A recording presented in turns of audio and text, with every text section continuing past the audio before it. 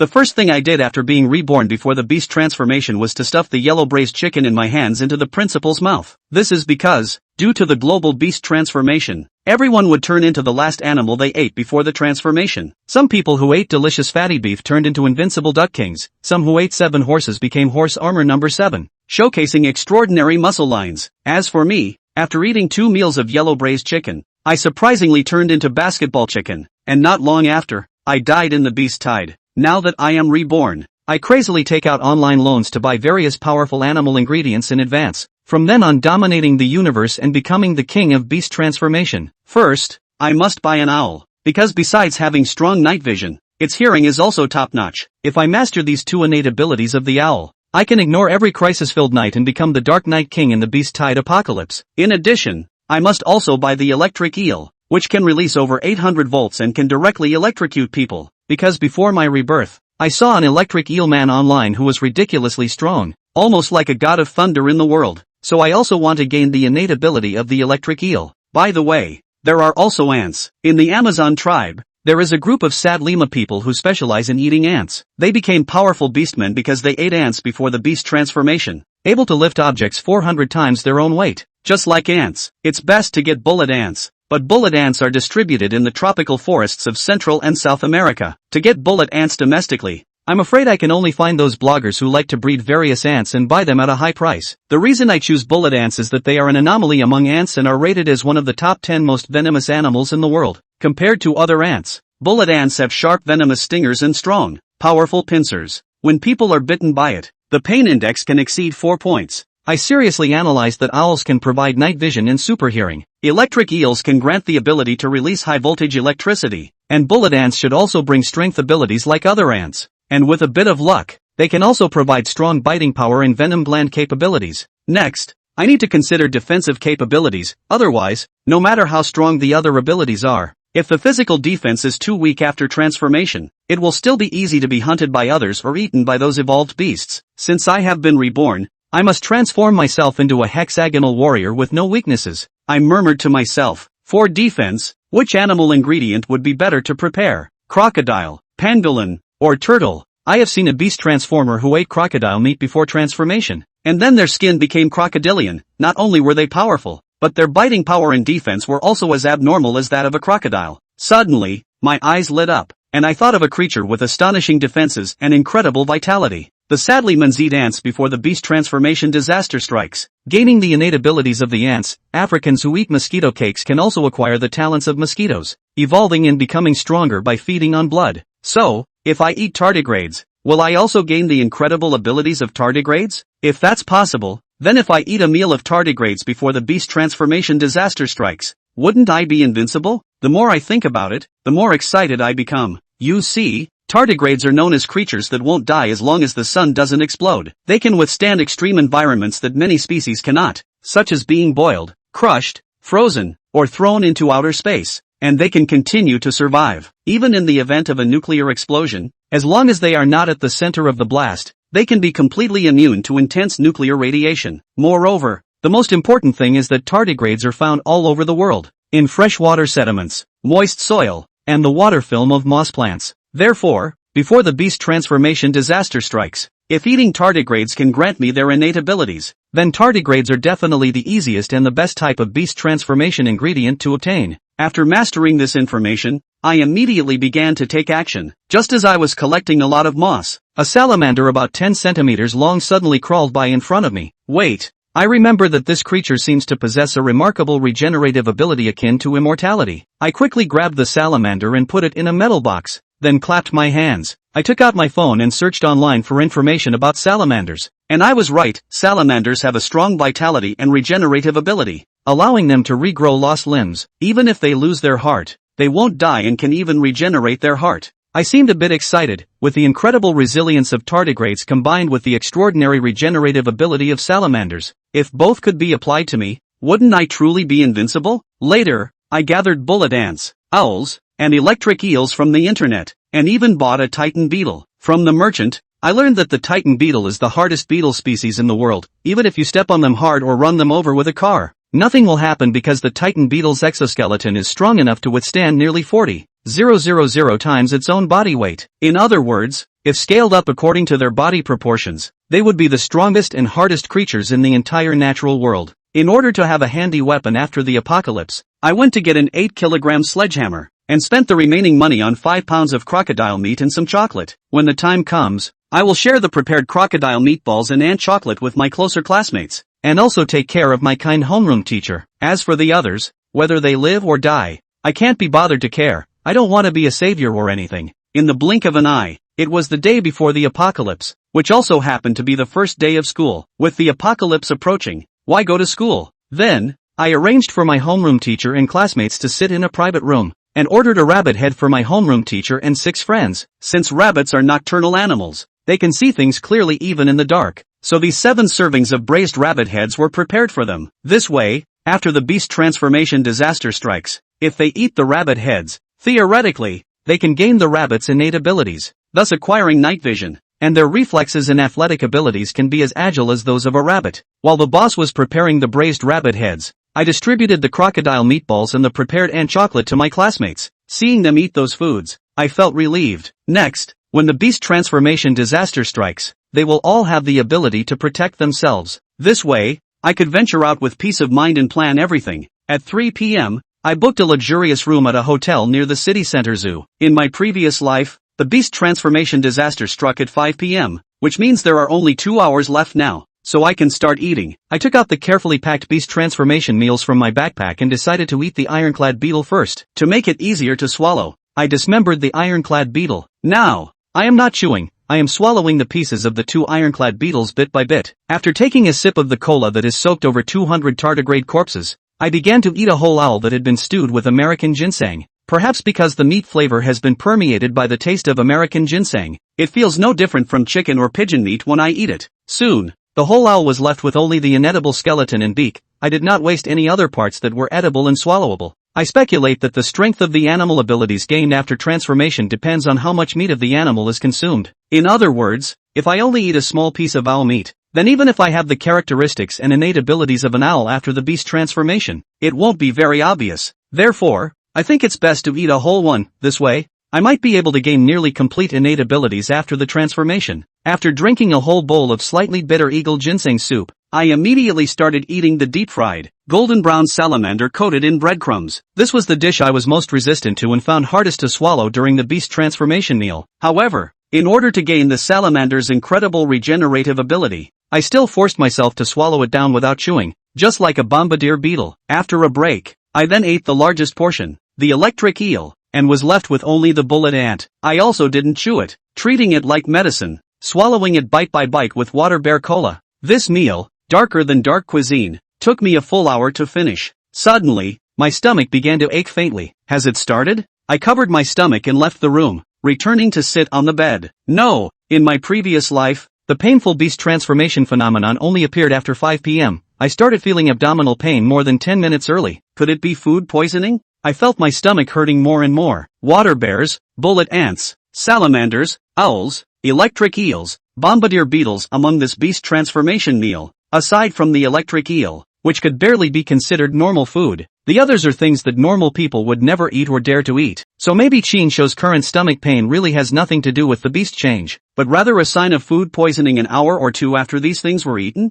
Damn, I did a lot of math, but I forgot to figure out if the food would be poisoned if I ate it. Chinsho curled up on the bed in pain. The pain in my stomach was getting worse and worse, like a million knives were cutting into my stomach and intestines. I have to endure. As long as I endure until the beast transformation begins and I gain the innate abilities of these animals I've eaten, I'll be safe. I don't know if consuming water bear bugs helps, but consuming salamanders certainly does. And as long as the beast changes and gains the regenerative abilities of a salamander, it can grow back even if it cuts out a stomach that hurts like hell. Just as Chinsho wanted to scream out in pain, a woman in the next room suddenly jumped the gun and screamed. Could it be that the beast change in this world has begun early? Just as Chinsho thought so, he vaguely heard the sound of snapping, and then the woman's scream interspersed with the phrase faster made Chinsho's face darken. Grass. Next door is ing grass. Originally he had thought that if it was the beast change that had started early, then his stomachache wasn't due to food poisoning. But now it looks like he's more than likely had a bad meal. More than likely food poisoning. A few minutes later,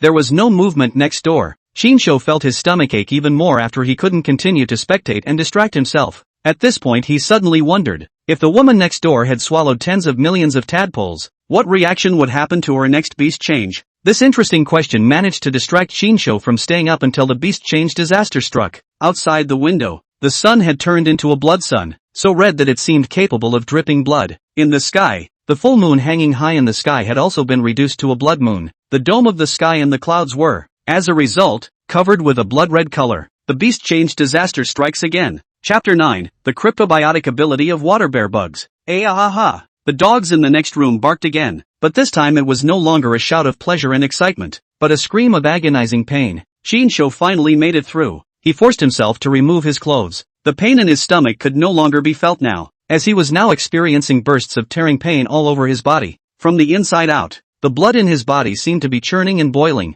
and sweat seeped out through every pore of his skin like blood, dampening and staining the white bed covers on the bed. The back was sore and itchy, like something was trying to get out. The skin appeared to burst in multiple places, and the veins and meridians caught inside were clearly visible. Beating madly, eyes hurt like they're blind, Shinsho suddenly couldn't see well, and his ears began to buzz, like severe tinnitus. He clenched his teeth so hard it felt like they were crunching. His gums were oozing blood from biting them, and his tongue taste buds already tasted thick blood. In his last life, although the beast transformation was painful and unbearable, he was still able to stay awake and endure it. But this time, the level of pain of the beast transformation was too exaggerated. So exaggerated that he began to worry that he would die a violent death. Ah-ha-ha-ha. Shinsho finally couldn't help himself and let out a heart-rending scream that scared the dogs next door. With that, his eyes hurt to the point of blindness and he suddenly sought his grandfather. I'm not going to die, am I? Shinsho could no longer feel the pain, and his consciousness suddenly plunged into a dark abyss. He felt as if he were dead, but not quite dead. So I'm now the phenomenon of the brain's consciousness appearing to be mortal after death? Shinsho was so depressed that he wanted to vomit blood. In his previous life, he ate 2 meals of cassoulet, and the beast turned into a weak male, and died in just 2 months in this beast-altering post-apocalyptic world. Now it's hard to be reborn. It's hard to prepare and plan in advance, thinking of changing fate against the heavens and winning at the starting line of the beast change. And this time he died in the middle of the beast's transformation? Don't be so disgusting. Shinsho regretted it. Had he known that he wouldn't have been greedy and pursued the beast transformation extreme? Perhaps it was because of the pursuit of beast transformation extreme, prepared a little too much natural ability powerful beast transformation ingredients, so the body in the process of beast transformation cannot withstand. Violent death died. Damn! Shinsho cursed while feeling remorseful. Gradually, his consciousness also began to blur, as if there was a black hole in the dark abyss, which was bit by bit devouring all of his brain consciousness. 1 hour later, almost all humans and animals around the globe have completed the transformation of the beast, with the exception of vegan humans, who changed little and felt no pain. Everyone else along with the animals went through an immensely painful process of bestial transformation as if they were forcibly disembodied. Near the zoo, in the hotel where Shinsho stayed, a man and a woman in the next room were both shocked by the other's demonic appearance after they slowed down from the beast transformation process. The man's mouth suddenly became as sharp as a chicken's beak, and his hair turned into chicken feathers and a crown grew on top of his head. On top of that, the hairy parts of the body were covered in fluffy chicken feathers, making the man look like a man draped in chicken feathers. If Shinsho had seen this scene, then he would have felt particularly close to it, because in his previous life, he had turned into a similar weakling male, except that his mouth was still normal and had not become like a chicken's beak. Seeing this, the woman let out a piggish squeal of fright, followed by a thud and a heavy fall to the floor. The man who turned the beast into a weakling male was also taken aback and seriously wondered if he was dreaming. How did you suddenly roll around on the floor in pain? And then, after a long time, climbed up from the floor, only to see Inuyasha lying naked on the bed. Before he could react, the piggy bank, as if seeing a monster, suddenly let out a piggy squeal in fear, and then fell backward and slammed down from the bed. Grass, did I see a ghost? The weak chicken man was about to raise his hand to slap himself to see if he was dreaming, but the moment he raised his hand, he was startled by a right hand that was sharp like a chicken claw and had a layer of chicken feathers covering his arm. He seemed to know why the naked porky pig on the bed suddenly squealed in terror at the sight of him. What the is going on here? Weak chicken hair slapped himself, then ate the pain and walked into the bathroom, looking at his human chicken-like self in the mirror, his eyes filled with horrified doubt. In the meantime, people around the world who have accomplished the phenomenon of bestiality have experienced similar reactions. In the high school that Shinsho attends, the whole school was abuzz at the moment, and all the teachers and students looked at each other. Class teacher Lu Ru did not eat pork today. No longer the beast became like a pig in a poke, but turned into a rabbit girl. The ears suddenly became fluffy and as long as a rabbit's. The features were basically retained, but the teeth were much sharper, especially the two tiger teeth, which became as sharp as crocodile teeth. On top of that, she had white rabbit fluff on her face and looked like she was playing the part of a rabbit spirit.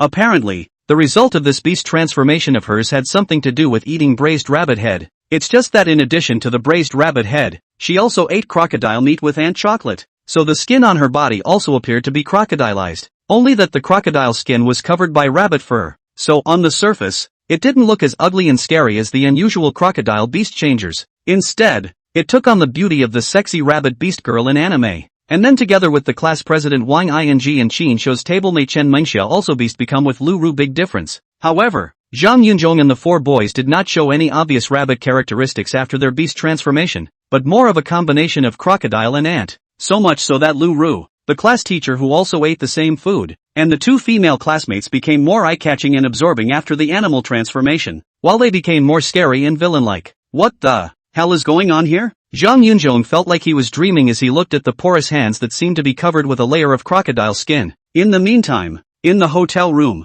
Qin Shou, whose appearance did not show any signs of beast transformation after the beast transformation, lay motionless on the bed, seemingly losing his vital signs, probably because of the large amount of blood and sweat that came out during the beast transformation process. At this moment, Qin Shou was as dry and shriveled as if he was dehydrated. He wasn't breathing and his heart had stopped beating. Medically, he has just become a corpse that has lost its vital signs. Outside the hotel, traffic is paralyzed. Many people experience sudden beastly phenomena while driving, and as a result car accidents have occurred everywhere under painful loss of control. Inside the hotel, the staff and the guests had already been in disarray. It seems that someone was in too much pain during the transformation of the beast and then attempted to smoke for relief, or some other reason, which led to the fire. With no one there and with firefighters no longer available, the fire quickly spread. Then, the hotel's fire protection system automatically triggered, and water began to spray from the fire protection devices in the corridors and room ceilings. At that moment, after Qin Shou,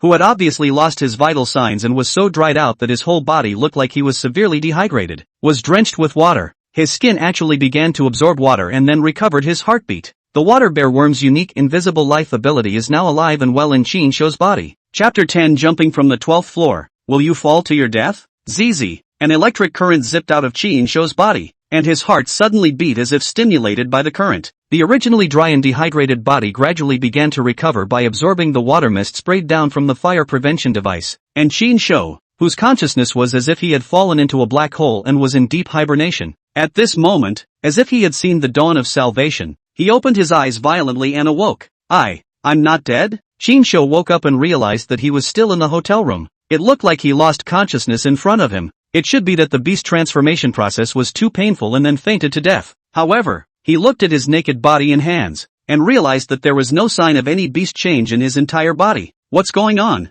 Qin Shou was suddenly confused. However, although his body did not show any signs of the beast's transformation, he could clearly feel that his eyesight had been enhanced many times over, and his hearing had become much more sensitive. This meant that he should have completed his beast transformation and gained the owl's powerful eyesight and hearing. Moreover, he was particularly hungry now, so hungry that even crawling out of bed seemed to exhaust the last bit of physical strength left in his body, which also happened to be the main manifestation of the serious energy loss during the process of the beast's transformation and the body's abnormal hunger and weakness. He trudged over to the nightstand, grabbed the chocolate from it that was specifically designed to energize him during the beast's transformation, and wolfed it down. After eating all 3 cans of chocolate, Qin Shou finally felt a little better, but the energy supplement was still not enough, and my stomach still felt particularly hungry and thirsty at the same time. So after drinking a whole bottle of mineral water, Qin Shou simply dragged his starving and thirsty body slowly towards the bathroom, then drank frantically from the faucet on the sink. That finally made me feel full. The body was also starting to show visible changes from the beast's transformation as a result of some chocolate and hydration. Although the appearance and skin in the mirror didn't show any signs of beast change, the eyes had obviously undergone beast change, with eyes like black lacquer with a golden exterior, as domineering and sharp as eagle's eyes. In addition to determining that the eyesight and ears hearing clearly occurred after the signs of the beast change, Qin Shou also found that the power is recovering to increase. He pinched the doorframe, directly pinched the stainless steel of the periphery of the doorframe are pinched flat, and the inside of the tempered glass is even instantly exploded. It seems that the bullet ant's power gift has successfully worked its way into the body as well. It was just that Chinsho was puzzled as to why his body showed the changes in ability brought about by the beast transformation. But there were no signs of the beast transformation on his appearance except for his eyes? Could it be that because I fainted and died, my body's beast transformation was interrupted? So the phenomenon of beast transformation was not completed on the surface of my body, but my body had fused to gain the ability to transform into a beast? Right now Chinsho could conclude that both the owl and the bullet ant's innate abilities had been fused and acquired, and that the water bear worm's words had most likely succeeded as well. He felt that he had acquired the natural ability of the water bear bug during the process of animal transformation before he fainted and his consciousness was plunged into darkness. And then because the process of animal transformation was so painful that he might die violently at any time, he triggered the water bear bug's hidden life ability. This is because once water bear bugs determine that the current state of their environment is life-threatening, they will dehydrate to a certain point and then their bodies curl up as if they were dead. This pseudo-death they can maintain for hundreds of years, not lifting until the body is re-exposed to the required moisture, and then coming back to life in full blood. This amazing phenomenon is the innate cryptobiosis of the water bear bug, and he obviously also mastered the water bear worm's hidden life ability, which is why when the beast is about to change and die violently, the body suddenly a large number of dehydration and fake death, and then consciousness disappeared, fell into a deep coma, and finally drenched in water, and only then gradually woke up. Thus he concluded that he had also managed to acquire the water bear worm's natural ability during the beast transformation process. Next up is the American electric eel, iron spindle beetle and salamander. Chinsho knew that the electric eel's ability to discharge electricity came from the discharge body made of its specialized muscle tissue. Almost all of the muscle tissue is capable of discharging electricity, making up more than 80% of its body length, and there are thousands of dischargers. Each emitter creates about 0.15 volts, and when thousands of emitters are discharged together at full power, the voltage can be as high as 600-800 volts. He tried to move to stimulate the muscles of his arms, but no electricity appeared in the muscles, and he wondered if it was because of the wrong method, or if he hadn't been able to fuse to gain the electric eel's discharge ability. As for the iron spindle beetle, as the beetle species with the strongest defense and the hardest bones, if the beast transformation process could be fused to obtain the iron spindle beetle's innate ability, then theoretically, the bones in his body should have completed the beast transformation as well. Chinsho was thinking about testing it out. If the body skeleton was really already as powerful as the iron spindle beetle, then if he smashed it down with a hammer, the body skeleton would surely not have a care in the world. But think about it before you have an accident and cripple yourself. But it can be tested to see if the body has gained the regenerative powers of a salamander. Chinsho crouched down and picked up a piece of tempered glass from the ground that he had just crushed with his bare hands, attempting to scratch his left arm for a test. As a result, Chinsho realized that the skin of his arm was obviously no different from usual, and his current strength had obviously increased a lot. But no matter how hard he tried, the glass shards held in his right hand couldn't cut through the skin of his left arm. This made Chinsho both surprised and excited. Among the beast change meals he prepared, only the iron spindle beetle has the natural ability of out-of-body defense. So does this prove that I've managed to acquire the iron spindle beetle's natural ability as well? Zhou Jiming had said that the exoskeleton of the iron spindle beetle was strong enough to withstand an external force of nearly 40,000 times its own weight. If they were scaled up in proportion to their bodies, then they were the creatures with the strongest defense and hardest bodies in the entire natural world. Chinsho was incomparably excited, and then thought that he had already obtained the bullet ant's natural ability, so his bite should be as strong as the bullet ant's. So he raised his left hand and gave himself a bite. Hiss! Now feel the pain. Chinsho realized that he now not only had a frighteningly strong bite, but his teeth were also much harder than before, directly biting through the skin of his left arm, and blood instantly flowed out. Then Chinsho was surprised to find that the wound had stopped bleeding and scabbed at an exaggerated speed, and it felt like it would only take a few minutes for the small wound to heal perfectly. Fantastic! Right now there was only the American electric eel's natural ability that hadn't been tested yet, and I wondered if it was because the body was still tired and sluggish, so it couldn't discharge electricity or sense the electric eel's unique gift of discharging electricity. At this point, the smoke poured wildly. The fire had spread to the room where Chinsho was. Only then did Chinsho realize that he had just suddenly awakened from his hidden life state because the fire prevention device on the ceiling had suddenly sprayed water all over him. That means the hotel was on fire and then automatically triggered the hotel fire protection system. What bad luck? How did it catch fire in good time? Chinsho rushed out of the bathroom to put on his pants, then grabbed the 8-kilogram sledgehammer naked and rushed to escape. By this time, the floor, walls and periphery of the room were filled with smoke. Chinsho suddenly realized that the temperature in the room had risen sharply, and a bad feeling welled up in his heart. It's going to burst into flames. He rushed to run, but the moment he opened the door, a wave of heat swept over. The left elevator had been engulfed in a sea of fire. and there was also a large amount of smoke on the right stairway, which was obviously also engulfed in fire, and there was no way to escape. He wondered if, in his current physical condition, he would jump from the 12th floor and die. Damn, why didn't the body show signs of a beastly transformation? Why didn't it get owl wings or iron ingot beetle wings? Just as Chinsho was cursing in his heart, the peepa bone in his back suddenly made an effort to drill out as if it had been instructed to do so. Chinsho, who had sensed something, froze, then excitedly rushed to the windows, then broke off 2 windows with his bare hands. At that moment, there was a reciting sound and bursts of fire began to occur all around. Holding a sledgehammer in his hand, Chinsho took a courageous leap from the 12th floor at the moment he was engulfed in smoke and fire. Smoke stung and flames burned. Chinsho held his breath, endured the heat of the sea of fire, and concentrated on urging the energy in his body to focus on the peepa bone. Then swish sound. His back actually emerged a pair of stretching width more than 3 meters. Feathers present a silver and black color, as if steel forging wings. Chapter 11, I'll be quick and won't make you feel any pain. It worked! Chinsho swung his wings and flew up as he was about to fall to the ground. The group of human beast changers who were watching the fire outside were surprised as well as envious when they saw this. This man actually grew wings and flew. What the hell is going on right now? Why is everyone suddenly acting like demons? Same wings? Why are his so big and handsome and mine so small? Like a chicken wing? What's wrong with this world? Why have we suddenly become like monsters? Messed up. The world is in chaos. The streets were full of bewildered and disturbed human beast changers. Some people were watching the hotel fire. Some were calling the police or contacting friends and family to inquire about the situation. And some people died violently during the beastly transformation. In addition, there are also people after the animal transformation because the body is too hungry, thus losing their minds. Like a hungry wolf pounced on the people around them and began to tear and bite and eat. At the same time,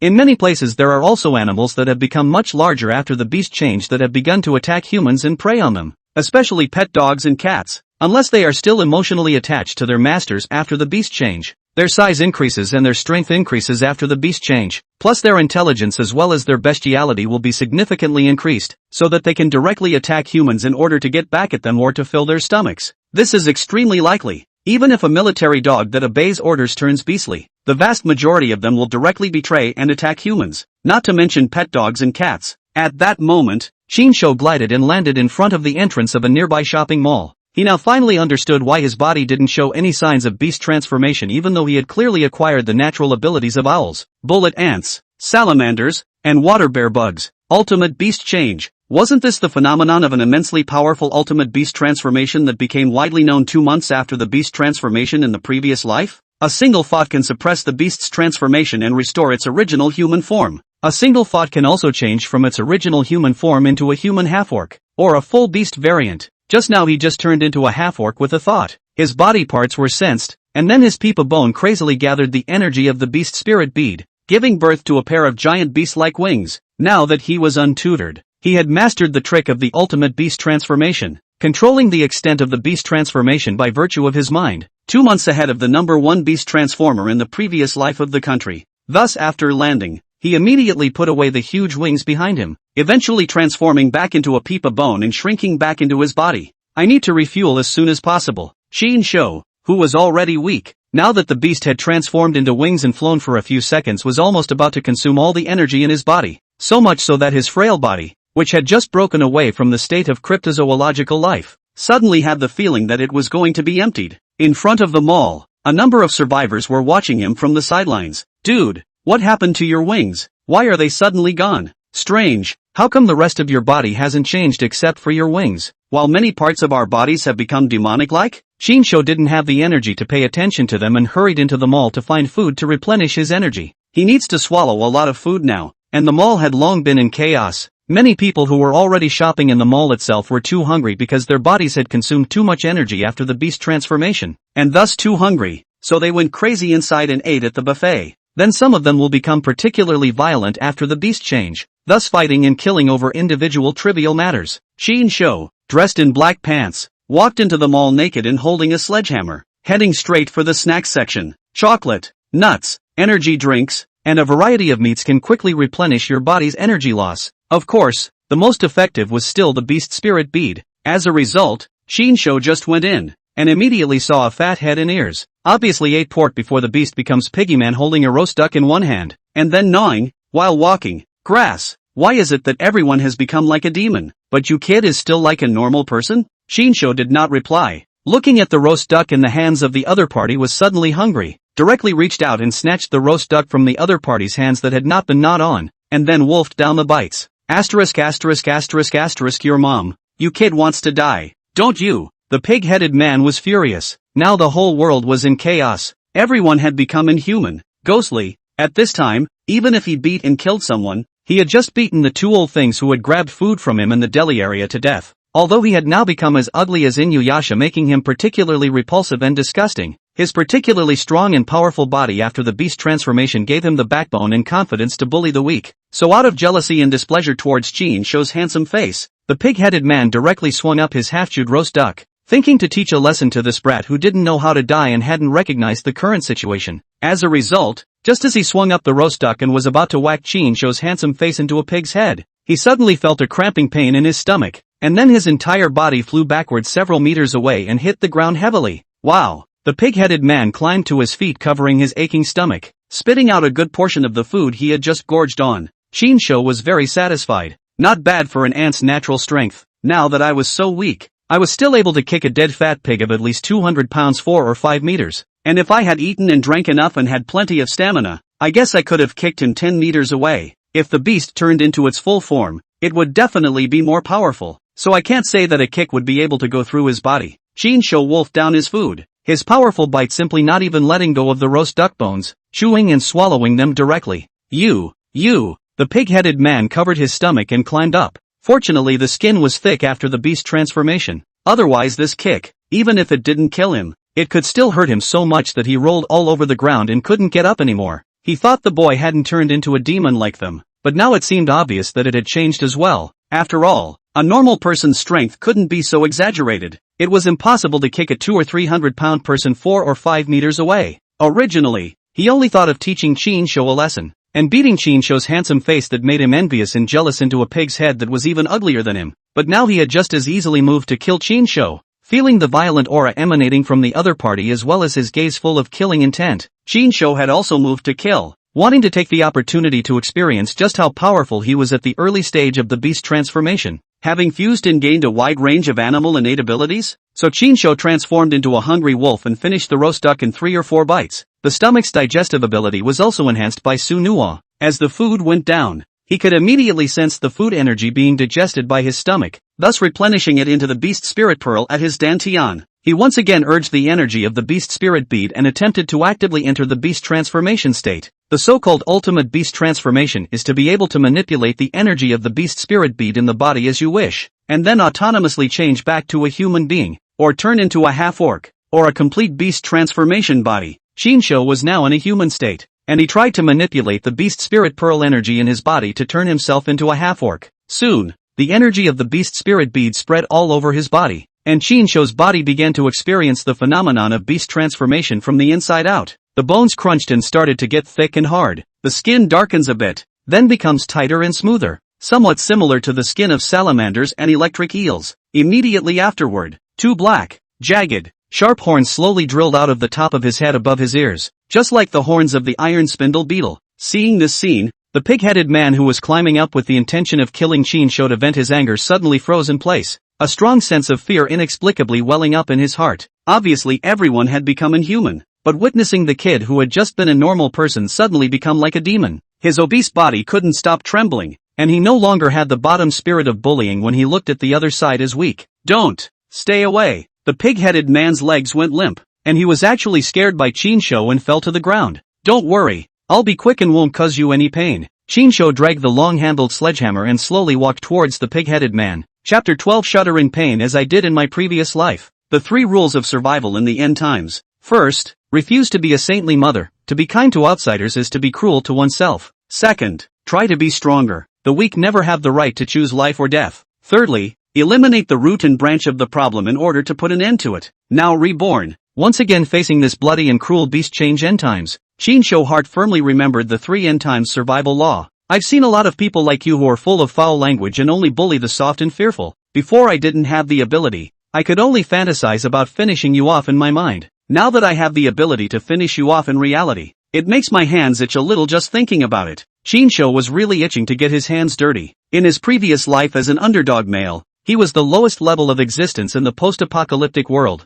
and almost anyone who came along could bully him. Although the pig-type beast changers were also weak, at least they had thick skin, good defense, and quite strong. And chicken beast changers want defense without defense, want strength without strength. Good luck beast change process grow a pair of huge wings, but also can fly. Increase the chances of escape. But with bad luck it would only be the same as Shinsho in his previous life. Only a weak and wasted walking chicken. Except for the speed which was a bit faster than the pig-type beast changers, the rest of the world was far inferior to the pig-type beast changers. Precisely because he was too weak in his previous life, Shinsho could only allow others to bully him, and could only watch those who relied on their strength after the beast transformation to do wrong and kill people. The tone of voice as well as the character of the pig-headed man in front of him was this kind of scum who specialized in doing wrong and killing people in the post-apocalyptic world based on the collapse of order. So Shinsho wouldn't be psychologically burdened by killing it. He had seen too many bloody and cruel images in his previous life. So Shinsho did not feel any discomfort about killing. He looked at the suddenly frightened, fat and trembling, and even incontinent pig-headed man, and slowly raised his sledgehammer. Be a man. Be honest. Since he said it would be quick and not painful for the other person, he had to do what he said he would do. Lift the hammer. Swing the hammer. Bang! The scene was like a watermelon being hammered and burst, with red and white splattered everywhere inside. Ants are strong enough to be able to lift items 400 times heavier than themselves. Shinsho is now in the state of a half-orc. Plus his physical energy is still kinda weak, so the strength of his hammer is probably equivalent to a few dozen times that of a normal person. But even so, it was already frighteningly strong. I didn't lie to you, did I? Shinsho gave up dissecting the other party's stomach to take out the beast spirit pearls. For one thing, there were onlookers at the scene, and he didn't want the secret of devouring the beast spirit pearls being able to become stronger to spread so quickly. Secondly, he disliked pig-type beast spirit beads and didn't want them to affect his natural ability that was so powerful now. It's as if he's now a near-perfect beast change gene, and doesn't want to fuse the pig's genes, thus making a flaw in his perfect genes. He shook off the blood stained on the sledgehammer with a cold expression and walked towards the cooked food area as if nothing had happened. It was as if he had just whacked an ant to death and felt nothing. However, the human beast changers in the mall who witnessed this were stunned. Kills people. What kind of weird power is this? It actually hammered that guy's pig's head off? What's going on? Why does he seem to be different from us after his mutation? And why does he have two horns on top of his head? Can someone please tell me what the hell is going on? What the hell is going on with us turning into this ghost? In fact, the smart ones had already guessed the beast change law, guessing that their current beastly appearance must be related to the animal meat they had eaten earlier. That's why so many people in the mall basically look like something related to pigs, chickens, and ducks after the beast changes. It's just that Shinsho's appearance caused individual people who had already guessed the truth to start doubting themselves again. Because Shinsho's current orc-like appearance after the autonomous beast transformation did not have the characteristics of a pig, chicken or duck at all. Not even the usual cows and sheep. And the two jagged horns on the head look a bit like those of an insect beetle. So the person caught up in self-doubt suddenly wondered, if the beast change results were really related to the animals that had been eaten earlier, then there was no way that this guy could have eaten insect beetles before this. Was there? And yet, the answer is still true. Soon, Shinsho arrived at the cooked food area. Only he was too late. The beast changers in the mall had long since finished off all the meat they could eat in the deli section. The scene had been emptied of people, leaving only the messy phenomenon of a fight that had obviously taken place in a scramble. Unable to do anything else, Shinsho had no choice but to head to the snack area, which was also in a mess. But there were still plenty of snacks on the shelves. Shinsho specializes in finding high-energy snacks to supplement. Chocolate, nuts, energy drinks. He wolfed it down in one big gulp. At that moment, someone approached. Shinsho's hearing was now very strong and was able to recognize sound just like an owl. So when the other party entered a melee area that could threaten him, he immediately skimmed his head and looked at the other party warily. This glance, dreaming of a past life, Shinsho could not help but freeze, and the movement of chewing nuts in his mouth was delayed for a few moments. For coming towards him was a weakling male whose appearance was particularly similar to that of his previous life after his beast transformation. And the other guy is also a walking chicken with no chicken wings growing out of his back. And the beak didn't turn into a chicken's beak. And the features were still human, just with a lot of chicken fluff growing on the face. As the saying goes, when like meets like, 2 tears are shed. In this beast change end times, only weakling men understand how difficult it really is for weakling men to rise up and change their lives against the odds. It was also because the one who came along was a weakling male who shared the same fate as his former self that Shinsho didn't even bother to defend himself. The weaker man who looked like he should be in his early 20s came cautiously and asked in a somewhat nervous tone, "Brother, Brother, can I ask you a question? Perhaps seeing the unlucky shadow of his previous life in the other party, Shinsho rarely returned. Speak. The weak chicken man, named Gu Wensho, was less nervous after seeing the big man's answer and asked excitedly, "Why are your changes different from everyone else's? If I guessed correctly, our changes should be related to the food we ate earlier. For example, the pig-headed guy you just whacked to death. He would have eaten pork before the change, and I became like a chicken, with a lot of chicken feathers and hands that look like chicken claws, because I ate a rotisserie chicken at McDonald's before this.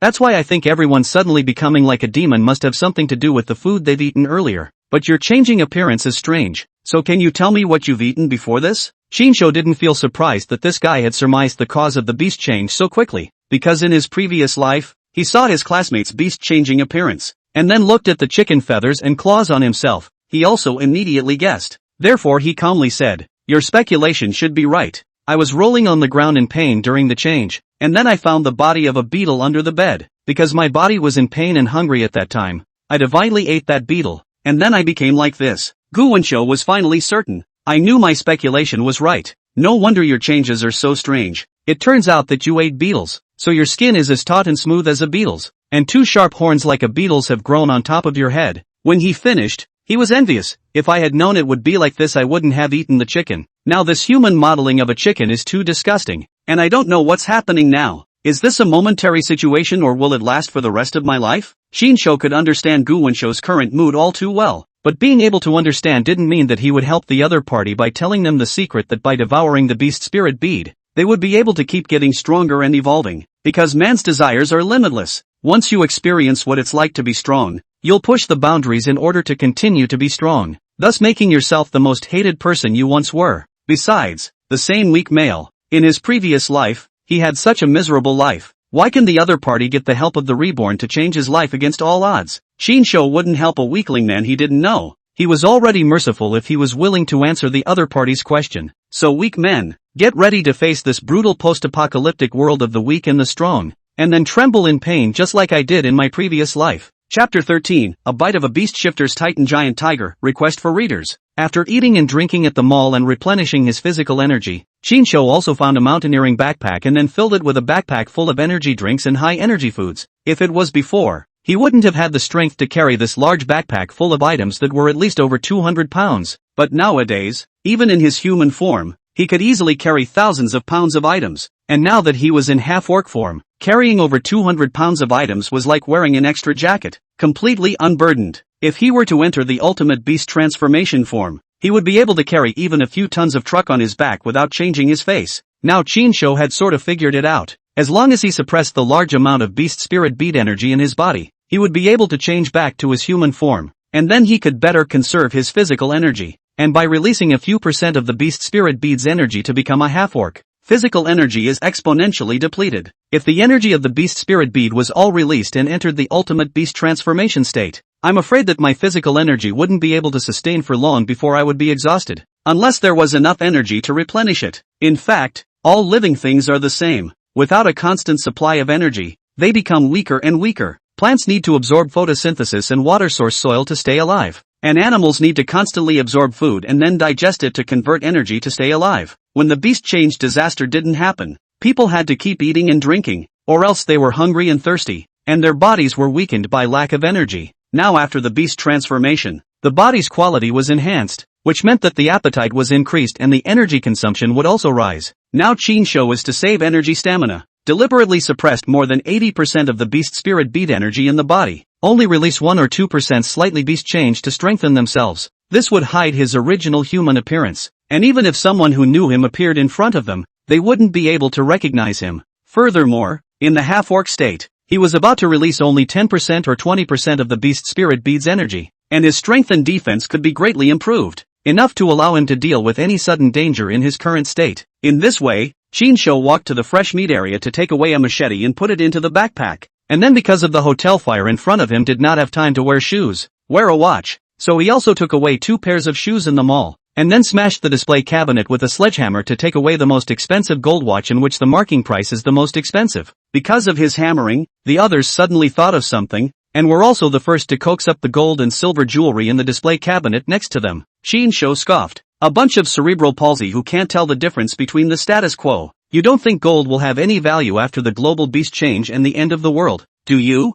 A month later, half the world's 6 or 7 billion people are nearly dead. And 2 months later, the human beast changer and beast change animal body have beast spirit beads. Devouring the beast spirit beads can constantly become stronger and evolve the news spread. The human deaths and injuries are even more serious. So the gold, silver and jewelry in this status quo can only be reduced to waste products. At that moment, Shinsho saw the weakling male named Gu Wensho again. He didn't go to coax gold, silver and jewelry, but he did follow Shinsho's example and shunned a few valuable mechanical watches. And he was also carrying a full backpack, which was presumably filled with various foods as well. Then he came along and said, the fact that humans all over the world are now animalized online means that this is a global apocalyptic catastrophe. Money won't be useful in the future, and it's only a matter of time before the network's power goes down. So that's why you're ignoring the gold and silver and taking a mechanical watch that will be more useful in the future. Shinsho calmly said, you're still smart, unlike those guys who coaxed the gold, silver, and jewels, who have become like this and still don't realize the seriousness of the matter.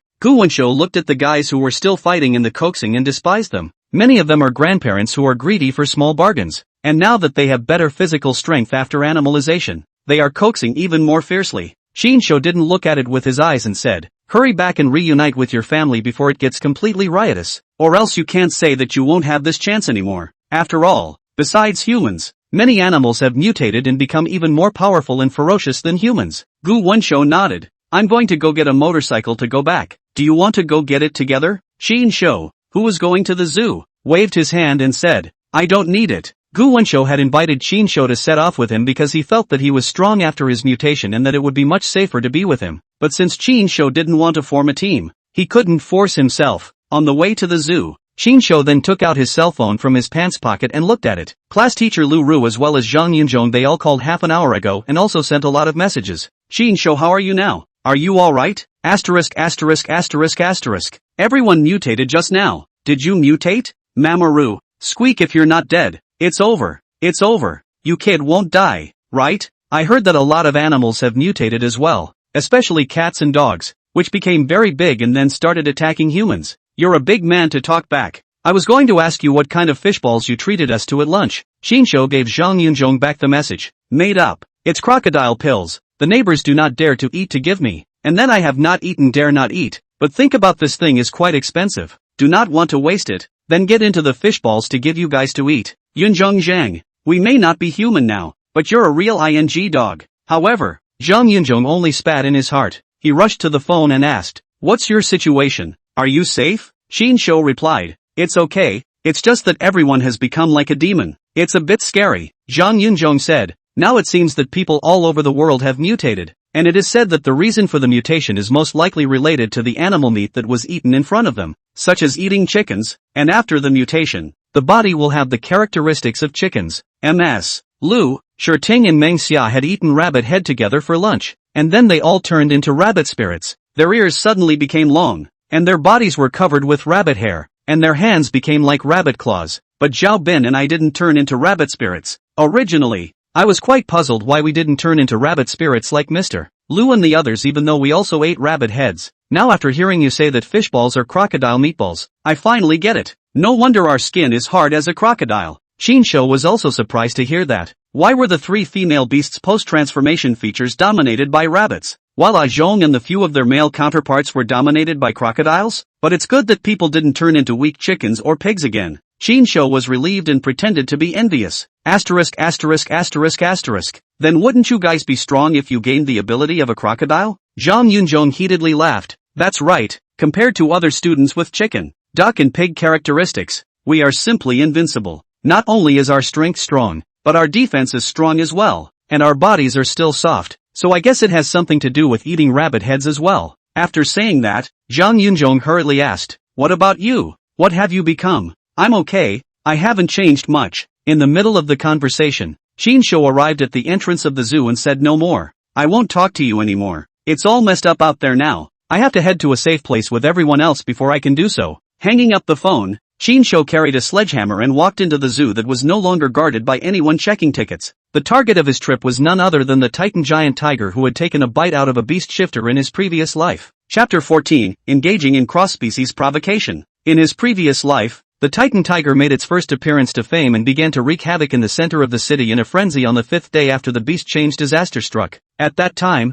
the size of the Titan tiger was already 7 or 8 meters long, comparable to the size of an adult elephant, and if it stood up on both feet, it could be almost as tall as a 2-story building. At that time, the internet was still normal, and when Chinsho first saw the video of the Titan giant tiger, the Titan giant tiger was frantically hunting human beast changers in the city center. That scene was a bit of a gut-wrenching experience for Chinsho when he thought back on it now. Humans are just too weak to fight back in front of such behemoths. Even for beast changers who were particularly powerful after the beast change, if they didn't have a powerful weapon with killing power, they simply couldn't kill this type of giant beast by physical combat alone. The scariest thing was that after they evolved to this level, basically their strength and defense became so strong that only a hot weapon with the same killing power could harm them. Moreover, this situation is only the initial stage after the beast change and the end of the world. Can you imagine how many human beings will still survive a year later? Or many years later? Just how far can these alien beasts still evolve? In the information Chinsho had grasped in his previous life, in just 2 months' time,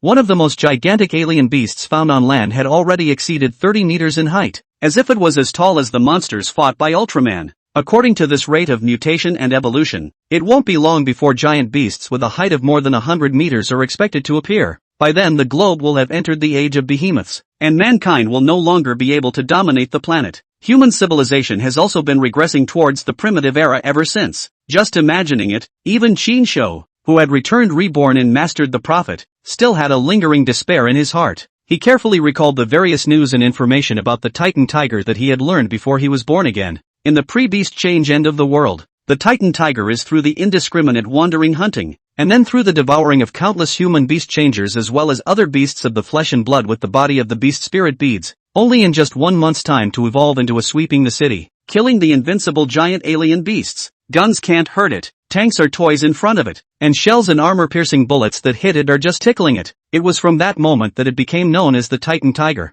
Chinsho was thinking that the fact that the tiger in the zoo was able to evolve so powerfully and perversely in just a few days meant that it must have eaten a lot of animal fae in the zoo in the early stages, devouring a lot of beast spirit pearls within the body of the animal fae. Therefore, Chinsho decided to come over and intercept the Titan giant tiger's evolutionary resources, and in the process, snuff out this terrifying existence. The Titan giant tiger, in the cradle of the zoo. Enter the zoo. When Chinsho took a glance, he could not even see a single figure of a tourist, indicating that after the beast change was over, the tourists were frightened by the phenomenon of the beast change and then fled the zoo in a hurry. However, after walking a little further, Chinsho finally realized why he couldn't even see a single tourist at the front gate of the zoo at a glance, only to see multiple corpses lying strewn across the road that turned in front of them, and all of these corpses seemed to have been torn apart by monsters. Blood flowed all over the place, and none of the corpses were intact. It seems that after the end of the beast change, the individual animals that were so hungry that they went mad all rushed out of the iron mesh fence,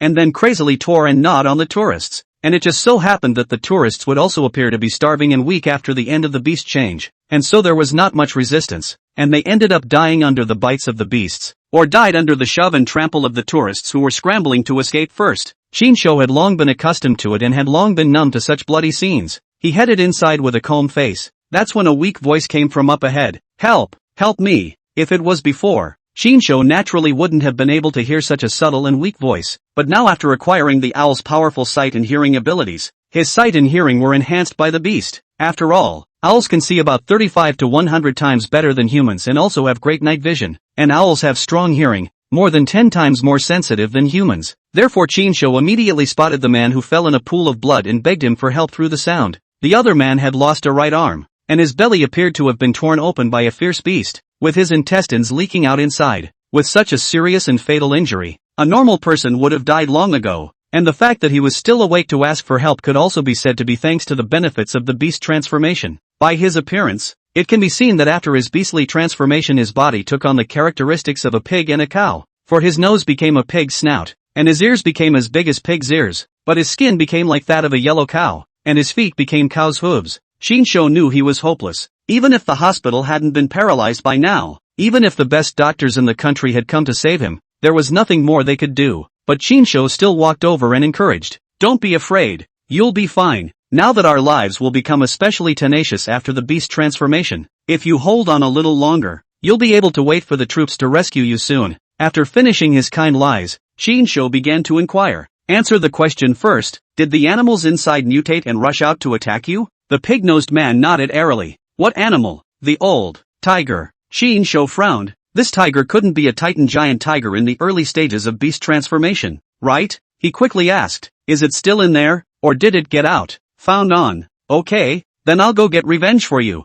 Shin-sho took out a bottle of spirits from his backpack, opened the cap with his bare hands, and handed it to the other party as if he was using it to exchange information and send the other party off in the process. Quick steps toward the inside. As he passed by the monkey garden, Shin-sho realized that it was also bloody and miserable. The few monkeys that survived were still gnawing on the bodies of their kind. They have also changed significantly, nearly doubling in size and having much sharper teeth. One of the monkeys also had 2 sharp horns growing out of its head just like Shin-sho in his orc state. Monkeys are omnivores and usually catch insects, spiders, and ants to eat, and it looks like this monkey with horns ate insects before the beast changed. Shin-sho put down his backpack, then with his amazing strength, he ripped a large opening in the iron net with his bare hands. The commotion immediately attracted the attention of the surviving fey monkeys inside, who were gnawing on the bodies of their companions. Bear! The monkey with horns on its head instantly cast a ferocious gaze, baring its bloody disc mouth and glaring at its scarlet eyes. Shin-sho nonchalantly picked up the sledgehammer and drilled in, then blocked this only current exit and hooked his hand towards the monkey that stood up a little bit taller than himself and also had 2 insect horns on his head in a cross-species provocation.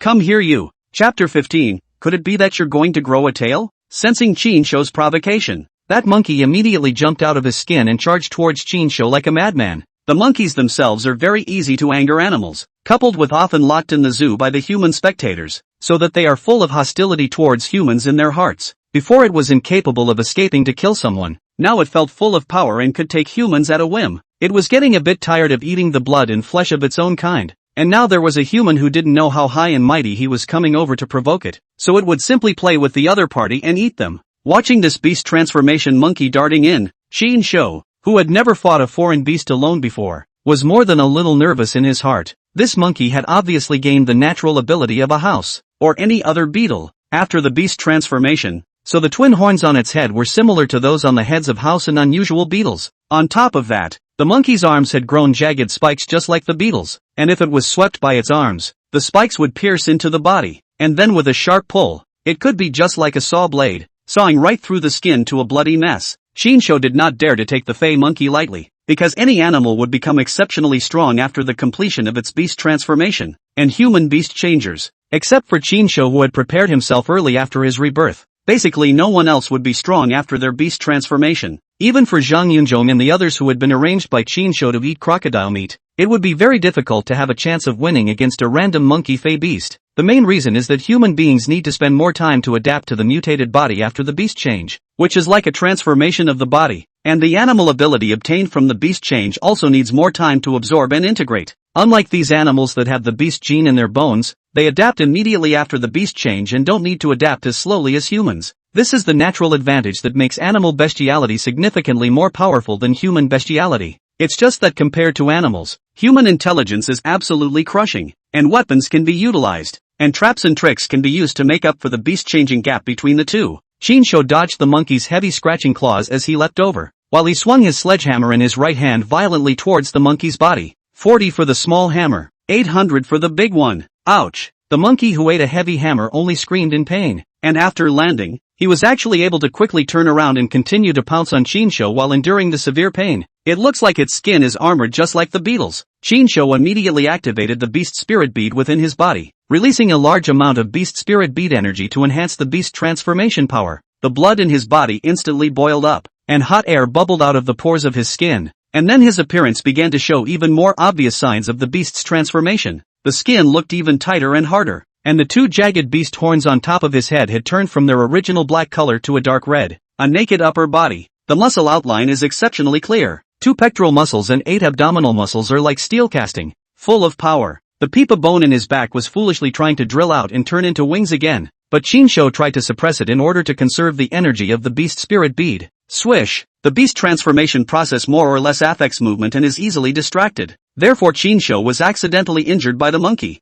Or maybe it's a sneak attack by a monkey who doesn't talk about martial arts. A fiery pain came from his back, and although the monkey's porous claws did not break through his current skin and flesh defenses, they did leave a few marks on his back. The monkey who succeeded in the sneak attack but failed to inflict any damage seemed to be a bit surprised. apparently not expecting this human's body to actually be able to withstand this claw of its. Actually, even the skin and flesh did not crack, did not bleed. One must know that earlier, with these sharp claws, it had easily harvested the lives of several of its own kind. At that moment, after Qinshu avoided the beetle monkey's pounce, his left hand quickly struck out and grabbed the tail of the monkey that was still sneaking up on him in midair. Bang! He directly smashed it hard on the ground, and then thought of swinging it up and smashing it again, but as a result, his current strength was too strong, and he directly ripped off this monkey's tail. The monkey with the broken tail was also smashed into a daze, and thus failed to feel the sharp pain of the broken tail. Qinshu was also kind enough not to let it feel any pain, and took advantage of the gap between the smashing confusion to directly strike with a heavy hammer, hammering the other party's monkey head on the spot. I'll let you make a sneak attack.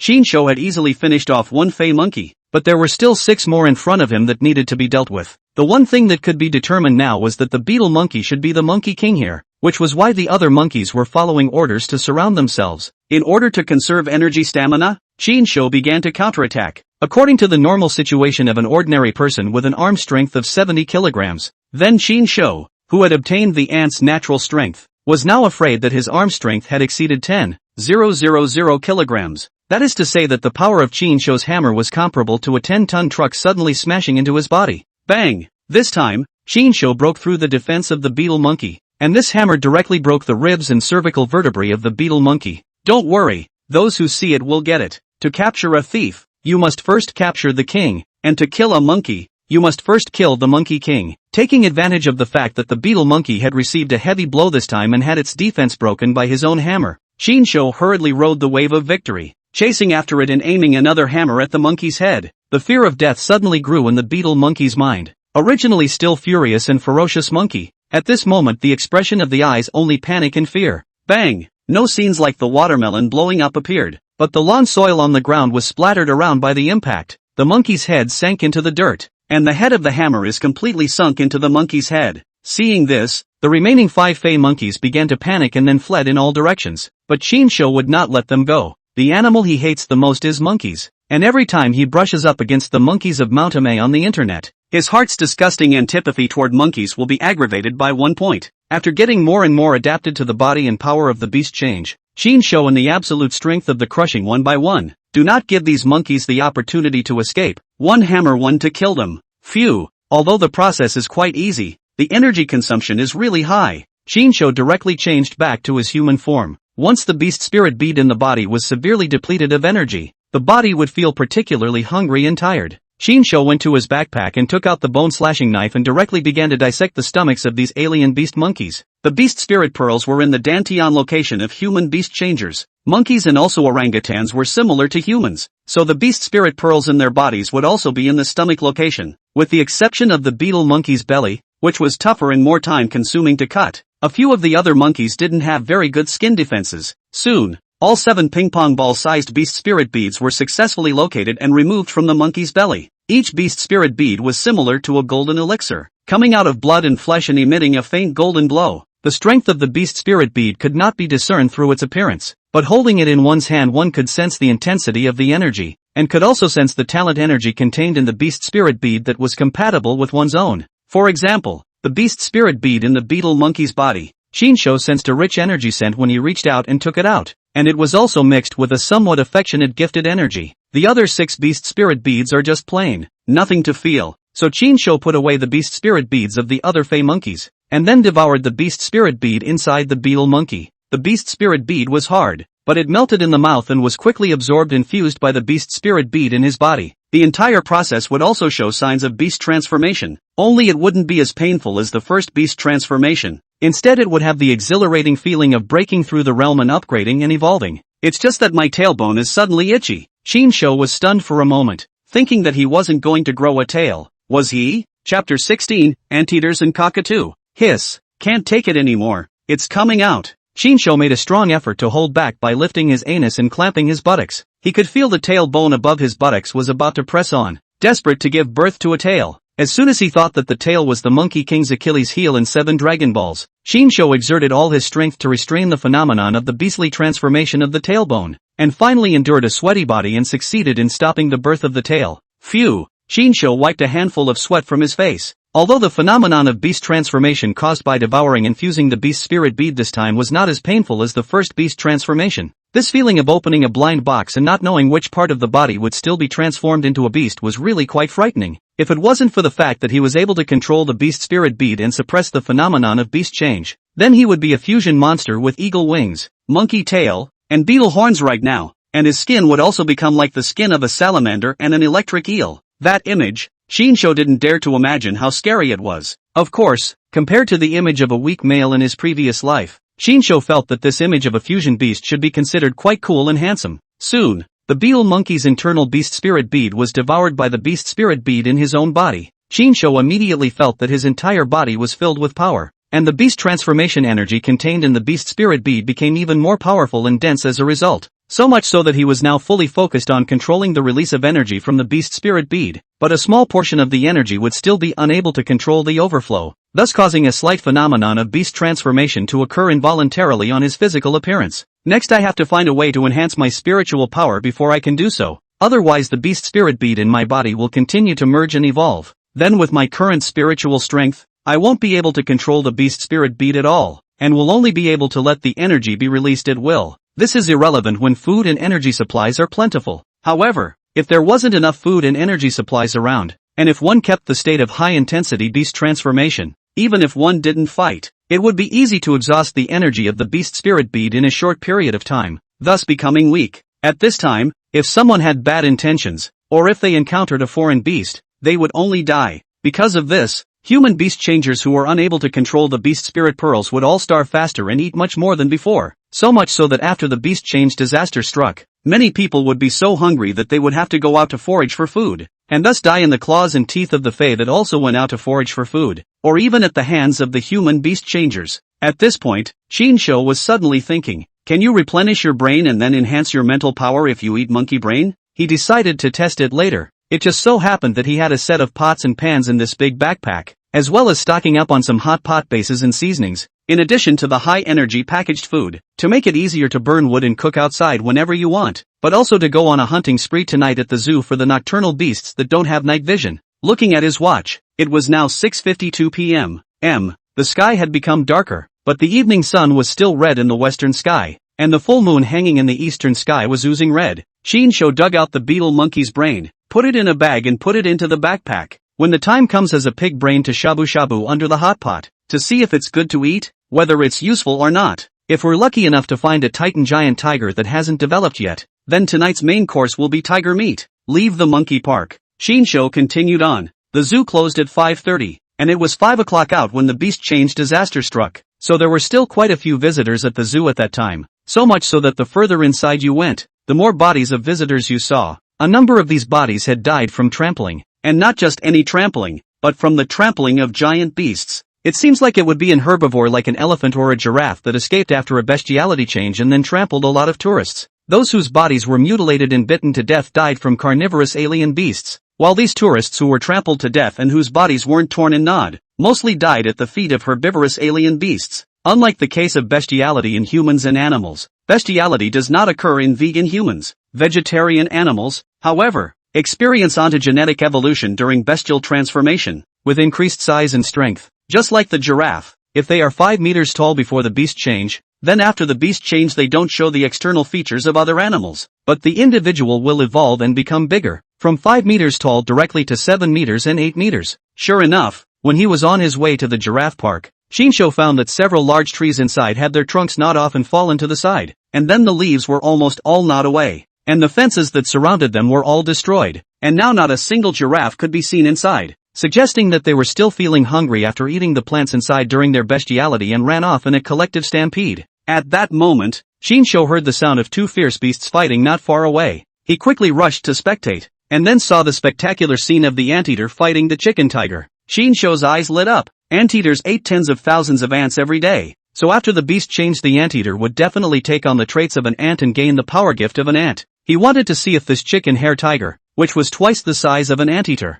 would be a match for the anteater or not. Judging from the condition of the scene, the anteater's body had already seen red, and 2 bloody scratches appeared after the tiger with a lot of chicken hair on its body had scratched its skin, and the chicken hair tiger was also slapped and injured by the anteater. the anteater that had gained the gift of ant power was frighteningly strong, and could even slap away the thousands of pounds of chicken hair tiger. If it wasn't for the fact that the chicken hair tiger still had a thick skin, it would probably have serious internal injuries by now. Shinsho waited to reap the benefits. Even if he had the strength to be able to finish off this anteater with the chicken hair tiger right now, he would have to take the risk of being injured or even dying. So the best outcome is to wait until they are done fighting and then kill them to pick up the pieces. Soon after the cockatoo slowed down, it once again attacked the anteater. The chicken feather tiger's intelligence seemed to have evolved as well. So after learning that the anteater's power hung over it, it didn't dare to fight head-on and instead circled around the anteater looking for an opportunity. This chicken hair tiger has become a spirit. It knows that anteaters are powerful, but their bodies are bulky and not flexible enough. It looks like the winning side is mostly chicken hair tiger. In an instant, seizing the gap between the anteater's lumbering turns, the chicken-furred tiger began to pounce. The huge tiger claws pressed the anteater to the ground. The nails at the tips of the claws were as sharp as chicken claws, instantly piercing into the anteater.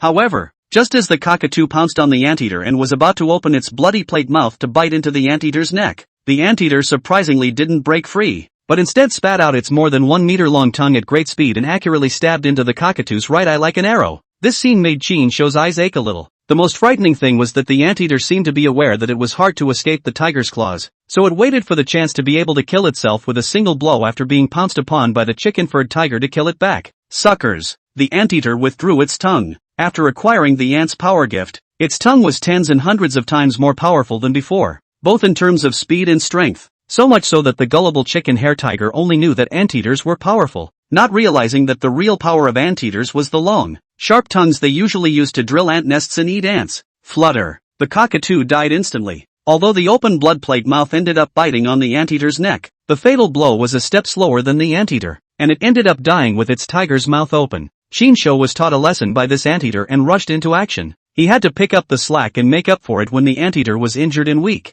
Otherwise, if the anteater happened to eat the beast spirit bead in the chicken hair tiger's body and then quickly replenished its energy and stamina and continued to mutate and evolve, then he would have to take a greater risk if he wanted to hunt and kill this anteater. Sensing footsteps rushing towards them, the anteater's heart fluttered, and without time to enjoy the spoils of war, it hastily pushed away the corpse of the chicken-feathered tiger that had pounced on it. Chapter 17. The ultimate beast change was also too fierce. At this moment, Shinsho fully released the beast spirit pearl energy in his body and entered the ultimate beast transformation state. He wasn't afraid of death, but out of respect for anteaters, ZZ, there was a sudden rush of electricity through his body. Under the ultimate beast transformation form, Shinsho had finally mastered the American electric eel's natural ability. This voltage seemed so fierce, electricity surged through Shinsho's body and his animal blood boiled. Two long, jagged, pointy animal horns once again sprouted from the top of his head, and electric currents nourished from the tips of the horns and horns as well. The naked upper body, with distinctly muscular contours, instantly sprouted a pair of huge silver-black feathered wings behind it. The tailstock still couldn't hold back the growth of a brown tail this time,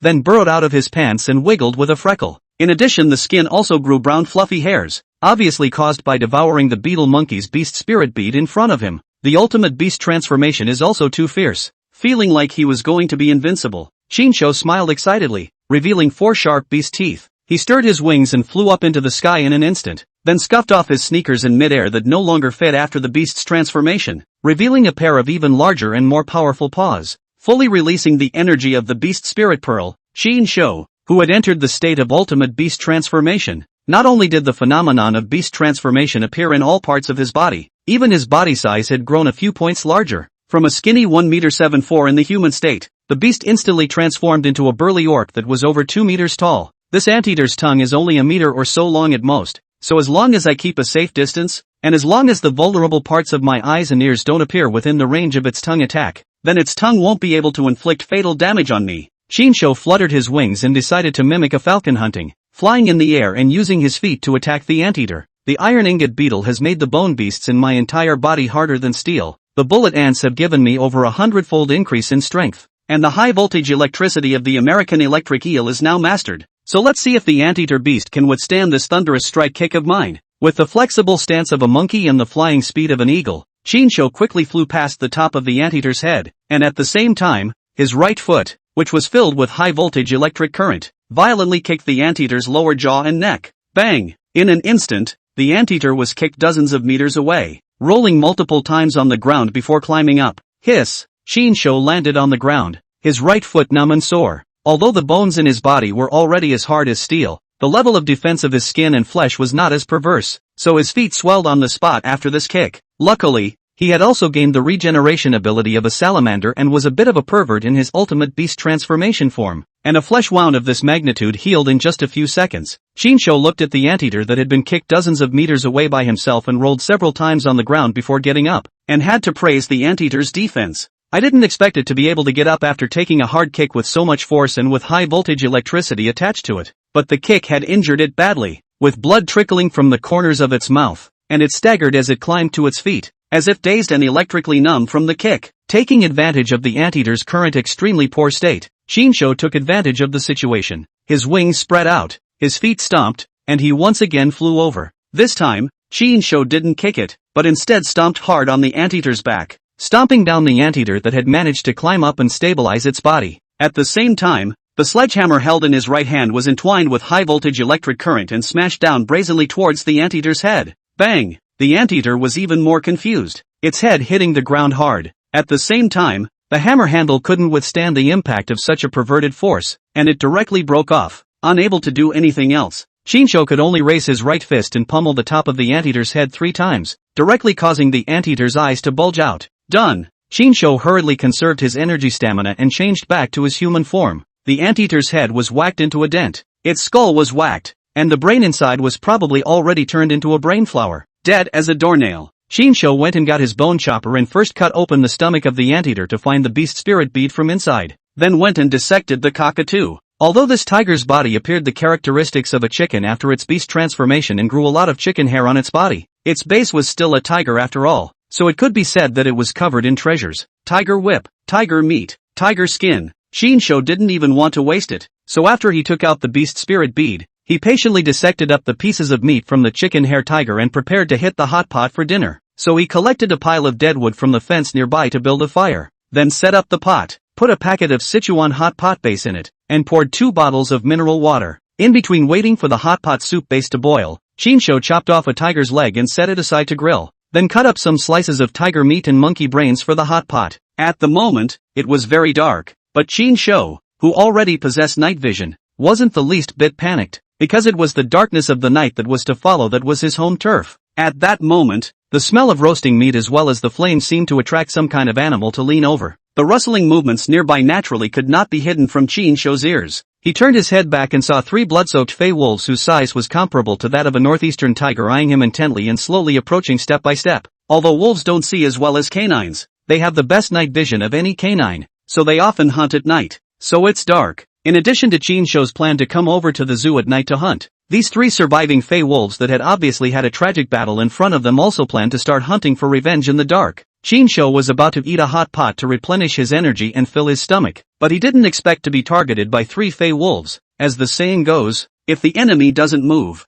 I won't move. Seeing that these 3 fey wolves were so vigilant and didn't rush to launch a swarm attack on him, Shinsho grabbed a few pieces of tiger meat to taste. It's worthy of being a tiger that has grown chicken feathers after the beast transformation. This meat actually tastes like a light chicken flavor. Try a slice of monkey brain. Well, the texture and flavor is similar to pig brain. I just don't know if eating brain can replenish the brain? Can it enhance mental strength? Shinsho ate the hot pot to himself. He knew that eating the meat of the fey beast could enhance his physique, as the meat of the fey beast also contained a little bit of the energy of the beast spirit bead, but it was not clear whether eating the brain of the fey beast could enhance the spiritual power of the brain or not. At that moment, those 3 fey wolves behind them suddenly began to split into 3 directions. Shinsho knew that they were preparing to attack, not to be outdone. The most skillful pack animal in the use of tact and skill, Shinsho stood up and instantly entered the orc state, ready to fight 1 to 3, if it was his previous life, not to mention fighting 3 in 1. Even if he was facing the smallest sized fey wolf in front of him, he would only be waiting to die. But now, the ones who should wait to die are these 3 fey wolves who chose the wrong prey. Chapter 18 is if eating brains can really replenish them? Come on, get it together. I'm in a hurry to eat tiger meat hot pot. Shinsho also casually pretended. As a result, these 3 fey wolves, as if they understood human language, really split into 3 directions and launched an attack towards him at the same time. The sledgehammer's handle was broken when he hunted the ant-eating beasts in front of him, and the bone chopper had to be saved for dissecting the beasts, so Shinsho was now fighting the beast wolves with his bare hands. In orc form, Shinsho suppressed the wings and tail, not letting these 2 grow. his sight locked onto the three-way charging Fey wolves. Then he clenched his right hand into a fist and electricity surged, ready to deliver a thunderous punch to take care of one of the Fey wolves first. Bang! Striking with a heavy punch, Shinsho directly punched this flying Fey wolf in the center until the skeptical wolf was born. The Fey wolf with a body length of more than 2 meters and a weight of at least 300 to 400 pounds was actually blown away 10 meters away by a punch, and the fist was also entangled with a high-voltage electric current, which instantly dazed the Fey wolf to the point that it couldn't even climb up after being blown away. At the same time, the remaining 2 Fey wolves, one on the left and one on the right, simultaneously pounced on Shinsho and bit over with their sharp fangs open. Shinsho was motionless. Bite it. I'll test by the way if the skin and flesh defense in the orc state can withstand the bite of a normal Fey. Shinsho was able to dodge it, but he had no intention of avoiding it and decided to endure the pain to test the strength of his defense. Instantly, his left arm was viciously bitten by the Fey wolf, and the right leg was bitten by another Fey wolf. The powerful bite force caused the sharp fangs of the Fey wolf to instantly pierce into the flesh. Shinsho frowned in pain, then his muscles were torn, and he actually reflexively erupted with a powerful electric current. A high-voltage current of over 1,000 volts was instantly sent out, directly electrically numbing these 2 Fey wolves. And with the appearance of the body's electric current, Shinsho found that the wounds that were torn by these 2 Fey wolves also acted as a paralyzing effect, and didn't hurt as much. Looking at the 2 Fey wolves whose mouths were smoking and who had been electrocuted to the point of losing their mobility, then collapsed on the ground trembling, Shinsho revealed a satisfied smile. In the half-orc state, ordinary alien beasts can no longer pose a threat to me, and if I enter the ultimate orcification state, I don't think ordinary alien beasts can even hurt my flesh. And the high-voltage electricity released at full power in the orc state feels like it exceeds 1,000 volts. That's why it was able to directly electrocute the Fey wolf, which is bigger than a normal tiger. Shinsho was particularly satisfied with his current beast transformation ability. Of course, if he upgraded his skin defense a bit next and turned the epitome beast into hard armor, then he would really be pulling full magic resistance and full physical defense as well. And double defense pulls full with great strength, great self-healing, and great night vision. In addition to this, there are wings to fly and the ability to release high-voltage electricity. Thinking about it made Shinsho feel like a pervert. It was only the first night of the beast transformation disaster, and he had already become so powerful, and had mastered the power of the ultimate beast transformation. Looking around the world, he felt that among the current stage, he should call himself the strongest creature on the surface. After all, it would take at least a few days for the other Fey to evolve into a giant beast more powerful than he was now. Soon, after mending and finishing off the 3 Fey wolves, Shinsho nimbly dissected their stomachs and pulled out the beast spirit beads from inside and put them away. He was not in a hurry to devour the beast spirit bead right now because the power of the beast spirit bead in his body was already so powerful that it was difficult for his spiritual power to completely inhibit its control. So in order to avoid the beast change state from being out of his control, Shinsho needed to stabilize his hand and raise his spiritual power first. Go back and continue with the fondue. I won't eat wolf meat. I feel it's not as good as tiger meat. This chicken hair tiger can't even defeat an anteater, so it's definitely not that titan giant tiger's original body. After eating the tiger meat hot pot and shabu-shabuing the entire monkey brain, Shinsho realized that his stomach's digestive ability was several times stronger than before even in his human form, and he was able to digest the food very quickly, and then quickly transform it into body energy. It seems like eating brains really does replenish them. The brain seems to be more energized. I wonder if it's a psychological thing. Shinsho decided to eat the brain of the cockatoo, but when he thought about it, he realized that tiger's brain means simple and stupid, and this cockatoo was not smart enough compared to anteaters. Therefore, he gave up the idea of eating the tiger's brain, and instead chose an anteater that was smarter and knew how to create an opportunity to kill the chicken-haired tiger in seconds. As a result, after splitting open the anteater's head, Shinsho was dumbfounded. Doesn't this one have a brain? He took out his cell phone and looked it up, which made him realize that the anteater's brain was only the size of an olive. Good lord, so this little thing is the brain of an anteater? Is concentration the essence? Shinsho added half a bottle of mineral water to the pot and then cooked up the pitifully small brain of the anteater. In his previous life, after the beast change disaster struck, Shinsho had even eaten cockroaches and earthworms when he was the hungriest, so an animal's brain was nothing to him. Anyway, as long as he could make himself stronger, he could overcome his fear and eat even the most feared snake alive. Taking advantage of the gap between waiting for it to cook, Shinsho returned Zhang Yunzhong's message that they had talked to their homeroom teacher. One of the classroom teachers, Lu Ru, said, "It's a good thing you treated us to lunch at noon. Otherwise we would have become as animalistic as the other teachers and students if we ate pork and chicken in the cafeteria." Now throughout the school, Over 80% of the teacher students beast changed took on the characteristics of a pig with a chicken, leaving less than 20% of the teacher students to become duck beast changers.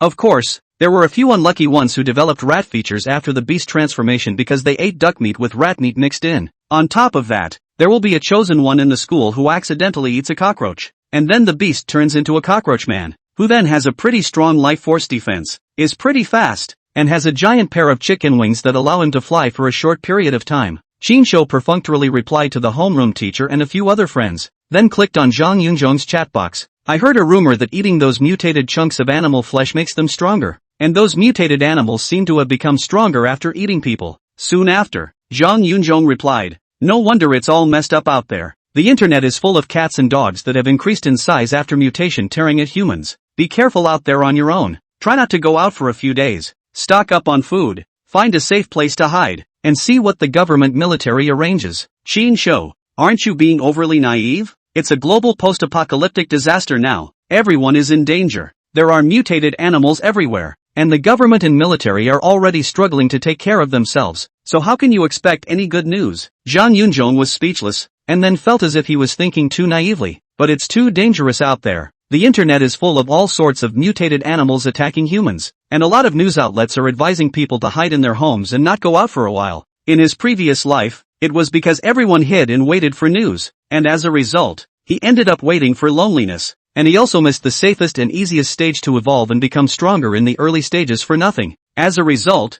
many alien beasts that humans were originally able to kill with ease had evolved to the point where they were difficult for humans to kill in just a few days by constantly hunting human beast changers and other alien beasts. Shinsho replied, according to me, hiding and watching now is just waiting for death. Now it is the end of the world. The social order as well as the legal order has collapsed. I just saw a lot of people suddenly robbing and smashing the gold store and food. During the looting there are people fighting, and there are people's lives, and then no one answered the police at all. So to hide now is to wait for death. And when there is no food to fill up the stomach, and if there is no food to search outside, then people will eat people like this will happen. What's more, there are videos on the internet confirming that in addition to humans and animals mutating, insects are also mutating, and becoming dozens or hundreds of times larger than ever before. So think about this situation. Is there any salvation? Can you really hide until the world is back to the way it was? Zhang Yunzhong was dumbfounded this time. I didn't realize that besides humans and animals, even insects have mutated? If this is true, then mosquitoes and rats getting dozens and hundreds of times bigger would be a nightmare for humans. Chapter 19, the creature with the most perverse evolutionary potential. So what are we going to do now?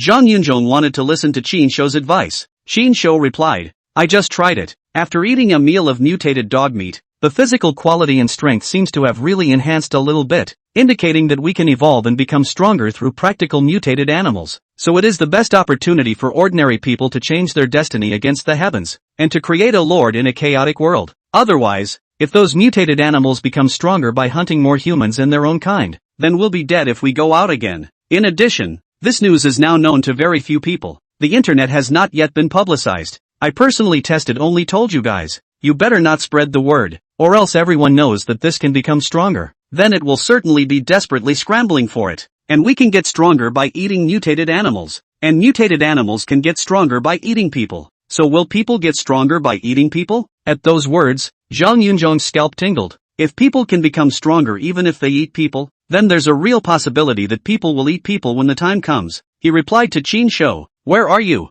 I'll call out Zhao Bin and the others to find you. Shinsho knew that Zhang Yunzhong was worried about his well-being because he had said earlier that he was not animalized. So he, who was still a normal human, would only be more at peace in this situation. Shinsho replied, I'm in the vicinity of the high-speed train station in the provincial capital. The traffic is now paralyzed. You guys take care of yourselves first. If we don't die in a big way, we'll still be able to meet up in the future. Then be careful and don't trust people so easily. Zhang Yunzhong finished replying to the message, then secretly called out to Zhao Bin and the others to leave the dormitory together. Zhao Bin asked, what's wrong? Huang Wenchao and Zhang Yuji also wanted to know, but they didn't ask much. There are a lot of people, and the walls have ears. Zhang Yunzhong said mysteriously, you guys come downstairs with me and talk about it. Although they didn't know what kind of nerves Zhang Yunzhong was having, the three of them, Zhao Bin, still followed him out of the dormitory. The sky was dark and the full moon was demonic red. In the past, the full moon still illuminated the earth when it glowed, but now the eerily red moon had no moonlight spilling down.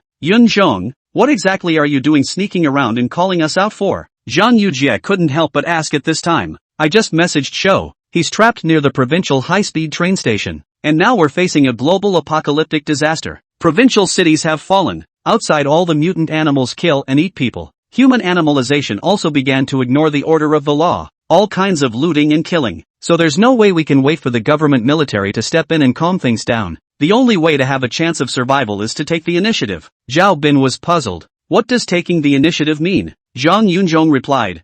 Shou got a definite news over there in the provincial city. Those mutated animals can become stronger by preying on humans. And on the contrary, humans can also become stronger by preying on those animals. That's why we can't listen to those news outlets on the internet and hide and wait and see what happens. We have to hurry and hunt as many as we can to strengthen ourselves before those mutated animals evolve. Otherwise, if those mutated animals evolve and mutate to become more and more powerful, we'll just have to sit back and wait for them to die by then. Hearing Zhang Yunzhong say this, Zhao Bin's trio suddenly became nervous. Huang Wenchao raised his hand and pushed the myopic glasses that had slipped off the bridge of his nose, saying, no wonder those mutated animals on the internet suddenly went crazy and attacked humans and gnawed on them. Zhang Yujie frowned. Is this a regression back to the primitive period? Weak meat, strong food, reordering the food chain hierarchy? Zhang Yunzhong reached out and removed Huang Wenchao's glasses, saying, you don't need to wear these broken glasses. My eyesight has gotten stronger and I can still see at night. You must have gotten stronger as well. It's impossible to be nearsighted anymore. Huang Wenchao froze for a moment, then said in surprise, I'm used to wearing it. I really didn't react if you didn't say so. Zhao Bin, on the other hand, was surprised. No, your eyes can see at night too. Ha! Zhang Yunzhong gave him a blank look. Rabbits and crocodiles are considered nocturnal animals, and Shou treated us to crocodile meatballs and braised rabbit heads at noon. So we've taken Shou's blessing and animalized to all acquire the characteristics of crocodiles and rabbits as well as gain their night vision. Qin Shou really didn't know that crocodiles also had powerful night vision. Otherwise he wouldn't have been so redundant as to treat them to braised rabbit heads so that they could gain the night vision of rabbits. Of course, apart from night vision, the rabbit's most powerful natural ability is its soft and sensitive body, as well as its powerful bouncing ability. This was the main reason why Qin Shou was considering treating them to braised rabbit head. Zhao Bin asked, so are we going out to hunt mutated animals now while we have night vision? That's right, Zhang Yunzhong spoke. Right now, the vast majority of people still don't know that they can become stronger by consuming mutated animals, so we need to get ahead of the curve and hunt and consume as many mutated animals as possible.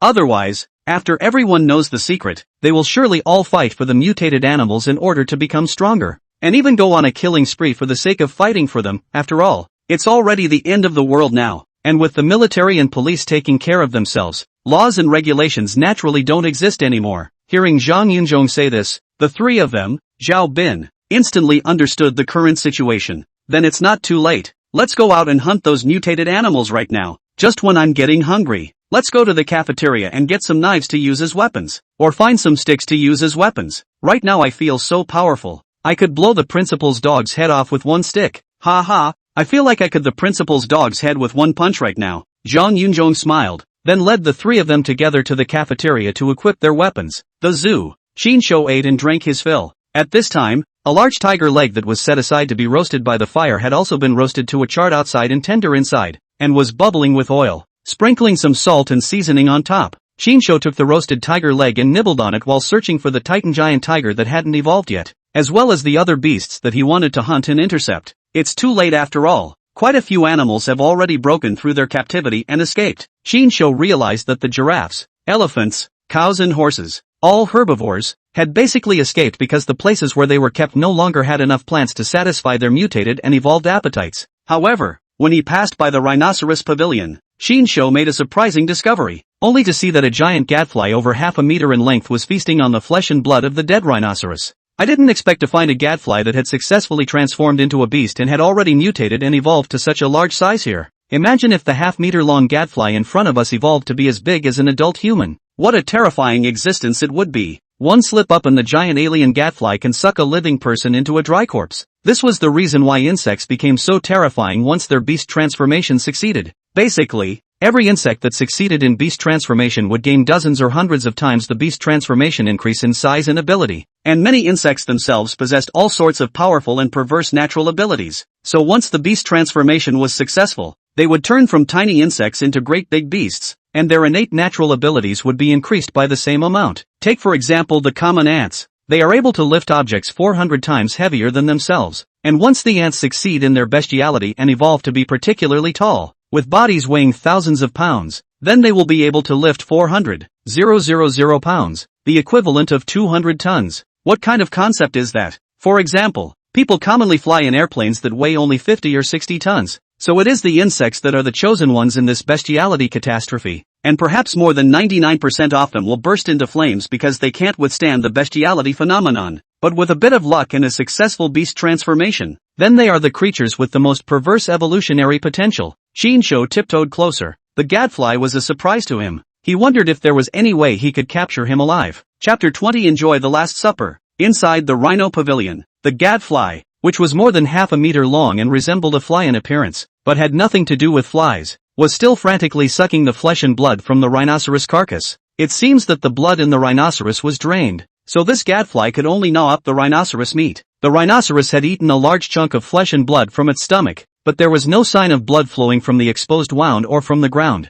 From this, we can determine that the rhino was sucked alive by a giant gadfly. Shinsho guessed that the rhinoceros was too hungry and weak during the process of animal transformation, and then the gadfly just happened to be sucking the rhinoceros's blood during the process of animal transformation, so it supplemented its energy by sucking a large amount of rhinoceros's blood, and finally succeeded in surviving the process of animal transformation, which was extremely easy to make the insect directly explode its body and die. Therefore, the gadfly that succeeded in the beast transformation increased its size by a lot, and its innate various natural abilities were also enhanced by a lot. So the rhinoceros was out of luck, and was sucked alive by the gadfly into dried rhinoceros, and as a result, the gadfly has evolved to its current enormous size. Shinsho felt his scalp go a little numb just looking at such a large gadfly. The main reason is that gadflies are ferocious in nature, and their obsession with blood is even crazier than that of mosquitoes, and the gadfly's mouthpiece saliva contains no anesthetic, so the bite and blood-sucking process can be painful and itchy. That's why this thing is nastier than a mosquito, and its bite is even worse than a mosquito. It's also worth noting that gadflies don't just like to be active at midday, they also like to be diurnal, so their eyes also possess relatively strong night vision. Its eyes are compound, like those of flies, and consist of tens of thousands of small eyes.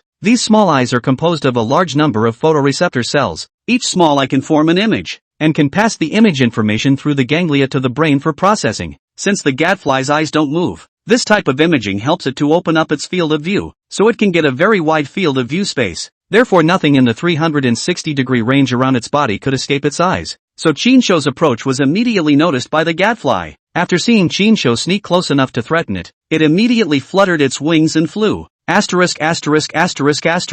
Vigilance is pretty high. Shinsho was still thinking of getting a little bit closer and then pouncing with all his might to catch this beastly gadfly. But he didn't expect that he was still discovered even though he was tiptoeing around so much. But the gadfly didn't seem to want to let go of the rhinoceros meal just yet. So it flew over to the rhinoceros pavilion and landed on the bullpen, where it jerked its two forelegs on its long, pointed mouth parts, jerking off the minced meat that was staining it and stuffing it into its mouth. Then his eyes stared warily and angrily at Shinsho, seemingly cursing the damned human for interrupting such a wonderful and powerful process of its evolutionary evolution. Shinsho thought that even if he was the ultimate beast transformation, his flying speed would most likely not be able to catch up with this gadfly, so he decided to outsmart it. He walked over to the rhinoceros carcass and looked at the image of the stomach meat being almost eaten away, revealing the grimy white bones as well as the intestines all over the floor. Surprised that there was no smell of blood at all at the scene, instead of rushing to look for a moment to see if there were any more beast spirit pearls inside, he lay down close by and kept watch. Come on,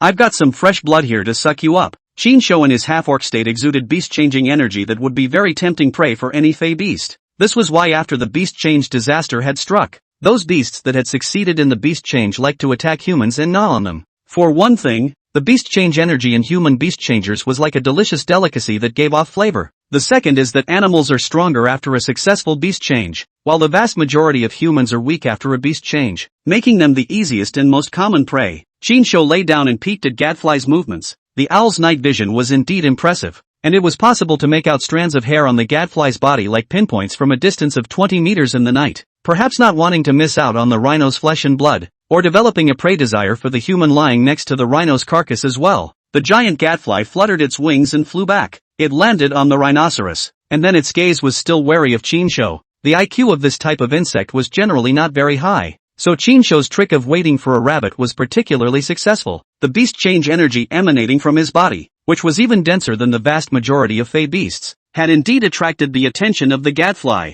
This is an irresistible and delicious temptation for gadflies, which have particularly strong olfactory senses, so it fell for it anyway, cautiously walking to Chinsho's side. Thinking that Chinsho was asleep, he was ready to stick his mouthpiece into the other party, ready to start sucking. Chinsho's gaze was always attentive to the giant gadfly that was more than half a meter long and did look a bit scary. After seeing the gadfly's mouthparts, which had evolved to be thicker than his fingers, suddenly aiming at the abdomen's dantian location, Chinsho could no longer hold back. Grass. The gadfly seemed to be able to smell the location of the beast spirit pearl. Chinsho had been thinking of getting zapped by it and then capturing it. As a result, he didn't expect that this gadfly didn't just want to suck blood, but also wanted to suck the beast spirit bead in his own body. The beast spirit bead was instantly melted in the mouth, and once this gadfly's mouthparts were stuck in and sucked in the beast spirit bead, it would definitely be able to devour the beast spirit bead as well. And perhaps the reason why it had become so large was because it had sucked the beast spirit bead from the rhino's body. Chinsho hurriedly got up and pounced, frightening the gadfly so much that it immediately flew away. But the Taoist is 1 foot tall, the devil is 10 feet tall. Chinsho, who possessed the vision of an owl, had long predicted its movements, so his right hand quickly grabbed one of its hind feet, followed by his left hand grabbing a wing and forcing it to the ground. The increase in size has enhanced all aspects, but the ability to escape has been weakened. If it was as small as an ordinary fly, then he really had a hard time catching this gadfly. Chinsho's heart had long sprouted an inhuman idea. He backhanded the gadfly's wings and lifted the gadfly, which was more than half a meter in length and weighed 30 to 40 pounds, and then returned to the place where he had hunted the anteaters in front of him. You've drained all the blood from the rhinoceros, but there's plenty more blood here for you to suck. Chinsho decided to fatten up this gadfly before killing it. Alien beast monkey, chicken hair tiger, anteater, and alien beast wolf. There was still a lot of fresh blood inside these alien beasts he had killed in front of him, which just happened to be cheap for the gadfly. By the time the gadfly is all sucked up, it will surely have evolved even more powerfully. Therefore, in order to be conservative, Chinsho found a thick rope to tie up the gadfly's wings, and by the way, he also put a halter around the gadfly's neck, so that he didn't have to worry about the gadfly running away after eating and drinking enough. Chinsho walked his dog and dragged the gadfly over to the corpse of the cockatoo. Come on, enjoy the Last Supper. Chapter 21, The leeks have grown. It's time to cut them and eat them. Chinsho walked the gadfly as if he were walking a dog, guiding it to suck up the fresh blood that flowed out of, or remained in, the bodies of these recently dead beasts. As the blood of a corpse of a foreign beast was drained by the gadfly, Chinsho confirmed that the gadfly was indeed just like the beast changers in Africa who ate mosquito cakes to obtain the mosquito's innate ability, and that they could continuously evolve and become stronger by sucking blood. Now the corpses of the 3 fey wolves, a cockatoo and an anteater had all been sucked into dry corpses by the gadfly, and even the moisture in their flesh had been sucked out. And this alien gadfly also gnawed on some pieces of meat in the process of sucking blood. Today the gadfly's size has seen another significant mutational evolution. Not only did they get a third bigger in size, but other beastly transformations began to appear on their bodies as well. For example, in addition to the long, sharp mouthparts, the gadfly's mouth has mutated and evolved to be full of sharp teeth like a fey wolf. On top of that, gadfly's 6 feet had become thicker and stronger, and showed a little sign of mutating and evolving towards tiger claws, with sparse wolf hair growing on them. The speed of digestion and absorption of this gadfly is too exaggerated. No wonder the bean-sized gadfly has already mutated and evolved to such an exaggerated level in just 2 hours of work after the beast change disaster struck. Chinsho was amazed at how much the gadfly could eat as well as how well it could digest and absorb. There are also the corpses of a few alien monkeys up ahead. Chinsho simply led the gadfly over to suck the flesh and blood of those alien beast monkeys. Probably because after Chinsho captured it and ate such a sumptuous and delicious meal of blood, the gadfly's heart no longer felt angry, and even became in a pleasant mood. If the gadfly could talk, then it would probably still be grateful and say to Chinsho, "You're a damn good man." The gadfly was feeling especially good now. Not only had it gotten much bigger, but it had also gotten stronger. It felt that even if a living rhinoceros or any other cow appeared in front of it now, it would be able to fight it head-on, finish it off with its skills, and then suck the cow's blood openly and honestly. Unlike in the past, with its pitifully small size and strength, it could only sneak around and suck blood, and in the process had to worry about whether it would be slapped to death by the cow's tail, or whether the cow would suddenly roll over and crush it alive. But now, times are different. It felt that if it sucked blood for a few more days, it would be able to evolve to be as big as a cow and then be invincible. It's that it has a doubt in its mind. When the rhinoceros was sucking on it earlier, it was clearly able to inhale something even more delicious than blood, and it could also smell a similar deliciousness emanating from Chinsho's body. But why did it not smell this deliciousness in the corpses of the tigers and wolves? But it still knows how to be content, although it hadn't been able to inhale the kind of deliciousness that made it swoon. It was the first time it had inhaled such delicious blood in such a long time, and so much sucking in a row. The main thing was that after inhaling it felt like it had grown a few more points and was a few more points stronger. This feeling of continuously evolving and becoming stronger simply made it want to stop. Is there any more? I can still keep sucking it up. The blood that the gadfly sucked into his body seemed to be incorporated directly into the flesh as if it didn't need to be digested. So much so that it sucked in so much blood and ate a lot of meat. But its stomach wasn't so big that it could continue to do so again. Soon, the few alien monkeys that Chinsho had taken out in front of him were all patronized by the gadfly. This time the gadfly finally ate his fill. The stomach bulged as big as a mosquito that had sucked up all the blood and was too bloated to fly. It's still evolving. Chinsho truly envied the gadfly that could become stronger just by sucking blood. No wonder the beast mosquito man in Africa in his previous life was so powerful and perverted. In addition to the beast spirit bead in the body of a foreign beast, the thing that contained the most concentrated beast transformation energy was the blood, and then the pieces of meat. That's why this gadfly evolved so quickly. Returning to the rhinoceros pavilion with the well-fed gadfly,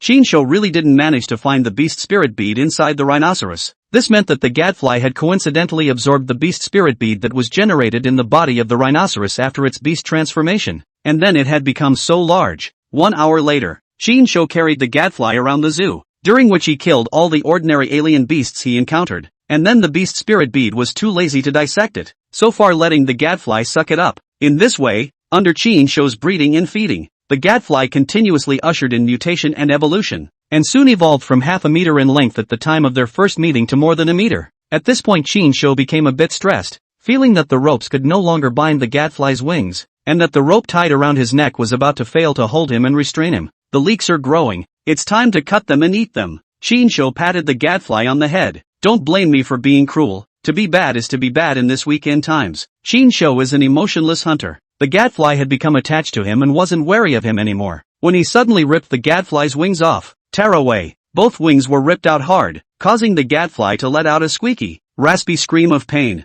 Don't move, don't scream, it all hurts the first time, just bear with it, you'll be dead soon. At that moment, Chinsho's hands instantly released a powerful electric current, electrifying the gadfly to emit even more pitiful screams and struggled violently. That didn't electrocute you? Chinsho was surprised that the gadfly was actually able to withstand nearly 1,000 volts of electric current, and in the end it took 5 oxen and 2 tigers to forcefully twist off the gadfly's head, which was how he managed to finish it off. Taking the bone cutter, Chinsho dissected the gadfly's corpse and then managed to find a golden and red-colored beast spirit bead from inside. This was the first time I had seen a beast spirit bead with a mixture of these two colors. The beast spirit beads that it had hunted and killed foreign beasts to collect in the front were all golden yellow in color. And aside from the difference in the intensity of the beast transformation energy, as well as the difference in the individual talent energies they contained, they all looked almost exactly the same on the outside. Instead, the beast spirit bead taken out of the gadfly's body was mixed with an obvious blood color, and I wondered if it was caused by the gadfly sucking too much blood? Chinsho hesitated for a while, but finally decided to eat the beast spirit bead in the gadfly's body first, to see if he would be mutated to gain the gadfly's blood-sucking ability as a result. As the beast spirit bead entered his throat,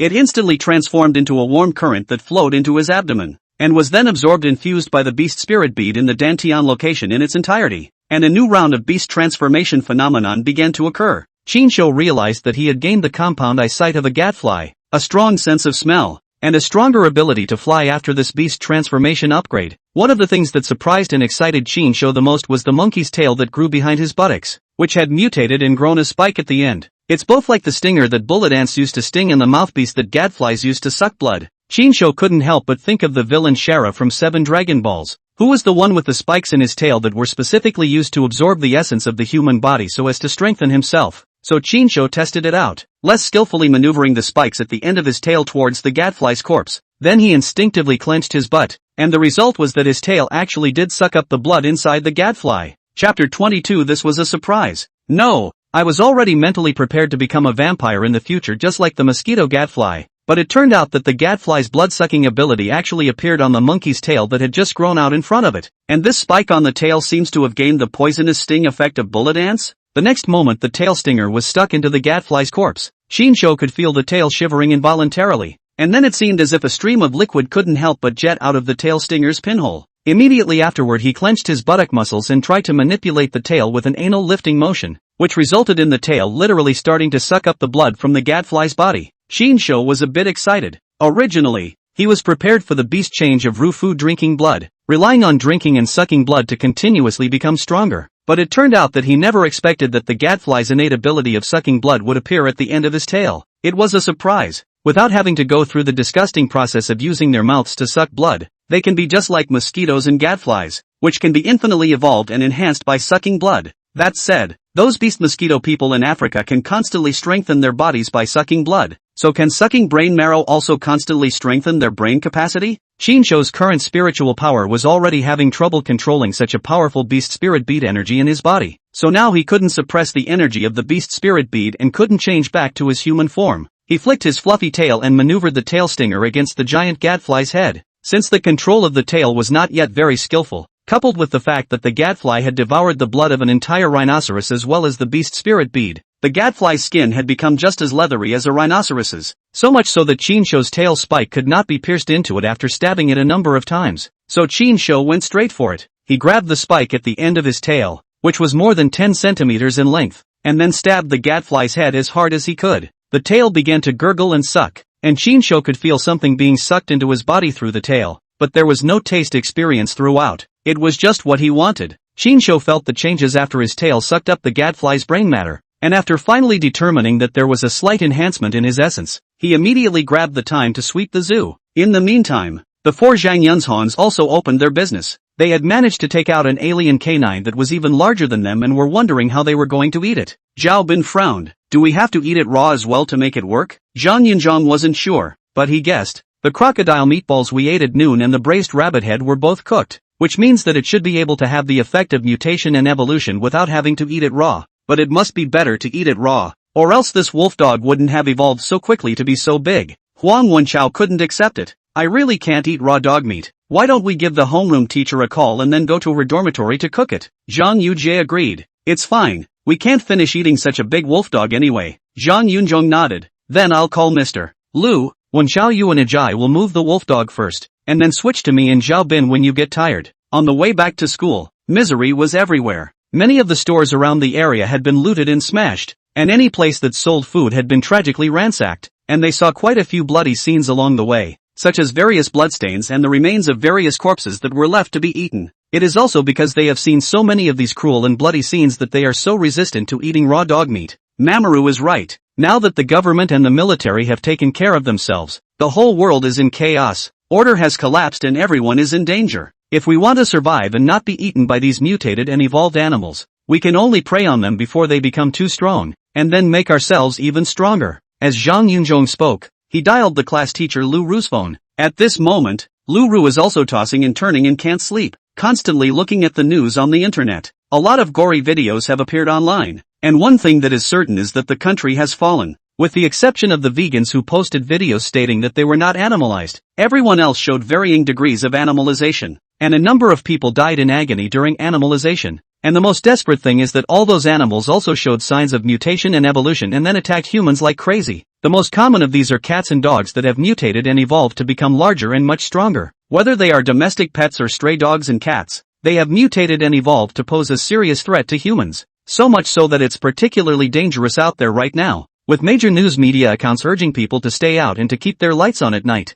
Stay quiet, and wait for instructions from the government's military to make arrangements. At that moment, Zhang Yunzhong's phone called, saying he was coming over to borrow her kitchen. Lu Ru thought that Zhang Yunzhong and the others were hungry and wanted to come over to cook something to eat, but when she opened the door and saw such a big dog that Zhang Yunzhong and Zhao Bin were carrying, she was directly dumbfounded and almost exclaimed in shock. It was Zhang Yunzhong who was quick on his feet and hastily silenced his voice. Hush, let's go in and talk. In order to avoid attracting the attention of other teachers and students, Zhang Yunzhong and the others acted as if they were thieves. It just so happened that the online news media accounts were advising everyone to keep their doors and windows closed and not to turn on the lights at night, or else they would attract the attention of the mutated animals, so no one would be able to see them carrying the corpse of the fey canine in bright and early. Lu Ru also had night vision. She closed the door and quietly inquired, "What's with the dog?" Zhang Yunzhong replied, "We just went out hunting." Lu Ru blamed, "You guys don't want to die. Didn't I tell you to stay in the dormitory? Do you know how chaotic and dangerous it is outside?" Zhang Yunzhong said, It's for the sake of our lives that we go out to hunt mutated animals. Otherwise, when these mutated animals continue to evolve, we'll really have to wait for death by then. Lu Ru was puzzled. What do you mean? Zhang Yunzhong will Qin pass the information set out. Lu Ru, after hearing, full of surprise and worry. If this is really the case, then we should not organize the whole school, teachers and students, as well as the surrounding residents, together before it is too late to round up the mutant animals? Zhang Yunzhong shook his head and said, Teacher, your idea is a good one. Humanity really only has to unite in order to better cope with this post-apocalyptic catastrophe. But have you ever thought that since mutated animals can continue to mutate and evolve by eating people, and humans can become stronger by eating mutated animals, isn't it also the same thing for humans to eat humans? Not to mention the fact that we're no longer considered human in this half-orc form. So once this news spreads, there can no longer be trust between people, and then everyone will be fighting to get their hands on a mutated animal. Then the conflict will escalate into killing and eating people. After all, if killing and eating people can also become stronger, do you think certain people will still take the risk of hunting mutated animals that powerful and dangerous? Zhang Yunzhong's words directly silenced Lu Ru dry. Chapter 23. You're a secondary mutation. Zhang Yunzhong continued. And the more powerful a person is, the more likely they are to be envied. We are all rarer and more powerful than the vast majority of people after animalization. Once this news gets out, I feel that our situation is even more dangerous than those mutated animals. At that time, it's forbidden to say that a lot of people will round us up as mutated animals as well, and then eat our flesh and blood to enhance their strength. At this time, Zhao Bin was also adding, I saw a lot of videos on the internet of people who became particularly bloodthirsty and brutal after the beast change, and then began to ignore laws and regulations, and started to burn, kill, loot, and do nothing. We've just seen the cruelty of the end times when we went out to hunt this mutated dog. Many stores have been looted and smashed, and many people have died on the streets. Their bodies have been eaten by the mutated animals to the point that there are only bones and remains left. That's why we can't underestimate the evil of human nature, especially now that so many people are no longer human but beasts of burden. This situation should refer to the protagonists of those post-apocalyptic novels. Only by being selfish and killing can one live longer, and being soft-hearted and kind will only lead to a faster and more miserable death. Huang Wenchao nodded. That's right, especially since you, teacher, aren't as ugly as we are after animalization. So in a situation where the social order is collapsing and laws and regulations are failing, you, along with ING, Mengxia, and such rabbit-like orc figures will only be more easily persecuted by the bad guys. Lu Ru. She could sort of see that Zhang Yunzhong and the others were insinuating that they were giving her a lesson to recognize the current situation. Lu Ru took a deep breath and slowly said, Teacher has eaten more salt than you have eaten rice, so she knows what you are trying to say. If what you guys are saying is true, and we can get stronger by eating these mutated animals, then let's leave the school before it's too late and try to kill as many mutated animals as we can to make ourselves strong before we go back to save our families. Lu Ru was a good teacher, but it didn't mean she was a saintly mother, so she could understand what Zhang Yunzhong and the others meant and knew the consequences of this news spreading. I'll take care of the wounds. You guys go skin the dog, and remember not to turn on the lights. We'll all be able to see clearly at night anyway. Zhang Yunzhong was the only one who was injured. His left shoulder was bitten by the Fey beast dogs, and it was still bleeding, but fortunately, the defense was quite strong after the skin was crocodilized, and it didn't hurt the bones. After Lu Ru saw him take off his shirt, she then saw that his left shoulder was injured and hurriedly went to get the medicine box to help bandage it. It's a good thing that the fishballs Mamoru treated us to at noon were made of crocodile meat, making our skin as thick as a crocodile's, or else I'd have been bitten to death by this dog. Zhang Yunzhong's heart palpitated. Lu Ru asked Zhao Bin's trio, Are you guys hurt? Zhao Bin was in the kitchen peeling the dog's skin while replying, We're fine. This mutant dog was killed by Ah Zhong while resisting damage to the hold, and then rounded up by us. So only Ah Zhong was bitten, and we were scratched a few times at most, and we didn't even get our skin broken. Lu Ru suddenly thought of something. By the way, should I get a rabies vaccine in this case? Zhang Yunzhong froze for a moment. It shouldn't be necessary, right? Lu Ru thought. To be on the safe side, it's better to go to the hospital tomorrow. But I guess the doctors and nurses aren't working in this situation now. Just then, as Zhao Bin cut open the mutant dog's stomach, he found a light gold-colored bead about the size of a ping-pong ball. Ah Chung, there's a strange bead in this dog's belly. It should be a glazed bead that was accidentally swallowed. Zhang Yunzhong glanced at it. Zhao Bin shook his head. It's not a glazed bead, nor is it a glass bead, because this bead has a strange feeling when you hold it in your hand. Zhang Yunzhong walked over and took the beast spirit bead from Zhao Bin's hand inside this Fey beast canine and realized that the bead was indeed a bit strange, as if it contained an ineffable power within it. I'll ask Mamoru and see if he knows what this is all about. Zhang Yunzhong sent a message to Qin Shou and then dialed the phone, but there was still a delayed response. it's bad. Mamoru didn't reply to the message and didn't pick up the phone. It can't be something happened, right? The crowd was suddenly worried, unaware that the current Sheen show had already killed his eyes in the zoo and had no time to look at his cell phone, which had been put on mute. Zhang Yunzhong had a sudden thought. Do you guys think that this bead could be a kind of crystal that contains the power of mutation formed in the body of an animal after mutation? Just like the appearance of Jean Dan in the body of an immortal cultivator in a novel? That's when the benefits of indulging in fiction come into play. Xiaobin spoke. That's what I think too. The zombie setting in many post-apocalyptic novels as well as the alien beast setting is that evolution crystals exist in the body, and then if you swallow them, you can continuously evolve and become stronger. Zhang Yunzhong summoned up the courage to be the first to eat crabs, then I'll swallow it to see if there's any reaction. Lu Ru had wanted to stop it, but Zhang Yunzhong's movements were too fast, and after finishing, he directly put the bead into his mouth. She chided. You're being too presumptuous. What if it's poisonous or has some adverse reaction? At that moment, Zhang Yunzhong's eyes lit up and he spoke. Before I even started to swallow down, this bead actually slowly melted in my mouth. Zhao Bin hurriedly asked, what flavor? It doesn't taste like anything, it's like warm plain water. After saying that, Zhang Yunzhong suddenly felt his body gradually getting hot, and said uneasily, it's bad, there's already a reaction. His body is suddenly getting hot, and it feels like there's a fire burning in his stomach. Lu Ru frowned. Does your stomach hurt? Is it hard? Zhang Yunzhong shook his head and said, my stomach doesn't hurt, but my body is a bit uncomfortable, like there are countless worms crawling.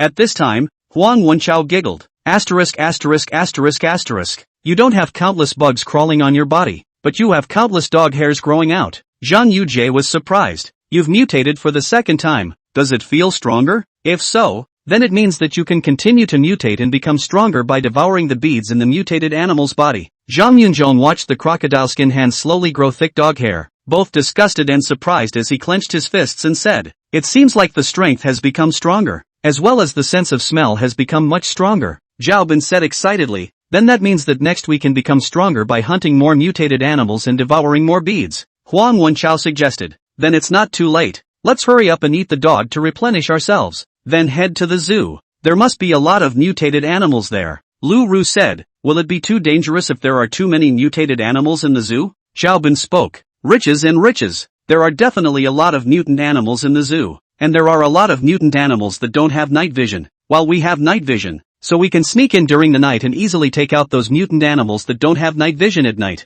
Zhang Yunzhong agreed. Going to the zoo is a wise choice. Even if it's dangerous, we still have to take the risk because I can now sense that there should be such a bead in my body as well. That means we might have such a bead in our bodies just like this mutant dog. And if this news spreads, everyone will really be in danger by then. Because people don't need to eat people, they just need to kill them and then devour the beads inside the other person to mutate and become stronger. At that, the crowd got nervous. Lu Ru frowned and said, the stronger one looks in the bosom, the more likely he will be killed by the jealousy of others when the time comes. Zhang Yunzhong nodded. That's why we have to get ourselves up to speed as soon as possible before this news spreads. Or else by then, once this news spreads, the weak will only be turned into rations on the way to upgrading for the strong. 4 hours later, 3:30 in the morning, the four of them, Zhang Yunzhong, rode their bicycles through the night and finally arrived near the zoo after riding for more than an hour. The class teacher, Lu Ru, although she was also stronger than the vast majority of people after the beast transformation, she was a woman after all, so for fear of dragging their feet, she had the good sense not to come with them.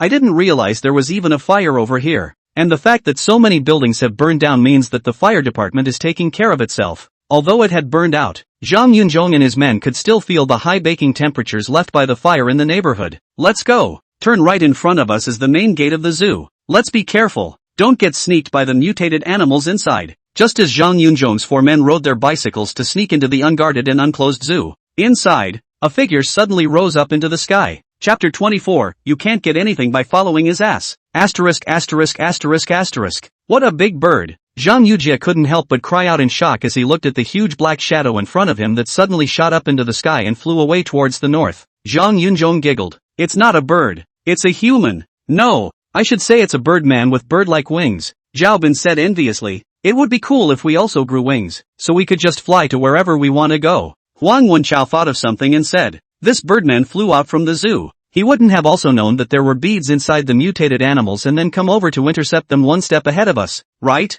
Zhang Yunzhong looked at the other party's figure that quickly flew away and disappeared, and said, not so much. There are so many animals in the zoo. Even if they kill each other for a large portion, and then run away from a large portion of them, the rest will still have at least hundreds of mutated animals trapped inside. So even if this Birdman's idea of purpose is the same as ours, there's no way he can kill as many mutated animals on his own. Especially in the zoo there are tigers and lions. These beasts, any one of them after mutation is an incomparably powerful and dangerous existence. The four of us facing a mutated beast are hardly able to have a chance of winning the hunt, not to mention that he's on his own. Makes sense. Huang Wenchao nodded slightly. In the front, the four of them were already having such a hard time surrounding and killing a 2-meter-long alien beast dog. If they were replaced by tigers and lions, which were much larger and more dangerous beasts, then they would only be able to run for their lives. Therefore, they ventured to the zoo with the purpose of using their night vision ability to sneak up on the weaker mutant animals that didn't have night vision, and then accumulating more and more, by devouring the beast spirit pearls in the bodies of more mutant animals to keep mutating and becoming stronger, and then finally hunting those even more powerful mutant beasts. The four of them parked their bikes at the main gate of the zoo,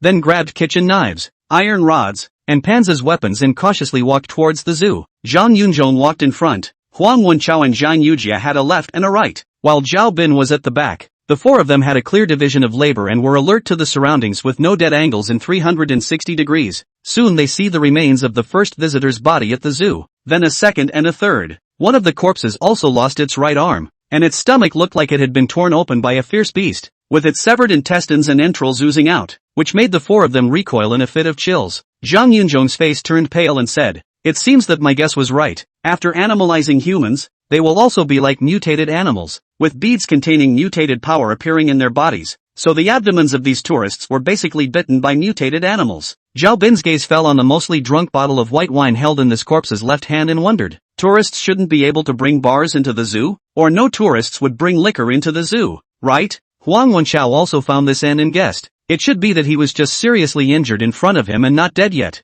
And then the family members or friends who went to the zoo with him brought him a bottle of white wine in order to ease his pain. Zhao Bin didn't dwell on it either and reminded, the tragic deaths of tourists have started to appear here one after another, indicating that some of the animals in the zoo have escaped after mutating, so we have to be careful before we can do anything about it. Zhang Yunzhong spoke, our trip is to sneak up on mutated animals that don't have night vision. If we encounter ferocious animals like tigers or lions that have night vision, don't hesitate, just turn around and run. Before long, the four arrived at the monkey park. Zhang Yunzhong looked at the iron net and said, a large opening was torn open here. It is estimated that the monkeys were much stronger after their mutation and then tore through the net wall and ran out. Zhao Bin alerted the surrounding area and said, do monkeys have night vision? Should we go in and see if there are any mutated monkeys hiding? Huang Wenchao had gone online earlier to learn. Monkeys have night vision and can see at night. Zhang Yujia realized, there seems to be a few dead monkeys inside, probably killed by other mutated animals. Let's go in and see if we can pick up the pieces. As a result, they went in and found that the dead monkeys had all been disemboweled, and that the monkeys' bodies were dried up, as if they had been drained of moisture. Zhao Bin made a new discovery. This monkey with horns on its head also had its head cut open, as if the monkey brain inside had been removed. Huang Wenchao frowned. It doesn't feel like the behavior of a fierce beast. It should have been dissected by a human. Zhang Yunzhong found a sledgehammer with a broken handle next to him at this time, and couldn't help but think of a sledgehammer tied to the back of the motorcycle that Qin Shou rode at noon, which was specially used for demolishing walls and smashing cement at construction sites. He didn't suspect Qin Shou. After all, Qin Shou said it was near the high-speed train station in the provincial capital, and this kind of construction site sledgehammer is very common. Any hardware store can basically buy it. He picked up the sledgehammer with the broken handle and examined it, concluding, this mutant monkey with horns on its head was smashed to death by someone else with the head of this sledgehammer. It seems that someone discovered earlier that the mutated animals possessed beads in their bodies that could make people constantly mutate and become stronger, and rushed ahead of us to kill these monkeys and dissect away the beads in their bodies, as well as a monkey brain. Zhao Bin said irritably, could it be the birdman that just flew away? It's possible, Zhang Yunzhong guessed, but one person's strength is limited. I think these mutant monkeys should be rounded up by a gang, just like the four of us who came over to hunt mutant animals, so if we meet them inside, it's best to stay away and keep our wells clean. Leaving the monkey park that had been intercepted and not harvested, Zhang Yunzhong's four men arrived at the place where the chicken-haired tiger was fighting with the anteater in no time. Similarly, this is where Qin Shou eats tiger meat hot pot and shabu-shabu monkey brain. Zhang Yujie, who was in charge of alerting the right side, suddenly spoke up. There seems to be a tiger carcass over there. And an anteater? The four felt something was wrong and rushed over to find out what was going on. This tiger actually had chicken feathers growing on its body after it mutated. and its stomach was dissected and one of its legs was roasted off. The anteater's stomach was also dissected, and even its head was split open. There was also a fire here, and there were bags of fondue base next to it, and empty bottles of mineral water, which means someone had fondue here. Asterisk asterisk asterisk asterisk. We're late. All four of them were a bit stifled and depressed.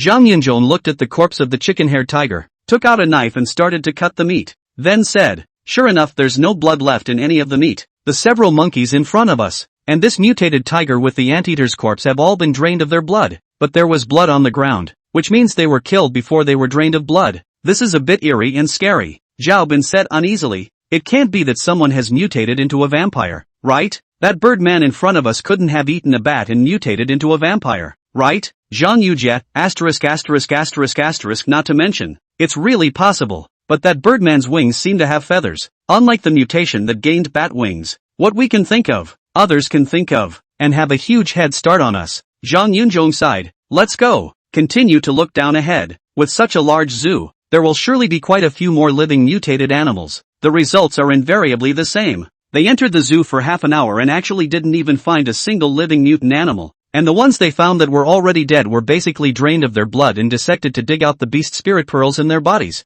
Damn, this is real. Huang Wenchao couldn't help but curse out. During that time they found that there were some mutated animal corpses that had not been dissected, thinking that they could pick up the pieces, but in the end they worked hard to dissect them, but in the end they were unable to find even a single beast spirit bead. Zhang Yunzhong examined and found, the abdomen and head of these unautopsied animal corpses all have an obvious pinhole, indicating that this is how the blood and brain inside these animals were sucked dry. There are also beads inside that were presumably sucked up as well. Zhao Bin was about to vomit blood in anger. Damn, it's too disgusting. This guy is rushing to the end, not leaving a single living mutant animal for us. It didn't take long for them to discover the carcass of the giant gadfly, and then they were all dumbfounded. Zhang Yujie exclaimed, "Is this a fly? How come it's so big?" Huang Wenchao thought of those mutated animals that were drained of blood in front of him and said indistinctly, "It shouldn't be a fly, but a gadfly, because gadflies look a bit like flies, and gadflies rely on sucking blood for a living. Those animal corpses we saw in front of us should have been drained of blood by this giant gadfly."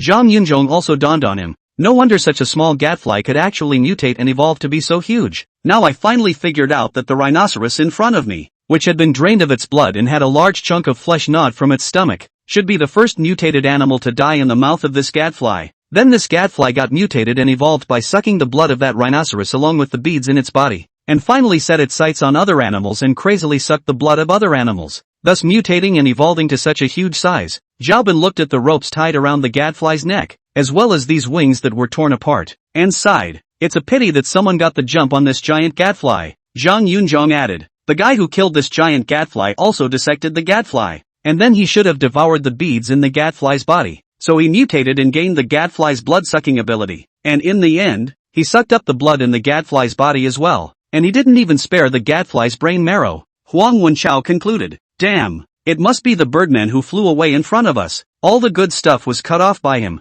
and we can't get anything by following his ass." Zhang Yujie said glumly, "I curse him to have a taste as heavy as a fly gadfly after his mutation, and then eat every day to make a living. Achoo!" In the air, Qinsho suddenly sneezed, startling awake a baby panda stuffed in the pocket of his backpack that had just been born not long ago and had not even grown its fur yet. "Who's thinking about me?" Qinsho muttered as he continued to fly in the direction of the provincial capital. Chapter 25, Raising a Panda Cub as a Beast Pet. After sweeping through the zoo, Qinsho harvested a lot, except for the turtles, crocodiles, and snakes, which were mutated animals that he didn't drive to extinction. The other mutated animals with good natural abilities were basically all taken out by him. The turtles and crocodiles were because the spikes of his tail couldn't be stuck in to draw blood, and that bone-slashing knife couldn't break through the epidermal defenses of this hard-armored beast, so he didn't bother wasting his time and energy to hunt down these crocodiles and turtles. As for the snakes that were still locked up in the glass pavilion, he felt numb at the sight of them, and since he was a child he had a natural fear of snakes, so he ignored the snakes in the zoo.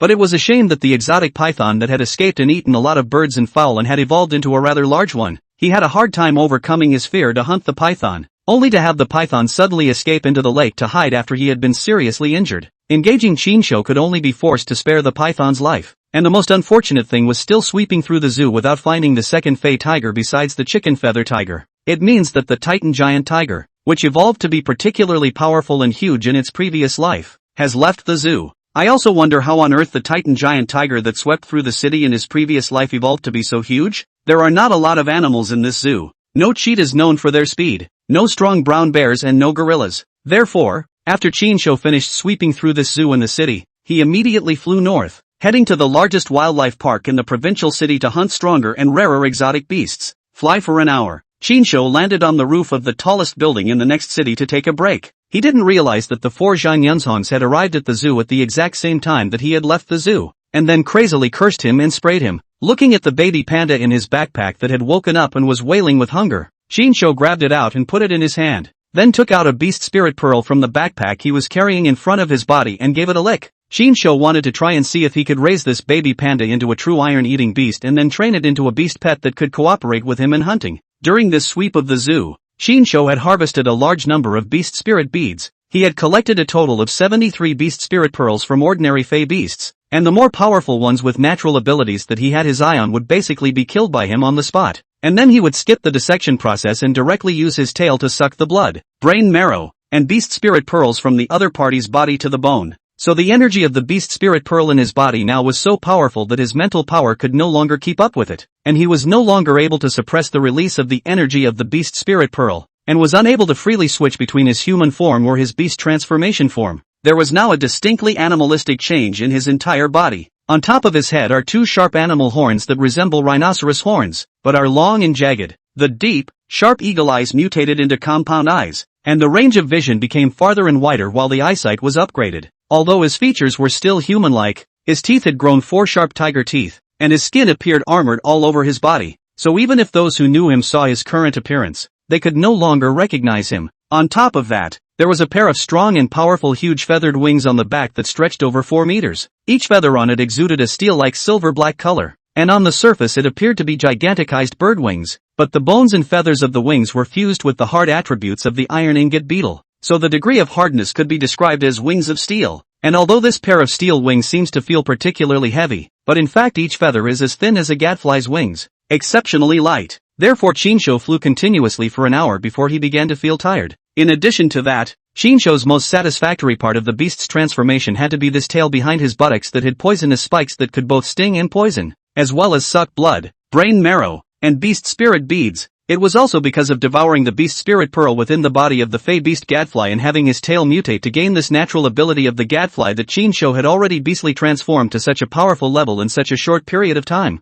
He watched as the baby panda licked the beast spirit bead, and his stomach got a little hungry, so he placed the baby panda on the ground and let the baby panda lick itself holding the beast spirit bead, while he himself took out snacks and energy drinks from his backpack and ate them. I also wonder if this panda cub will directly mutate and grow a few turns after eating this beast spirit pearl? This is a panda cub that has just been born and even had its umbilical cord pinched by Chinsho's help. When Chinsho found it, its mother had long since turned into a cold, tattered corpse, and this little guy is extremely lucky. Its mother dying prematurely gave birth to it, and then the beast that killed its mother is quite conscientious, actually did not kill it to eat it. Therefore, after Chinsho found it, he decided to take it away, and then use the low-quality beast spirit beads that he didn't want to devour to feed it, to see how far this panda cub could mutate and evolve by following him and eating the edges. Now Chinsho gave it a lick of the beast spirit beads from the body of the chicken-furred tiger, because in his previous life the beast became a weak chicken man, so Chinsho was now full of aversion to anything related chickens, and did not devour the beast spirit beads taken out of the body of the chicken-furred tiger, so as to avoid the appearance of the characteristics of chickens again. Soon, the baby panda finished licking a whole beast spirit bead and then fell asleep comfortably. Chinsho began to observe the changes in the baby panda's body, only to see the original only a dozen centimeters long. The whole body is pink and tender baby panda suddenly seems to open the growth acceleration plug-in. The original pink and tender body began to grow rapidly, and the black and white fur gradually grew thicker and took on the appearance of a panda. In less than a minute's work, the little guy, who was originally only a dozen centimeters, suddenly grew to more than 3 dozen centimeters, as if he had grown a month or two at once. Under normal circumstances, it would take over a month for a baby panda to open its eyes, but now after licking one of the beast spirit pearls, the little guy had rapidly mutated and grown, and had started to open his eyes now. The process of mutating and evolving is all a bit hard to bear, so the baby panda, who fell back to sleep after eating his fill, couldn't help but let out an oinking cry. After it tried to open its eyes, all it saw was Chinsho, who was curiously surveying it. so it probably thought that Chinsho was its mother and shakily crawled over to rub against Chinsho's feet. Strange, how is it that it has only grown a few times, and its physical appearance doesn't actually show the characteristics of a cockatoo? Chinsho picked up the little panda and carefully observed it, and determined that the little guy's entire body was panda-like, and did not appear to have the characteristics of a chicken or a tiger in the slightest. Could it be that the panda's genes are so powerful that the beast's spirit pearls can't even change its genetic appearance? While Chinsho was guessing, the little panda held in front of him for observation suddenly came over and licked up his cheek, and quite clingy and pampered. Chinsho rubbed the little guy's furry head and said, "I hope you can surprise me and become a beast pet that satisfies me, or else you'll end up like that cow gadfly. You'll have to be fattened up and then be killed by me, remember?" The little guy wouldn't listen to human words, so he was still happily licking Chinsho's cheek. "Well, we've got to get back on the road and try to finish sweeping the provincial safari park before dawn as well." Chinsho stuffed the little panda into the outer pouch of the backpack, letting its head poke out, then rubbed it while flying in a straight line in the direction of the provincial city. In the meantime, the four Zhang Yunzhongs, who couldn't catch up with the heat of eating, were desperately trying to escape from the zoo, and the one chasing them is clearly the giant python that was almost killed by Chinsho in front of them and then hid in the lake to die. Chapter 26, One of Our Own. Don't shoot, grass. What the hell kind of monster is this? It should be a mutated python. I just didn't realize that it had actually mutated to such a large size, with 4 giant claws and so many feathers on its back. Is this python going to mutate into a phoenix or a dragon? What a damn bad luck. It was so hard to find a few mutated turtles, and before I could kill them, a mutated python popped up. This is an opportunity. Let's get rid of it first, then go find ropes to set up traps to ensnare its claws, and then we can trap it and get it killed. Although Zhang Yunzhong was also panicked, he still thought of a way to be able to hunt the mutant python in the first place. Where to find the rope? Zhao Bin asked as he ran. Zhang Yunzhong replied, "Many of the fences have hemp ropes and steel wires tied to them. It just so happens that there was a fire in a nearby building, and the power is out over here, so we can also rip the wires over and utilize them." After getting rid of the mutant python, the 4 of them grabbed the hemp rope, steel wire, and electric wire, and then twisted and thickened them around each other to make a tough, thick rope. The mutant python with a body length of more than 10 meters and a snake body thicker than an ordinary bucket was unable to catch up with Zhang Yunzhong and the 4 of them as it was not used to crawling with its claws, so it was forced to devour the bodies of those alien beasts that had been finished off by Chinsho. Although all of these beast corpses had no more beast spirit beads, and the vast majority of them had even been drained of their blood and brain marrow by Chinsho, the giant python didn't mind it either, and frantically devoured the corpses of these beasts and animals. A mosquito is still meat. The meat of these alien beasts more or less allowed it to replenish some energy and strengthen its body. In the front, it had been heavily injured by Chinsho's pursuit, and its body was particularly weak and hungry, so it was just as well that these alien beast corpses could give it a full meal. Just as the mutant python was feasting and eating until its stomach was so full that it could barely crawl, Zhang Yunzhong's 4 men summoned up the courage to kill. Huang Wenchao said creepily, "It's too scary. How much has it eaten here? It feels like its stomach is going to burst." Zhao Bin took a deep breath. "This is a good opportunity. The more it eats, the harder it will be to move. So it's our turn to hunt it down next." Zhang Yunzhong reminded, "Don't be gullible. This giant python can swallow us in a single bite, and its mouth is full of sharp fangs. If we were to be bitten by it, even if our skin is as hard as a crocodile's, we probably wouldn't be able to carry its bite." Zhang Yujie said, "The fact that it can mutate and evolve so long and so big in just a few hours means that it is the existence of a big boss in this zoo. We can only outwit it, or else if we are bitten or entangled by it, it will be hard to escape death." Zhang Yunzhong stated, "I'll pull the hate to attract it. You guys find a way to tie its 2 front paws to restrict its movement, and then find a chance to tie the snake's head." As long as they were able to restrict the mutant python's movements, they could warm up the water and finish it off. While they were fighting with the mutant python, Chinsho flew all the way north through the compass on his watch and flew over the provincial city. But the provincial safari park in which direction he is not clear, so took out his cell phone ready to navigate to. Only 4 hours ago, Zhang Yunzhong called and sent a message. Chinsho looked at it and said to himself, "Not bad. Actually went out and killed a fey beast dog." Zhang Yunzhong was initially inquiring if he knew what was going on with this bead inside the mutated animal, but he was killing mad at the zoo and had his cell phone on silent and in power saving mode, so there was a delay in replying. Later on, after a half-hour interval, Zhang Yunzhong sent another message stating that after devouring this beast spirit bead, his body had undergone a secondary mutation phenomenon and had become more strengthened. Chinsho feigned surprise and replied, "Asterisk asterisk asterisk asterisk. Does that mean this bead is the most valuable existence inside the mutant animal?" After replying to the message, Chinsho opened the map to search for the safari park. The driving route is 32 kilometers away. The location is to the east. It shouldn't take me more than 10 kilometers to fly there in a straight line. I can fly there in a few minutes. Shinsho looked at the compass on his watch and turned to face the east direction. Then his body squatted slightly and his feet bounced up 5 or 6 meters with violent force. At the same time, the wings behind his back, which were like steel poured over him, quickly spread out and fluttered high into the air, quickly flying towards the east. Boing boing. Inside the backpack, the baby panda woke up from the air currents created by the sudden flight to high altitude as well as the feeling of weightlessness, and poked his head out to call. Shinsho was afraid that it drilled out and fell, so his right hand pressed the furry little head and rubbed up. Feeling the mother's love touch, the little guy was quiet, closed his eyes and continued to sleep. 3 minutes later, Shinsho saw a large forest in front of him in the air, and thought that it should be the provincial safari park there. At that moment, a clattering sound came from the whistling wind in his ears, and Shinsho immediately hovered in the air. Then the clattering sound became clearer. Shinsho was familiar with it because it was the sound of a gun being fired. Looking in the direction of the sound, Shinsho immediately locked onto the location of the shot, and then discovered a foreign beast black bear. Referring to the building, it was visually estimated that the height of the foreign beast black bear had exceeded 3 meters and stood up almost 1 story high. The bullets shot wildly at its body, but failed to cause fatal damage, indicating that this fey black bear's cortical defense had become stronger after the beast change disaster had descended upon it. That said, besides liking honey, black bears also like to eat ants and insects. So if this black bear eats ants and insects before the beast change disaster strikes,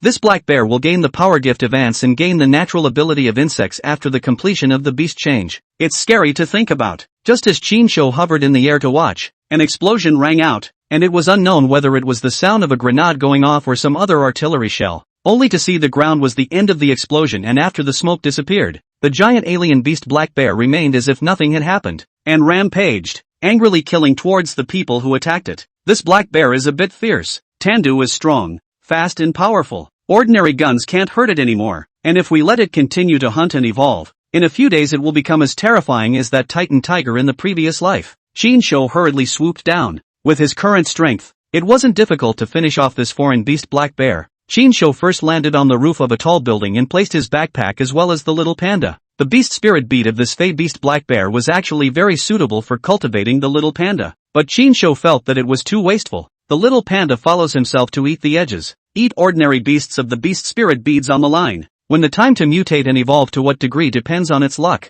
and it was best to keep this powerful and mighty beast spirit bead all to yourself. Nearby, the consequences of a black bear's rage are severe. Its powerful bear claws could easily tear apart even a car, grabbing it and smashing it toward the front. Retreat. Guns won't hurt it at all. We need stronger weapon support. Report. I found a huge black shadow passing through the air just now. It should be a mutated and evolved giant bird. As he spoke, the giant bird appeared again, and the frightened beast changer's soldiers who reported to the police picked up their firearms and shot at it. Bullets whizzed past the body, and several of them hit Shinsho, but they couldn't hurt him in the slightest. In terms of frankness, the current Shinsho was even more powerful than this mutant black bear. Shinsho glided and flew towards the mutated black bear like a falcon hunting for food, and then kicked the back of the black bear's head, sending the black bear, which weighed thousands of pounds, flying out and smashing a small car parked on the road. Instantly, several of the surviving soldiers looked dumbfounded, wondering for a moment if they were dreaming, and Shinsho's voice pulled them back from their skepticism. One of our own. Don't shoot. Chapter 27, is this guy still human? Nice guy, flying down so fast and actually getting hit by a bullet. Shinsho kicked the black bear of the foreign beast and landed on the ground looking at the soldier who had shot him. Luckily, the skin has reached the point of invulnerability to knives and guns after armoring. Otherwise, even if he is not dead, he will have to be seriously injured after being hit by a few shots. I only saw that the one who shot Shinsho was a soldier who appeared to have the features of a bull's head after the beast mutation, and when he heard Shinsho's voice, he was both shocked and embarrassed as he asked, "Comrade, have you been shot?" I thought it was a mutated big bird flying over, so I accidentally fired a few shots. Shinsho did not respond and spoke in a calm tone. This black bear is not in existence that you guys can kill. This place is very close to the safari park, and there will surely be more powerful mutated animals escaping to prey on humans, so if you guys don't want to be eaten by them you should hurry up and escape from here. Shinsho didn't want to see the army coming over to snatch the resources of the beast spirit beads of the mutated animals from him. Although ordinary firearms and artillery shells could not kill Tanda's powerful alien beasts at all, but if it was armor-piercing bullets and heavy snipers, the early stage could still pose a fatal threat to these alien beasts. Therefore the rapid rise in the early stages was basically military personnel. and those in high positions of power and leadership.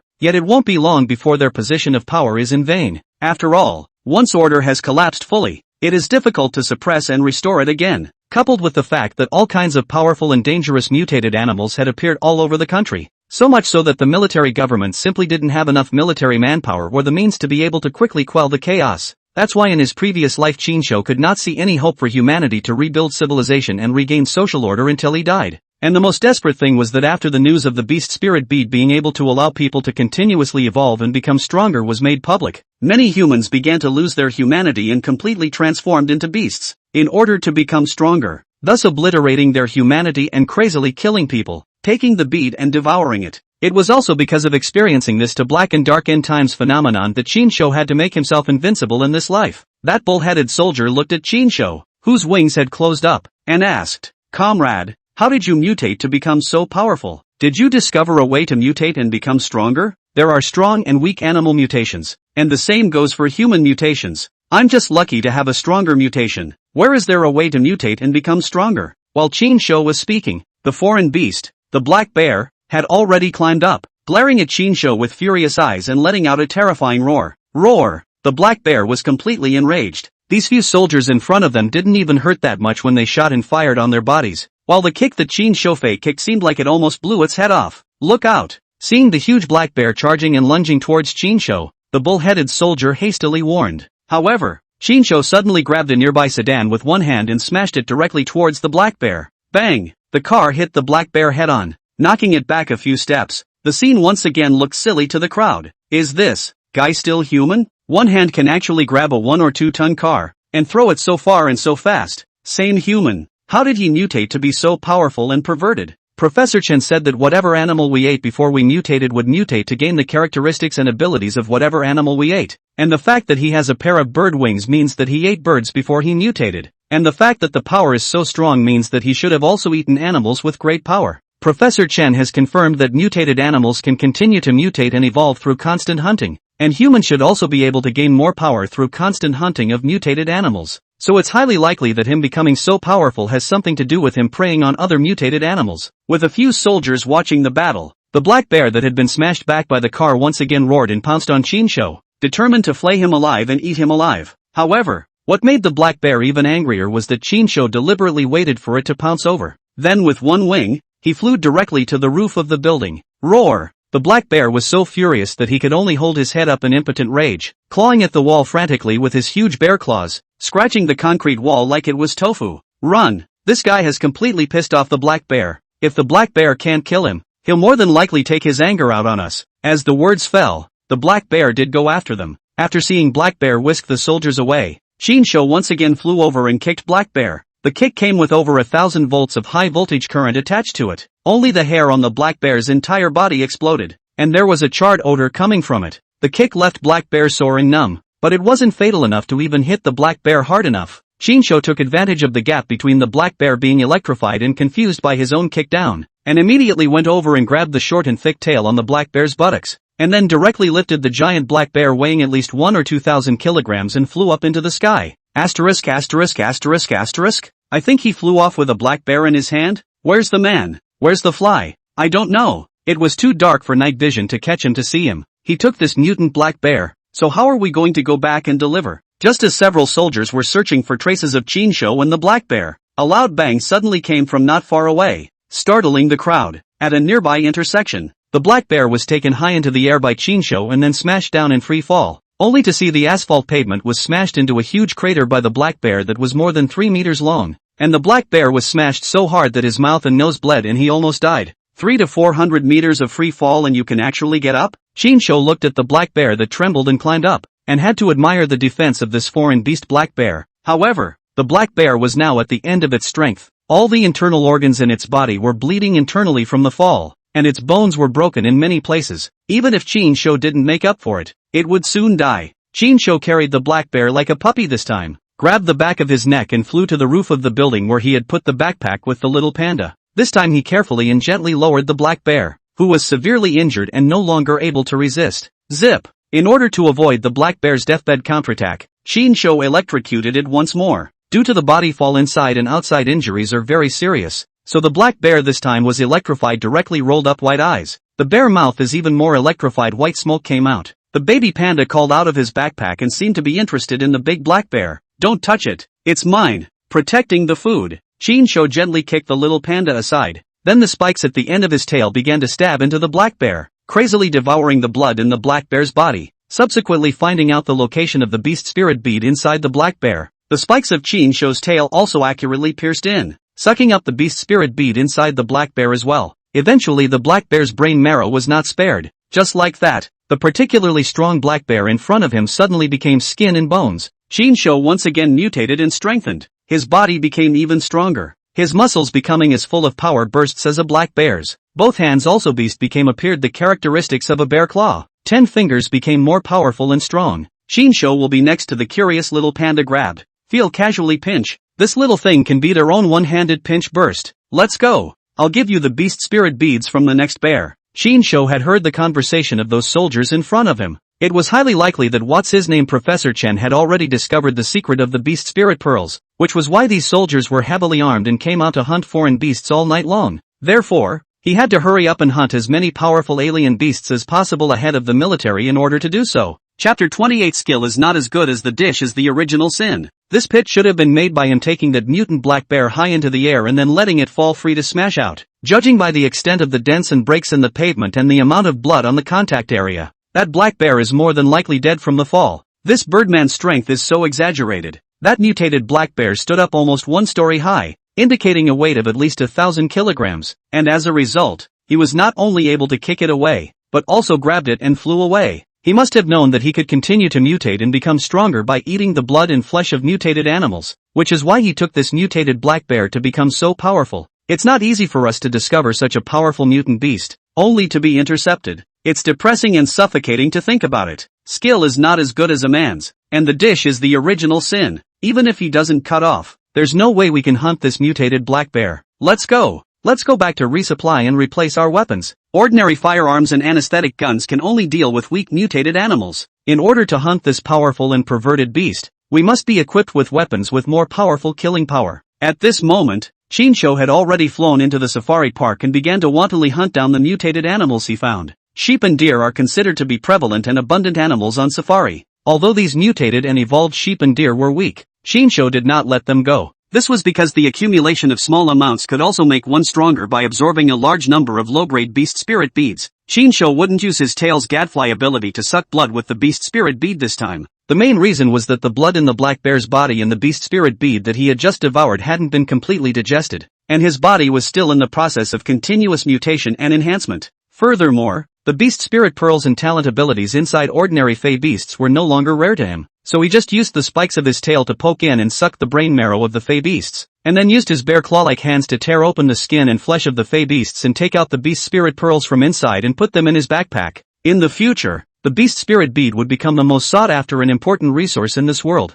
Regardless of the type of beasts and the quality of the beasts, there would be countless people who would rush to get it. Therefore, even if it was a low-grade beast spirit bead that he despised and didn't want to devour, he would still collect it, and it would be of great use in the future. Furthermore, he now also raised a small panda, so these low-grade beast spirit beads can also be kept to feed the small panda. It is not allowed to accumulate a small number of cases. This small panda can also be mutated and evolved to be very powerful. At that moment, a roar sounded. This was followed by the sound of helicopter propellers coming in. Shinsho's hearing was very strong now as he pulled out a beast spirit bead from the stomach of the mutated elk and shook off the blood that stained his hand with force before turning his head in response to the sound and looking to the left rear. Sure enough, a helicopter transporter suddenly flew up in the darkness of the night, with a huge iron cage hanging from thick steel cables below, which contained a dozen or so carcasses of exotic beasts, all of them very common and easily shot in the early stages. Cats, dogs, sheep and deer. Shinsho knew that after this group of soldiers left, it wouldn't be long before they would come over equipped with stronger weapons to hunt stronger alien beasts, so he accelerated his speed to look for the most wanted beasts in the safari park. The cheetah, which was known for its speed, and the platypus, which had senses so strong that they were comparable to radar, and was able to locate its prey with ease, and had a lot of far-flung skills sewn into it. 2 hours later. It's going to be light soon. Shinsho looked at his watch. It was 5:17 and red and white light had begun to appear in the eastern sky, meaning the sun was about to rise above the horizon. This was the first sunrise after the beast change endgame, and from this day onwards, the sunlight during the daytime would also take on a light red color, making the earth as if it was enveloped by light infrared rays. At that moment, Shinsho heard the helicopter's propellers again, and it looked like the group of soldiers that had left in front of him had returned. Shinsho was eating a freshly roasted lion's leg, and next to him, the little panda that had already devoured 3 beast spirit pearls had already mutated and evolved to a height of 40 centimeters, and was hugging one of the bamboos that Shinsho had chopped from the zoo and chewing it slowly. If he hadn't seen it with his own eyes, Shinsho really couldn't believe that it was actually a baby panda that was only half a day old. The biological energy contained in the beast spirit bead is really too sci-fi. Not only can it make animals rapidly mutate and evolve, change their appearance and size, but also accelerate their growth, making the teeny centimeter panda cub quickly grow to 40 centimeters tall. What just surprised Shinsho was that the little panda had already devoured 3 beast spirit pearls, namely the beast spirit pearls in the body of the chicken hair tiger, as well as the beast spirit pearls in the body of a fey beast alpaca and a fey beast elk. As a result, the little guy did change significantly after devouring it, but his external features were still that of a panda, and did not appear to be a tiger in the least, nor did he appear to have the external features of a sheep and a deer. This point made Shinsho particularly curious. Tigers that ate chickens before the beast transformation would all develop the characteristics of chickens, growing chicken feathers or chicken wings, whereas this baby panda ate the beast spirit pearls in the bodies of the other beasts, but only accelerated its growth, and did not develop the outward characteristics of the other beasts. I also wonder if you can get the natural abilities of other fae? Shinsho became more and more curious. Boing boing monster, want some lion meat? He tore a piece of lion's meat and handed it to the young panda who was sitting earnestly gnawing on a bamboo. The little guy brought his nose over and sniffed, then shook his head no and continued to nibble on the bamboo. Raw meat doesn't eat, cooked meat doesn't eat either. It looks like after devouring the chicken hair tiger's beast spirit bead, it didn't acquire the tiger's natural ability and nature. Shinsho ate the lion meat by himself. This was his biggest haul on the safari. The exotic lion was twice the size of the cockatoo that had been killed by the anteater. Originally the mutated and evolved to be so huge and strong at the initial stage of the alien beast was able to kill in all directions and reign supreme. Nay, he encountered Shinsho, who was even more outrageous than open-ended, and thus died in Shinsho's hands before he could even start his journey to Fey domination. Then died also by Shinsho's tail, sucked out the blood, sucked out the brain marrow, and the beast spirit bead in the stomach which contained powerful and dense energy was also devoured by Shinsho. Now the corpse had also been ripped off 2 thighs by Shinsho and roasted to eat. It was simply not too miserable. A short while later, the sound of the helicopter transporter faded, apparently landing a short distance away. Shinsho threw away the bones that had finished gnawing on the meat, got up and carried the large backpack full of meat, then picked up another roasted lion leg and spoke to the little panda. Let's go. Seeing this, the little guy immediately hugged the half of the bamboo that he hadn't finished gnawing on, and trotted behind Shinsho in a bumptious manner. By this time, Shinsho no longer had the pair of steel wings behind his back, and his brain had evolved and become much stronger after devouring the brain marrow of a large number of alien beasts. The degree of brain development of normal people is only a few percent. Only a very small portion of the human brain development can exceed 10%, and Shinsho thinks that his current degree of brain development may have reached 50%, or maybe even higher. Thus after the brain's spiritual power had increased dramatically, he was now able to suppress the beast spirit bead energy in his body again and undo these beast change states on his body. It was just that the energy of the beast spirit bead in his body was too powerful, so he could only suppress the state of beast transformation in individual parts of his body, and for the time being, he didn't have enough mental power to be able to fully suppress the beast transformation effects of the beast spirit bead on his body. Therefore, he had only suppressed the 2 beast horns on top of his head, as well as the beast change state of his wings and tail, while the rest of his body parts still showed obvious beast change characteristics. Go faster. Shinsho took 3 steps and turned back, urging the little panda behind him. After all, the little guy's legs are short, and just learned to walk, so holding the bamboo even rolling and crawling, the speed naturally can't keep up with the fast-footed Shinsho, so Shinsho had to stop and grab it by the back of its fateful neck, lifting it up and putting it on his shoulders to carry it. I'll let you ride me for a bit now, and when you mutate and evolve into a giant beast, it'll be my turn to ride you then, Shinsho muttered to himself. In the meantime, Shinsho's old zoo, Zhang Yunzhong's 4 people took a lot of trouble and finally succeeded in killing the alien beast python that had been seriously injured by Shinsho and then escaped into the lake and died without coming out. Chapter 29, Steady Development, Sneaky Invincibility. After battling for more than 3 hours, Zhang Yunzhong's 4 men finally opened up in the zoo, with a body length of more than 10 meters, thicker than a bucket, and a belly that had swallowed a large number of animals that had yet to be fully digested. The Fey python was finally slowly ground to death by the 4 of them. The snake skull should be quite tonic as well. I'll swallow the snake skull. Why don't you guys make a guess to decide who will eat the beads inside this python? Zhang Yunzhong had eaten the beast spirit bead inside that fey beast dog earlier, so he took the initiative to withdraw this time, allowing the three of them, Zhao Bin, to try their luck at devouring the beast spirit bead inside this giant python. Huang Wenchao immediately said, I don't want it. As soon as I think of devouring this bead down there, it's highly likely that I'll mutate into a human-like snake. I feel like there are ants crawling all over my body. Although Zhang Yuji also wanted to become stronger, he also felt intimidated and disgusted by snakes and said, then let's give it to Bin. Anyway, I'd rather eat the beads inside a turtle and grow a turtle shell on my back than mutate to be as disgusting as a snake. So Zhao Bin wasn't polite and took the beast spirit bead that Zhang Yunzhong pulled out. This is something you guys gave up on your own accord. Later on, if I mutate even more powerfully, it will already be too late for you guys to regret it. After saying that, he forced himself to endure the feeling of nausea and directly stuffed this beast spirit bead, which was 2 times bigger than a ping pong ball, into his mouth. Sure enough, as Zhang Yunzhong said earlier, this bead to the mouth, by the reaction of oral saliva, immediately turned into a trickle of warm water with little flavor, down the esophagus all the way down the. At this time, he also vaguely felt the presence of the beast spirit pearl within his body. After the beast spirit bead in his body had completely devoured and fused the energy of the python's beast spirit bead, Zhao Bin's body began to experience a new beast transformation phenomenon. The skin that was originally as hard and rough as a crocodile's, suddenly the beast became smooth and scaly, and the round pupils of his eyes began to change into the vertical pupils characteristic of snakes. The top of his back suddenly bulged, and then a pair of not-so-small gray feathered wings stretched out, ripping the top completely off.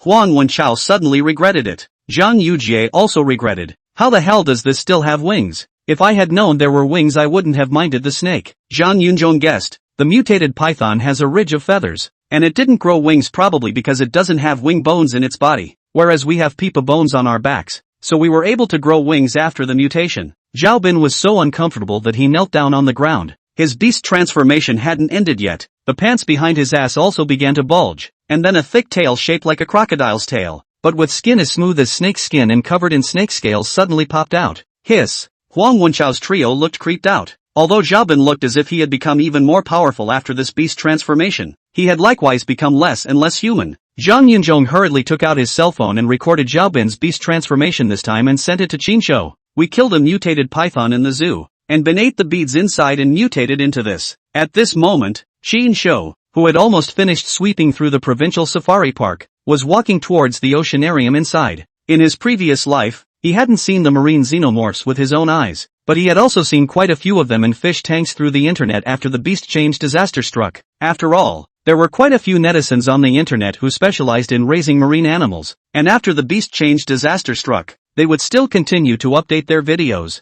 and that was how Qinshou learned about the marine exotics. One of the things that impressed him the most was a video about an alien beast shark, which was originally just a tiny tiger shark with a body length of just over a meter, and as a result of the beast change, it was found to have eaten the entire tank of fish, shells, and seaweeds, and turned into a large shark with a body length of nearly 3 meters, and it was so aggressive that the beast escaped by crashing the fish tank made of tempered glass directly after its transformation. Unfortunately, it didn't get to eat reptiles like turtles and crocodiles, or animals on land, so a shark that can't breathe on land, even if it becomes incredibly strong after the beast change, will eventually die because it can't breathe when it leaves the water. Therefore, after Qinshou had finished sweeping through the safari park outside, he purposely entered the oceanarium next door, wanting to see if there were any beasts that had become particularly powerful marine xenomorphs. For example, sea lions, seals, and polar bears are marine animals that are top-notch swimmers and also have powerful natural abilities, and these animals in the oceanarium are locked up, unless the beast change after the power is much stronger, or these marine animals after the beast change cannot break the tempered glass. It can only be locked up inside. Therefore, this is very good news for Qinshou. After going in, he can directly catch a turtle in a jar, unlike the safari park outside, except for the birds, snakes and turtles which are relatively weak in size and strength in the glass pavilion. The vast majority of the other animals broke through the cage and escaped after the animal transformation. At this time, Qinshou took out his cell phone intending to read the news, only to see that Zhang Yunzhong had sent a few messages 5 minutes ago. He clicked on them and was dumbfounded on the spot. They actually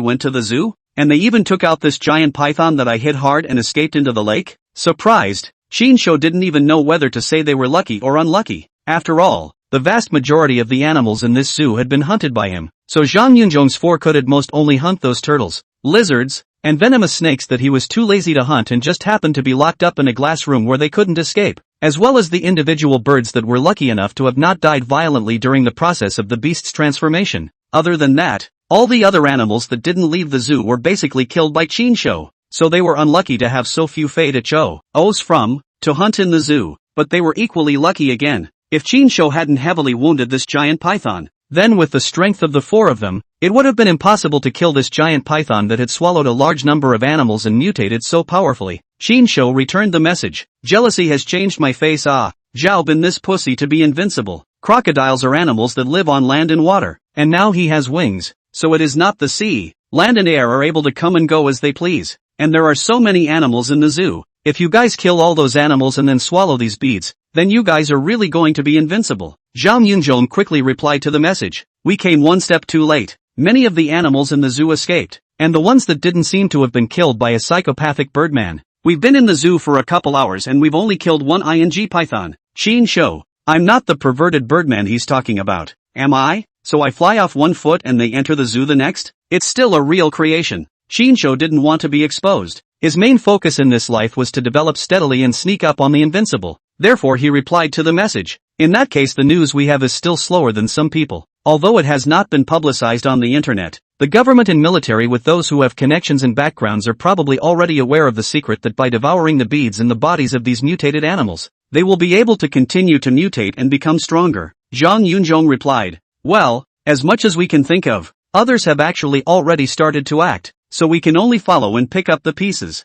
See if there are any other mutated animals inside that haven't escaped, and when we become stronger, we'll go to the provincial city to find you, and by then you'll surely be able to become as strong as us after devouring these beads. Qin spat out. Strong is strong, but man less and beast less. It looks too scary. Zhang Yunzhong was actually speechless for a moment, then said, although ugly is a bit ugly, but strength is king in this context. If you can't be strong, you're really only waiting for death. Qin stopped replying and put his cell phone back in his pocket. The oceanarium is here. Chapter 30. Sure enough, you still have to turn it up. The oceanarium in front of us was closed. Apparently it had closed last night before the beast change disaster struck, and as he swept through the zoo along the way, Qin didn't find any human corpses inside, suggesting that the visitors had all left before the zoo closed at 5 in the evening. Unlike the zoo in the old city ahead of us, it doesn't close until 5:30 in the summer, so there's quite a bit of dead remains of visitors in there. Qin looked at the tightly locked U-shaped lock on the oceanarium's main door, and directly went up and broke the lock with ease.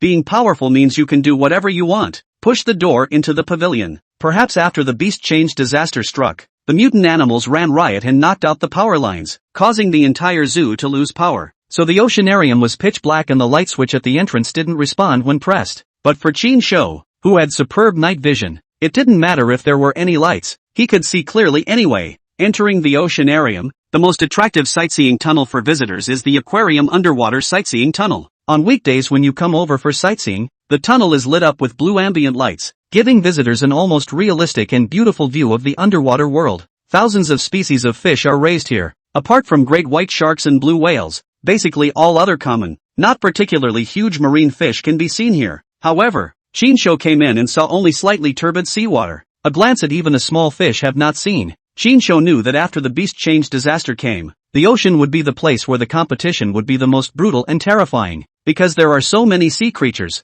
the potential for beastly change in marine animals can be almost infinite. So in the future, ocean giants will be the biggest threat to human survival. Fey beasts on land could become so huge after just a few days of hunting and evolving. And with such a huge number of marine animals, marine fey beasts would only become even more exaggerated through constant hunting and evolving. So when the time comes, there will definitely be a lot of oceanic beasts that are even more gigantic than aircraft carriers. And once these oceanic beasts eat crabs, sea lions and seals or even human beast changers, then it is highly likely that they will be mutated into amphibious animals that will not only dominate the oceans, but also dominate the land. At that point, only powerful nuclear bombs would be able to deal with them. And once they were used to attack these supergiant alien beasts, it would mean that mankind was at the end of its rope. At that moment, Qin looked up and saw a large fish swimming from a distance. What a big fish! It looks like it's eaten the vast majority of the fish in here. From its appearance, it could be seen that this was a mutated and evolved phase shark, as the overall shape and appearance still retained the characteristics of a sand tiger shark. especially the sharp and exposed teeth, coupled with the fact that the sand tiger shark was originally 3 or 4 meters long. After the animal changed, the size will certainly become even more enormous, coupled with the fact that sand tiger sharks like to hide in caves during the day, and then come out at night to hunt for food. So the sand tiger shark won numbness through the prey of a large number of fish, the direct mutation of the evolution to the body length of about 20 meters of the behemoth now. Moreover, several parts of its body had mutated to obtain armor similar to turtle shells. Apparently it had obtained the turtle's armor defense after hunting the turtle. In addition to this, you can see multiple bite wounds on its body, presumably from other sharks. After all, there are only a few sharks that are aggressive and petite in size in this oceanarium. Knock! The sand tiger shark swam rapidly towards Chinsho, the turtle shell armor generated by the mutation on top of his head hitting the tunnel glass with a dull sound. Chinsho was really afraid that it would directly shatter the glass with this collision, and then the entire aquarium would directly collapse and flood. Don't worry, I'll find a way to get you out and finish you off when I leave. Chinsho wondered. With such a perverted strength as he had now, could he in his ultimate beast transformation form dry blow the glass that even this giant shark couldn't break with a single punch? He'd have to try it when it came out. After all, you can't afford to miss out on such a big alien shark. Passing through the underwater sightseeing tunnel of the aquarium, Chinsho arrived at the penguin pavilion according to the roadmap, and then saw through the glass that many penguin corpses were lying around inside, apparently having died a violent death collectively in the course of the beast's transformation. The smaller the size of the animal, the lower the probability of a successful beast transformation. Unless the beast transformation process is lucky and there happens to be a large amount of food energy for replenishment, all small-sized animals will die a violent death because the life energy contained in their bodies will not be able to support them until the beast transformation is complete. Dozens of penguins, all of them died violently. Chinsho regretfully left the penguin pavilion and headed to the next sea lion pavilion. Animals that died violently during the beast transformation process did not give birth to beast spirit pearls in their bodies, so this was a bunch of ordinary penguin corpses that had no value to him. Soon,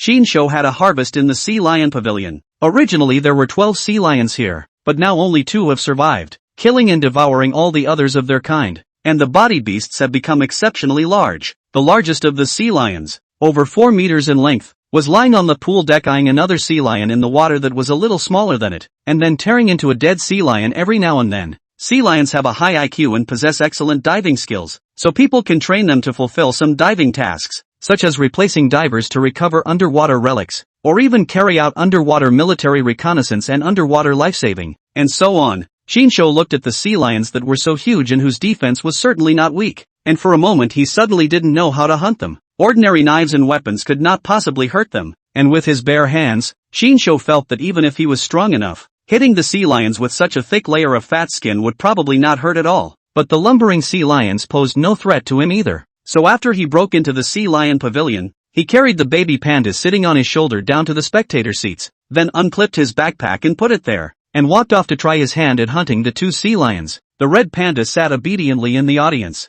nibbling on bamboo while watching the play. From the moment Chinsho broke the door and entered, these 2 sea lions were already on alert. Therefore, when Chinsho approached, the foreign beast sea lion lying on the pool deck immediately stopped eating and let out a warning hiss. Chinsho charged straight over, then blundered around behind the sea lion in an attempt to grab the tail and smash it alive. However, he had underestimated the sea lion's strength, and just after grabbing the tail, he was immediately wrenched free by the sea lion with a flick of his tail, and was also thrown 3 to 4 meters away by the sea lion's strange force, almost falling to the ground. It's true that you still have to turn it up. Chinsho no longer suppressed and fully released the beast's spirit bead energy in his body. Chapter 31, This ing raise is wasted. After the spiritual power no longer suppressed the release of energy from the beast spirit bead, Chinsho's body immediately showed the most powerful phenomenon of full-scale beast transformation. In an instant, his height directly rose from 1.75 meters to 2.4 meters, and his body type became even more majestic as a result, with that well-defined, bulging muscle outline filled with a sense of power. His hands became as wide and strong as bear claws, and his nails were as hard, sharp and long as bear claws. This was followed by 2 jagged beast horns once again sprouting from the top of his head, while steel-like feathers quickly grew from his back. At the same time, a flexible and long brown furred tail burrowed out of his butt. Under the ultimate beast transformation form, Chinsho felt that the beast spirit bead energy that had just been replenished to full capacity in his body was being consumed at a rapid pace, while his own strength was thus ushering in an extreme and comprehensive increase. This transformation process, not only the 2 beast sea lions looked silly, even the audience seat gnawing on the bamboo to watch the show of the little panda also looked silly. Stretched out the little paw rubbed the black eye, as if to say, "This is my mother?" After opening his grand move, Shinsho once again rushed towards the Fey Sea Lion on the pool deck. This time, he directly chose a frontal attack, and then with the advantage of speed, he directly clawed the head of the sea lion, which was biting over with its bloody mouth open, and slapped it heavily on the ground. Bang! Sea lion's chin comes into close contact with the ground. At the same time, the fully charged battery cells in Shinsho's body began to release a high-voltage electric current, electrifying the sea lion to the point that it emitted a shrill scream. It started with its body suddenly becoming stiff, followed by rolling on the ground in pain. Shinsho knew that the high-voltage current released at full strength could kill ordinary alien beasts in seconds, but it could only have the effect of paralyzing and heavily damaging this kind of tandemly strong giant alien beast. Therefore, he took advantage of the situation, and the 5 fingers of his bare claw-like right hand were slightly bent, and then as quickly as an eagle's claw hunting, he stabbed into the sea lion's back, violently tearing out 5 bloody wounds. The next second, tails acted. Shinsho sat on the sea lion's back with his butt and pressed the sea lion's head with both hands to death. Then the spikes on his tail easily pierced into the sea lion's body through the wounds on his back, crazily sucking the sea lion's blood. After the paralyzing feeling of the high-voltage electricity repercussions disappeared, the sea lion began to feel the severe pain coming from its back. It desperately struggled, but found that its head was actually pressed down as if it was being pressed down by a mountain, and even lifting up its head seemed incredibly difficult, and the tail could only swing from side to side, and it simply couldn't hit Shinsho, who was sitting on its back. Soon, the loss of blood caused the sea lion gradually lost the power to struggle against, and eventually fell to the ground and lost its vital characteristics. In the pool, the sea lion that was a little too badly injured to go ashore to fight suddenly felt a sense of unease. The powerful enemy it couldn't defeat was now being killed by someone else. This caused it to despair, so it suddenly swam to the opposite shore, as if trying to escape through the back door. 2 minutes later, Shinsho's tail had sucked all the blood as well as the brain marrow out of the body of this foreign beast sea lion, and the physical energy consumed earlier had thus recovered quite a bit. Then he flew over and took out the other Fey sea lion that had swum to the opposite shore and attempted to find an exit to escape as well. The process was fairly easy. Shinsho lamented the power of the bear's claws and tore through the abdominal flesh of these 2 beastly sea lions with his bare hands, pulling out the beast spirit beads from within and collecting them. The sea lion's superb diving talent was an ability that Shinsho wanted to acquire, and when his spiritual power was strong, he would then devour and absorb the beast spirit pearls of these 2 sea lions. And in addition to the beast spirit pearls in the bodies of these 2 Fey sea lions, Shinsho also pulled out a beast spirit pearl of relatively low energy purity in the body of the sea lion that had been gnawed on for a small amount of time and was relatively small in size. "This one's for you to eat." The little panda had already finished gnawing on the bamboo, and when Shinsho saw that it was obediently watching the show without making any trouble, he decided to share the most trashy of the 3 sea lion beast spirit beads with the little panda. The little panda had already eaten 3 beast spirit beads in front of it, and although the beast spirit beads were tasteless to eat, it could feel its strength increasing and its body growing after eating them, so it immediately happily grabbed the ping-pong ball-sized beast spirit bead and licked it. Shinsho resuppressed the beast spirit bead, and the beast horns on top of his head along with the wings and tail behind his back began to slowly shrink back into his body. He picked up another roasted lion leg that he hadn't eaten yet and nibbled on it, replenishing his energy stamina while carefully observing the changes in the little panda after devouring the beast spirit bead. Results: how come it still hasn't changed? Shinsho really couldn't figure out why this little guy had devoured 4 beast spirit pearls, yet his body still didn't show the beast transformation characteristics of other animals. Now the little panda has grown a few more points, from 40 or so centimeters tall to 50 or 60 centimeters. Shinsho looked at the devouring beast spirit bead light grew up and did not mutate the panda, helplessly directly picked it up, and then threw it against the pool over the sky. In the air, the little panda was so frightened that he let out a wailing cry, then turned into a graceful arc and fell into the fishy, salty pool with a thud. That said, the panda seems to be able to swim itself, so this doesn't seem to test whether or not it has mastered the natural ability of a sea lion. Immediately after Shinsho finished speaking, gurgling bubbles kept coming out of the pool. Just when he thought the little panda was drowning, and was hesitating to go down to save the cat, the little panda suddenly emerged from the water, and then swam up to the shore doggy style, choking on his nose. Shinsho, abolished. It's ing wasted, for beast spirit pearls could make a dog evolve into a powerful beast even if given to a dog. As a result, this little panda ate 4 beast spirit pearls, and instead of showing signs of the beast change of other animals, its body size didn't grow rapidly to 2 or 3 meters tall. Shinsho couldn't help but spit out, "I'm really better off raising a dog than you." However, having invested in 4 beast spirit pearls, it felt like a loss to give up on it now, so Shinsho could only go one way, praying that the little panda was an anomaly that would bring him unexpected surprises in the future. Let's go. Waste. Chinsho gave the little panda a name that particularly suited it. A waste, on the other hand, was angry because it had just been thrown into the pool by Chinsho and almost drowned, and now it was choking hard. So it skimmed its head and didn't pay any attention to Chinsho unless Chinsho came over to coax it and then kissed and hugged and lifted it up high. Chinsho ignored the pretentious panda and put the 2 sea lions beast spirit pearls into his backpack and zipped it up. The backpack full of snacks and water was now almost finished, replaced by a backpack full of beast spirit beads. Now that the number of beast spirit beads contained in his backpack had long since broken the 100 mark, Chinsho felt that this ocean pavilion should be able to fill him up with a whole backpack of beast spirit beads. He wasn't greedy either. Collecting 300 beast spirit beads would allow him to leave this safari with a satisfied mind. Taking the backpack, Chinsho walked out. Although the little panda who was given the name of Waste was still angry, out of the fear of darkness and unfamiliar environment, he finally chose to forgive Chinsho for the time being, and chased after him upside down. In the meantime, a dozen or so soldiers of various beastly transformations are heavily armed and carefully sneaking into the safari park. The animals in the safari park have basically escaped after their mutation. If we encounter a powerful mutated beast, we'll set fire to it and finish it off. If we encounter an ordinary mutated animal, as long as it doesn't take the initiative to attack us, we'll just ignore it. All in all, the only targets on our trip are the mutated and evolved marine animals in the oceanarium. Remember, Chapter 32, we've all been played like dogs. Be alert all around and watch out for the beasts. This mutant elk was just killed. The blood hasn't solidified yet. Wait, this doesn't seem to have been killed by a mastodon. There are no signs of tearing and scratching on the body other than the disemboweled abdomen. The eyeballs were bloodshot and bulging, and there was a bruised and sunken forehead injury, as if he had been killed by a heavy blow to the head from a hammerhead.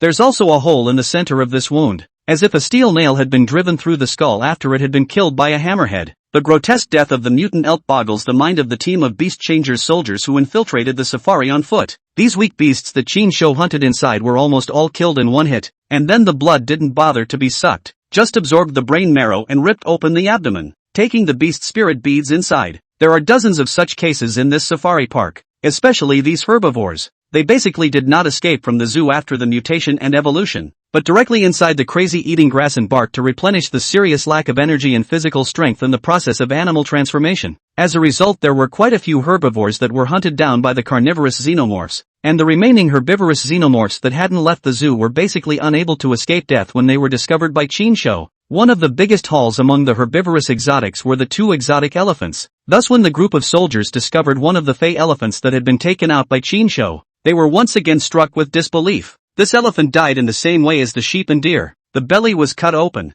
the head had suffered a heavy blow, the eyes were congested and bleeding, and one of the eyes had been stabbed with a long, sharp instrument. It's reasonable to say that an elephant that has mutated to such a huge size would be difficult to kill even if we use firearms. Could it be the Birdman that Captain Lee and the others said did this? They said that Birdman could kick a mutant black bear weighing 1 or 2,000 kilograms with a single kick, and could also grab it and fly it away. If they're not exaggerating, then with this Birdman's strength, it's really possible to kill this elephant by brute force. According to Prof. Chen, the performance of our human strength after animalization depends on the animal meat we ingested before animalization, and the more powerful animal that people can ingest among the meat available on the market is none other than the crocodile. But even if one were to animalize and gain the power of a crocodile, there's no way they'd be a match for this giant alien beast without a powerful weapon. Even if eating mutated animals can continuously become stronger, it's a process of gradual accumulation little by little. It's impossible to become that outrageously powerful in just a few hours. So what I'm wondering now is why he didn't even cut up the flesh and eat it when he killed all these mutated animals, but dissected the stomachs of all these mutated animals? That said, I've seen Professor Chen dissect the stomachs of these mutated animals even when he was studying their corpses before.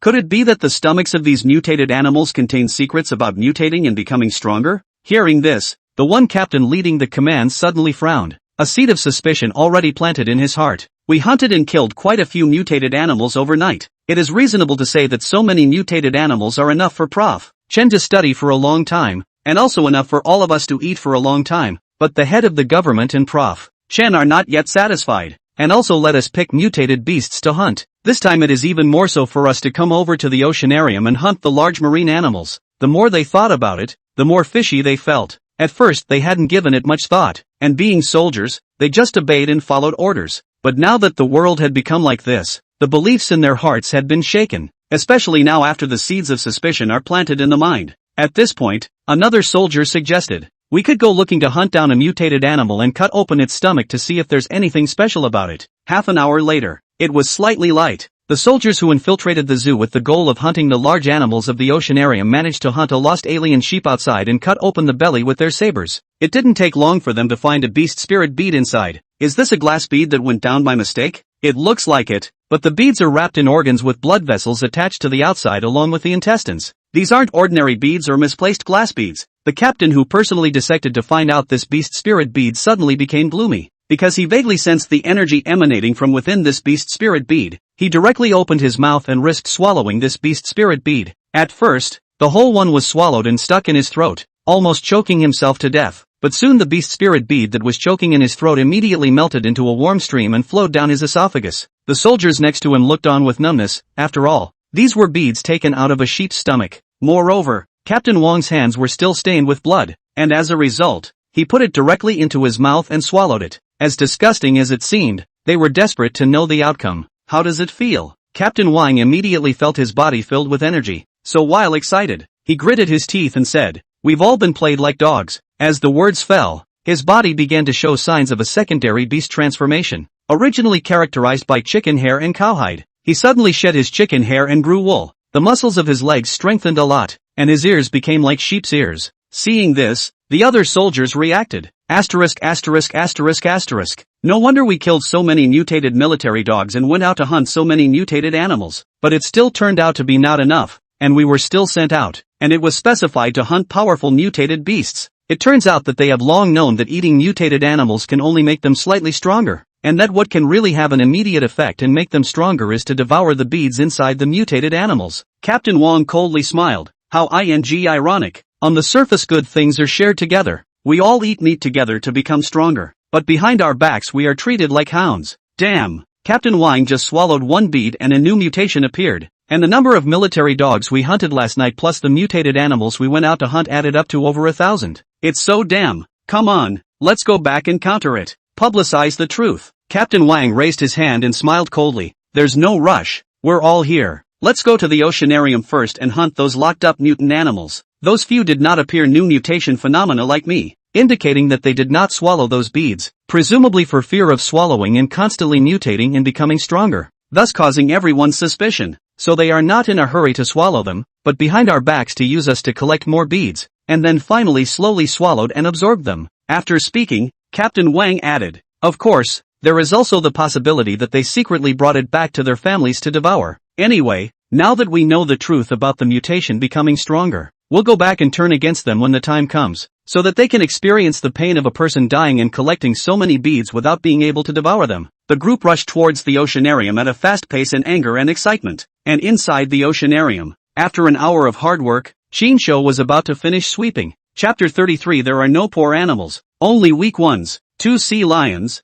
3 seals, 1 polar bear, 2 walruses. This was the battle record of the Fey beasts that Shinsho had successfully hunted within an hour after entering the ocean pavilion. In addition to the fish that were in the aquarium at the entrance, the other pavilion areas such as the sea lions and seals, which were marine exotics, were all taken out by Shinsho. Since these beasts were very powerful in terms of their size and strength, it took Shinsho a lot of effort to finish them off, and it also took a lot of effort to take out the beast spirit beads inside. He devoured the beast spirit bead in that polar bear's body on the spot to replenish his energy stamina, while once again enhancing his beast transformation ability. Now Shinsho's half-orc appearance was quite handsome, because the hair and tail fur had turned snow white, and all of a sudden it was much more noble and high-cool. Next it's down to the dolphins in the dolphinarium, and the exotic fish in the aquarium. It's going to be light soon. Shinsho grasped at straws and headed towards the final dolphinarium. The next step was to fully release the energy of the beast spirit pearl again and enter the ultimate beast transformation form before he could do so. Otherwise he didn't even know how to kill the dolphin inside, because dolphins are so big and they are also the smartest animals on the planet. While the brain development of an ordinary human is less than 10%, the brain development of a dolphin can exceed 20%, and can even reach a maximum of 43%. So the dolphin can be said to be the marine exotic beast that Shinsho wanted to hunt the most when he entered the oceanarium. He only needed to devour the beast spirit pearls as well as the brain marrow within the Fey dolphin's body. Then his brain would definitely be able to usher in a qualitative mutation, thus greatly enhancing his mental strength and realizing perfect control over the beast spirit pearls. Push the door into the dolphinarium. Shinsho immediately heard the dolphin's shrill cry. In the darkness, Shinsho saw, through his superb night vision, the two whaling dolphins in the pool that had already transformed into beasts, but had only increased in size a little. According to the poster presentation outside, the two dolphins that were originally 4 or 5 meters long are now beasts into 6 or 7 meters long. Shinsho was surprised that they didn't kill each other after their beast transformation, then sighed. Sorry about that, I didn't come over to bring you fish to eat, but rather to send you on your way. Taking advantage of the fact that the two dolphins were trapped in the pool without food supplies after the beast transformation and were so weak that they could only wail, Shinsho directly opened the ultimate beast transformation form and went into the water to throw the two alien dolphins up. With the natural power of the ants, coupled with the beast spirit pearls in the bodies of the anteaters, black bears, lions, and polar bears that he had devoured earlier, Shinsho's power under his ultimate beast transformation form could only be described as terrifying as hell. At least 7 or 8 tons of weight of the beast dolphins, just so easily thrown by him to fly into the audience, scared the little panda rushed to run far away, and then wooing and whimpering, as if sympathizing with the pity of the two dolphins. Shinsho, now a cold-blooded hunter with no feelings, spoke to the little panda waist, "Don't be merciful and let the other animals go just because they are pitifully letting out a wail of pain. It's a world of the weak and the strong, and you feel sorry for them. So the animals they eat aren't? How many fish do they eat in one meal? At their size? How many lives must they kill? So there are no pathetic animals in this world, only weak ones." It was not as if Shinsho was saying this to the panda,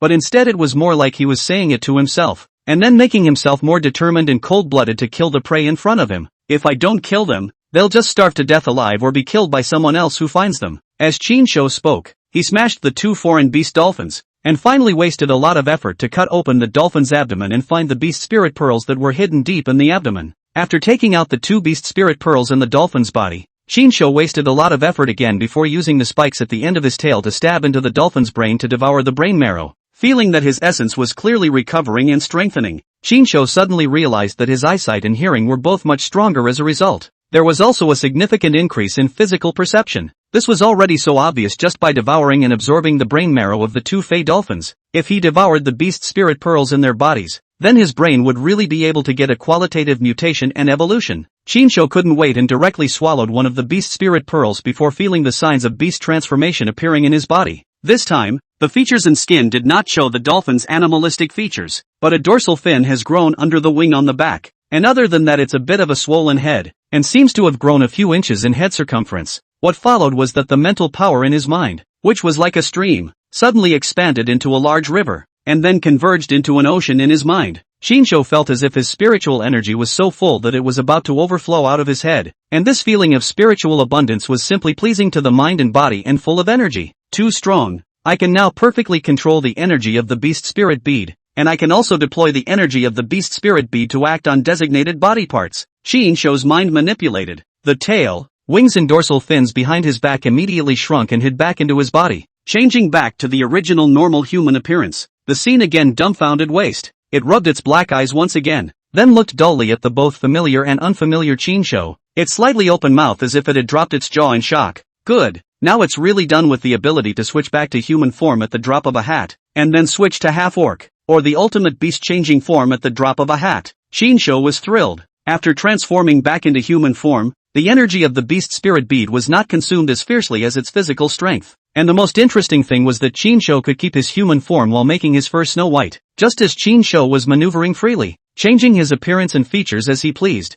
The dolphin's innate sonar-like ability allowed Shinsho to capture and locate an important piece of information from a long distance away. Someone's gone into the oceanarium. There's like 11 people in total? This sonar radar-like localization ability caused Shinsho's heart to become even more excited and fluttering. Waist, let's go. It's going out. Shinsho went to get his backpack and put the remaining one dolphin's beast spirit bead away to devour after a while. He had just gotten his big backpack on his back when Waist immediately climbed on top of him, then hugged his white-haired head and sat on his neck. Shinsho, never mind. Seeing as it's just a baby panda that hasn't even turned day yet, I won't bother with it so much. Shinsho left the dolphin pavilion and walked out towards the outside. He guessed that the guy now entering the oceanarium would be the same soldier who had landed nearby in the helicopter transport earlier. It looks like the military already knows that there are beast spirit pearls in the body of the beasts, and knows that after devouring the beast spirit pearls, they can continue to mutate and become stronger. So that's why they will set their eyes on the zoo, and that's why they will send their soldiers over to hunt on this side of the zoo.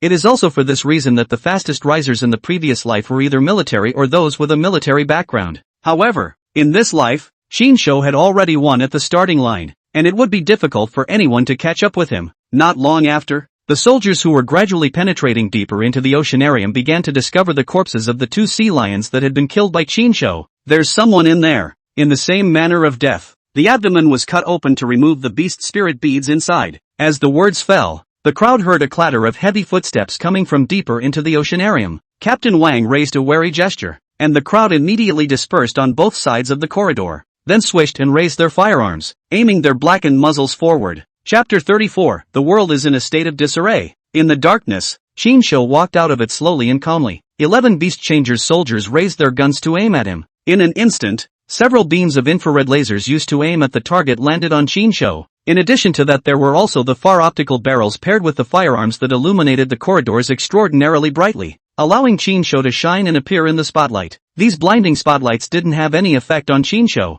His eyes didn't even blink, always looking calmly and lightly at the group of soldiers in front of him. Only the 2 soldiers at the farthest distance were half crouched on the ground, holding 2 heavy sniper rifles similar to Barrett, aiming at his canopy with the red lasers coming from above, waiting for the command to shoot at any time. Although Chinsho was not afraid of these firearms, he still immediately made a gesture of raising his hands in surrender and said in mock panic, "Don't shoot, big brothers, I'm a good person." The panda sitting on his neck, a waist, was still seeing so many people for the first time, so when it saw Chinsho suddenly raise his hands, it also raised both of its paws in a similar fashion. But this action was too violent at once. Plus, after his hands didn't hold Chinsho's head, his body instantly lost its balance and fell backward. Then with a thud, he fell round and round on the ground. The eyes and faces of the soldiers all reacted with unanimous shock. So there was also a gun aimed at little A waist. Even if it was just a small panda that was 50 or 60 centimeters tall, looked harmless, and was even kinda dorky and cute. Feeling the sense of oppression coming from the 11 people across the street, little A waist felt the taste of nervous social fear for the first time in his life. It rolled to the ground with a wooing cry and immediately stood up and hid behind Chinsho, grasping Chinsho's pants with both paws and poking out half of its head to nervously and curiously survey the crowd. Captain Wang looked at Chinsho, who had snow-white hair and a relatively calm demeanor, and stared. "Were the mutated animals outside and the sea lions in here killed by you and then dissected their stomachs?" Chinsho pointed at little A waist and said blindly with his eyes open, "It wasn't me, it was this panda that killed him." So several guns aiming red light immediately fell on the head of the panda hiding behind Chinsho, poking out half a head. It's just that they don't quite believe it, because this wimpy little panda didn't look like an existence capable of tearing those mutated animals apart with his hands in any way. Captain Wang didn't want to talk nonsense with Chinsho and got straight to the point. "Your calmness and composure has already betrayed yourself. Tell me, did you know that there are beads inside the mutated animals that can make people continue to mutate and become stronger if they swallow them? And that's why you specialized in dissecting the stomachs of mutated animals?" Chinsho pretended to be surprised and came up with a fishing enforcement move. "What? The beads in these mutated animals can be eaten, and they can continue to mutate and become stronger after eating them? Then I've collected a couple hundred of them in my backpack. Wouldn't I be invincible if I ate them all?" As soon as he heard that the other party had so many beast spirit pearls in their backpacks, Captain Wang's eyes instantly erupted with greed before he directly pulled the trigger. Shoot! He didn't care if Chinsho was telling the truth or not. In short, he would rather kill the wrong person than let him go. It just so happened that he had another guess in his mind. Since there were energy beads in the bodies of mutant animals that could continue to mutate and become stronger when they devoured them, were there energy beads in the bodies of these mutants of theirs as well? That's exactly why he decided to shoot. Chinsho was very disappointed. He didn't expect that these soldiers would actually kill indiscriminately. They didn't even bother to threaten themselves to hand over the beast spirit pearls and then spare their little lives. It's true, the world is going downhill and people's hearts are not in the right place. The moment the other party fired, Chinsho immediately crouched down his body and blocked his face with both hands while protecting little A waist behind him, lest little A waist be killed by the random gunfire, causing the 4 beast spirit pearls he had invested in front of him to go down the drain. As bursts of gunfire rang out, bullets fell frantically on Chinsho. He thought there would be pain, but he didn't realize that it was actually as painless as a small stone hitting his body. It was important to know that, except for his hair, which had turned beastly into the snowy white color of a polar bear, all of his other body parts were now deliberately suppressed from the beastly transformation phenomenon. But even so, under the transformation of the beast spirit bead, his human form's physical body had been jaw-droppingly strong. The heavy sniper bullet that could even shoot through a 10-centimeter thick concrete wall did not show signs of brain eruption even after hitting his canopy, but bounced off directly. "You guys are so ashamed of the uniform." The chaotic gunfire stopped, and Chinsho was unharmed. The crowd was as tense as if they were on the verge of an attack, instantly tense and uneasy. Captain Wang's heart flinched as he quickly replaced his magazines and continued to burst toward Qinshu. Then while suppressing fire, he commanded, "Use the net gun, the electric gun." Qinshu stopped playing with them and quickly threw the red panda into the nearby sealarium to avoid the repercussions. At the same time, 2 capture nets jetted over and bound him securely, and then 2 stun guns hit him as well. It's a pity that this kind of police stun gun are using DC high voltage pulse technology. The voltage is as high as tens of thousands of volts, but because the current is extremely small, so the damage is far less than the ordinary electric eel. Even Qinshu's hair did not electrify to stand up. What's more, Qinshu's body had become as insulated as an electric eel, so he wasn't afraid of electric shocks at all. Therefore, Qinshu acted as if nothing had happened, and with a gentle tear of his hands, the 2 capture nets that had shrouded him were so easily torn apart by him. At this moment, Captain Wang and the others began to panic, with the feeling that they had seen a ghost. So the timid people directly turned around and fled, because they knew in their hearts that this person couldn't even be injured by firearms, indicating that he had already mutated to be very powerful. And at that time, once they caught up with them, it would be as easy to kill them as if they were chickens. As a result, Qinshu crouched down and grabbed a handful of slugs on the ground, then threw them towards them with force, and instantly someone was shot and wailed. The speed and power of the bullets he threw out with his bare hands were not inferior to ordinary firearms,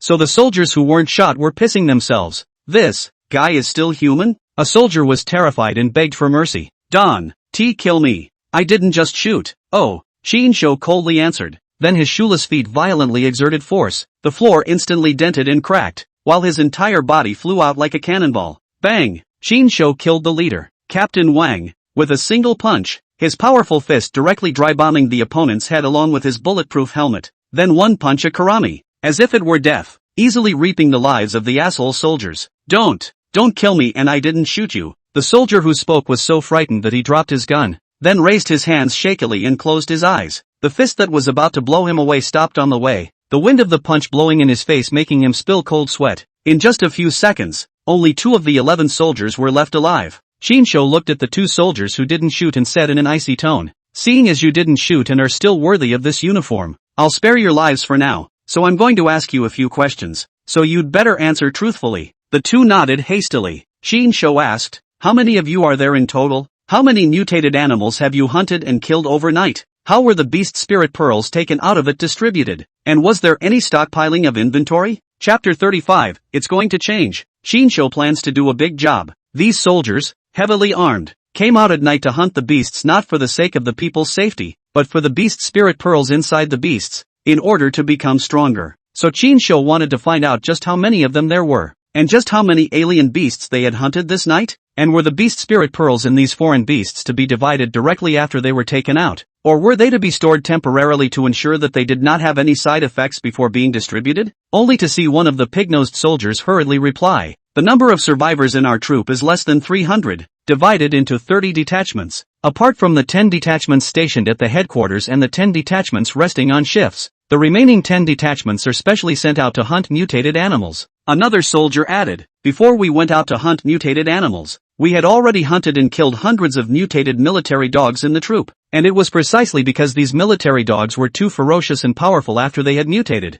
and at that time, everyone was particularly painfully weak during the process of mutation, so a lot of people were bitten to death and eaten. Hunting these mutated military dogs in the back also caused quite a few casualties, so when he said less than 300 he was referring to those who were still able to fight, and counting the wounded who can't fight. There should still be 700 to 800 people overall. Continue, Qinshu signaled. The other party continued, counting those mutated military dogs. The mutated animals we went out to hunt and kill overnight should have added up to more than 1,000, and most of them were mutated dogs and mutated cats. And the ones that head to the zoo to hunt are basically the more common sheep, deer and monkeys. Those large beasts are hard to hunt after they mutate. So our mission this time is to come over to the oceanarium and hunt those marine animals that are locked up and basically can't get out of the water. Qinshu underlined, "How did you distribute the beast spirit pearls in the bodies of these mutated animals? Was there any hoarding of reserves?" The 2 spoke in unison. "There is no distribution." As he spoke, the pig-nosed soldier said in dissatisfaction, "We only just realized that these mutated animals have energy beads in their bodies. Then after witnessing Captain Wang just mutate and become stronger again after devouring the energy beads, we only realized after the fact that we were being used as a gun,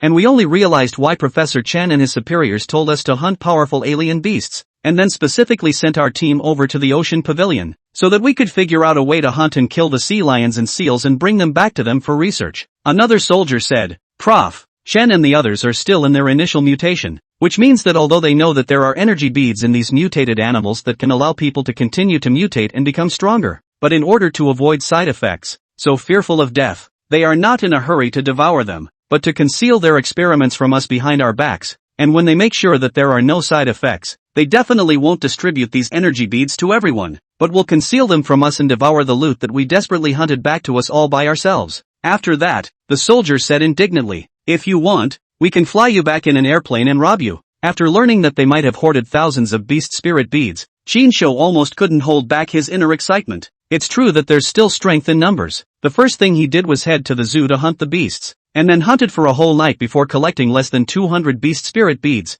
Therefore, faced with the temptation of thousands of beast spirit pearls, Shinsho stopped pretending and directly showed his cards. That's what I thought, and that's why I spared your lives. After saying that, Shinsho didn't waste any time and commanded, now I'll give you guys a chance to redeem your sins. You dissect their stomachs as well and take out the beast spirit pearls from inside and hand them over to me. At least it was 9 beast spirit beads, although the grade was inferior, but if it was given to little A waste to devour, it would more or less make little A waste a little stronger. The two soldiers were pale and at the same time felt alarmed and uneasy. Apparently they didn't expect human beast changers to have beast spirit pearls in their bodies as well, but on second thought, humans are animals too. Since those mutated animals had beast spirit beads in their bodies, it was only natural that mutated people would also have beast spirit beads in their bodies. The pig-nosed soldier took a deep breath, pulled a saber from his belt, and began dissecting the abdomen of his comrade's corpse. Although the process made him feel intensely uncomfortable, he also wanted to witness it to see if similar energy beads existed inside them like those mutated animals. Forcibly enduring the visual impact of the blood and intestines, the two of them successively trembled with their right hands and turned out the beast spirit beads wrapped in unknown organs from inside. It's going to change. The pig-nosed soldier suddenly had a worried face. Once this news spreads, this world will become a hell on earth. Shinsho corrected. There's no need to wait for this news to spread. It's already hell on earth right now. No, you who are supposed to be serving the people and defending your country are still turning your guns on me, an unarmed civilian, in front of you? The duo didn't shoot in front of them, but in their hearts they were overwhelmed with shame. A moment later, the duo took out 9 light golden beast spirit beads from the bodies of their 9 companions and handed them over to Shinsho in their helmets. Shinsho took it and asked, did you bring any time bombs over? The two nodded with pale faces. Shinsho instructed, then install the time bomb on the aquarium's sightseeing tunnel and time it for 3 minutes. The two understood instantly. He was trying to kill the shark that had mutated to a particularly huge size. Soon, they set the bomb and timed it for 3 minutes, then quickly ran out and away. 3 minutes passed quickly. With the sound of a strong explosion, smoke spewed out of the entrance of the oceanarium, and then the underwater sightseeing tunnel of the aquarium began to collapse, and a large amount of seawater gushed out. Only after the aquarium's water flowed out did Shinsho go over to hunt the incomparably huge alien beast shark that was stranded on the ground. Give me the grenade. Shinsho asked for 2 grenades, then peeled off the grenade rings and threw them into the bloody mouth of the alien beast shark. Although this alien shark had mutated and evolved to be particularly powerful, the skin and flesh inside its mouth was definitely still relatively fragile, so 2 grenades exploded in the mouth, and although they didn't kill him, they were able to injure him, and the injuries were not minor. Shinsho continued to ask for a grenade and force-fed it to this unlucky alien beast shark, blowing it up to the point where it was spitting smoke and bleeding, swaying painfully on the ground. This won't even kill me. After a dozen or so grenades blew up, the inside of the alien beast shark's mouth was blown up into a serious injury, but the whole fish was still exceptionally alive. At this time, Shinsho deliberately let go of the 2 soldiers and commanded, you guys go and bring the airplane over here. I'll find a way to kill this shark first and take the beast spirit pearls inside. The 2 soldiers froze for a moment, then as if they were relieved, they hurried away. Does he think we're afraid to run away? Or does he trust us too much? Well, should we still fly a plane over to take him back? People die for money, birds die for food. If we really take him back, at that time, with his perverse strength of being invulnerable to swords and spears, all the energy beads inside those mutated animals that we've worked so hard to hunt will surely be snatched up by him, and it's unlikely that he'll share them with us. That's why we can't take him back. It's best if we go back and join forces with Captain Lee and the others to turn against them, and then we'll all share all the energy beads equally. Okay, the duo decided it was a good idea, not realizing that no matter which decision he makes, he will end up falling into the pit that Shinsho has dug beforehand. Chapter 36 Invasion of an Army Base. Shinsho deliberately let the 2 of them go, For one thing, he didn't want the secret of his next beast transformation at his whim to be seen by them. The second was to let them take a step ahead of them, and then sneak behind them and fly back to snatch those beast spirit beads. Therefore, after the two ran away, Shinsho took off his backpack filled with beast spirit beads and placed it next to Little A Waist. At the moment, Little A Waist was holding the helmet that had 9 beast spirit beads placed in it and licking it up beautifully. I also wonder if it can appear the beast change characteristics of other animals after devouring these 9 beast spirit pearls? And as it devours the beast spirit pearls in the bodies of 9 human beast changers, will it mutate and evolve into a panda man as a result? In anticipation, Shinsho immediately fully released the beast spirit pearl energy within his body and entered into the ultimate beast transformation form. This time, his size became even taller. Counting the 40 to 50 centimeter long jagged beast horns on top of his head, his height was already over 3 meters. But in front of the 20-meter long face shark, his size could only be considered a younger brother. At this moment, the alien beast shark, whose mouth had long since exploded to the point of festering on the inside, looked viciously at Shinsho, and that bloody mouth full of sharp teeth looked like it was really making people's scalp numb. Shinsho was afraid that it would suddenly leap up and smother itself in one bite, so he purposely flew up and then circled around behind the face shark, giving him an electric treatment to relax first. But with such a large size, it was impossible for him to electrocute the shark even if he unleashed all the electricity stored in his body. So taking advantage of the moment when the shark was paralyzed by the electricity, Shinsho sat on the shark's head with his entire body, and then beat it furiously with one punch to the head. Though his fists were pitifully small for a shark, the terrifyingly monstrous force could still punch a shark upside the head. A few moments later, Shinsho did not rely on any weapon, and hardened his fist to break through the defense of the alien beast shark. Then his right fist penetrated deeply into the fish's head, painfully causing the shark to let out a final death struggle. The tail of the beast behind him that had turned into snow-white fur took advantage of the situation and reached over the end of the tail, drilling out sharp and hard poisonous spikes before aiming at the wound in the shark's head that had been penetrated through the surface of the fish's head, and drilling hard towards the inside. Sharks are also among the most intelligent of marine animals, and are well versed in calculations, hunting collectively and strategically, as well as learning from other fishes' hunting experiences. Thus such a large alien beast shark would certainly be particularly brain-boosting as well if it absorbed all of its brain marrow. After absorbing the shark's brain marrow, Shinsho pulled out his tail and then began to dissect the shark's abdomen. This is the most troublesome thing. This face shark was too big, and even if Shinsho completely stuffed his entire tail into the shark's stomach, the length wouldn't be able to reach the beast spirit bead inside. Therefore, he could only cut open his stomach to retrieve the beads, and even had to drill into the shark's stomach to look for them in order to successfully take out the beast spirit beads. It's a big project. It took Shinsho half an hour before he managed to remove the beast spirit bead inside. In addition to this beast shark, Shinsho also found a giant ray with a length and width of 7 or 8 meters, which was not found when he came in before, most likely lying on the bottom and hiding. Unfortunately, it wasn't an electric ray, and rays were all cartilage, so this ray had little value to Shinsho, but it was able to beast change and evolve to such a huge size, and the quality of the beast spirit pearls in its body was still very high. Furthermore, the beast spirit bead in the body of this cartilaginous alien beast was not suitable for himself, who was a hardened man, but it was quite suitable for the class teacher and the girls who the beast had turned into a bunny girl.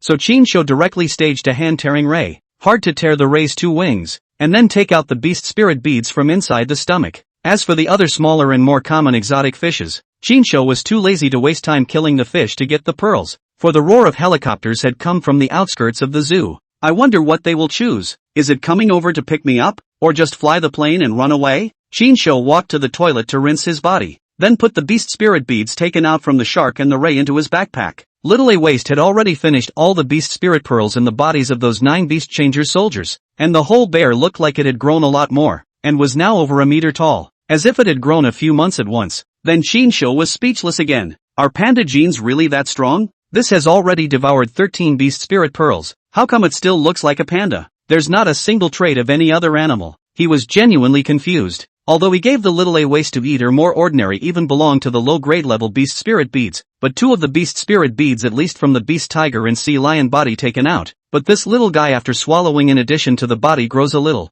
the whole body does not have any other animal beast change signs. Shinsho was all depressed. Even if these 13 beast spirit beads were taken and fed to a dog, they could make the dog beast even more powerful and huge than a tiger. As a result, you are just eating the beast spirit beads and then not growing at all. Little A Waist couldn't understand what he was jabbering about, holding the empty helmet that had just contained 9 beast spirit beads, and calling out. Although Shinsho couldn't understand what it was screaming at the bear, He was still able to communicate without any obstacles and said in disgust, "Still so wasted after eating so much. It still has the face to keep asking for beast spirit pearls when it's so wasted." If it wasn't for the fact that the panda was cute and adorable and quite obedient and sticky, Shinsho would have wanted to stop in time and slaughter it. At that point, the sound of the one helicopter transport was getting farther and farther away, and it wasn't coming toward the zoo, but was heading off in a northwesterly direction. Sure enough, trust between people is all a sham in the post-apocalyptic context. Let's go and end their lair. If there are really thousands of beast spirit beads, then I'll give you 100 of them at once.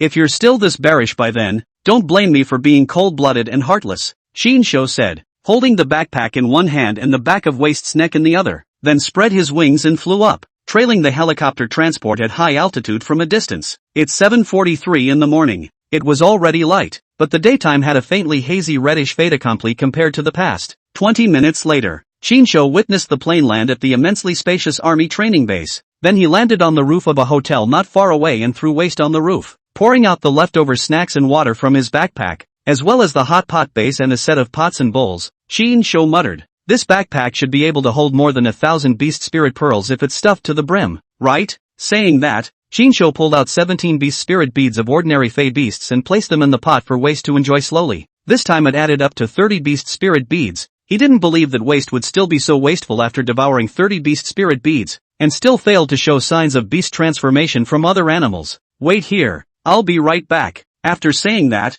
Shinsho suppressed the signs of the beastly transformation of his hair and changed from white hair back to black hair. Then the beast's horns grow and its tail tucks in. This was the Birdman lookalike of the alien beast black bear he had intercepted in the early hours of the morning before the eyes of the pair of soldiers. So even if the two soldiers he had let go in front of him saw him later, they wouldn't know that he was the perverted teenage boy in the ocean pavilion with the white head and the sword and the gun. After managing his image, Shinsho directly incited his wings and quickly flew towards the army base not far away. Within moments, several soldiers stationed at the gate saw him fall from the sky, then rushed to sound the alarm in terror. "Attention! There's a bird alien invasion." "No, it looks like a human. A bird mutant." Chapter 37. You have to be quick and precise. The whimpering siren pulls. The large army base was instantly put on a state of readiness. Obviously, after the beast change catastrophe struck last night, they were all terrified by those fey beasts, especially the fey beast military dogs that attacked them directly after the beast change and tore them apart. Therefore the soldiers stationed at the gate were so frightened that they hurriedly sounded the alarm upon seeing the invasion of a giant bird-like alien beast. But after the giant bird-like beast landed on the ground,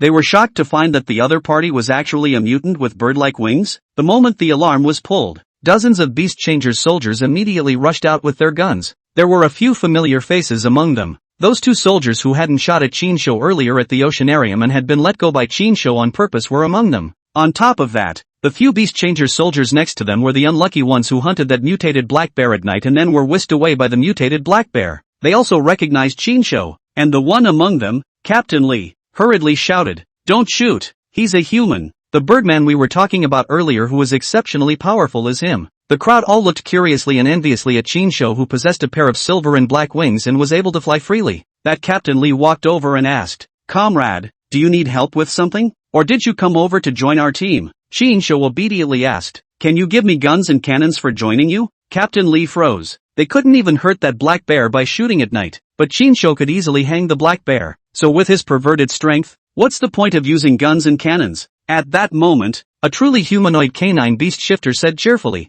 "Yes, the last thing we need right now is guns, so we welcome capable citizens to join the troops, and then the military and the people will work together to get through this crisis." "That's what I thought," Shinsho said seriously. "Welcome to join us." The dog-headed officer shook his hand enthusiastically and proactively and said, "Then let's go inside and have a chat? It just so happens that I have some things I want to consult you about." Shinsho nodded. "Coincidentally, I also have something I want to consult with you." Looking at the back of the Birdman that Shinsho had been graciously invited to enter, Captain Lee looked thoughtfully at the pig-nosed soldier beside him, his eyes signaling the other to follow him. On the empty, deserted playground with a lot of blood on the ground, Captain Lee asked, "Is everything you guys are saying true?" The pig-nosed man said seriously, 1,000 times true. Captain Wang has already proved with practical actions that all those mutated animals have energy beads in their bodies, and after swallowing them, they can mutate and become stronger again. This Birdman who has just had contact with you and was described by you as particularly powerful must have devoured quite a few energy beads.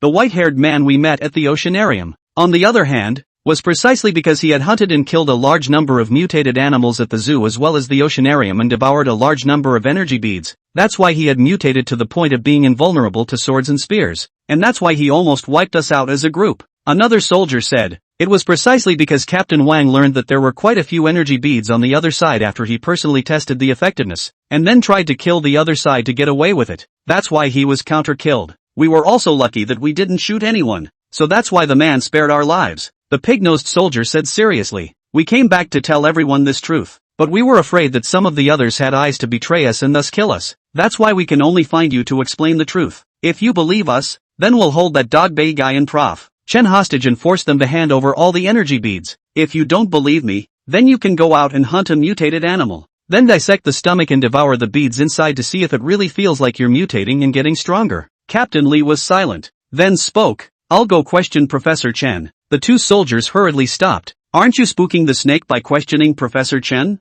Think about it. So many of us have hunted and killed so many mutated animals back in a row. If it was purely for research, wouldn't hundreds or thousands of mutated animals be enough for research? But with so many mutated animals to study, why do we have to keep hunting and sending us to zoos to hunt stronger and rarer animals? To hesitate is to lose. We urgently need to make a decision as soon as possible to do so. Otherwise, once he transfers away the energy beads collected from the overnight dissection or devours all of them, then the energy beads inside these mutant animals we've worked so hard to hunt and kill back are going to be theirs alone. Captain Li spoke. You guys allow me to think about it. Rebellion is not a trivial matter. Once we fail, we will only die. Even if it succeeds, by the time the others know this truth, they will surely all want to become stronger, and all want to obtain these energy beads, thus engaging in tussles and cajoling. Just as they were plotting a rebellion, Qin headed directly toward the next lab floor at the dog-headed officer's gracious invitation. What's your name, little friend? The dog-headed officer asked. Qin said without thinking, my surname is Wang. Just call me Little Wang. Okay, comrade Little Wang. The dog-headed officer asked. I heard that your strength is so strong that you are able to kick and fly a 1 or 2,000 kilograms mutated black bear, and also be able to take such a heavy black bear and fly away directly? So is this true or not? Qin replied. Really? The dog-headed officer's eyes lit up as he asked. According to our research, the phenomenon of beast transformation in our bodies is related to the animal meat we ingested before our beast transformation. So this beast-changing phenomenon of yours is caused by eating some animal? Qin babbled. Then I should have eaten a roasted squab with an ant omelette, and that's why I grew wings and became powerful. That makes sense. The dog-headed officer didn't realize that eating ants could actually gain the ant's natural power, and he didn't realize that there were actually people in the country who enjoyed this dark cuisine. He led Qin into the experimental building and said, by the way, our research found that everyone's body will have rabies virus after the beast change. This news is not dared to announce for the time being, because once it is publicized, the entire population will be thrown into a panic. After all, now that the country has fallen, it is unlikely that enough rabies vaccine will be made available for the entire population anytime soon. So now we have to prioritize the rabies vaccine for military personnel. And those who don't get the rabies vaccine within 48 hours will most likely die a violent death or lose their minds and become bloodthirsty and brutal. Qin laughed coldly in his heart. If I wasn't born again, I'd really be fooled by you. Qin pretended to be alarmed. What then? Do you still have rabies vaccine? We brought back a number of rabies vaccines from the major hospitals overnight, and are now barely able to meet domestic demand. And it was only because your beast had become so powerful and could fly that I decided to tell you this. After all, we don't just need powerful weapons right now. We also need strong citizens to hunt mutated animals together and restore normal order as soon as possible. Qin solemnly said. I'll try my best. Well, I'll watch you. The dog-headed officer patted Qin's shoulder and led him into the innermost lab, first knocking on the door before pushing it open and saying, Professor Chen, you give this little friend a rabies vaccine.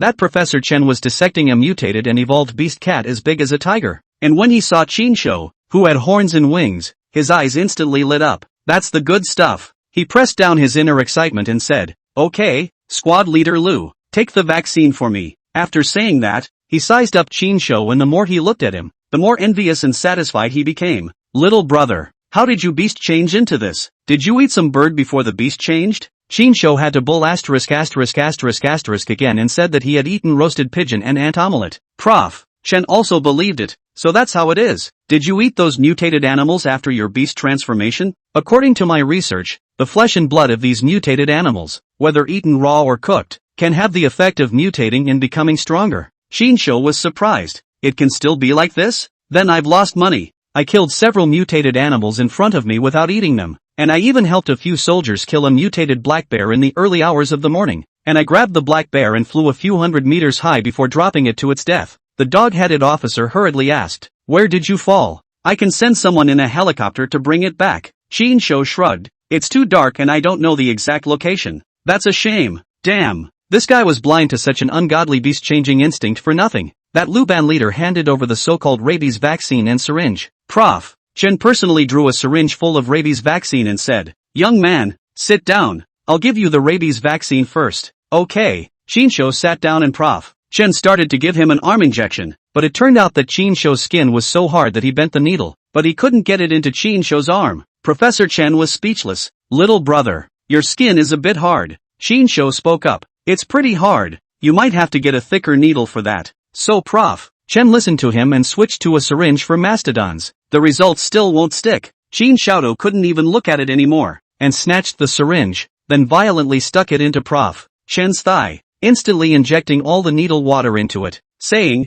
"You have to be quick and precise, just like me. Isn't it easy to finish the injection?" Professor Lu suddenly looked horrified. The dog-headed officer immediately pulled out his pistol and shot Shin-sho twice with a bang. This is the moment when no one is pretending. Chapter 38, This guy is horrible. The dog-headed officer quickly pulled out his pistol and shot Shin-sho's chest twice with a bang. He was quite puzzled as to how the boy had discovered that the injection was not a rabies vaccine, but a poison? But it doesn't matter, since he can't be poisoned. Let's just shoot him and kill him. However, the bullets that landed on Shin-sho directly bounced off, and one of the bullets that bounced off also hit the unlucky Professor Chen. At the same time, the two assistants who had dissected the corpse of the alien beast with Prof. Chen also rushed into action, each grabbing a wing in an attempt to restrict Shin-sho's movements. As it turned out, they had underestimated Shin-sho and overestimated themselves. Only seeing Shin-sho fluttering his wings seemingly casually, the two guys holding his wings were just flung away and then crashed alive into the wall. "It's not even loaded anymore." Shin-sho had originally only guessed, but now he was certain that these high-powered guys had already begun to misbehave.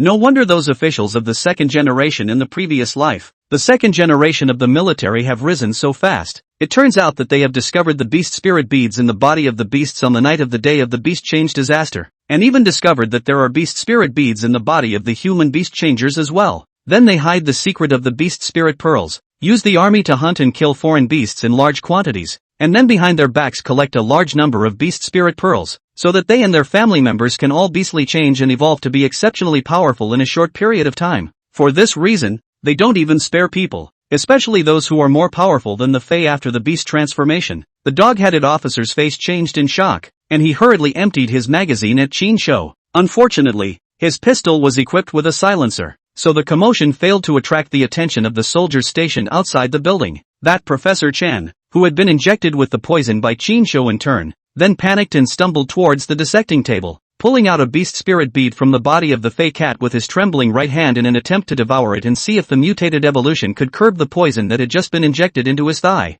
However, Shin-sho directly snatched the beast spirit beads from his hand and said, "You concealed the soldiers and allowed them to hunt and bring back so many mutated animal corpses, so you must have collected and hoarded a lot of beast spirit beads from them, right?" Professor Chen's face grew more and more frightened as he begged for mercy. Save me, I don't want to die." Shin-sho directly crushed his head with one hand and said contemptuously, "If you don't want to die, don't do things that hurt the heavens. If you do it, you'll have to bear karma." Witnessing Professor Chen's head being crushed like a tomato by the other party with one hand, the dog-headed officer was completely flustered. It turned out that this guy had long known that the so-called beast spirit pearls existed in the bodies of these mutated animals, so it was definitely not due to the pigeon with ant omelette he ate before the beast transformation that he became so powerful, but rather it was caused by devouring quite a few beast spirit beads. The dog-headed officer hurriedly said, "There is something to talk about. Since you're coming for those beads, I'll exchange those beads for a way out. Otherwise, if I die, even if you can find those beads, you won't be able to escape alive." Shin-sho asked, "Then how many beast spirit pearls do you think you should take from this dog's life to trade with me?" "I can give you all of it, as long as you forgive me and spare my life." "How much is all of it?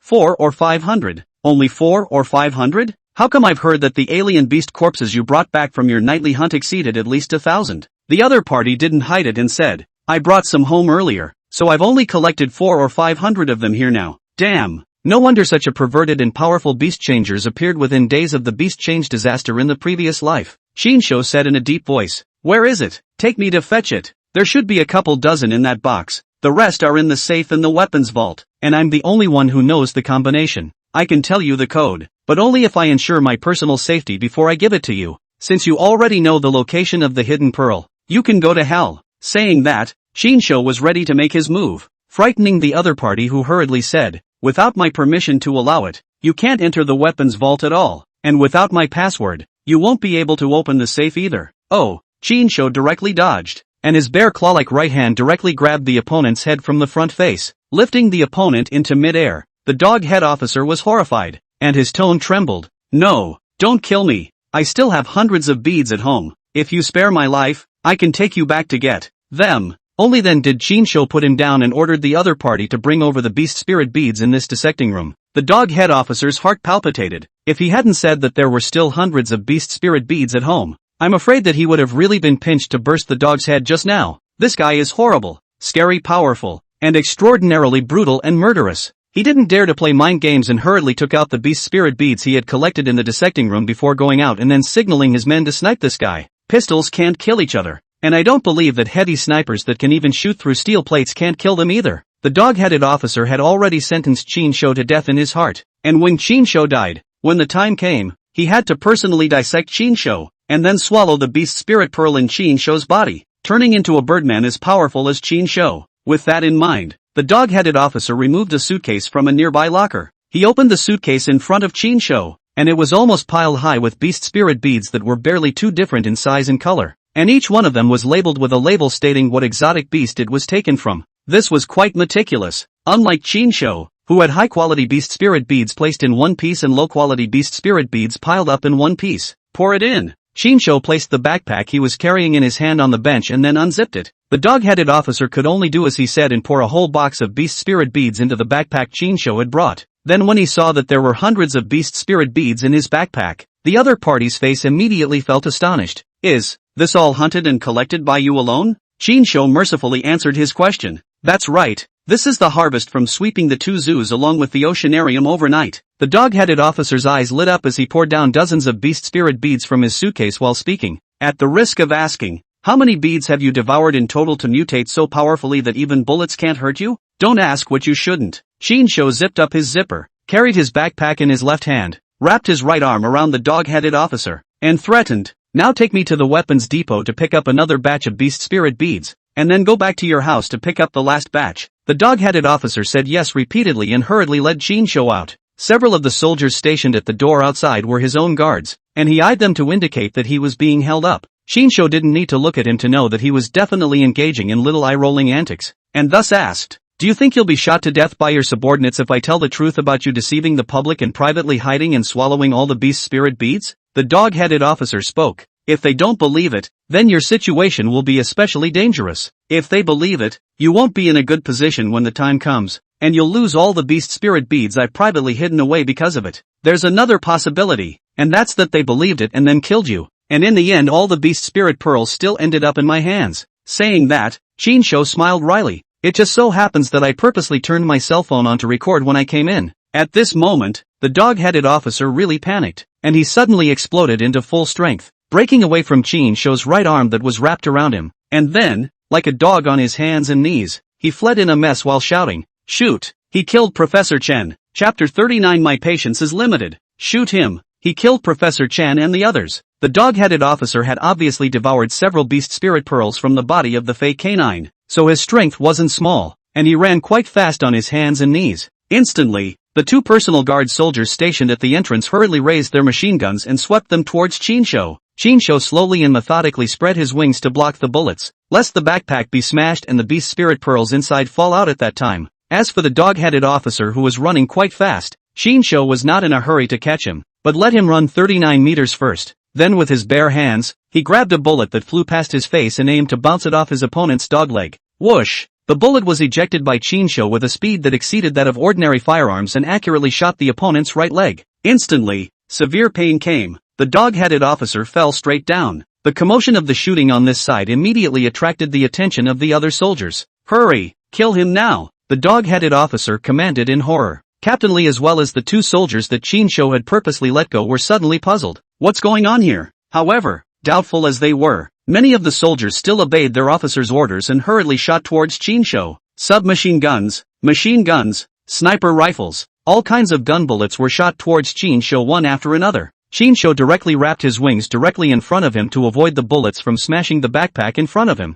and at the same time to avoid the bullets from hitting his eyes, which after all are the weakest part of his body. Watching Chinsho ignore the bullets and walk straight towards the dog-headed officer, the crowd was completely dumbfounded. How come this guy can't even be hurt by a bullet? We said it before. Not only is he invulnerable to knives and guns, he can also kick a 1 or 2,000 kilogram mutant black bear and fly away with it. It's too exaggerated. How on earth did he mutate? To actually be able to mutate to the point of being invulnerable to swords and spears? I don't understand. Why did he kill Professor Chen? What the hell does he want by coming over here? Bathed in gunfire, Chinsho could not help but admire the dog-headed officer's rallying cry. All the while feeling sorry for the soldiers, he leapt up high, the ground instantly dented by the amazing explosive force of the stomp, and then his entire body flew out like a cannonball. Chinsho opened his wings and quickly glided and flew over to re-hijack the dog-headed officer who had injured his right leg and was limping. Dogs, running pretty fast. Chinsho, who was over 2 meters tall in his orc state, held his opponent's head with one hand and lifted his opponent's body up,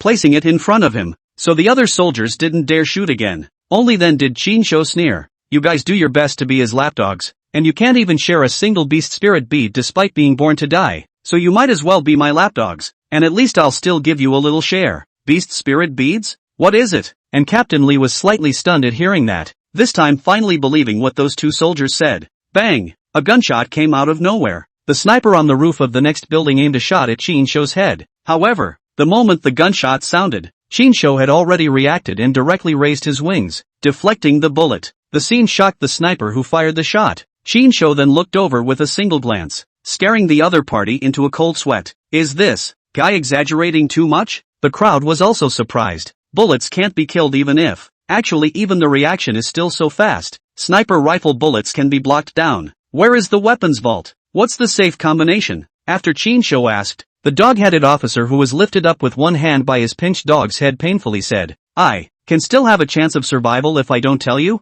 If I tell you, then I'll only have one way to die. Makes sense. Chinsho nodded slightly, then asked that Captain Lee, do you know where the weapons depot is? Captain Lee nodded and said, we know all about it, but we can't open the weapons vault without permission to follow the password. Chinsho inquired again, then do you know where this dog's home is? Upon hearing this, the dog-headed officer immediately growled, go ahead and come at me. Don't move my family. Rush. Chinsho sneered, looks like someone knows where your house is, so you're worthless to me then. After saying that, Chinsho did not crush his dog's head, but instead threw him on the ground as if he were a piece of trash, and then stepped on his dog's legs to break them. Ah! The dog-headed officer let out a heart-rending scream. Meanwhile, the sniper fired again. Chinsho's body leaned back and dodged the bullet that exploded his head. Then he couldn't stand the other side and flew directly towards the sniper on the roof of the next building. Instantly, that sniper was so scared that his face turned pale, and the hand holding the sniper rifle began to stop trembling. In the blink of an eye,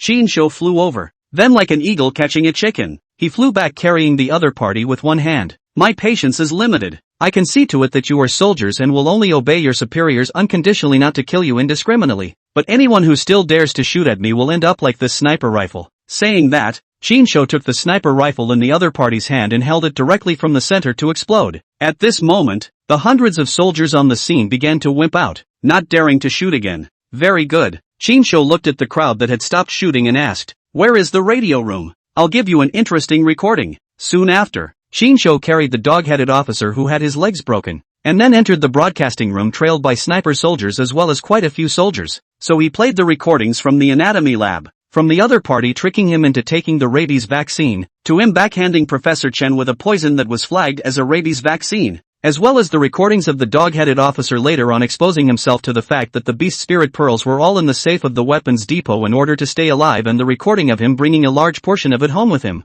Hearing this, except for the individual personal guards who were informed and the two soldiers who were let go by Chinsho, as well as that Captain Lee, everyone else was listening in a clouded state. Chinsho picked up the microphone and used the radio to introduce. The beast spirit bead is the energy bead in the body of a mutated animal, and when swallowed, it can continue to mutate and evolve. Your good officer and Prof. Chen and the others have known about this secret for a long time, so they hid it from you, letting you desperately hunt and kill foreign beasts and come back. and then they secretly collect beast spirit beads under the guise of research. And when they have collected almost all of them, by the time they have finished devouring them in secret, they will be able to become incomparably powerful. And you lapdogs don't know anything, and you're still stupid enough to do his bidding and work for him. Oh yeah, we human beast changers also have beast spirit pearls in our bodies, and devouring them can also have the effect of continuously mutating and becoming stronger. That's why he and Prof. Chen found an excuse to say that all of us have the rabies virus in our bodies after the beast changes, and that we need to be injected with the rabies vaccine. It turned out that what I was injected with was poison, so after I saw through them,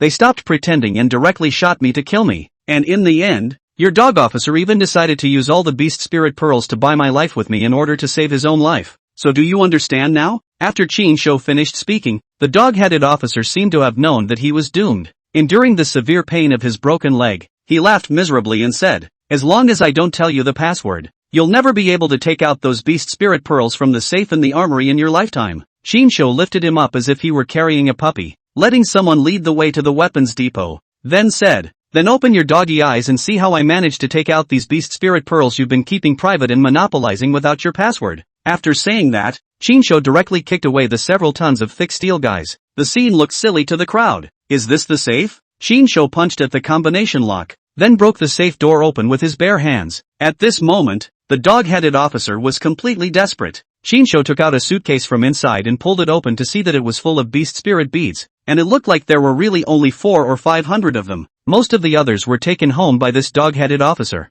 There are several hundred of you, and this amount of beast spirit beads isn't enough to share, so I'll just laugh at these beast spirit beads. Anyone who doesn't, or has the guts, can try to come over and rob me, Qin Shou said as he poured these 400 to 500 beast spirit beads into his backpack. The backpack that was already filled with around 200 beast spirit beads was completely stuffed at this moment, so much so that there are about a dozen left that won't fit. By the way, who knows where this dog thinks home is? Whoever takes me there, I'll give these 14 beast spirit pearls to whoever it is, and after these 14 beast spirit pearls are devoured, you guys will basically be strong enough to be invulnerable to swords and spears as well. After seeing Qin Shou's perverted strength, none of these soldiers on the scene dared to come forward to coax the beast spirit beads at all. At that moment, the pig-nosed soldier who had been let go by Qin Shou at the oceanarium in front of him spoke up. "I know where his home is. We flew a helicopter transporter to send him home at 3 in the morning. Qin Shou nodded his head and said, "Very well, then you take me to his home, and then these remaining dozen or so beast spirit beads will be yours."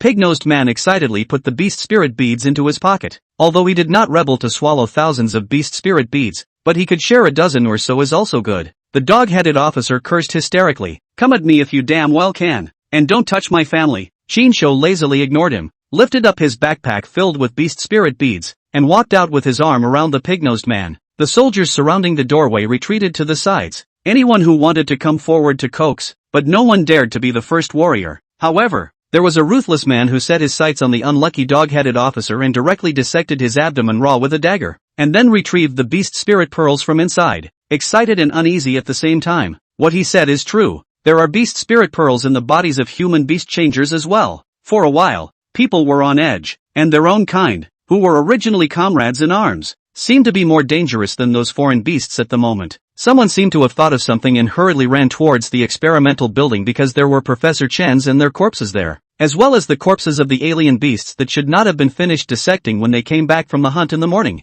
At this moment, Qin Shou was carrying the pig-nosed soldier and was flying towards the direction of the other party's finger to the dog-headed officer's house. Hopefully, the other party's family hadn't finished devouring at least 500 or 600 beast spirit beads. Chapter 40, you can only pray to be invincible again in your next life. Left, the biggest villa in the middle of that luxury neighborhood is his house. The pig-nosed soldier nervously reaches out and points in the direction, fearing that he will be killed when he reaches his destination. At this moment he suddenly regretted it a little, but it's done. He can only gamble. Bet the other guy is a man of principle, integrity, and doesn't kill indiscriminately. Qin Shou carried him to land immediately. The outer wall of the villa and the door were both closed, but Qin Shou, who had obtained the ability of sonic positioning, was still able to hear the sounds coming from inside at close range, thus determining how many people were inside. On top of that, a woman's cry for help from not far away was even more obvious. Qin Shou stared slightly. It's only been one night and already people are starting to be listening to the faint but vaguely audible voice 100 meters away.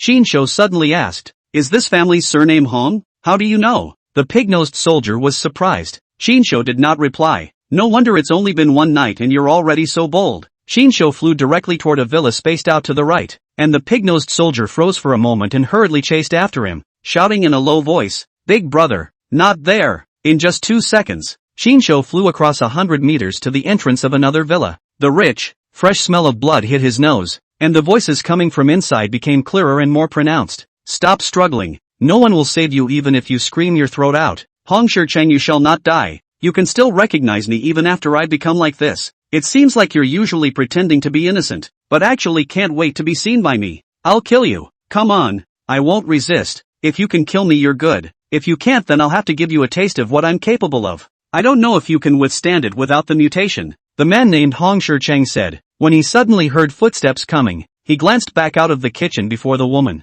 fruit knife in both hands, stabbed violently toward his body. Yet the fruit knife felt like it was stabbing at a concrete wall, and it didn't penetrate the slightest bit deeper at all. Only to see Hong Shircheng's wide and long black hair, the beast became like a chimpanzee's right hand firmly grabbed the woman's hands, and then his left hand directly tore the woman's blouse. Smiling lewdly, "Your father or your brother seems to be not dead, and is coming towards this place, just so that he can see how I played you out of the water." Outside the doorway, the pig-nosed soldier chased after them, looking at the 2 male bodies lying inside the open villa, and the first thing that came to mind was that the men had been killed by the mutated animals. But upon approaching, he immediately vetoed it, because people killed by mutated animals basically get quite a few parts eaten. It's impossible for the body to be that intact. So this was killed? He hesitated and weakly followed Shinsho inside. You can be sure, these 2 corpses were the ones that had been killed, as neither of them had any marks on them from the bite of the beast, nor were they missing arms or legs. One looked like it had been stabbed through the abdomen with a sharp instrument, and blood was still gurgling out. The other had a wound on his forehead, like he'd been killed by a hammerhead bigger than his fist, and blood was still slowly spilling out. Inside, in the kitchen, there were voices of a man and a woman, and the pig-nosed soldier was a little nervous, but then he thought that the sky was falling and there wasn't still that perverted birdman in front of him, so he was much more at ease. "Pig-nosed fellow, come and look. Is this the son of that dog?" Shinsho walked to the kitchen door and spoke. Hong Shircheng thought that it was Zhang Yunchu's father or brother who hadn't died through, and forced himself to walk over, only to have the voice of an unfamiliar man come from the back of his head. Asterisk asterisk asterisk asterisk? Hong Shircheng turned back with a cold smile, then said in disbelief, "It's actually a birdman with wings. TSK, trying to learn how to rescue a beauty from a hero? Save me." Zhang Yunchu's eyes were red and tearful as she begged for help. She was currently only wearing a section of wide and short pajama pants on her face, and her upper body's clothes had already been torn by Hong Shircheng, revealing her white and delicate sexy upper body. It could be seen that she had not ingested any meat before the beast change catastrophe, so she remained in her original human form after the beast change catastrophe struck.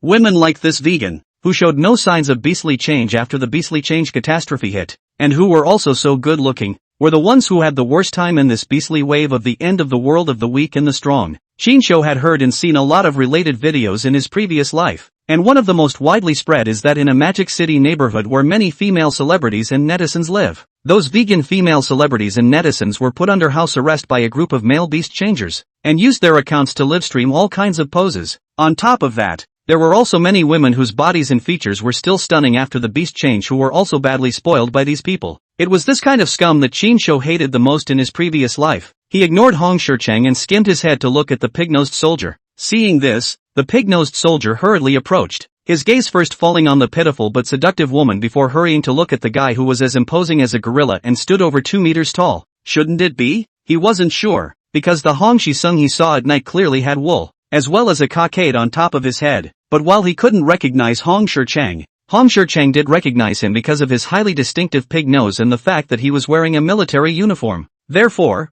Hong Shircheng immediately said, "I recognize your pig snout, and since you're one of us, I won't bother with you guys. Of course, if you guys don't mind, feel free to me when I'm done." The pig-nosed man was dumbfounded. "You are Hong Shao?" Hong Shircheng said smugly. "It looks like I've changed a lot. He. My dad definitely won't recognize me when he comes back and sees me like this, and then he'll be shocked." Pig-nosed soldier mutters, "Your dad can't come back," and Chincode walked towards the other party. "It's a good thing since we're sure of the identity." Pig-nosed soldier's heart for Hong Shircheng. 3 seconds of silence. The woman who was tiptoeing on her wrist held together with one hand by Hong Shircheng was even more desperate in her heart, not realizing that these 2 people were in league with Hong Shircheng, and to her despair and resentment these soldiers were actually aiding and abetting in the abuse. How many of the beast spirit beads your father brought back have you swallowed in total? Qin asked as he walked into the kitchen. Beast spirit beads? Hong Shirchang said. You're talking about those beads that become stronger when swallowed. I only swallowed 27 of them.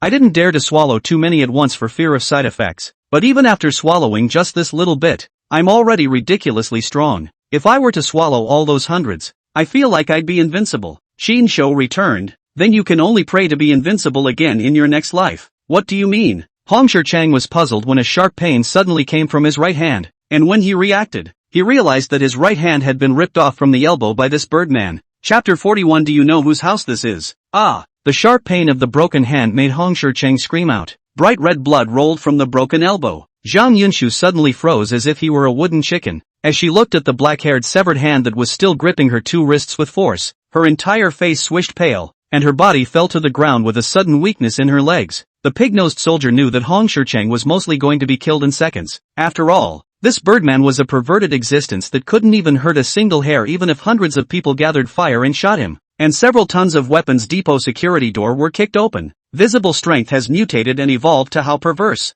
Ute. Hong Shirchang endured the severe pain and swung his left hand towards Qin, but as a result, he didn't even finish swearing, and his left hand, just like his right hand, was instantly ripped off from it by Qin. Ah! Hong Shirchang let out a scream of pain. Do you want to know how your dad broke both of his dog legs? Qin said, directly kicking Hong Shirchang to kneel in front of Zhang Yunshu, then stomping hard. The barefoot Qin directly stepped on Hong Shirchang's left leg, along with the marble floor below was cracked. Comminuted fracture of the left lower leg. Hong Shirchang once again let out a miserable scream of pain. Qin said, that's right, that's how your father's left leg was stomped off by me, while his right leg was crippled by the bullets I ejected. Too bad I don't have any bullets right now. Why don't I just stomp your right leg off too? After saying that, Qin gave another kick, completely and utterly turning Hong Shirchang into a cripple. Both his hands and legs had been crippled. Behind them, the pig-nosed soldiers looked on in horror. Qin looked calmly at Zhang Yunshu, who had been so scared and confused that she had forgotten to cry or think, and spoke.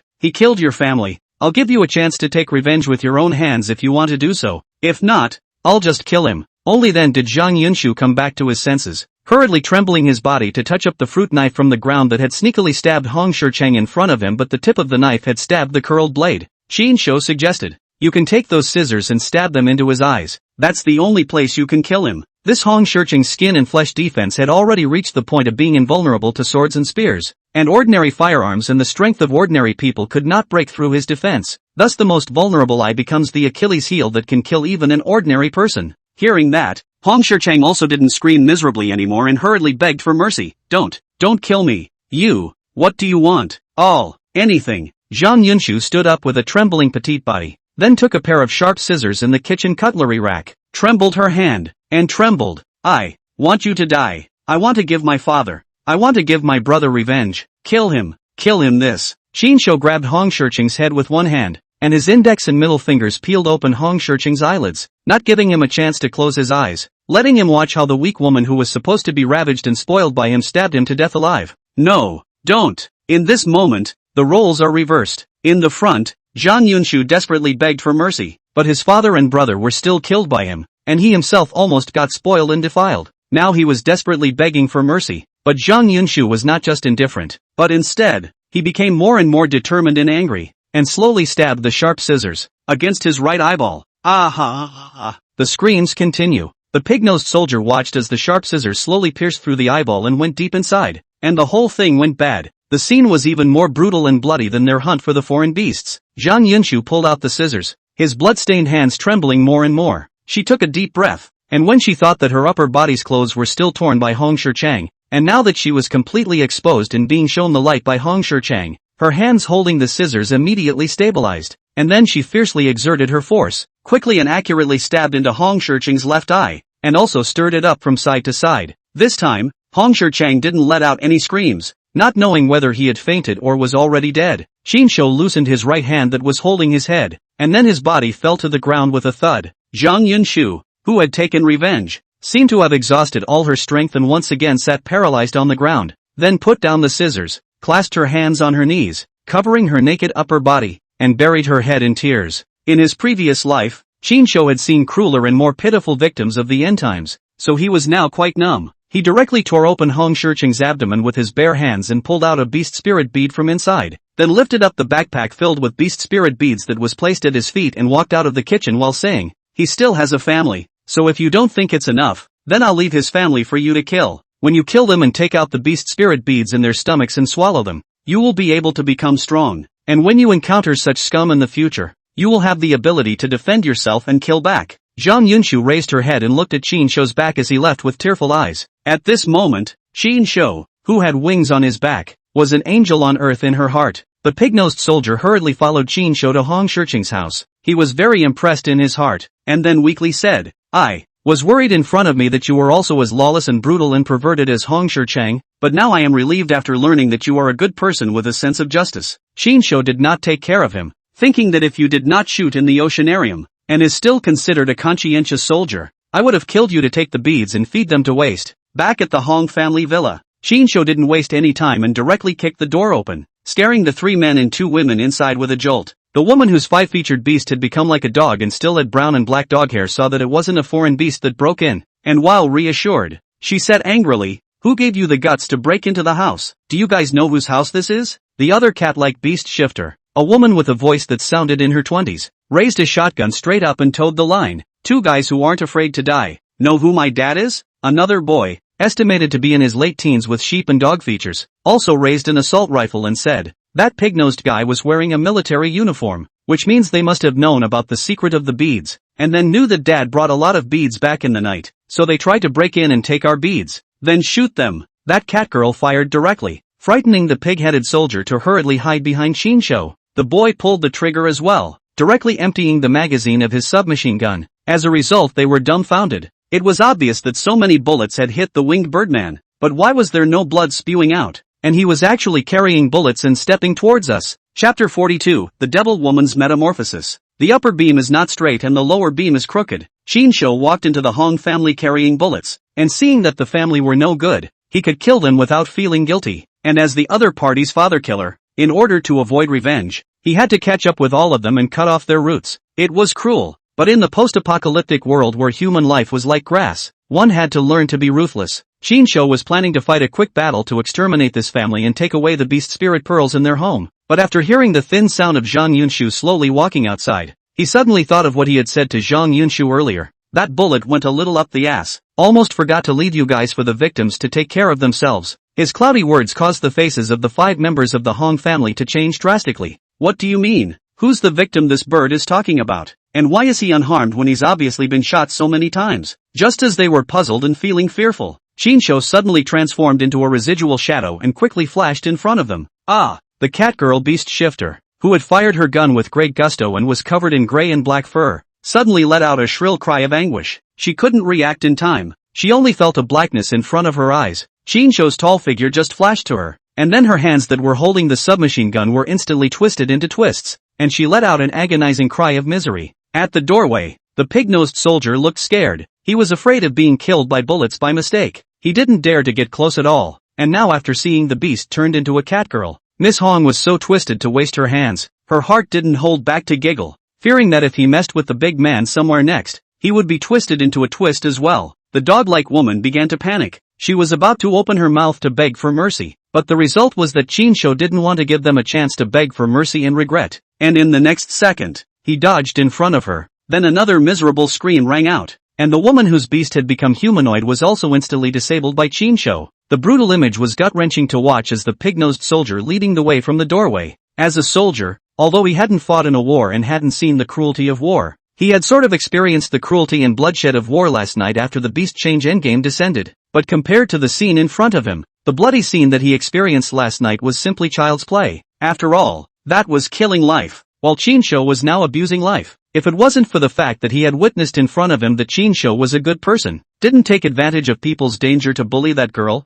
and even helped the girl so that the girl could take revenge by killing Hong Shao with her own hands, he really would have thought that Qin Shou was an unforgivable bad guy. At that moment, Zhang Yunshu held the scissors that killed Hong Shircheng in his hand and walked over with a soulful but firm pace. She hadn't been able to get over her grief. After all, her father and brother had just died a horrible death at the hands of Hong Shao, and she had almost been defiled by him. But she's sane now, so she's coming over for revenge. Although it was said that the disaster was not as bad as her family, but she only had one thought in her mind right now. She just wanted to return the favor and kill all the young and old Hong family members to pay tribute to the souls of her father and brother. They're all yours. Chinsho's hearing was extremely strong now. He could hear that Zhang Yunshu had already come over through the sound of his footsteps and was able to hear Zhang Yunshu's precise location through the sound of his footsteps, he said without looking back. Then left the Hong family members who had already had their limbs wasted by himself, and took it upon himself to search inside for the remaining beast spirit pearls they had devoured. Soon, he found a lingering array of beast spirit beads in the study inside. Nice guy, I can't believe there's so much left. Although there was no breakdown, but according to a suitcase with at least more than 100 to count, this full of 5 boxes can still be left at least 5 to 600, indicating that the soldiers hunted and killed thousands of beast spirit beads in the body of the beast overnight. The vast majority of them have been surnamed Hongs with the special dissections of the beasts of the few people to share, and the family surnamed Hong who devoured the most beast spirit beads should be that Hong Shi-chang, devouring a total of 27 of them. Everyone else was too weak, and presumably still had concerns and didn't devour much, which was why there were so many beast spirit beads left, counting the beast spirit beads from the overnight sweep of the zoo, as well as the robbery of the military base in front of him. The number of beast spirit beads collected by Chinsho right now had already broken into 1,000. A conservative estimate of the number of beast spirit beads should be able to be around 300. He found a suitcase in the next room and filled it with beast spirit beads while mentally spitting at these 10,000 evil dignitaries. It was no wonder that it hadn't taken long for the beast change disaster to descend in the previous world to give birth to strong people with such perverted strength, not to mention thousands of beast spirit pearls. Even if 100 beast spirit pearls were taken and fed to a dog, it could make the dog soar in place and become a generation of dog emperor. In his previous life, if he had so many beast spirit beads to feed on, then even if he started off as a weakling male, he could still eat hard to become a phoenix male. It was true that whether it was the peace era or the end times, those who could rise quickly would only be those who had power and influence. For ordinary people to rise quickly, unless they were favored by the heavens like him, they would only fade into obscurity and become unnoticeable cannon fodder in the post-apocalyptic beast tide. Outside the study, those 5 Hong family members were all begging for mercy in agony and fear. Obviously Zhang Yunshu had already taken revenge. Chinsho walked out with the suitcase containing the beast spirit pearls, only to see that Zhang Yunshu wasn't yelling and killing people. She suddenly had a drastic change in temperament. From a harmless, pathetic, weak woman to a cold-blooded, merciless murderess. Cutting throats is like killing chickens. Chinsho looked at Zhang Yunshu, whose hands were stained with blood, and had to express his admiration in his heart. After all, the first time he killed someone, his face was white, his hands were shaking, and his heart was uneasy, but he was not as calm as Zhang Yunshu, as if nothing had happened. However, thinking that Zhang Yunshu had just gone through a scene where her father and brother were murdered and she was almost defiled, he could understand in his heart why she had changed so much. Moreover, Zhang Yunshu's change is so big can't be separated from his push, precisely because he let Zhang Yunshu personally kill Hong Shi-chang to take revenge in front of him, and also taught her how to kill, so that she becomes the way she is now. There are also beast spirit pearls in their stomachs. If you want to become stronger and kill all the scum like Hong Shi-chang, then dissect their stomachs and swallow the beast spirit pearls inside to make yourself strong. With that said, Chinsho waved his hand, not taking away a single cloud, but taking away a large box of beast spirit beads that were enough to clothe and feed him for the rest of his life in the post-apocalyptic world. He wasn't a great and good Grand Madonna, so he wouldn't send a little to Zhang Yunshu just because he had already accumulated thousands of beast spirit beads on his hands. It was good enough that he was able to save Zhang Yunshu, a poor person who was unknown to him, at the darkest moment, and told her the secret that she could become stronger by devouring the beast spirit bead. As for whether she would live or die and what she would become in the future, it didn't matter. At the doorway, the pig-nosed soldier looked at Chinsho, who had come out with his hands full of suitcases, and instantly cast an envious look. This suitcase must have contained hundreds of beast spirit beads. If all of them were devoured, how strong would it be? But he had been number in his heart. He didn't dare to harbor the idea of snatching, nor did he dare to shamelessly ask the big brother for some, lest the big brother would get upset and kill him on the spot. And by the way, he also took away the 14 beast spirit pearls that couldn't fit in the front and were rewarded to him. Walking out of the Hong family's gate, Chinsho directly spread his wings and flew away, leaving the pig-nosed soldier messing in the wind. This is gone? What about me? He was genuinely confused, but then inwardly relieved. After all, he was also afraid that Chinsho would go back on his word and cross the river to kill him. Now that Chinsho had left him behind and flown away, he could take this opportunity to find a safe place to hide and devour the 14 beast spirit pearls that Chinsho had rewarded him with as payment for the journey, and see to what extent he could mutate and evolve. Just as he decided so, he looked back and was suddenly surprised by Zhang Yunshu, only to see Zhang Yunshu's bloody hands reach into Miss Hong's stomach and rummage around, pulling out a beast spirit bead from it, and then not caring that his hands were stained with blood, he just shoved the beast spirit bead into his mouth. Suddenly, he wondered if this woman would become a scary demoness in the future, right? Chapter 43, God can discharge electricity. You're talking about a science fiction movie here? Shinsho did not know that at this moment, Zhang Yunshu had begun to completely blacken, and in his heart, there was only a thought of becoming stronger, only wanting to kill all the scum under the sky who were just like Hong Shicheng. So she gave up her human beauty, and under Shinsho's compulsion, she dissected the stomachs of the Hong family members and devoured the beast spirit pearls in their bodies, thus starting the journey of beast transformation. The pig-nosed soldier named Gu Wenwu witnessed the process of beast transformation that presented itself after she devoured the beast spirit pearl, and felt both sympathy and regret in his heart. Such a beautiful girl who turned out to be victimized like this. These damn end times. Damn you, Hong Suk-son. Although Hong Shicheng was dead, it didn't stop him from continuing to insult the whippersnapper in his mind. Your condolences. Looking at Zhang Yunshu without saying a word, enduring the pain of his body's mutation during the beast transformation process, Gu Wenwu could only sigh before comforting and leaving silently. He also didn't dare to linger for fear that Zhang Yunshu had already been overwhelmed by hatred and thus killed Red-Eyed and killed him as well. So he left and directly hid in the Hong family garage to secretly devour the beast spirit bead that Shinsho had given him as a way out, also desiring to obtain the same powerful strength as Shinsho. At the same time, Shinsho was flying back to look for the little panda. And I don't know if this little guy can support the prawns after devouring the 17 beast spirit pearls left for it. This calculation is also enough to devour 30 beast spirit beads, although the devouring are some relatively common low-level beast spirit beads, but after all, the amount of large tube full, just give a dog to eat, can be mutated and evolved, then the car is even bigger. However, thinking about the previous situation where the little guy devoured 13 beast spirit pearls but only grew in size without any obvious evolutionary mutation, Shinsho really didn't dare to have too high expectations for it. It was precisely for this reason that he named this little guy Waste. After all, this was the most wasteful beast changeling he had encountered before and after his rebirth. Just as Shinsho Fei went back to look for little A Waste, a number of people below were attracted to him. Asterisk asterisk asterisk asterisk, is that a person? Check it out. A birdman just flew over the roof, wearing clothes, having hands and feet. This Nima is really a person. I want to grow wings and soar freely too. Moo chicken ah. I just want to change back to human form. This has become like a pig with chicken claws. Ugly to death. Can't go back. I feel like we'll be this damn thing from now on. Even foreigners are animalized on the internet now. It's said that whatever animal you ate before mutation, you'll take on the characteristics of that animal after mutation. That's why we were so unlucky to eat pork and chicken, and become like a pig in a poke. If I had known this, I would have killed myself not to eat pork, but it's too late to talk about this now. So I can only pray that the country can develop a vaccine to curb the mutation, so that we can turn back into human beings. Soon, Qin Shofei returned to the roof of the hotel not far from the military base. When he went to end the military base earlier, little A Waste was settled by him on the roof of the hotel building. Now more than an hour has passed. I don't know if little A Waste will be unable to resist the loneliness after eating the beast spirit bead and run away. Although this little guy was very wasteful, devouring more than a dozen beast spirit pearls were still a bear. But as a panda that had just been born for 2 days and was now more than a meter tall, theoretically its abilities in all aspects as well as its physical qualities were far superior to those of ordinary animals. So if it can't be bothered, the door to the top floor of the hotel certainly won't stop it. It turns out that what you fear comes to you. Shinsho is still in the air. Eagle-eye vision has already seen the empty hotel roof. The door on the roof was good, though, suggesting that little A Waste didn't leave by the stairs. Thinking of this, Shinsho suddenly became worried.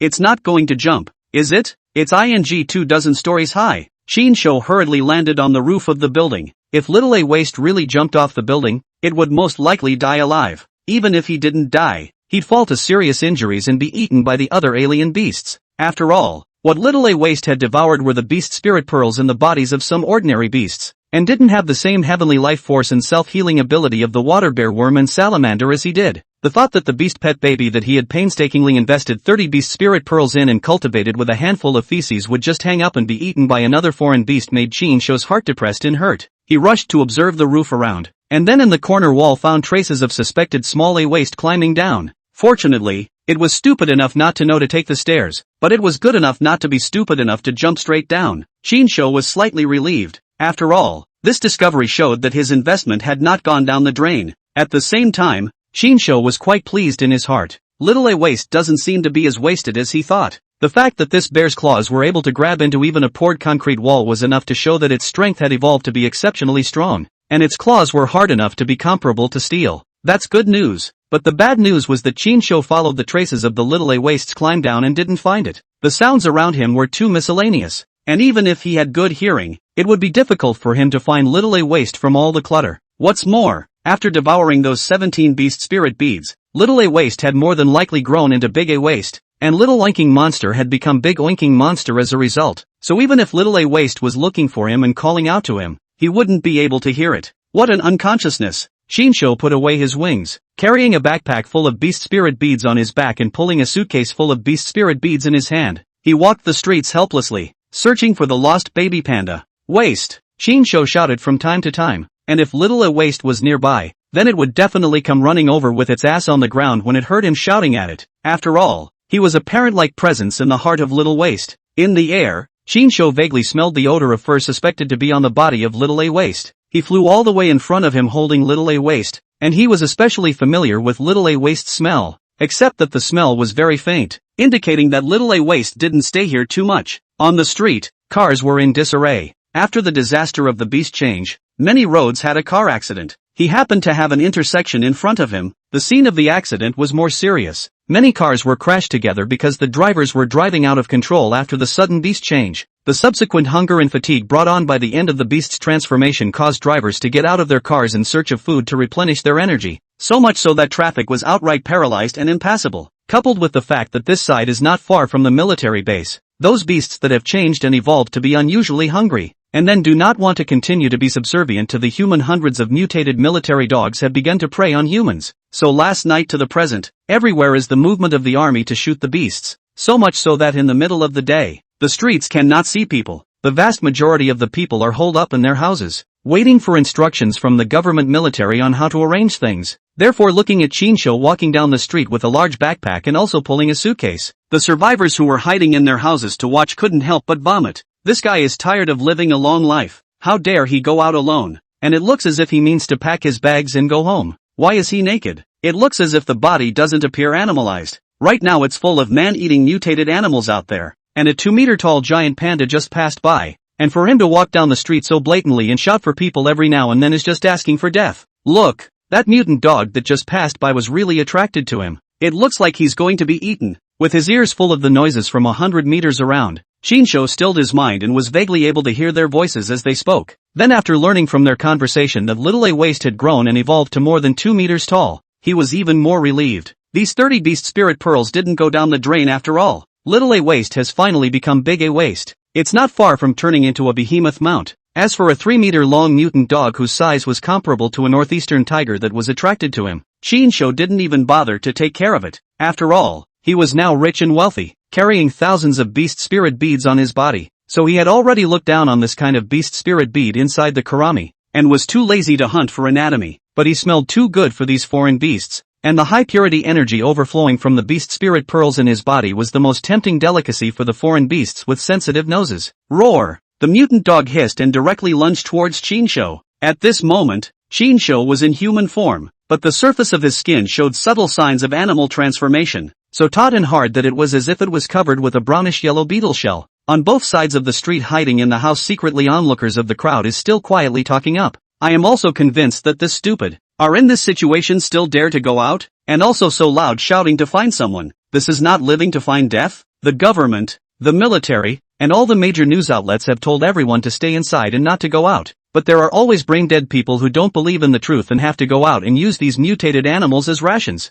Luckily we went out and grabbed a lot of food last night, so we won't have to worry about food or drink for the next half a month. I just don't know if half a month's time will restore normal order. At the moment, the same brainwashed people in their mouths were calling them brainwashed in their hearts. Now that the internet has not yet been paralyzed and the whole world has been hit by the beast disaster, these people are still naive enough to think that the government and the military can be spared, that they can save the day and restore social order. Right now the vast majority of mutated animals were still in the early stages of the beast transformation and were still relatively weak, so this was the best time for humans to exterminate mutated animals and at the same time continue the evolution of the beast transformation. In his previous life, Chinsho was the one who believed in the evil of the government, military and the news media, and missed the best time to develop, so that he became a weak man for 2 months, and finally died a tragic death. just as Qin Shou was spitting in his heart. The eyeing mutant dog had already opened its bloody mouth and lunged towards his head. Another unlucky one. Don't go out unless you're starving. These mutated animals are too scary.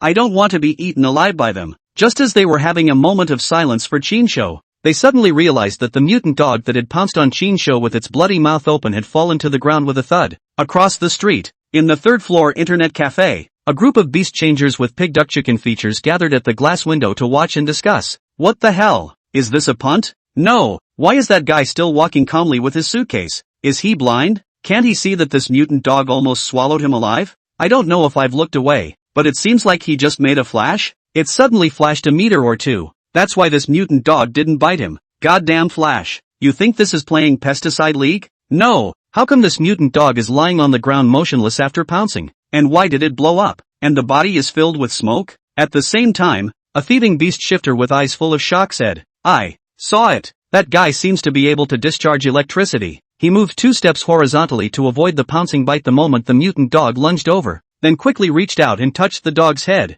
directly electrocuting this mutant dog. Crowd, God can ing discharge. You're talking about a sci-fi movie? Chapter 44, Stay away if you want to die. Ha! Someone can actually see through me? The enhancement of his hearing allowed Qin Shou to clearly hear sparse sounds within 100 meters, while the enhancement of his mental power allowed him to multitask, his brain sifting through and processing various information at the same time. He turned his head to look at the internet cafe on the 3rd floor across the street, not realizing that his reaction speed was so fast that someone was actually able to watch the detailed process of killing the mutant dog in seconds. Is it this thieving guy? Sure enough, squints are monsters. I wonder what animals he ate before his beast transformation to be able to gain such good dynamic vision. I don't suppose it's a bullfrog, is it? Although it was a squint, both of the other party's eyes showed obvious signs of protruding bestiality, and the skin on his face had become a bit greenish yellow, and really had a few bestiality characteristics of bullfrog skin. If that was the case, then it made sense that he could still see the details of his strike from tens of meters away.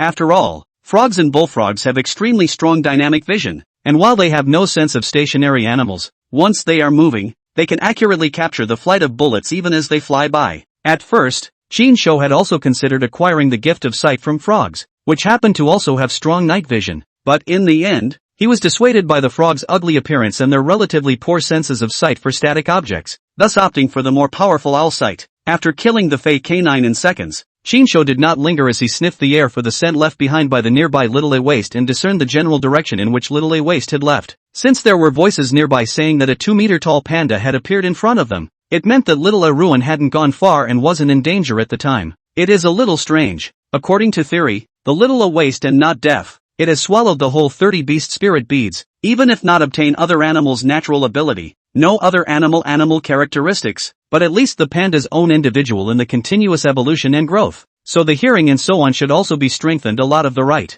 Unless he had run 1,000 meters away. If he had shouted so loudly, Little A Waste would surely be able to hear him and come in response. So it shouldn't be those soldiers shooting randomly in the neighborhood, right? Or were they hunted by a particularly powerful beast that had mutated and evolved in a short period of time? Qin Shou shouted again. Waste. As a result, the left side of the roadside of the building suddenly has a violent cowhead muscleman took out his head and cursed, drafting, if you want to die, get out of here, and scream again, believe it or not I'll go down and cut you up. Qin Shou immediately looked up and apologized. Sorry. Saying that, he turned back and crouched down to hold one of the back legs of that fey canine and flung it directly at the minotaur who poked his head out to curse on the 4th floor. Excuse me, I'll take this dog as an apology to you. With a bang, the 3-meter-long fey canine that weighed more than 1,000 pounds was just thrown away by his terrifyingly monstrous strength. Although he had purposely suppressed 90% of the beast spirit bead's energy in order to conserve his physical energy, a 10% increase in energy was still able to make him so strong that he could only be described as terrifying as hell.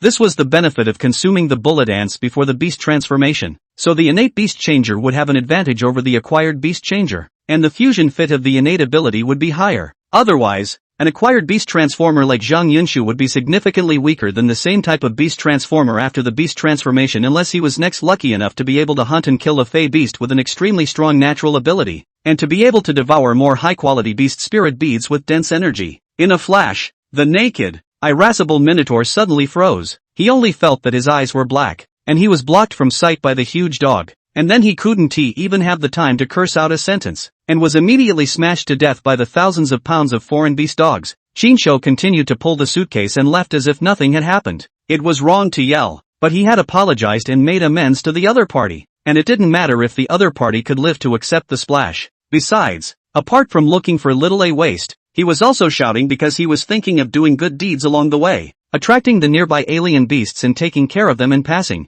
thus making things better for the survivors in the area. Only in the eyes of the others, he was a scourge that was too long in the tooth and would attract the Fae to him. However, after witnessing him single-handedly flinging away thousands of kilograms of foreign beast dogs, the nearby survivors were all impressed and completely stunned. Across the street, on the third floor of the internet cafe, the crowd gathered around the window to watch have been dumbfounded. Is this guy even human? He actually shook off a mutant dog that weighed at least 1,000 pounds with one hand, and it flung itself up to the fourth floor, collapsing the security fence and the window walls inside. As for the bull-headed man who probed and cursed, even if he hadn't been smashed to death, he probably wouldn't live long. When they heard the squinty-eyed man say earlier that Chinsho could discharge electricity and killed the alien beast dog by touching the dog's head, they all scoffed, thinking it was too sci-fi to believe it. But right now they believe it, because flinging thousands of pounds of alien dogs with one hand and smashing the walls of a house down is pretty sci-fi for them. 2. What the hell? This guy clearly looks as if he hasn't mutated, but his power is so strong that it's like he's open. Someone guessed,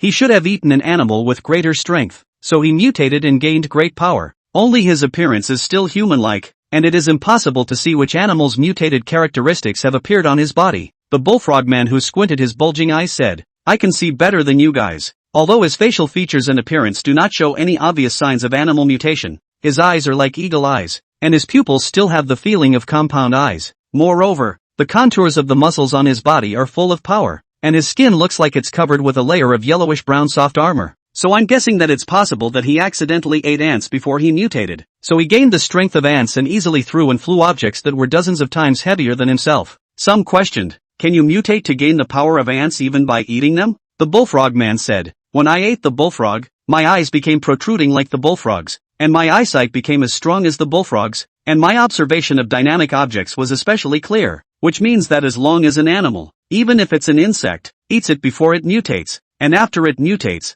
it should all be able to gain their innate abilities. That should be it. I just swiped a lobster couple on the internet. They just ate crayfish before they mutated, and then mutated into lobstermen, covered in hard shrimp shells and much stronger, and posted a video of them flipping a sedan over. Damn, if I had known it would turn out like this, then I wouldn't have eaten the pig's feet rice for lunch. Me too, if I had known it would be like this, then I would have preferred to go to the toilet and find maggots to eat, rather than eat this damn cassoulet, which has made me all covered in chicken hairs and ugly and weak now. Hearing the cassoulet that stood out from all the other voices, Chinsho sympathized with the weak chicken for 3 seconds in his heart and continued to shout, Waste, come back. In the meantime, Waste, who was searching for Chinsho all over the city and then being hunted down, finally heard this incomparably kind and familiar voice that was filled with a sense of security. Chapter 45, Weak humans who can be killed with a slap. Ow! Hundreds of meters away, an alien beast tiger with a body length of more than 5 meters and a look similar to a saber-toothed tiger was chasing after a giant panda with a height of more than 2 meters. Since the giant panda was relatively bulky, it was not able to get away from the Fey beast tiger's pursuit at all, and was once again arched out by the Fey beast tiger's 2 saber-toothed fangs that were more than a meter long. However, this saber-toothed tusks that could even pierce the body of an elephant, arching over the body of a giant panda couldn't even arch off a single bare hair, let alone seriously injure this chubby and fleshy giant panda. The Fey tiger was depressed. What the hell is wrong with this panda? How come you're so thick-skinned and resilient? The most depressing thing was that it was more powerful than this panda in terms of both size and speed, and as a result, how could it not take it down? It's making it all tired and unloved, but it didn't want to miss the fat meat in its mouth, especially since the panda smelled so good to it. Furthermore, it had been chasing this panda for half an hour, and if it just gave up halfway, then it would not be able to sleep tonight. So goddamn panda, get your ass in the mouth. The Fey tiger roared, its oozing roar making the nearby survivors hiding in their houses shiver. If such a big beast tiger had set its sights on them, the door and window wouldn't be able to stop it. Mammoth-like saber-tooth fangs. Feel even the iron door can arch through. If this arch in the human body, it will not be minutes to skewer human kebabs? They have seen so many scenes of rioting, death, and bloodshed posted outside as well as on the internet between last night and now that they are now thankful that they listened to the government broadcasts and hid inside and didn't go out. Otherwise, the Fey dogs, Fey cats, and mutated beasts running out of the zoo that appeared from time to time, just any one of them, would be able to bite them to death and eat them. only to see the arch-flying giant panda rolled on the ground a few times before running again as if nothing had happened, then screaming as he ran, his voice sounding like he was scolding the Fey tiger. The Fey tiger was once again enraged by it, hissing as it chased after it. It had to kill this panda today, and then eat all the bones. Ow! The giant panda that couldn't outrun the Fey tiger seemed to be screaming for help. It was pounced upon again by the Fey tiger, and the bloody tiger's mouth opened wide, about to bite at its neck. But every time it came to the time of certain death, this giant panda could always erupt with terrifying strength, not only easily breaking free, but also throwing the alien beast tiger, which was more than twice as big as it, out of the way.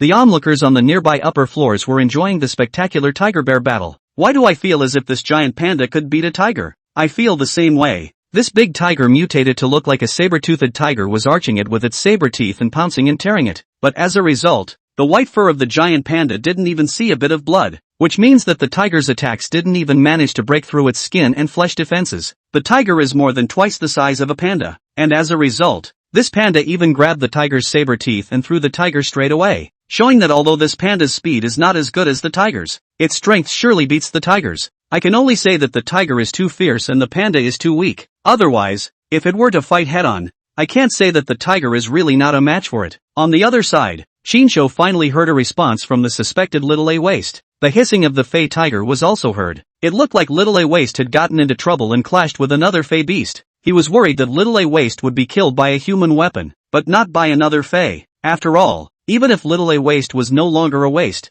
it was an existence that had devoured a full 30 beast spirit pearls, and unless it encountered a ferocious Fey beast that was also capable of hunting multiple prey and devouring multiple beast spirit pearls in a short period of time, the probability of a normal mutation hunting Fey beast wouldn't be a match for it. In his ears, the sound of the tiger's roar that roared every now and then was getting closer and closer. Shinsho was in no hurry to rush over there, so he happened to take this opportunity to let Little A Waste feel how dangerous it really was to leave itself, so that it wouldn't leave without permission in the future. Otherwise, the beast pets that one had worked so hard to feed out would sooner or later have to become rations for someone else or another alien beast to become stronger. Just as Shinsho walked unhurriedly to the intersection in front of him, the movement of the two beasts chasing after him got closer and closer. "Waste, it's you!" Shinsho shouted again. In the next second, 100 meters away at the intersection, a huge black and white mass suddenly rolled out, ruthlessly crashing into the van parked on the side of the road, making a loud thud and sending out an aggrieved and pitiful wail. Shinsho looked at him in response to the sound, and that huge black and white mass was none other than around, standing up to be at least more than 2 meters tall, giant panda. It looks like it should be Waste. It was just that he didn't expect that after not seeing him for more than an hour, the Little A Waste had turned into a big A Waste that was taller than himself after devouring the 17 beast spirit beads left for it. This chubby figure that was over 2 meters tall already had the conditions to be a beast rider, and could be used to rush in the future. It's just that Shinsho still can't help but spit it out in his heart, before and after devouring a whole 30 beast spirit beads, but the result was still the appearance of a panda. On the body was the slightest sign of mutation of other animals did not appear. This was a waste of so many beast spirit pearls. Just as Shinsho was spitting in disgust in his heart, Waste had also followed the sound and found him, wailing and running towards him, only to see a Waste's eyes that were rounded like black jewels and his dark eyes filled with aggrieved and pitiful tears, followed by a few moments of dumbfounded doubt. This was because it was now over 2 meters tall, while Shinsho was a good half a bear's head shorter than it without turning into an orc, so much so that it wondered if it had recognized the wrong father. However, it would not recognize Shinsho's face, so it ran towards him while wailing and complaining. That said, don't look at the little Awu as become a big Awu, but in fact it is just a newborn, not yet a day full of baby panda. Behind them, the saber-toothed alien beast tiger that was more than 5 meters long and more than 2 meters tall also rushed out. Shinsho instantly brightened up, because this was the most powerful Fey beast he had seen so far. The Fey beasts he had hunted in front of him were all existences that had just mutated and hadn't hunted much to evolve. And this cool saber-toothed tiger-like alien beast tiger had obviously hunted and killed a lot of animals and humans, which was why it had already mutated and evolved to such an extent in just a dozen hours. In the internet cafe in the back, the crowd that had been paying attention to Shinsho couldn't help but suck in a breath of cold air. Is this a tiger mutating into a saber-toothed tiger? It's over the top. This tiger is bigger than the van next to it. This is dangerous. Although this guy was able to kill that mutated dog in seconds, the mutated dog is nothing compared to this mutated tiger. I don't believe that he can also kill such a powerful one.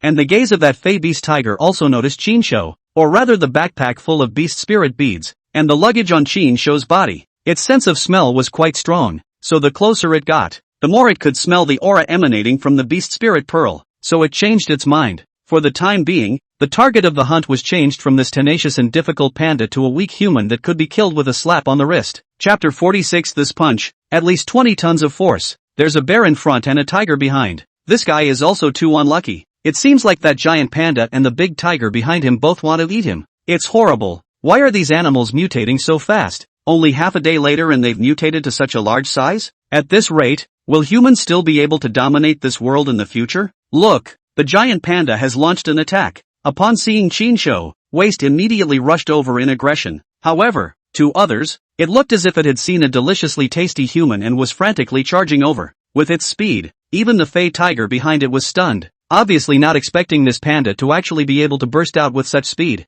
It then roared as if saying, "Let go of that human, if you have the ability to come at me. Damn panda, even if it's not eaten by me, it's still eyeing the prey that I've been eyeing and trying to cut it off." It was riveted to chase after it. Chinsho carried thousands of beast spirit beads. His body also exuded a more pure and rich beast spirit bead energy. The closer it got, the more obvious it smelled. Simply don't be too tempted. In its opinion, this human was 100 times more delicious than this damn panda. However, it was ultimately a step slower than the panda. Just as Chinsho hesitated to dodge the tank-like rush of a waste, who was pampering and complaining, a waste swooped over 2 or 3 meters away and directly tackled him to the ground. Chinsho had no choice but to fight hard. Luckily the quality of the backpack was good, or else the beast spirit pearls inside would have burst out. In the internet cafe, the crowd began to feel silence for Chinsho. It's over. He didn't even manage to dodge and got pounced on by this panda. The panda's alias is an iron eater. Their bite is very strong, and this panda has mutated to be so big, it will definitely kill you if you are pounced on and torn apart. Wait, what's with this panda? How come it didn't tear and bite after pouncing, but was licking his face and rubbing its head around like a puppy being pampered and cute? I can't read it anymore. Don't say you can't understand it. The saber-toothed tiger chasing after us can't understand it either. They all stopped and tilted the tiger's head with a dumbfounded look on their faces. Chinsho was disgusted by the licking and pushed Waste's big furry head away. He wanted to scold but thought that the panda didn't understand human language, so he didn't waste his words, but he still had to give a lecture to make it work, so he pushed Waste away and climbed to his feet, saying, "Next time, don't wander off." Waste wailed and didn't know what he was saying, but his tone of voice and actions were like a child being bullied and looking for a parent to complain. Standing up in human form and reaching out to point at the tiger that was gawking at the tiger and had a dumbfounded look on its face. The scene again stunned the crowd that had been watching the entire time in a nearby building. This panda couldn't have been mutated from a human, could it? He looks like my nephew after being bullied by the neighborhood kids and telling his parents off. How can that be? It's all confirmed now that what we mutate into depends on what animals we ate before we mutated. This panda is a national treasure. It's impossible that someone ate a panda before mutating, right? And how do you explain this panda pouncing on him and then pouting and squealing about it? It could be that the panda had a crush on the human, so he thought of him as a keeper or something, and then he was bullied by the tiger, so he immediately pouted and squealed when he met the human. I have a feeling that they know each other, or else he would have been able to avoid the pouncing panda the same way he avoided the mutant dog in front of him, and discharged back, but he didn't do that, and his expression didn't look panicked and scared, which means that they mostly know each other. So I can't say that he's really the one who keeps pandas in the zoo, and he's attached to this panda. If that's the case, then we can only say that this panda has mutated and become a spirit. The crowd grew more and more curious in anticipation. Although the way the panda pounced on Chinsho and then didn't tear into him, but instead was pampering and complaining was mind-boggling to them, and they even regretted that there was actually no scene of being torn into by the panda. But isn't there another tiger, an exotic beast the size of a small or medium-sized van, eyeing it? They wanted to see if Chinsho, who had killed an alien beast dog in seconds in front of him, could deal with such a huge and ferocious alien beast tiger. At that moment, that Fey beast tiger seemed to be unable to hold back and took the initiative to attack. Roar! The tiger's roar that rolled and vibrated like muffled thunder was hard on the eardrums to hear. Chinsho calmly looked at the oncoming mutant tiger, and then stared at the other party's 2 saber teeth that were more than a meter long. "Let me see how hard this saber tooth of yours is. If it's good, it's quite suitable for use as a weapon." Just after the words were said, the large Fey beast tiger was like a tiger-shaped van that rose up in the air and flew towards Chinsho. In mid-air, a tiger claw that is so big that it can pinch and explode a human's head with its bare claws blatantly clawed over. And if an ordinary person were to be slapped by this huge and powerful tiger's claw, it would definitely be the same as a watermelon, and would be directly slapped to explode it. But Chinsho, who had won at the starting line of the beast change, acted calmly. He didn't even deliberately release the beast spirit bead energy in his body to enter a half-orc form, or a full beast transformation form. He had spent most of the electricity stored up in his muscle cells by killing that alien beast dog in seconds earlier,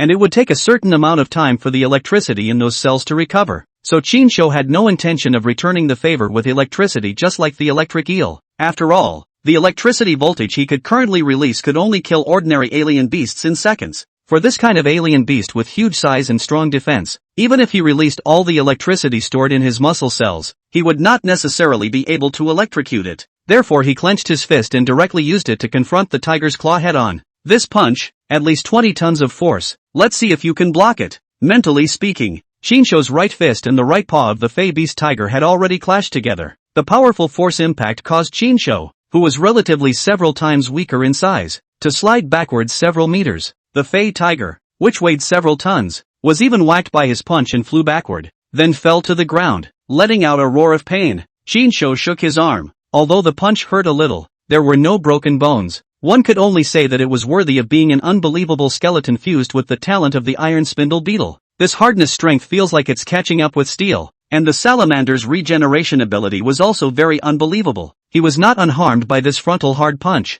At least the skin of his fist was bruised and red. However, after acquiring the regenerative ability of salamanders, such flesh wounds could be quickly healed in less than 2 minutes. Unlike this alien beast tiger, by his punch, the center of the tiger's paw had a fist-sized indented wound, and it also had a fractured bone. No, after falling to the ground, the Fey tiger's right front leg was already limping and unsteady. This scene once again stunned the crowd of onlookers. Is this guy still human? Chapter 47. You're a bear. Don't be a wimp. Unscientific. It's ing unscientific. Also a human. How is it that he can mutate so powerfully? He actually sent a several thousand-pound tiger flying with a single punch, and even crippled the tiger's paw. Going by our own mutations, he may have actually eaten food mixed with ants before he mutated, and that's why he gained the ant's gift of strength, and that's why he became so powerful. It's not necessarily an ant, maybe it's a peeper, because the peeper's fist is the most powerful, and it's said that the speed of a punch is 600 times that of a carrier rocket, and he just threw this fast and furious punch. It's highly likely that he ate a peeper, and then his fist gained the speed and power of a peeper. The crowd was speculating curiosity while showing envious and jealous eyes, and Chinsho,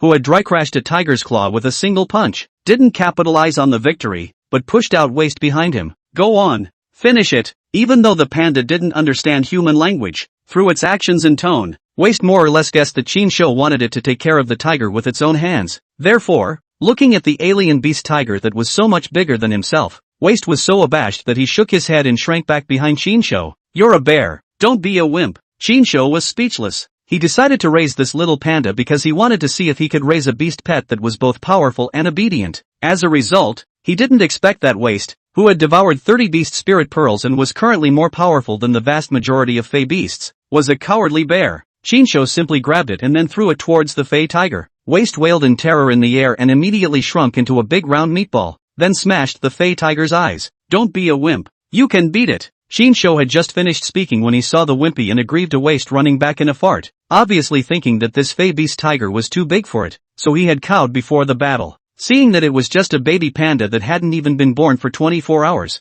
Chinsho didn't force it. After all, its intelligence was still in toddlerhood, just that it was more than 2 meters tall, and also chubby and big really made it difficult to treat it as a panda cub. Forget it, no time to waste. Chinsho looked at the wimpy Waste and had to take care of this Fey tiger himself. It just so happened that he was going to be in seclusion for the next few days, properly devouring and digesting the beast spirit beads to enhance and consolidate the beast transformation ability. And the beast spirit beads inside this Fey beast tiger were of good quality, and with such a big tiger, he could bring it back and eat it for days, and it could be used as a staple food for the seclusion. So Chinsho rushed over with his bare hands, wanting to see if he, who had only released 1 or 2% of the beast spirit beads energy, could actually defeat this beastly tiger? Roar! Although the Fey beast tiger started to panic in his heart, he still let out a shocking roar before opening his bloody mouth to bite at the charging Chinsho. Bang! Chinsho directly punched it in the jaw. Then the powerful force made the Fey tiger close its mouth, and the large tiger head was tilted backward by the punch, almost doing a backflip. It seems I overestimated this Fey beast tiger and underestimated my own strength. Chinsho realized that he had become stronger without realizing it. He leapt high into the air and grabbed the 2 long, pointed saber teeth that were exposed with both hands, then swung the Fey tiger up with force and finally dropped it heavily on the ground. Bang! the asphalt pavement was smashed out of a crater, showing how perverse Qin Shou's strength was. The alien beast tiger was really smashed dumb this time. Its eyes that were bigger than a bowl were smashed to the point that they bulged out, and there was even blood that started to flow out of the tiger's mouth. Qin Shou grasped these two saber teeth of it in a death grip and swung it up once again before slamming it into the ground once more. Bang! The road continues to crack and dent. The beast took advantage of the fact that the Fey tiger was smashed and confused, which tested the strength of the saber teeth. He directly came to a tiger's mouth and pulled out this saber tooth on his right side, which was more than 1.5 meters in length. Hard. The crowd's teeth ached at this scene. Qin Shou then held the middle of the saber's teeth and stabbed it against the tiger's head. Poof! The sharp and hard saber teeth were directly pierced into the tiger's head, completely ending the life of the alien beast tiger. The whole thing took less than a minute. It was a crushing inning. The hardness is good. The skull can be pierced. These two saber teeth can be used as weapons. Qin Shou pulled out his saber teeth and observed. Seeing no signs of shattering, he restaked it back on the tiger's head to plug the overflowing blood before it went to waste. After all, his tail that was fused with Gadfly's blood-sucking talent could be replenished by sucking blood, as well as strengthened and upgraded. Let's go. Pull the suitcase. Well, it doesn't understand human language and it doesn't know what a suitcase is. Qin Shou had to walk back to pull the suitcase himself, then focused his energy onto his peepa bone, instantly giving birth to a pair of silver-black, as huge feathered wings cast in steel. This scene once again stunned the crowds of people secretly watching on both sides of the street. Asterisk asterisk asterisk asterisk. What the hell is this? How did he suddenly grow a pair of wings? Didn't you guys say that he was supposed to have eaten ants, or peeps to mutate? Now how do you explain these wings? It discharges electricity and has wings. It's the reincarnation of Lazenzi or it's eaten Lazenzi. Anyway, he must know some mutated secrets that we don't know. That's why he's walking the streets with impunity. That's why he's ridiculously strong. And that's why he's somehow given birth to a pair of wings. Just like that, Qin Shou carried the suitcase in one hand and the corpse of the alien beast tiger in the other under the astonished and shocked gazes of the crowd, then spread his wings and flew. Waste, on the other hand, clutched his thighs, feeling the howling wind, eyes closed and not daring to look down. The crowd continued to watch in disbelief. He actually took the saber-toothed tiger carcass, and that giant panda with him and flew away? It's now certain that the giant panda is acquainted with him, or else it couldn't have hugged his thigh and walked with him. Someone pinch me. Is this really not a dream? Asterisk asterisk asterisk asterisk. You've eaten crabs. How to pinch so painful? Pain is right. Means we're not dreaming. Just can't figure out why that guy mutated so powerfully and so special? While the internet is still down, why don't you go online and see if there's some way to mutate to be more powerful? In the air, for the first time,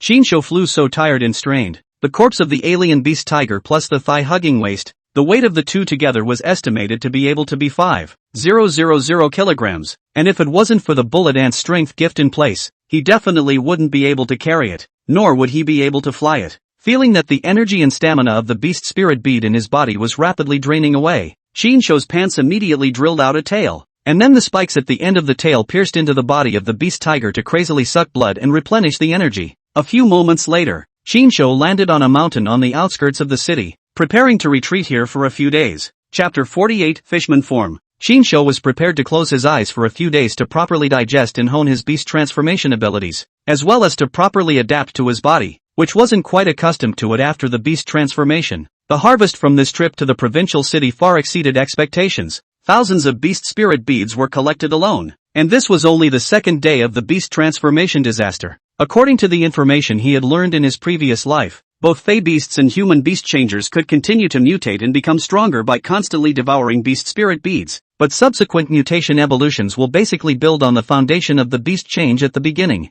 Let's say, for example, Qin Shou ate cassoulet chicken in his previous life. The beast became a weak chicken man, and then he can continue to mutate and become stronger by devouring a large number of beast spirit beads. But the subsequent mutation and evolution will basically be built on the basis of the beast of the chicken change. That is to say, people start out beasting into whatever animal they are, and subsequent mutation evolutions basically escalate around that animal. Being a weak chicken man at the beginning, he was doomed to a life in which the beast transformation could not get rid of the characteristics of chickens, and could only evolve and mutate around the natural abilities of chickens. Of course, if one was lucky enough to devour a powerful beast spirit bead with a super high degree of fit, then one could truly turn a mountain chicken into a phoenix. For example, the bird Fey with strong natural ability. The beast spirit bead in its body was the existence that could most easily turn a weakling beast shifter from a mountain chicken into a phoenix. In the past life, Like Qinshu, this kind of beast change did not give birth to the wings of the ground chicken. The most eager to get is the powerful bird beasts in the body of the beast spirit beads, and then mutated and evolved wings,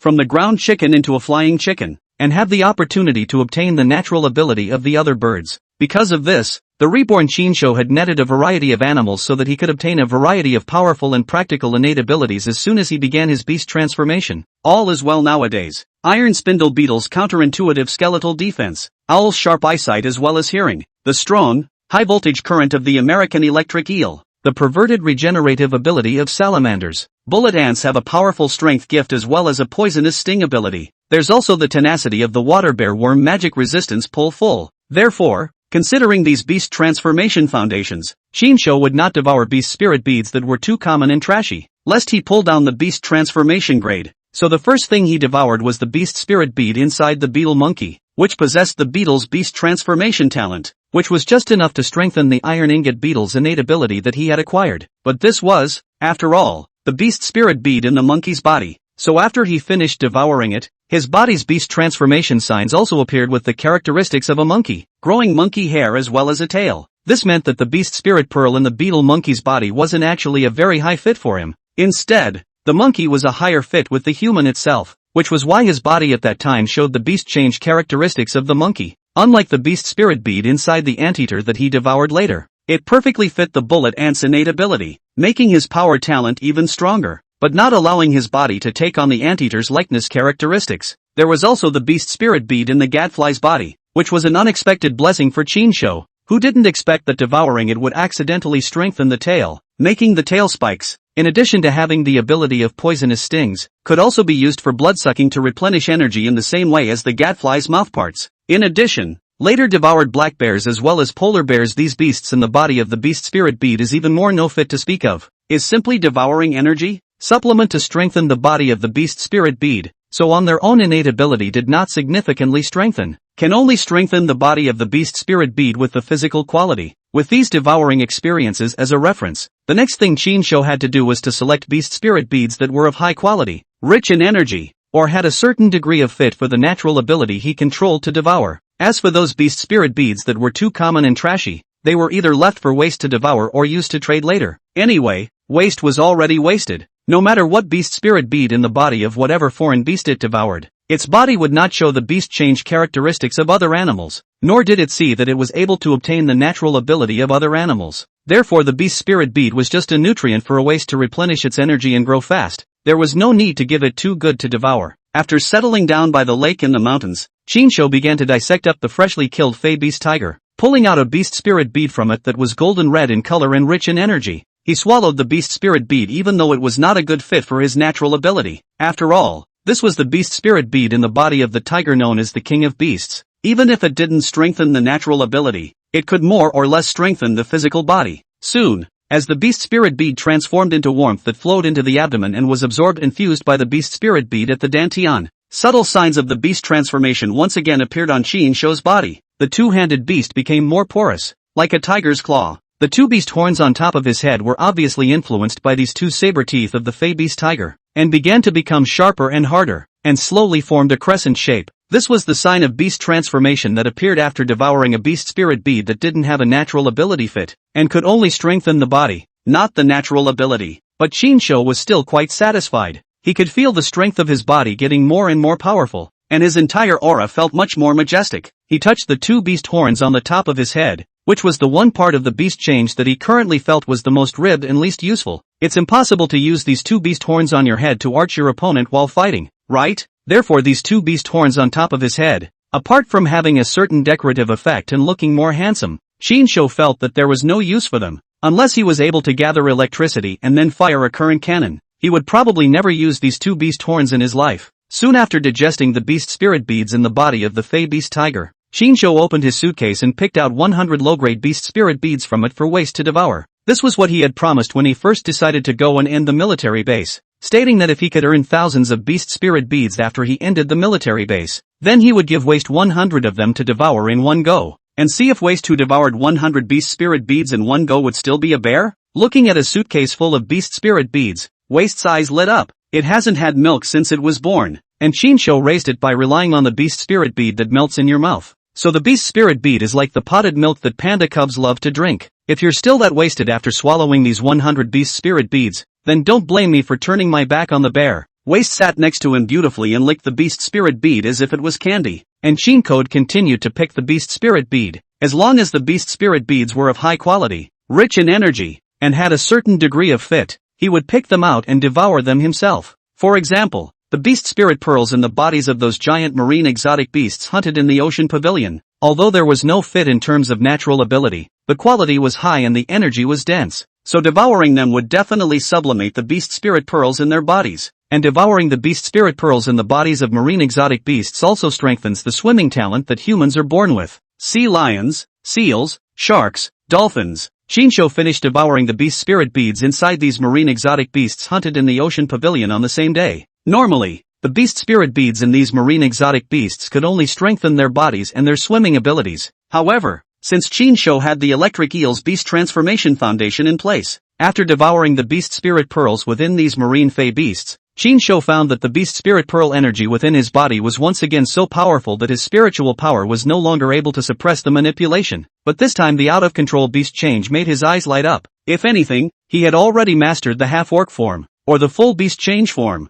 at his whim earlier. Then the animal form with wings transformed into fins and skin covered with silver-white scales could well be named fishman form. Chapter 49, The Strongest Creatures of Land, Sea and Air. After devouring a number of beast spirit beads from the bodies of marine animals hunted in the oceanarium, Shinsho unlocked a new beast transformation form. He raised his hand and looked at the beautiful silver-white scales like dragon scales covering his arm, feeling as if he was going to mutate and evolve towards the goal of being the strongest creature on land, sea and air. The most obvious characteristic of the fishman form is the appearance of fins on the back of the body, and the skin surface is covered with fish scales, and then it is particularly sensitive to water. And even the water molecules in the air can be sensed. Shinsho hurriedly took out his cell phone and opened the front camera, and found that the two animal horns on the top of his head had mutated like coral under the fishman form, and showed a form similar to that of a dragon's horn. And while the features still maintained their human appearance, both cheeks were also covered with silver-white scales, making it look like the Dragon Palace crown prince from Journey to the West had taken on a human form.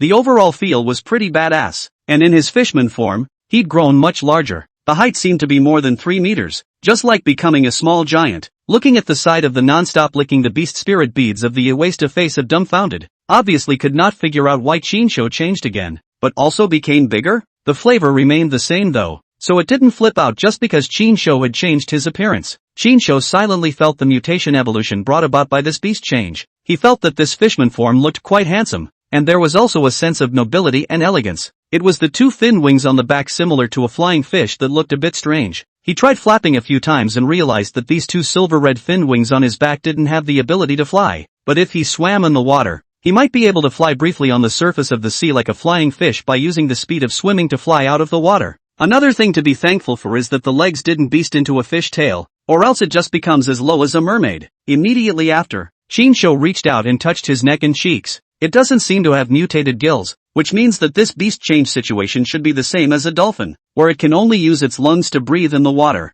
So even if the beast turns into a fishman, it can't stay in the water for a long time. It just so happened that there was a lake right next to it, so Shinsho simply entered the lake to verify his suspicions. As a dry duck, Shinsho had never learned to swim, nor could he swim, but that didn't mean that he didn't have the skill talent of swimming in his genes. In fact, the natural skill of swimming can be said to be something that humans are already born with, as they live in amniotic fluid like fish before they are born, so babies instinctively swim when placed in water after birth. Only there is no memory of it during the fetal period, so as time passes, people grow up and gradually forget the skill, thus deserting the innate natural skill of swimming. Right now, after devouring the beast spirit beads from the bodies of multiple marine fey beasts, Shinsho's deserted swimming talent had not only awakened, but had also been pulled up to full talent points. Therefore, the moment he walked into the lake and touched it, he had a feeling like a fish out of water, as if this was his home ground. This was his territory. Every inch of him could feel the flow of the water's movement, could feel its inclusion as well as its kindness. It's as if these waters are alive and they can communicate and play together. Shinsho couldn't wait. He took a deep breath, then dove headfirst into the water, diving towards the bottom of the lake. He found that his vision did not become attenuated by the water, and his eyes were able to open and close normally in the water without any irritation the whole time. On top of that, Shinsho had another discovery that made his animal blood boil. He originally thought that in this fishman form, he should use his lungs to store oxygen to breathe like a dolphin, and could not stay in the water for a long time. As a result, not long after diving into the lake, he immediately realized that he was actually breathing through his skin underwater. It reminded him of a popper. Because this is the case with mudskippers, in addition to being able to breathe with their gills, they can also take in oxygen from the air by virtue of their skin and oral mucosa. And leeches, like earthworms, also use their skin to breathe. This discovery thrilled Shinsho, because he knew very well in his heart that after the beast change catastrophe descended, the ones with the greatest potential for beast change, or mutation and evolution, were not the land animals, but the marine animals. Because the oceans occupy 71% of the Earth's total surface area,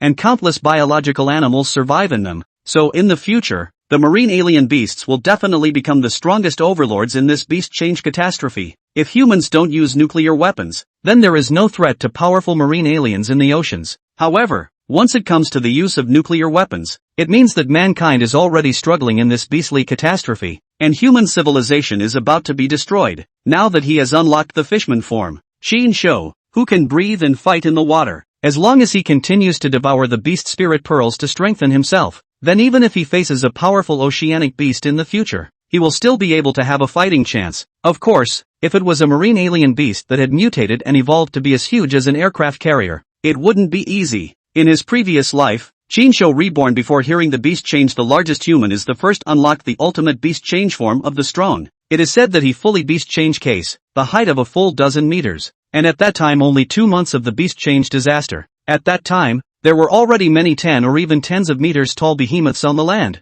and the beast change era thus began to develop towards the behemoth era. Considering that land animals can develop so many giants in 2 months' time, wouldn't it be even more exaggerated for ocean animals to evolve through constant hunting in such large numbers? Just as Shinsho was gradually adapting to his fishman form, a dark shadow suddenly swam towards him at the bottom of the lake. The movement of the water caused Shinsho, who had gained the dolphin sonar ability, to notice at the first opportunity that some other aquatic animal was swimming towards him. He immediately recognized the direction and looked over, only to see a large bluegill swimming rapidly towards him. Good lord, there's actually such a big mackerel in this lake. It looked like this green fish had devoured a lot of small fish after its beast transformation, or else it wouldn't have become so big. Just in time to experience what it was like to fight in the water, Shinsho stood in the water, his huge fin wings slowly flapping behind him, making sure that he didn't sink to the bottom of the lake, nor did he venture out to the surface. The large bluegill swimming in front of us looked to be 2 or 3 meters long. Its head was large and covered with a hard black shell. The green fish liked to eat snails, so the black shells covering his head and back were most likely generated by eating snails before the beast changed and then mutated. Looking at the extremely aggressive big blue fish that opened its mouth to bite, Shinsho quickly swam to the side to dodge, then clenched his right hand into a fist and blasted hard at the body of the big blue fish. Chapter 50. Have you seen this bird, man? Shinsho threw out a punch, and the result was not the imagined image of a punch blowing away a large blue fish. The resistance of the water has weakened the power quite a bit. If this punch was on land, this fish would have to be seriously injured without dying. Shinsho looked at the big mackerel that was in pain and shook its tail to continue rushing, and in his heart, he was thinking about how to reduce the resistance of the water. He thought of Peeps, known as the strongest boxer in the animal kingdom. They create a hyper-vacuum phenomenon when they swing their fists, so the resistance of the water is just dissolved by their fists. Shinsho thought of the science video he had watched before about Peeps, and then a little chagrined pity. He carefully prepared the beast change ingredients should also include Peeps, so that gained Peeps' boxing talent. Then he could also punch the air bubble phenomenon in the water. The so-called air bubble phenomenon means that the speed of the moving object is increased to a certain degree. The surface of the moving object is surrounded by a layer of bubbles, and when the surface of the moving object is surrounded by a layer of bubbles, the water resistance of the moving object will be reduced to a very low level. The Peeps' ability to throw punches in the water that rival the speed of a bullet and are up to 500 times more powerful than themselves is based on this principle. Because of the fast speed of the Peeps' punches, there will be a local vacuum, and this vacuum will lead to local vaporization of water, which will produce a large number of air bubbles, which is the phenomenon of vacuoles produced by the Peeps' punches. These bubbles then compress dramatically when squeezed by the water, creating explosive jets as well as shock waves, which is why the tiny peppermints are able to throw such powerful punches. Shinsho wanted to try it out to see if he could follow the example and hit the vacuole phenomenon just like Pippi Shrimp. A punch, 2 punches, 3 punches. Bubbles do appear quite a bit, but these are not the bubbles that contain the explosive energy as well as the shock waves of the vacuole phenomenon. Shinsho felt that the resistance of the water was still evident, weakening at least half of the power of his punches. So much so that the big blue fish carried him hard for 4 punches, only fleeing in pain and not dying. Shinsho swam faster than a big mackerel and went after him with another punch. This time there was electricity zipping out of the fist, and the tiny bubbles produced after the punch had increased significantly. But this was not yet the phenomenon of empty bubbles capable of delivering a powerful explosive impact. But Shinsho is a bit seedy. He looked at the large mackerel that had been dry-humped by a punch this time and floated toward the surface and swam up after it. Phew! Shinsho breathed in the land air. Although he could breathe in the water under the fishman form and would not be deprived of oxygen, the feeling was still very unaccustomed to the first time the beast turned into a fishman and felt a bit depressing. Shaking his legs and dorsal fin wings, Shinsho grabbed the fish's tail and quickly swam to shore. He threw the 2 to 3 meter long large blue fish onto the shore and summarized his fishman form that had just experienced a water battle. The first thing is that power and speed are diminished in the water, which may have something to do with the fact that his current feel for the water is not very good. Water sense refers to the swimmer as the comprehensive understanding, experience and feeling of water. He is, after all, a human living on land, so the water sense is certainly not as good as aquatic animals.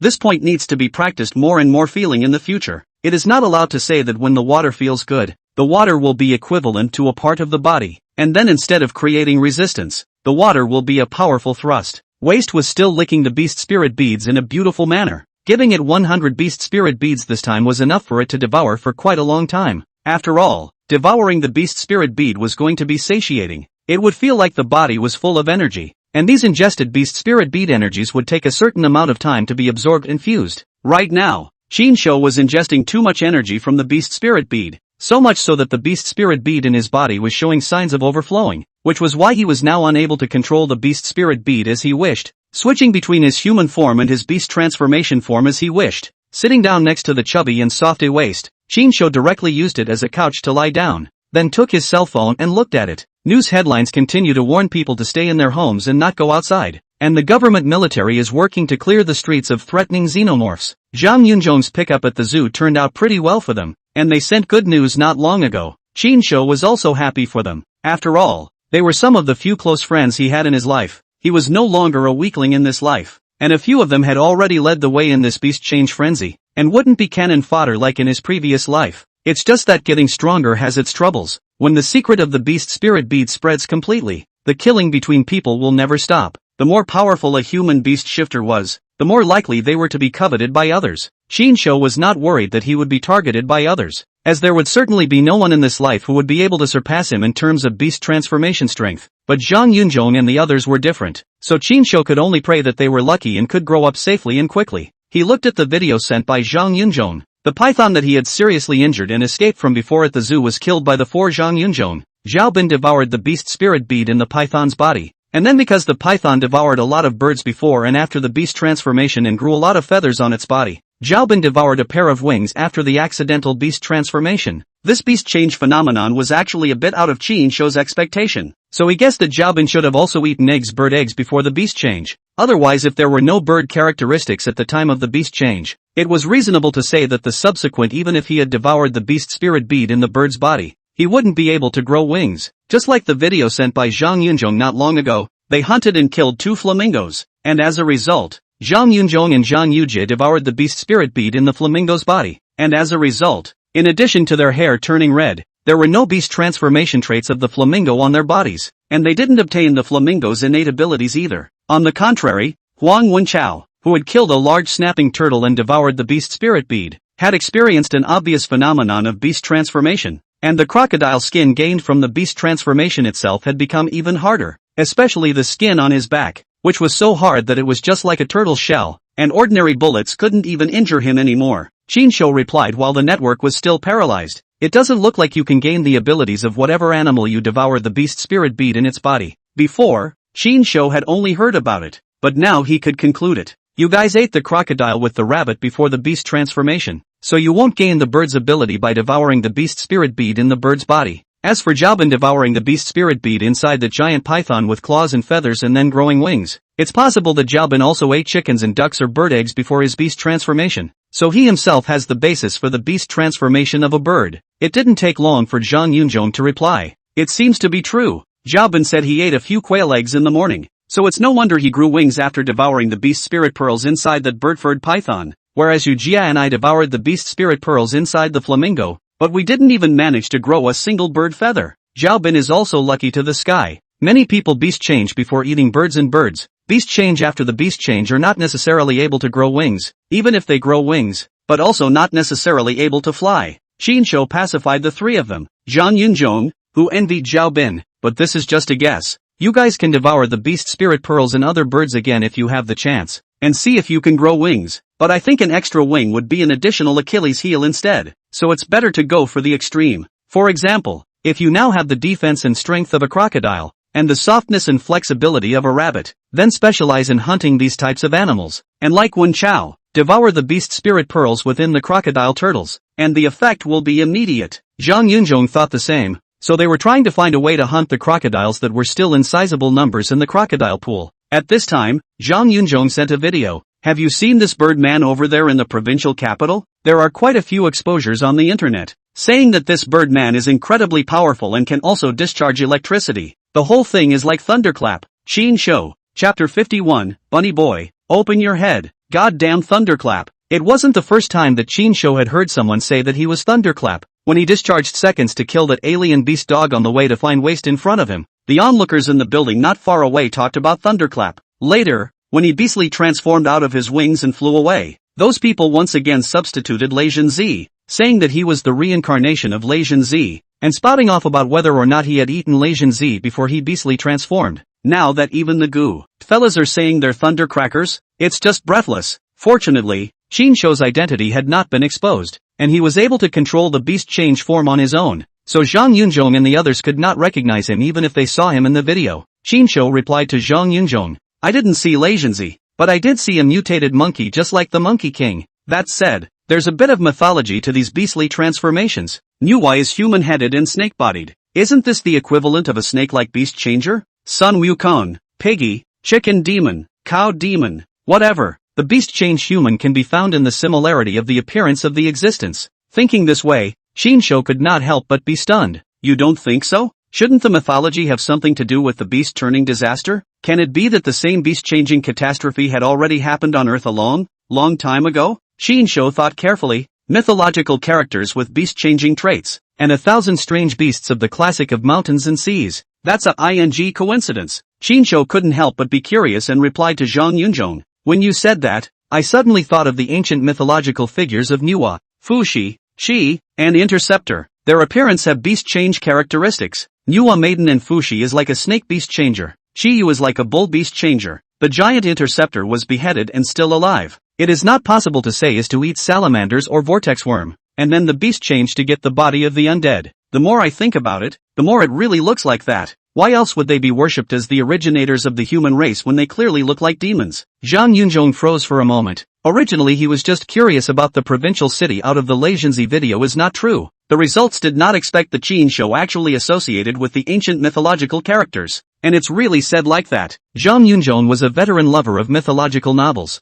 and this was a complete substitution of Qin Shou into the mythological story. Fuxi took the body of a python, the head of a crocodile, the horns of a stag, the eyes of a tiger, the scales of a red carp, the legs of a giant lizard, the claws of an eagle, the tail of a white shark, and the baleen of a fin whale, and created the totem of the Chinese nation, the dragon, and the heir of the dragon came from it. Now look, maybe your guess was right. Mythologies may not be fictional. Perhaps the age of myths was an age of beastly change, just as it is now, with countless humans and animals alike undergoing beastly change. Qin Shou suspected more and more that this was the truth, but unfortunately there was no way to investigate and argue. If the mythological characters are real, and the mythological stories are based on facts, then it means that our guesses are most likely correct, and it also shows that the potential of the beast change is unlimited, and it is not possible to say that if we continue with the evolution of the beast change, human beings can be so powerful as to open up the heavens and move mountains to fill up the seas. Qin Shou began to long for it, especially after thinking of the mythological figure of Cotter. The animal blood in his body began to boil uncontrollably. According to the classic of mountains and seas, Quafu has a huge form, manipulating a green snake with his right hand and a yellow snake with his left hand, and exists in three forms, beast, human and god. Wasn't this just like a human beast changer who had mastered the ultimate beast change? One could switch to human form, half-orc form, and full beast transformation form at will. Thinking of this, Qin Shou's heart became even more excited as he had an additional fishman form in addition to these three forms. Without further ado, I have to find a way to work hard to become stronger before I can do so, or else I'll become cannon fodder in this beast change era, and I won't be able to witness the new version of the mythological story of the ship in the context of this era. Shinsho was really going to shut down this time. The energy of the beast spirit bead he was now devouring was too much and too strong, and his body couldn't hold down the beast to turn into this 3-meter-tall fishman form today, so he needed to hurry up and exercise and digest before he could do so, and then wait for his body to fully adapt to fusing this huge energy before he could regain control of the beast spirit bead in his body and switch back to his human form. Zhang Yunzhong's passion and curiosity had just been aroused, but as a result, Shinsho did not continue to talk about this topic with him, which made him a bit depressed. But now really wasn't the time to idly chat. He had to work on getting stronger as well. The internet says that in 2 days many places will have their internet systems down and we may not be able to contact them then. We may not recognize each other even if we meet again in the future. So I discussed with Zhao Bin and the others to come up with a secret password. This secret password on the first sentence is the little rabbit good boy. The next sentence is to open the head open. In the future, if someone sings little bunny goody goody near you, then you come back with a line about turning your head away so we know it's one of our own. Shinsho, goddamn open the head. Obviously, the inspiration for this code word password came from the braised rabbit head that Shinsho had treated them to at lunch yesterday. However, before they had mastered the ultimate beast transformation and couldn't switch back to their human forms, this secret password did serve some purpose, or else with the continuous beast transformation to change their appearance, they really wouldn't be able to recognize each other based on their appearance. Therefore Shinsho returned an okay expression and threw the cell phone with little power left to the side. Stop eating and train with me. Waste also has to be trained properly, otherwise spending so many beast spirit pearls to cultivate a dead fat bear who is lazy. Think about it and feel wasted. Ow. Shinsho carried a waste destiny's fat neck to the side, then made it learn how to do push-ups. Although people don't communicate well with bears, Waste is clearly not like the average panda. It had devoured a number of beast spirit pearls, a few of which were still taken out of the bodies of human beast changers, so a Waste's IQ had obviously evolved and strengthened a lot, and although it didn't understand the human language, it immediately knew what Shinsho meant through his tone of voice and hand-to-hand teaching. That's right, that's the move, do 1,000 of them for me first, Shinsho said. Did not resist patting a Waste this round. Needy bear belly, put the belly away. Push-ups are done with the hands, not with the belly. Waste, who just wanted to sit lazily and lick the beast spirit bead, tearfully put away his belly and did push-ups. Shinsho placed the corpse of the 2 to 3 meter long, 1 to 2,000 pound large mackerel on Waste's back, so that the effect of weight training would be more pronounced.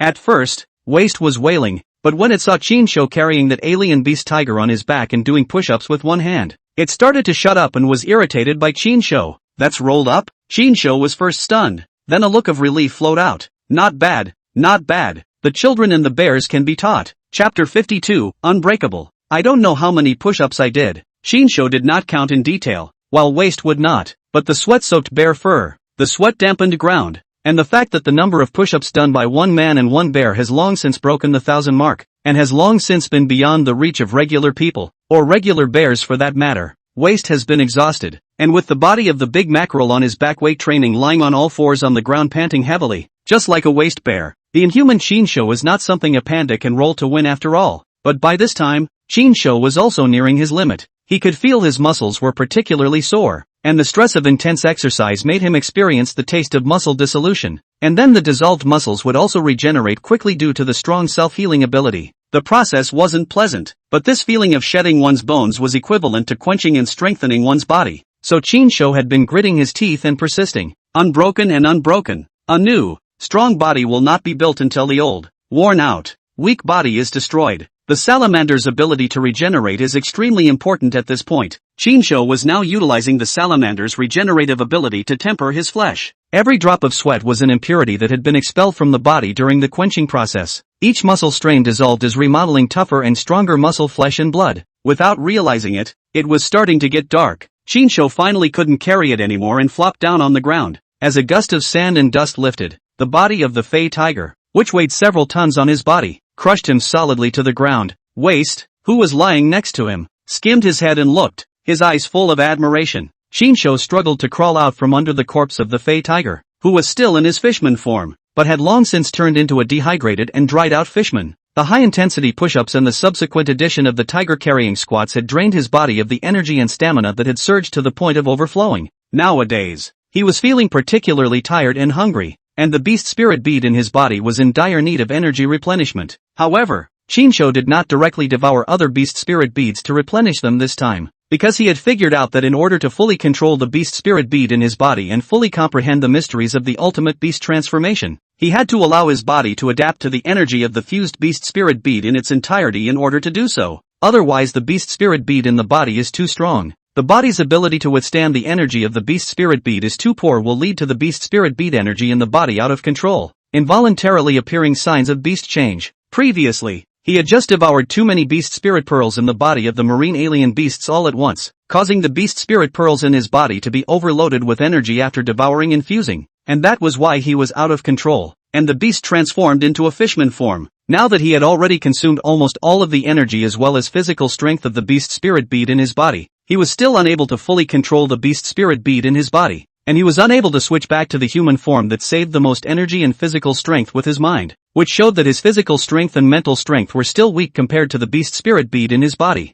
Therefore, he couldn't continue to devour the beast spirit bead for a short period of time, and he would have to continue to exercise and continue to strengthen his physical body and enhance his spiritual power next. Shinsho crawled in with difficulty, then kicked Waste aside. Let's go, take a shower, then grill some fish for dinner. Seeing that Waste was too tired to climb up, Shinsho simply took a hand and dragged Waste to the lake to bathe like a dead pig. Otherwise, how can I sleep in this panda bed when it smells like sweat? Into the lake. Shinsho, who was severely sweating and dehydrated, was instantly comfortable. His entire body sank into the lake, feeling the exhaustion wash away. Is this perhaps what it feels like when a fish dying of thirst suddenly enters a lake? Shinsho was so comfortable that he almost fell asleep in the water. Waste, on the other hand, floated motionless on the lake like a dead pig, then flowed with the waves, unable to do anything about it. Shinsho had to rub it after the bath, especially the belly. Shinsho scrubbed harder. After all, tonight he is going to sleep on it. 2 dirty and stinky words will affect his sleep.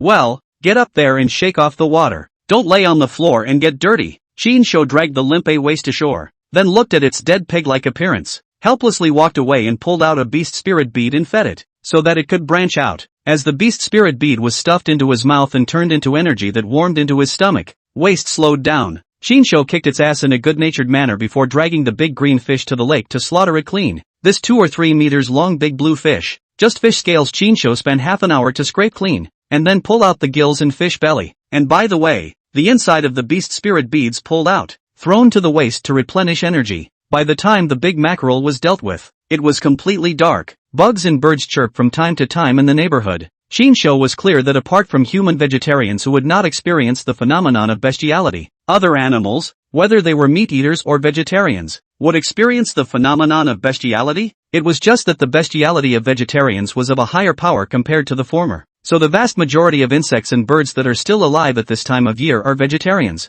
The main reason is that once a carnivorous finicky animal undergoes a beast transformation, it will basically die because its body is too weak and it doesn't have enough energy to replenish it, thus causing its body to be unable to carry the painful beast transformation process, and it will directly burst into flames. But if they were vegetarians, then they could have eaten grass and trees nearby during the beast transformation process as a way to replenish their energy, and then successfully survived until the beast transformation was complete. It's like this nearby cricket that chirps quite nicely. Shinsho followed the sound and discovered the cricket whose beast transformation had been completed. Normally, crickets are only 3 or 4 centimeters long, but this cricket, which comes out in the dark to forage in court, is more than 10 centimeters long, several times larger after the animal transformation. Meanwhile, mosquitoes bigger than hornets flew one after another. As we all know, in addition to sucking blood, mosquitoes also rely on plant sap and dew as food. So these mosquitoes mostly rely on sucking plant sap to replenish energy, so as to survive until the completion of the animal transformation.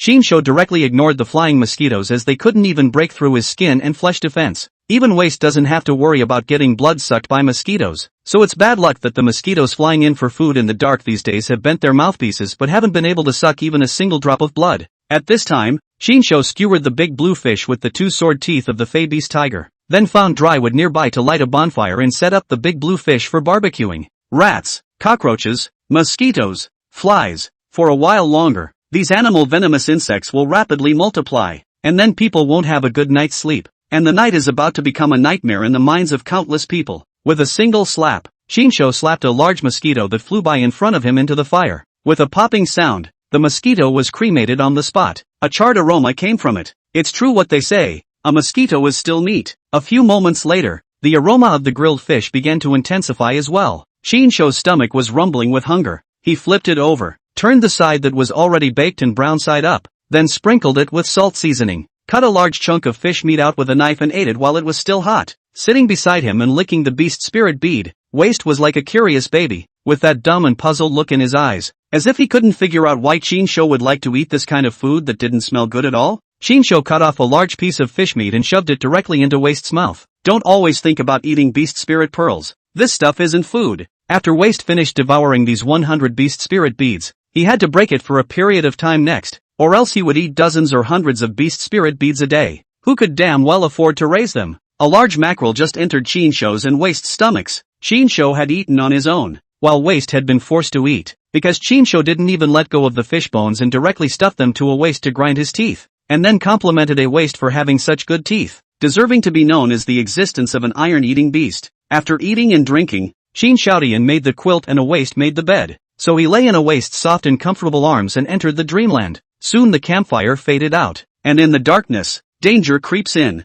Chapter 53, It's better to have a dog than you. Hissing sounds drifted in with the evening breeze. A giant king cobra with a length of over 7 meters and a body as thick as an adult's calf spat out its snake letters while crawling towards Chinsho and Waste. Obviously, this was a king cobra that had grown 1 or 2 times its size after the beast transformation. In the south, king cobras are also known as passerines, and their ferocious nature, quick reflexes, and high venom discharge make them some of the most dangerous snakes in the world. The forked snake letters were the snake's olfactory organs, and as they got closer and closer to their prey, the rich and delicious scent emanating from the prey became more and more obvious, causing the spitting frequency of the snake letters in this king cobra's mouth to become faster and faster. Although king cobras have weak night vision and are naturally nearsighted, that doesn't stop them from hunting in the dark as well, because they hunt mainly by scent as well as infrared sensing. Even if their vision is extremely poor in the dark, it doesn't affect their normal hunting. As its body continued to twist and swim, the king cobra, which was more than 7 meters long, had already crawled to a distance of less than 3 meters from Chinsho and Waste. The king cobra was an extremely high IQ existence among snakes, and it seemed to be clear that the 2 sizable prey in front of it were not that easy to hunt, so it cautiously approached, attempting to engage in a sneak attack without speaking of martial arts. Then it appeared to change its mind. The superb sense of smell on the snake's credentials as well as infrared perception made its attention fall on a backpack with a suitcase next to the 2 prey items. The rich scent that permeated inside seemed to be more delicious than these 2 prey. Just as it was getting tangled up, Chinsho suddenly woke up with a yawn, frightening the king cobra into immediately stretching out its neck and entering a hunting state. Chinsho looked at Waste, who was sleeping like a dead pig and was defenseless, and said in disgust, "This snake has touched his side, but he turned out to be unaware of it and sleeps like a dead pig. It's really better to raise a dog than to raise you." The post-apocalyptic experience of his previous life had made Chinsho's nerves particularly debilitating and sensitive, and whenever there was a little breeze while he slept, he would wake up with a jolt and alert the surrounding area. In this life, even though he had laid out a plan in advance to change his fate of becoming weak cannon fodder, his spiritual perception was still tight all the time. Therefore, he had long known about the existence of this king cobra, especially after devouring the beast spirit beads in the bodies of those 2 exotic dolphins. His spiritual perception was enhanced against all odds, and his brain evolved and mutated to be the same as a dolphin's sonar radar system. Therefore any movement within a 100-meter radius was easily caught by him, and even when he was sleeping, his brain would still scan and work normally. Chinsho stood up and got goosebumps when he looked at such a large king cobra. Even though he had become strong now, he still felt intimidated by snakes in his heart. Why in the world should there be such disgusting and dangerous animals? If he could choose a species to be eliminated from extinction, Chinsho would not hesitate to choose snakes. The more he looked, the more his scalp went numb. But this king cobra might be a good beast change for him. When the time came to devour the beast spirit bead in this king cobra's body, the venom contained in his tail spikes should be able to evolve. Therefore, even though Chinsho felt fear of the snake, he still went over and killed the snake with his head. As for Waste, he didn't expect to be able to kill the snake, and there was a chance that Waste's skin and flesh defense wouldn't be able to block the poisonous fangs of this king cobra, so it would be better to overcome the fear of slaughtering the snake by himself, lest the beast pet that was so hard to cultivate be bitten by the poisonous snake just like that.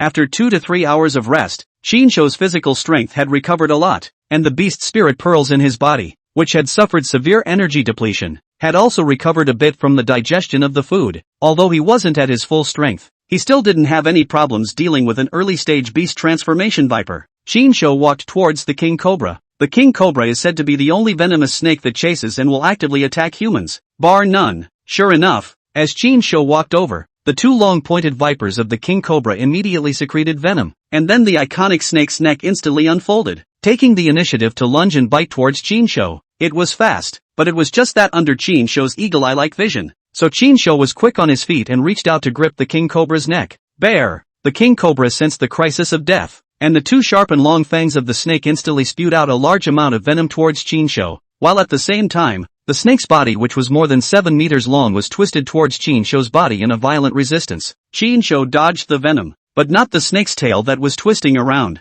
It made him shiver and feel like ants were crawling all over his body, so he yanked hard, holding the snake's neck, and swung this king cobra like a whip frantically, not giving the snake a chance to wrap itself around him. Swinging, Qin Shou simply smacked at Waist, who was sleeping like a dead pig. Snap, snap, snap. Waist was woken up by the whip, looked at Qin Shou with a confused face, unable to understand why he was sleeping soundly, but received a whip for no reason at all. The panda's night vision was quite good, and after Waist had devoured multiple beast spirit pearls, his night vision would only get stronger, so he reacted immediately when he saw that the thing that was drawing on him was a snake. Turns out it was this snake that was smoking me. Damn snakes! Not letting the bear sleep at night, Waist climbed up, grabbed the snake's tail that was drawn on his body with one hand, and grabbed the snake's body with the other hand, then gave a forceful tug, directly splitting the unlucky king cobra into two. Qin Shou, that's a bit of a wake-up call. Originally, Qin Shou was thinking of pumping it a few more times, but when he saw that this snake had been ripped off,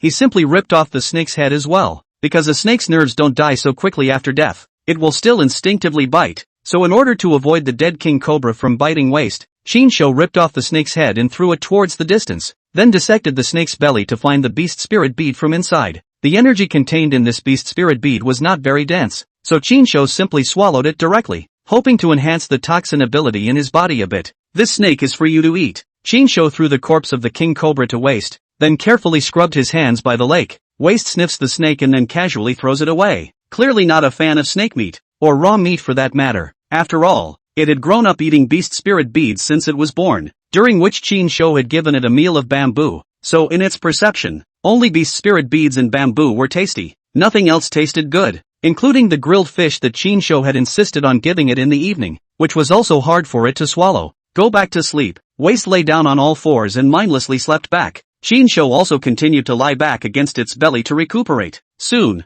the beast spirit bead in the king cobra's body was finished devouring and fusing, but Qin Shou realized that there were no new signs of beast transformation in his body, and he didn't know if the venom of the tail spikes had mutated and fused with the toxicity of the king cobra. If you have the chance in the future, you can try to poison the Fae with the spikes of your tail to see how toxic it is. Chapter 54. Only the protagonist is so different. 3 days later, after intense devil training, Qin Shou regained control of the beast spirit pearl in his body, and then manipulated it with his mind, switching back to his human form. In these 3 days, Waist had finished devouring all those 100 beast spirit beads. Before and after adding up, Waist had devoured a total of 131 beast spirit beads, and the extra one was the beast spirit bead in the body of that big blue fish. Now a Waist is no longer the cute and adorable little a Waist, but the beast has become a standing up to 5 meters high, and round, chubby big beast, so much so that Qin Shou, in human form, looked particularly petite and delicate next to it. The scene was like kindergartners standing next to Yao Ming.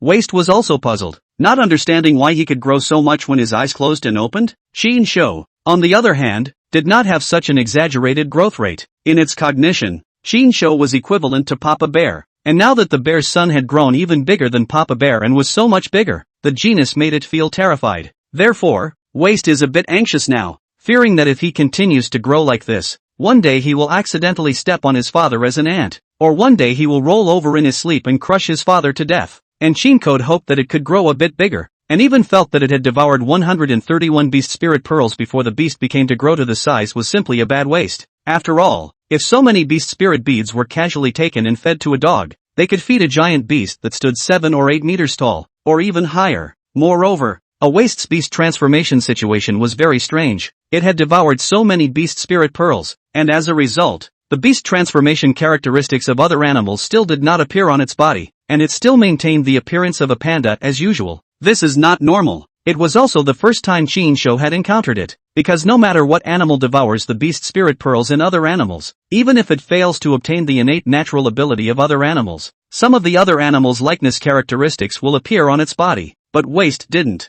In addition to its rapid growth, its entire body was still panda-like, which really made Qinshu wonder. Referring to the formula of those metaphysical novels, this situation of a waist is definitely not simple. Usually only the protagonist would be so different. Qinshu could only expect this to be the case with waist now, and look forward to the day when waist would surprise him. From today onwards, you can't eat any more beast spirit beads without my permission. Qinshu decided to strengthen the training program for waist, as well as teach it hunting as well as fighting skills. Otherwise this would be a vain and fat alien beast with no combat power. At the same time, he was thinking that since human powerhouses could manipulate the beast spirit bead with their thoughts after mastering the mysteries of the ultimate beast transformation, they could autonomously switch between the human form and the beast transformation form. So can other animals do the same? Switch between their native form and their animal form at will? Logically it should be possible. After all, human beast changers have the same mutation evolution template as animal beast changers and both contain beast spirit pearls in their bodies.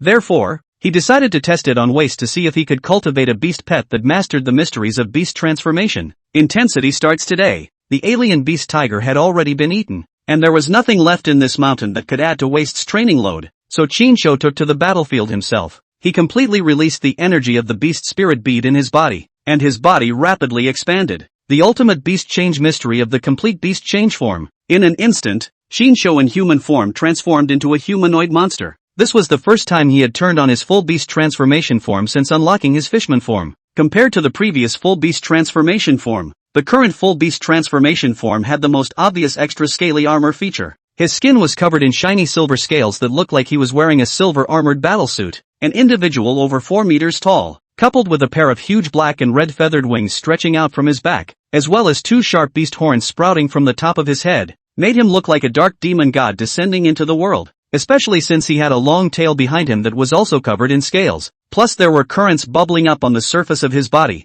It was almost like a villainous big boss that had made a magnificent appearance. Qinshu wanted to see what he looked like in his full beast transformation form this time, but his cell phone was out of battery and he couldn't maneuver a cell phone that small with the size of his current hand. Standing at the edge of the lake, one can only barely make out a rough idea through the sparkling surface. Anyway, no matter what, for Qinshu, who was a beast-turned-underdog man in his previous life, this current beast-turned form certainly looked a million times more handsome than the underdog mold. He felt the overbearing power that was madly surging out of his body, and at the same time, he also felt that the energy in his body was rapidly depleting. I also wonder how long the energy of the beast spirit bead contained within his body can last in this form? It's not too late. Qinshu directly used his strongest form to increase the training intensity for waist. Come on, wrestle! In terms of height, Qinshu in his fully beast-changed form was still a small half-head shorter than waist, but there was no longer too much of a noticeable difference in size between the two. Waist was obviously surprised by the change in him, and his big brain couldn't figure out why the tiny papa bear had suddenly gotten so big, and this time it was different from before, but the flavor is still the same.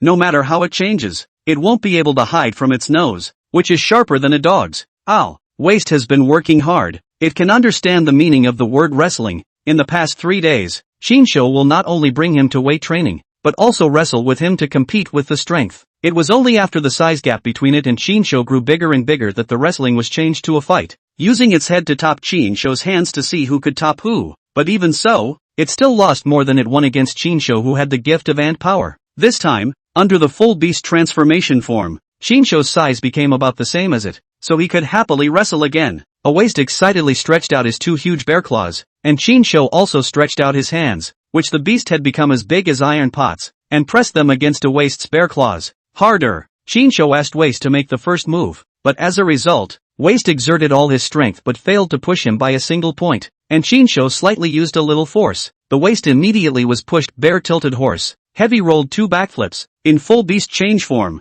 the bullet ant's power talent is perfectly presented, and the other animal's natural abilities should also be qualitatively improved. Unconvinced, waist grunted and grunted as he climbed up, then with all 4 paws on the ground, he rushed over with great strides, wanting to knock Qinshu out with one hand. Qinshu stretched out his right hand and single-handedly pushed against its fat head that was charging with all its might. The powerful rushing force caused Qinshu to keep slipping backwards, but his feet did not take a step backwards, so the ground was cut into 2 deep gullies by his feet. Immediately after that, waist couldn't move his top. Lowering its head recklessly, it realized that 1/3 of Qinshu's legs had sunk into the ground. Then looking up at Qinshu, who was motionless and had not been knocked away by itself, it continued to exert all its strength. Ow ow ow. A waist's limbs fought to plow hard on the ground. His big head arched forward hard, and as a result, he ended up tired as a dog, and still failed to send Chinsho flying out on top of him. My turn. Chinsho pulled his legs out of the deep grooves in the ground, and then took one step forward, pushing Waist, who was more than 5 meters tall and weighed at least 20 tons,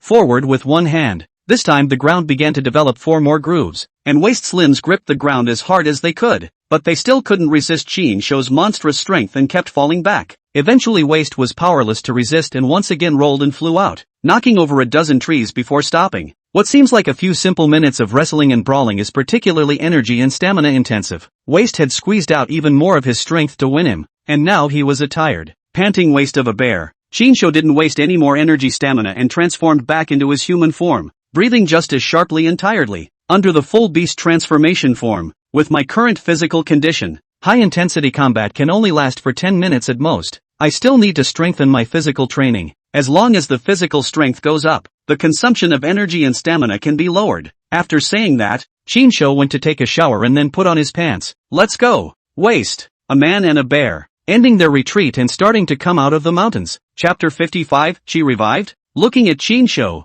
who had transformed back into his human form and was so much smaller, a puzzled look once again appeared in Waist's large panda eyes. Seeing this, Chinsho took the opportunity to explain. This is the benefit of mastering the ultimate beast transformation mystery, manipulating the beast spirit bead in the body by virtue of self-consciousness intention, inhibiting or releasing the beast transformation energy contained in the beast spirit bead as one pleases, thus realizing the switching between the native form as well as the beast transformation form. Unfortunately, pandas don't understand human language. Chinsho also knew that Waist couldn't possibly understand what he was saying, or else he'd really become a spirit. But Waist's IQ wasn't low, and had been adopted by him since birth before his eyes were open and the umbilical cord had been cut, so Chinsho believed that in time, Waist would definitely be able to understand human language. Now it was not expected to learn human language at once, so Chinsho patiently explained and let it know the meaning of some simple words first. Chinsho pulled out a beast spirit bead from his backpack and continued. This is a beast spirit bead, and we also have a beast spirit bead in our bodies, so we can change back to our native form by controlling it with our mind, or spiritual power, and inhibiting it from affecting the beast transformation energy throughout our body. Waist was listening to the clouds. However,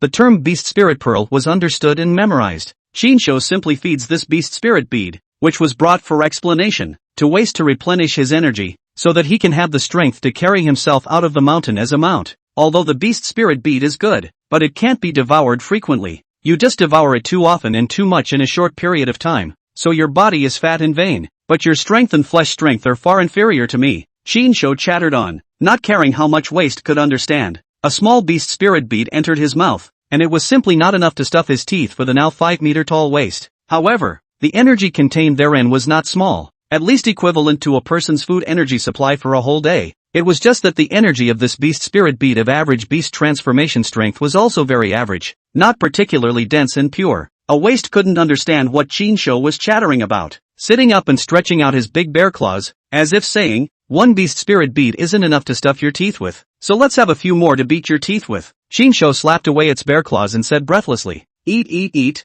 day in and day out you just know how to eat. Whose panda eats beast spirit beads 3 times a day? If you don't develop abs, you won't be able to eat beast spirit beads in the future. Saying that, Chinsho picks up the backpack and carries it on his back. There are no more beast spirit beads taken out of the marine alien beasts in it. The rest are beast spirit beads in the bodies of the other alien beasts hunted and killed in the zoo, as well as the beast spirit beads collected by sweeping through the military base and the Hong family. In these 3 days, he and Waist had only devoured less than 200 beast spirit beads, so the total number of beast spirit beads was still around 1,000. These beast spirit beads he will not devour in a short period of time. Otherwise the strength of the body cannot keep up with the strength of the beast spirit bead's fusion evolution. Continue to devour will only be a waste, and energy overload. The body will also appear beast change out of control. Gotta keep exercising to get the physical strength up as well as the mental strength. Chinsho found vines to wear on the suitcase and strung them into a necklace, then hung it around Waist's neck. Instead, he put on his backpack containing the beast spirit pearls along with some necessities and jumped to sit on Waist's shoulder, pointing ahead. Let's go. Out. Now that Waist was this size and weight, it would be difficult for Chinsho to fly around with it anymore, unless Waist also mastered the mysteries of the ultimate beast transformation and turned into a small panda that was easy to carry around. In the mountain forest, every step Waist took could startle the small animals nearby. The 1-meter-high weed bushes were clearly not enough under Waist's big feet. Even trees taller than Waist would be casually slapped down by it once it got in its way. Wherever it passes, The grass is wounded. Quite a few insects and birds that were at least a few times larger after the beast's transformation were fleeing in all directions. Huge pandas over 5 meters tall are simply destructive to them. There was a serious rear-end crash on a section of the nearby highway. Apparently the sudden and agonizing process of the beast change when the beast change disaster struck distracted the drivers and then caused a serious rear-end crash. Judging from the scene of the gruesome crash, I'm guessing there were quite a few other people at the scene who died outright. Because more than 100 meters long this chain rear-end crash scene has long been charred black. All the vehicles are burned to scrap metal, and in the nearest service area, there were still a number of injured human beast changers waiting with bated breath for rescue. It's just that as each day passes, there is no hope or expectation left in their hearts. It's now been 4 days and the ambulance hasn't come, and there's no response to the police call for help, which means that the social order has collapsed, and it's now a post-apocalyptic world where everyone is on the edge of their seats. Now that the power is out in the service area, it's probably only a matter of time before the network is paralyzed. We have to find a way to leave, or else the network will be paralyzed, communication will be paralyzed, and we won't even be able to find our friends and family by then. The scariest thing is that even the mosquitoes have mutated, and these mosquitoes seem to continue to mutate after sucking blood. On the first night, the mosquitoes were generally only 2 or 3 times as big, but the ones that bit me last night have all mutated to the size of a thumb, and the cockroaches, the ones I stomped on this morning, are almost the size of my palm. So we have to make a decision before we can do anything about it, or else we'll only be waiting to die if we continue to hide in the service area. And there's not a lot of food left in this service area to sustain us while we wait. Many people would have walked back even if they didn't have injured friends and family to take care of. So the ones who stayed in the service area were basically the ones who had a sudden car accident during the change of the beast and then waited for assistance in the nearby service area. That's when the thud came. It was as if giant pile drivers were pounding the ground. The crowd in the service area was caught up in the commotion. What's the commotion? Look across the street. You guys, the movement should be coming from over there. Is this someone felling trees? The crowd was puzzled and worried. Then, a huge 5-meter tall panda walked out of the woods. It instantly stunned the crowd that looked on. Asterisk asterisk asterisk asterisk. Why is there a panda in the woods? And isn't this panda a little too big? It looks like it should be the mutated panda in the provincial zoo ran out. Only this size mutation is too exaggerated. If it eats people, we will really only have one way to die if we face it. No, why is it wearing a suitcase around its neck? And there's a boy with a full head of gray hair sitting on its shoulders. Really? You can see it from this far away? Really? I also saw it clearly. This panda really had a person sitting on its shoulders. And if the person's height was 1 meter 8, then this panda's height was at least 5 or 6 meters, equivalent to a floor and a half of a building so tall. As the crowd was stunned, a man with nearsighted glasses and the features of a chicken or duck suddenly felt that this was not a simple global beast change catastrophe.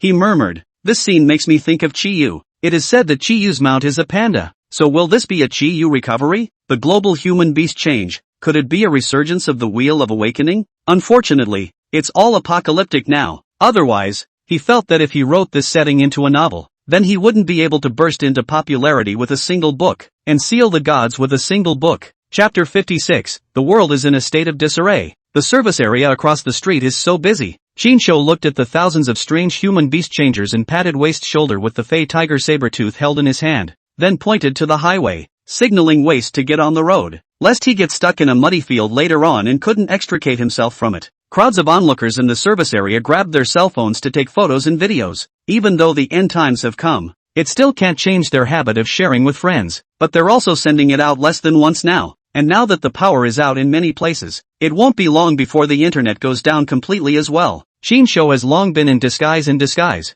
Even if the video spreads on the internet, people who know him swiped the video, they will not associate him with it. After devouring the beast spirit bead inside the polar bear in the beginning, his hair beast became as snowy white as the polar bear, so he could manipulate the beast spirit bead inside his body to change his hair color, switching between black and white hair at will. This was the benefit of mastering the ultimate beast transformation mystery. One could control the signs of beast transformation of the body as one wished, even to the point of being able to be so subtle as to only beast transform a certain part of the body. Thus, in addition to his original human form, Shinsho could camouflage himself through various degrees of beast-changing forms. Of course, that would only fool the eyes of others. Fey or human beast changers with a keen sense of smell can actually recognize him by scent. It's like Waste. No matter what form his beast took, Waste could tell him by his scent. So even if he turned into dust, Waste would still be able to recognize him with his sense of smell. Stepping over a barren field full of weeds, Waste took the highway in stride. They were now just over 100 meters away from the service area. So the closer they got,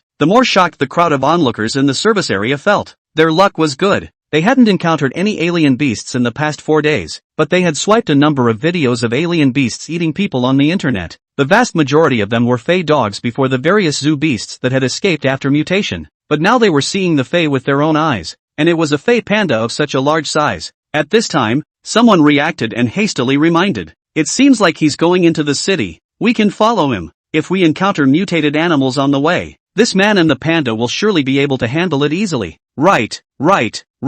Let's go back to the city first. Let's all help out. Try to arrange the injured to get on the bus. The rest of us will go into the city on foot. It's only a 20 to 30 kilometer walk from here. Just hang in there. A lot of people's cars were burned up from the crash, but luckily there was a big truck parked in the service area and the driver hadn't left yet, so he was able to drive up and take quite a few people with him. But there were also crashes on many sections of the highway, and they had to go against the traffic to get into the city close by, so there was no telling what would happen along the way. But they have no choice. Hundreds of people gathered in this service area. Because of the high energy consumption after the beast transformation, their appetites also increased, so in 4 days' time they were close to eating all the food in the service area. On top of that, many of the injured who were quite seriously hurt in the car accident could not be delayed any longer and had to go into the city for medical treatment. So the crowd worked together to settle the injured friends and family in the truck. And then a group of people followed the truck looking at the back of the panda that was getting farther and farther away, and fought their way through the chase. Shinsho looked at the dozens of vehicles that were in a series of rear-end collisions and burned together into scrap metal, and he couldn't help but sigh with emotion. This beast change disaster has caused countless people's families to be destroyed at the beginning of the descent alone, and it is even more like a prison on Earth in the future. The weak can only live on. Those who are strong will be coveted and ambushed. This is a time of cannibalism. Fae eat people, and people eat people. Shinsho shook his head and stopped thinking about such a bad thing. Wasted by the vehicles blocking the way, he simply picked up the vehicles and threw them aside. The crowd that left the service area behind to follow up saw the pandas clearing the roadblock from a distance and were moved. Good man. No, good bear. I was about to say that by the time the car accident in front of us blocked the road, even if we drove a truck and disliked it hard, we probably wouldn't be able to get past it. But then I didn't realize that this panda was actually treating these cars as if they were toys, casually throwing them away. It's better to rely on people than bears. I didn't realize it was a panda that saved us in the end. Worthy of being our national treasure. Even after mutating into a giant beast, it's still so cute. A waste how also did not expect. He just smacked these iron bumps in the way. Casually throw these blocking the way in the way of the iron bumps fly actually harvested so many rainbow farts. Shinsho had wanted to dissuade waste from this rude behavior. After all, there were still corpses and bones in many of the cars, but it turned out to be thrown away by waste along with the burnt cars. The bones of those who were cremated on the spot after the crash were dropped as a result. Don't blame it if you have blame. The bears don't mean any harm. Shinsho recited. If you have to blame it, blame the bear. Not me. Waste? Although I couldn't understand the human language, it always felt like it wasn't saying anything human. It continued to clear these vehicles and cleared up to the top, using its hands and feet to lift and kick the vehicles in its way. The scene shocked the crowd that followed far behind, especially the crowd sitting in the truck. They watched in fear, afraid that this giant panda would turn around and run back, then kick the big truck they were riding in as well. So someone hurriedly warned, don't follow too close, this panda is too outrageous. A truck weighing more than 10 tons is like a toy car in front of it. Half an hour later, Shinsho rode a waste back to the provincial capital. Go ahead and replenish your supplies. We're out of drinks and we're out of dressing. Right now Shinsho could be said to have nothing else but the beast spirit pearl. With their appearance, the nearby survivors were shocked. Why is this panda so big? I've heard that killing mutated animals and eating their flesh and blood along with the beast spirit pearls in their bodies will allow them to continue to mutate and become stronger. A panda this big, if you kill it and eat it, won't it become especially powerful? Thinking of farts to eat, that mutated husky almost ate you yesterday. And this panda is so mutated that he's almost 2 stories tall. Even if you were given machine guns and artillery, you wouldn't be able to kill him. No, don't you see a white-haired man sitting on this panda's shoulder? What the hell? Is it hard to believe that this white-haired fellow has mutated and gained the ability to control beasts? Wait, we're not capable of taking out this panda, but we can definitely kill this white-haired guy. Since the internet said that eating the flesh and blood of these mutated animals with the beast spirit pearls in their bodies would make them stronger, the mutated humans must have the so-called beast spirit pearls in their bodies as well. So if we kill him and swallow the beast spirit pearl in his body, we can't help but obtain his beast sentinel ability. So when we manipulate such a huge panda, wouldn't we be able to kill God in the face of God, Buddha in the face of Buddha, and easily hunt and kill countless mutated animals? Shinsho narrowed his eyes. The world is going to hell in a handbasket. Under his own impetus, the secret of the beast spirit bead spread early in this life. The age of beasts eating men and men eating men has opened its magnificent and cruel prelude in advance. Chapter 57. Been waiting for you guys for a long time. Human beings are the greediest creatures on this earth, and will never be satisfied with the status quo or be contented. After Shinsho gained the owl's premier hearing, as well as fused the dolphin's sonar radar ability, no sound in a 100-meter radius could escape his ears, and he had to hear anything that wasn't too small within 200 to 300 meters. So the conversations of those nearby who were plotting to kill him were all heard by him. Let's just say that the heart is in the right place. After the end times come and order collapses, the evil that has been suppressed in people's hearts is about to begin to shine. Shinsho had long been used to it. The short 2 months of post-apocalyptic experience in his previous life had long since made him accustomed to the daily routine that he could be eaten by foreign beasts at any time and would be killed by his own kind. When the beast turned into a weakling, he lost at the starting line. Without the ability to fight back, he could only become a humble prey that lingered on, living one day at a time. Now that he had relived his life and won at the beginning of the beast change, anyone who still treated him as prey would be a sheep in a tiger's mouth. He didn't bother to follow the voice to take out the guys plotting to kill him, but instead pretended to know nothing and directed Waste to stop in front of a nearby supermarket. Wait outside. I'll go in and see if there are any more supplies inside. This is a private mini supermarket. The roller shutter door was damaged. The doorway containing cigarettes and alcohol display cases cashier was also smashed. Inside a mess. Cigarettes and alcohol were robbed, and even the cash was not spared. Shinsho went in to take a look. The shelves in the beverage area have long been empty, leaving only a few bottles of trampled drinks left unattended on the ground. The same goes for the snacks section, which was swept away regardless of whether it was delicious or not. Shinsho bent down and picked up a bottle of Wanlaji from the ground and unscrewed the cap and drank it. Outside, the 3 human beast changers approached cautiously. Their skin beast becomes like covered with a layer of crab shell. Obviously eat crabs or crayfish before the beast change. So after the beast change the body appears the characteristics of these animals. The skin of the whole body is crusted. However, the features were still human-like. It just looked similar to a demon, like the shrimp soldiers and crab generals that took human form and journey to the west. If this panda attacks us, then run. If it sees us and doesn't react, then let's make it quick and rush in to finish off that white-haired kid. Do we really have to kill him? Will something happen if we kill him? What could possibly happen in this post-apocalyptic world? Are the police still in charge of people? Does the law protect people?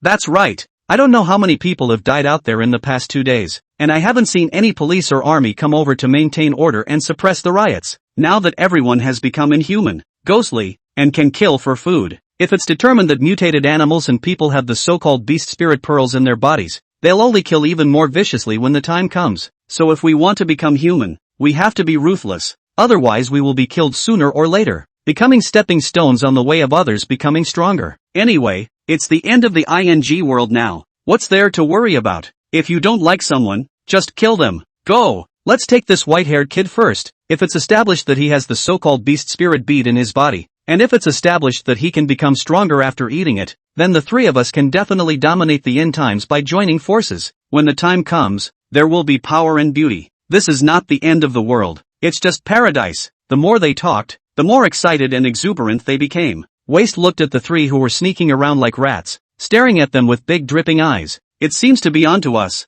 Relax. As long as it didn't come over to us, it means it has no intention of attacking us. It was true that Waste had no intention of attacking them. He was just curious as to what these 3 lewd guys wanted. It just seems to be interested in us. Not like those vicious mutated animals that pounce on people and tear them apart when they see them. This panda is stupid and naive. Don't worry. We'll just go around it and feel our way into the supermarket. Oh, so they want to go in too. A Waste is still strange good intentions. Think they are afraid of their own. So as a thief like groping over, so deliberately moved a little farther to the outside, and then drooped the barriers. The voice signaled the 3 do not be afraid. Rest assured to go in. Shinsho, I'd rather have a dog than you. Even if you are not wary of outsiders, you are actually inviting the wolves into the house with a gracious invitation. Those 3 also froze. Is it meant to tell us to go in without fear? It looks like this panda should be friendly to all humans. If it can listen to us as well, then we can ignore those mutated animals and just walk sideways in the post-apocalyptic world when we have this big killer in place. This panda looks doggy, so I can't say that white-haired kid didn't gain the ability of the imperial beasts after his mutation, but rather trained this panda as a dog for good. I'm going to try and see if it understands some of the commands like those pet dogs. The crabman in the lead cautiously approached Waste, then stopped 3 or 4 meters away from him. Stand up, He spoke in an uncharacteristically loud voice. Waste, who was sitting on the ground, could really understand the word, so he stood up and looked at the other party suspiciously. The three men's eyes lit up. This panda is really trained to be a dog. Sit down, he spoke again, and Waste cocked his head and resumed his seat, wondering if this guy had nothing better to do. Why did he make himself stand up for a good reason, and then make himself sit down again? But it did give the other side the benefit of the doubt, listening to its commands and then reaching out to claim its reward. The three were instantly convinced. No wonder this panda is doggy. It turns out that it was really trained to be like this with dog training methods. They didn't have any of the panda's favorite food on them, so they had to step forward and drop two indulgent, silky Dove chocolates into Waste's outstretched bear claws. Waste raised his hand to his nose and sniffed it, then threw it on the ground with a disgusted look on his face. Cheap bastard. It's not enough to stuff your teeth with and it doesn't smell good at all. Waste was too lazy to bother with them. The three couldn't help but tense up. Pandas are bamboo eaters. Surely chocolate won't do. Let's go in first and finish off that white-haired kid. Then we'll find some bamboo to tame it. After seeing that the mutant panda, which stood up to be as tall as a floor and a half, was not a threat, the three of them immediately took out their knives and hid them behind their backs, and tiptoed into the supermarket. Shinsho picked up a few bars of soap along with a few towels in the household goods area to facilitate bathing later. Toothpaste and toothbrushes are also packed with a little bit. These are the necessities of life. Other than that, there wasn't much to take from this small supermarket, as the supplies of spices and salt had been snatched up, not to mention food and snacks. Just in time, the three guys who were plotting to kill him entered the supermarket with Waste's warm welcome. Been waiting for you guys for a long time. Shinsho's gaze was like a torch as he looked at the three. Chapter 58. May there be no end times in heaven.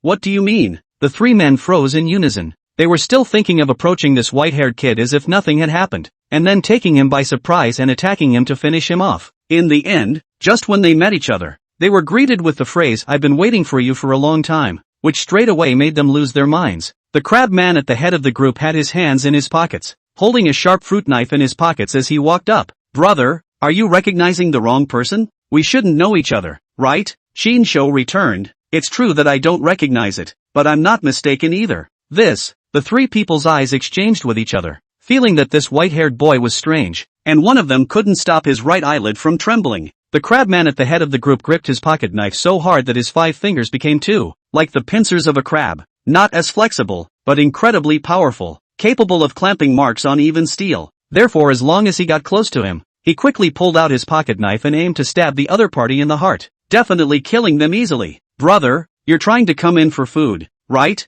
Unfortunately, these supermarkets and kiosks were already robbed of food 2 days ago, so you're too late. As this paragraph finished, he smoothly walked up to Shinsho, secretly saying in his heart that this kid really didn't recognize the current situation. Originally he did not want to kill, but if what the internet said is true, humans and mutated animals really have the so-called beast spirit pearls in their bodies, and can really eat them to continue to mutate and become stronger. Then the trust between people in the future is really gone, and in the future, it will really be a danger to everyone, and people will kill people everywhere. Therefore, he desperately wanted to confirm it, and Shinsho, who appeared in front of his eyes riding a mutant giant panda, thus became the target he used for confirmation. It's just a killing, it's no big deal. Think of it as accidentally stabbing someone to death in a fight, and since it's all post-apocalyptic now and the legal order has collapsed, killing won't be a crime anymore and you don't have to pay for it. So he quickly pulled out a sharp knife from his pocket and stabbed it hard at Shinsho. One hit kills, right in the heart. He grinned,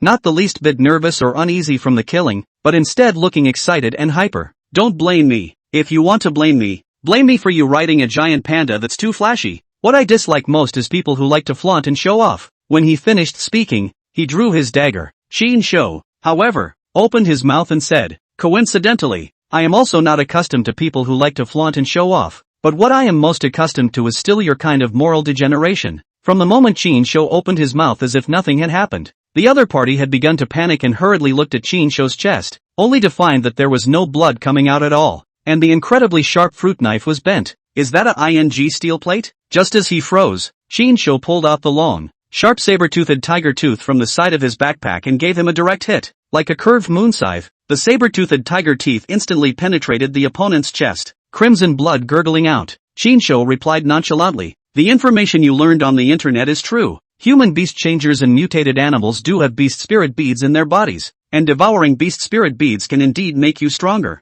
But unfortunately you won't have a chance to become stronger even if you are sure that it's true, much less have a chance to dominate the end times. After saying that, Chinsho pulled out the saber-toothed tiger tooth, which was originally white but now was half-stained red with blood, and looked at the other two who had not yet reacted. It's your turn. Will you avenge your brothers or run for your lives? Both of them were stunned, not expecting that this white-haired kid actually knew the purpose of their coming over long ago, and even killed their boss back. Although they had witnessed many of the more bloody and brutal scenes over the past few days, now that these scenes were happening to them, they were left with nothing but fear and unease in their hearts. But they didn't panic. Instead they reacted and drew their swords together towards Chinsho. Dang! A kitchen knife hit Chinsho squarely in the shoulder. The powerful rebound force instantly caused the chopper to curl its edge, while shaking off the opponent's hand. The fruit knife held in the other man's hand also stabbed at Chinsho's abdomen at the same time. But again, it failed to penetrate. Chinsho just stood there and was hacked by them, stabbed by them, and then murderously executed.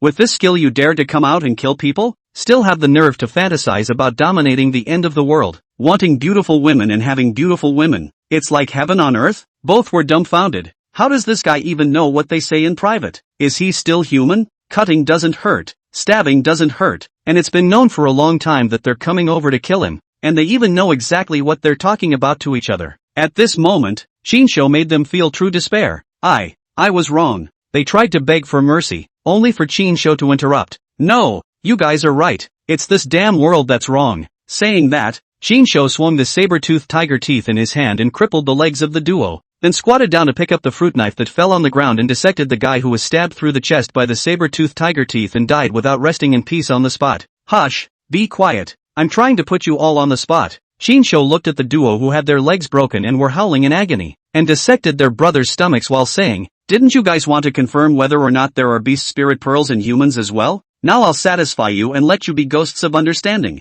A 36-degree mouth that says the most chilling and desperate things in the world. The two were so scared and pale that they could no longer care about the pain of their broken legs and desperately begged for mercy. Chinsho, however, was expressionless as he incomparably skillfully cut open their brothers' stomachs, pulling out a beast spirit bead that came out of the bruises and blood from the bloody intestines. See, this is the beast spirit bead. Swallow it and you can become one with the beast spirit bead in your body, thus making yourself stronger. Chinsho patiently explained. The two of them turned pale and kept begging for mercy. No, don't kill me. He's the one who wanted to make sure. He's the one who encouraged us to come here and kill you. Chinsho looked at the two with interest and said, "Well then, it's better like this. I'm only going to kill two people, so you guys discuss it to see who's going to die." Saying that, Chinsho kindly picked up their weapons and placed them in their hands. The next second, brothers fighting each other. The guy with the fruit knife in his hand grabbed his partner and stabbed him to death. Chinsho laughed. In the face of death and profit, even blood brothers will turn against each other,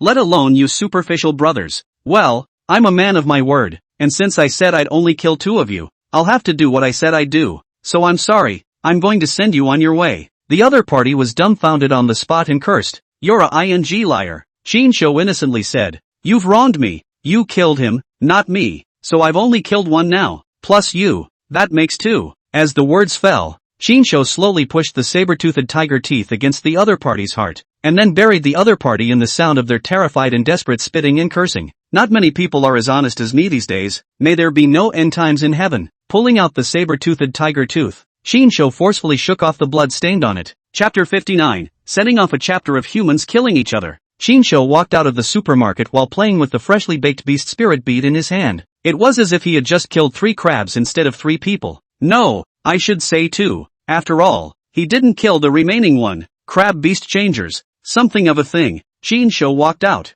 and the heartless waste sat on the ground puzzled. It naturally heard the commotion inside, and also saw how those 3 people attacked Chinsho and then were countered by him. It couldn't figure out why those 3 guys it didn't know were attacking Chinsho. Luckily, it was so kind that it was afraid that they would move farther away from the doorway to let them in because they were too huge. Chinsho came out and looked at the dumb bear without any temper. Never mind, I'm not talking about you. After all, you don't know they're bad people. Saying that, Chinsho looked at the crowd of onlookers nearby. There are out on the opposite side of the road to spectate. There are in the opposite building to spectate. And there are more courage to stand in front of this supermarket to watch the show. At first they only came towards waste. After all, a giant panda that was over 5 meters tall was too striking. As a result, I didn't expect to be curious to see a cat and run into a murder. If this had been before the beast change disaster struck, there would have been witnesses at the scene calling the police, but now it was already the 5th day after the beast change disaster struck. and they were all aware that times had changed, and the post-apocalyptic world of novels where human life is like grass had already happened. Chinsho looked at the several people across the street who were secretly filming with their cell phones, and suddenly thought of the words that Roger said before he died in King of Thieves. He felt something in his heart, so he suddenly opened his mouth, his voice thunderous and shocking. Want to get stronger? Go kill. All human beast changers and mutated animals have beast spirit pearls in their bodies, and by devouring the beast spirit pearls, they can constantly mutate and become stronger. The more powerful the existence, the denser the energy of the beast spirit bead in their bodies. Now is the era of survival of the fittest, the weak and the strong. Get ready to face this cruel end of the world. As the words fell, the people nearby looked at each other. Each one, it looked as if it were a dangerous beast. Although the secret of the beast spirit bead spread ahead of time in this life under Chinsho's impetus, there were still very few people who knew and confirmed it. In addition to those soldiers in the military base at the time, as well as Zhang Yunzhong and others who were first informed by Chinsho, others did not take it seriously even if they heard about it online. But now, those who had witnessed Chinsho killing those 3 people in reverse and pulling out the beast spirit bead from the stomach of one of them were beginning to be convinced. Even others who were still skeptical now had to be concerned,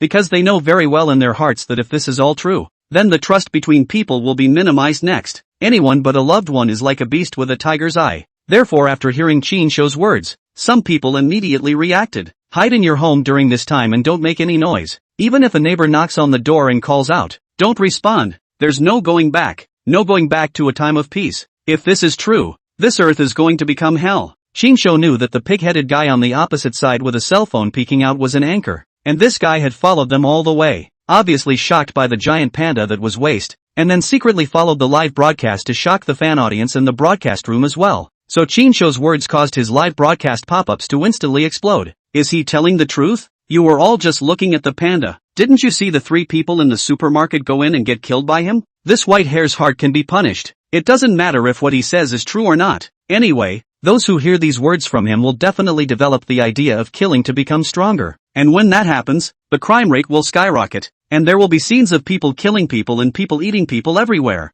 If this is true, then he is the sinner who provoked all mankind to kill each other. But by the same token, if this is true, then he is also the saint who awakened all mankind to the fact that otherwise those who don't know, and are killed by those who know, don't even know what the cause of their death really is. This is really going to be a complete collapse of trust between people. Even friends and family are going to have cracks in their trust for each other. Never underestimate the evil of human nature. And if what he said is true, then I am grateful to him for publicizing this truth. And I will have to be on my guard no matter what people I face in the future. Brothers, I'm in the island country. Wait for me to kill a ghost to see if there's really any beast spirit pearl in his body. If it's true, then I'll have to bloodily wash the island and exterminate the ghosts. In this way, Chinsho set off an early chapter of humans killing each other. He knew the announcement would make people even more desperate and tormented, but if he didn't publicize it, then what would follow would be countless others who had once been like him, waiting with bated breath for things to return to normal, and in the end waiting for cold weapons in the hands of their own kind, and the despair of the weak and helpless. Now that he had announced the secret of the beast spirit pearl, at least it would allow those who were once as weak as he was to be able to mentally prepare themselves and beware of others while finding ways to hunt other foreign beasts or enemies, thus reversing their fate. Go away! Chinsho jumped onto Waste's shoulder and sat down, then flicked the beast spirit bead he was playing with in his hand to the pig-headed anchor's feet. The opponent froze for a moment, then picked up the beast spirit bead. In the live room, the audience rushed to speak. Is this the beast spirit pearl? It's like he knew that the anchor was doing a live broadcast and deliberately threw the beast spirit bead over for the anchor to devour live so that he could prove that what he said was true. Anchor, hurry up and swallow it to see if it can really become stronger. I'll immediately go and exterminate the whole family of the ghost next door. That pig-headed anchor picked up the ping-pong ball-sized beast spirit bead and hesitantly stuffed it into his mouth. The moment he picked up the beast spirit bead, he could indeed feel the energy fluctuations within, just as he held the beast spirit bead in his mouth, intending to risk choking to death by swallowing it down. He was shocked to find that the beast spirit bead actually melted in his mouth, turning into a stream of energetic warmth flowing towards his abdomen. What beast spirit bead immediately melted in the mouth. He was beginning to believe Chinsho's words. I feel like my body is suddenly dry and hot, as well as my skin is suddenly a little itchy. Could it be allergies? Someone nearby came closer and looked at the signs of beast mutation appearing on the pig-headed anchor's skin and said, obviously it's not an allergy, but a new sign of mutation appearing in your body after you swallowed this beast spirit bead, and your skin has become a bit crusty. The 3 people he killed seemed to be the ones who ate the crabs before the beast change, and I swallowed one of the beast spirit pearls among them, and my skin has become a bit crusty, which means that what he said just now is true. It's just that the change isn't as noticeable as I thought it would be, but having change is enough. In the live broadcast room, the netizen who had indicated that he was in the island country had already resisted the urge to bloodily wash the island country. Brothers, I'm going on a killing spree. Chapter 60, The Wind is Picking Up. The wind is picking up. Under Chin Shou's promotion, the secret of the beast spirit bead in this life was made public more than a month ahead of schedule. The tide of chaos was thus set in motion.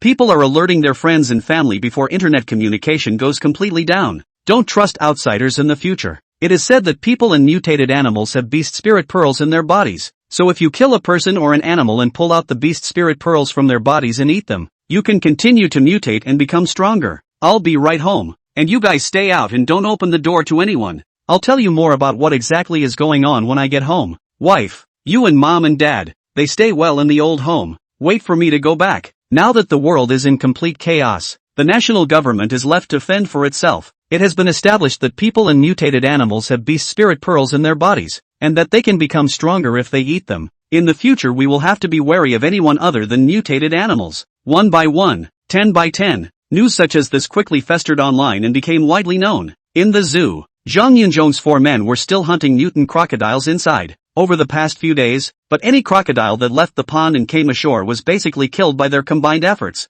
as the 24 mutated crocodiles were killed by them one after another and swallowed the beast spirit pearls. Their beasts became more like crocodile people, and their defense and strength and bite power became even more powerful, so much so that now Zhang Yunzhong dared to go down to the pond to fight with the alien beast crocodiles. No! With his skin and flesh defense that was already not inferior to that of the alien beast crocodile, Zhang Yunzhong used his body as bait to drag a crocodile that was dead set on his right arm to shore. And then the 3 of them, Zhao Bin, quickly came over to control the crocodile and killed it. Luckily the skin is thick, or else this right arm would have been bitten off by it. Zhang Yunzhong looked at the wound on his arm that was bruised from biting, but not bleeding, and forced himself to endure the pain to inquire. Zhao Bin, your mom just called. Did something happen at home? Zhao Bin shook his head and said, my mom called and said that everyone is spreading the word right now, saying that people have beast spirit pearls in their bodies with mutated animals, and that if they eat them, they'll become stronger. So let me be careful on the way back and don't get together with people I don't know. They were the first existences besides Chin Shou to know the secret of the beast spirit pearls, and in order to avoid the secret from becoming public too early,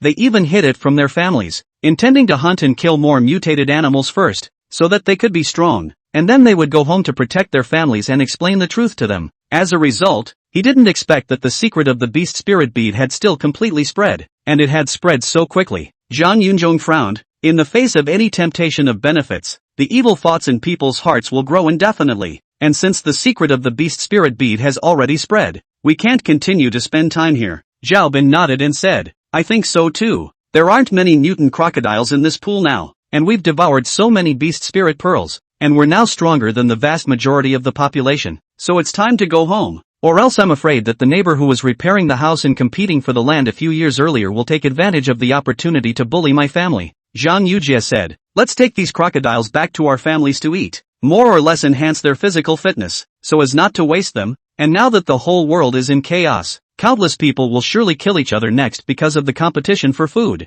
Huang Wenchao spoke, my house is the farthest away, I have to go out and find a motorcycle, otherwise I'll have to walk half a day by walking. Zhao Bin said at this time, it's better if I send you back. If you fly in a straight line, you should be able to get you home in 10 minutes or so. Zhang Yunzhong nodded, yes. Zhao Bin send Wenchao home. I'm in the same town as you Jie. Wait to go out and get 2 motorcycles over here, and then hitch a ride with some crocodiles back. The rest of these can't be taken away. By then Zhao Bin you can make a few more flights to take them away, so as not to waste them. Zhang Yujie immediately said, then it's not too late. The 2 of us will go out and find the motorcycle over first. Zhao Bin directly opened his wings. Time is precious. You guys hold onto my thighs and I'll fly you out. This will save a lot of time. Good. Then when shall you collect these crocodile corpses to the side of the road first? We'll go and come back. Take care of yourself. There are still a few not so small crocodiles in this pool. Zhang Yunzhong and Zhang Yujie immediately hugged Zhao Bin's legs. Then Zhao Bin incited his wings and flew into the sky.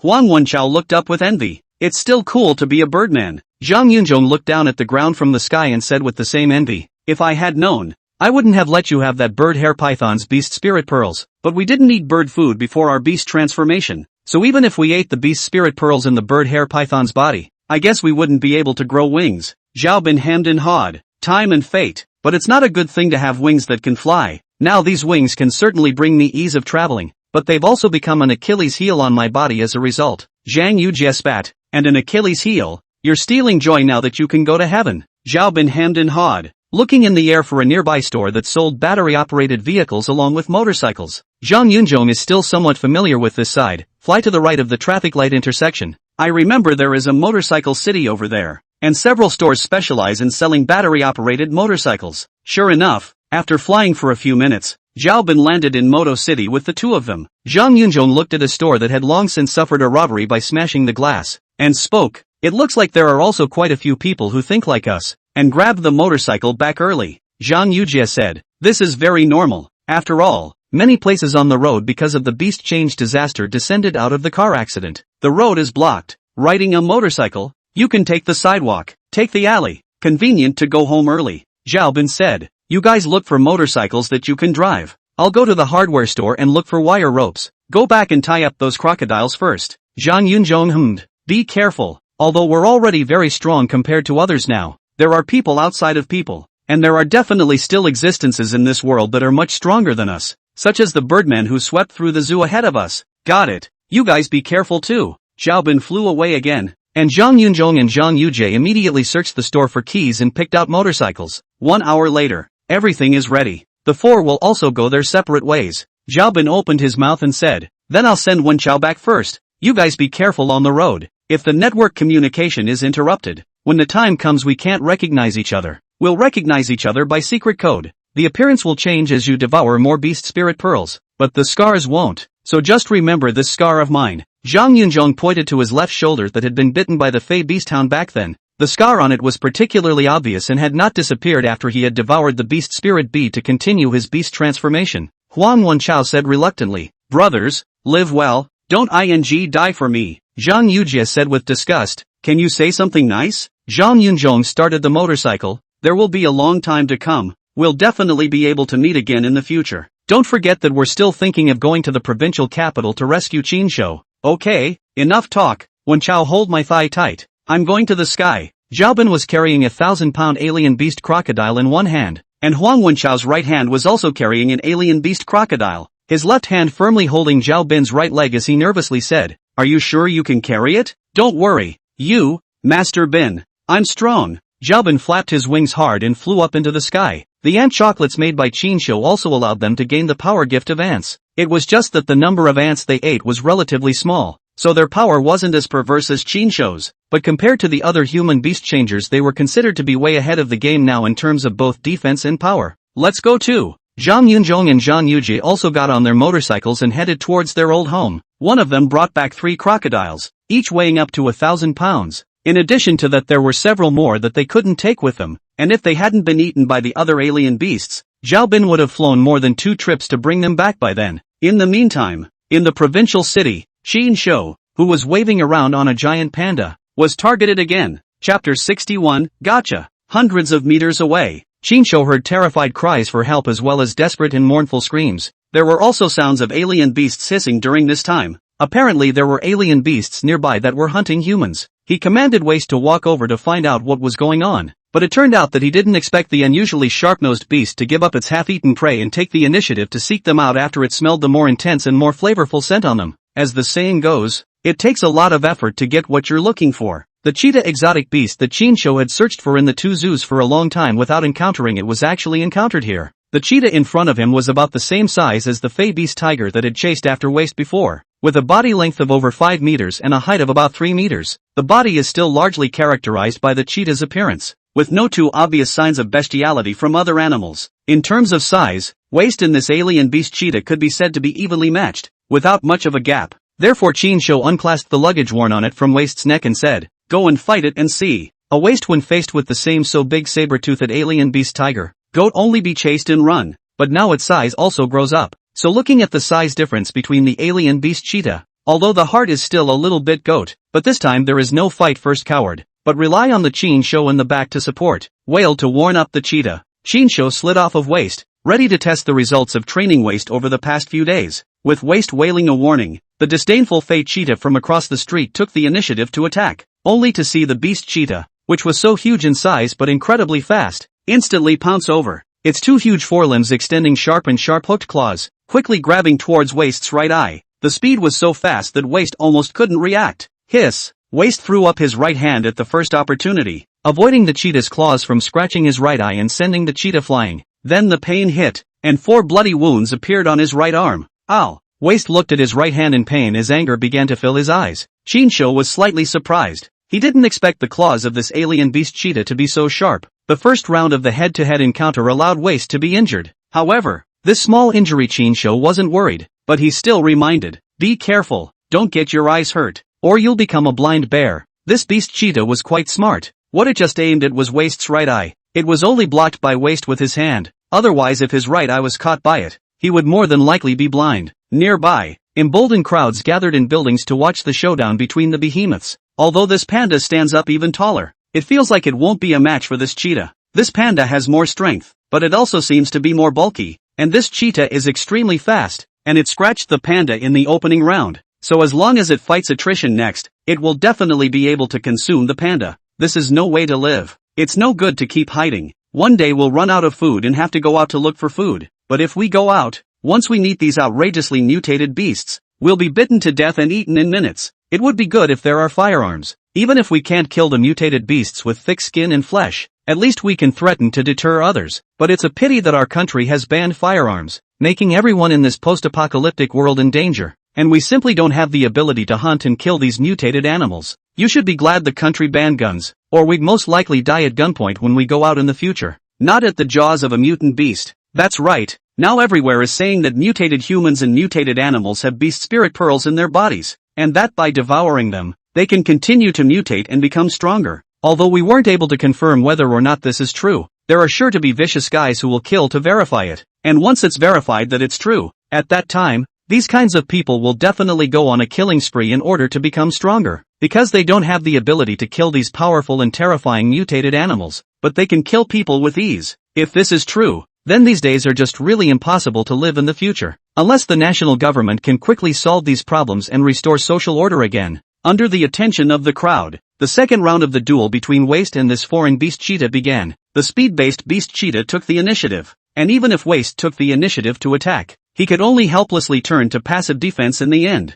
The second round came down to Waist again, knocking out Cheetah with a negative knockout, for trails of blood slowly oozed from its left shoulder. Furious with pain but unable to do anything about the nimble and agile cheetah, Shinsho shook his head. Waist was, after all, a baby panda born only 5 days ago. How could he be a match for this kind of old fossilized beast in terms of strategy? Unlike the anteater that knew that its speed was not as good as the cockatoo, and that the injuries it sustained would only increase as it continued to drag on, and that it would eventually be consumed alive by the cockatoo, it deliberately revealed its flaws to lure the cockatoo into attacking, and then finally resisted the cockatoo's attack, and made the decision to kill 1,000 enemies at the expense of 800 enemies, and used the strongest secret weapon, its tongue, to stab through the cockatoo's eyes, and went straight to the brain to achieve a counterkill. However, Waist's IQ was obviously not as high as that anteater's. Neither would he anticipate the cheetah's movements in advance, nor would he set up a break to catch the cheetah at the cost of an injury and kill it back. I can only say that there's a long way to go in training Waist as a war pet. Just let it continue to go through the poisonous beating. Anyway, Waist's skin was thick and fleshy, and it wouldn't be an easy task for this fey cheetah to finish Waist off. It was just that Waist could consume the cheetah's physical strength. Otherwise, if he made a move and failed to kill it in one blow, the cheetah that realized the danger would not be able to run away directly, and then if he could not catch up with it, he would have missed the painstakingly searched for exotic beast cheetah for nothing. Shinsho reminded Waist, "Don't be a wimp, fight it hard, anticipate its movements in advance, don't be led by the nose." All Waist understood was "don't be a wimp," and then his nose huffed and puffed with rage as he wailed and screamed to tear the cheetah to pieces. Round 3 begins. Both times the fey cheetah attacked from the front, it only inflicted light wounds, failing to pounce on Waist or hit him hard. This time it quickly circled around and launched a sneak attack from behind, then managed to pounce on Waist, just as it opened its bloody mouth to bite at Waist's neck. Waist, who possessed rich wrestling experience, instantly rolled over, frightening the cheetah so much that it hurriedly jumped away and was almost pinned to the ground by Waist. Roar! Completely pissed off, Waist pounded his hands on the ground to vent, pounding the asphalt. Round 4 begins. Waist strides towards the cheetah, intent on tearing it to pieces. Just then, Shinsho heard a bad movement and hurriedly reminded Waist, "Get down." A Waist skimmed its head and looked at Shinsho, hesitating to listen to him and get down. only to have a whoosh sound as a grenade flew from behind it, hitting it squarely in the back. With a bang, and with the sound of an explosion, Waist wailed and was blown to the ground. Then at the same time the cheetah that pounced head-on on Waist and bit his neck was consequently weighted down by Waist. Gotcha! Waist also did not care about the fried skin and flesh of the back, directly to its leopard's way, but also its leopard's body, to the cheetah's neck a bite to go. In terms of biting power, the Iron Eater is not inferior to any fierce beast. Seeing that Waist had been hit by a grenade and was still able to get up and tear into the cheetah, the Beast Changer's soldiers dozens of meters away immediately replenished the second shot. As a result, just when they thought they had killed two beasts in one shot and successfully hunted them down, a figure suddenly appeared behind the mutant panda and opened a pair of huge silver and black wings. Chapter 62, Not Worthy of a Big Brother. What the hell is this? It's like he grew wings out of thin air? No, don't you guys think these wings look familiar? It can't be. It can't be such a coincidence, can it? But his hair is white, and he's much taller and bigger than the Birdman who invaded the base in the first place. This means that he devoured a large number of beast spirit beads and mutated even more sharply. You guys look at the backpack next to the suitcase on the side of the road. This is the backpack where that Birdman loaded up all the beast spirit beads in the first place. I can't be wrong. The neighborhood was also stunned when they witnessed Chinsho suddenly flashing to the back of Waist and growing a pair of huge silver-black feathered wings out of thin air. How did this white-headed fellow suddenly sprout a pair of wings? The entire person has also become much taller. How is he different from us? Why can he still mutate and transform on his own accord? My man is silly. He transformed and deflected the shell with his wings and actually came out unscathed. Not even a feather was blown off. Can't even hurt a shell. Is this still human? As the nitrous gas from the explosion disappeared, the crowd looked at Chinsho, who was standing in place, unharmed, and were dumbfounded. They had seen alien beasts that couldn't be killed by guns and cannons over the past few days, but it was the first time they had seen a human beast shifter who dared to block a cannonball with his body and remained unharmed. Chinsho flapped his wings twice, and although not even a single feather on it was blown off, the high temperature generated by the explosion still scorched quite a few feathers, and there was a small pain in his wings from the blast. Waist had already bitten that foreign beast cheetah to death, and then looked at Chinsho with eyes that were both touched and pitiful. Touched because Chinsho had blocked the second shell for it. Pitiful because it had been scratched in several places on its body by the alien beast cheetah, and its back was also wounded by the shell. So after biting the dastardly cheetah, it wailed and complained as if it were talking about getting Chinsho to back it up and teach the bad guy who had blown it up a lesson. In the meantime, the three soldiers started to panic. What to do? We've incurred an existence we can't mess with. Don't panic. It's not like him to kill indiscriminately, and we didn't mean to. We didn't know he'd jump out and deflect the shells for that panda. If he wants to kill us to vent his anger, with his ability, we don't even have the qualifications to run away, so it's best to hurry over and apologize, hoping that he'll look at us as acquaintances and forgive us this time for now. Let's go. If he was an indiscriminate killer, he would have already gone on a killing spree in the base in the first place. We should be thankful that the guns were only used to deal with the alien beasts. If we had also used them to deal with the people, then he would have killed us without hesitation. The three hurried out of the alleyway and rushed to apologize. As for their conversation, Chinsho had already heard everything. I didn't realize that they were actually acquaintances, that they were actually soldiers from that military base. It looked like after sweeping through the military base and killing their officers in the first place, the swarms of these soldiers had disbanded and then fought individually or in teams, hunting alien beasts everywhere to strengthen themselves. As the saying goes, reach for the stars. Although the post-apocalyptic experience of his previous life had made Chinsho become decisive in killing, he had principles and a bottom line when it came to killing people. People don't offend me. I don't offend them. If a man commits a crime against me, I'll kill his whole family. Looking at the three soldiers who were so sensible and still adhered to the principles of a soldier and didn't go around burning and looting in order to become stronger, Chinsho didn't even have the interest to stand up for Waist. Big brother, it's a misunderstanding. It's all a misunderstanding. Let us explain. A bull-headed soldier at the head ran while carrying a cannon barrel and shouted, fearing that Chinsho would kill them in seconds at the drop of a hat. When Chinsho had invaded the military base, they had seen with their own eyes just how perverted Chinsho was. Dozens of soldiers shooting and gathering fire couldn't hurt Chinsho in the slightest. Even the sniper bullets that could pierce through steel plates were also blocked by Chinsho with these wings that were even more powerful than steel. A person invaded the military base and faced hundreds of heavily armed warriors, but had the vestigial feeling of entering no man's land, with absolutely no one able to pose a threat to him. Even the door of the weapons depot, which housed the beast spirit beads and weighed several tons, could be kicked open by him, so it could be seen how powerful and perverse an existence this was. Chinsho said indifferently, is it an explanation, or a sophistry? The three were still more or less on edge. the bull-headed soldier hurriedly explained. It's really a misunderstanding. We've been chasing this mutant cheetah for 2 days now, and as a result, we chased it here and found that it actually fought with a giant panda. So we thought that we could kill 2 birds with 1 stone, and simply blew up this mutant panda with the cheetah, so as to prevent them from going around explaining about the human beings. As a result, I didn't expect to meet you here again, and you actually stepped up to protect this mutant panda. Another soldier whose skin had fish scales and was obviously a fish beast changer spoke up. You may not remember us, but we still recognized you. When you invaded the base 4 days ago, we saw with our own eyes how powerful you were, so we really didn't mean to do it. If we had found you at the first time, then we definitely wouldn't have fired our cannons to blow up these 2 beasts. Strength. If you wanted to hunt and kill these 2 alien beasts, it wouldn't be a piece of cake? This rainbow fart made Shinsho embarrassed. The other soldier whose beast had become characterized by chickens and ducks added,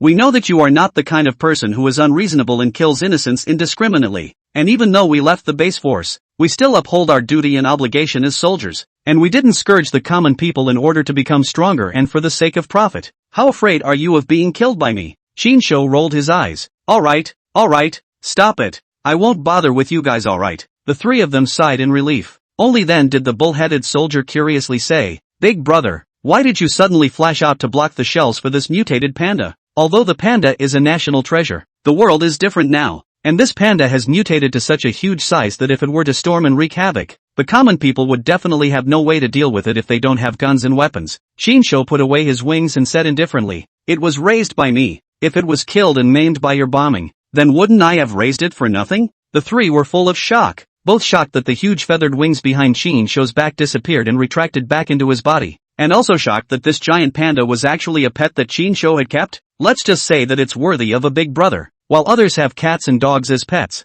the big man has a national treasure directly as a pet. At this point, Shinsho spoke. So you guys blew up the panda I worked so hard to raise. What are you going to do next for compensation? Chapter 63, Destroy the pretty country while it's still in turmoil. You can't take these 2 shots for nothing, especially waste. The back of such a large piece of hair were fried scorched. Skin, although not blown to the flesh, but also abrasions and burns a little serious. No 10 days and half a month cannot be good. The 3 were also a bit confused after hearing Shinsho demand compensation. The bull-headed soldier said awkwardly, we don't seem to have anything we can pay you back except for our guns and weapons. Beast spirit beads were the most precious resource now, and although they had hunted and killed a few alien beasts in the past few days, the beast spirit beads they took out were all divided up and devoured, so the most valuable thing they had on them was their firearms. And since Shinsho was invulnerable to swords and guns and couldn't be harmed by artillery bombardment, it was obvious that the weapons they were carrying were meaningless to Shinsho as well. Shinsho thought so too. He suddenly asked, can you fly an airplane? The fishman soldier raised his hand. I have a helicopter pilot's license. Shinsho asked, so do you know how to fly a transporter? The other man shook his head. Never driven one, but I should be able to if I learn how. Shinsho made sure that the other party could just fly a plane and said, then you follow me, and in a few days I'll go and make a whole transport plane, and you'll be the pilot for me. The 3 of them looked at Shinsho suspiciously. Don't you fly? It gives them a sense of redundancy. Obviously you can fly. Why do you need a plane? And a transport plane at that? Can it be that you want to take this giant panda with you and go far away? Shinsho replied, the distance is too far. It's hard to fly there and it will waste a lot of time. The 3 were even more puzzled. The bull-headed soldier inquired, are you going abroad? Shinsho casually said, go to the Americas and take advantage of the chaos to destroy the pretty country. The 3 of them instantly stared in disbelief. At the same time the blood in his body pressed and boiled. The bull-headed soldier excitedly said, big brother, take me one. Even though I don't know how to fly an airplane, I can learn. Another soldier also hurriedly hugged his thigh. I've long been displeased with pretty country. Although we're weak compared to you. As long as we're fighting pretty country and the devils, I'll be the first to sign up. Shinsho, I was just saying that, but you guys took it seriously. Although Shinsho also wanted to destroy the pretty country, the pretty country wasn't that easy to destroy, at least until he was so powerful that he couldn't even be blown up by nuclear missiles. So before that happened, he had to make a trip to South America to do it. South America is home to the Amazon rainforest, known as the lungs of the earth. It is a paradise for animals, occupying half of the world's rainforests and 20% of the world's forests, making it the world's largest as well as the most species-rich tropical rainforest. After the beast change catastrophe strikes, countless animals in the Amazon rainforest will complete their beast change and then flourish. In his previous life, living in the Amazon rainforest, like to eat ants saddleback llama people after the beast change power is too strong, but still failed to conquer the Amazon rainforest. and even the whole tribe even almost overthrown which visible beast change disaster came. The Amazon rainforest was born how many powerful and terrible beasts. Therefore, sooner or later, Shinsho will have to go to the Amazon rainforest to brush the monsters. So on the way, if he has the ability to do so, then he does not mind to destroy the beautiful country, so that this cancerous country disappeared from the map. Individuals gathered nearby followed suit. Big brother, can you count me in? I heard that we and these mutated animals have beast spirit pearls in their bodies. Swallowing them will allow them to keep getting stronger. Our countrymen can't kill each other, but if it's in a pretty country, then I can go on a killing spree and kill them like white pigs. Shinsho gave them a suggestion. Pretty country is too far away. If you guys really have this idea, you can take a boat to the island country to kill the ghosts, just to get rid of all the old grudges. However, as ordinary beast changers, even if they did have this idea, it would be difficult for them to make a killing in a foreign country, especially in countries that didn't ban guns. When the secret of the beast spirit pearls became completely public, many people were mutated and evolved to the point of being invulnerable to guns and knives before they were mutated by others. Of course, the countrymen, knowing the secret of the beast spirit pearls in advance, could indeed kill their enemies off guard in a foreign land and thus grow up quickly. Having said that, Shinsho no longer pays attention to these guys who want to hug their thighs and go abroad with him for a killing spree. In order not to waste the blood gurgling out of the body of this alien beast cheetah, Shinsho's trouser head suddenly stretched out a tail, followed by the spikes at the end of the tail sticking into the cheetah's neck wound, crazily devouring the blood. This scene, once again, stunned the crowd. Asterisk asterisk asterisk asterisk, he has a tail, and it looks like it's sucking blood? Hiss. What kind of monster is he? This scene reminds me of Sharu from Dragon Ball 7. Those three soldiers also looked dumbfounded and even felt their scalps go numb. They were glad that they weren't facing a murderous demon, or else they were afraid that they would have to be drained of their body's blood by the other party even after they were killed. Soon, Shinsho drained the blood from the body of the alien beast cheetah, then hitched the cheetah's body on a waist's neck and hung it so that a waist could carry it. You three come with me. I need to gather some supplies before we leave. Before going to the Amazon rainforest to brush monsters, Shinsho has to collect a lot of supplies. Clothes cannot wear, food cannot bring,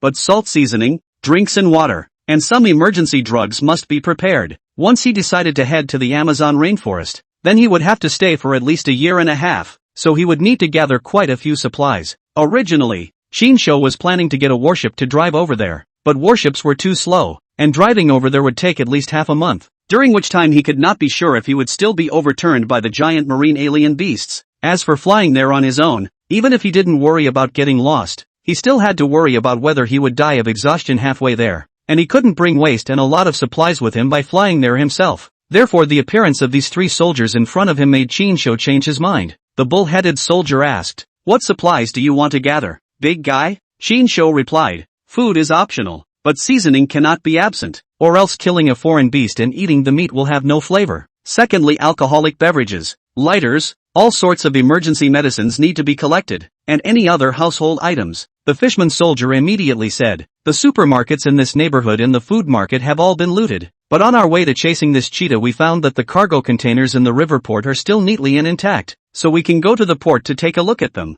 and it just so happens that if we can get a transporter, we can just load the containers into it and take them away, so we don't have to look for something to load them in." The bull-headed soldier continued, "Usually airbases have large transport planes, but it feels a bit difficult for you to grab one over here." Shinsho corrected, "When did I say I was going to rob a transport plane? That's said as if I'm a bandit." 3. Yuck. You're not a bandit. Then why did you invade the base in the first place and rob all the beast spirit pearls? If it wasn't for the fear of trouble coming out of their mouths, they really wanted to dislike their faces and start spraying. Chapter 64, They're very off. Shinsho arrived at the trading port on foot, carrying a large backpack and pulling a suitcase, with waist and 3 soldiers in tow. As far as the eye can see, it's all containers. There were piles on the harbor and on a freighter. No one was seen in the harbor, but there were people patrolling and watching on several freighters. So after discovering Shinsho and the others, the guy patrolling and standing guard on one of the freighters hurriedly pulled out his walkie-talkie to report, "Brother Hui, someone's coming over," followed by a giant panda. On the other end of the intercom, there was a woman's gasping scream and the man's impatient voice, "I've been told that we don't have to answer as long as we're not targeting our ship, so don't move and yell like these pussies." On the other end of the intercom, the woman screamed and shrieked in agony even louder as she looked like she had been slapped several times with great frequency. The dog-headed man patrolling and standing guard was so envious and jealous that Jill turned purple, then continued, "No, Brother Hui, you'd better come out and take a look. They're very out of place." That giant panda that's following us is as tall as a two-story building. After hearing the pandas clearly this time, the man called Hui only then moved his mind away from the two women who were lifeless and got out of bed. You kid better not lie to me, or I'll throw you down to feed the fish. The dog-headed man fawned. Brother Hui is joking. Even if you gave me bear heart and leopard guts, I wouldn't dare to lie to you. Speaking of bear hearts and leopards, he realized that what the giant panda seemed to be carrying on its shoulders was really a leopard. That means kill this panda. Then you can really eat the bear's guts? He took a closer look with his binoculars and determined that what the panda was carrying on his shoulders was really a cheetah that had mutated to a relatively huge size. Strange. What's with this giant panda? Why is it carrying the corpse of a mutated cheetah? And why is it obediently following that white-haired guy? While he was puzzled, FAI stepped out of the cabin below in his pants. This was a fish beast changer, apparently having eaten seafood fish before the beast change, so his skin was as taut and smooth as fish skin, and multiple parts of his skin on the surface were covered with silver-gray scales. He stepped out of the cabin and immediately scanned the harbor before spotting the pandas that the dog-headed man was talking about. It's still true. He was filled with astonishment. How did this panda mutate? It's actually so huge. Containers in the harbor were usually more than 2 meters tall, and this panda was half a body taller than the container, indicating that it was at least 5 meters tall. Be good. FAI walked towards the dog-headed man, thinking that if this panda could be killed, if he could devour the beast spirit pearl in the panda's body, wouldn't he be able to become much stronger? He was considered to be the one who knew the secret of the beast spirit pearls relatively early on, as he had witnessed the process of soldiers hunting mutated animals 3 days ago and then dissecting their stomachs on the spot to take out the beast spirit pearls and devour them. So he suspected that there were also beast spirit beads in the bodies of beast-turned-humans, and then killed the boss who was so used to being high up that he hadn't yet realized the seriousness of the matter, and found the beast spirit beads from his stomach, and found that his body strength had indeed been slightly enhanced after devouring them. So he killed the boss, forcibly occupied the boss's wife who still rhymed after the beast change, and finally killed whoever he saw as unhappy, and looted and plundered when he saw a beautiful woman, which was simply too good to be true.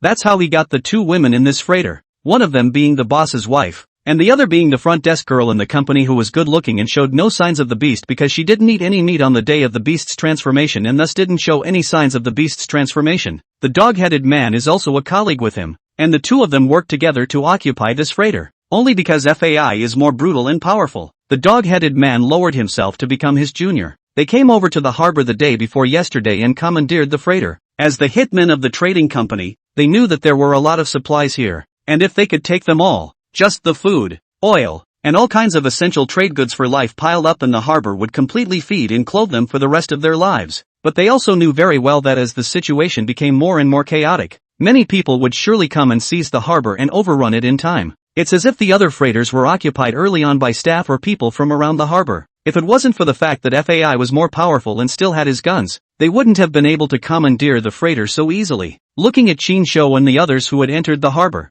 Hui had already begun to plot their deaths in his mind. He knew very well that once the secret of the beast spirit pearls was known by everyone, when the time came for others to see that they only had 2 males on the ship, they would definitely not hesitate to come over to seize the cargo ship and kill and swallow the beast spirit pearls in the process. So before that happens, he'll have to kill more people and more mutated animals so he can mutate himself into something stronger. Right now it was a good opportunity, but looking at a panda with such a big block, he was starting to feel unsure. It feels like it's hard to kill this panda even if you shoot it at close range. FAI couldn't help but sigh. The dog-headed man stated, FAI, look closely, that panda is also carrying the carcass of an equally large cheetah. If we can take out the panda here, we'll really be eating the heart of a bear. It's still true. FAI narrowed his eyes, equally baffled. What's the deal with this panda? It seems to have followed that white-headed guy here. The dog-headed man nodded his head and said, that's right. I just wonder why this panda is obediently following the humans. And there are 3 heavily armed soldiers next to it. It looks like this panda is in league with them, as obedient as a pet dog.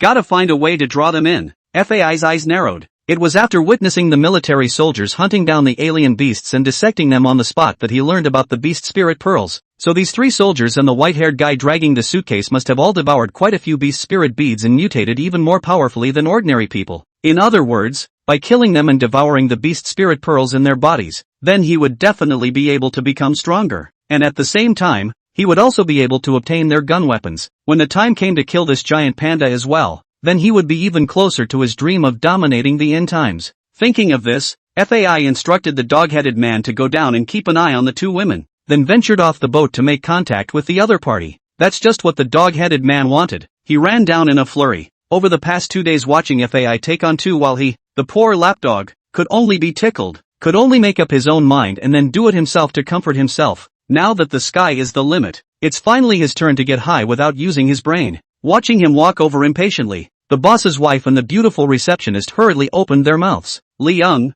I know you're a good person, will you let us go? Zhang Hui has become inhuman. You will be killed by him sooner or later if you follow him. That's right, Liang, come with us, or let's fight back together and find a chance to kill Zhang Hui, or else we'll all have to die at his hands sooner or later. Dog Liang sighed regretfully. I'm sorry, if I let you guys go or fight back with you, then I definitely won't see the sun tomorrow. But don't worry. Hearing this, hope once again lit up in the desperate eyes of the boss's wife and the beautiful receptionist who had already despaired. Just as soon as hope was raised, it was immediately doused with cold water. But don't worry, I'm gentler than FAI. I won't hurt you. Chapter 65 Were all his mercenaries. The guy in the pants left the freighter and walked over. Despite the presence of the big man, the 3 soldiers remained alert and scouted around. Qin Shou had also spotted this guy named Zhang Hui and could tell from hundreds of meters away that this guy was not a good guy. The eyes were fierce and murderous, obviously having killed people, and more than 1 or 2. Seeing a panda with such a large alien beast following behind us and still daring to come over of his own accord shows that this guy has a lot of guts and is a ruthless person who can rise quickly in the end times. The most flavorful and easiest to rise in the beast change end times is this kind of ruthless person,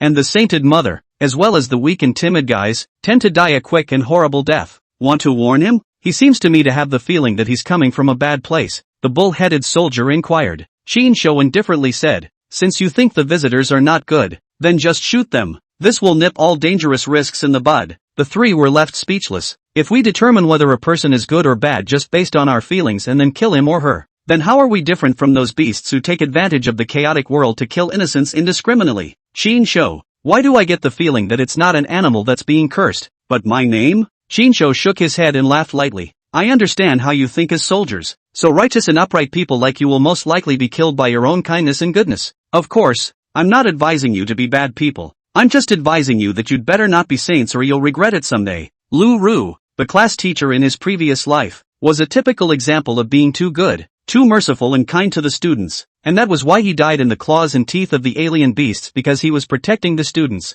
To others, she was a great teacher, but in Qin Shou's opinion, she was an incorrigible fool. That's why in this life Qin Shou reminds the class teacher to be selfish, reminding her not to underestimate the evil of human nature, not to be a good person as a saintly mother, thinking of others and the students in every way. The other side, leaving the school, just returned home to reunite with his family. Class teacher Lu Ru suddenly sneezed. She thought it would be the students who were scolding her for not being a human being, for leaving them behind and running home by herself, and she blamed herself all the way for it. But between protecting her family and protecting her students, she had to be selfish and choose her family. After Qin Shou let the secret of the beast spirit pearl be announced in advance, he also indirectly changed the class teacher Lu Ru's choice in this life. Today it is a situation where everyone is at risk. More and more people knew that human beast changers and beast changing animals had beast spirit beads in their bodies, and that they could continue to mutate and become stronger if they devoured them. Therefore, Lu Ru firmly believed in what Qin Shou had said, believing that when the time came,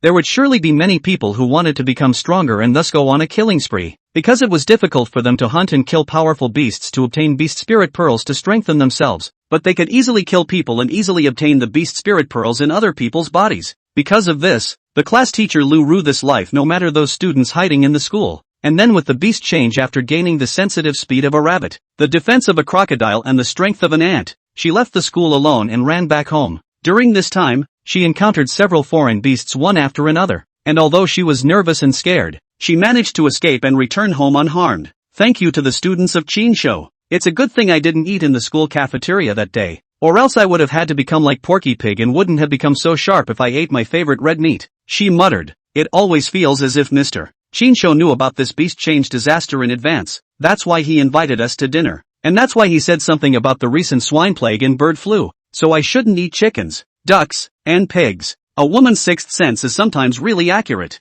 Zhang Yunzhong and the others didn't question the doubts because of this, but Lu Ru always felt as if Qin Shou had predicted it. Otherwise it's all really too much of a coincidence. On the evening of September 1st, the beast change disaster struck. Qin Shou favored the opening day of the school abandonment, but also told them not to eat, and invited them to eat a scattered meal, and even if they eat, They even made crocodile meatballs with their own hands and ordered braised rabbit heads for them to eat, making them all gain the defense and strength of a crocodile and the agility and softness of a rabbit, as well as the ability to see at night after their animal transformation. Although she was skeptical in her heart, she didn't question Chinsho. After all, it was an individual who had secrets in his heart. If Chinsho didn't take the initiative to say it, then she wouldn't take the initiative to ask. And even if she wants to ask now, she probably won't be able to wait for Chinsho's reply in her lifetime, because 2 days ago and also this morning, she sent a message to Chinsho, but Chinsho did not reply, and the phone was also off, causing her to worry so much that she couldn't think of anything to eat or drink for the past 2 days. After asking Zhang Yunzhong and the others,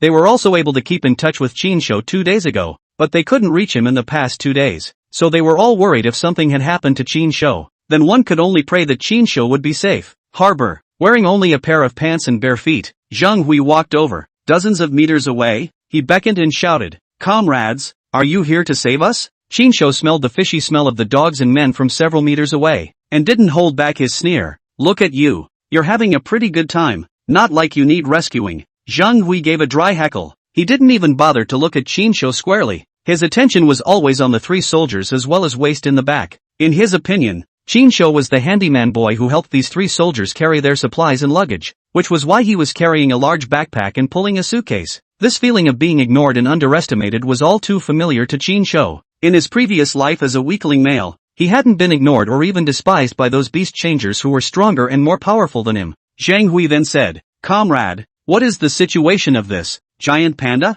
Is it able to understand your words? Is it not going to attack people like those mutated animals?" The 3 soldiers, on the other hand, did not look at him squarely, and their attention was on alerting their surroundings as well as falling on Chinsho from time to time. The bull-headed soldier spoke up. "We're all his mercenaries, so ask him if you have anything." Zhang Hui was confused. They were actually hired by this white boy? No, it's the end of the world now. Even if we have more money, it's meaningless. If he hadn't been worried that the other side would open fire at the drop of a hat, he would have wanted to spit out whether these 3 soldiers were out of their minds. It's the end of the world, and instead of going to wreak havoc and dominate, you're working for someone else? As a result, the bull-headed soldier's reply made him dumbfounded once again. "We accidentally injured his panda, so we're working as mercenaries to compensate him." Zhang Hui, what's the situation? This panda belongs to this white-haired kid? Chapter 66, Villains die from talking too much. Zhang Hui was a bit confused. He finally looked squarely at Chinsho and asked in doubt and surprise,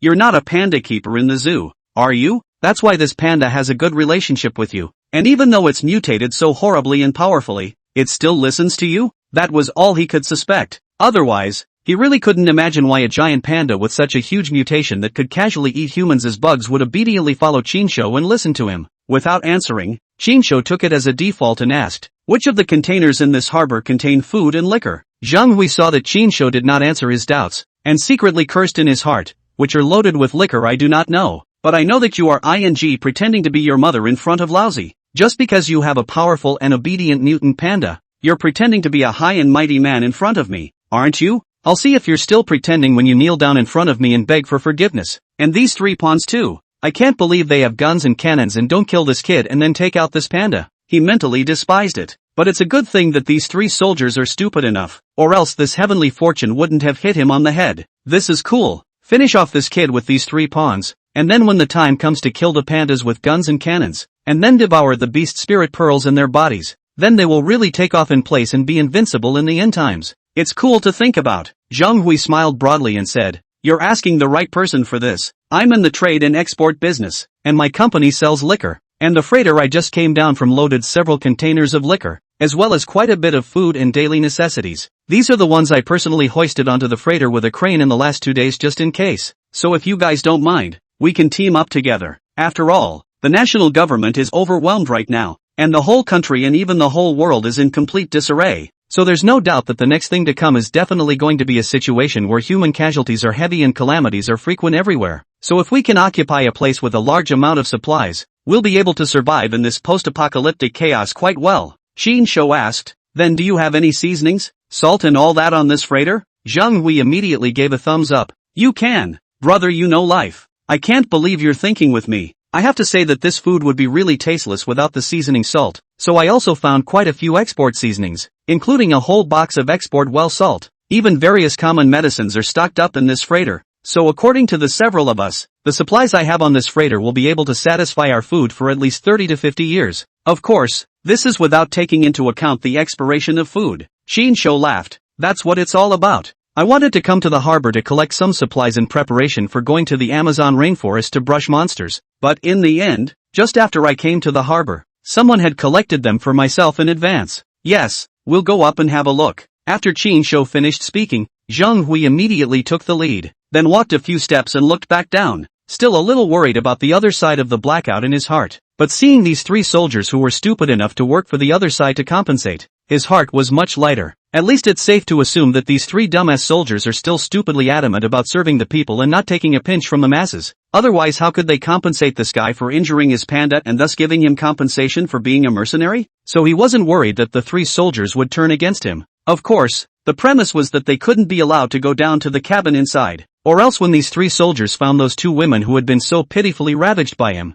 and when they heard those two women's pleas for help, I was afraid that they would see the road and pull out their guns to shoot him, so he'd have to find a way to kill them before that happened. This panda is really big. It looks strange and scary. On his way to lead the way, Zhang Hui turned back from time to time to alertly look behind him, and then lamented. Shinsho could see the greedy desire in his eyes. It was a look he was all too familiar with. With the collapse of order, countless people began to become morally bankrupt. Power, beauty, power. For those whose lives are not as good as they would like, this beast change end times is not a disaster, but a chance for them to change their lives against the odds. Therefore, those who used to be law-abiding and down-to-earth but couldn't make a good living, after seeing the cruelty of the post-apocalyptic world, also began to become lawless and do as they please. And those honest people who often experience bullying in their lives and dare not speak out, when they gain power, when the law can no longer restrain them, they blacken up and become more ruthless than anyone else. Zhang Hui is such a being, so he killed the boss, killed the co-workers who upset him,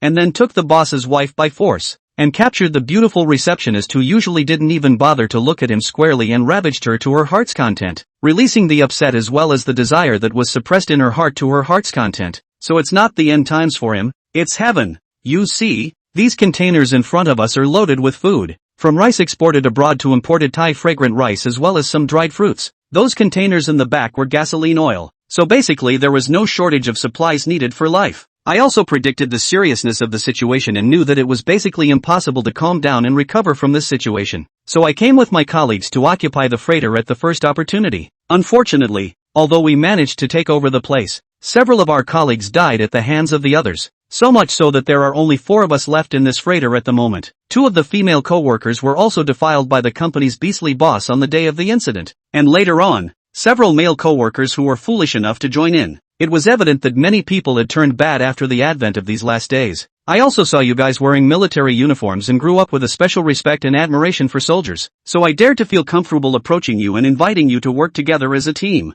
As they say, villains die from talking too much. Zhang Hui said more, which revealed more filling. Shinsho asked rhetorically, the beastly boss you're talking about wouldn't be you, would it? Otherwise, with female colleagues around, how come you don't pay attention to your image and only wear a pair of pants? Zhang Hui reasoned. As you can see, I ate a lot of fish and seafood on the day of my mutation, so I've turned into a fishman now, and I'm much stronger in water. Just now I was thinking of going down to the sea to catch some seafood for dinner, and then I saw you guys coming over. Or else I certainly wouldn't be walking around in just a pair of pants with my female co-workers around. But it doesn't matter. Those 2 female co-workers have already had a bit of a mental breakdown and disorder after being defiled in turn by their beastly boss and a few male co-workers. I've been enlightening them nonstop for the past 2 days and have only dissuaded them from committing suicide. But I'm afraid that it will take quite a bit of time for them to get out of this shadow. Zhang Hui said it so convincingly that he almost even believed it himself. As a result, Shinsho's sudden words directly choked him. Chapter 67. This brother speaks quite amusingly.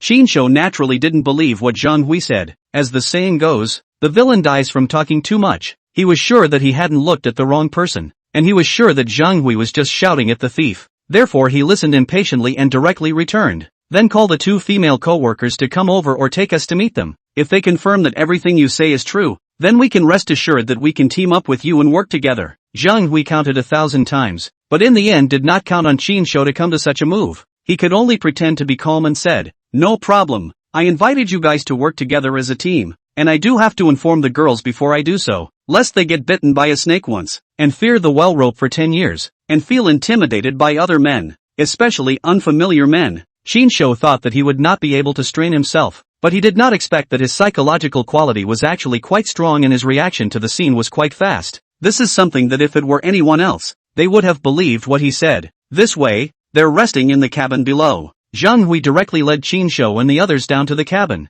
and although things didn't go as he had planned, it didn't matter. It just so happened that when he went down to the cabin, it would be easier for him to use the terrain to catch Shinsho and the others in a net, and this giant panda couldn't go down, just so he didn't have to worry about this giant panda's eagerness to save his master, thus threatening his life. Arriving at the door of the cabin, Zhang Hui put on a nervous and worried expression and stared. I took the initiative to look for you and invite you to form a team because of the fact that the three of you are wearing camouflage uniforms and are supposed to be soldiers, but I'm also worried that I'll meet someone who is not good enough for me and harm my companions, so before I go down there, I'll ask if I can trust you guys? The bull-headed soldier knew what the other party was worried about, and it just so happened that he also wanted to make sure that he hadn't looked at the wrong person, to make sure that the other party wasn't a good person, so he took the initiative to unload all the weapons on his body, and said, "Don't worry comrade, our guns will only be used to aim at the enemy as well as the foreign beasts, and won't be aimed at the common people." Seeing this, the other two soldiers also unloaded their equipment as well as their backpacks containing ammunition. Even the pistol hidden in his waistband was voluntarily unloaded and placed neatly in the doorway. They did so not because they believed what Zhang Hui said, but because they believed Shinsho. If Zhang Hui was a good person, then they wouldn't be in any danger if they went down there with their bare hands. If Zhang Hui wasn't a good guy, then they wouldn't have to worry about being ambushed and framed because with Shinsho's strength, even if there were hundreds of people ambushed down there, they would still have to be eliminated by Shinsho in one fell swoop. Watching them unload all the weapons on their bodies and lay them on the ground, Zhang Hui almost couldn't hold back his piggish squeals of laughter. These three pawns are really stupid. No wonder you're stupid enough to work for someone else as a mercenary when you have guns and artillery. Zhang Hui was completely relieved now. I knew our soldiers were trustworthy and dependable no matter what time or place. He spoke in a tone of solemn admiration. A soldier without a weapon is a toothless tiger in his opinion. Even if he fights 1 against 3, he doesn't bring a wimp. After all, he had a gun hidden underneath. He kindly warned, "The lights are a little dim down there, so watch out for the stairs and don't fall." Shinsho reminded Waste, stand guard outside and don't let anyone else get close." Waste threw down the carcass of the fate cheetah that he was carrying on his shoulder and owed as if responding, but 1 man and 1 bear was really just a chicken and a duck. Apart from understanding that a Waste was his name, a Waste didn't understand what Shinsho was asking him to do, but guessed that he couldn't get in and probably asked him to wait outside. So he replied, "Can I eat the beads in the leopard's body then?" As a result, Shinsho didn't answer and threw it down and just went in. This messed with it a bit. It's going to starve the bears, and they're still not giving the bears juju. It had started following Shinsho since before he opened his eyes at birth. So after witnessing Shinsho hunting and killing foreign beasts and dissecting their abdomens to take out the beast spirit beads many times, it had known long ago that there were tasty little beads in the bodies of all these foreign beasts. This cheetah scratched it and its neck was bitten through the skin, so it hated to dissect this cheetah with its own hands and take out the small beads inside this cheetah and swallow them to vent its anger. However, Shinsho did not reply to it, and it did not dare to dissect the cheetah without authorization and devour the beast spirit bead inside, because Shinsho had said that it was not allowed to eat any more beast spirit beads without permission in the future. That's what it heard. So much so that now, hungry and in pain, it could only aggressively slap the cheetah's carcass to vent. "Yoshi?" Zhang Hui purposely shouted to remind Dog Liang, then spoke. "I took turns with another male colleague to keep an eye on him. He's probably still sleeping." At this point, Arian wasn't sleeping. He was sleeping people. After hearing Zhang Hui call out to himself, Dog Liang didn't dare to continue even though he couldn't get enough of it, and hurriedly put on his clothes and warned the 2 women who had their hands tied and had towels stuffed in their mouths, and could only make whimpering noises. "Brother Fai is going to kill someone. You'd better keep quiet, or else he'll get anxious and won't be able to kill you guys too when the time comes." After the warning, Dogora slapped the sultry boss lady with intent. "Fai, did you call me?" Dogora walked out of the room and closed the door, then shouted back. After Zhang Hui heard him respond, he shouted, "There's good news. I met the soldiers and invited them to team up with me. They have guns, so we won't have to worry about people targeting us then." Dog Liang understood that Fai meant to let himself go over to entertain the other party, and then take the opportunity to take the gun and kill the other party off guard. Hui also has a gun. It was just that the gun was hidden, and he didn't know where it was hidden, so obviously Fai didn't trust him as a colleague who hugged his thigh as a little brother either. He could understand that, after all, if Fai had given him a gun, he really would have shot Fai to finish him off. In that case, the boss's wife and the beautiful receptionist would be his, and all the supplies on this freighter would be his as well. Unfortunately, Even though he had shown so much loyalty, FAI still didn't trust him and was still wary of him. Coming, Dogora returned the call and hurried over. After the two met, FAI introduced himself. His name is Leung. We both work for the same trading company. Arian greeted slightly nervously. Hello guys, nice to meet you. Chinsho also smelled the fishy odor of Dog Liang's body and coldly returned. How happy. Dogera was speechless. That's ing polite, not really meant to be happy. Zhang Hui laughed. This brother is quite amusing in his speech. Liang, you take care of them for me. I'm going to take a pee and I'll be back soon. Saying that,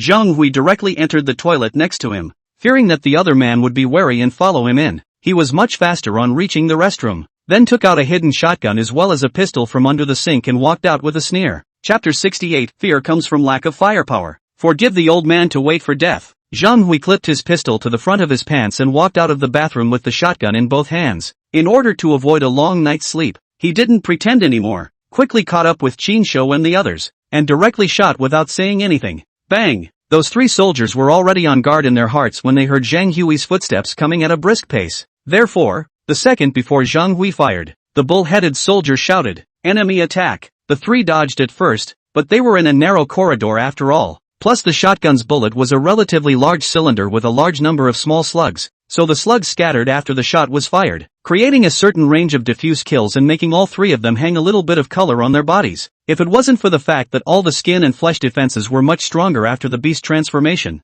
then they wouldn't have been lightly injured, but seriously injured. As for Dog Liang, who was in trouble with Zhang Hui, although he had already known that Zhang Hui was going to kill these guys, he didn't expect that Zhang Hui would be so impatient that he would directly do it after getting the gun, so much so that the three soldiers all made timely dodges, leaving him, whose reaction was half a beat slower, and Chinsho, who didn't dodge, with several bullets. That's how guns work. Zhang Hui gave a lesson on the spot to the three soldiers who were foolish in his eyes. Bang! The second shot continues to ring out. This time he aimed at Chinsho, who had his back to him and hadn't even turned around. In his opinion, this white-haired kid must have been so scared that his legs were weak and he couldn't even dodge. Three soldiers, with guns and cannons still coy and mercenary for others. With that, he fired again. This time the target was the three soldiers fleeing towards the corner of the front corridor. As a result, a pair of wings so large that they couldn't even fit in a 3-meter wide corridor passage suddenly appeared out of nowhere, blocking the shot completely. Is there a possibility that,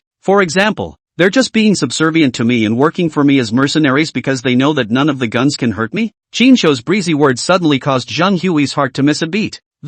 What the is this? He was shocked by Chinsho, who had suddenly turned into a birdman, and was then even more shocked by Chinsho's calm tone as if nothing had happened. Bang, bang, bang, like he'd seen a ghost. He hurriedly emptied his last 3 rounds of his magazine. Masako's fear stems from a lack of firepower. He was taken aback by the scene, but he didn't forget his original intention. At such a close range, even if this white-haired kid turned into a birdman, he didn't believe that he would be fine even if he resisted so many shots hard. As a result of the 6 shots in the shotgun, 5 of them basically landed on Chinsho, but he realized that the other party didn't even have a single bird feather knocked off by him, and he didn't even see any blood coming out. At this moment, with only a pistol left, he began to panic. Dropping the shotgun, he hastily pulled his pistol from the front of his pants, backing away and firing as he did so. Hell no! How did this guy suddenly grow a pair of wings? And how does he get shot so many times and feel like fear, with the pistol's bullets nearly empty as well, began to spike dramatically in his heart. He then realized that the 3 soldiers were not, but it had come to this, and even if he understood why these 3 soldiers were being coy when they had guns and cannons, there was nothing he could do to change the situation. Since they all stopped pretending and shot, it was impossible for them to sit down and talk properly. Even if he kowtowed and begged for forgiveness, the other party would definitely not spare him. So he emptied his pistol's bullets to delay Chinsho's return fire while quickly fleeing towards the outside. The 3 soldiers had left their guns outside. All he had to do was run out. Then he could get more powerful firepower. If that still didn't take out this white-haired guy who suddenly sprouted wings, he could still jump ship and escape. Beast turned into a fishman. He has a great swimming speed. When the time comes, the sea is wide enough for the fish to leap. When he kills some more guys to devour the beast's spirit beat to be powerful, and then come back to take revenge is not in a hurry. However, plans can't keep up with change. Just as he emptied his pistol's magazine and turned to run, a long, sharp saber-toothed tiger's tooth came flying like an arrow. Zhang Hui only felt something hit him and almost stumbled and fell to the ground. Then a loud thud came, and as he steadied his body he realized that something as thick as a white arm was lodged in the wallboard in front of him. Immediately following the pain was an afterthought. He looked down and noticed a bloody hole as thick as an equally thick arm had appeared in his abdomen. A large amount of blood began to gurgle out. At this moment, the fear of death spread all over his body. Regret? Chinsho's voice came from behind his head. He originally thought that Chinsho was asking him, but it turned out that Chinsho continued, as I said before, since I think he's not a good person, then I'll just kill him and eliminate all risks of threats. You ended up almost getting shot by him when you were worried about killing a good man by mistake. The three soldiers were really taught a lesson this time. The bull-headed soldier said dejectedly, didn't I think that having you around was foolproof? As a result, I didn't expect to be injured anyway. The soldier who, like Zhang Hui, had beast change characteristics that were also fishmen spoke, luckily, this is a shotgun, not very powerful, or else it would really be bad luck. After Dog Liang, who was in league with Zhang Hui, realized that Zhang Hui was penetrated through his body by the saber-toothed tiger teeth thrown out by the other party.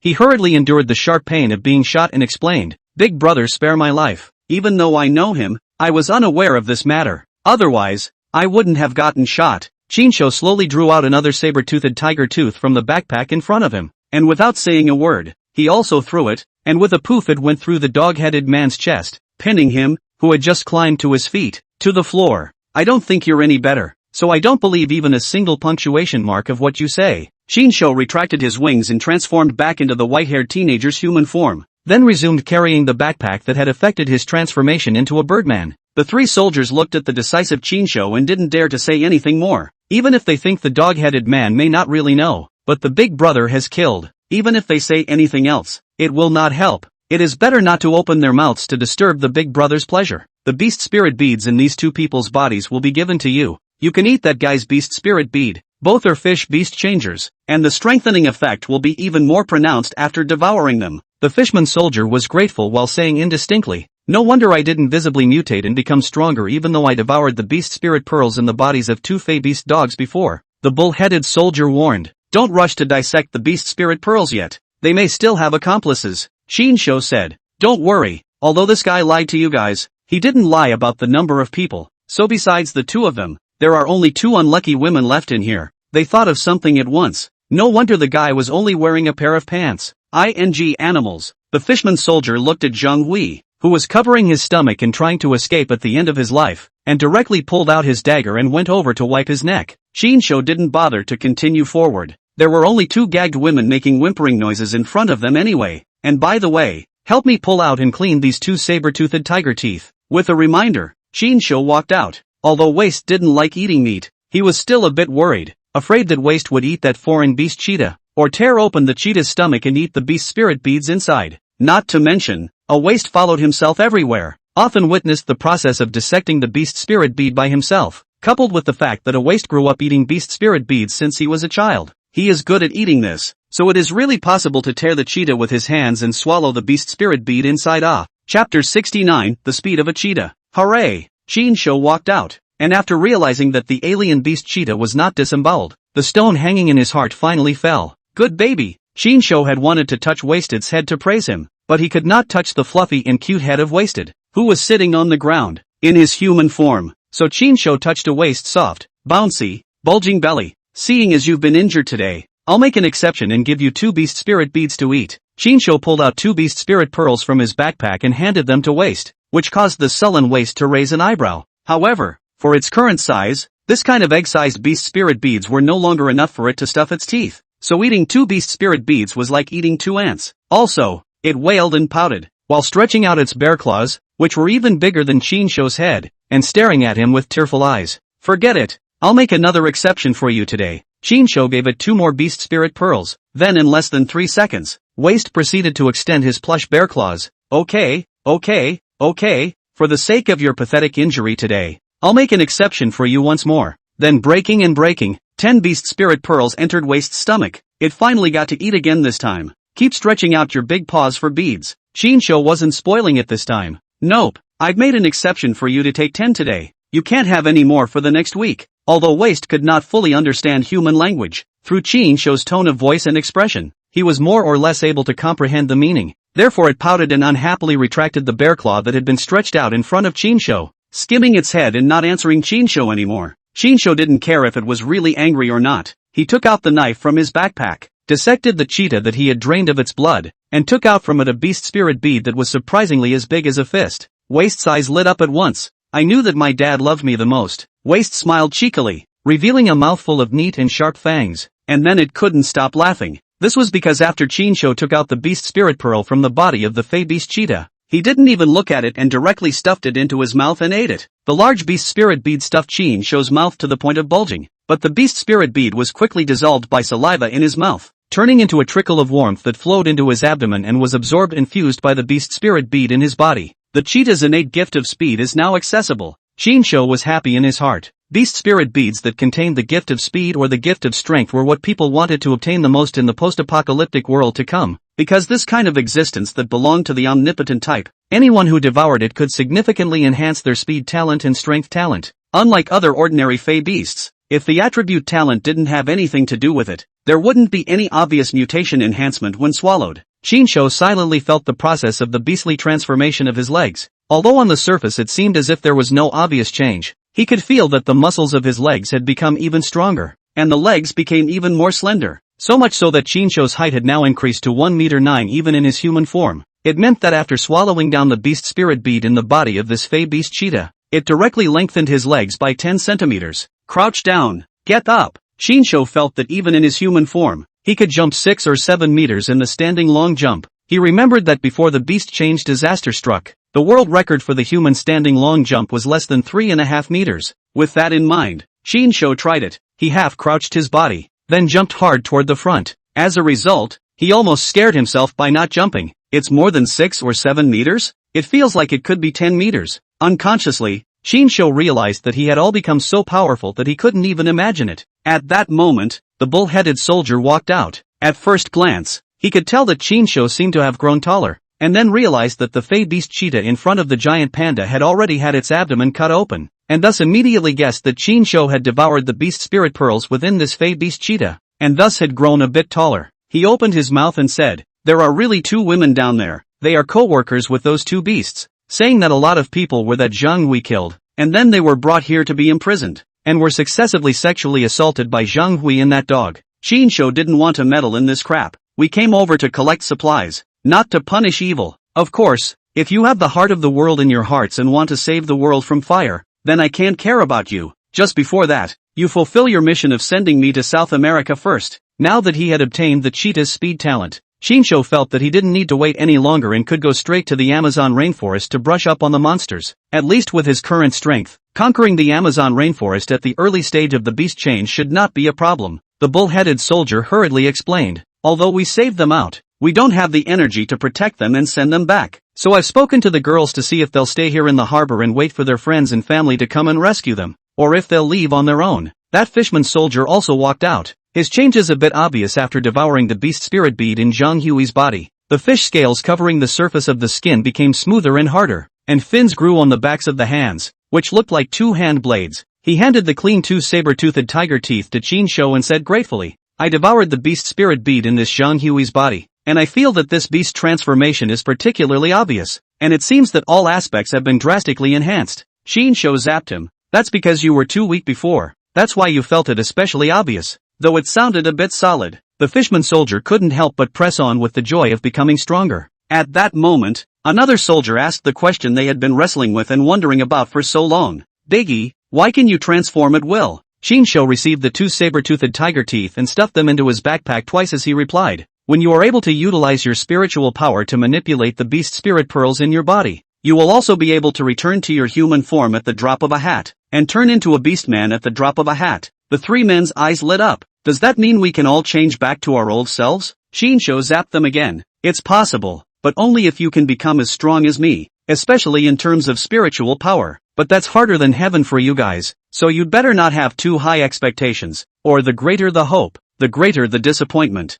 3. This guy is talking real angry, but just have a chance. They weren't discouraged either. "Since we can keep getting stronger by devouring the beast spirit bead, then in the future, we'll just desperately hunt and kill foreign beasts." As a result, Chinsho once again added, "Devouring beast spirit beads generally only strengthens the physical talent. It will not enhance the mental power. So I suggest that you guys can eat more beast brains when you have the chance in the future to replenish your brain properly." The three people feel like Chinsho is insulting them and cursing them in disguise. But what Chinsho went on to say convinced them of this again. It just so happens that you have been given a task to cook this cheetah. You can eat the meat as much as you want, but you can't touch the brains. Chinsho felt that it was time to start giving a waste a brain boost, to see if a waste could grasp the mysteries of the ultimate beast transformation after his spiritual power was boosted, and then manipulate the beast spirit bead inside his body to turn into a conveniently portable little panda when necessary. Chapter 70. It's just a 5-day-old baby panda. It took more than an hour for the beast cheetah, which was more than 5 meters long and weighed several thousand pounds, to be split into dozens of pieces by the three soldiers.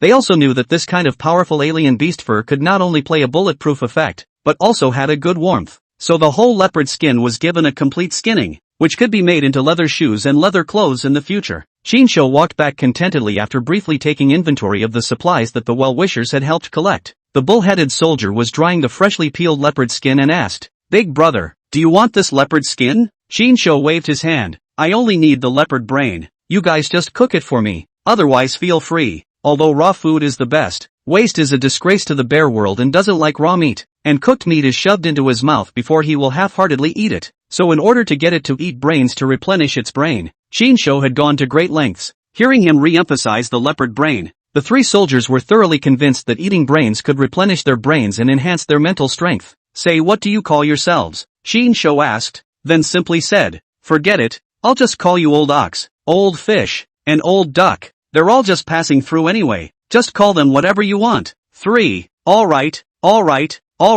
you're the big man. You call the shots. The weak have no voice, much less human rights. The old bull smiled helplessly. "Then we'll continue to call you big brother? Whatever." Chinsho didn't care what they called themselves. Anyway, get the transporters and let them send themselves and waste to finish going to the Amazon rainforest. And basically they wouldn't cross paths in the future. Even if the fate was good and there were still intersections, they couldn't say that they wouldn't recognize each other if they met again. After all, as more and more beast spirit pearls were devoured, the body would show signs of multiple beast transformations. Of course, if Chinsho continued to be followed by a giant panda, they would be able to recognize Chinsho through the giant panda. After all, looking around the world, I'm afraid that only Chinsho would be able to train a panda that had mutated to such a huge size to be so obedient. Thinking of this, Soldier Old Duck couldn't help but ask, "Big brother, why does this panda listen to you? You can't really be the one who keeps the panda in the zoo, so he's especially affectionate with you, right?" Seeing that they were so curious, Chinsho didn't hide it and said, "When I found it in the zoo,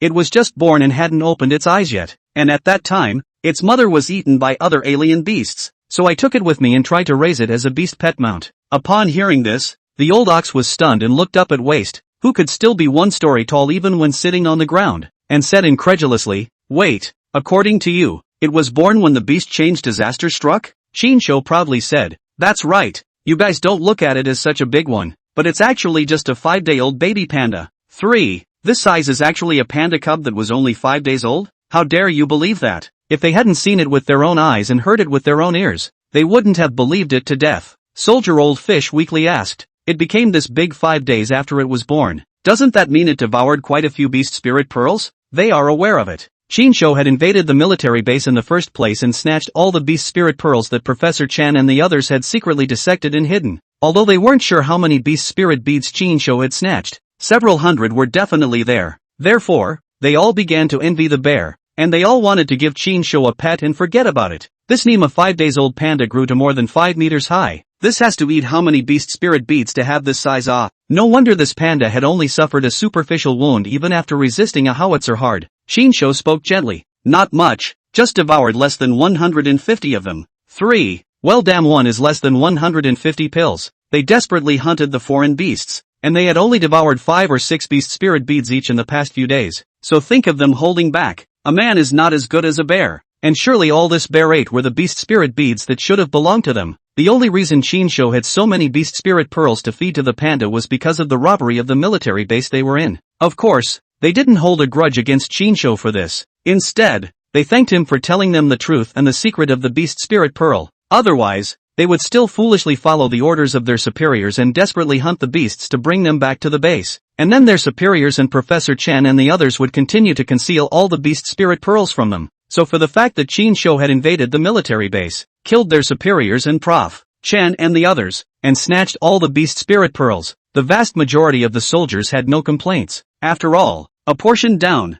it was equivalent to a soldier hunting 1 or 2 alien beasts, and if Qin hadn't announced the truth, they would have remained in the dark and would have continued to follow orders and command, and then foolishly put their lives on the line to hunt and kill foreign beasts for their unscrupulous superior leader. At this time, Old Ox joked, "Big brother, do you want to raise another bull beast pet that can listen to people and has strong execution?" Qin suddenly replied with a stern face, "I'm not worried that it will betray the devouring lord in the future, but I am worried about others stabbing it in the back. So don't think that just because I'm talking and laughing with you guys right now, that I think I'm treating you like peers and trusting you. In fact, if you weren't still of use to me, I wouldn't bother wasting my time on you even if I didn't kill you and feed you to the bears." 3. That's a real solid sounding thing to say, but they can understand that. The old ox immediately put away his joking face and said seriously, "I understand. From the time you openly told us the secret of the beast spirit pearls in the base, telling us that all human beast changers have beast spirit pearls in their bodies, and that all of them can become stronger if they devour them,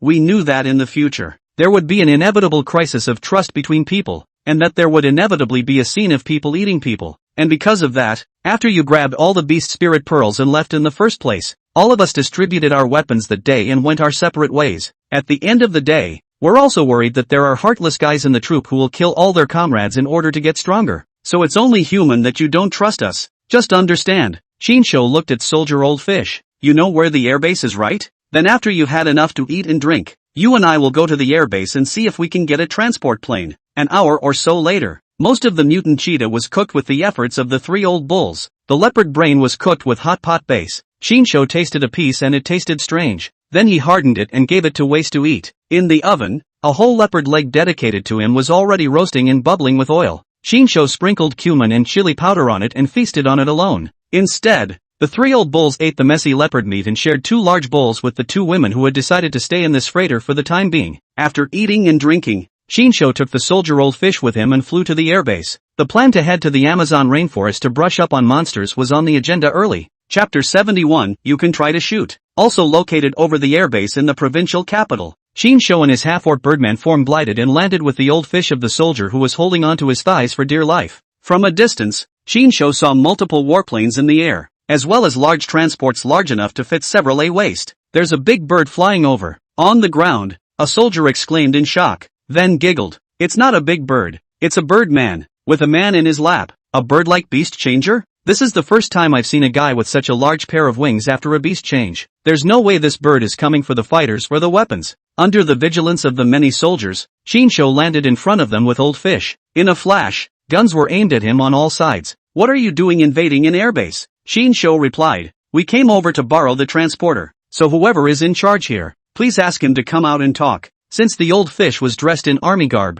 they took the Qin duo for army comrades. One moment, the man who led the group immediately sent someone to inform him. Soon, a tiger-backed, country-faced man walked out. "What are you borrowing the transports for? Transferring troops, or transferring people?" Zhao Qiangjuan inquired. Qin simply replied, "Move the troops." Zhao Qiangjuan asked which troops. Soldier's Old Fish immediately home door. Upon hearing this, Zhao Qiangjuan immediately narrowed his eyes. "Didn't you guys have civil unrest? Didn't you kill Army Commander Hong and disband all of you?" Saying that, Zhao Qiangjuan stared at Qin with a torch-like gaze. "And I've also heard that the reason why there was civil unrest in your military region was because of the invasion of a birdman beast mutant. So this birdman beast mutant is you, right?" Qin didn't hide it either. "That's right." After saying that, the soldier standing in front of him raised his gun once again to aim at Qin and the 2 of them, apparently thinking of them as dangerous. Zhao Qiangjuan pressed his hand to signal his subordinates to put their guns down, and curiously said, "I also heard that hundreds of people couldn't injure you even if they set fire to you. I don't know if that's an exaggeration, or a fact." Qin smiled faintly. "You guys can shoot and try. It seems to be mostly true, otherwise your kid wouldn't be so arrogant. But hearing is believing, seeing is believing." Zhao Qiangjuan narrowed his eyes again and said, "Don't you want to borrow the transporter? Well then, how about this? If I fire a shot at you and you're not injured when you're shot, I'll go AWOL and lend you the transporter." "Yes, come on." Qin had thought of taking the beast spirit bead as well as the experience tips of the ultimate beast transformation to trade if he couldn't borrow it. As it turned out, he didn't expect to be able to borrow it by being shot at by the other side, which couldn't have been less of a hassle for him. Zhao Qiangjuan asked, "Any kind of gun? You choose. I'll do as I please," Qin said confidently. As a result, Zhao Changjuan directly do not speak of martial arts. To ask for a sniper rifle known as domestic cannon. It's not too late for you to back out. The power of this sniper rifle can easily tear apart an African elephant within 100 meters. So just because ordinary firearms can't hurt you doesn't mean that this gun can't hurt you either. Hearing Zhao Changjuan say this, Qin Shou inexplicably became nervous. Although he felt that even in his half-orc form, his skin and flesh defense would definitely be able to defend against this sniper rifle. But the other party spoke of such a perverted power. He decided to take it seriously in order to avoid injury. One moment. Qin Shou removed the mechanical watch he wore on his left wrist and put down the backpack filled with beast spirit beads. Zhao Changjuan thought that he had wimped out and panicked, and purposely gave him a step down. Kid, it's not too late for you to back out now, or I can exchange it for a gun that isn't as powerful. As it turned out, he was suddenly struck dumb as he spoke, only to see Qin Shou's head suddenly drilled out two dark red sharp beast horns. The whole person's size was even more rapidly expanding and growing to more than 4 meters high. The pair of wings on his back also became even bigger, and the feathers, which were the color of forged steel, turned dark red. The skin is even covered with silver glittering scales, as if wearing a silver armor battle suit majestic. In an instant, everyone on the scene, including the soldier old fish, exuded a dumbfounded and stunned expression. What's going on here? How did he get so big all of a sudden? And the look was almost like a transformation into a giant demon god. Qin Shou calmly said after entering his full beast transformation form. I'm ready. So shoot. Zhao Changjuan had 1,000 words in his heart that he wanted to ask, but he wasn't in a hurry for a moment as he raised his sniper rifle to aim at Qin Shou's chest. Then I'll shoot. As the words fell, there was a bang and a gunshot. Even with Qin Shou's superb dynamic vision, it was a bit difficult to catch the bullet's movement at the moment. Instantly, the bullet hit squarely in the center of the chest. The powerful impact caused Qin Shou to feel a flesh pain. He looked down. The bullet hadn't broken through his defenses, but it had left a shallow dent in them and was dripping with light smoke from the burn. Zhao Changjuan was completely convinced now. No wonder hundreds of people couldn't even hurt him by gathering fire. No wonder he alone managed to invade the military base, killed the surname Hong, and destroyed the entire Hong family. He gave the gun back to his subordinate and applauded while inquiring, "What's going on with you? How can you still transform and become so tall?" Qin Shou transformed back into the human form of a white-haired teenager.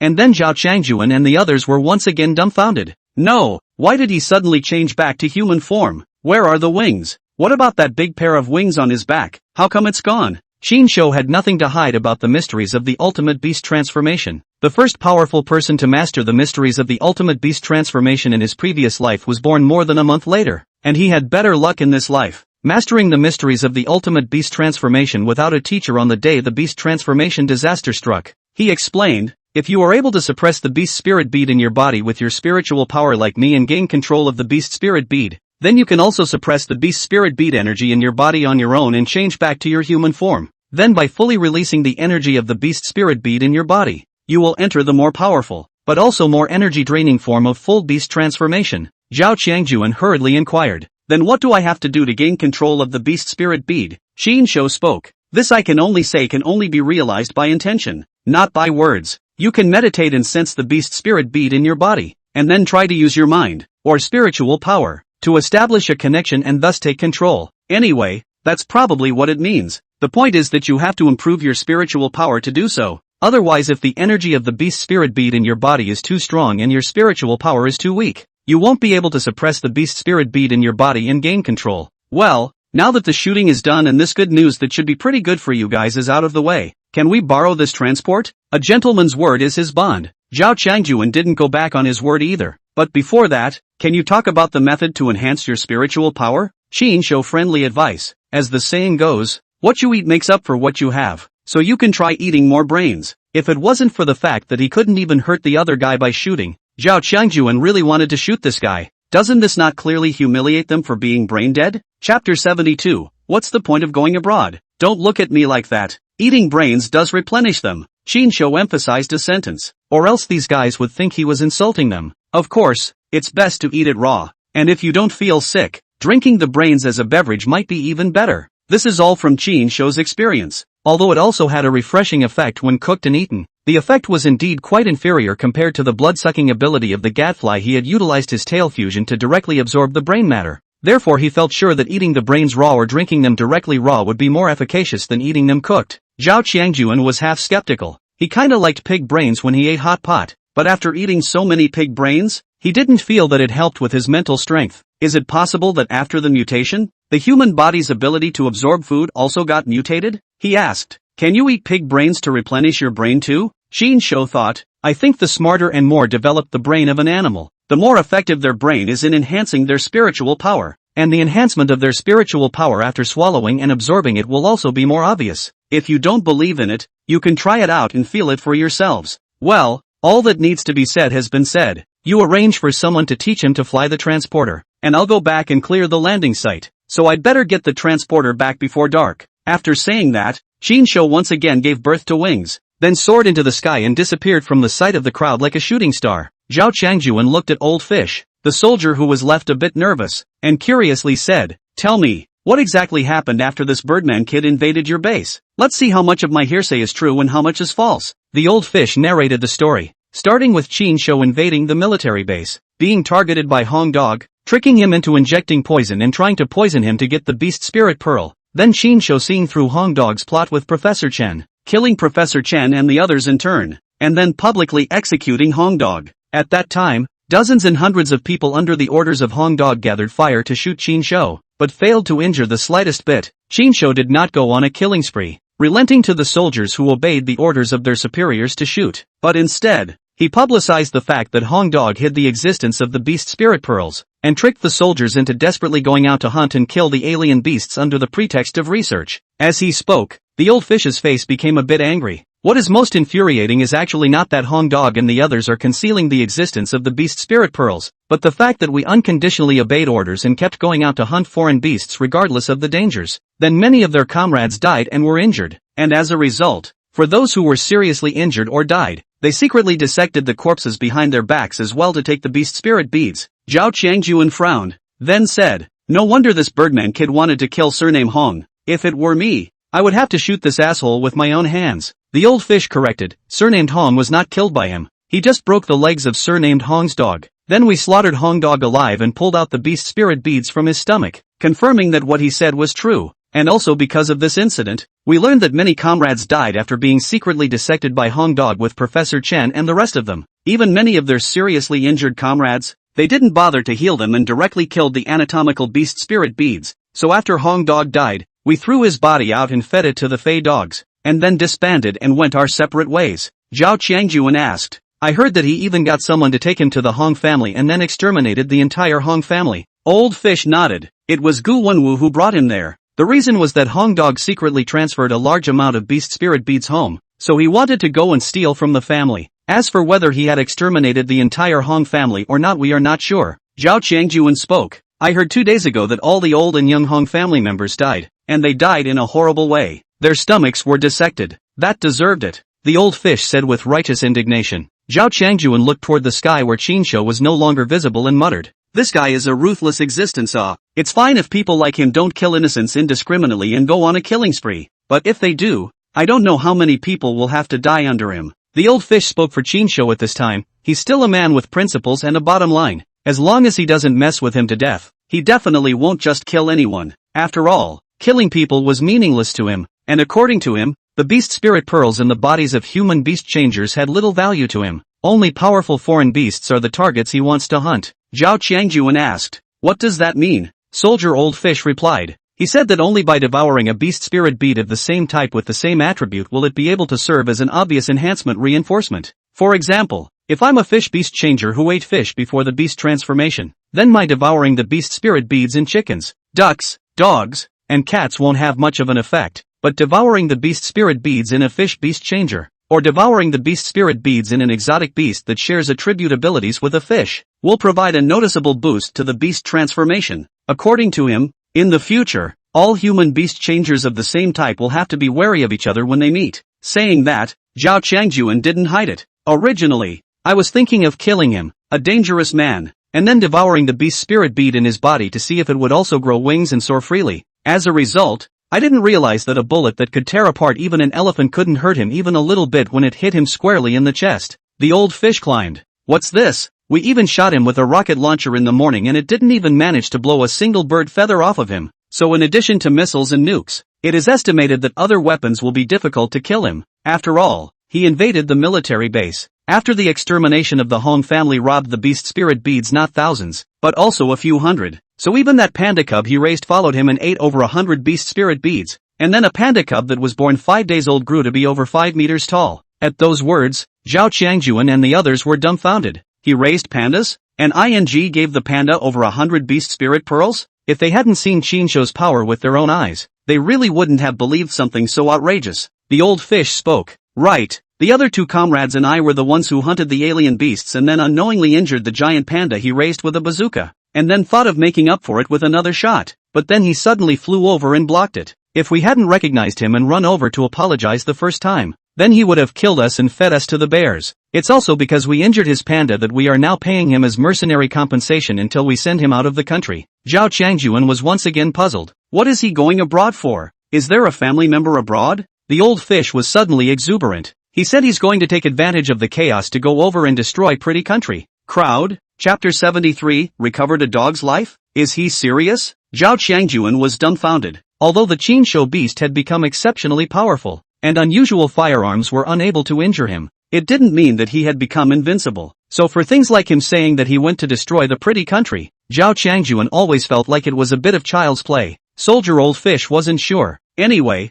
that's what he said. And with his ability, as long as someone is targeted by him, even if they have the military to protect them, it's still hard to prevent him from invading. Unless everyone doesn't live to detonate the lethal artillery missiles. Zhao Qiangjuan narrowed his eyes. So he borrowed the transporter for the purpose of having you guys send him to pretty country? Old fish nodded. That's what he said. And now that the supplies are ready, all that's missing is a transport plane that can hold a large amount of supplies, as well as that giant panda. I was expecting him to come right over and grab the transporter, but I didn't expect to take a bullet and borrow it. Also be glad that you just bet him that you would lend him the transporter if you let him take a shot, or else he would have gotten impatient. And then you all might have ended up like Hong Dog. Maybe he won't kill all of you, but wounding and crippling you will be a lift for him. The corner of Zhao Qiangjuan's mouth twitched. So you're saying that I'm more sensible and picked up a dog's life?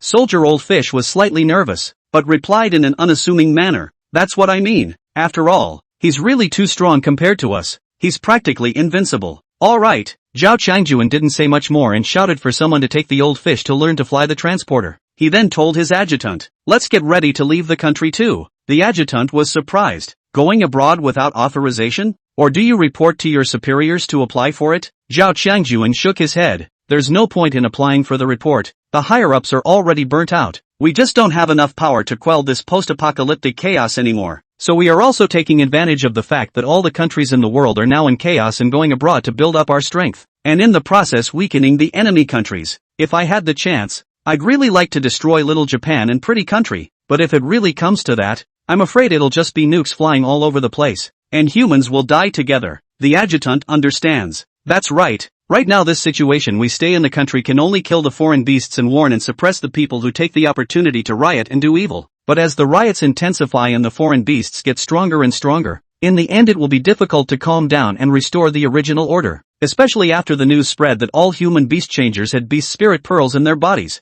There would surely be many people who would starve themselves in order to become stronger and go around killing and devouring beast spirit pearls. At that point, our muzzles are more for these people than the Fae. Instead of that, it is indeed better to go abroad to kill devils and white pigs to fortify yourself. Zhao Qiangjuan shook his head. I didn't say to go abroad to kill ghosts and white pigs, although I also want to kill them all. But this kind of thing can be done by ordinary people. We soldiers can't. Otherwise their armies will also return fire, and they will do the same to their people. And then it will be chaos on top of chaos, and at any time they will start a nuclear war, and we will all wait for death together. The adjutant was puzzled. So what are we doing out of the country? Zhao Qiangjuan said, let's go to the African savannah, which has a large number of wild animals and is known as a hunter's paradise. If we can conquer the African savannah and kill all the foreign beasts there, then we can become incomparably powerful as well. The adjutant's eyes lit up, but then began to worry. Some of the exotic beasts that escaped from the zoo were able to mutate to the point that they were invulnerable to knives and guns and ferocious in just a few days.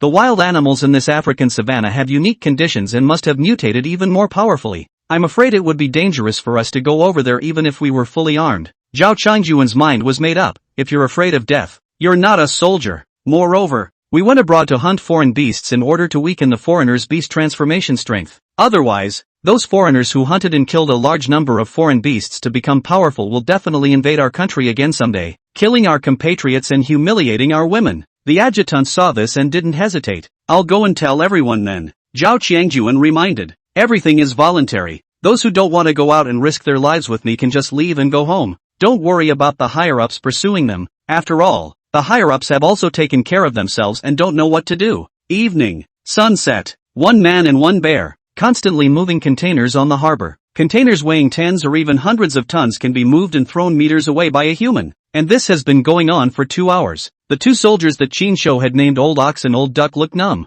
What strange power is this? It's too terrifying. It feels like he's even more powerful than this giant panda. He's been moving containers for almost 2 hours and he's not even exhausted? I wonder if he's the reincarnation of an Ant-Man. How else would he have such perverted strength? To actually be able to move a container that's hundreds of times heavier than him. Nearby, the boss's wife and the receptionist woman in Zhang Hui's company also looked dumbfounded. Before this, they felt that Zhang Hui was already ridiculously strong. But now after witnessing Qin Shou move the container with his bare hands for 2 hours, they immediately felt that Zhang Hui was a weakling in front of Qin Shou. Scary. How did this guy mutate so violently? And how can he still transform? One moment it turned into a 4 or 5 meter tall giant, and the next it turned back to 2 or 3 meters tall. The two women watched in awe, their lips dry, because when Qin Shou entered his complete beast transformation form, in addition to his height becoming 4 or 5 meters tall, all other parts of his body also grew much larger, so the loose ball pants he was wearing underneath were stretched out to become tight pants, so much so that the line sizes could be seen in plain sight.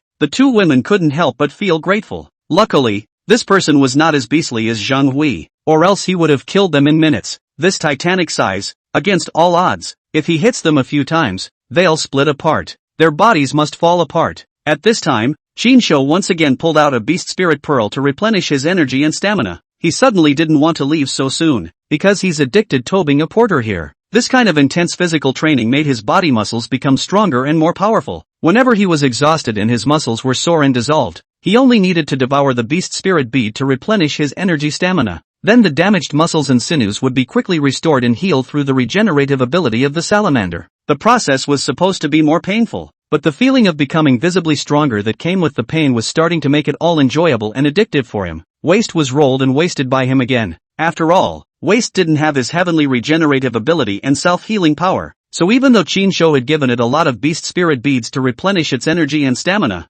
it still couldn't hold on any longer, and just like a deflated leather bear, it was lying half dead on the ground in a B.I.G. shape. At that moment, the roar of an airplane came. Soldier Old Fish is back in his transporter. Chapter 74, he actually blocked the transporter. The large transport plane with a length of 40-odd meters and a wingspan length of 40-odd, plus a fuselage height of 15 meters was ready to land in the harbor area that Qin Shou had cleared out with waste. Although this port was cleared by Qin Shou to create a spacious runway several hundred meters long with containers piled up on both sides, but for aircraft landing, especially large transport aircraft, a runway several hundred meters long is not enough to meet the conditions for safe landing. But the soldier, Old Fish, had no choice but to tough it out and let the main pilot soldier who had taught him to maneuver the transporter start landing. The other side obviously panicked. How is this going to land? The runway you cleared out of the harbor must be less than 1,000 meters visually, and the runway requirement for this kind of transport must be at least 1,800 meters. Soldier Old Fish gave up. Anyway, Big Brother has already given the word, so let's just land. The other party was speechless. This is playing with your life. If I had known,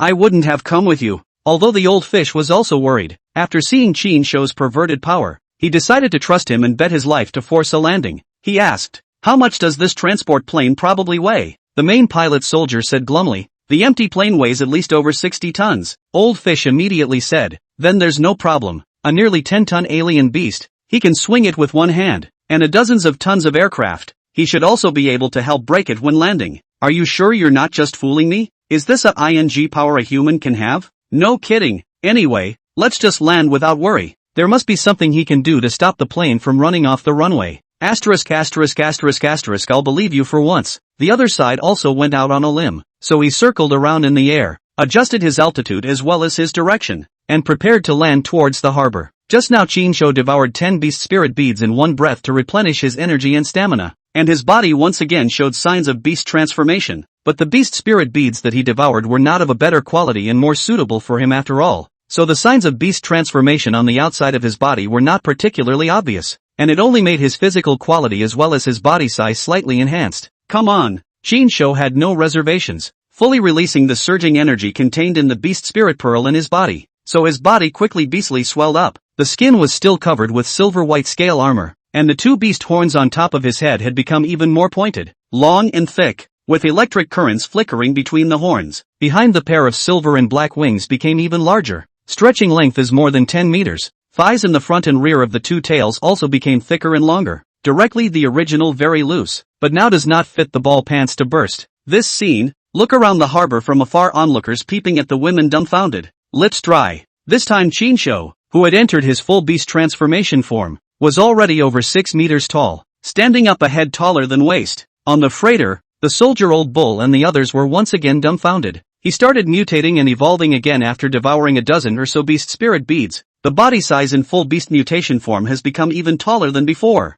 Is this the mystery of controlling the beast spirit pearl to perform the ultimate beast transformation? In full beast transformation form, a tiny human can even beast into such a tall giant. Actually, this is quite normal. Those mutated animals were able to mutate and evolve to such a huge extent in just a few days, indicating that humans can do the same. I just didn't realize that the original manipulation of the beast spirit pearls in the body would allow for different degrees of beast transformation at will. On other freighters in the harbor, many people were attracted to Chinsho. What the hell is this guy? How does he become humanoid 1 minute and a giant birdman the next? It's the same beast change. Why does it feel like our beast change is so trashy while his beast change is so powerful? What does he mean by suddenly opening his arms? It can't be that he's trying to stop the transport, can it? Not to mention, he really seems to think that way. This harbor doesn't have the conditions for a large aircraft to land. If he ventured to land, he would definitely rush out of the harbor and crash into the sea. So it's highly likely that he was trying to use brute force to help the plane land successfully. He didn't think he could move containers weighing a dozen or so tons.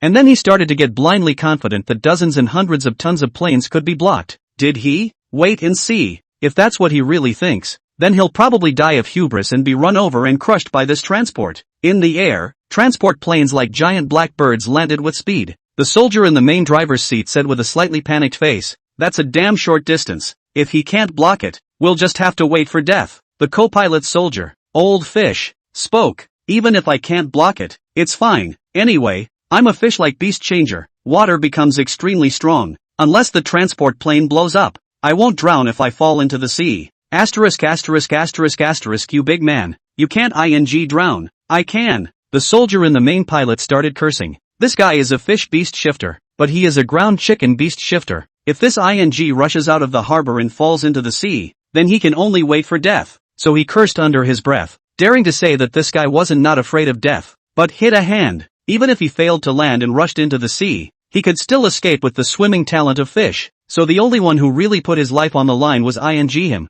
the wrongdoer. However, at this time, even if he cursed anymore, it was useless. He could only pray that this birdman whose beast had become particularly tall would be able to stop the transporter, or else even if he died, he would have to drag the co-pilot, this asshole fishman, to die with him. Hiss. The wheels of the transporter rubbed 2 dark wheel marks on the ground, accompanied by white smoke. After the distance grew closer, Chinsho instantly had the feeling of being in the presence of a great enemy. Although his current height in his full beast transformation form was more than 6 meters, compared to the transporter with a fuselage height of 15 meters, his size was nothing. Ants can lift objects 400 times heavier than themselves. I gained the strength talent of an ant after my beast transformation. Even if I can only lift objects 100 times heavier than me, according to the fact that I now weigh more than a ton myself in my fully beast transformed form, how can I lift 100 tons of objects then? Chinsho had been deeply touched when he moved the container in front of him. In the orc case, he can easily lift containers weighing over a dozen tons, just a little bit to eat a few,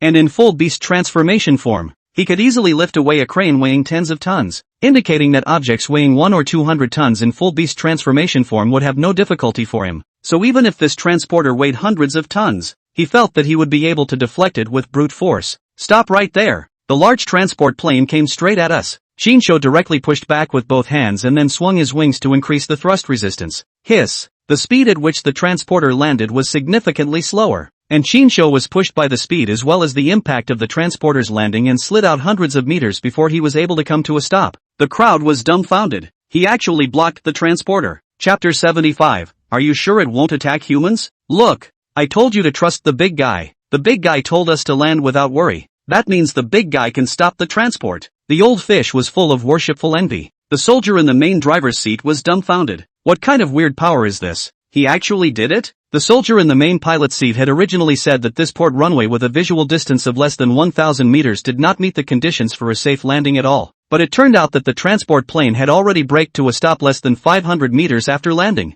Old Fish patted his ass. Now you believe it. I told you a plane weighing tens of tons would definitely be able to be deflected by Big Brother, even if it weighs hundreds of tons. It doesn't feel like a problem. The soldier couldn't help but inquire. Why is his strength so great? It doesn't look like he ate ants before the beast transformation and gained the ant's power talent. Old Fish was actually curious. It wouldn't be surprising to say that he really did accidentally eat an ant. Of course, the reason why Big Brother is so perverted is because he snatched a few hundred beast spirit pearls when he invaded our base in the first place. So if you have the ability to devour hundreds, thousands of beast spirit beads in the future, I can't say you'll be able to become this sharp as well. The other party said longingly, can you become this strong by devouring a few hundred beast spirit beads? Although collecting a few hundred beast spirit beads wasn't easy, it wasn't impossible for them with their firearms and weapons. It would be much easier to accomplish if you were killing people to get the beads. The old fish seemed to know what he was thinking and added, Big Brother said that not all beast spirit beads can become significantly stronger when swallowed. Mainly have to devour fit themselves, with their own same type of the same attribute of the beast spirit beads.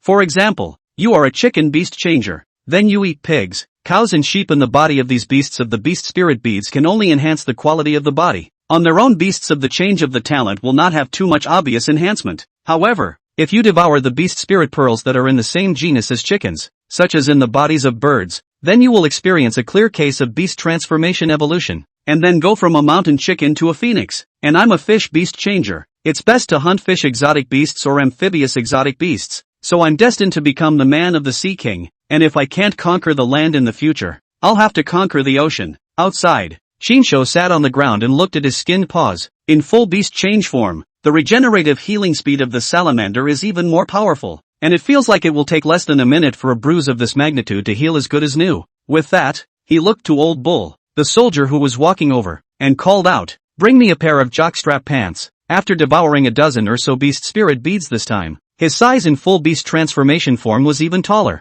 So much so that the only ball pants he was wearing to cover his privacy burst. If it wasn't to avoid men looking inferior and women looking silent, Chinsho wouldn't even bother wearing it. After all, wearing clothes interfered with his ability to perform a beast transformation, especially if he had wings on his back and a tail behind him. So he hadn't worn a top for the past few days, just a pair of loose, stretchy jockstrap pants that didn't interfere with the beast's change, and were relatively loose and stretchy. The old bull immediately went for his pants. There are several containers near this port that are loaded with clothes, among which there are ball uniforms that are specially exported abroad, and this pair of ball pants that Chinsho was wearing was changed here. Soon, the old ox brought Chinsho a pair of bigger sized and more stretchy ball pants. Chinsho directly wrapped himself up in his wings as a fitting room, then quickly changed into his jockstrap. By this time, people were arriving one after another from all directions, all of whom had rushed over after witnessing the landing of the transport plane in the harbor. That's right, it's a military transport plane. Apparently the military government came over to move the people.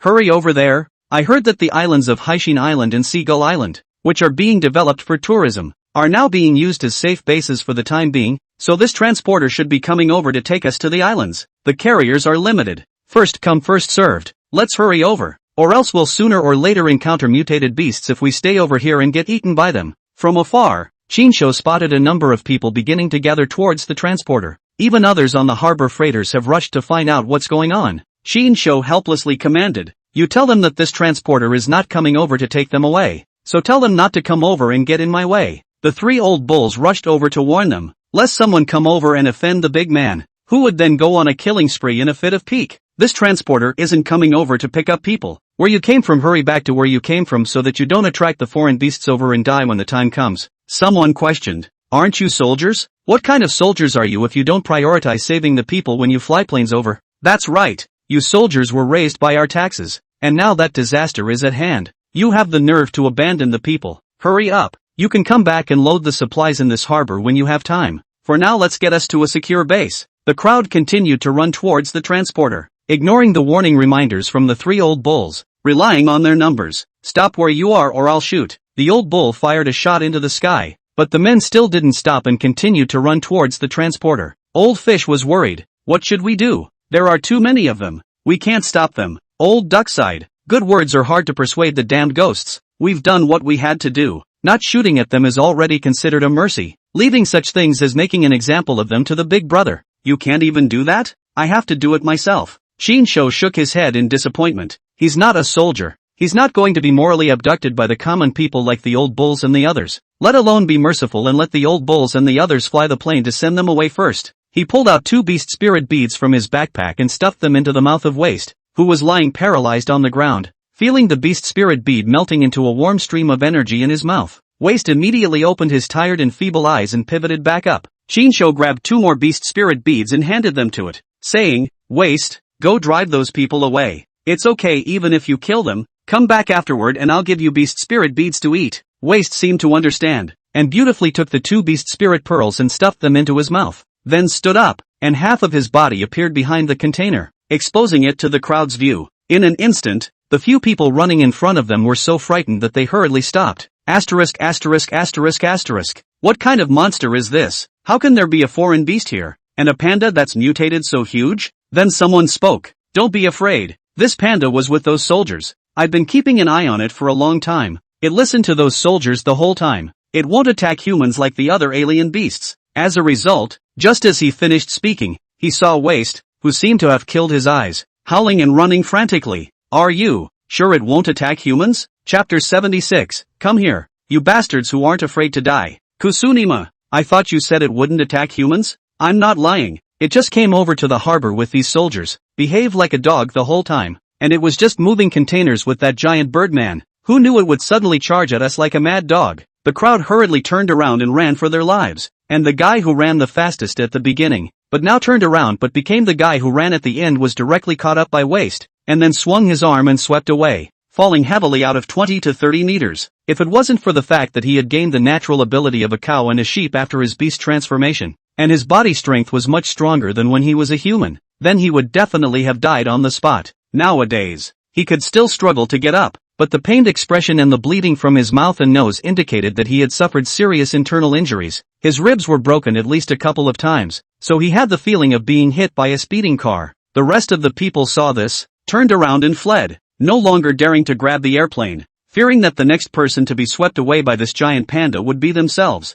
Anyone who approaches the transporter dies. As Waste made an example of him, Shinsho's voice immediately resounded through the harbor like thunder. After the warning, he flew straight to the freighter. The boss's wife of Zhang Hui's company and the front desk female colleague immediately looked at him nervously, and then stared at Shinsho's lower body intentionally or unintentionally in a daze. Not knowing what to think, Shinsho always ignored them. In full beast transformation form, his hands were like 5-fingered dragon claws, porous and sharp. He landed on one of the containers, and then his powerful, sharp dragon claws directly grabbed the iron plates on both sides of the container until they were deformed as if they were squeezing cotton, and then easily lifted it up and flew it towards the transporter. This scene completely shocked the crowd attracted by the transporter. Is this guy human? How did his beast become so huge? And it can fly, and its power is so perverse? What to do? He just warned that it's death to go near the transporter. Should we still go over there? Damn, if I had a gun, I would definitely kill them. A bunch of assholes, wide-eyed wolves.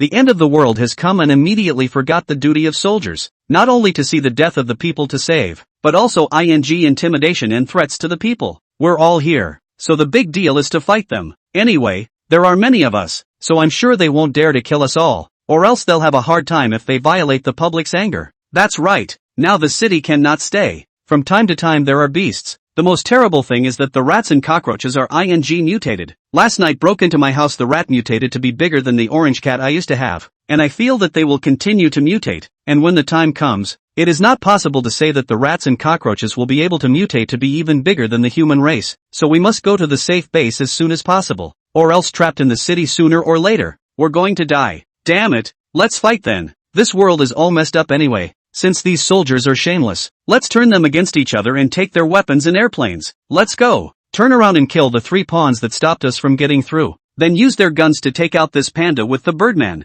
The world is in turmoil. In both ancient and modern times, it has always been a case of starving the timid and bracing the bold. The few people who were on the same page pretended to be scared out of their wits by the giant panda and hurried back, and deliberately approached the old ox trio who had come over in front to warn them not to go over. Help! You guys shoot and kill this mutant panda. A man at the head with greenish-brown skin that looked like a frog-like beast shifter ran back while shouting. When he was already less than 5 meters away from the 3 old bulls, he suddenly made a bounce, and his entire body flew out as quickly as a humanoid cannonball, and then pounced on the old bulls who didn't have the time to react. Gentlemen, follow me in my rebellion. It was because of the bullfrogs he had eaten before his beast transformation that he was stronger than many people after his beast transformation. After all, bullfrogs were more muscular, so much so that they were extremely bouncy, and also had superb dynamic vision that allowed them to keenly and swiftly track down a prey target in flight, and then strike instantly to kill it. As he managed to pounce on one of the soldiers, the rest of the men behind him instantly grew in confidence and wailed for the kill. If you don't want to die, kill these asshole soldiers and leave together. Kill. A call to arms. Many of the people who came for the transports have joined the improvised resistance in the harbor. The enemy is outnumbered. Who are the few soldiers in the area to deter them and warn them? And now the 3 gun-toting soldiers already had warriors fighting desperately against them, so they had even less to worry about being shot by the 3 soldiers. At this moment, the old bull who was pounced on and fell to the ground with a little pain in the back of his head began to regret it. He finally deeply understood the words Chinsho had said to them earlier. I understand what you are thinking as soldiers, so righteous and upright people like you will most likely be killed by your own kindness and goodness. The advice is prophetic. The old bull regretted. If time could be revisited, then he would not let these people rush over, but shoot to make an example of them, to see who still dares to risk their lives to come over. Fortunately, he was after all a well-trained soldier who had devoured several beast spirit pearls and was obviously much stronger than the unusual beast changers, so the moment he was caught off guard and pounced upon, he immediately reminded his companions. Shoot! The soldiers beside them, Old Fish and Old Duck, still had time to react, and the 2 of them rushed to shoot the few people who pounced on them. At the same time, the old bull whose strength was not inferior to this frog-like beast changer, and was even much more powerful than his opponent, quickly countered him on his body. Since his opponent grabbed the rifle in his hand in an attempt to snatch it, he couldn't spare a hand and simply rammed his hard, solid, sphinxed bull's head into his opponent's. This head hammered and directly knocked his opponent off his feet. Damn! Don't underestimate the power of the bull. The old bull recaptured his gun, and this time there was no more hesitation, and immediately killed the fellow who had jumped on him with 2 thumping shots in return. The other side didn't expect this outcome until they died. In his script, he should be pouncing on this soldier, quickly grab the rifle in the hands of the other party, and then take out the 2 soldiers next to him, followed by leading the others to shoot that birdman and also the panda, and finally dominate the end of the world. Incomparably happy. But now, he's been shot. The eyes that gradually became dead and lightless were filled with regret and fear. Come on, come here, all you mother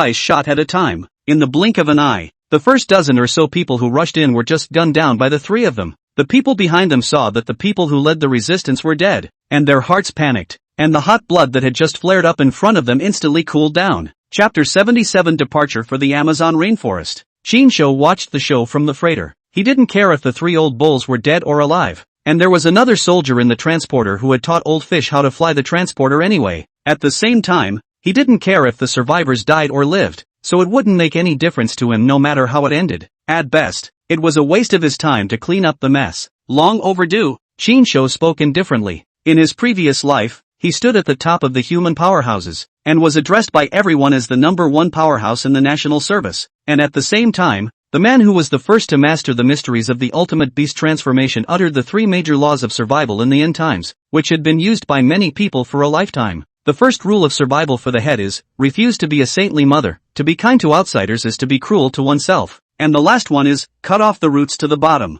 This shows that he was once a merciful and righteous person, only that his mercy and justice not only failed to get rewarded with gratitude, but also suffered from enmity and revenge, and so he became a ruthless, killing people to kill each other's whole family existence. Right now the old ox and the others are considered to have deeply experienced the lesson of the first law of survival. Waste, come back, Chinsho hollered, and Waste immediately ran back with a fart, not bothering to drive these little bitty humans away. Chinsho continued to carry the supplies. The main pilot soldier next to the transporter, who was also watching the show, had his heart in his mouth. In addition to feeling intimidated by the giant panda, he also feared that these suddenly rioting populace would kill him and then cause him to go down with them. Fortunately, the 3 old bulls had a scare and suppressed the sudden riot. At the same time, he had a bit of a bad taste in his heart. After all, these people's intention wasn't to resist and take over the transporter. They just wanted to live, and wanted to head to the safe base as early as possible. It's human nature, and after being evicted, the public is understandably chilled and angry and rebellious, so he felt that if Chinsho hadn't been too cold-blooded and selfish, then these people wouldn't have resisted,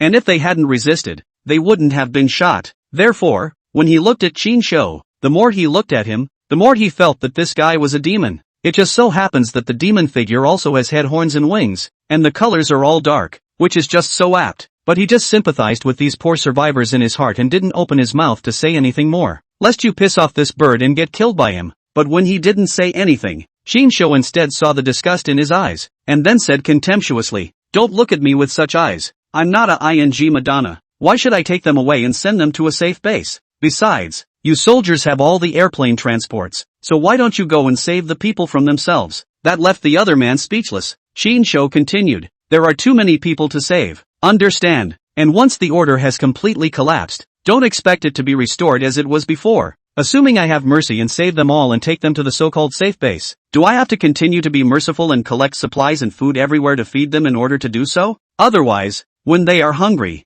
they will not riot all the same, and they will not burn and pillage to stay alive. It's because the officers above you knew this well that they didn't move the entire army to relocate the population. So your short-sightedness dooms you to a life as a cannon fodder pawn, and then one day get killed by someone and wonder why you get backstabbed when you treat people friendly." After saying that, Qin Shou continued to carry the supplies away, leaving the other party completely messed up in the wind, unable to return to his senses for a long time. Qin Shou is also not spitting. He didn't care what people thought of him, think of him as a monster or a demon. But when he saw the despised and disgusted eyes of others, he could not wait to gouge out the eyes of the other party, and then scolded the other party, "Dead mother of God, look at you paralyzed." Therefore, he would only explain this once, and in the future, no matter what others thought of him, no matter whether they could understand or not, he wouldn't care, and he would take it as if the other party was just a stinky fart. A few moments later, the vast majority of the people who had run over to the transporter, thinking it was the military coming to move them to a safe base, returned the way they came. Otherwise, even if they weren't shot, with so many people gathered over here, once they attracted those large alien beasts over, they would likely be bitten and eaten. Looking at the dozen or so corpses that had been shot, the faces of the three old bulls all looked a bit ugly. "He's right, being kind and good will only get us killed." The old ox was the first to speak up to break this awful silence. "It's not us who are at fault, it's this human-faced world." The old fish's hands were still shaking a bit as he held the gun, as this was his first time killing someone, and he had shot 5 people this time. Old Duck took a deep breath and said, "If we don't kill them, they'll kill us, and there's nothing we can do about it unless he does." As he said that, he looked towards Qin Shou on the side of the transporter, and even if he didn't say the latter words, the two old bulls knew what he wanted to express. At that moment, the old fish spoke. "It's useless, even if he allows it. That's not saving them, it's harming them, while harming those locals. Because the official safe bases are the residential islands that are isolated from the outside world and rarely infested by foreign beasts. These islands are already limited in the number of buildings as well as the number of people they can accommodate, not to mention the food. Therefore, once the survivors run over in a swarm, it is inevitable that all sorts of conflicts will arise in due course because of the issue of food and accommodation, coupled with the fact that all human beast changers have beast spirit pearls in their bodies, and the news that they can become stronger if they devour them has already spread. When the time comes, the safe base in the mouths of the people will instead become the most brutal and desperate hell on earth in the hearts of many people. The old ox nodded. "That's the reason. That's why the top is anxious and delayed in ordering the decision down." When he said that, the old duck was relieved and didn't feel so bad, but he still couldn't help but curse. "Grass. This damn world just doesn't want people to live." The old ox sighed. "There's no point in talking more. Live and cherish." On the other side, Qin Shou had moved all the required supplies into the transporter. A waist had also entered inside and sat down, licking prettily at the several beast spirit beads that Qin Shou had once again made an exception and handed to him. Qin Shou had given enough time for Old Ox and the others to buffer themselves from the killing. He knew that although they were soldiers, and although they had dissected the beast spirit bead inside Zheng Hui's duo in front of them, it should be the first time for all of them in regards to killing. After all, they were soldiers who lived in a time of peace and had not experienced the brutality of war. When Qin Shou saw that it was almost time, he opened his mouth and shouted, "Let's go!" Hearing Qin Shou's shout, the three old oxes rushed back. Those survivors who were still watching, especially those who were already on this side of the harbor, were suddenly on the move. Still, out of fear of death, they didn't chase after the other man and ask him to take them away with him. On the freighter, that's what the woman at the front desk thought, but she was stopped by the boss's wife beside her. "They won't even take those people with them, much less us two dragons, and tarnished broken bottles at that, so what do we do?" The woman at the front desk was teary-eyed. The boss man's eyes swept over the dozen or so shot bodies. Devouring the beast spirit bead could make one stronger, and Zhang Hui had killed and devoured the beast spirit bee to become powerful. Those two soldiers had also dissected the corpses of Zhang Hui's duo in front of them, devouring the beast spirit pearls inside of Zhang Hui's duo.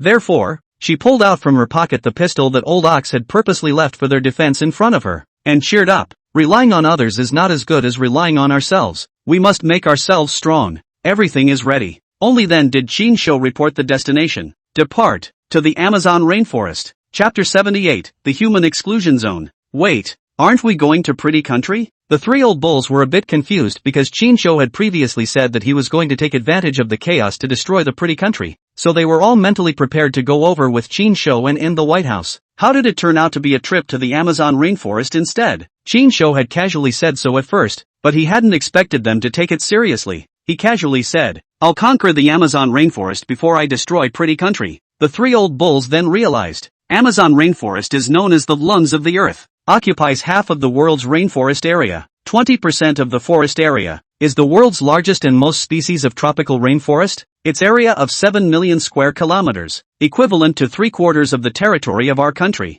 It can be seen that the rainforest in the end how big. According to statistics, there are more than 2.5 million known insect species in the Amazon rainforest alone, and more than 100,000 known species of animals and birds, with more than 2,000 species of freshwater fish, tens of thousands of plant species, and millions of new species waiting to be explored and discovered in the river. You can see what a mysterious and dangerous yet desirable and curious place it is. Therefore, after the beast change disaster came, countless alien beasts must have been born there, and the degree of mutation and evolution must have far exceeded that of the alien beasts in other places. After all, the grass and trees there all grow lusher and taller than anywhere else, and the animals there grow larger than their counterparts elsewhere because of the uniquely high-quality environment. Even when the beast change catastrophe didn't come, ordinary people entering the Amazon rainforest could be killed by the animal poisons inside in minutes. Not to mention the countless animals that had mutated and evolved after the beast change catastrophe came. Because of this, the Amazon rainforest is also known as a no-go area for humans.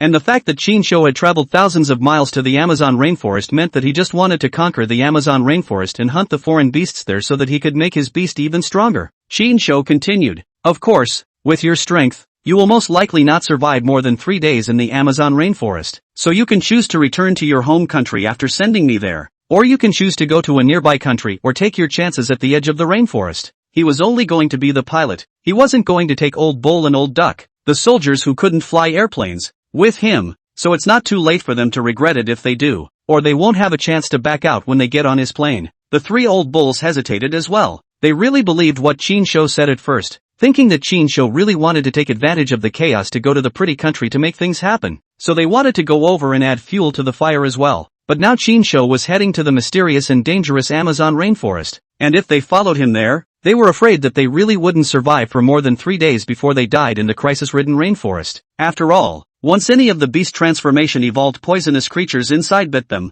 it would be enough to make them die violently. Not to mention the black caiman fish and Amazon boa that were already so huge and terrifying even before the beast transformation. The main pilot soldier said at this time, the longest range this transport plane can travel with a full tank of fuel is 8 or 9,000 kilometers, and the trip to the Amazon rainforest is more than 10,000 kilometers. So in order to not land midway to refuel, we'll have to go back to the base and prepare 2 more fuel storage tanks to increase the range before we can do so. Furthermore, it is that we are illegally intruding into another country's airspace by flying a strategic transport plane over there, and we may be warned and evicted and not be able to fly over there without any problems. Qin Shou said, "It's okay, now the whole world is in chaos. Other countries have not banned guns, it will only be more chaotic than our country. Even if there are airplanes invading the airspace, most likely they do not have the heart to care. As for the fuel issue, go back to your base and prepare as much as you need. In any case, you just need to get me over the Amazon rainforest, and I don't care if you fly back or land in another country when the time comes." The three old bulls looked to each with hesitation in their eyes. In the end, the old bull took the lead. "The Amazon rainforest is too dangerous for us, but as the saying goes, riches are in the eye of the beholder, so I've decided to go there with you. But don't worry, I won't be traveling with you to the rainforest to slow you down. When the time comes I'll parachute in and land on the Amazon plains, and while the plains are dangerous as usual, they're always safer than the rainforest." The old fish also made up his mind. "Then I'll join you." The old duck also gave up. "If you all go, then I'll go too." The main pilot soldier then frowned. "So I'm just in charge of flying the plane? I'll fly back alone when the time comes?" Old Ox laughed. "Why don't you join us? when the time comes, we can force land on the Amazon plains, then we'll kill the foreign beasts together, get stronger together, and finally head north to the pretty country and take out the White House. Not to mention, the plan is really quite enticing and hot. Shinsho didn't bother to care what they were planning and urged, hurry up, go back to the base first to increase your fuel reserves. In short, your mission is to send me over the Amazon rainforest without any problems. As for where you go from here, that's your business. Just as the transporter was about to turn around and take off, the boss's wife and the girl at the front desk on the freighter were ready to go over and collect the body. This world will become even more cruel and disgusting in the future, and since we didn't choose to die in one fell swoop, we'll definitely be faced with an even more brutal reality in the future. The boss's wife enlightened the female employee who had been miserably abused by Zhang Hui's duo along with herself. She had also thought about dying, but if she was really so humiliated and committed suicide, it would be too cheap for Zhang Hui and the others. So she held back. Even if she had to die, she would have to drag Zhang Hui and the two of them with her. Otherwise she will not die in peace. Now that Zhang Hui and his duo were dead, she suddenly lost her motivation to live again. Then I thought about my young daughter at home, and my elderly parents. What if they also encountered this kind of beast Zhang Hui next? So she was motivated to live well again. Her husband was killed by Zhang Hui. And in the future, this head of the family will have to rely on her to support the family, and the family will have to rely on her for protection. So she had to pull herself together.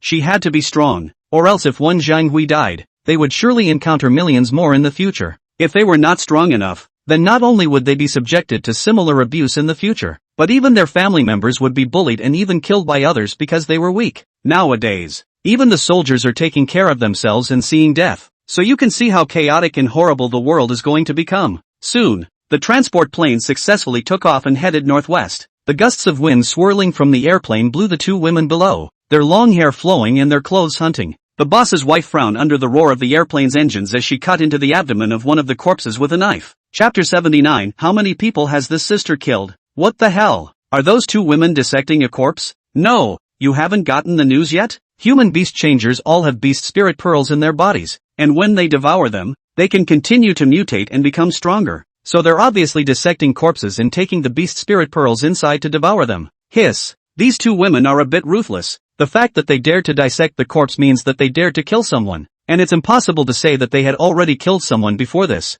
No, look at that skinnier girl. She doesn't look like she has any signs of beast transformation, which means she's either a vegetarian or she didn't eat any meat on the day of the beast transformation. So she stayed human, and it also shows that she definitely didn't eat the beast spirit pearls and didn't undergo any mutation. Sensei, don't worry about that, since devouring the beast spirit bead can continue to mutate and become stronger. Let's hurry over there as well, before we cheapen them. Several of the male beast changers clicked together, then went over to grab the beast spirit beads from the dozen or so corpses that had been shot. At the same time there were some among them whose gazes showed greedy desires. Kids, just make the choice. I'll take the beast spirit pearl and these two beauties. Meanwhile, a woman with a shapely figure and eyes and ears beast became like a cat arrived. She was also the first to rush towards the side after discovering that the transporter had landed, and as a result, she encountered two alien beasts in the meantime and was delayed quite a bit, so much so that she had just run near the harbor when she realized that the transporter had already flown away. That's when the commotion in the harbor caught her attention. Don't come any closer or I'll shoot. The receptionist woman named Lin Yusin nervously and worriedly gripped her pistol and aimed it at the 5 men who were walking towards her. The boss's wife, Xia Mengting, also resisted the urge to vomit and regurgitate and stopped dissecting the corpse, wiping the blood from her hands on the other's pants before also pulling out a pistol from her pocket in warning. I don't care if you guys want to snatch the beast spirit pearls from these corpses or if you have something else in mind. In any case, whoever comes one step closer, we're going to shoot and kill them. 5 people did not expect these two women to have pistols on their bodies, and for a moment they did not dare to continue to approach. One of the men whose beasts had become as fat as Porky Pig spoke. You two, what you are dissecting now are my brothers in arms and legs. Put yourselves in your shoes. If your best friend was shot, could you stand by and watch him die and be dissected and desecrated by others? That's right. If you guys want to devour the beast spirit pearls and become stronger, then go kill those foreign beasts. They already died innocently and pitifully, and as a result, they have to be brutally split up by you. Don't you have a little bit of guilt in your hearts? In the face of their verbal sparring, the boss's wife Xia Mengting and Lin Yusin were speechless for a moment. As a result, just as they hesitated, the fat-headed man unexpectedly burst out with unimpressive speed, quickly pouncing over like a wild boar sprinting, slapping the pistol held by the boss's wife, while his left hand grabbed Lin Yusin's right hand next to him, and snatched the pistol right afterward, letting out a wry sneer. Two beauties. I'm sorry, The beast spirit pearls in these people's bodies belong to us. You guys are also ours from now on. Xia Mengting and her duo had just walked out of despair, not realizing that they had fallen into a new despair. However, at that moment, a thud came, and the fat-headed man who was controlling them actually had his head blown off and fell to the ground in response. Looking in the direction where the gunshot came from, he saw a woman with a delicate figure, grayish-white fluffy hair on her body, and ears and eyes that the beast had become like a cat was walking nonchalantly with a sniper rifle. One step, one shot to the head. The terribly accurate shooting killed the 5 guys who wanted to come over and take the dozen or so corpses as well as the 2 beauties for themselves in just a few seconds. Xia Mengting 2 people hard once again lit up the hope of life, paralyzed on the ground, dumbfounded watching the gun-wielding woman walking. The other people in the harbor onlookers were once again shocked by the scene of the shooting, those who also thought of going over to pick up the body, take the beast spirit beads to devour, to see if they can really continue to mutate and become stronger survivors did not dare to go over there, fearing that these guys with firearms killed red-eyed, killed them too, and then dissected their stomachs to devour the beast spirit beads in their bodies. What was that transport plane that just flew off doing here? The cat-like beast-turned woman asked in an icy tone, as if she were a cold, heartless killing machine. Since the other party was a woman and had shot the 5 beasts that had nearly plunged them into despair again, Xia Mengting slowed down and said thanks before answering the other party's question. That transporter is a very strong man who specializes in gathering supplies on this side of the harbor, and these dozen or so bodies just didn't listen to the warnings to get on his transporter, and then a confrontation erupted and they were shot by his men. Strong?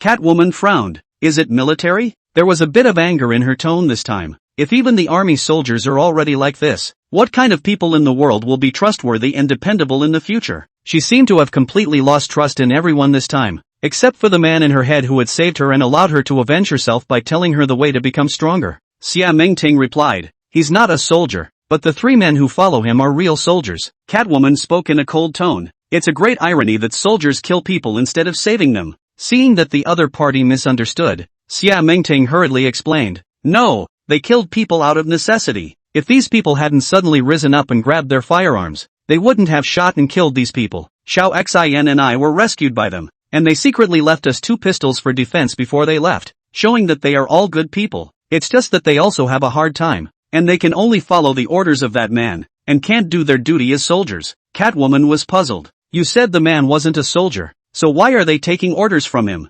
Xia Mengting replied, because that person is too sharp. Swords and spears are invulnerable. He has infinite strength, and he can also turn into a giant birdman 5 or 6 meters tall, and he also has a pet panda that is also 5 or 6 meters tall. Those 3 soldiers were the ones who unknowingly injured his panda with a shell, and that's why they followed him and did his job for him as compensation. A flash of excitement unexpectedly appeared on Catwoman's cold and good-looking face. Giant birdman? Are you talking about him? She hurriedly took out her cell phone and tapped on a cut of video saved from the home surveillance. Xia Mengting couldn't forget Qin Shou's face and affirmed, it's him. But why does he have black hair in this video? The one we saw had white hair, but when he transformed into a 5 or 6 meter tall giant birdman, his hair also changed from white to dark red. The catgirl was Zhang Yunshu, whom Qin Shou happened to save from Hong Shichun when he went to end the Hong family's lair. She hurriedly asked, and do you know where he went? Xia Mengting shook her head. It seems to be going out of the country. I'm not sure exactly where to go, and I don't dare to ask, because he just looks like a stranger. Temperamental. So those people thought that it was the army driving a transport plane over to save them, and when they came running, he directly warned and threatened not to let them get close to the transport plane, or else he would kill them. Zhang Yunshu suddenly said, they deserve to die here. They've been warned, yet they still want to run over here. Xia Mengting duo? Wait a minute, that wasn't the tone of your reaction just now. Sister, didn't you just sympathize and pity these people and sound incredibly disappointed and angry at the military? Zhang Yunshu had originally thought that the transports were used by the army to transport troops over or to save the people from leaving, but he had never expected to learn about his benefactor here by chance. Unfortunately, she was too late to meet her benefactor and say a belated thank you to the other, but she firmly believes that as long as she becomes strong and catches up with her benefactor, she will still be able to meet him one day, and still be able to thank him in person. She once again put on a cold and unfeeling face, then pulled out a sharp dagger from the right side of her thigh and said in a cold voice, watch this, the human body's beast spirit pearl is in this part. Just slit it open here and then reach in to take it out. With that, she stabbed the dagger into the fat-headed man's dantian location, then slashed downwards, cutting out a dozen centimeters, followed by her right hand reaching in and immediately pulling out a ping-pong ball-sized beast spirit bead. The whole thing, it seemed, took less than 3 seconds. Xia Mengting was dumbfounded. How many people has this girl killed and dissected to get so dry? Chapter 80, The Cambrian Explosion of Life. Looking at the pained expressions that Xia Mengting and Lin Yusin showed as they crouched down, Zhang Yunshu guessed what had happened to them without asking much. Compared to them, she is lucky. In the critical moment the Hong family happened to come over to the copy of the Qin Shou to save, and then Qin Shou abolished almost forced her Hong Shichang, so that she personally killed Hong Shichang, for her father and brother to avenge. And although these two women were also saved by Qin Shou's coming over, they had been victimized before they were saved. Therefore, she empathized with them, both admiring Xia Mengting and the two of them for being able to pull themselves together and be strong, and pitying them for having to live in the shadow of this excruciatingly painful experience for the rest of their lives, especially Lin Yusin. This girl, just like her, had not ingested any meat before the beast transformation, thus resulting in no signs of the beast transformation and retaining her original human appearance. So a girl like her, who was relatively rare these days and was quite good looking, would only be more easily coveted by those beasts and more easily victimized in the post-apocalyptic world. She handed Lin Yusin the freshly bellied beast spirit beads in her hand and calmly said, "If you want to become stronger, give up your beauty, give up your human appearance, and swallow these beast spirit beads." Lin Yusin was a little worried and asked weakly, "Will the really get stronger?" Zhang Yunshu solemnly said, "It will become stronger, but the process of the first beast transformation will be more painful. Just grit your teeth and get through it, and later on, when you devour the beast spirit bead to mutate and evolve again, it won't be so difficult." Lin Yusin's trembling hands received from Zhang Yunshu's bloody right hand the light golden beast spirit bead that would not be stained with blood and dirt, and was as crystal clear as a glaze. Zhang Yunshu stated, "Don't worry, the beast spirit bead is clean,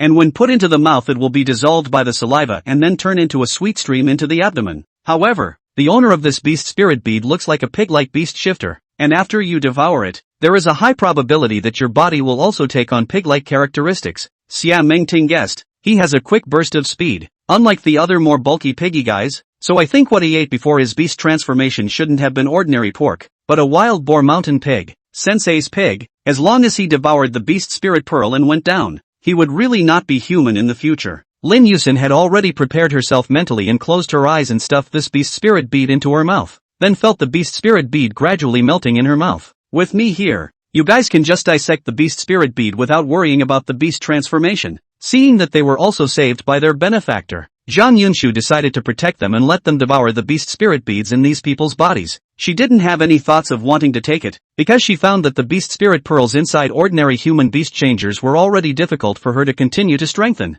So if she wanted to continue to get stronger, she could only do so by going to hunt down those powerful foreign beasts. Furthermore, it was the fact that latter-day beast changers like her would be less effective at devouring beast spirit beads than innate beast changers due to the fact that the beast-changing talents of other animals did not exist in themselves. Taking the game as an example, the innate beast change condition Invincible Qin Shou is like the existence of having multiple natural skills and then combining warrior, tank, mage, auxiliary, and roaming characteristics in one, and an acquired beast changer like her was equivalent to an ordinary warrior who hadn't acquired any natural skills. Therefore, the evolutionary potential of them, the latter-day beast changers, was much worse compared to the innate beast changers, and they were unable to focus exclusively on a certain natural ability acquired on their bodies to strengthen it like the innate beast changers. Of course, while the animal talent acquired from innate beast transformation was important, the effort of acquiring the beast spirit bead later in life was the key to determining strength and weakness. It's always been true that hard work makes up for hard work. On the other side, the air base, the transport aircraft are replenishing their fuel reserves. Zhao Changjuan took this opportunity to invite Qin Shou to his office to drink tea and ask some questions in the meantime. Qin Shou also gave the other party face for being so quick to provide the transporter and fuel. "Little friend, your familiarity with the beast spirit bead should be much higher than ours. This thing is harder than diamond, and can be said to be the hardest substance in the world currently. But it's something with such a strong hardness that will be rapidly decomposed by saliva when it reaches the mouth. So I have a doubt. Assuming that we bombard a certain place with missiles, will the beast spirit beads in their bodies remain intact after the beasts in that place are blown to mush?" This was a question Qin Shou could really answer. Since the military had carried out this kind of action in his previous life, he shook his head and spoke. If the foreign beasts were blown to dust in the center of the explosion, then the beast spirit pearls in their bodies would most likely not be able to withstand the high temperatures, thus melting and decomposing away. Even if the beast spirit bead didn't melt and decompose, it would still be slowly devoured by the microorganisms in the corpse, because once the human beast changers and the fey beasts died, the microorganisms in their intestines would start to decompose the corpse. and then decompose and eat the beast spirit bead along with it. This process usually takes place quickly after an hour of death. And before that, the smell of blood as well as minced meat may also attract mosquitoes, flies and bugs in the vicinity. So unless you are able to quickly collect the carcasses of the Fae and dissect the beast spirit beads after the bombardment, you'll only be wasting your resources as well as destroying a large number of the Fae's breeding living environment. Zhao Changjuan drifted off and asked, according to you, then wouldn't the microorganisms on this corpse also mutate and evolve more after absorbing the beast spirit bead? Xin Shou said. Haven't you noticed that many mosquitoes have become many times larger than before after their successful beast transformation? There were also the corpses of those hairy worms that could become as big as eels by swallowing the corpses along with the beast spirit beads inside. And microorganisms also belong to the category of animals. They can also carry out life activities as well as have the ability to reproduce. So after they absorb the beast spirit bead, they can naturally follow the mutation and evolution. Zhao Changjuan suddenly sucked in a mouthful of cool air. According to you, with the development of time, how do I feel that the next most threatening thing to mankind is not those giant beasts, but rather the microorganisms that have mutated and evolved, as well as all kinds of insects and venomous bugs? Xin Shou thought so too. So it's highly likely that a scenario similar to the Cambrian explosion of life will happen next. I'm afraid that the Cambrian explosion of life that occurred 600 million years ago was similar to the current situation, which is why a large number of organisms with strange forms were suddenly born. And isn't the most representative trilobite the equivalent of a microorganism that has been magnified tens of thousands of times? Zhao Changjuan instantly had a feeling of enlightenment. You really know how to make associations. But don't tell me, the Cambrian explosion is probably the same as what's happening now. Xin Shou spoke. I've also associated it with ancient myths and legends. For example, Manhwa, Fuxi, and these mythological figures. Don't you think they're just like us with the current beast transformation? So are they really fictional? Zhao Changjuan was once again dumbfounded. Chapter 81, The crowd is drunk and I'm alone. This is a bit of an explosion of information. Allow me to wisp. Zhao Changjuan was inexplicably short of breath. Xin Shou finished his tea and simply got up and prepared to leave, saying, then you wisp yourself well. He had to hurry back to the transporter before Waste, the defeated bear, removed the suitcase hanging on it and swallowed up the nearly 1,000 beast spirit pearls still remaining inside. Fortunately, Waste was quite obedient. Without his own permission, surprisingly really did not steal the beast spirit bead to eat. And even if Old Bull and the others knew that the suitcase hanging around Waste's neck was filled with beast spirit beads, they didn't dare to harbor any ill will. Otherwise, even if they weren't slapped to death on the spot by this panda, they would still be hunted down and abused by Xin Shou. Even if they could fly a plane and run away after they got their hands on it, they didn't dare to take that risk. After all, Xin Shou could fly and didn't fly at a slow speed. So the most they could do was to stare at Waste in the suitcase, and then show envious and jealous eyes, and in the meantime lament that people were not as good as bears. In the office, Zhao Changjuan searched the internet for content related to the Cambrian explosion of life. He then searched up ancient mythological figures such as Manhwa, Fuxi, Qi Yu, and so on. Even the representative characters in the Western mythological stories he purposely searched, and then found that no matter whether it was our country's mythological characters or foreign mythological characters, they all had common characteristics in their image descriptions. For example, they are all credited as human ancestors and gods of creation, but their image and appearance as well as their abilities are very different from those of humans. It's like the human-headed snake-bodied Manhwa and Fuxi, who are almost like human beast changers who ate snake meat before the beast changing, and then the beast turned into a snake man. And even though individual characters in Western mythology are depicted as being like humans, they symbolize some kind of animal, and they have powerful abilities that happen to be innate not to humans, but to some kind of animal. For example, Zeus, who can discharge electricity, and animals in nature that can discharge electricity and have extremely strong electricity are electric eels, electric rays, and so on. So the more he thought about it, the more fine-tuned he became. So he reached for his satellite phone and contacted an old friend in the military district. Old Chen, do you know anything about the Cambrian explosion of life?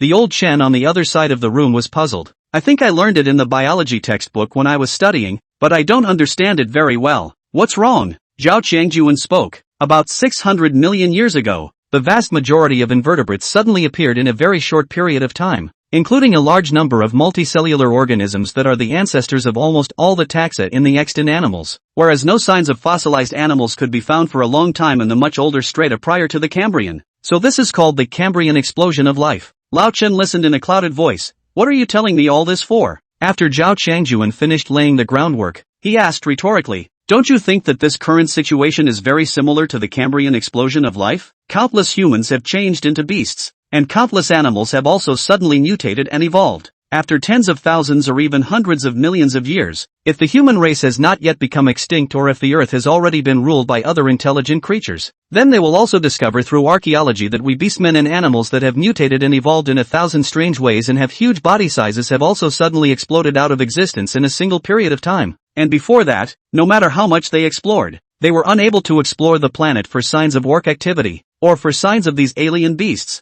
Lao Chen now understood. You mean this beast change disaster actually appeared during the Cambrian period? Zhao Changjuan nodded and said, I also heard someone else say that and then thought it was too much of a coincidence and thought that maybe it was really the case. And there's also the mythological human-headed, snake-bodied Nuwa, Fuxi, and so on, none of whom are described as human beings but as demons, yet they're hailed as the originators of mankind. So assuming that they're real, wouldn't they be just like the present-day human beast changers? There are also descriptions of various exotic beasts in the classic of mountains and seas. Doesn't this also correspond precisely to the animals that have mutated and evolved in 1,000 different ways today? The more he talked, the more agitated he became. And the more Lao Chen listened, the more he was shocked. You've really got me wrapped up in this, Zhao Changjuan said seriously. I don't mean to wind you up, but I'm elaborating on this incomparable coincidence. So I think there may have been more than one similar bestiality phenomenon on the planet before this, and now that it's only in the early stages of bestiality, humans are already clearly losing out to a lot of animals in this bestiality catastrophe.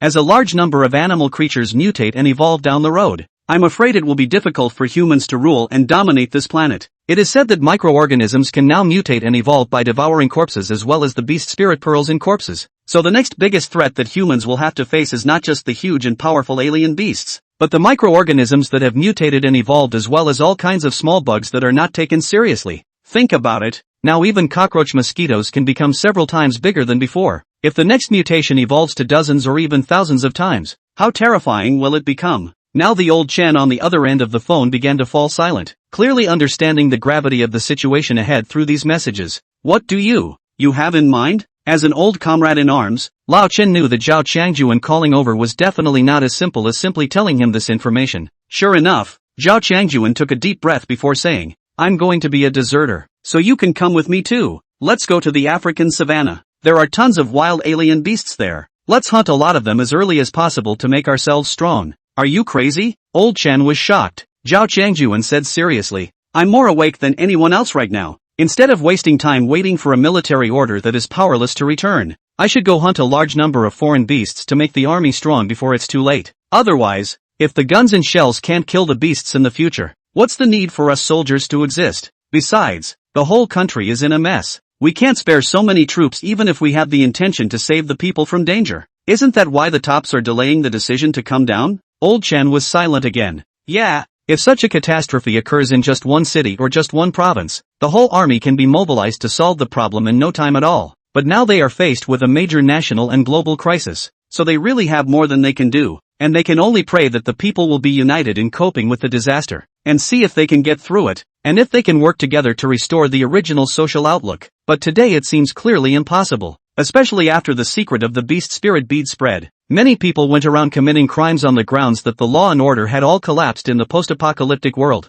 and it had reached a point where it was completely out of control and the situation could not be salvaged anymore. I'll pretend I didn't hear you. You can do whatever you want, just don't do anything to dishonor the oath or I'll shoot you myself if we ever meet again. Zhao Changjuan bristled. Then you keep wasting your time waiting. Keep wasting your time doing useless things. Everyone is drunk and I'm alone. Zhao Changjuan hung up the phone. He now knew better than anyone else how brutal and chaotic the situation would become in the future. It was only the arrival of Qin Shou that made him make up his mind in advance to become a deserter. Chapter 82, Returning Alive. Zhao Changjuan gulped down the already cold tea in his cup in one gulp, then walked out of the office like a dragon. He was already 60 years old, but due to the fact that he had eaten a lot of beef before the beast transformation and subsequently devoured a few beast spirit pearls, his entire body was as if he had been rejuvenated, and his essence was as if he had returned to his youthful age all of a sudden. It has even become stronger than it was in its youthful years. That's the beauty of the beast change. The only thing I don't like is that the beast change traits that appear on my body look and feel like I'm a demon. Little friend, you specifically came over here to find a transporter to leave the country. I don't think you're really planning to take advantage of the chaos to go and destroy the pretty country, are you? Zhao Changjuan knew very well in his heart that Qin Shou was going to leave the country on a transportation plane, and he was definitely rushing to hunt foreign beasts as well. because the beast spirit pearls in the bodies of ordinary fey beasts no longer had too obvious an enhancement effect for people who had devoured multiple beast spirit pearls. The best way to become stronger was to hunt and kill even more powerful fey beasts, and in addition to the beasts that escaped from the zoo in the country, there are only more and more powerful beasts in the deep mountains and old forests as well as in the uninhabited areas. But compared to the African savannas and tropical rainforests abroad, the number of wild animals and other animals present in our territory can be said to be pitifully small. As things stood, Xinsho had no need to hide it. Even if Zhao Changjuan also wanted to lead the team to the Amazon rainforest, it didn't matter to him. After all, the Amazon rainforest was too big, equivalent to 3/4 of the country's landmass, so it was simply impossible for him to set foot in the entire Amazon rainforest with one person and one bear. So he replied, "Go to the Amazon rainforest to brush up on monsters first, and then go north by way of the pretty country when you're done." The Amazon rainforest? Zhao Changjuan nodded and said, "The number of animals there is indeed countless, but the environment there is also particularly treacherous and possesses a lot of leeches and venomous insects. These small things, although inconspicuous, are the deadliest existences in the rainforest. Why don't you come with us to the African savanna as well? There are many types of wildlife there, and I'm sure countless powerful exotic beasts have already been born. It's definitely safer than the Amazon rainforest, and it's easier to spot prey." Xinsho was not surprised by Zhao Changjuan's idea of going to the African savanna to hunt foreign beasts. He also considered whether to go to the African savanna to brush up on monsters, but then decided on the Amazon rainforest, because the Amazon rainforest was the most suitable place for him to mutate and evolve. The iron spindle beetles, bullet ants and American electric eels that he had eaten before his beast transformation were all common animals in the Amazon rainforest. Therefore, he could hunt foreign beasts of the same type and attribute for the natural abilities he had already acquired for these animals, thus evolving these natural abilities to the extreme. Therefore, he politely refused. "I'm not afraid of sneak attacks from foreign beasts, but I'm afraid of people stabbing me in the back, so I think it's still the crisis-ridden rainforest that's more suitable for me to venture into." Zhao Changjuan, "It's okay for you to refuse, but there's no need to say something like that could easily upset my army. It's gotten to the point where I'm starting to worry about whether or not my men will stab me in the back for the beast spirit pearls in the future," he said helplessly. "Alright, then I wish you good luck and wait for your good news by the way. I hope that before long you can really make pretty country disappear from the map, and then it will be considered a great virtue and a great evil for the people of the world." Xinsho, "If I had known I would have gone to destroy the island nation instead. After all it's still not hard to do to overthrow the island nation and make it disappear from the map." Xinsho did not exaggerate. When he continued to strengthen, when his body size reached the 100-meter level in his full beast transformation form, then he would definitely be able to dry bomb Mt. Fuji with a single punch. Or, you can train waste to a kilometer-class beast, throw waste to the island country to cause havoc, and then waste can level a big city in 3 or 2 days, and in a month's time, it can overthrow the tiny bullet island country. As for the beautiful country, the area is too large. Xinsho at most can only buy the way to overthrow the White House and so on. Cannot have that time and energy to go to the entire beautiful country to overthrow. But that didn't stop him from continuing to mouth off. "No problem. You'll definitely get to see the good news in your lifetime if you don't die so soon. Damn kid, can't you say something auspicious?" The corner of Zhao Changjuan's mouth twitched. "The same goes for you. Don't die in the Amazon rainforest and eat your words when the time comes. Old thing, you'd better worry about yourself. Don't land in a box just as you get to the African grasslands." Xinsho was also the first time since his rebirth that he talked so much with a stranger. Just like a feeling of forgetting years of friendship. Zhao Changjuan once again huffed. "If it wasn't for the fact that you kid is tough enough, I would have chipped you with a single shot, then flayed your skin and swallowed your beast spirit bead. Let's see if you're still clamoring for arrogance." Xinsho laughed. "It's precisely because I'm hard enough that I'm so arrogant. Unlike you,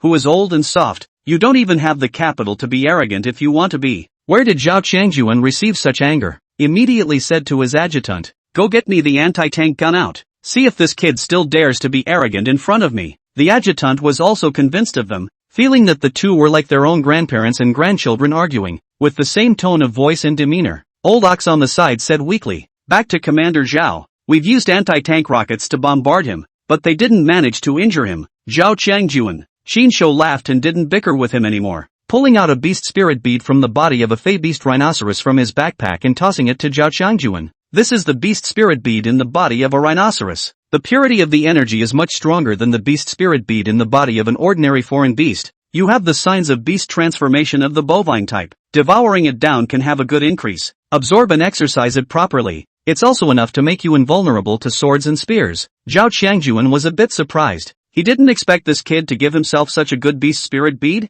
The old cow on the sidelines was instantly tired. That's because he's a bovine beast shifter, too. However, he also understands that they are following Chinsho to pay for their sins. Chinsho is willing to share the beast meat for them to eat is already very good. Where else would they dare to ask Chinsho to share the beast spirit pearls to them? After Zhao Changjuan caught the beast spirit bead that was thrown over to him, he did feel the energy fluctuations in it that were particularly dense and made him feel inexplicably affectionate. This was perhaps what Chinsho had said, that only by devouring a beast spirit bead of the same type with the same attribute would it be able to provide a significant boost. And this rhinoceros body of the beast spirit bead for cattle beast changer, he is the same type of the same attribute of the existence of the same type of the same attribute. So he in contact with the beast spirit bead in the moment will appear inexplicable affectionate feeling. And also felt which contains more than the unusual beast spirit bead is also rich energy fluctuations. Go away. Chinsho spoke indifferently. Zhao Changjuan also boarded up his face and said with incomparable solemnity, "Come back alive." Chinsho hummed. He will not only come back alive, he will return on a high note as invincible. Chapter 83, The Passion from the Rainforest Fiend. The three old bulls followed onto the transporter. They had all decided to head to the Amazon rainforest with Chinsho. Except that they were well aware that Chinsho was unlikely to take their three weakling dragons along for the adventure. So they decided to parachute in and land on the Amazon plains when the time came. As for the soldier who was the main pilot, he didn't choose to take the risk with them, so he found another comrade to fly the transport plane with him. And when the time came to send Chinsho and the others to reach the sky above the Amazon rainforest, they would return directly to their home country, and head to the African grasslands with Zhao Changjuan to hunt and kill the alien beasts. As the transporter took off to leave the country, Chinsho, like the three old bulls, felt a sense of reluctance in his heart, because this is the first time he's been out of the country since he was a kid. After his grandfather's death, though, there was nothing left for him to hold on to as an orphan, so the reluctance quickly dissipated. Unlike the three old bulls, they all had family members, so they were torn for a long time before making such a major decision. Chinsho looked at the containers of supplies that had already been strapped to parachutes and dropped down by airdrop when the time came, and took the lead in speaking up to break the silence in the cabin. "I assume you all have family? Do they know you're going abroad?" The old ox replied. "I was sent to the army because I didn't study well and fought and fooled around a lot, and then my parents couldn't control me anymore and sent me to the army. So I didn't bother to tell them so that they wouldn't yacked all the time." The old fish replied. "I also just sent a message to my brother, saying that there is a mission that needs to be carried out abroad, and it will take some time before I can come back, so that they don't worry, and take care of themselves." The old duck said. "I didn't say anything. Anyway, there are more brothers and sisters in my family, and both of my brothers are veterans. Plus I told them this information about the beast spirit pearls ahead of time, and I believe that they can take care of themselves and their families, so I just didn't tell them, so that they wouldn't have to keep on discouraging them." The old bull asked at this point, "What about you, big guy?" Chinsho calmly said, "I'm an orphan. No one cares where I go, whether I live or die." The three old bulls fell silent. After Chinsho finished speaking, as if realizing that he had said the wrong thing, he added, "No, there will still be a few close classmates who will care." Only then did the old ox ask, "Then why don't you join them? That way they can take care of each other." Chinsho shook his head and said, "They all have families to take care of. Even if they are willing to risk their lives with me, I'm not willing to bring them along, or else I won't be able to answer to their families if something goes wrong." This was the main reason why Chinsho had hidden it from Zhang Yunzhong and the others. After all, people who have ties that hold them back are easily taken by others. Even if you are invincible yourself, others are still able to use people you care about to threaten you and limit you. So a person who has no one to turn to in the post-apocalyptic world instead doesn't have to worry about this kind of nesting thing happening to them. The three old bulls understood. It's no wonder that the big man keeps to himself, preferring to keep a panda for company rather than team up with someone. The old fish on the side of the heart felt emotion. Human beings are small in having feelings, and human beings are great in having feelings. Chinsho asked a deadly question at this point. "So the three of you are risking your lives together, and if one of you is taken hostage, will you tie your hands for his sake, or abandon him and run away straight away?" The three men did fall into a brief silence. The old duck then spoke. "If it's me who's being held hostage, just run away despite yourselves, or else tying your hands would be the death of all three of you together. And if you manage to run away, even if you can't save me, you'll still be able to find a chance to avenge me in the future. Don't get ahead of yourself. I'm afraid you wouldn't feel the same way if this actually happened to you." Chinsho said, pulled open the suitcase, revealing that it was full of hundreds of beast spirit beads, and then picked and chose them, throwing them one after another to the three old oxen. "It's the weak who agonize over these problems. The Amazon plains, even if they are safer than the rainforest, are not something you three rash people can handle. The beast spirit beads in this suitcase were all swept from their military base as well as the Hong family, and the vast majority of them came from the more common beasts such as exotic cats and dogs as well as cows, horses, sheep, and deer that escaped from the zoo. The 3 old oxen were flattered to receive the beast spirit beads that Chinsho threw over one after another, not expecting that the big brother, who seemed to be hard-hearted and cold-blooded, would actually share the beast spirit beads with them, and there were 10 of them for each person. One must know that before this, they had worked hard to hunt and kill foreign beasts, and as a result, they had only devoured an average of 5 or 6 beast spirit beads each, so to receive 10 beast spirit beads at once, they were really surprised and excited that they didn't know what to say. After distributing 10 beast spirit beads to each of them, Shinsho said, "The beast spirit beads I've given you are considered to be more suitable for you, so if you devour and digest them before arriving at your destination, ordinary firearms and small to medium-sized beasts basically won't be able to pose any threat to your lives anymore. As for how many days you can survive on the Amazon plains next is up to you." The 3 were beyond grateful. "If we can see each other again in the future, if there's anything we need to do, even if it's up a mountain of swords or down a sea of fire, we'll do it, right?" Under no circumstances, Shinsho didn't take it seriously, and slapped away the bear claw that Waste passed over to ask for the beast spirit bead, and said in a bad mood, "Get out of here. You've eaten more than 2 dozen of them today. You're not allowed to eat them anymore." Hearing this, the overflowing gratitude in the hearts of the 3 old oxen instantly chilled a few points, feeling that the beast spirit beads in their mouths didn't even smell good anymore. A man is not as good as a bear.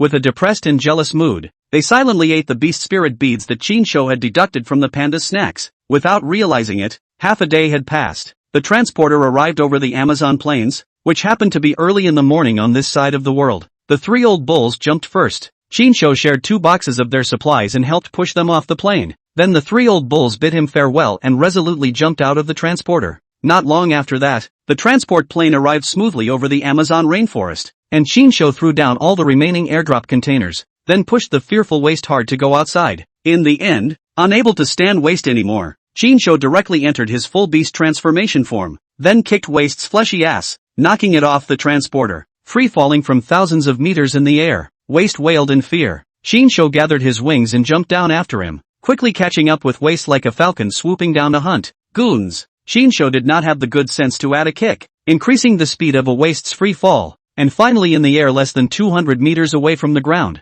Shinsho then grabbed it and let it land safely on the ground. Falling from the sky, they shatter the quiet of the Amazon rainforest in the early morning hours, startling a flock of birds. The largest of them, a fey bird, was no less in size than Shinsho in his full beast transformation form, and in the air, the 4 drop containers were still wobbling and parachuting down. Shinsho flew up again, then intercepted the drop containers in the air in turn, concentrating them all in one place. During this time, the first-time visitor, Waste, immediately felt the warmth from the rainforest fey. Chapter 84, New Volume of Dad Awesome. Towering trees stand like giant umbrellas, and the early morning sunlight casts a dappled light through the layers of leaves. Countless vines climbed bravely through the trees, yearning for the high light, while the bushes all over the ground could only submit to the shadows of the great trees, and the dabs of dew on their bodies were as if they were like cold sweats from fear of the lustful power of the trees. Colorful butterflies play in the flowers. Unknown birds twittered and sang in the trees. Chubby Waste did a laser dance to no one's knowledge. The Amazon rainforest, where the sky is just slightly light, becomes lively early in the morning due to the intrusion of 2 uninvited guests in advance.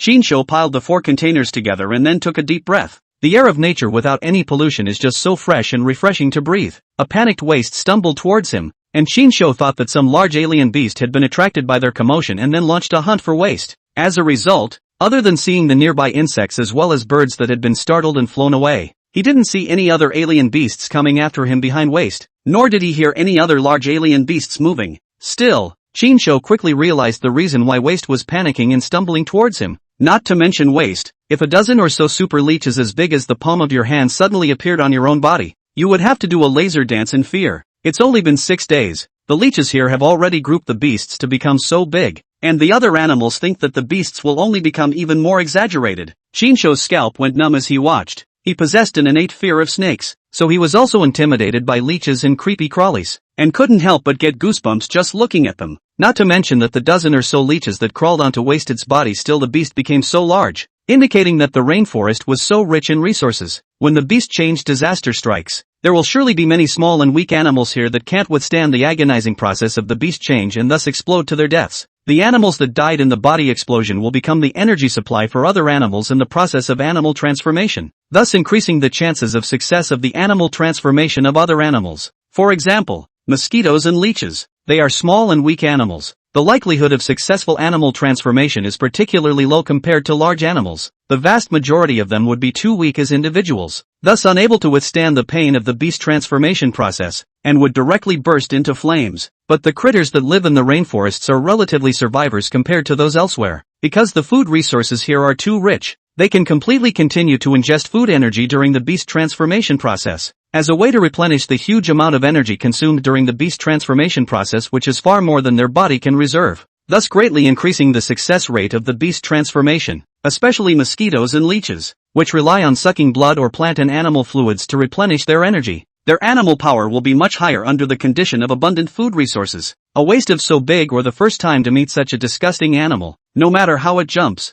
how to roll, just cannot get rid of this dozen leeches on the body. Even picking at them with a bare claw, it was difficult to pick at them, as if these leeches were hard-welded to the body. Therefore, Waste could only run to Chinsho wailing and crying in a wolfish panic. "Don't panic so much, they'll run away on their own once they'd had their fill of blood," Chinsho said. He was also checking himself for leeches, fearing that these things had crawled onto his body without God realizing it. Hail no! Chinsho simply sat down on the container, lest the leeches hiding in the damp bushes as well as other venomous insects also crawled up to him. Waste was still picking at the leeches on his body in fear. This time he picked off 2 leeches that weren't sucking very firmly, and then where the leeches were dislodged, blood immediately flowed out uncontrollably. Waste's skin and flesh can't even be broken by bullets and shells, but these beast-transformed leeches can easily bite through them, so it's obvious how sharp the leeches' teeth are. They are like surgeons. The teeth of the jaws is a sharp and fine scalpel, can easily cut open the skin of the patient, and in the process of cutting the implementation of local anesthesia. And then in the case of the patient unaware of the completion of this sudden, the blood-sucking operation was completed without the patient's knowledge. Shinsho opened his mouth to stop Waste's brute force to pick off the leeches.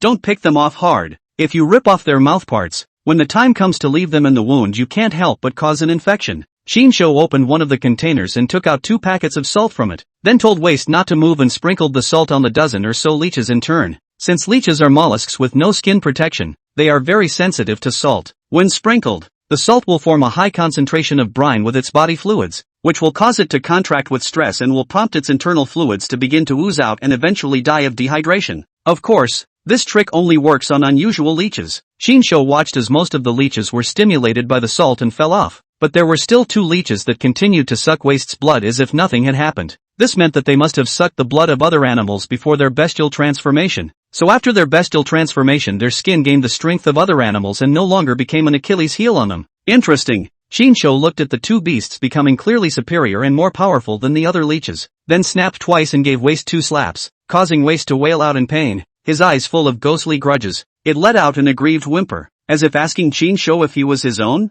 He had been bitten by these things, and even if he didn't comfort himself, he still hit himself so hard. Just as Waste was in pain, the last 2 large leeches suddenly dropped off. Only then did Shinsho speak. "Next time there are still leeches biting you, just slap hard next to them so you can shake them off." A Waste suddenly realized, immediately put away the aggrieved and ghostly expression, no longer doubt that he was not Shinsho's biological child, and even wailed, "Daddy is awesome. I didn't realize that a couple of hard slaps could get rid of these disgusting things, thanks to the fact that it was scared and jumping in front of it, and also rolled around and couldn't get rid of it even by picking it up as hard as it could." Shinsho looked at these 2 large leeches that were shaken to the ground and then still squirming and wanting to continue climbing up Waste's body to suck blood. A good idea suddenly sprouted in his heart, when he had fattened an alien beast gadfly in the zoo and killed it, then devoured the beast spirit bead in the gadfly's body. His body was strengthened by an obvious beast transformation. Especially the bullet and poisonous stinger obtained from his tail was evolved as a result and fused with the gadfly's ability to draw blood. So he decided to fatten up the 2 leeches and then kill them. Chapter 85, Predators at the Top of the Food Chain. Shinsho took out a bucket of mineral water with a net content of 18 liters from the container, then gulped it to Waste and managed to get an empty bottle. He threw a beast spirit bead into the bottle, then set the empty bottle down on the ground to see if the energetic scent of the beast spirit bead could attract the 2 large leeches to crawl in and suck it up. A Waste tilted his bare head and looked at Shinsho's behavior in puzzlement, and when he saw that the 2 leeches that had just climbed onto his body to suck blood were actually crawling towards the mouth of the bucket, as if they were going to go in and swallow the beast spirit pearls inside, it hastily stretched out its bare claws to snatch the mineral water bucket over, and then stared at Chinsho with those grudging, incomprehensible eyes as he whimpered. It was as if asking why they were giving them beast spirit pearls to eat after they had bitten me and sucked so much of my blood. Chinsho looked at Waste, who was as angry and questioning as a deep-rooted woman, and reached out for the mineral water bucket, explaining, "Don't mess with me. I'm keeping them for a purpose. It's fine to ask for barrels, but the beast spirit beads can't be cheapened to them." Waste immediately poured the beast spirit pearls in the bucket into his mouth before he was willing to return the mineral water bucket to Chinsho.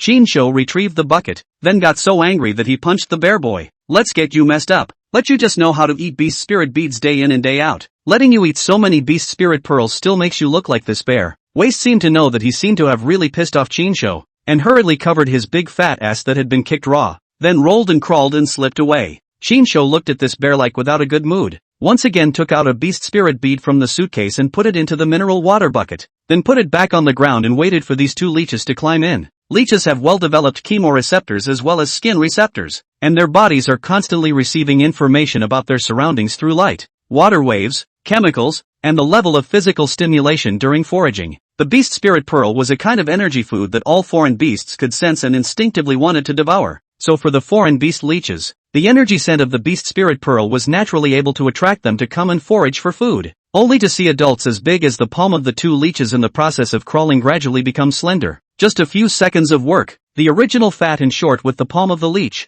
immediately climbed into only 2 fingers so thin, but the length is close to the existence of half a meter. Just looking at it, Chinsho felt disgusted heart. Fortunately, he also had the same blood-sucking ability as a leech, so when the time came to fatten them up, he could just use his tail to absorb all the blood as well as the beast spirit pearls from their bodies. Therefore, if he could keep his hands off them, Chinsho would not touch them unless he overcame his fear of this animal one day. Watching the two leeches climb into the bucket and scramble to suck up the beast spirit beads that were a bit bigger than their mouthparts, Chinsho began to wonder just how perverse these little reptiles could mutate and evolve after devouring hundreds of beast spirit beads. Now there are still nearly 1,000 beast spirit beads in the suitcase. These beast spirit beads are all taken out from the bodies of the more trashy and ordinary fey beasts, which can only fill up the hunger and replenish the energy for Chinsho, and no longer have much of a beast transformation evolutionary effect. Therefore, he decided to take a couple hundred of them to raise these two leeches, and these beast spirit beads no longer had much of a beast transformation evolutionary effect on him anyway, but for these weak leeches, these beast spirit beads could make them strong quickly. In this way, the leech that had become as huge and powerful as Waste, the beast spirit bead inside his body would be useful to him.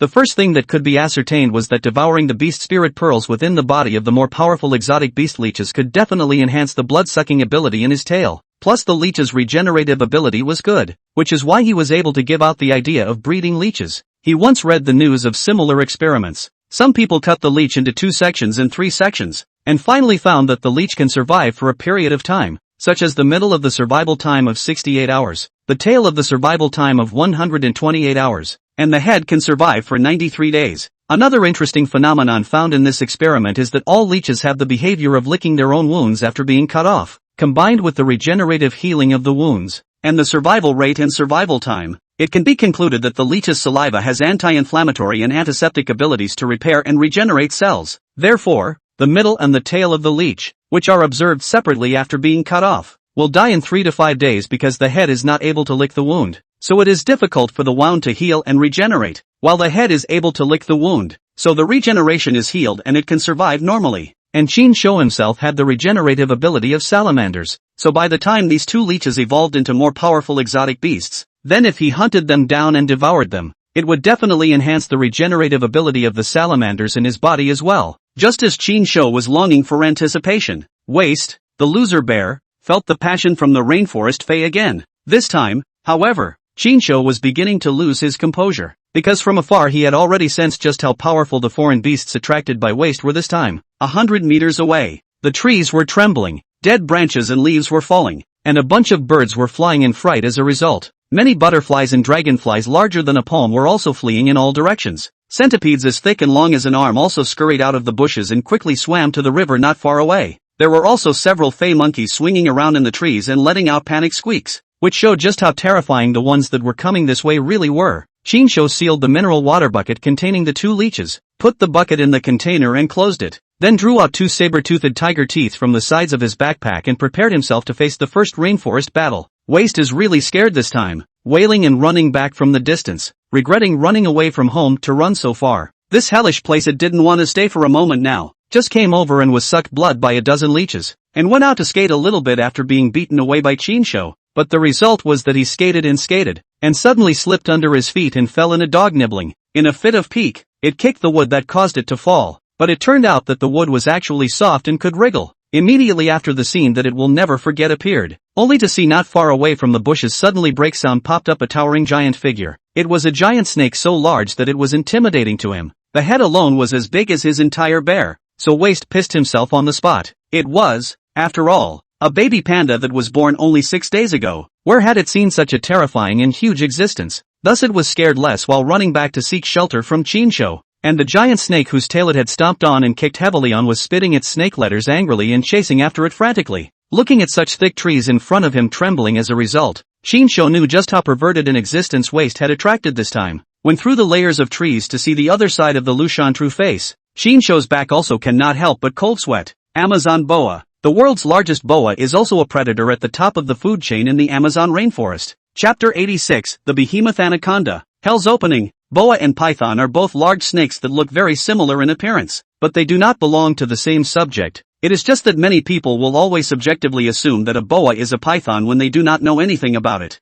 In fact, the two differ markedly in appearance and size as well as in the way they reproduce. For example, the order to which the python belongs is serpents, and the family to which it belongs is Pythonidae, while the order to which the boa belongs is Lepidoptera, and the family to which it belongs is Anaconda. Further, boas are generally a bit larger than pythons, and typically adult boas can grow to over 9 meters in length, while adult pythons can only grow to 7 meters. The other thing is that most pythons are oviparous, while most boas are oviparous. In short, pythons lay eggs and boas give birth to baby boas. The boa in front of him that was chasing after Waste had devoured an unknown amount of prey after the beast transformation, and was able to have already beastly transformed and evolved to such an exaggerated size in just 6 days' time. It felt like even if it hadn't reached the ranks of the 100-meter level behemoths, I was afraid that it wasn't far off. Chinsho had a tingling sensation in his scalp as he looked at it from afar. The animal he was most afraid of was snakes, and it turned out that when he first arrived in the Amazon rainforest, the first giant alien beast he encountered was a snake.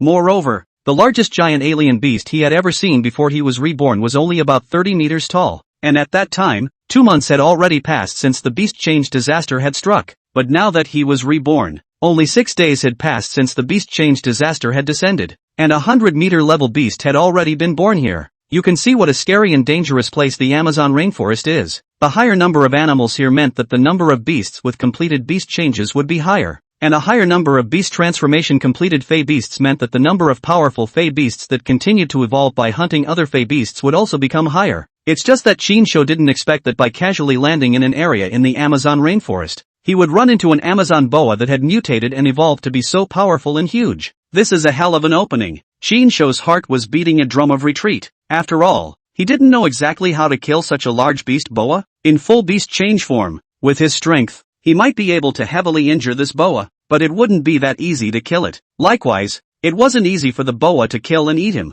As for Waste, it really had no chance of winning against this level of beast, and could only run for its life. This giant boa's snake head was as big as Waste's. If it caught up with Waste, it would definitely be able to swallow Waste alive. Even with the bear and the beads, one must know that the digestive ability of a boa is extremely terrifying, several times more powerful than a python. So the Amazon boa, which had evolved so powerfully and enormously with the beast change, would only become even more terrifying in terms of its digestive ability. The 5 or 6 meter tall Waste, once it was swallowed, I'm afraid it wouldn't take more than a few hours for it to be completely digested and dissolved. Not even the bones would be left. Chinsho quickly grabbed 2 beast spirit beads of higher energy purity from his backpack and devoured them, then entered his full beast transformation form, holding his long sharp saber-toothed tiger teeth in both hands, forcibly suppressing his fear of the giant snake, and darting towards the pitiful Waste, who was being chased up the ass. I've worked hard to raise a bear, and I can't let you eat it. Chinsho erupted with amazing speed. The beast spirit bead energy in his body was outputting crazily, and his hands as well as the saber-toothed tiger's teeth held in his hands erupted with powerful electric currents. This was the strongest attack of Chinsho since the beast change. He had no reservations, using his speed and strength to the extreme, and even released the high voltage current stored in his body. Even if this strike couldn't kill this behemoth boa in seconds, it could certainly severely injure it. Whoosh! Chinsho swept past Waste's head like lightning, so fast that Waste had trouble catching him. However, The scent belonging to Chinsho left in the air could be captured by Waist's sensitive nose. So Waist, who had been chased by the giant boa and was pissing his pants, was instantly much more at ease. In its heart, Chinsho was an invincible existence. So after seeing Chinsho fly over to save it, it was instantly less afraid, and even stopped running away in a mess, stopping to turn around and curse at the terrifying boa. It's as if it's saying, "Stinking big snake, you're dead. Dare to bully me. Let's see if my dad doesn't beat the crap out of you. Die for me." Chinsho bypassed a giant tree and quickly swept behind the boa. The saber-toothed tiger's teeth held in both hands poured out their strength and stabbed towards the boa's right eye. It's done. The two saber-toothed tiger teeth, more than a meter long, successfully pierced into the boa's right eye, while at the same time a powerful high-voltage electric current was instilled into it as a result. Hiss! The giant boa let out a hiss of pain, its huge snake head swinging wildly, hitting the nearby tree trunks and breaking them severely. Chinsho was also thrown out by it and crashed into a tree. A giant beast of this level really isn't that easy to kill. Chinsho stood up. The saber-toothed tiger tooth held in his left hand was still stabbed above the boa's right eye, and this saber-toothed tiger tooth held in his right hand was flung out with him instead. Trying to run? Seeing that the boa had turned around and fled, Chinsho hurriedly took advantage of the situation. He quickly flew away, holding his saber-toothed tiger teeth in both hands and stabbing hard at the snake's back in the middle of the boa. He was going to try to use the poisonous stinger of his tail to poke into the boa to release the poison and see if he could poison the boa. As a result, the saber-toothed tiger's teeth suddenly chipped off. It could be seen how powerful the boa's leather armor defense was. Waist, come here, grab its tail, don't let it run.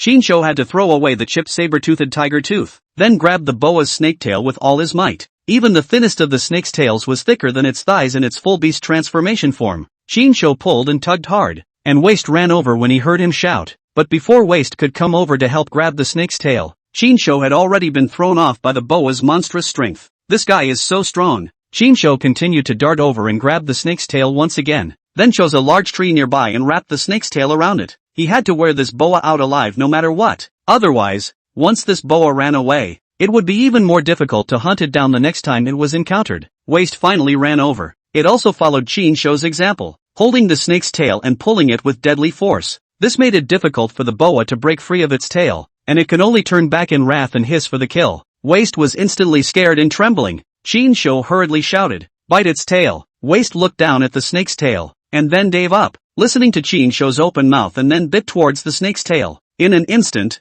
a large piece of snake meat was bitten off by Waist. Chinsho froze on the spot. I couldn't even pierce its skin and scales with my saber-toothed tiger's teeth with all my might, but as a result, Waist had casually bit off a large chunk of its snake flesh with a single bite. Chinsho was shocked that Waist's fangs were so powerful, then hurriedly stretched his tail over and slammed it down towards the wound in the snake's tail with the venomous stinger at the end. First time I've used poison, so I hope it's a good one. Chapter 87. Eat another stick from me. Bullet ants were the most poisonous ants in the world, and Chinsho had approached Zhou Jiming to buy 50 live bullet ants before the beast transformation, and then he also asked Zhou to send him 20 to 30 dead bullet ants. On the day the beast transformation disaster struck, Chinsho, who had eaten 70 to 80 bullet ants, had not only gained the bullet ant's gift of strength after the beast transformation, but also the bullet ant's ability to sting with poison. It was just that bullet ant's poisonous sting ability didn't present itself at first, and then he devoured the beast spirit bead in Beetle Monkey's body and grew a monkey tail. At this point in beast change form he had a tail, but still didn't appear to have the poisonous sting ability of a bullet ant. It wasn't until he hunted and killed the Fey gadfly in the zoo and devoured the beast spirit pearl in the Fey gadfly's body that a venomous stinger began to grow at the end of his tail, which then presented the bullet ant's poisonous stinging ability, and it also fused with the gadfly's blood-sucking ability. It was just that Chinsho hardly ever used his poisonous sting ability, and every time he used his tail, he utilized the blood-sucking ability of the gadfly to absorb the blood from the body of the foreign beasts to replenish their energy, as well as absorbing the brain marrow and cerebral plasma to strengthen his mental power.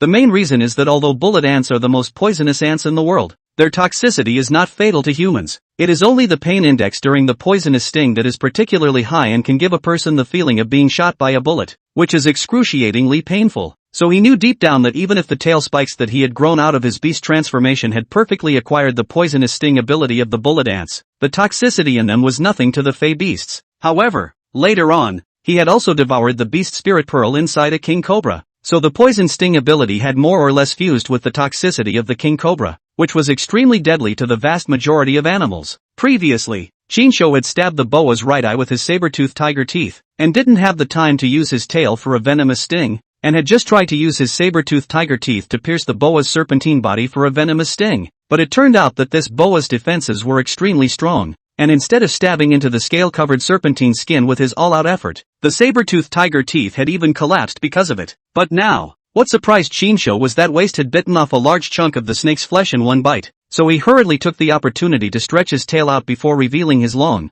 sharp, poisonous stinger, which he ruthlessly stabbed into the boa's flesh and blood. As his tail and body abetted, all the venom stored in Chinsho's tail was injected into the boa. But even if he had injected every drop of venom in his body into the boa, he knew that the amount of venom he had was like a drop in the bucket for such a large beast boa, so he could only pray that the poison would be beyond his expectations. Look out! Chinsho hurriedly let go of the snake's tail that was wrapped around the trunk of the tree that was struggling violently, then hugged Waste aside and quickly dodged and flew. In the next second, the huge snake's head bit into the spot where Waste had just torn the snake's tail. Luckily, Chinsho was fast, or else Waste would have been smothered by the boa in one bite. Although boa constrictors, like pythons, like to devour their prey whole, that doesn't mean they are toothless. In contrast, the Amazon boa has not only teeth, but 4 full rows of them up and down, each row of teeth, as sharp as the tip of a needle. Once it bites into the prey, then this prey will only wait for death. Don't expect to be able to break free from its snake mouth. And now that the beast had become a boa many times its size, the 4 rows of fangs in its mouth had grown much larger as a result, looking even more hideous and oozing. No! As it pounced on this bite, a big tree behind it was unlucky. Hard to block this horrible bloody mouth for Waste. Then this big tree with a trunk diameter of more than 1 meter was just torn off by the giant boa, showing how sharp the teeth of this alien beast boa were and how perverse its bite force was. Chinsho couldn't stop shivering just by looking at it. It's too scary. Such a horrible animal shouldn't exist in this world. Chinsho put Waste down and solemnly said, I can't care about you next. Be careful yourself. Don't get entangled in this giant boa, and don't get bitten by it. Now that the boa's right eye had been stabbed blind, and a large piece of flesh had been bitten off its tail, so much so that the severe pain that kept coming from the snake's head and tail caused it to be completely shaken up, and it directly stormed off, leaving Waste behind. Chinsho drew the boa's hate value onto himself by virtue of the fact that he could fly, and then took advantage of the fact that the forest was not conducive to the movement of giant alien beasts. Now without a weapon in his hand and with his bare hands, even if Chinsho was confident in his own strength, it would be very difficult for him to break through the smooth and hard-scaled defense of the giant boa and thus kill it. This is the natural advantage of squamates. The surface of this type of animal's body was already covered with highly defensive horny scales before they had the beast transformation, and after the beast transformation, as they evolved stronger and stronger, the defense of the scales on their surfaces would become stronger and stronger as well. That's why Chinsho was surprised that Waste was able to break through the boa's defenses and bite off a large piece of the snake's flesh, and then lamented in his heart that it was no wonder that pandas were known as iron-eating beasts. Now it seems that Waste is not useless. At least the bite force and teeth are still quite perverted. I'm afraid that steel in the mouth of Waste can be as crunchy as a small cookie. At this moment, a Waste spat out the fishy and smelly snake meat in his mouth, then drooped his ears and clung to the trunk of the tree abjectly, poking out half of his head to look at the battle between Chinsho and the giant boa, and cheering on its Papa Chin with a small wooing voice. Fury! The giant boa roared, raised its head high, and opened its bloody mouth to bite at Chinsho, who was circling with it in the air. And Chinsho stared at the tree that was bitten off by it. Taking advantage of the boa being lured away by himself for some distance, he immediately flew to break the end of the tree trunk, and then picked up the tree trunk that was more than 1 meter in diameter and nearly 10 meters in length, and hit the boa that was coming after him with a blow to the head. Bang! This baton knocked the boa's eyes to the ground. More blood instantly gushed out of that right eye that had been stabbed by a saber-toothed tiger's tooth and still had a saber-toothed tiger's tooth lodged in it. At the same time, the powerful force shook Chinsho's hands to the point of numbness. The thick trunk is showing signs of rotting and cracking as a result. Chinsho once again picked up the trunk of the tree. The terrain of the forest did not allow him to sweep the boa with this giant stick, but only to raise it high and then knock it straight down. Eat me again. Chinsho flew up with the giant stick in his arms. The giant boa tilted its head up high to pursue, and in the blink of an eye, it scurried up to a height of 30 to 40 meters, and then opened its bloody mouth full of sharp fangs, quickly biting at Chinsho, who was constantly flapping his wings and hovering in the air. The next second, a thud came. Chinsho once again gave the boa a blow to the head with unerring accuracy. This time the force was even fiercer, so much so that the first half of the trunk completely burst and broke off, and the snake head, which was raised high to pounce and bite over, was also knocked back by Chinsho's baton, and then fell heavily to the ground, no longer showing signs of moving to counterattack. Did the toxin kick in, or did I knock it out? Chapter 88, The Black Cayman Crocodile. looking at the boa which was like a building falling down and suddenly didn't move much. Chinsho didn't dare to be careless and didn't fly down directly to make up for it, fearing that the boa's IQ would evolve along with it and then pretend to be dead to kill him unawares. It was just like the anteater in the zoo that had fallen behind, deliberately revealing a fatal break, then attracting the chicken-haired tiger to pounce on it, and then killing the chicken-haired tiger in a single blow at the cost of serious injuries. Therefore, for this Fey boa whose evolutionary speed was even more outrageous than he, a reborn person, Chinsho did not dare to underestimate it in the slightest. Although he had gained the iron spindle beetle's unbelievable skeletal defense, as well as the salamander's regeneration and the water bear worm's tenacious vitality, it didn't mean that he was invincible. Once he was accidentally entangled in the boa's body, even if he possessed the power talent of an ant, it would most likely be difficult for him to break free from the boa's entangling stranglehold. Or if he was successfully bitten by the giant boa, then even if he wouldn't die on the spot from the bite, his body would definitely suffer a serious injury, and then he would be swallowed by the giant boa, and by that time, his entire body would be digested by the giant boa's terrifying digestive ability, and he would die with no crumbs left. Therefore, Chinsho was not in a hurry to pursue the attack, but instead aimed the half-broken tree trunk at the boa lying on the ground and smashed it down hard. The loud thud once again startled a number of birds that flew away and then flew back. At the same time, the giant boa that was in a semi-conscious state was also smashed to wake up for a few moments, wriggling its body once again, shaking and lifting its huge and terrifying snake head. But by this time it was already evident that it was in significantly worse shape compared to the front. It looks like it should be a little dazed from carrying 2 hard blows to the head, plus the toxins should be starting to kick in. Seeing this, Chinsho once again flew towards the snake's tail, grabbed the long snake's tail and gave it a few wraps around a nearby big tree and tied a knot with force. A waste. Come over and bite. Forget it, don't come over. This snake can't bite. This giant boa had been injected with venom by himself, and if Waste ate snake meat that contained a high level of venom, there was a high probability that he would be poisoned as well, and if it was serious, he might even die from the poison before the giant boa. After all, compared to this 100-meter class boa, Waste was a stinky younger brother in front of it, which was why Waste was scared by it, and why he was chased by the boa to the point where he was wailing for help. This time, although the boa was still struggling with a lot of strength, it clearly had a feeling of being overwhelmed. It forcefully broke free from the snake tail that was tied to the tree by Chinsho, and then the inappropriate Chinsho continued to look for an opportunity to grab its snake tail and continue to tie it to the trunk of the tree next to it. In short, it's a dead giveaway that it won't run. One of them must die in this forest today. As the saying goes, hit the snake with 7 inches. Chinsho took advantage of the fact that the boa was obviously much weaker, and every now and then, he found the right opportunity to punch and kick the 7-inch snake's body that he had estimated. I have to say, this giant boa's skin scales are truly awesome. It was like a non-Newtonian body. Obviously it felt like every scale was soft and smooth when you watched it squirm, but when you attacked it, these scales that looked so soft and smooth were so hard that they could block such sharp and hard saber-toothed tiger teeth, and they were even so hard that they broke them off directly. Moreover, when Chinsho attacked with his fists and feet, he also discovered that the boa's scales appeared to possess an extremely strong force-removing effect. Compared to his own skin scale armor in his full beast transformation form, Chinsho felt that this scale armor of the giant boa was even more advanced and powerful, hoping that after killing this giant boa and devouring its beast spirit bead, he would also be able to obtain such powerful skin scale armor.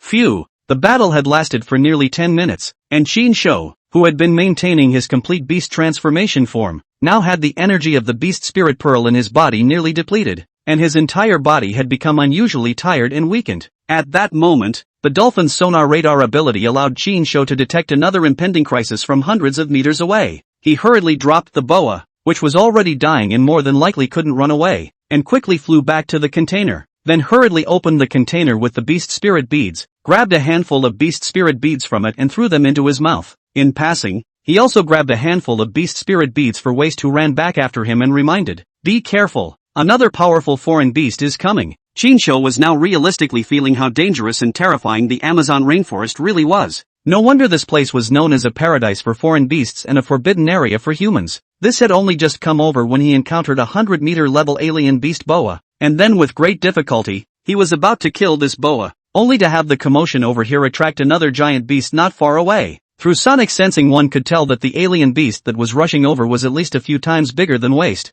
indicating another tricky and strong existence. Fortunately, what they had were beast spirit beads, which could be quickly devoured to replenish them in the event of a serious depletion of energy and stamina. Otherwise, the mantis will catch the cicada and the yellow bird will be at the back. Who the hell can stand it? so Chinsho simply took this backpack with hundreds of beast spirit beads in it, then closed the container and spoke to Waste. Let's go. There's still a battle to be fought. Just as Chinsho flew directly back to the vicinity of the boa with Waste, a supergiant crocodile at least 30 meters long suddenly sprang out of the bushes in front of him. Alligator with all black back. Obviously, it's a black caiman fish, another one of the dominant players at the top of the food chain in the Amazon rainforest. With the exception of the Amazon boa and the jaguar, the black caiman fish can be said to exist without any natural predators. Before the beast transformation, even if the anaconda and the jaguar could pose a threat to their lives, it would not be easy to hunt them down. Not to mention that after the beast transformation, the defense and strength would be greatly enhanced.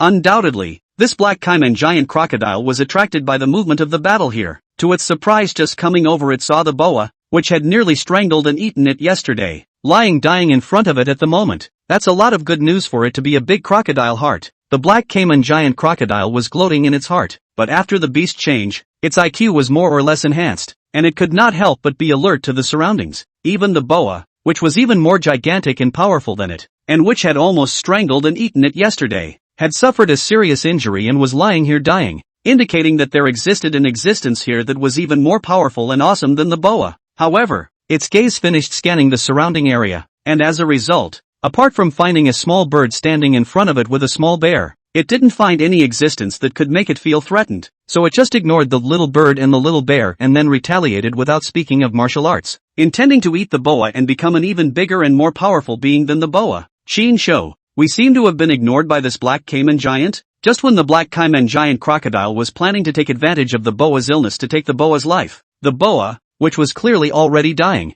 suddenly popped up as if it was returning to its senses, and then its huge and powerful snake body quickly surrounded the black caiman giant crocodile, and then wrapped the black caiman giant crocodile around, attempting to use up all of its last strength to strangle it to death. Chinsho was dumbfounded on the spot. On the side, Waste seemed to have dropped his jaw in shock, and his open bare mouth could not close for a long time. Grass, this boa is actually playing dead. Chinsho once again felt his scalp go numb. Chapter 89. This time I'll see if you die. The sudden outburst of the giant boa didn't just scare Chinsho and Waste, but also the black caiman giant crocodile that was quickly entangled. Originally thought that he was lucky and could pick up and eat this boa to avenge the revenge of almost being eaten yesterday, but he didn't realize that the boa was actually pretending to be dead, purposely waiting for it to get close, and then winding it up in a swift manner in an attempt to use up his last strength to strangle and devour it. Existences that can beastly transform and evolve into a 100-meter grade beast in just 6 days really do have some skills. Chinsho was glad that he had never underestimated the boa, so he didn't rush over to make up for the boa's moribund condition, or else the boa, which was pretending to be dead and showing weakness, would suddenly explode, and then I'm afraid that his fate would be the same as that of this black caiman giant crocodile, only to see that the snake body of the giant boa was coiling and contracting with great force, and the black caiman giant crocodile entangled in it was desperately struggling to break free. Its body as well as its head was coiled with the body of the snake except for its long crocodile tail, which was not wound up. Strangulation is the boa's innate and necessary killing skill. They will use the strong muscles of their carapace to coil their prey so that their chest cannot expand and they cannot breathe, and finally swallow the strangled prey whole. If this was without injury, much less poisoning, this black caiman giant crocodile that had been successfully entangled by the giant boa would really only be waiting for death. Unfortunately, although the boa managed to sneak up on the black caiman giant crocodile, due to the fact that the previous battle between it and Chinsho had consumed quite a bit of energy stamina, plus the neurotoxin that Chinsho had injected into it had also caused its body to become more and more numb. The harder it exerted itself right now, the deeper the reaction to the poisoning would be. Plus, this black caiman giant crocodile was arguably the strongest foreign beast in this area besides it, with a body length of 30 meters, equivalent to 1/3 of its size. So in the face of death, it was naturally impossible for the black caiman giant crocodile to sit back and wait for death. It struggled violently using all its strength, and several times it almost broke free from the boa's deathly entanglements. Seemingly sensing the weakening strength of the boa's entanglement, the black caiman giant crocodile finally broke its upper body free in its continuous struggle against the boa, and then, not sparing the boa, it bit into the snake's body. The crocodile's bite is extremely strong and those sharp fangs are razor sharp. This bite instantly broke through the boa's scale armor and tore off a large chunk of the snake's flesh, causing the already injured and weak boa to become even worse. The intense pain also caused the giant boa to let out a mournful hiss, its body wrapping up the black caiman giant crocodile with force one after another. It also seemed to realize that it was already difficult to strangle the black caiman giant crocodile in its current situation, so it risked opening its bloody mouth. intending to swallow the crocodile alive. In terms of size, it was more than twice as big as the black caiman giant crocodile, and the snake's head was even more gigantic than the crocodile's head. So in one bite, it swallowed the entire crocodile's head into its mouth. This was extremely dangerous behavior, but it was already at the end of its rope and could only take the risk of swallowing the black caiman giant crocodile alive as a way to replenish its energy and stamina, or else it would really only have to wait for death next, only to see the black caiman giant crocodile whose head was swallowed into the snake's mouth struggling even more violently. It had evolved so powerfully with great difficulty, and it was not willing to become prey in the belly of the giant boa just like that. So it shook its head frantically in the boa's mouth and kept opening its hideous sharp bloody mouth to bite randomly, directly breaking the boa's long and large tongue, which caused the boa to open its mouth in pain, and then endured the severe pain to continue biting the head of the black caiman giant crocodile and continue to swallow it alive. As the body of the black caiman giant crocodile was swallowed inch by the giant boa, Shinsho finally began to move. This moment was a textbook demonstration of a mantis catching a cicada in the Amazon rainforest. Shinsho darted over and clasped the exposed crocodile's tail with both hands as hard as he could, not giving the boa a chance to swallow it alive. He had determined this time that the boa was already at the point of dying, so he naturally could not just watch the boa devour the black caiman giant crocodile to replenish its energy stamina. Furthermore, this black caiman giant crocodile beast had become so huge that the purity of the beast's spirit bead energy in its body would be particularly high, so it couldn't be cheapened to the dying boa. Waist, pull the snake's tail, Shinsho commanded, and although a waist was wimpy and scared, with Shinsho there, it still ran over bravely, then pulled and tugged along with Shinsho. Shinsho pointed to the snake's tail in front of him, which had a piece of flesh bitten off by Waist, and reminded, "I'll do it here, you go pull the snake's tail." Waist realized this, and then ran to grab the tail of the snake that was coiled around the giant black caiman crocodile. Pull it hard, Shinsho demonstrated by pulling hard on the crocodile's tail. Then Waist understood and pulled hard on the boa's tail as well. This made the body of the giant black caiman crocodile less painful and uncomfortable, and soon the two crocodile claws on the hind limbs regained their freedom and gripped the snake vigorously to continue their struggle. The boa is going to blow a gasket. Even if it was seriously injured by Shinsho and Waist, it turned out that pretending to be dead and showing weakness didn't lure Shinsho and Waist onto the bait, but instead lured this stupid black caiman giant crocodile. Now that it was trying its best to swallow the black caiman giant crocodile to replenish its energy at the risk of killing 1,000 enemies and losing 800 of its own, it turned out that Shinsho and Waist came out to rescue this crocodile at a critical time. However, even its anger would not help. Its last remaining strength was used to devour the black caiman giant crocodile, so much so that it was now in a dilemma. It could only watch as the body entangled in the black caiman giant crocodile was so forcibly pulled away by Waist, and then watched as the black caiman giant crocodile, which was originally unable to break free, was completely about to regain its freedom. In the end, he watched as the black caiman giant crocodile, which had swallowed a small half of its body and was about to die of suffocation, was yanked out alive by Shinsho. The black caiman giant crocodile, who had retrieved a small life from the mouth of death, immediately gulped down the air. It was wondering why this little bird and bear had come to its rescue. As a result, in the next second, its bulky body was suddenly thrown into midair by a powerful and strange force, and then snapped quite a number of branches from the canopy above. In full beast transformation form, Shinsho, who was already over 6 meters tall, hugged the huge and hard crocodile's tail with force, then swung the at least 100-ton black caiman giant crocodile up high, then aimed at the boa's head and smashed it down heavily. Bang! The powerful force, coupled with the hard and heavy huge body of the black caiman giant crocodile, instantly smashed the head of the giant boa deep into the ground. Shinsho continued to swing the black caiman giant crocodile before slamming it down again against the boa's head. "I'll see if you die this time." Chapter 90, A Whale Falls. Everything comes to life. Shinsho used the black caiman giant crocodile as a wolfsbane, constantly swinging it up and slamming it against the boa's head. After repeating this 10 times, the boa's head was plunged into a big deep pit with the ground, and the snake body, which originally still had the strength to struggle, was now limp and weak, and was at the mercy of Waist. Shinsho was convinced that even if the boa hadn't snapped this time, it was definitely dying and unable to return to life. The black caiman giant crocodile that it had used as a weapon and smashed 10 times hard was also smashed to the point that its eyes were starry-eyed and it was completely confused. However, Shinsho knew that the black caiman giant crocodile's defense was very strong, and it was unlikely that it would be hit so easily by a bloodied boa, or that it would be smashed a few times and die from a heavy blow.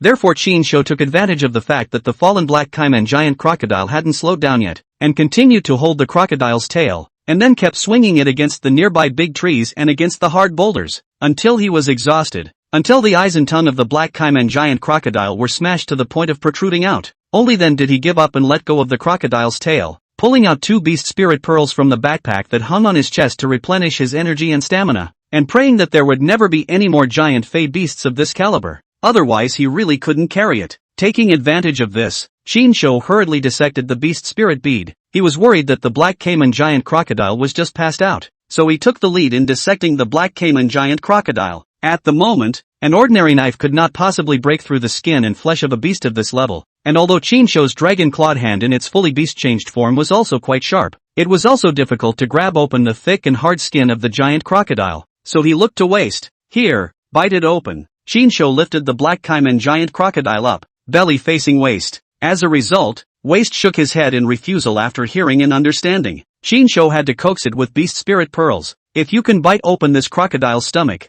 I'll give you 10 beast spirit pearls to eat. Hearing the beast spirit bead, Waste was motivated. Pointing at the stomach of the black caiman giant crocodile and whimpering unintelligible bare words, Shinsho communicated without any obstacles. Yes, it's just bite here. Bite it open and I'll give you the beast spirit bead to eat. Only then did Waste harden his heart and open his mouth to bite through. Crunch! The crocodile's skin, which was as hard and thick as black iron, was really able to be bitten open by Waste, and then Waste tore hard, biting out a large piece of crocodile meat. In an instant, blood flowed. Shinsho hurriedly stretched his tail over to suck blood hard. The blood in the body of this giant alien beast was the most valuable existence besides the beast spirit bead. He didn't have the time to fetch the 2 leeches over to feed them right now, so he used his tail's blood-sucking ability to suck the blood out of the entire black caiman giant crocodile's body himself. He then tore open the abdomen of the black caiman giant crocodile with force and pulled out a beast spirit bead as big as an ostrich egg from inside. This was by far the largest beast spirit bead he had found. The beast spirit pearls in the bodies of other ordinary fey beasts were only the size of a ping pong ball, and the beast spirit pearls of the beast changes that had evolved a bit better were just a little bit bigger, about the same size as an egg or duck egg, and this one was obviously several times larger, indicating that it contained extremely rich beast spirit bead energy,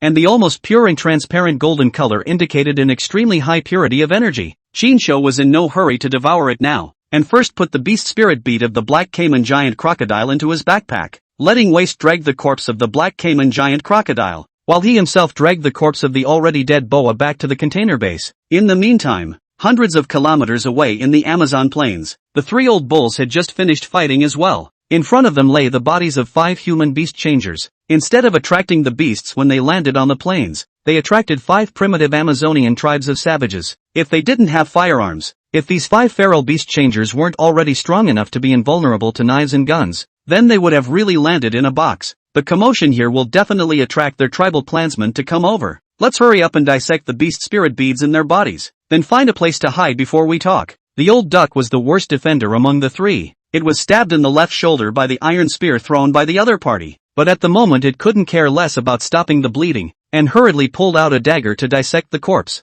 The old cow and the old duck acted quickly as well. Too damn scary. These 5 savages obviously found us early and then came over to squat and ambush us. Good thing Big Brother gave us 10 beast spirit beads each. After devouring them they became much stronger. Otherwise we would have been stabbed to death by their messy spears when we landed on the ground. It's a good thing that the guns can hurt them. Otherwise I'm afraid we wouldn't be their match in melee 3 against 5. The 5 feral beast shifters weren't weak to them. They just weren't strong enough for a sword, so they lost on the weapon gap. The 3 quickly dissected the beast spirit bead. Old Duck, who had relatively strong hearing, heard the movement in the jungle not far away and hastily warned, "It should be their tribal clansmen coming over. Let's go first, and when we've investigated them clearly, we'll kill our way back to retrieve these 2 boxes of supplies." The trio quickly ran towards the jungle on the other side, and then a few more feral beast shifters did emerge from there, wailing and chasing after them. Shinsho rewarded Waste with 10 beast spirit pearls and solemnly said, "As you can see, this haunted place is filled with foreign beasts that are gigantic and even more powerful than us. That's why you have to work hard to become stronger, or else you'll be eaten by this giant beast sooner or later." Waste nodded plausibly.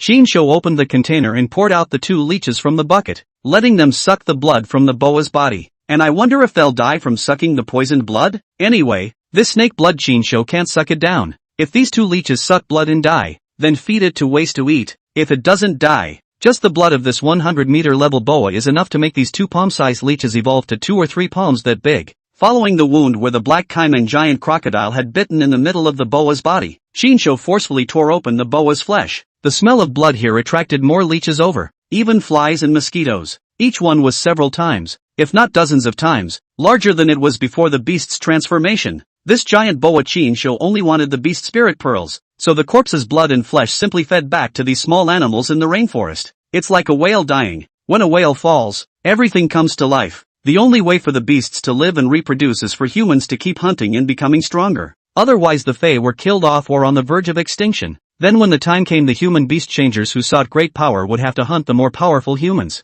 After spending more than an hour, Chinsho finally found the beast spirit pearl inside the boa. Compared to the beast spirit bead inside the black caiman giant crocodile in front of him, the beast spirit bead energy inside this giant boa was indeed more dense, more pure, and larger in size. Chinsho hurriedly poured water to rinse the blood in his hands, then flew to the container and sat next to Waste, ready to devour and absorb the beast spirit pearls in the boa. Chapter 91. A Waste's eyes glowed as he looked pitifully at the beast spirit bead that big in Chinsho's hand, making wooing and whimpering noises. Although Chinsho didn't understand the bear language, but looking at the bear-like appearance of Waste, he knew that it wanted to eat this super beast spirit pearl inside the boa. This is wasted for you to eat. Chinsho stuffed his mouth with a handful of it, bulging his mouth. If it wasn't for the fact that he was already a 6-meter-tall little giant in his full beast transformation form, in the face of such a large beast spirit bead, he could only learn from Waste as a child and lick it up bit by bit. Feeling the beast spirit pearls inside the giant boa rapidly melting into a stream of warmth in his mouth and passing into his abdomen, Chinsho immediately felt an inexplicable sense of exuberance coming from the beast spirit pearls inside his body. Soon,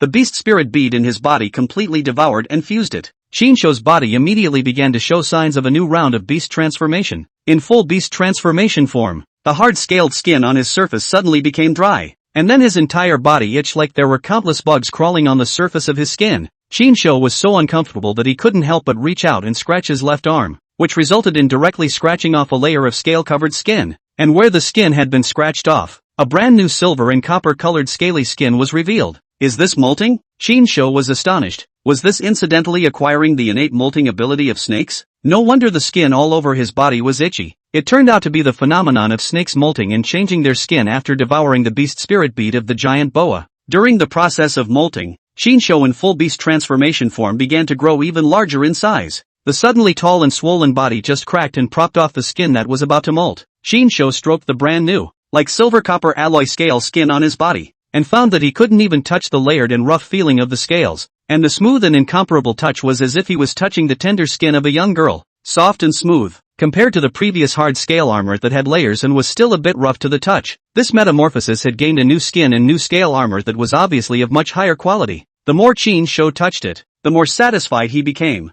After devouring and fusing the boa's beast spirit bead, the scales of his skin in his beast transformation form were even smoother and tougher than this boa. Soon, under the complete beast transformation form, Chinsho's entire body's epidermis molted and fell off, and even the wings on his back showed signs of molting and losing their fur, before presenting a pair of huge feathered wings that had undergone a metamorphosis of both their skin and feathers. And this time the feathers were full of smooth, shiny texture, reflecting harshly in the dappled sunlight, like a pair of silver and copper blended artifacts that looked gorgeous. It felt like going from a demonic image to an angelic one all at once, because previously Chinsho's wings in his full beast transformation form were dark red, while his skin scales were silver black. This dark-colored image, together with the two equally dark red beast horns on top of his head, did indeed look like a demon. And right now, the dark coloration turned into a silver copper coloration, and that smooth and bright image texture instantly made Chinsho's appearance in his fully beast-changed form high-end. It's not just stripped down, even the skin on my entire body has been changed. Chinsho was particularly satisfied with the effect of this beast transformation. In addition to his body fusing the smooth and extremely defensive soft skin scale armor of the giant boa, the coiling and twisting ability of the giant boa also appeared on his tail behind him, so his tail is now more flexible, stronger and more powerful. On top of that, the boa's innate serpentine heat-sensing ability merges with the previously acquired dolphin sonar radar ability. Because the boa possesses a powerful thermal eye, it compensates for its lack of vision when catching prey through the heat-sensing ability in the thermal eye. Therefore, Chinsho, who has integrated the heat-sensing ability, as long as he opens the thermal eye and looks ahead, the sonar radar screen in his mind will immediately appear thermal imaging, so that the animals within the range of the thermal eye have no place to hide. This hot eye ability combined with the dolphin sonar localization ability is just like playing a game with a perspective plugin, but it's a pity that the sensing range is only 100 meters or so. Chinsho heart some excitement. In the future within the range of 100 meters of any animal, Unless he was distracted or mental state is extremely poor, failed to notice, or else can be the first time to grasp the range of any animal information, and through the thermal imaging as well as sonar localization can be ahead of time to understand the size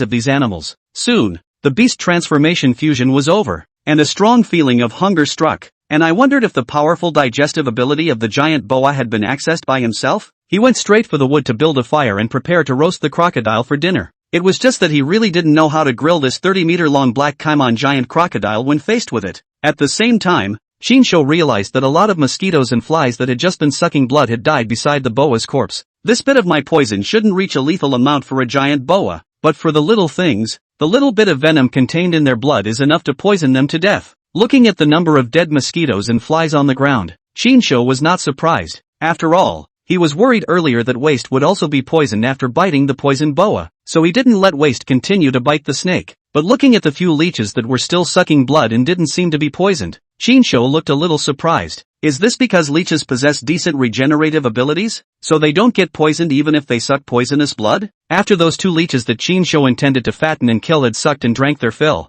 Shinsho once again locked them in a bucket of water. If they can't die after digesting the snake blood in their bodies, then he will take out 100 or 200 beast spirit beads from Waste's snack luggage to feed these two leeches, and then kill and devour these two leeches at that time. The rainforest was rather humid, so Shinsho managed to collect dead wood that could be lit, and then built a fire to stew the crocodile soup and roast the crocodile meat. The skin of the black caiman crocodile fish was so hard that a knife couldn't even cut it open, but the skinned crocodile meat was incomparably soft and tender, and Shinsho cut quite a few pieces of meat and skewered them for grilling. When it's almost done, sprinkle barbecue seasoning on top and the flavor comes up in a tickle. Shinsho feasted, feeling the digestive capacity of his stomach, and determined that after devouring the beast spirit bead of the giant boa, he had indeed gained the perverted digestive capacity of the giant boa as well. So he even chewed and spit out the crocodile bones. After all, bones are good for calcium. A Waste also followed and ate a lot of crocodile meat. Shinsho specifically gave it a 3-minute cooked or 5-minute cooked roast, so that it could get used to the process of eating raw meat, and in the future, when it killed the foreign beasts, it could allow a Waste to directly eat the carcasses of the foreign beasts in a raw form, which would save the process of cooking,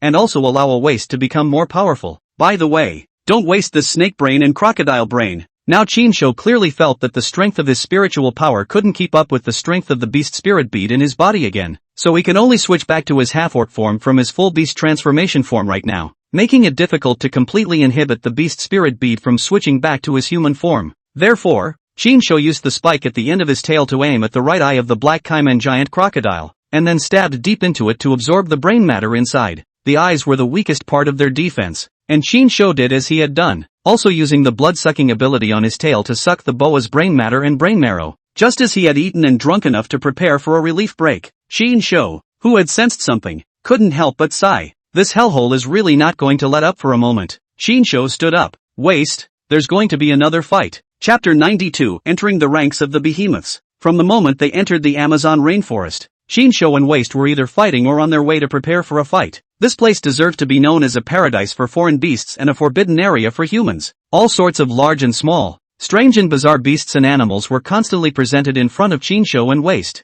On this day, Shinsho and Waste never stopped, always maintaining a high level of vigilance as well as a constant state of combat. After devouring and fusing the beast spirit bead inside the giant boa, Shinsho devoured the beast spirit bead inside the black caiman giant crocodile and the beast spirit bead inside an exotic beast jaguar in the afternoon. Now that Shinsho's beast transformation had evolved to be even more powerful and perverted, assuming that time could be turned back and he encountered a 100-meter level boa again, then with his current beast transformation strength, he could already break through the boa's defenses with his bare hands and hunt it down alone. Feeling the power within his body becoming stronger and stronger, Shinsho became even more motivated and confident about conquering the Amazon rainforest. Now in full beast change form, I'm barely in the ranks of the giant beasts. Shinsho looked at Waste, who had suddenly become so short that he could only stand up to his own thighs, and estimated that even if he wasn't 20 meters tall in his full beast transformation form now, he would still be 17 or 18 meters tall. Although this body size was nothing at all for a 100-meter level beast, in front of human beast changers, if he dared to say second, absolutely no one would dare to call him first.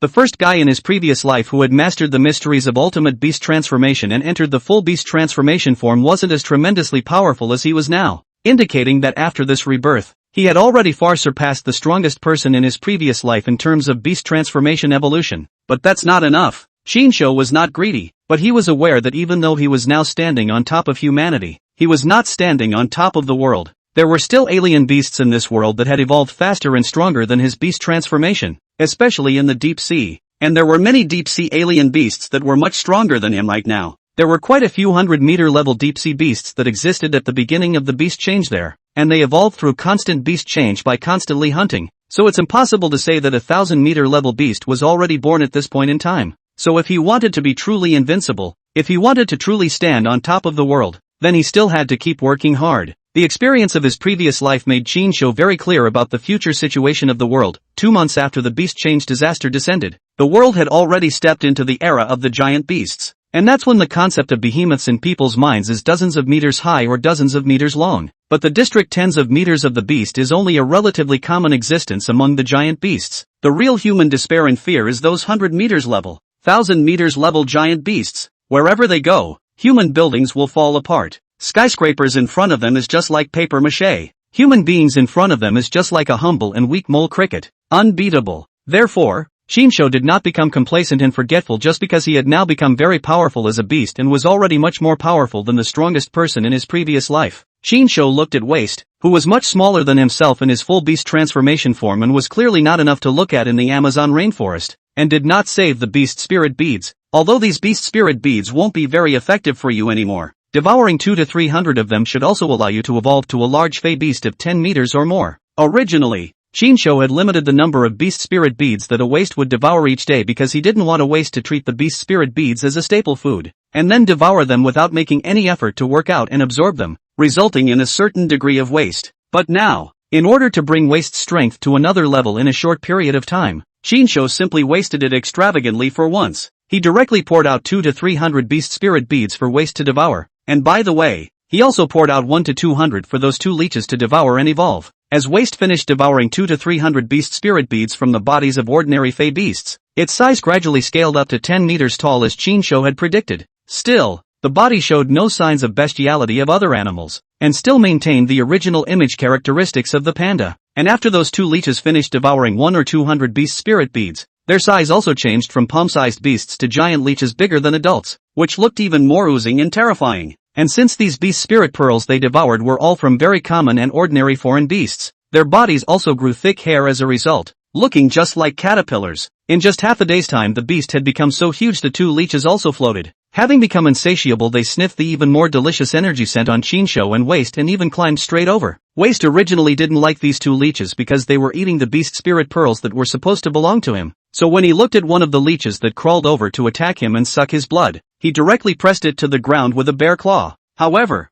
the leeches' bodies were too soft, and their bodies could also be contracted and deformed at will, so even if Waste's strength was too great, he couldn't restrict them from continuing to wriggle and crawl. Looking at the alien leeches that were still able to burrow out no matter how hard he pressed on the ground, Waste only felt that they were so disgusting, so Waste directly stood up and lifted his feet and stomped frantically on this leech, wanting to trample to death this leech that had robbed it of its beast spirit bead to eat, and was also shamelessly trying to come over and suck its blood. Shincodes kicked away another leech that crawled over to suck his blood, and then watched with interest the tussle between Waste and another leech. It feels like Waste can't do anything with the leech. The body is soft and floppy. It can't be killed by stepping on it, and it can't be injured by hitting it. Not to mention, if these two leeches continue to evolve with the beast change, I'm afraid that there is no beasts in the rainforest that can threaten them, even if the beasts that are bigger than them eat them. With their tenacious vitality and regeneration ability, it's estimated that in the stomach they can still kill their opponents back and suck blood to kill them directly from the inside. Internal bloodsucking and sucking their opponents to death. Just as Shinsho said, Waste was really clueless about this leech that coveted its bear's blood,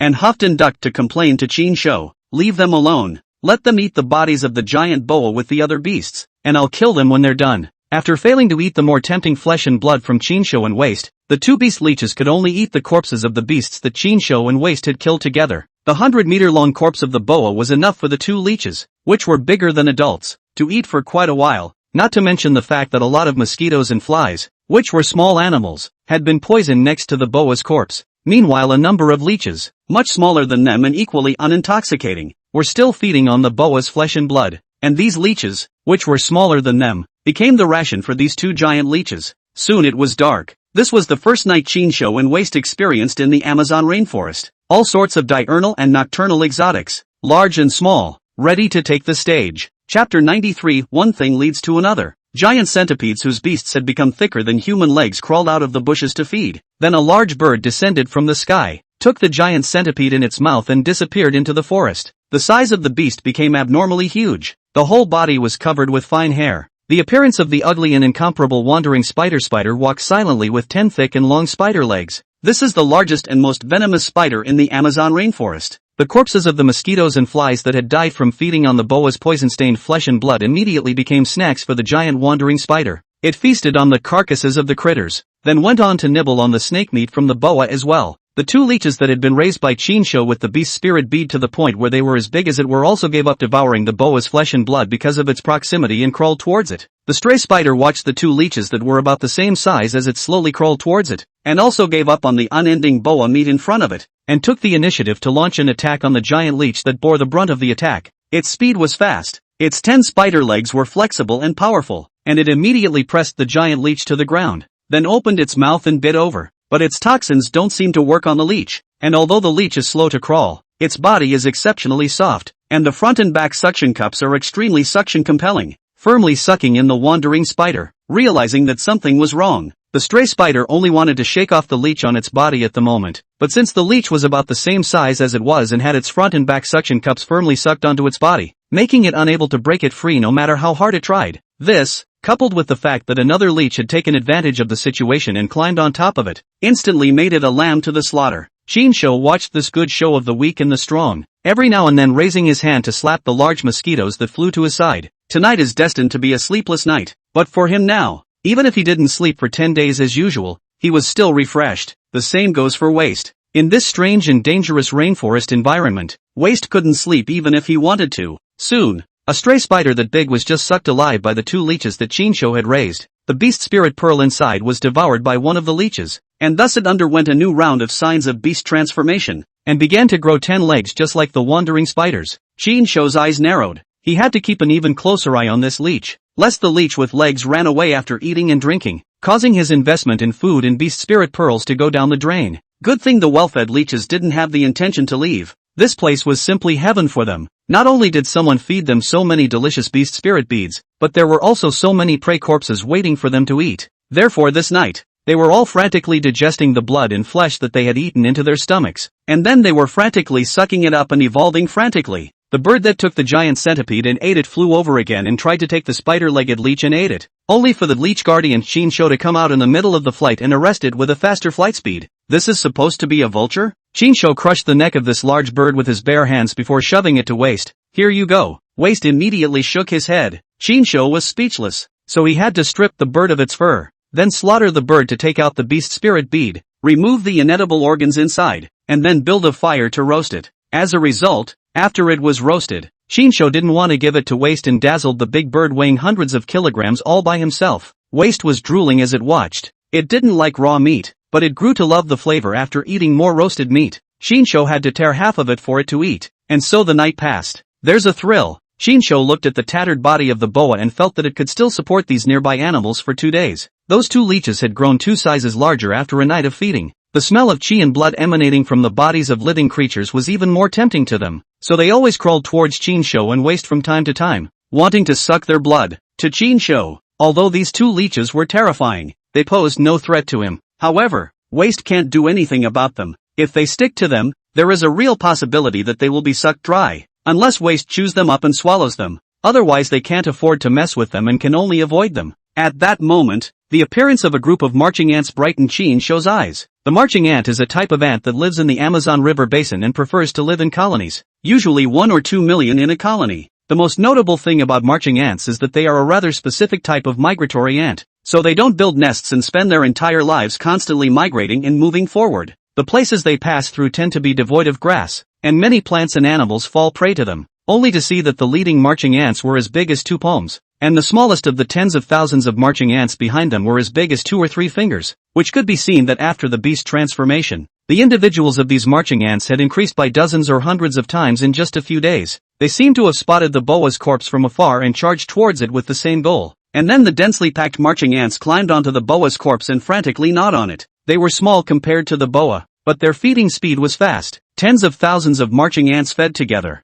and in just a few moments of work, they ate a large portion of the boa's corpse, and even the bones were gnawed clean, which showed how good their teeth were. Shinsho hurriedly built a fire and set up a cauldron to boil water. Today's breakfast will eat boiled marching ants. Although compared to large foreign beasts their size is nothing at all, and the beast spirit beads in their bodies will surely only be pitifully small, so swallowing them won't have too obvious an effect. But they're better in numbers. Shinsho also doesn't rush to kill all of them. He only catches a few thousand individual larger marching ants, and then cooks and eats them together with the ants and beads as a way to enhance his power talent. So after the water was almost boiled, Shinsho went to catch the ants, and the marching ant that led the army with the largest size naturally became the first loser ant. Shinsho grabbed this big ant like a chicken and put it in an iron bucket that was used to contain ants, in order to avoid them chewing up the iron bucket and running away. Shinsho quickly grabbed half of the bucket and went back to pour it into the cauldron of boiling water. In an instant, the dark brown marching ants were immediately cooked to a reddish color, the same color as boiled prawns and crabs.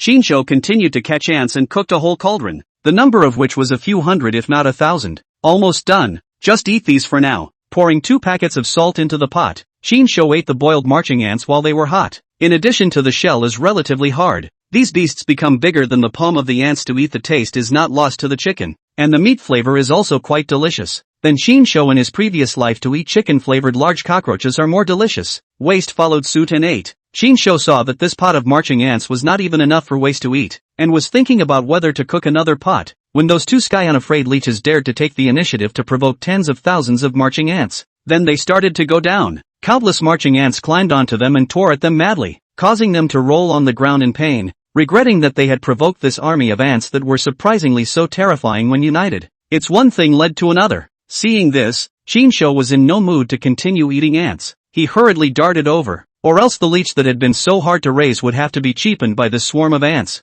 Chapter 94, 1 month later. The food chain in nature is never about big eating small. It's just that individually large animals are more likely to eat individually small animals. Looking at the 2 alien leeches, that big being surrounded by a group of marching ants but unable to do anything about it, Shinsho could only go over to help. It just so happened that these 2 beast leeches were also quite fattened up, so Shinsho directly went over and stretched out his powerful tail, using the long and sharp poisonous thorns at the end to directly penetrate into the leech's body to crazily devour the fresh blood as well as the beast spirit pearls inside. Otherwise, Shinsho would have to waste time grabbing away the marching ants from them one by one in order to save them. Soon, the leech, which was known for sucking blood, had managed to beast change and evolve to such a large size, but was sucked dry by Shinsho. The marching ants that were frantically tearing at the alien leech could only follow and nibble away at the dried-up leech carcass, with the 2 fey leeches that had devoured 1 to 200 beast spirit pearls being sucked dry by Shinsho. Although Shinsho's body showed no new signs of beast transformation, he could clearly feel that the tail had been strengthened once again, with the ability to suck blood obviously increased by a lot, and the poisonous thorns at the end had become sharper and longer. Theoretically, the salamander's regenerative ability should also fuse with the leech's self-healing power and then be significantly strengthened. This point Shinsho would not test at his own peril. However, what surprised Shinsho was that not long after, many of these tens of thousands of marching ants suddenly showed signs of poisoning and collapsed on the ground shivering. Apparently, they followed the poison snake meat of the giant boa after eating it. Shinsho couldn't help but look at Waste, who had just eaten a lot of boiled marching ants, and thought to himself that Waste wouldn't be poisoned and hang up as well, would he? Although the toxin laced in the boa's meat was relatively deadly to a small animal like a marching ant, to Waste, who was already more than 10 meters tall, this amount of toxin shouldn't be a big deal, and since he was definitely immune to toxins if he was himself, Shinsho wasn't worried that he would be poisoned even after eating the poisoned marching ants. He was even inspired that in the future, he could specialize in poisoning foreign beasts, and then the corpses of the foreign beasts that died from the poison would be eaten by these mutated insects, thus poisoning a group of mutated insects without any effort. Although these mutated insects were not large individuals, they were superior in number, so when they were accumulated, their cost-effectiveness was not lower than that of a large alien beast. Moreover, these insects basically all existed very powerful innate abilities that could bring about an obvious strengthening boost to the bullet ant talent as well as the iron spindle beetle talent within Shinsho. These tens of thousands of marching ants, if Shinsho were to kill all of them in one nest and eat them all, then the bullet ant talent that he had originally fused to acquire could definitely be qualitatively enhanced. Originally, Shinsho didn't intend to rush to the end and eat up this group of astonishingly large number of marching ants, but now most of the marching ants were suffering from poisoning, so he simply did what the good guy did and helped these marching ants get rid of the pain of poisoning earlier. In the beginning, Shinsho still cooked them over a raw fire, but with the universal beasts becoming almost as big as hairy crabs, The marching ants could only cook a few hundred or 1,000 of them in one pot, so in order not to waste time, Chinsho didn't bother to cook them, and directly swallowed them whole by whole. At this time the boa's superb digestive ability manifested itself. Tens of thousands of beasts became as big as hairy crabs as the marching ants devoured them, and Chinsho's stomach didn't eat up as a result. The strong digestive ability completely digested and dissolved the food that was eaten into his stomach in minutes, and then converted it into energy that was incorporated into the beast spirit bead in his body. As tens of thousands of marching ants were finished being devoured by Chinsho felt that his mixed body was filled with inexhaustible strength. The ant's talent for strength was perfected in him as he clenched his fist and felt his strength increase by at least 5 or 6 times. Now all that was missing was a weapon that would allow him to use this power perfectly. If he had a large weapon that was hard enough and heavy enough in his hands, then even if he next encountered a 100-meter level beast as powerful as that boa, he would surely be able to beat it alive into mush with this unbelievable strength. Chinsho no longer waited for rabbits. He packed up his supplies and put them in the containers, then pulled one container with one hand towards the front, and Waste followed on his ass holding 2 containers at his request. The Amazon rainforest was too big, and there were many other alien beasts here that Chinsho wanted to hunt. The bullet ants, American electric eels, and iron spindle beetles he ate before his beast changed were all relatively common in the Amazon rainforest. The main hunting targets of his trip were these types of foreign beasts. At that moment, the sunny sky changed at the drop of a hat and suddenly it started to rain heavily. Originally quite humid rainforest, now even more become wet. Next to want to make a fire barbecue cooking meat to eat, Chinsho also have to waste the body of the high voltage current will be stored in the wet dry wood to the electricity to dry. Otherwise you can only eat raw, or rely on the remaining several hundred ordinary beast spirit beads to fill up the hunger. The other side. The old bull trio's containers of supplies were all moved by indigenous tribes living in the forests of the Amazon plains. Witnessing this scene from afar, the 3 old bulls were a bit creeped out in their hearts. How are they so strong?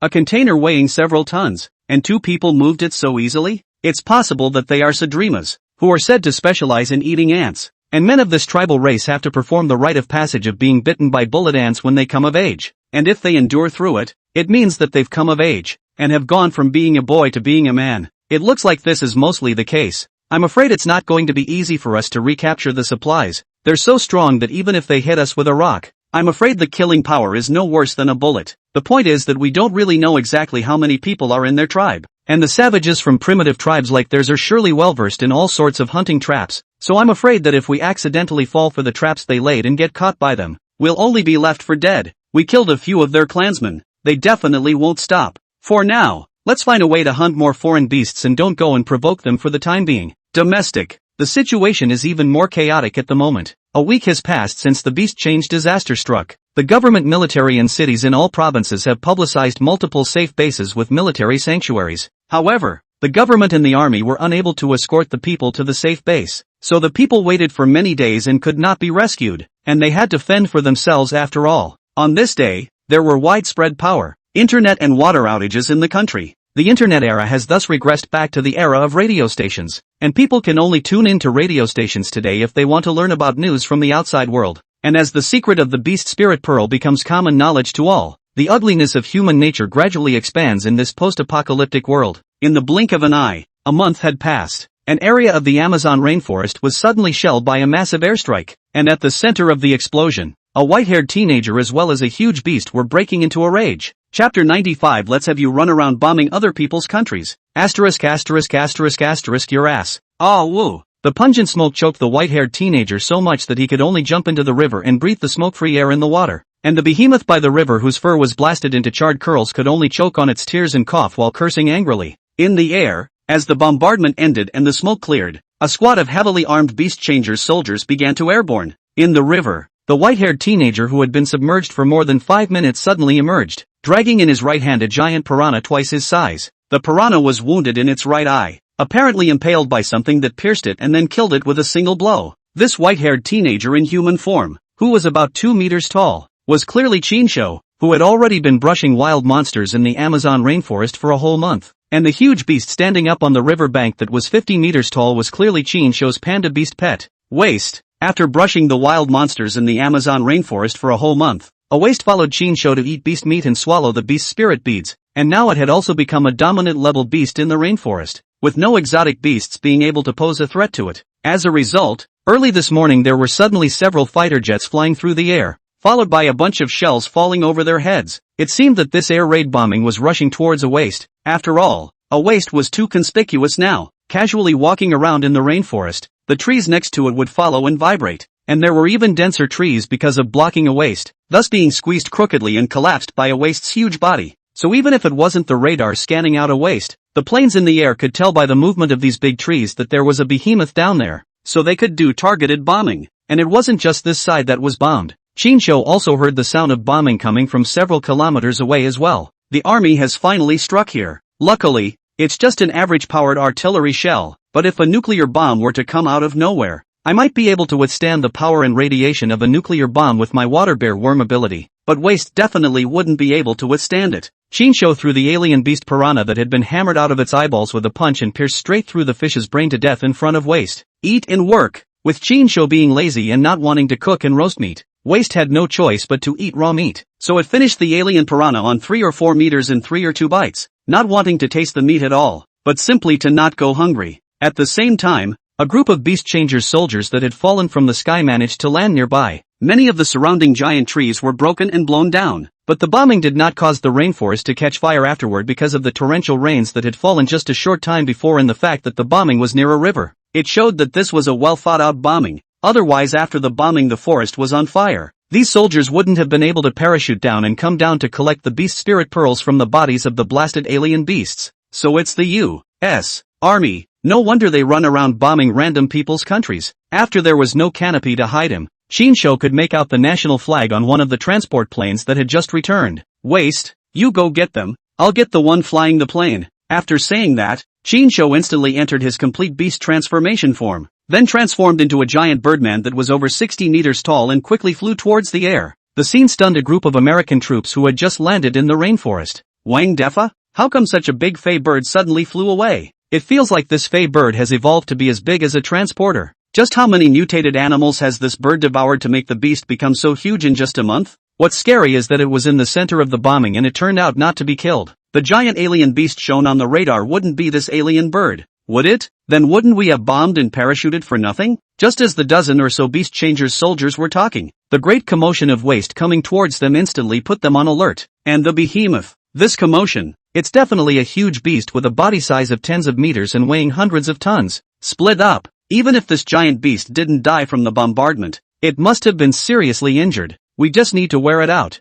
Air. Chinsho caught up with the transport plane that had disturbed him from brushing the Amazon rainforest. Now in his full beast transformation form, his size was not much different from this transporter, so he directly grabbed the tail wing of the transporter in the air, and then with a forceful fling, he flung this transporter towards the ground. Flying nicely, it suddenly went out of control and crashed, and still at a very fast speed. This caused the pilot to not react at all, and the other soldiers in the cabin waiting to jump were suddenly dazed, and along with the transporter, they quickly crashed into the rainforest before making a loud thumping noise. Let's make you guys stink and run into other people's countries to bomb. Don't let me see your airplanes again next. Or look at one and I'll do one. Chinsho flew back. I don't know what's going on with Waste. It looked like Waste was pretty pissed off at them for blowing up, only to see a Waste pull up a tree with a diameter of 2 meters and throw it towards the group of soldiers who just landed. This scene directly scared the piss out of this group of foreigners. What kind of monster is this? How is its strength so great? It actually uprooted such a big tree. No, is it any wonder you guys don't think this behemoth looks like China's national treasure? The panda? Not to mention, this is the behemoth version of the Chinese panda. This is South America. It's the Amazon rainforest. How can there be pandas? Help! Help me! I'm pinned down. Aim to shoot at its eyes. All of these behemoths have strong skin and flesh defenses that are hard to hurt with firearms. Waste roared, bathing in gunfire and burying his head towards the group of soldiers. Retreat! Retreat! The bombardment didn't hit this panda hard at all, and our weapons did nothing against it. No, don't come over. Ah. The first Beast Changer's soldier was sent flying by Waste with a blow from his arm and fell heavily onto a large tree, dying on the spot from broken bones. The rest of the Beast Changer's soldiers were starting to panic, like ants on a hot pan. Waste casually took a few steps to catch up with the soldiers who had run hundreds of steps, and then as easily as stepping on ants and patting them to death, he easily killed them. 2 short minutes. Most of the 16 Beast Changer soldiers died just after landing in the rainforest. The 6 surviving soldiers hid behind the giant tree and shivered, praying that the terrifying behemoth panda wouldn't find them. But just because Waste couldn't spot them didn't mean Chinsho couldn't spot them either. Chinsho, who possessed the hot eye ability. The The thermal imaging radar in his mind had long since discovered the location of these 6 surviving soldiers. Thus Qin Shou, who had changed back into his white-haired teenage form, began to misbehave. Chapter 96, Come Out and Die. Bakayalu. Qin Shou picked up a heavy machine gun from the corpse of one of the American soldiers, then cursed in a very representative Japanese language while firing wildly towards one of the hiding soldiers. Bullets like no money. Crazy shooting on the other side of the tree trunk to hide. Will be huge tree trunk to gradually shot to pieces. Just a few seconds of work. The tree trunk was shot into a sieve. Looking at it will be broken and fall. Although the soldier hiding behind the tree trunk did not understand Japanese, he could still understand the bakayalu that Qin Shou kept repeating. So he secretly cursed the brats, not realizing that far away in East Asia the brats had come to the rainforests of South America and were being so disrespectful as to shoot at their American dads. Simply tired of living. Forget about the intimidation of those 2 big mushrooms in the first place. And the hardest thing for them to understand was why this little kid was shooting at them instead of the giant panda. Plus how come that behemoth panda didn't attack this little kid?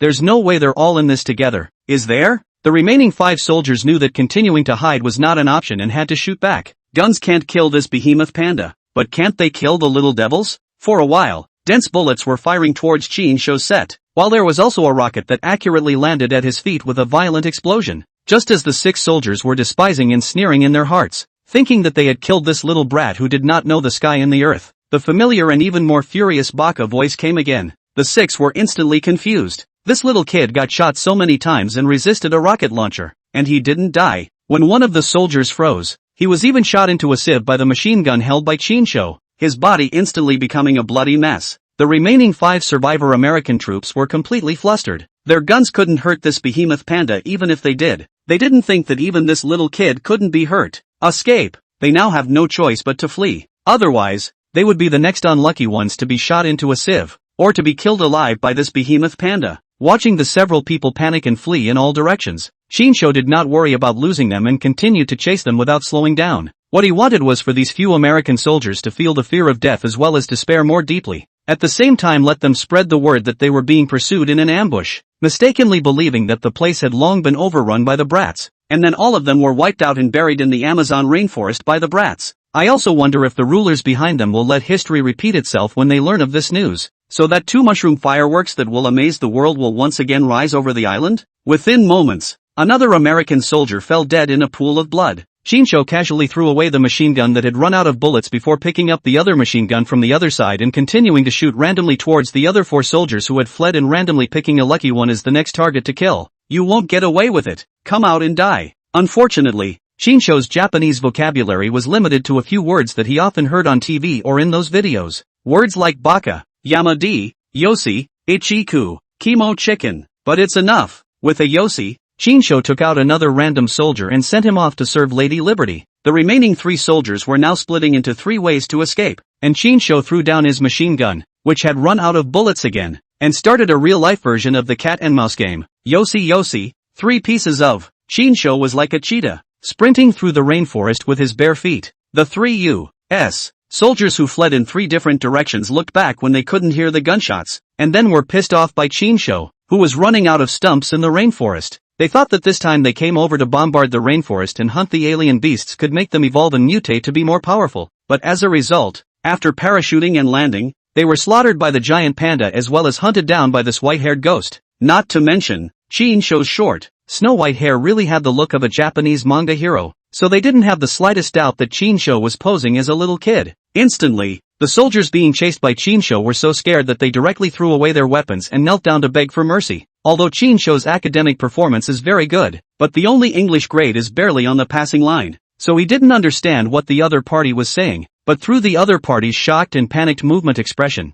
as well as the tone of voice can be sure that this is begging for him to spare his life. To this, Qin Shou was indifferent. If begging for forgiveness worked, there wouldn't be so many poor people from so many countries dying in the fire of your American troops. Qin Shou directly cursed, Baka Yalu, fact squid mad. After cursing, he directly kicked the other party to fly more than 10 meters, ruthlessly slammed into the tree trunk that had been scorched by the explosion, and perished on the spot. When the remaining 2 soldiers saw their companions kneeling down and begging for their lives, the fear and despair in their hearts became even stronger. One of the soldiers hurriedly jumped into the river, thinking that if he swam across, he might be able to escape. As a result, just as he jumped into the river, a piranha that was even bigger than him immediately pounced on him. directly biting off and eating the upper half of his body, and blood instantly stained a piece of the river. Now it's down to the last soldier. In just a few minutes, watching his companions all sacrificed, this moment of intense fear and despair made him completely collapse. The 2-meter-tall big man, at this moment, even wailed and cried for his mother, staggering towards the front to escape. Without waiting for Chinsho and Waist to chase after them, a giant beast tapir with mud on its body suddenly emerged, biting the upper half of the opponent's body before swallowing a 2-meter-tall human in 3 bites, including the weapon on the opponent's body. It was the first time Chinsho had seen the endangered American tapir in the rainforest. It was pig-like in size, covered in hard hair, and the beast transformation had evolved to be even more gigantic than an African elephant, being 7 or 8 meters tall and more than 20 meters long. It also has a long trunk, just not as long as an elephant's. The most unimpressive thing about it is that it doesn't have a tail. It looks so incongruous and weirdly ugly. What surprised Chinsho was that this air raid bombing obviously also bombed it, but it was only stained with mud and showed no signs of injury, so it was evident that its defense was also quite strong. Chinsho was not interested in the giant beast, tapir, so he handed it over to Waist. With Waist's current size as well as his fighting strength, it was naturally impossible for this giant beast tapir, which was 1 or 2 times smaller than Waist, to be a match. In the meantime, the other American troops bombing for Xenos in other areas of the rainforest received the bad news from this side. Upon learning that the transport plane had been shot down, and that the hundreds of soldiers inside who hadn't parachuted in yet, as well as the group of soldiers who had just parachuted in, had been subjected to a hostile attack by the Little Devils and then wiped out, the leader of the group instantly became furious and ordered a bloodbath of the Amazon rainforest in the area, and a bloodbath of the unknowing Little Devils. Chapter 97, Kill one if you see one, kill a group if you see a group. The Amazon rainforest, known as the lungs of the earth, has been devastated by human greed. Chinsho plans to travel north along the Amazon mainstream, eventually ending the Amazon rainforest brush journey, and then take a side trip to the pretty country and end up in the White House on the way. As a result, I didn't realize that the army on the side of the pretty country chose to go south after a month and bombarded the Amazon rainforest in a heartless manner. In his previous life, Chinsho did not know much about these foreign information. The beast change disaster descended 1 month after the network communication has long been paralyzed. News information can only rely on the radio to learn, so he only knew that the beast change disaster descended. The foreign country then the domestic but also chaotic and dangerous, and do not know the U.S. Army plans to bomb the Amazon rainforest. The hunt for the plan of the beasts. It didn't matter to him though, as long as it wasn't a nuclear bomb. He basically had nothing to worry about. And the other side is rushing towards the beast. It is also impossible to use nuclear bombs or too powerful shells, otherwise the beast and the beast spirit beads in the body are blown up. Then they are blowing up for nothing. As a matter of fact, their bombardment of multiple areas had good results. Only this side of the bombardment area was an exception, encountering Chinsho, the rainforest overlord, and then the squad in charge of this area was completely wiped out. Even the transporter was wiped out in one fell swoop, and crashed to the ground and exploded. Chinsho Lu, Ked at the rainforest that had been blown up and messed up, surrounded by a number of small and medium-sized alien beasts that had been killed and maimed by the blast. Instead, the insect xenomorphs, which were relatively small in comparison, generally not exceeding a meter, were unharmed. Chinsho also had no choice but to clean up the battlefield and collect some beast spirit beads from these blasted and maimed beasts to serve as energy supplies. ********. The containers are blown up. Although Chinsho and Waist were fine, the 2 containers with living supplies had been blown to pieces. He could only pick and choose, and then peeled off a military backpack from the corpse of an American soldier, which he used to collect the beast spirit beads and fill it with supplies that could still be used, or else he would really have to live a boring, primitive life without oil and salt for the rest of his life. Since the U.S. Army has set its sights on the Amazon rainforest, it definitely won't play small, and it will definitely send more troops over to hunt the beasts next. So in order to protect the rainforest environment, I had to disguise myself as a justice and let them become the nutrients in the rainforest. Chinsho decided to take the initiative. American planes flying in the sky, American soldiers walking on the ground. He saw one kill one, saw a group kill a group. In his heart, Chinsho heard the roar of the airplane again, and then immediately into switching orc form, gave birth to wings, whooshed into the air, so fast that it was already close to the speed of sound. If you like bombing so much, then go down there and have a blast. High in the sky, Chinsho in his half-orc form instantly entered his full beast transformation form, and his entire body immediately swelled from a 2 or 3 meter tall half-orc size to 50 or 60 meters. This huge figure that suddenly appeared in front of his eyes caused the pilot to be momentarily stunned, and then the bomber couldn't dodge in time and crashed straight into Chinsho. For Chinsho in his fully beast-changed form, This bomber was like a toy airplane. Although it was quite fast and big, it didn't hurt when it crashed into his body, and was directly intercepted by him in the air. So much so that the strong impact directly dented the nose of the plane, shattering the windshield as a result, while the pilot inside fainted from the powerful inertia of the impact. Holding the fuselage of the bomber, Shinsho looked down at the area below that was also being bombarded dozens of kilometers away from a waist, and then directly threw the bomber, which weighed at least 200 tons, down towards that area. Looking at the bombers that suddenly crashed down, those American soldiers who had finished bombing the site to hunt and kill the foreign beasts and collect the beast spirit beads instantly pissed themselves in fear. They wouldn't even scream a word and were instantly engulfed by the massive explosion caused by the bomber crash. The dozens of tons of shells inside had directly blown them, as well as the dead or maimed alien beasts, to mush. For dozens of miles around, all kinds of birds were startled by the sound of the explosion as well as the shockwave and flew out of the rainforest. Shinsho switched back to his orc form and quickly landed back next to Waste, clapping his hands in deep silence. This Amazon rainforest is not destined to be peaceful. It seems that we have to speed up the time before we can do it, or else if they get impatient, they can't say that they'll really use nuclear bombs to level the rainforest. After landing, Shinsho transformed back into the human form of the white-haired boy and sat on Waste's shoulders, directing Waste all the way north. In the meantime, hundreds of kilometers away in the Amazon plains, the three old bulls had seen transport bombers as well as fighters fly by before this, and then vaguely heard the sounds of bombing. It's a bit far away, but it's highly likely that this formation is the U.S. Army out in force, wanting to bombard the rainforest on a large scale and hunt down a large number of alien beasts in a short period of time. That big guy is going to be in danger. It's hard to say. A month ago guns were no longer a threat to him, and now that a month has passed, it's no surprise that he must have become even more powerful and perverted. And unless the U.S. bombardment is done with powerful missiles and nukes, conventional bombardment most likely won't be able to hurt him either. Though U.S. bombing rushes the beast spirit pearls, it's unlikely that they will use artillery shells that are too powerful, and it's even more unlikely that they will use nuclear bombs, or else the alien beasts will all be blown to pieces and they won't be able to get the beast spirit pearls. Not to mention the fact that the Amazon rainforest is the territory of other countries, and they most likely won't dare to be too arrogant, or else the barefoot ones aren't afraid of the ones who wear shoes, and if they piss off the rainforest countries, they will be afraid of being messed up and being subjected to bombing in retaliation. We were thinking of going deeper into the rainforest in a few days, but it looks like we'll have to give it up now or we'll be in even more danger if we're bombed or run into U.S. troops. Fear of hair. They're only now starting to eye the Amazon rainforest, while we've been surviving the challenge of the Amazon plains for a month before this. Even if we encountered the U.S. Army, their equipment and weapons most likely can't hurt us anymore. And even if the number is dozens of times that of ours, most likely they won't be our match. It's better to choose a day than a date. Let's go deeper into the rainforest now and head towards the bombing direction.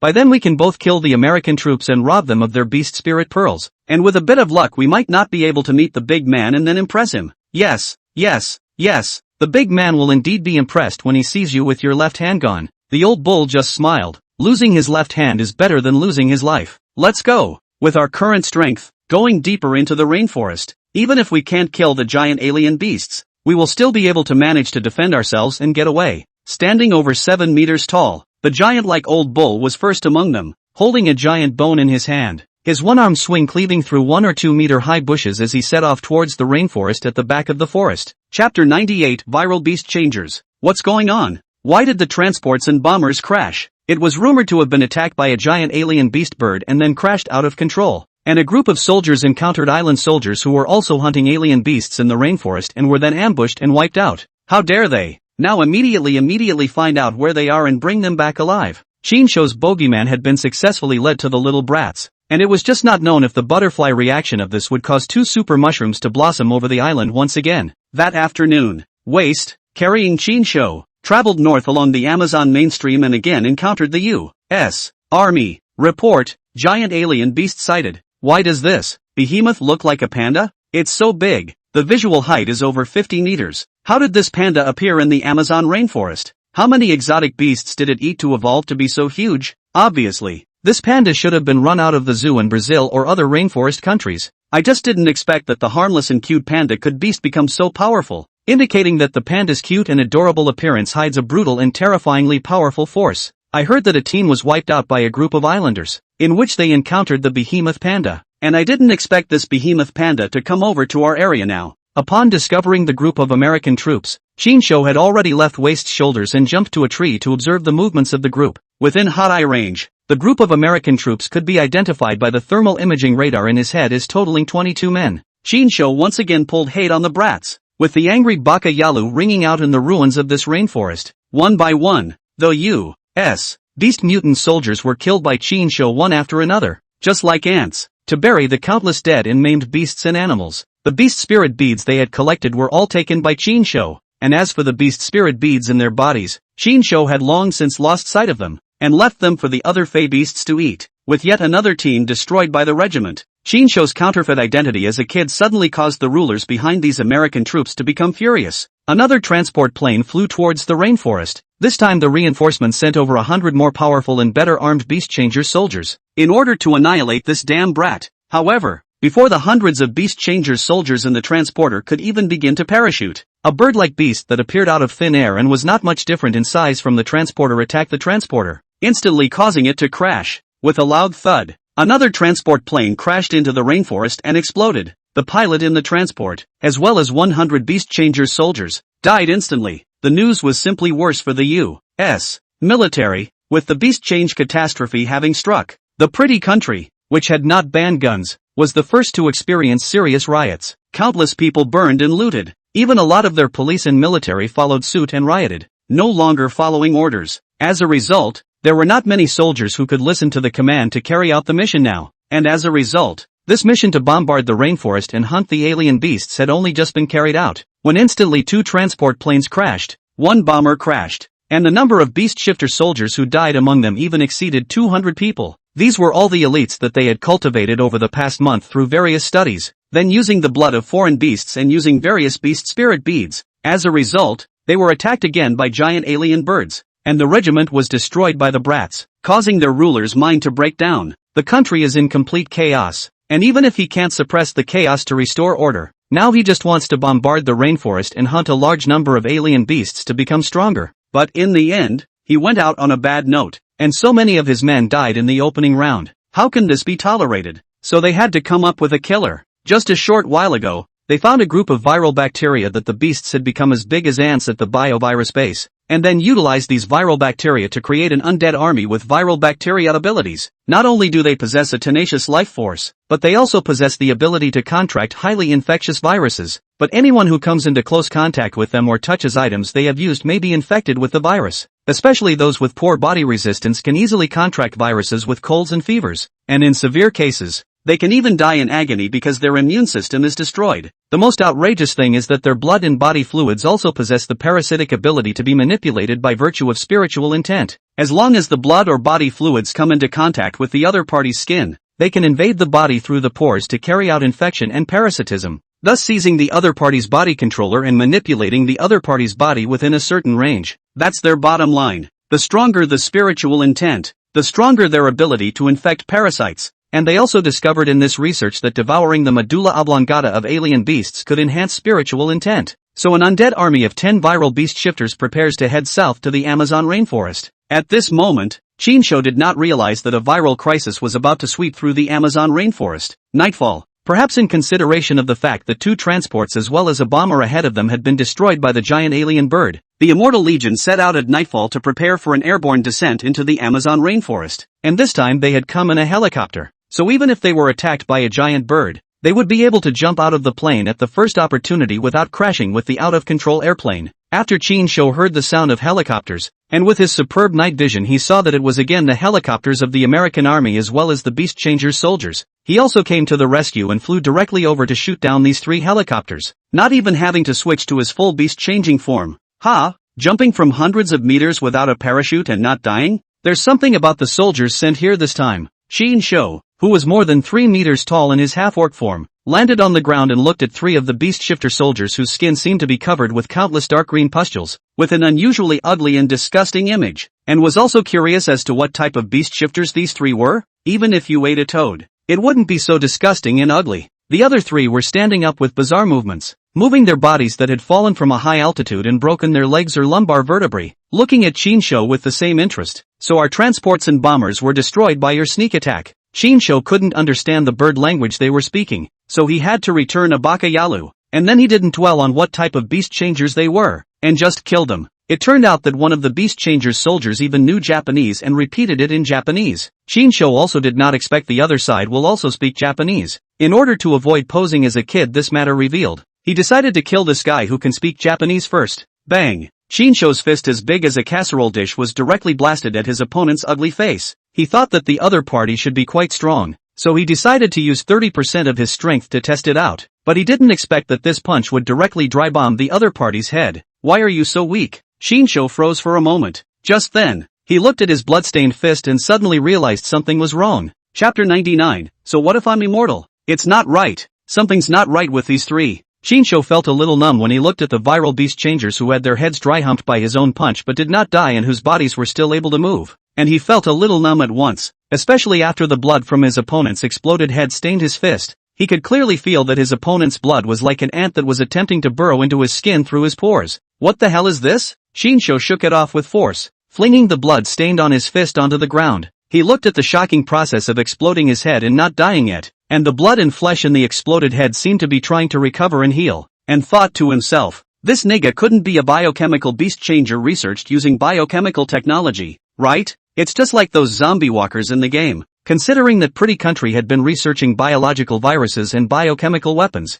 Shinsho felt that perhaps he had actually guessed it. He suddenly regretted that he hadn't learned English properly when he was in school, or he could have interrogated them properly, instead of the current chicken and egg approach, where you can't understand what they're saying with any but simple English vocabulary. Shinsho Yoshi let out a sound, expressing the curiosity in his heart about this beast-changing ability of theirs, and then continued to strike, taking down the soldier who had just had his head blown off and had not yet died to the ground, and then raised his right foot, aiming at the other party's heart, and then stomped on it. This heavy kick instantly stomped the opponent's chest into mush. The head is still alive after being smashed, the heart is trampled, and the flesh and blood are still writhing and reorganizing. Shinsho was a bit surprised. It's immortal. No wonder after the helicopter was shot down by me, they didn't even bring a parachute and jumped straight down from hundreds of meters. No wonder they didn't worry when they broke their legs and fell on their lumbar vertebrae and necks, but slowly climbed up and waited for the recovery to heal, and weren't even afraid that I'd take the opportunity to make up for it and finish them off. At this moment, Shinsho had an answer in his heart. There's no running away.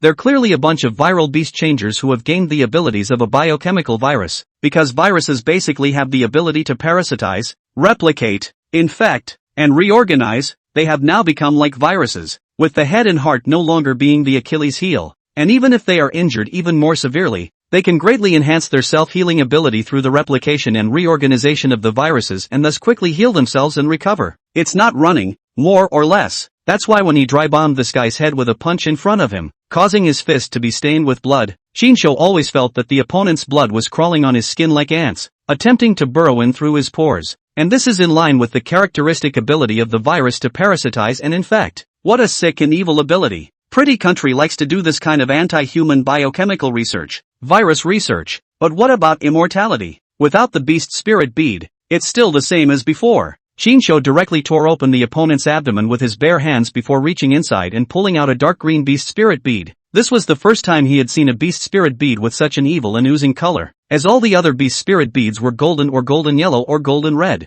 With the beast spirit bead removed, the other party finally died completely, the flesh and blood of his body no longer showing signs of writhing and healing itself, and the blood that stained his hands seemed to have been inactivated by the death of the other party, thus becoming indistinguishable from ordinary blood. The remaining two virus soldiers were originally waiting to see Shinsho reveal an expression of despair and uneasiness, but it turned out that Shinsho didn't follow the rules, and instead of being frightened by their undead bodies, he calmly ripped open their companion's abdomen and took out the beast spirit bead from it. So the two virus soldiers did not have time to wait for the broken legs and lumbar vertebrae to completely heal themselves, and directly drew out the virus-stained saber and then staggered towards Shinsho in a posture of the old and the sick to kill. And not far away, the remaining 7 virus soldiers had all fallen into ruin, and were rapidly healing themselves and recovering, while under their influence, the virus bacteria they were carrying were gradually spreading, ready to infect the nearby fey animals. Shinsho was naturally unaffected, not to mention the fact that he had already become particularly powerful now. Take the water bear worm ability fused with the regenerative ability of the salamander in his body. It was enough to make him immune to all kinds of viruses. Therefore, even if he realized that something was wrong,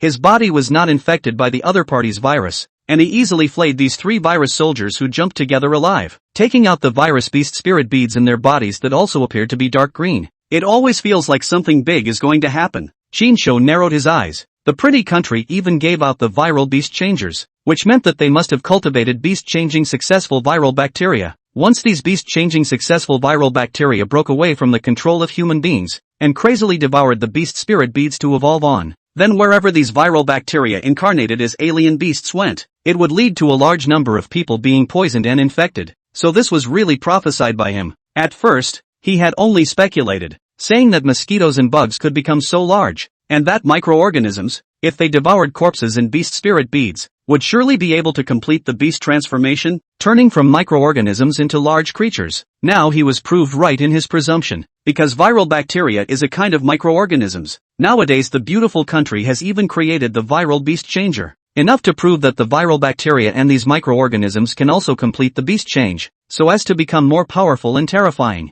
Shinsho did not stay too long and hurriedly went to hunt the remaining 7 virus soldiers. Obviously, these 10 virus soldiers sent this time should be the strongest undercard of the US Army, presumably sent specifically to kill him. After all, he had exterminated 2 teams of US soldiers here as a kid, so the US Army would definitely not take it lying down when the news got back. Soon, Shinsho, like killing a chicken, used the saber carried by the other party to quickly decapitate the remaining 7 virus soldiers, and then flayed their abdomens alive to dissect out the virus beast spirit beads in their bodies. This viral beast spirit bead should be able to enhance my regenerative self-healing ability, as well as the infectious ability of the poisonous stings. It just looks weirdly disgusting, and it always feels like you'll be demonized and blackened after swallowing it. It was the first time that Shinsho felt revolting and nauseous towards the beast spirit bead. He was not in a hurry to devour these 10 viral beast spirit beads and flew back to Waste. Do you want to eat the beast spirit bead? Shinsho purposely asked Waste, and as a result, even Waste, who was the most fond of eating beast spirit beads, had no desire to devour the dark green beast spirit bead after seeing it. As expected, even Waste felt that this viral beast spirit bead was filled with a disgusting and evil flavor, and it didn't even want to eat it when it was handed to it. Forget it. Evil people will not become good even if they eat the brightest beast spirit bead, so good people don't necessarily become bad people even if they eat the darkest beast spirit beads. Shinsho didn't dwell on it and finished devouring the 10 virus beast spirit beads in turn, hoping that his body wouldn't grow ugly and disgusting pustules just like those virus soldiers. It was also hoped that, like those virus soldiers, they would be able to utilize the blood in their bodies, thus parasitically infecting the creatures that were dipped in it. Once this ability was mastered by him, then he would become an existence even more terrifying than a viral bacteria. Chapter 100, It's Going to Change. As the 10 viral beast spirit beads finished devouring and fusing, Shinsho immediately felt the phenomenon of a chain reaction like beast transformation occurring in his body. Although there were no new signs of the beast's transformation on the outside, every inch of the body, every cell and even bacteria had mutated.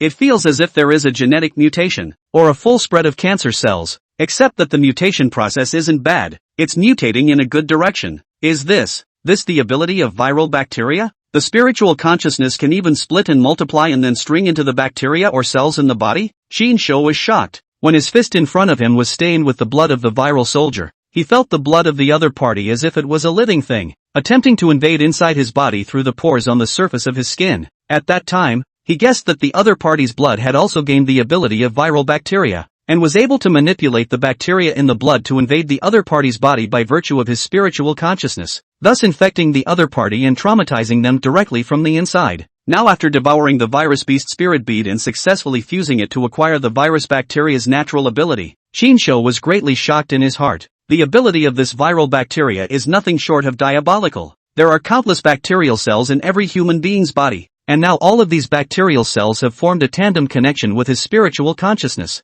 and can act and work according to his intended thoughts. So to exaggerate, he was now equivalent to having billions of legions inside his body, and at any time he could release them to fight, and then invisibly invade and infect his enemies. And the stronger the spiritual power, the more spiritual consciousnesses that could be split, and then the greater the number of bacterial cells that could be dominated by his spirit. This ability is simply not outrageous, and with this ability, he's a walking supervirus. The point is that this beast transformation, in addition to the viral bacteria in the body being enhanced and being able to be dominated by one's own spirit, even the stem cells, blood cells, and so on in the body have been strengthened across the board. No wonder those virus soldiers were as if they possessed immortality. They couldn't die even if their heads exploded or their hearts burst. Shinsho understood this time. replication, infection, reorganization, regeneration. He should be just like those virus soldiers now. As long as his body didn't lose the beast spirit bead, then even if his head blew up and his heart was gone, he would still be able to manipulate his body with the spiritual consciousness that had split and replicated itself into other bacterial cells. To put it bluntly, every bacterial cell in his body can become his bilocation. As long as his spiritual power is strong enough, the number of bilocations is large enough,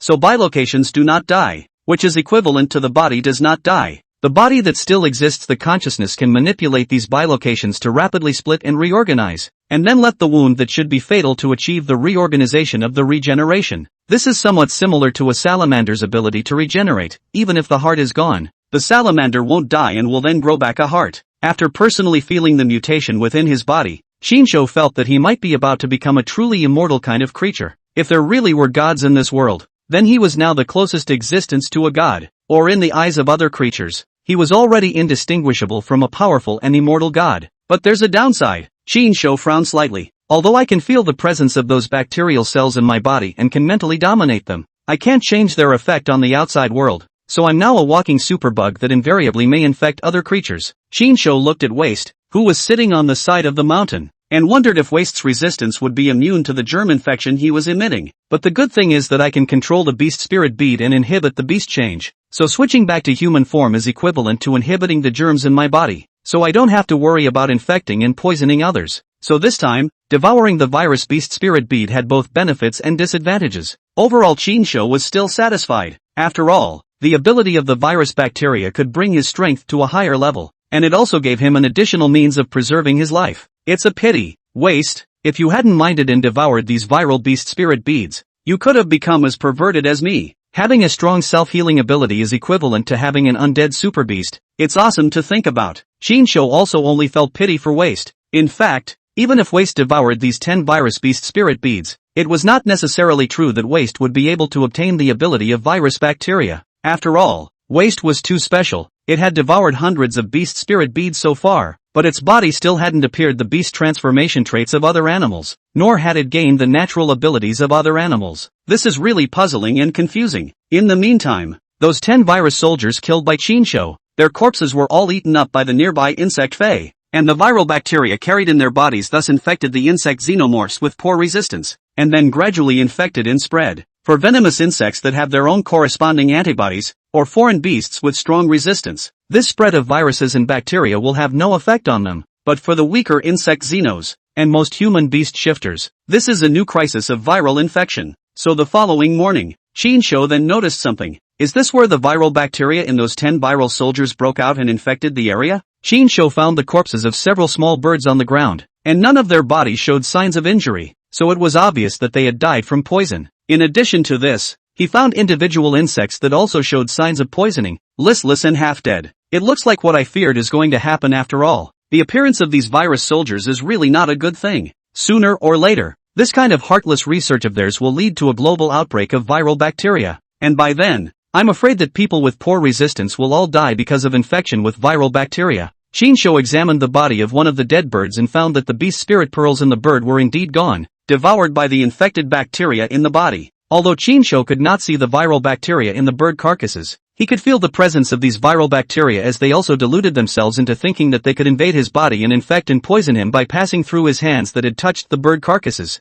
It's going to change. Shinsho couldn't help but lament that next the world would not only be dominated by giant beasts, but also by microorganisms that were gradually bestializing and evolving. The viral bacteria and all sorts of microbes that evolved from these beastly transformations pose a threat that is significantly more serious than that of the behemoths. It's something that can't be stopped. The weak don't have the option to survive, and the world will only become more brutal and harder to survive next. It's hard to say if humans will go extinct, but these microbes certainly won't, and we'll see a full-blown evolutionary phase. Rolling eyes. 3 days passed. With 10 viral soldiers lost and more US soldiers dying in the Amazon rainforest, the ruler behind it finally sits down and decides to make a trip over there himself. Chapter 101, Gross Grits. The big boss behind these US Army beast changers finally sat down and decided to travel to the Amazon rainforest himself. If Shinsho was the #1 strongest person in the national service, then Admiral MacArthur, the big boss behind these American beast changers, was the #1 strongest person in the American service? It was precisely because he was so much more powerful than the other beast changers that these soldiers would submit to him and follow his orders and dispatches. His arrival was also a shot in the arm for the other soldiers who were still on a mission in the rainforest, and greatly boosted morale. Chinsho did not yet know that the big boss behind these American soldiers had already pressed on and ran over personally, and that the other party had not come in an airplane, but had flown in directly. "Where are those damn guys?" MacArthur grimaced and condescendingly asked the few soldiers who were as young as babies in his eyes. One of the soldiers hurriedly spoke. The last batch of teams that were massacred were 40 to 50 kilometers away from this side, in the direction of the south. MacArthur was a bird-like beast shifter with a huge pair of turkey-like wings on his back, and his entire body was 7 or 8 meters tall. This tall and robust size of his indicated that he had devoured many beast spirit beads, which was why the beast had become so tall and strong. "This way, right?" said. MacArthur directly flew up, holding a 3-meter-long, 1,000-pound steel spear, and took the initiative to seek revenge on the little kid. More than 200 of his men were buried here, and it pained him to think about it. Especially he did not want to kill the 10 virus soldiers devoured also lost. The probability is also by the little kid here to kill. Make him particularly depressed, especially want to kill to vent their anger. He was not heartbroken when these soldiers died, but the fact that the beast spirit pearls in their bodies were not devoured by him after these soldiers died was something he could not accept,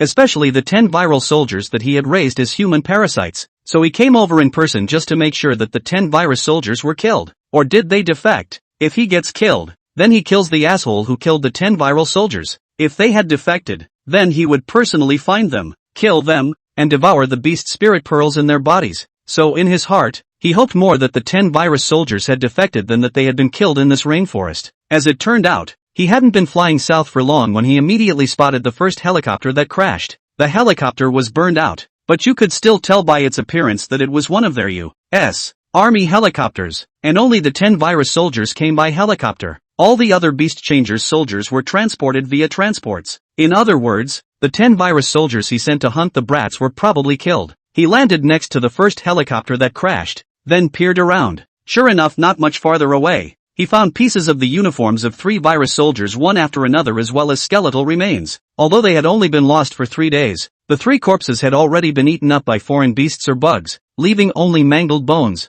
Fark! MacArthur cracked up in anger. The undead legion that he had spent so much resources on and managed to cultivate, waiting for the time to be ripe to kill and devour, was just killed by someone else. His angry curses erupted in the forest, startling the nearby exotic birds into scattering in all directions. "Don't let me catch you, or I'll make you regret living in this world." MacArthur had been tricked by Chinsho, truly believing that there was a group of brats here that specialized in hunting his soldiers and snatching the resources of the foreign beasts. Then not much farther away, he spotted Chinsho's footprints in his half-orc form, as well as Waste's huge footprints. "These footprints aren't much smaller than mine. I didn't realize that an existence that is dangerously more powerful than me had appeared among these damn guys." In his perception, the taller the human beast changers were, the stronger they were after the beast change, so he concluded that his men must have died at the hands of this guy. It just made him depressed that the footprints only appeared in this neighborhood, and the other party seemed to have wings just like him, so they directly flew away without leaving footprints that revealed their whereabouts. Then the footprints of the nearby behemoth that resembled a bear's paw and the human footprints next to it that seemed particularly small in comparison caught his eye.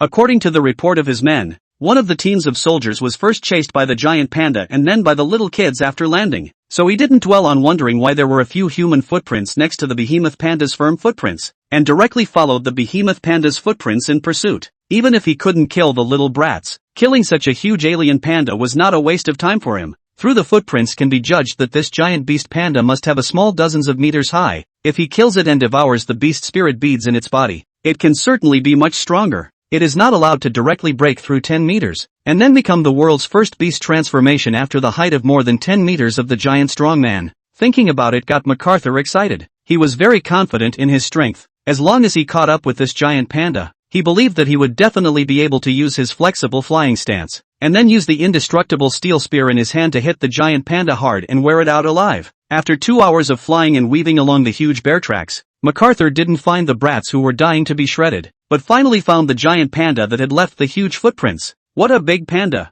MacArthur looked dumbfounded. Through the footprints, he knew that this panda must be huge, but after witnessing it with his own eyes, he realized that this behemoth panda was even more gigantic than he had imagined. Standing at a height of 50 to 60 meters, Chinsho had long since detected MacArthur's presence. and was equally surprised at how a beast had appeared here who had become quite a tall birdman, although it was only 1/8 the size compared to himself in his full beast transformation form. This birdman's beast transformation strength compared to the other beast transformers definitely claimed to be far ahead. Dressed in U.S. Army clothes again. It looks like it should be an officer captain or something. Shin Sho, who was sitting on Waist's shoulder, patted Waist's shoulder and said, "Waist, there's another fight coming up." Meanwhile, it was then that MacArthur realized the white-haired teenager sitting so small on the behemoth panda's shoulder that he was unnoticeable. He was a little confused. Why was there a human teenager sitting on the shoulders of this behemoth panda? Moreover, this human teenager didn't seem to have too obvious signs of beast transformation, indicating that he must be a weakling,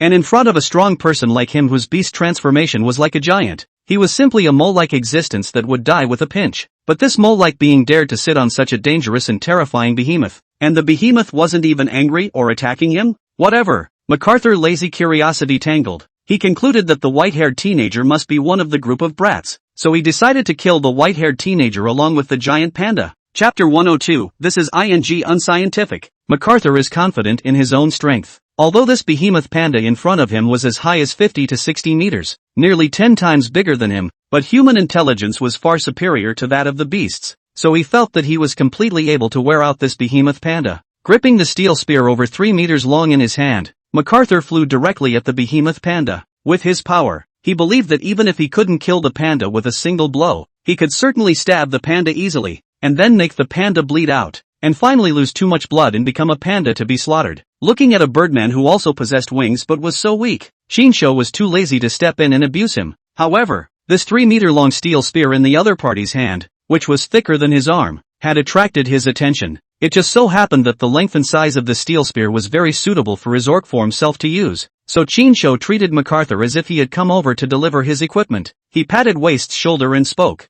"This birdman is all yours. Although he is weak, you can't underestimate him, lest you accidentally get blinded by the weapon in his hand and become a blind bear." Waist growled in response. The fact that the little rookie dared to take the initiative to attack himself was an insult in Waist's eyes. Waist directly raised his huge bear claws and grabbed at the flying MacArthur. MacArthur felt inexplicably nervous as he watched the huge bear claws clawing towards him as if they were covering the sky. But after all, he had been in many battles, and had killed many people and many large alien beasts in the past month or so. So he quickly pressed down his nervousness and uneasiness, and turned to excitement and exuberance. With a sideways flight, he nimbly avoided the huge bear claws grabbed by Waist, and also stabbed the steel spear in his hand against Waist's wrist. As a result, without stabbing, MacArthur instantly realized the gap between this behemoth panda and him. So hard, MacArthur's hands were numb. The impenetrable steel spear, under the situation that he almost exerted all his strength. Even this panda's epidermis could not be pierced? If it was a crocodile, armadillo, or other exotic beasts with scaly skin,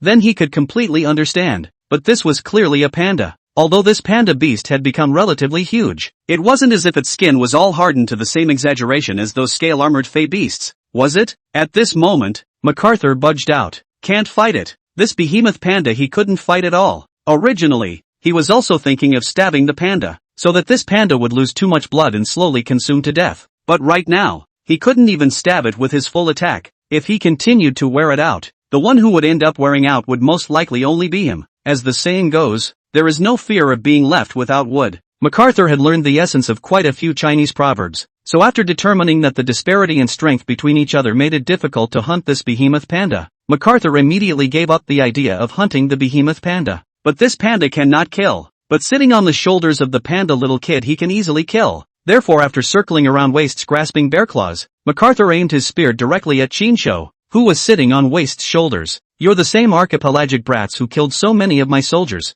aren't you?" MacArthur stepped around Waist's grasping arm to kill Shinsho, and made a point of opening his mouth to make sure. Shinsho didn't know what he was saying and cursed directly back. "Baka Yalu." MacArthur cursed back angrily, interspersed with half a sentence of Chinese, "Fark oil mother." Shinsho froze for a moment. Chinese? MacArthur froze for a moment when he heard that, too, thinking, is this kid Chinese or Islander? But forget it, it's going to die anyway. He didn't hesitate. The sharp steel spear in his hand flew towards his opponent's chest with the help of his flying speed. In the next second, the steel spear in his hand would go straight through his opponent's chest, piercing him into a skewer of human flesh. Die! Just when MacArthur thought that his opponent was too late to dodge and was going to be stabbed through the chest by himself, a scene happened that made him dumbfounded, only to see that the steel spear in his hand seemed to be fixed, stopping before it was about to pierce through the opponent's chest, and even he, who was firmly holding the steel spear with both hands, stopped in mid-air as a result. Fixing his eyes on the spear, he was actually grabbed by the other party with one hand, so the spear stopped in front of his chest, unable to advance any further. It was a cold sweaty moment for MacArthur. Chinsho looked at MacArthur, whose race had long been indistinguishable after the beast's transformation, and once again inquired, "Is it Chinese?" MacArthur, who could understand a lot of Chinese and speak some of it, was afraid to answer, for fear that a wrong answer would ensue in a crisis of death. Therefore, he fanned his wings with all his might and pulled hard with both hands on the steel spear that was stopped by the other party's one hand, only to find that with all his strength, the steel spear did not move at all and was still dead in the other party's one-handed grip. What's with this guy? He clearly didn't look like he had any signs of beast transformation on the outside except for his white hair, but why was his power so great? MacArthur had trouble understanding. In their research findings, both human beast shifters and mutated animals, the larger the size, the more the beast shifting evolved. He was now 7 or 8 meters tall from his beast transformation evolution, while the common human beast transformer was only 2 meters tall, so his beast transformation evolution strength was equivalent to being as much as 5 meters taller than an ordinary person. The white-haired kid in front of him looked to be less than 2 meters tall, theoretically a rookie who was even more common than an ordinary beast shifter to be right, but it was such a rookie who managed to block his offense with one hand, and in terms of power, the strength of one hand hung over the strength of his two hands. Unscientific. It's unscientific. MacArthur hastily let go, and with the advantage of being able to fly, he hastily spread his wings and fled from the man and the bear who made him feel threatened with death. Chinsho felt helpless as he looked at MacArthur, who was scared and flew away without saying a word. If you're not a national, at least say so. If so, then I can't say I can spare your life. If not, I'm going to spike you. Mentally speaking, Chinsho directly leapt up from Waste's shoulders. In the air, a pair of silver glittering wings were born from Chinsho's back. The human form of Chinsho instantly entered the half-orc form, and his physical height was also instantly huge several times, becoming 1 or 2 times bigger than the 7 or 8 meter tall MacArthur. This sudden transformation of Chinsho caused MacArthur, who had turned back to observe on his way to fly away, to stare in disbelief on the spot. What's this? What's this all about? How did this white boy suddenly become bigger than me? And how did he grow wings? Unscientific. MacArthur felt like ants were crawling all over his body, and cold sweat spilled out uncontrollably. Chinsho quickly flew in front of him and pointed his steel spear at his head, forcing him to stop in midair. Get down there. I have something to ask you. Chapter 103, It's You I'll Kill. Looking at Chinsho, who had suddenly transformed, with wings even bigger than his own and a much larger size, MacArthur knew that he had accidentally kicked the bucket this time. Forced to land on the ground by his opponent's even greater power than his own as well as his flight speed, MacArthur could only land on the ground. Is it Chinese? Chinsho once again asked. If not for the other party cursed in front of the sentence "Fark oil mother" in the mother pronunciation is more standard, now would have been a corpse. MacArthur was apprehensive. He had always thought that he was the strongest human beast shifter in the world, more powerful than all human beast shifters, but who knew that there were human beast changers even bigger and more powerful than him in this rainforest? Moreover, this human beast shifter was even able to transform,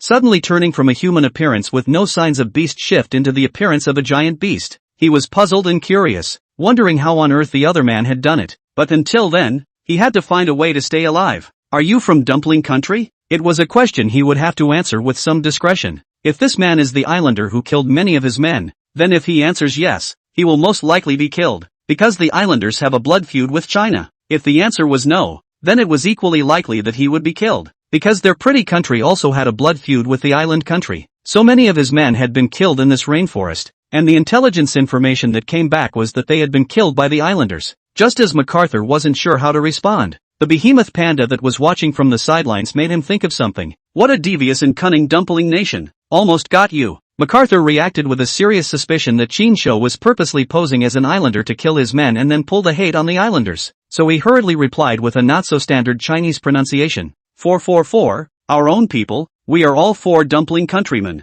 Chinsho spoke. One of our own, right? Then let me ask you, Palace Jade Wine, what's the next line? MacArthur? Looking at MacArthur, who stammered and couldn't answer, Chinsho changed to a code word that any of his own people could get right, which is the best digging technique. And what's the next line? MacArthur again a face question mark, weakly said, I worm small in the Phantom Kingdom grew up. Dumplings when not 4 very good. So, Xinsho took him to be an overseas Chinese, but all Chinese who were officers in pretty countries were traitors and traitors, so even if he was a compatriot, Xinsho had already sentenced him to death in his heart. It's just useful to keep him alive for now. Xinsho asked, have you cultivated quite a few virus beast change soldiers? MacArthur probably understood and explained, we had virus soldiers on 4, but they came over here and got lost. Xinsho also probably understood his increasingly substandard Chinese and said, they weren't lost, they were killed by me. MacArthur asked hastily, then that in them. He didn't know how to say beast spirit bead in Chinese and added it in English later, but Xinsho couldn't understand it. However, Xinsho also guessed what exactly he wanted to ask, and returned, the beast spirit pearls in their bodies were eaten by me, and the beast transformation ability of this virus bacteria is very strong and evil.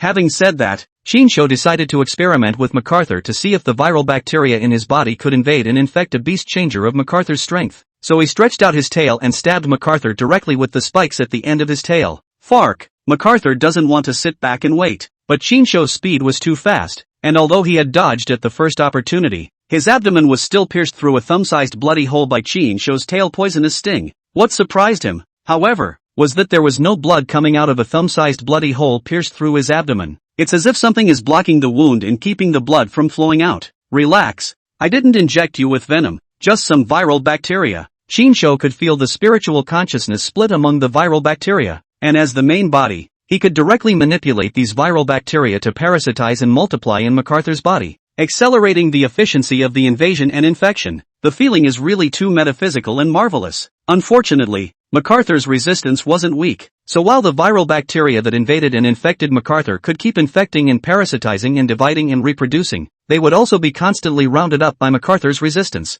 Therefore it is not easy to achieve a full invasion of the infection and thus manipulate the other person's body. But infecting your opponent with a virus and thus becoming sick and debilitated is easy to do. At least a powerful human beast shifter like MacArthur would have trouble resisting the invasion of his virus, and thus would need to consume quite a bit of resistance energy to destroy the virus in his body. This process causes MacArthur's body to show signs of sickness and debilitation. So this viral bacteria is still pretty nasty in its abilities. Xinsho asked, you have cultivated virus soldiers. You should have developed vaccine antibodies as well, right? Otherwise what if you guys get infected? MacArthur looked at Xinsho with a palpitating heart. He knew that it would be hard for him to escape from this guy, and this guy had delayed killing himself, so he must be trying to find out more information. He felt the somewhat weak and uncomfortable feeling coming from the infected virus in his body, and determined that the 10 virus soldiers sent over were all killed by this guy, and the virus beast spirit beads in their bodies were all eaten by this guy. Therefore, he only had one idea now, and that was to save his life to escape from this guy's hands, and then do whatever it took to thwart this guy. He replied, we have vaccines that build up resistance to all viral infections that invade. The second half of the sentence is mixed with English vocabulary. Xinsho can only half understand, but sure that the other side has a vaccine on the line, so that more or less can control the outbreak of their artificially induced viral animal mutation. Well, nothing else, you can die, Xinsho said, raising his steel spear. MacArthur hurriedly spoke, no 4, we all 4 dumpling countrymen. Dumpling countrymen do not kill dumpling countrymen. Chinese players play the game in the US service to say this, so this phrase was learned by him. Xinsho, however, sneered and spoke in Japanese. Smimasai, sorry, I'm a brat in your dumpling nation's population, so you're the ones I'm killing. MacArthur hurriedly explained, I lied to you. I do not 4 dumplings countrymen, I 4 chimera countrymen, we 4 real own people. Xinsho laughed, I'm sorry, I lied to you too. I'm actually Chinese. There are no island ghosts here at all. After saying that, Xinsho suddenly transformed into a residual shadow and instantly flashed a few meters to appear in front of MacArthur. At the same time, the steel spear he held in his hand easily penetrated MacArthur's heart, pinning him to the large tree behind him. MacArthur slowly lowered his head and looked at the blood gurgling out of his heart area, and finally stared at Xinsho with eyes full of resentment. Dying in peace. Chapter 104, Piglets. Where to run? MacArthur's men didn't know he was dead just like that, or else with no leader in the group, his men would have most likely dispersed. Xinsho drew the steel spear that had penetrated MacArthur's chest, thanking MacArthur for sending this handy weapon with his life. This steel spear is real good. Xinsho was very satisfied and directly cut open MacArthur's stomach with his sharp spear blade, pulling out a beast spirit bead from inside and throwing it to waste. He wouldn't let waste eat people, but he would dissect the beast spirit beads in human beast changers as long as they weren't too trashy. The beast spirit bead in MacArthur's body was good. After all, The fact that he was able to become more powerful than the vast majority of people in a month's time out was proof enough that the purity of the beast spirit bead in his body was also better than the vast majority of people. However, for today's Chinsho, this level of beast spirit bead was already difficult for him to enhance, unless the natural ability was a special fit, or contained a rare and powerful natural ability similar to the viral beast spirit bead. Waste caught the beast spirit bead that was thrown over, and without being polite, he directly put it into his mouth. It was a pity that its beast transformation had evolved too huge now, so much so that the tiny beast spirit bead couldn't even fit between its teeth and couldn't taste it at all.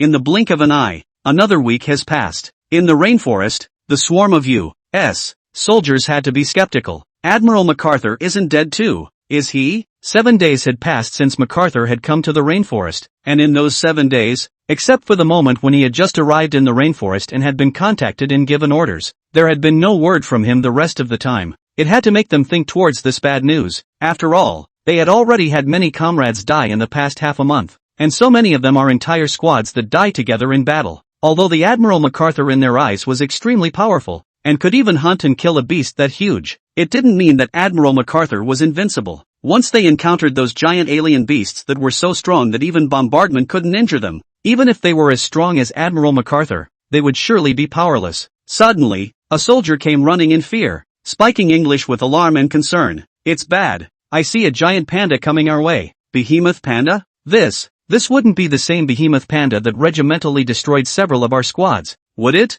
If there isn't a second behemoth panda here, then it has to be it. How big is it? Is there any chance we can take it out? I don't know exactly how big it is, but standing up visually it's 50 to 60 meters tall. Its arms are all thicker than the trunks of many giant trees. Our weaponry struggles to take out even the common large alien beasts, let alone this giant one. It is said that the bombardment in front of us can't even hurt this giant panda, so the team that landed after the bombardment was directly annihilated by its regiment. So if we don't want to die, let's hurry up and escape, or else we can only be slaughtered by it when it catches up with us. Damn. No response to request for HQ support. Admiral MacArthur can't really be dead. After half a month of struggling through this rainforest, the number of U.S. soldiers still surviving today has drastically decreased from the thousands to the tens. Those who could last half a month and survive were actually already considered quite strong, at least among the human-beast changers. Their beast change strength was already in the upper reaches. However, in this crisis-ridden and dangerous Amazon rainforest, their little strength was simply not enough. The appearance of a large alien beast at any time was enough to threaten their lives. Even if there were no large alien beasts infested, those beasts became dozens of times more powerful and huge than the original. Hundreds of times more poisonous insects could poison them in minutes.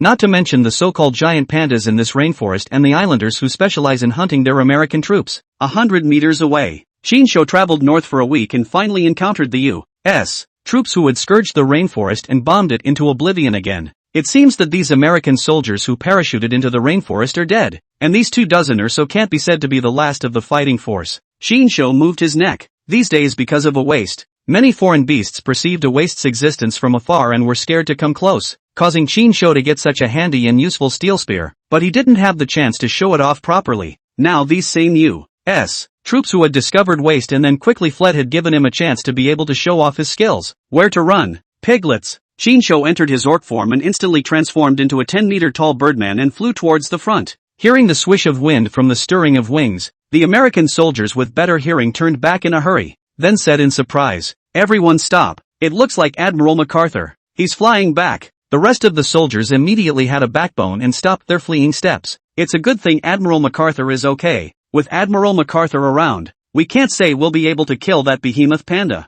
Wait, this doesn't seem to be Admiral MacArthur. Admiral MacArthur doesn't seem to be this big, and Admiral MacArthur's wings aren't silver. The problem is that the steel spear he's holding is Admiral MacArthur's weapon. Now that it's even taller and the color of its wings have changed, it means that Admiral MacArthur hunted a more powerful beast and then began to evolve and mutate again by devouring the beast spirit pearls. This explanation convinced the crowd, so they all believed that the huge birdman who was traveling through the rainforest and flying rapidly was their Admiral MacArthur. When Shinsho saw that each of these American soldiers had stopped to face him, and that individual soldiers had expressions of surprise on their faces, he guessed that there was an ingenious misunderstanding between them. Therefore, in order to let them feel the true despair, Shinsho threw the steel spear in his hand from a distance of tens of meters, instantly penetrating the body of an American soldier and pinning him to the ground. Bakayalu, the stormy Japanese, like a death growl, made the 2 dozen or so U.S. Troops giggle on the spot. He's an islander, not Admiral MacArthur. Run away. Admiral MacArthur must have been killed by him. Hope instantly turns to despair. 24 U.S. soldiers panicked like frightened rabbits, terrified and running in all directions, leaving alone a soldier who had been speared through the abdomen and nailed to the ground. Shinsho swept past him, reached down and pulled the steel spear from him, which was rooted deep in the ground, and went after the other American soldiers. The law of nature has been the law of the weak and the strong since the beginning of time. If these U.S. troops came over to hunt the beasts on their own strength, then Shinsho would have to praise them for their commendable courage. But the fact that they hunted foreign beasts by bombing the rainforest and destroying the natural environment made Shinsho revolted and recoiled. What's more, Shinsho was still in the range of their bombardment, so Shinsho didn't spoil them at all, killing one when he saw one, and killing a group when he saw a group. So what came out of this rainforest that had been baptized by artillery fire was no longer the screams and wails of the beasts and animals, but the screams and wails of this group of U.S. soldiers being hunted down by Shinsho. 105. Newport Beach Secure Base. The world never stops working because of who is missing. When one MacArthur dies, another MacArthur will come up to take his place. Under Shinsho's targeted hunting and the attack of the alien beasts and poisonous insects in the Amazon rainforest, the first round of 1,000 U.S. soldiers sent to bombard the Amazon rainforest to hunt the alien beasts had been almost completely wiped out in less than a month's time. But this just goes to show that there really are immensely powerful beasts in the Amazon rainforest. At the same time they learn that there is another group of islanders in the Amazon rainforest who are far more powerful than their U.S. forces, and even far more powerful than Admiral MacArthur. And so the even better equipped and more numerous U.S. military continued south to kill the alien beasts of the Amazon rainforest as well as the islanders in defiance of warnings from other countries. Only this time, they didn't dare to continue bombing the rainforest against the rainforest country's warning. After all, these rainforest countries' army and civilian beast changers also killed into the rainforest one after another, only to hunt more powerful alien beasts, so as to make themselves strong. The same goes for the rest of the country. With the beast change catastrophe falling a month or so later, people are thoroughly cognizant of the status quo and know that they can never go back to the way things used to be. The collapse of order, the fall of morality, the distortion of human nature, the threat of alien beasts. In order not to become cannon fodder in this era of beast change, one could only gamble his life to make himself strong. Therefore, people who were not willing to be mediocre and did not want to be obliterated from the crowd embarked on the path of becoming stronger by hunting foreign beasts. Foreign or domestic, everyone was made to go out and take risks. Otherwise all that was left for them was to starve to death, or be killed by someone else, by a powerful alien beast. The moment Shinsho's old neighborhood, Harbor New Town, was bustling. After a month's time, the local military and police led hundreds of thousands of people to make Harbor New Town a closed security base, as well as the largest local military security base. This place was surrounded on all sides by towering, thick mudstone walls, and unless there were 20 to 30 meter tall, more powerful beasts to destroy, the unusual beasts simply couldn't break through the walls and enter inside. Zhang Yunzhong led dozens of neighbors to safely arrive at the Newport Bay base. I wonder what happened to my friends who have been out of touch for a month after the internet communications went down. Could they have joined the Newport Beach secure base? At the same time, he was also a little worried that the rulers of the new Harbor Bay base were just like the ancient emperors, relying on the fact that they were the rulers of the base, and then doing wrong and treating the survivors as slaves. Furthermore, is it possible that they would covet the strength of others, thus pitting the survivors and seizing the beast spirit pearls in their bodies? It was because of these concerns that he did not bring his family over, but instead escorted his neighbors, who had no ability to defend themselves and could only rely on the safe base for shelter,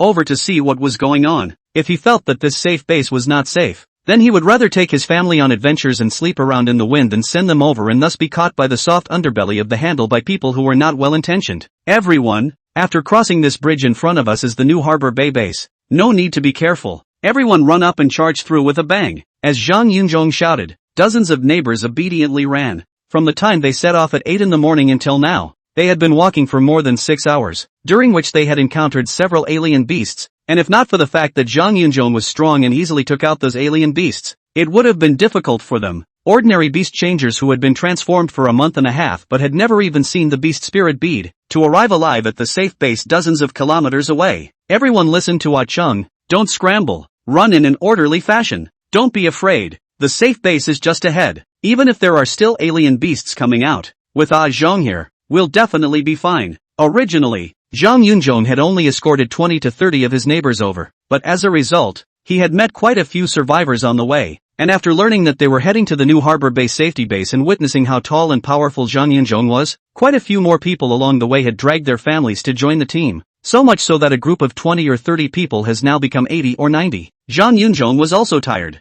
But fortunately, although a few foreign beasts appeared one after another along the way, they were all weaker and were all taken out by him at the first opportunity. Otherwise, once there was a casualty in the team, it would surely be disorganized into a loose end, which would then increase the number of casualties. Nowadays, they only needed to pass through this 2-kilometer-long New Harbor Bay Bridge in front of them to reach the New Harbor Bay safety base without any problems. So in order to avoid a long night's sleep, Zhang Yunzhong told everyone to run, and he broke off on this side of the bridge. Sure enough, as dozens of people scrambled to run up towards the New Harbor Bay Bridge, the foreign beasts that had sensed it were instantly drawn over by the commotion. Run faster in the back. Spread out a bit. Don't run together to avoid a stampede, Zhang Yunzhong shouted. The guards stationed at the gate and the bridge wall across the bridge were also surprised to see so many people suddenly running across the street. So many survivors. Where did they come from? The survivors in the nearby 10-mile radius had basically all taken refuge in the base. So most of these survivors had come from the more remote towns and villages. They were obviously aware that traffic was paralyzed in many places and that the sound of cars would attract the attention of the beasts. So most of them came on foot,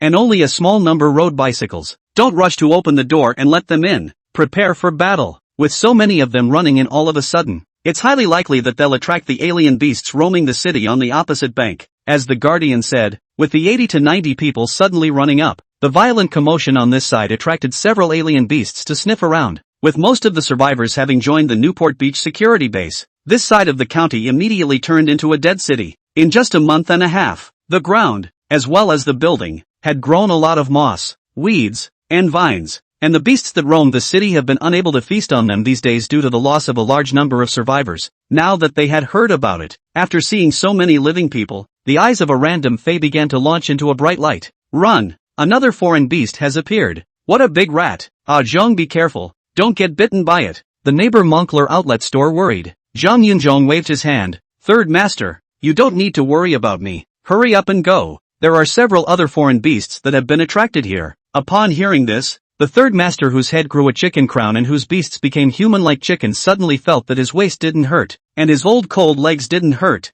and he ran even faster than those teenage beast changers. The others also ran forward desperately, fearing that if they ran slowly, they would be caught up by the alien beasts attracted to them and be pounced upon and eaten. Soon everyone managed to run onto the Newport Beach Bridge, and Zhang Yunzhong, who was more than 7 meters tall, had a hideous bite mark on his left shoulder. His body was full of muscle power, and his skin beast had become as hard as a crocodile's. Suddenly shouted, "This bridge is impassable." After saying that, he sent the thick iron rod weighing thousands of pounds that he was carrying on his shoulder towards the ground, and it directly pierced through the concrete floor. This overbearing power, the loud ringing sound, instantly shocked the rats that scurried out from the alleyway and were more than 2 meters in length. Immediately after that, a man-eating spider about the size of an alien rat also crawled out from the wall of a nearby building. There was also a large foreign beast that looked like a wolf dog cloaked in snow-white sheepskin, with a body length of more than 10 meters that also suddenly scurried out. However, Zhang Yunzhong was unafraid and did not put them in his eyes at all. Chapter 106. What are the benefits of joining the base? A man can't be stopped by a man. Zhang Yunzhong, who guards the bridgehead of Newport Beach, perfectly presents the essence of this sentence. In front of his eyes appeared a beast that had become even bigger than an ordinary human. A rat, a man-eating spider that was equally huge and even more terrifying, as well as a white-furred beast dog that was more than 10 meters long. An ordinary person who casually encountered one of them would easily lose his life, let alone facing the threat of 3 fey beasts at the same time. Not to mention that apart from these 3 beasts, Zhang Yunzhong had vaguely heard the movement of other beasts, indicating that there were still beasts not far away that had been attracted by the movement from their side, only to see the beast change and evolve to such a huge size that its guts had also become huge. The fey beast mouse rushed towards the crowd like a hungry wolf. Zhang Yunzhong held the thick and heavy iron rod with both hands and directly dodged to stop the fey rat, while the iron rod that was full of strength fell heavily on the fey rat's head. With a bang, the fey rat, which was more than 2 meters long, instantly fell to the ground, and then blood slowly flowed out of its 7 orifices, and it was actually killed by Zhang Yunzhong with a single baton. The man-eating spiders that climbed on the wall of the tall building and watched probably realized the threat posed by Zhang Yunzhong or the other xenomorphs and slowly retreated back into the alleyway and disappeared. Zhang Yunzhong quite wanted to chase after them. After all, this was the first time he had seen the beast become such a huge spider. It was just that the beast spirit pearl inside the fey spider wasn't a good fit for him, and even if he devoured it, it wouldn't be very useful. so he didn't waste time and energy going after it out of curiosity. At this time, the large white-furred alien beast dog also came over leering, and could pounce on him at any time. Across the bridge, the crowd ran and slowed down. Asterisk asterisk asterisk asterisk. This big brother is so strong. He killed such a big fey rat with a single blow. He's all beast changed and evolved as tall as a 2-story building, and his size is 2 or 3 times bigger than ours. Can he not be strong? This alien beast rat is dangerous to us, but for his height of more than 7 meters is still a small rat. But it's not easy to say when facing this alien beast dog. The size of this is definitely more than 10 meters. He is estimated to be difficult to deal with alone. A bad one is not allowed to say that he will also die from injuries. Listening to these outsiders' comments, the neighbors that Zhang Yunzhong had escorted over had retorted with a proud face. What's this alien beast dog?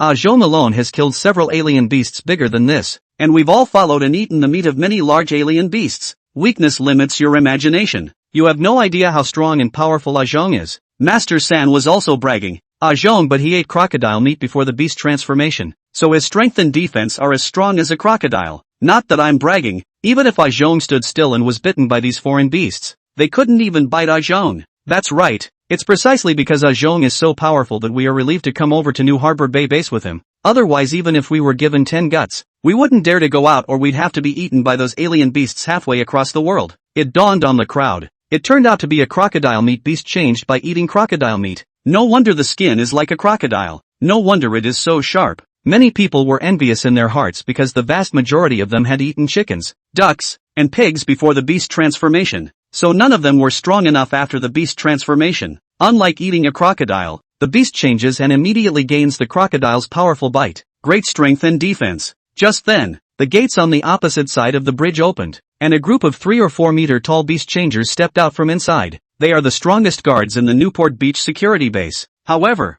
after they witnessed Zhang Yunzhong's formidable strength, they immediately had the feeling that they were small. This guy is so strong. He actually killed such a large fey beast rat in a single strike. How did he beast become more powerful than us? This size is almost twice as big as ours, which means that he must have devoured far more beast spirit beads than us, and his strength must be much stronger than ours as well. For an ordinary person to be able to beast become so powerful in a month and a half's time means that he was already strong at the early stage of beast transformation. Otherwise it would be difficult for people at the early stage of beast transformation to hunt and kill alien beasts without firearms. 8 guards greeted the crowd as they entered the base in an orderly fashion to register their identity. 4 of them then prepared to go over to support Zhang Yunzhong with firearms and weapons. As a result, without waiting for them to arrive, Zhang Yunzhong had already crippled the white-haired alien canine that was more than 10 meters in length, and then blew the dog's head off in a few successive strikes, easily hunting down a 10-meter level large alien beast. The 4 guardsmen who had arrived late were all shocked by Zhang Yunzhong's formidable strength. Such a fierce person, if he joined the base,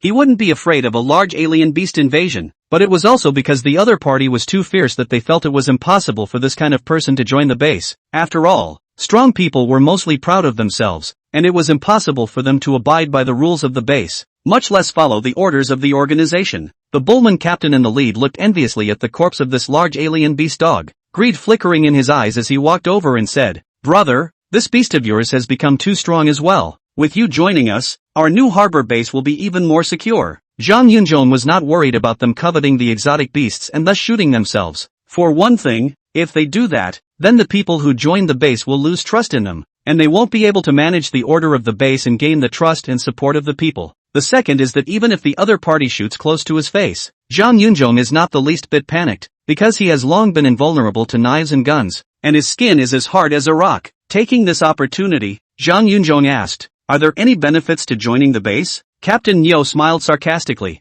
"It's the chaotic end times. We can only embrace the warmth and work together to create a safe and beautiful home. So we didn't join the base to rush for the benefits, but a powerful beast shifter like you. Joining the base is also a way to enjoy special treatment." "Like what?" Zhang Yunzhong asked. Captain Cao replied, "For example, you and your family can get a better living environment, and the distribution of labor can be prioritized to distribute the easy ones, and the food can be distributed a bit more and better than ordinary people. Other than that, there really isn't any favorable treatment. After all, it's hard enough for everyone to survive in these chaotic end times." Zhang Yunzhong understood and asked, "Have you encountered any crocodile beast changers as powerful as me in the base?" Captain Ox shook his head. "So far, you can be said to be the tallest and most powerful beast shifter we've encountered." At that moment, a guardian soldier spoke up. "Wait, a week ago a bird-like beast shifter with a body and skin similar to yours came here, and at that time he also asked if we had come across any crocodile beast shifters that were as powerful as he was, but without wings. Obviously, he was talking about Zhao Bin. Chapter 107, Super Electric Eel. What about others? Zhang Yunzhong asked. The other replied, we said we hadn't seen the crocodile beast shifter, and then he flew off after briefly learning about the base.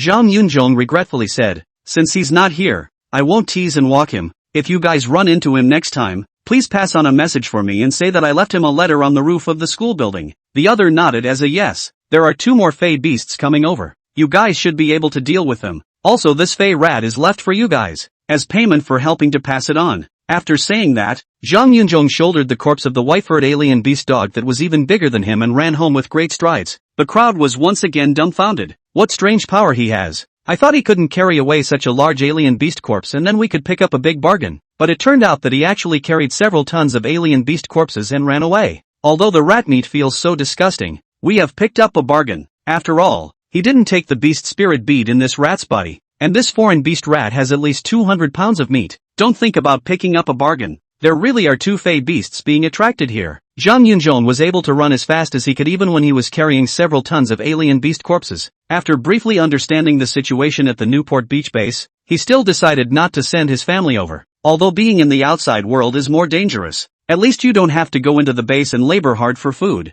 Furthermore, human nature is the most unable to withstand the test and temptation. His family and his help has long been become stronger than most people, so he is worried that after entering the base not only did not enjoy special treatment, but also will be coveted by others to set up. It was just that if he didn't get his family settled, he wouldn't be able to take time off to go to the provincial capital to look for Qin Shou and protect him. Now that a month and a half had passed without him realizing it, he was really worried that Qin Shou had already died in the provincial city. The other side, Qin Shou, who reigned supreme in the Amazon rainforest, suddenly sneezed. It must be those American soldiers cursing me. Qin Shou has credited the U.S. Army with this sneeze and is bound to make them pay dearly for it. At the same time, 100 or 200 kilometers straight ahead in the rainforest, the 3 old bulls also encountered a group of U.S. troops. It was the first time they had encountered American troops since they were deep in the rainforest, and this group was newly assigned. Judging from the beast transformation size, this American soldiers who were generally only 3 meters tall were simply no match for the 3 old bulls whose beast transformation had evolved to the point where they were already 7 or 8 meters tall. But there were a lot of them,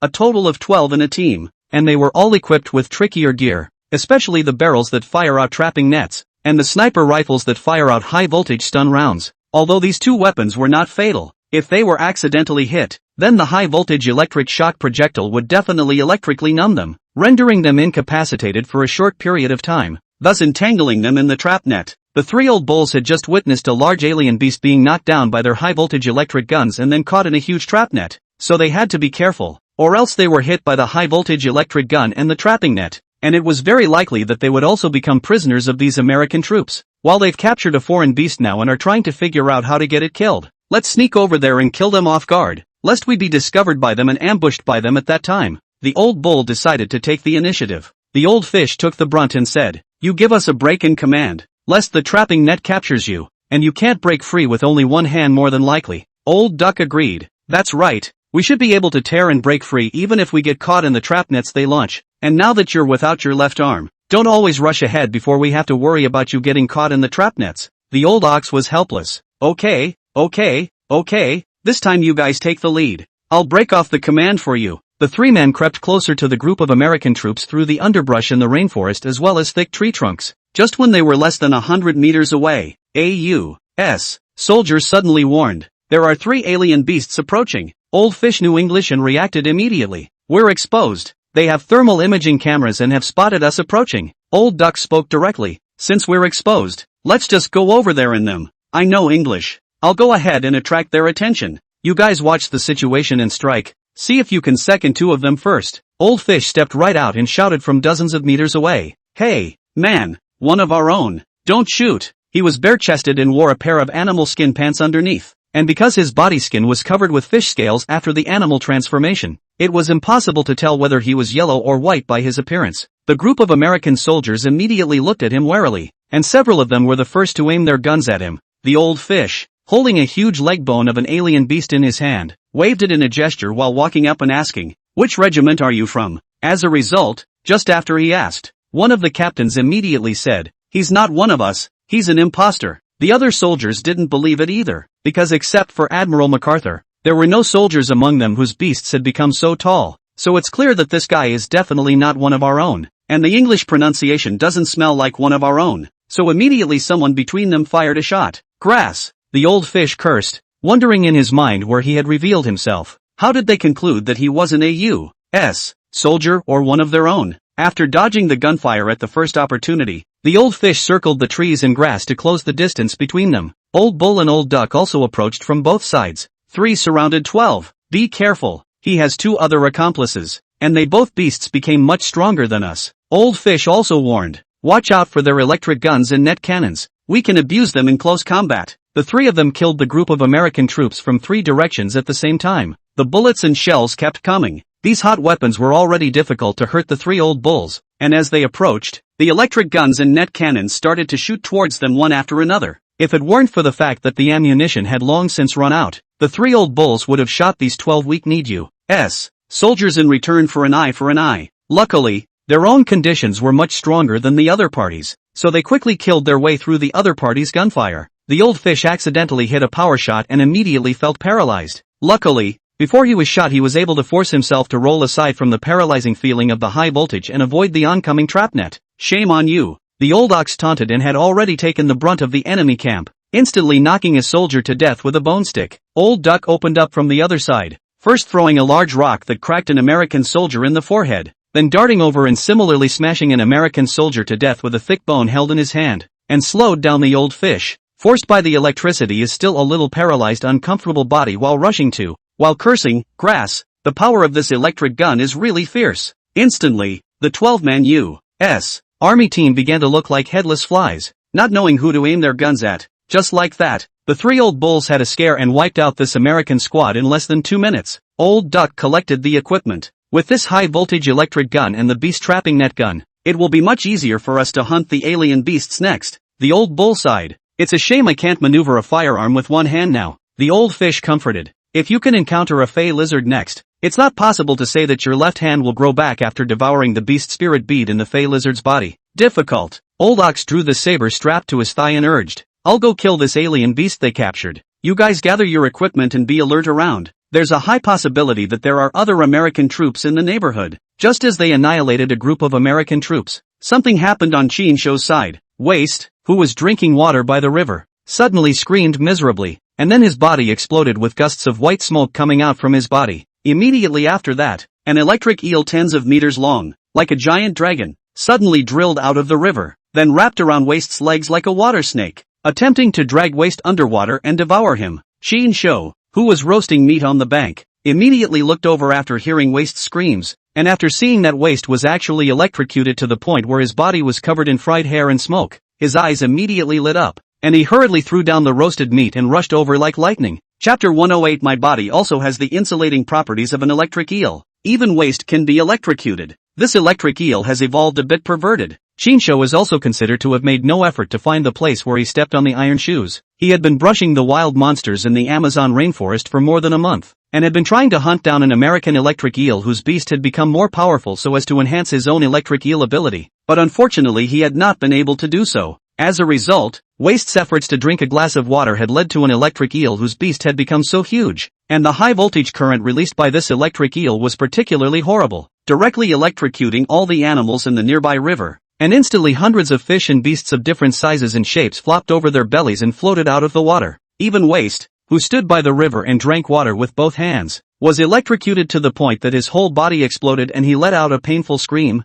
so it was obvious how powerful the voltage released by this electric eel was. Based on that alone, Chinsho would have to bow down, because even if he, who also possessed the electric eel ability, were to strike with all his might and release all the current in his body, it would still be difficult to electrocute Waste, whose beast had become so huge nowadays. It was evident how strong the voltage released by this electric eel really was, and Waste was truly shocked. All it felt was numbness and a burning, scalding pain all over its body, but it was at least a huge beast with a size of more than 60 meters, not so much that it would just fall under the high voltage of the electric eel, so it reached out with both hands to grab at the electric eel that was entangled in its legs, attempting to pull it into the water and drown it, in fear and anger. As a result, when its huge bear claws just grabbed the body of the electric eel, strong electric current burst out from the body of the electric eel once again. Once again electrifying waste trembled all over, and the hair began to scorch and roll up, diffusing a thick smoke of scorched odor. Chinsho's heart ached for waste for 0.3 seconds, and the instant he rushed over then the beast turned into fishman form and flew towards the river with an arrow step. His fishman form under his full beast transformation also looked particularly huge, and his height exceeded 50 meters, and the two huge silver shiny fins on his back were like the wings of a flying fish, which could allow him to increase his speed of diving and swimming in the water, as well as allow him to fly out of the water and glide in the air. At this moment, Chinsho in his fishman form was like a flying fish, gliding and flying from the shore to the river, perhaps frightened by Chinsho's sudden transformation, or sensing the dangerous threat Chinsho brought. The giant eel that had entangled Waste and attempted to drag Waste down, but was not quite strong enough to do so, suddenly let go of Waste who had failed to be electrocuted and knocked over, much less dragged down, and plunged headlong into the spacious and deep river. Trying to run? Chinsho followed closely behind and also dove headfirst into the river. Waste, on the other hand, had his heart in his mouth and staggered up the bank on paralyzed legs, then sat on his ass on the ground, wailing and screaming, obviously telling Chinsho to grab this damn electric eel and not let it just run away. At this moment, the river, which originally did not have a turbulent current and was still relatively calm, suddenly became choppy.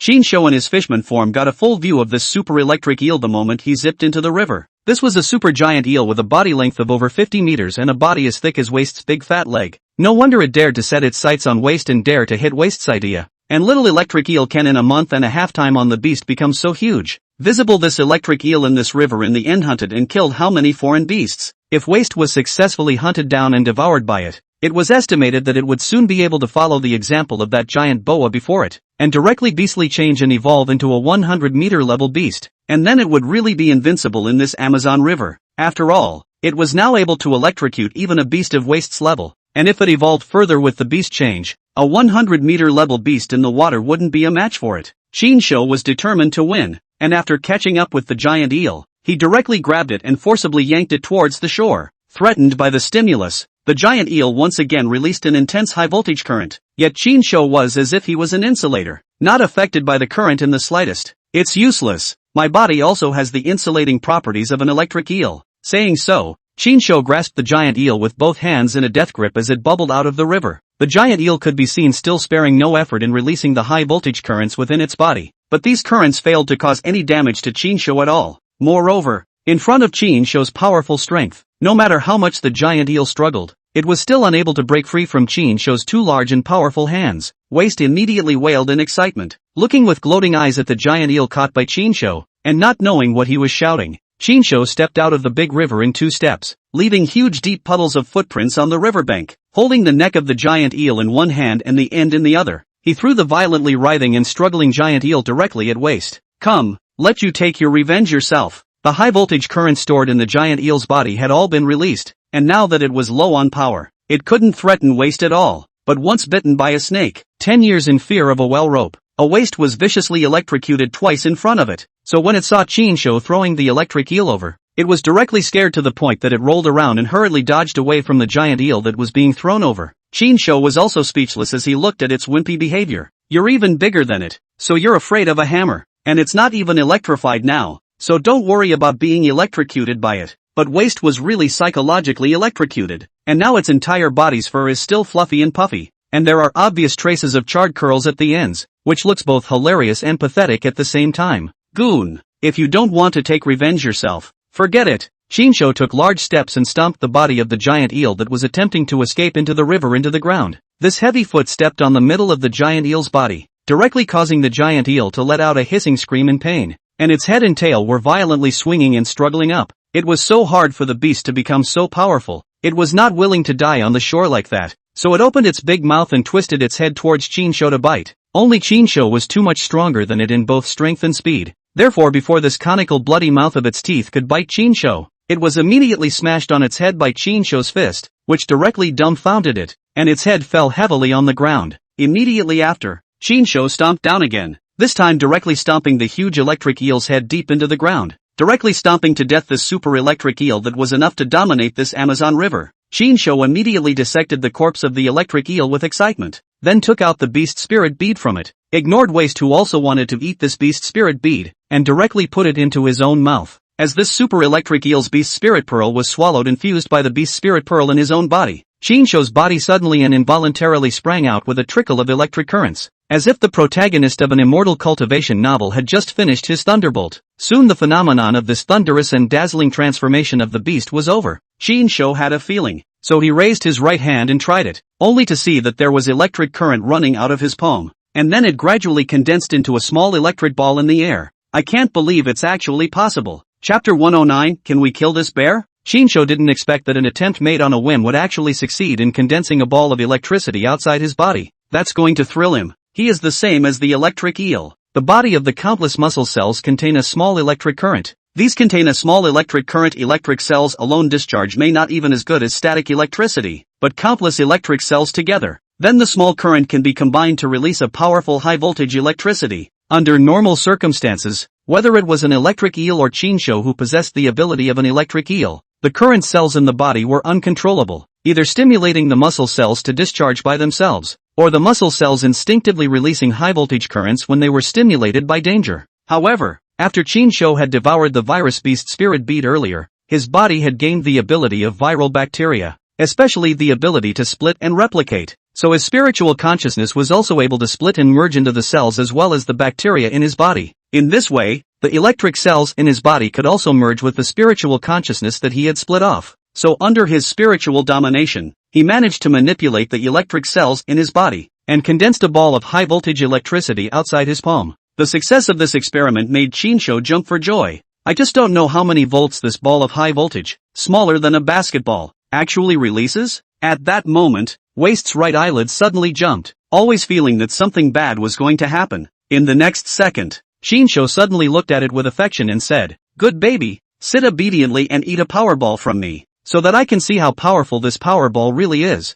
Ow, don't! Although Waist didn't fully understand what Chinsho was saying, its sixth sense told it that there was absolutely nothing good. Chinsho was still coagulating and stabilizing the high-voltage electric ball in his palm, and said, "It's fine, it's just a little bit of electricity. Anyway, you've been electrocuted twice in front of you, so it's not so bad this time." Waist wailed and seemed to have guessed that Chinsho was going to use it to test the power of the electric ball, so he directly pouted and slipped away. Right at this moment, Chinsho threw out the electric ball that had coalesced in his palm, only to see the electric ball, which was a circle smaller than a basketball, gradually shrinking on its way, and when it finally struck Wasted's buttocks, the electric ball had already shrunk to only the size of a baseball. Then a tingling sensation came from Wasted's buttocks, only Waist didn't react to it, thinking it was the aftermath of the electrical injuries the electric eel had left it with. Okay, enough teasing, come back for the eel. Chinsho didn't continue the experiment after learning that the electric ball would quickly weaken in the air after being thrown. However, being able to condense high-voltage electricity outside his body for external release meant that he would be able to make better use of the electric eel's ability to enhance his attacks in the future.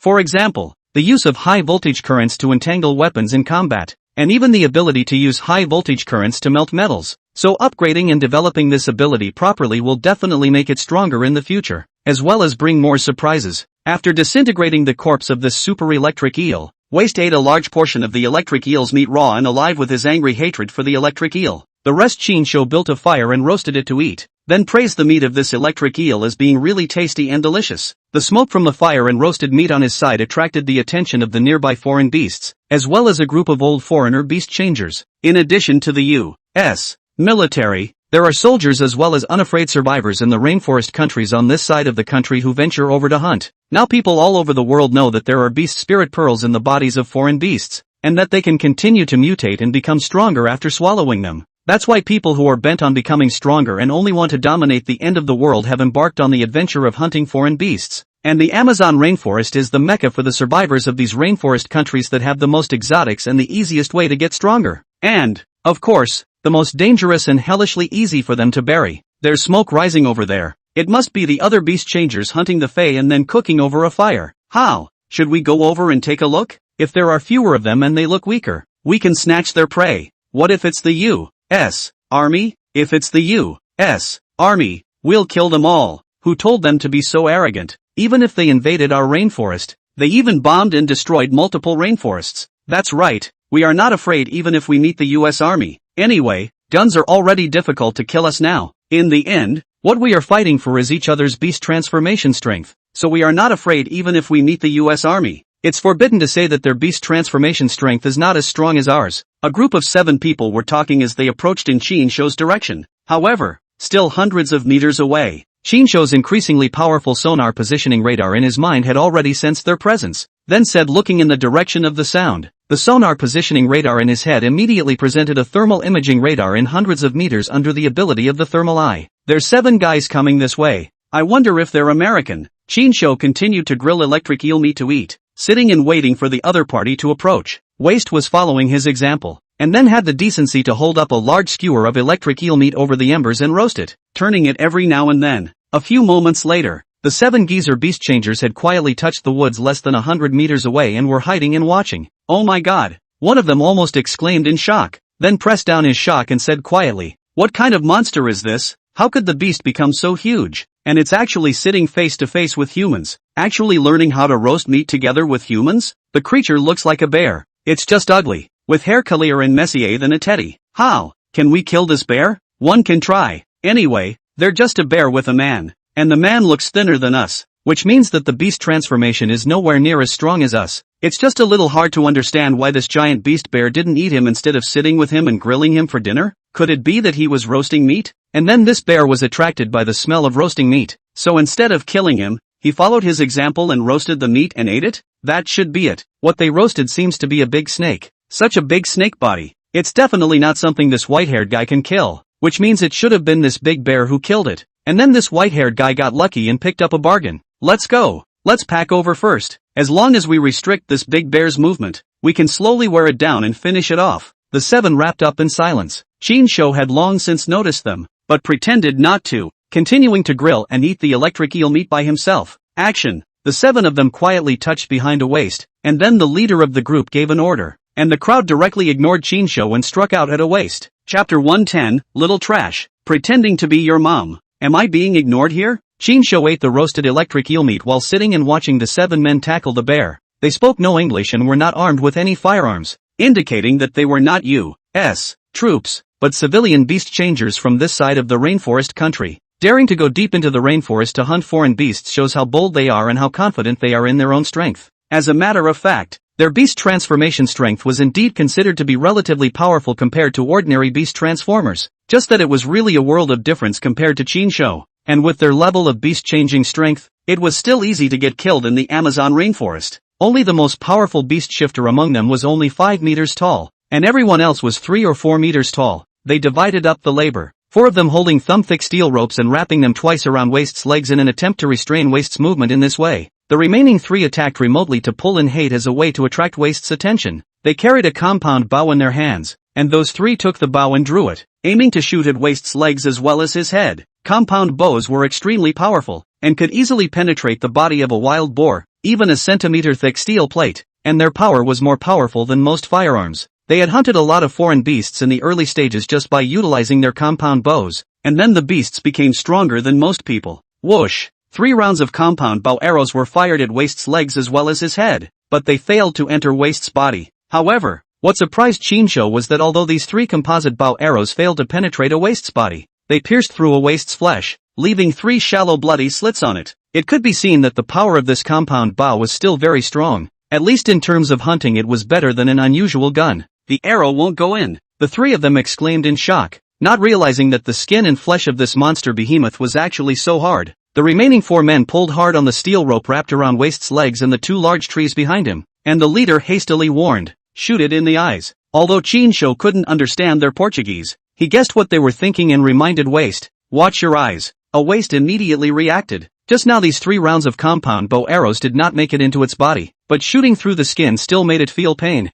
So with Chinsho's reminder, it was also worried that its eyes would be blinded by these things. It then took a big step, and the steel ropes wrapped around its legs instantly opened up, so much so that the 4 people who were pulling on the ropes to restrict its movement were also pulled by the strange force. "It's so strong, we mostly can't restrain it. Shoot together. Aim for its eyes." Since they couldn't use the steel ropes to restrict the beast's movement, they would go together, and as long as they shot the beast blind, they could slowly grind it to death then. However, although Waste was a wimp, it only acted so wimpy when facing a powerful fae. Therefore, in the face of these 7 dwarfs, Waste not only did not goad, but also grunted and puffed the nose, showing the anger and dissatisfaction with the 7 dwarfs. To give these 7 do not know how to live the dwarfs once a painful price. Roar! With a roar, Waste directly ignored the tangled blockage of the steel rope, and with his legs open, he rushed towards the 3 people who had first shot at it with their compound bows. In the air, 3 more rounds of composite bow and arrows thundered by. They really aimed for the eyes. Only the quick-eyed Waste was prepared for it and directly raised his right hand to block it.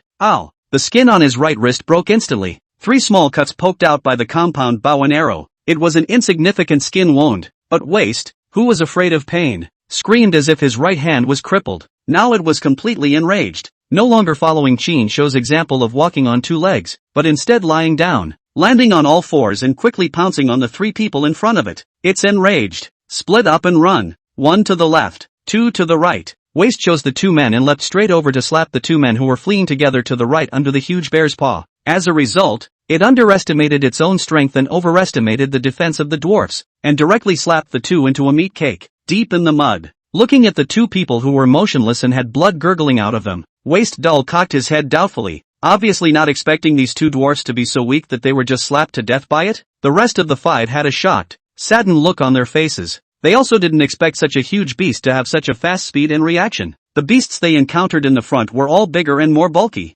and this beast was the most gigantic one they had found when they entered the rainforest, originally thinking that this giant beast would only be more bulky and heavy, but they never thought that it was a big fat man who was so flexible and agile. In just half a minute's work, 2 of the 7-member team were slapped to death on the spot. The man at the head of the group roared, "Use the trees for cover and find a chance to shoot it blind." After he shouted, he looked at Chin Shou, who had just opened his mouth to remind Waste to be careful with his eyes, and then ate the roasted meat as if nothing had happened, and inexplicably felt an angry displeasure in his heart. So the compound bow and arrow that he had originally aimed at a Waste, wanting to shoot him blind, directly changed direction to aim at Chin Shou, and then shot over without hesitation. "Go to hell, little piece of garbage, pretending to be your mom." The death of his 2 companions did not make him feel good inside, so the more he looked at Chin Shou the more angry and upset he became in his heart. Obviously an unbeatable little piece of trash, he pretended to be an indifferent expert, not only ignoring their presence, but also grilling and eating the meat as if nothing had happened. Isn't it obvious that they are looking down on them, that they are humiliating them and despising them? That's why you can't be too pretentious, or you'll end up being killed while pretending. However, just as the powerful composite bow and arrow was about to hit Chin Shou suddenly stretched out 2 fingers in a breezy manner and quickly clamped the composite bow and arrow that was about to hit his chest. "Good accuracy, just a little slow," Chin Shou also commented, then looked up at the other party. Just one glance, Chin Shou was sharp and deep as the eagle's eyes scared the other party. Voice trembled, as if seeing a ghost, terrified, shouting, "Escape, quickly escape!" Catching a composite bow and arrow with his bare hands, and still using his index finger and middle finger to easily clamp the bow and arrow in the process of flying. This reaction speed and the strength between his fingers were enough to prove how powerful and perverted the other party really was. So this white-haired man who looked weak and showed little signs of beast transformation was not a small piece of trash that was unbeatable in his eyes, but a true expert who had hidden his strength. So the people who are really trashy are actually the ones who think they've made the beast exceptionally powerful. Chapter 111, Killing 1 is not a loss. Killing 2 is a blood gain. Chin Shou finished the last bite of roasted electric eel meat. From the moment these people came over to provoke on their own accord, they were no different from dead people in Chin Shou's eyes. Based on the principle that if a person doesn't offend me, I won't commit any crime, and if a person offends me, I'll kill his whole family. Chin Shou held the bow and arrow sent by the other party, and then aimed at the other party and threw it with his bare hands. With a whoosh, Chin Shou returned the favor. The bow and arrow thrown with his bare hands surprisingly accurately hit the opponent and penetrated his body. Satisfied, Chin Shou said, "Not bad, my accuracy isn't bad either." The opponent looked down and saw that the composite bow and arrow that had originally been shot out by himself was unexpectedly shot back by the other party with his bare hands, and the arrow had just penetrated into the left side of his abdomen. What kind of perverted strength is it to throw a bow and arrow from hand to hand and penetrate a person's body? And he's no ordinary man. Rather, they had become beasts that had become powerful beast changers that were difficult to kill with ordinary firearms. But the more he did, the more terrified he felt. And then he forced himself to endure the pain of being shot through his body by the bow and arrow and quickly fled for his life. Chin Shou stood up and patted his stomach, which was a bit round from eating, then moved his neck, making a snapping sound of joints. Role reversal. It's my turn to hunt, as the saying goes. If it's not my kind, its heart will be different. Chin Shou didn't hesitate to kill his own people who had bad intentions, let alone these foreigners. He didn't even bother to release the beast spirit bead energy in his body for beast transformation, and directly hunted in a human form that seemed weak, but was actually also stronger than the vast majority of beast transformers. In less than 3 minutes, Shinsho swiftly wandered through the rainforest like a ghost, easily abusing these beast changers who looked much stronger than him in human form. The weak are the strong. This is the cruel law of nature. Shinsho had no fluctuations within his heart. After seeing too many bloody and brutal scenes, Shinsho was now killing these weaklings like pinching an ant, without any psychological burden, and even felt that the other party was too weak to be fun to kill. Suddenly, the sunny sky was gradually covered by dark clouds, and the wind blew, and in a short while it started to rain heavily, washing away the puddles of blood left by the 7 corpses. As the rain poured down, the river soon rose, overflowing its banks and gradually drowning the surrounding rainforest. Shinsho sat on Waste's shoulders, soaking up the rain, and commanded Waste to trickle through the river water that was spreading up the bank, continuing to follow the Amazon River all the way north. In the blink of an eye, another month had passed. Shinsho looked at the mechanical gold watch he had taken from the mall in the first place. It was nighttime in China at the moment, but it was already dawn over here. Without realizing it, he and Waste had been brushing wild monsters in the Amazon rainforest for a full 70 days, and today is also the 76th day since the beast change disaster struck. I wonder what's going on in the country. Zhong and the others should all be alive and well in this life, right? In the short span of 2 months in his previous life, Shinsho and his close friends had almost died out. In this life, with the experience of rebirth, he not only changed his own destiny, but also changed the destiny of his friends, so that he and his friends won the starting line of the beast change, and no longer fell into the weak fodder in the end of the beast change. It's just that being weak has its troubles, and being strong has its troubles. He wasn't actually worried that Zhang Yunzhong and the others would die under the claws and teeth of the powerful foreign beasts, but he was worried that they beasts would become even more powerful than the vast majority of the people, and thus would be coveted by others and pitched against each other by people with evil intentions. Because of this, when Shinsho revealed the secret of the beast spirit pearls to them in the first place, he deliberately emphasized that there were also beast spirit pearls within the human body, and that devouring them could also continue the beast transformation to become stronger, as a way of warning them not to easily trust others in the future. But they weren't like Shinsho after all. Shinsho is an orphan and can do whatever he wants, and they all have families, and it's impossible for them to turn their backs on them, so it's only natural that their families would be their weakness. Now that 70 days have passed since the beast change disaster, I wonder how they are all doing. Shinsho can only pray in his heart that they are all safe. And the 3 old bulls, could they have died on the Amazon plains? Shinsho felt that the chances of them surviving were not very high, because although the Amazon plains were not as dangerous as the rainforest, there were also a large number of powerful beasts. And in addition to the beasts there are also indigenous tribes, especially the saddlebacks who have dominated the Amazon rainforest. Their tribes are larger in number, and almost all of the saddlebacks have gained the gift of strength of ants as well as the innate ability of some insects and venomous bugs after their beast transformation. So the saddlebacks, united, are an invincible army in the Amazon rainforest. If the 3 old bulls were unlucky enough to break into the saddlebacks' territory, they would most likely only die. Furthermore, as foreigners know that devouring the beast spirit bead can constantly change and evolve the beast, there will only be more and more local foreigners teaming up to enter the Amazon plains or go deep into the rainforest to brush the monsters and upgrade their skills. So if they were unlucky and met a foreigner who was even stronger than them, they would most likely only die. Just when Shinsho thought that it was highly likely that they had already died away from home. In the rainforest, which was only 10 kilometers away in a straight line, the 3 old bulls had indeed encountered a group of foreigners that was large enough to hunt them down. Leave me alone, you guys run away.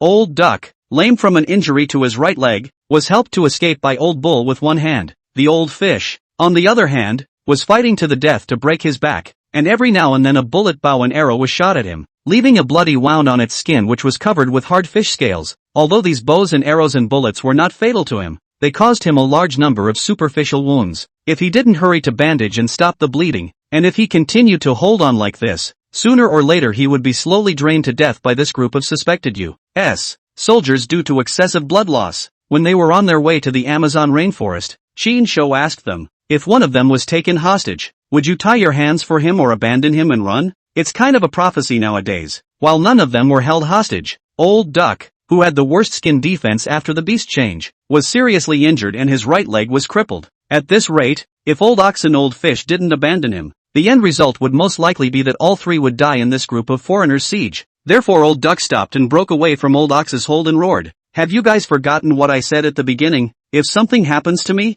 you guys don't need to care about me to run directly and avenge me when the time comes. otherwise I will only drag you guys to die with me. The old bull frowned and shouted for the blood-soaked old fish to come back and take the old fish away while he stayed behind to break the back. Even if I die, it will be me who dies before you. The old bull knew that one person had to stay behind and fight to the death to break the back before the other two could possibly escape the pursuit. He was now a one-armed invalid, and if one had to die, it would be the least of his losses if he died. Get out of here. I've got thicker skin than you guys. They're not that good at killing me. Turns out the old fish wouldn't listen to him this time. To die together, to kill one is no loss. To kill two is blood money. Just then, a number of birds of all sizes suddenly took flight in alarm not far away, and the ground shook vaguely and more regularly. Obviously, it was the commotion coming from the behemoths' infestation. The old ox had an idea and shouted, "There are giant beasts out in front of us. Let's lure them over there. Even if we die, we can't cheapen them." The old fish obeyed this time and directly threw away the machine gun that he had grabbed and finished shooting bullets, and then together with the old bull, one of them held an arm,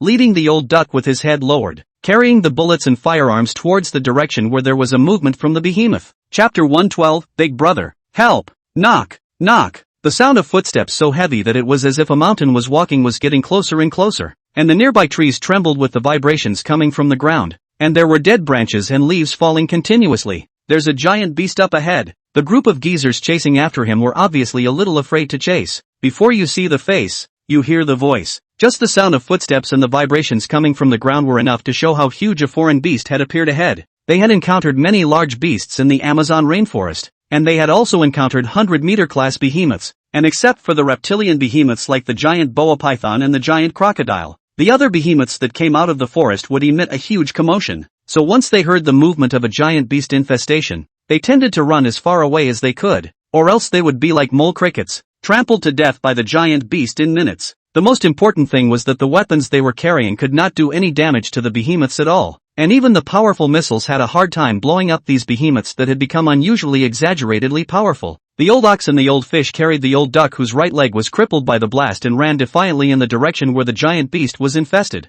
Looking back, sure enough the geezers were starting to hesitate and tangle and weren't chasing as hard. They are now fighting to the death. If they didn't die under the claws and teeth of the behemoth, then they still had a chance of survival and wouldn't be killed by these geezers. But they were also aware that even if they weren't killed by the behemoths next, or by these geezers, they would probably be killed by the other foreign beasts in the rainforest. Especially the universal beasts become larger than the palm of a hand, leeches, mosquitoes and so on. The blood coming out of them attracts all these leeches and mosquitoes in the neighborhood. So once they stopped, once they were surrounded by a large number of leeches and mosquitoes, then the only thing they could do next was to be slowly killed by these small alien beasts. They're just at the end of their strength now. We can't let them escape like that, let alone let them cheapen the behemoth. The foreigners also gave up, did not hesitate for too long, and immediately accelerated their speed to chase over, firing a few shots from time to time. They were also aware that even if the bullets hit these three, they wouldn't be able to seriously injure them, let alone kill them. However, as they gradually became exhausted and weakened, their body's defense had also significantly declined, so every shot that was fired had already been able to break through their skin and flesh defense, thus making them bleed and become even weaker. The old fish was now a bloody man, with multiple gunshot wounds all over his mixed body. A lot of the fish scales covering his skin had been knocked off, and many of the bullets as well as the arrows were embedded in the epidermis. If he wasn't treated properly to stop the bleeding, he would definitely die from blood loss or be devoured to death by the small alien beasts in the rainforest that liked to suck blood. Of course, this was not the ending they wished to see. The old ox trio had killed so many of them. They didn't want the old ox trio to die at the hands of those foreign beasts after being heavily injured. The other side, several kilometers away, Shinsho could hear the sound of gunfire coming from time to time. This rainforest is getting more and more lively. Cats and dogs are daring to fight to the death to enter the rainforest to brush the monsters. Shinsho pointed in the direction of the gunfire and directed waste to trickle across the spacious river. However, a waste is now almost growing into a 100-meter level beast, but it is still wimpy as hell, not daring to cross the river at all. Obviously the giant electric eel left it with too deep a psychological shadow in the beginning. Goons. Shinsho did not have the heart to say, "You're afraid of getting into the water and being electrocuted by an electric eel, but you're not afraid of not getting into the water and being electrocuted by me?" Saying that, Shinsho's right hand suddenly condensed a ball of electricity, then tapped Waste's shoulder, instantly electrifying Waste with a shiver. Ow! Waste lowered his head and looked at Shinsho, who was sitting on his shoulder, his eyes full of resentment. "Is it biological?" Shinsho coalesced another, larger ball of electricity, and only then did Waste grunt and snort as he reluctantly headed toward the river. "Today, Waist is over 80 meters tall and has become a dominant beast in the Amazon rainforest. But what's hidden in this huge body is the childlike heart of a bear. Don't look at him, but he's actually a baby bear that's only 76 days old. Baby aggrieved. Baby not crying. Waist puffed out his mouth and walked aggressively down the river towards the other bank. The river wasn't deep, just below its knees. But for ordinary beasts or for ordinary human-beast changers, this is an unfathomable and dangerous river of death. As Waist went into the water, the surrounding fish and beasts instantly swarmed over. A large number of meter-level piranhas frantically hissed and bit up Waist's legs, but their sharp teeth couldn't even bite off Waist's foot rise, only some bare fur. There was even a 10 or 20 meter long crocodile that suddenly attacked, but the exposed crocodile on the river surface had long been discovered by Waist, so without waiting for the crocodile to bite at himself, Waist had already grabbed the crocodile with his bare hands and then twisted his hands as if wringing out his clothes, directly wringing the crocodile to death. As the Waist beast became bigger and bigger after it became bigger and bigger, its appetite also became bigger and bigger, so Waist didn't waste it and directly gnawed on the crocodile meat. Soon, Waist crossed the river and walked to the other side. The gunshots are getting closer. I don't know if it's the U.S. military hunting the beasts or the rainforest nation's military or other beast changers. As Waist walked up the bank, the ground once again shook noticeably as it stomped out with one foot after the other. Countless insect alien beasts or other small alien beasts were fleeing in all directions, obviously afraid of being trampled to death by Waist. However, there were also individuals who attacked the beasts with eggs on their own initiative, and then were eaten by Waist as snacks. The other side. The old ox trio's energy stamina had been exhausted, and there were no more beast spirit beads or meat on their bodies to replenish their energy stamina. Just hold on a little longer. That behemoth isn't far away. The old bull still had some strength left, but the old duck, who was the most injured, and the old fish, who had lost a lot of blood, were clearly out of their depth. The old duck's face turned pale and his voice began to grow weak. If you had abandoned me earlier, you wouldn't have had to die with me. Although the old fish suffered from superficial wounds, but could not withstand too many injuries and shed too much blood, so his face and lips were much paler, gasping for breath. Blame us for being too weak. If we were as strong as the big brother, the ones who are fleeing in a sorry state right now would be this group of foreigners. The old ox encouraged. Don't talk nonsense, hold on a little longer. We'll soon bump into the giant beasts. By then there'll be a lot of them. It'll be easier to attract the attention of the beasts, so it's not likely that we'll be able to escape from death. But he also knew very well in his heart that in their current situation, even if the giant beast didn't trample them to death and eat them, it would be difficult for them to escape the claws and teeth of the other fey animals. Knock, knock. The behemoth's footsteps were getting closer, the ground shaking more and more, and the three of them were getting weaker and weaker. The old fish stumbled and suddenly fell. Then the unsupported old duck fell to the ground, and brought down the old ox that was holding him. Behind them, the dozen or so American beast changers in hot pursuit were also panting. Fark, they finally can't run anymore. Hurry over and kill them, take the beast spirit pearls, and then flee the behemoth's territory. Just a few hundred meters away, the old bull climbed to his feet, having long since lost his left arm, and with immense difficulty wrapped his arms around the nearly fainting duck, dragging him forward as he shouted back for the duck to get up. Bang, bang, bang, bullets shot wildly at the old bull. This time, even the old ox, who was the most thick-skinned of the three, had his skin cracked by the bullet and fell to the ground again. It's over. This time it's really over. The old ox looked at the side of the old duck has fainted to death. The heart of the only remaining ray of life, a ray of hope, in this moment completely shattered, but his gaze was still dead ahead. It was very close, just that much closer. They could enter the sight range of the behemoth, and they could use the threat of the behemoth to exchange for a ray of hope. However, the gods of luck no longer favored them, and in the end they had to die in the middle of the dangerous rainforest. Just then, the old bull vaguely saw part of the behemoth's body through the trees. It was a supergiant beast whose body possessed white and black fur, and he couldn't help but think of Chinsho, of Waist, but he knew in his heart that there would be no such coincidence in this world. But he was still unwilling, still harboring the last glimmer of hope, hissing with all his strength. Biggie, help! Waist, help! Chapter 113, Regenerative Surgery. Biggie, help! Waist, help! After the old ox shouted, as if he had used up his last strength, his whole body also fell to the ground powerlessly. Ow! 300 meters away, Waist made a puzzled sound. It seemed like someone had just called him. Chinsho was stunned for a moment and instantly jumped off of Waist's shoulders before entering his orc form and spreading his wings to quickly fly towards the front. His hearing was much stronger than Waist, so naturally he heard the old ox's cry for help, so he was surprised in his heart, not expecting the old ox to actually appear in the center of the rainforest. So the gunshots up ahead, that's the old cow being chased by the gringos? In the blink of an eye, Shinsho traveled through the rainforest and quickly flew a couple hundred meters before seeing the 3 old oxes who had fallen to the ground. Although their physical appearance had changed drastically from when they were separated, Shinsho still recognized them through the beastly transformation features of the ox, duck, and fish. I didn't realize they were still alive and deep in the rainforest. It was just that they were also too unlucky. Instead of being killed by the powerful fey beasts, they had to perish at the hands of these old foreigner beast changers. If he hadn't been nearby, if he hadn't heard the old ox's desperate cry for help, then he and Waste would only have had to collect their corpses for them if they had rushed along with the commotion over here. Whoosh! The steel spear in Shinsho's hand was thrown from afar, zapping the guy who had drawn his machete and was preparing to hack the old fish to death. Look out! It was already too late for the other geezers to react. The man's chest had already been penetrated by the steel spear with a bloody hole as thick as his arm.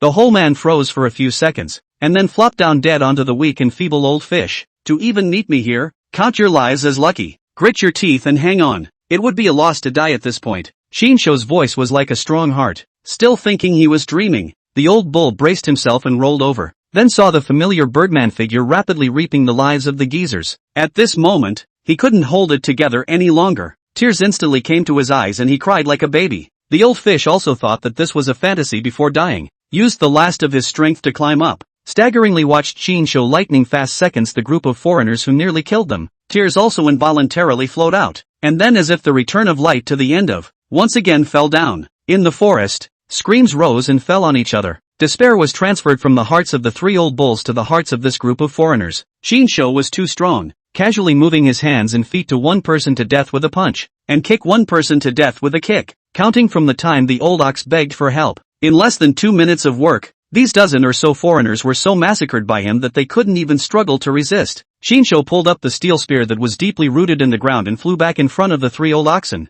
Looking at such a miserable trio, he also frowned slightly. I didn't expect that you guys actually didn't die, and you even ran here. The old ox tearfully knelt down and choked. Big brother, please save them. They're dying. Shinsho looked at the old duck whose right leg was bloodied and most likely crippled by the powerful shell and stared. How can this be saved? I'm not a doctor. Having said that, Shinsho still flew towards Waste, who had just arrived at the scene, grabbed a handful of beast spirit beads from the backpack tied to Waste's shoulder fur, and stuffed them into the mouths of the fainting old duck and old fish. Life and death have their own destiny. Whether they can live or not depends on their destiny. At this time, a few leeches bigger than a palm crawled along the old duck and old fish's blood, and Shinsho suddenly thought of something. Wait, maybe I did save them. The leech's saliva has anti-inflammatory properties and promotes wound healing and regeneration. So does my saliva also have this effect? There are also salamanders that are able to regenerate because their cells have excellent regenerative abilities, allowing them to regenerate by dividing their cells and forming new tissues and organs when they are injured. As for me, who has the ability to regenerate salamanders, the cells in my body naturally have a strong regenerative ability. Plus I can split my spiritual consciousness into the cells in my body after I have the ability of viral bacteria to manipulate the cells, then control the cells with regenerative ability in the body into other people's body. Can't it also help other people to heal their wounds quickly? Thinking of this, Shinsho decided to experiment with the old duck. A dead horse is a dead horse. Don't blame me if he dies from my treatment. Saying that, Shinsho pulled out a saber from his backpack. As a beast shifter that came with the ability of viral bacterial infection, Shinsho directly skipped the step of sterilizing the knife and cut off all the blasted flesh of the old duck's right leg. His blood had nearly dried up, so much so that not much blood gushed out when the rotten flesh of his calf was cut off by Shinsho. Sen's leg bone was clearly presented, and the leg bones were all blown up, so it was obvious how serious this right leg injury was. The old bull was looking dumbfounded. This is really beating a dead horse, but right now, he could only hope for Shinsho, so although he didn't understand why Shinsho was doing this, he didn't say anything more. At this time, Shinsho used a knife to cut at his wrist, but the result was that he failed to cut through the skin after a few cuts, and in the end, he stuck his left index finger into his mouth and bit through it with his teeth, and then manipulated the regenerative cells in the wound to prevent them from healing themselves. So under Shinsho's manipulation, this bitten index finger of his began to ooze out crimson blood, dripping down onto the old duck's leg that had had its rotten flesh cut off. When Shinsho moved his mind, the regenerative cells in the blood were as if they had come to life, releasing the regenerative ability contained in the cells under his mental domination, only to see the old duck's bloody wound suddenly slowly wriggle, as if it was regrowing new skin and flesh tissue. Shinsho's eyes lit up. I didn't realize it was actually possible. He continued to drip blood towards the old duck's leg to deliver regenerative cells, which he then mentally manipulated to perform the surgery. the old bull watched from the sidelines as the old duck's calf, which had so much rotten flesh cut off, was producing flesh and blood little by little, and his whole body was stunned. What kind of miracle is this? Born from blood? A drop of blood to be reborn? The old duck, who had been stuffed with a few beast spirit beads and replenished his energy stamina, woke up at this moment. He was first startled by the fact that the beast had become more than 80 meters tall, like a mountain peak sitting next to waist, then surprised that he was still alive, and finally shocked by the fact that old duck's rotting right leg was gradually growing new flesh and gradually healing and regenerating. In fact, any living thing has the ability to regenerate. It's just a matter of how strong or weak it is. Therefore, Shinsho looked at the leech that was attracted by the blood and said, "Leeches have a relatively strong regenerative ability. You guys are fine to fatten up the leeches and eat them, and then more or less enhance your own regenerative ability." Still, the old ox looked at the left hand of the broken arm. "Then after I eat a large number of leeches and enhance my regenerative ability, will I still be able to grow back my left hand?" Shinsho said, "If the self-healing regeneration ability in your body is so strong that you can be reborn from a broken hand just like a leech, you can naturally be reborn from a broken hand as well." With Shinsho's words, the old ox is more motivated. Looking at the disgusting leeches that are usually avoided are much more pleasant to the eye. A few moments later, Shinsho looked at this right leg of the old duck that had completely grown new flesh. In the future, when waist is injured, you can use this method to speed up waist's wound healing. Moreover, the loss of regenerative cells would not affect Shinsho himself. He only needed to replenish his energy to recuperate, and the lost regenerative cells in his body would be restored. So he who has the ability to regenerate against the heavens and also has viral bacterial ability to manipulate bacterial cells is simply a divine doctor who can live and die. Looking at the old ox's broken left arm, Shinsho suddenly wondered if the regenerative cells could make the old duck's calf grow back into flesh and blood. So could the old ox's left arm, which had been broken for many days, grow back into a full arm? Shinsho played with the knife and suddenly asked, "Do you want me to do a regeneration surgery on you as well, to see if this left hand of yours can grow back?" Chapter 114, Regeneration of a Broken Arm. Mamoruchin successfully performed a white bone regeneration operation on the old duck's leg. "I wonder if an aged broken arm like an old cow can be regrown back using regenerative cells." An old bull was thrilled to witness this blasted right leg of old duck grow back to new flesh quickly with Shinsho's help, but instead of rushing to show his eagerness to try it, he touched his broken left arm and asked, "Will this affect you negatively?" In his opinion, Shinsho had released blood to nourish the old duck's leg injury, and then it was only under the stimulation of Shinsho's blood, which possessed superb regenerative ability, that the old duck's injured leg quickly healed itself and grew back to flesh and blood. So he was worried that Shinsho's bloodletting to treat them would not hurt the fundamentals, thus weakening their strength or fracturing their lives or something like that. Shinsho was unimpressed. He only wanted to experiment with the old ox's severed hand right now, and calmly said, "It's just a matter of draining some blood, and when the time comes to devour a few beast spirit beads to temper it." When he said that, the old ox was not psychologically burdened and excitedly said, "Then I want to try it." Shinsho didn't dare to pack his bags. Just to be clear in advance, this is also the first time I've tried this. Although the blood and flesh regeneration has been successful, but this is after all your arm broken, and it's been broken for quite a long time, so it's not certain that it will be successful as well. The old ox nodded. "I understand. Even if I fail, it doesn't matter. I've gotten used to living with one arm these days anyway." Shinsho picked up the machete and said, "And I have to cut you to remove this newly grown deformed broken arm of yours. It's not too late for you to regret it if you're afraid of pain." The old ox went out on a limb. "Cut it. I endured this arm when it was ripped off hard by a foreign beast, so it's not too bad for this cut." Shinsho could control the electric cells in his body and paralyze them with a weak electric current, but this could only paralyze them for a short while, and if the strength of the electric current was not well controlled, it would easily injure the stem cells as well as the immune cells in the old ox's body, and in this way it would not be conducive to regeneration and self-healing of the broken arm.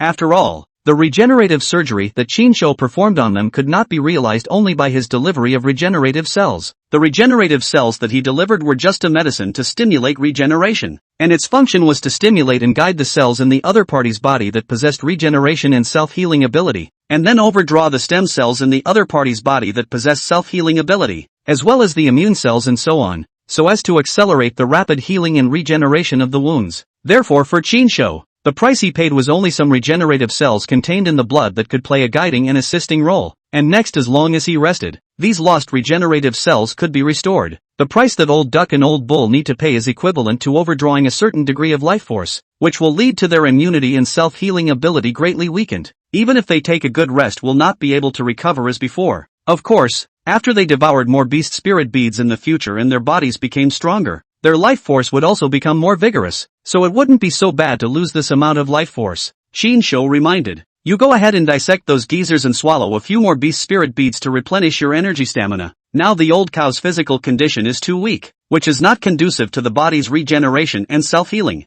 The old duck lost too much blood unconscious by Shin-sho fed a few beast spirit beads, now replenished energy stamina. The body's thousands of holes in the skin wounds also began to slowly stop the bleeding, just without a strong self-healing ability. The wounds to heal at least a few days' time. He went to help dissect the old foreigner's body and collect the beast spirit bead back. The old ox devoured 3 of them, while the remaining 12 beast spirit beads were handed to Shin-sho. They were killed by you. These beast spirit pearls should rightfully belong to you. And you also fed the old duck and old fish a few beast spirit pearls in front of them. We will always remember this favor. Next, when we recover, we'll desperately hunt foreign beasts and collect more beast spirit beads to repay you for saving our lives. Shin-sho waved his hand. Forget about these beast spirit beads. If you guys truly want to repay me, then if you encounter beetle-type beasts, and salamanders and lizards next, you can help me collect the beast spirit beads in their bodies. It doesn't matter about the size of the body, as long as the quantity is large enough, it will be able to help me. Good. The old ox didn't ask Shin-sho why he specified that he wanted the beast spirit beads of these exotic beasts, but instead, he silently noted it down. Let's get started then.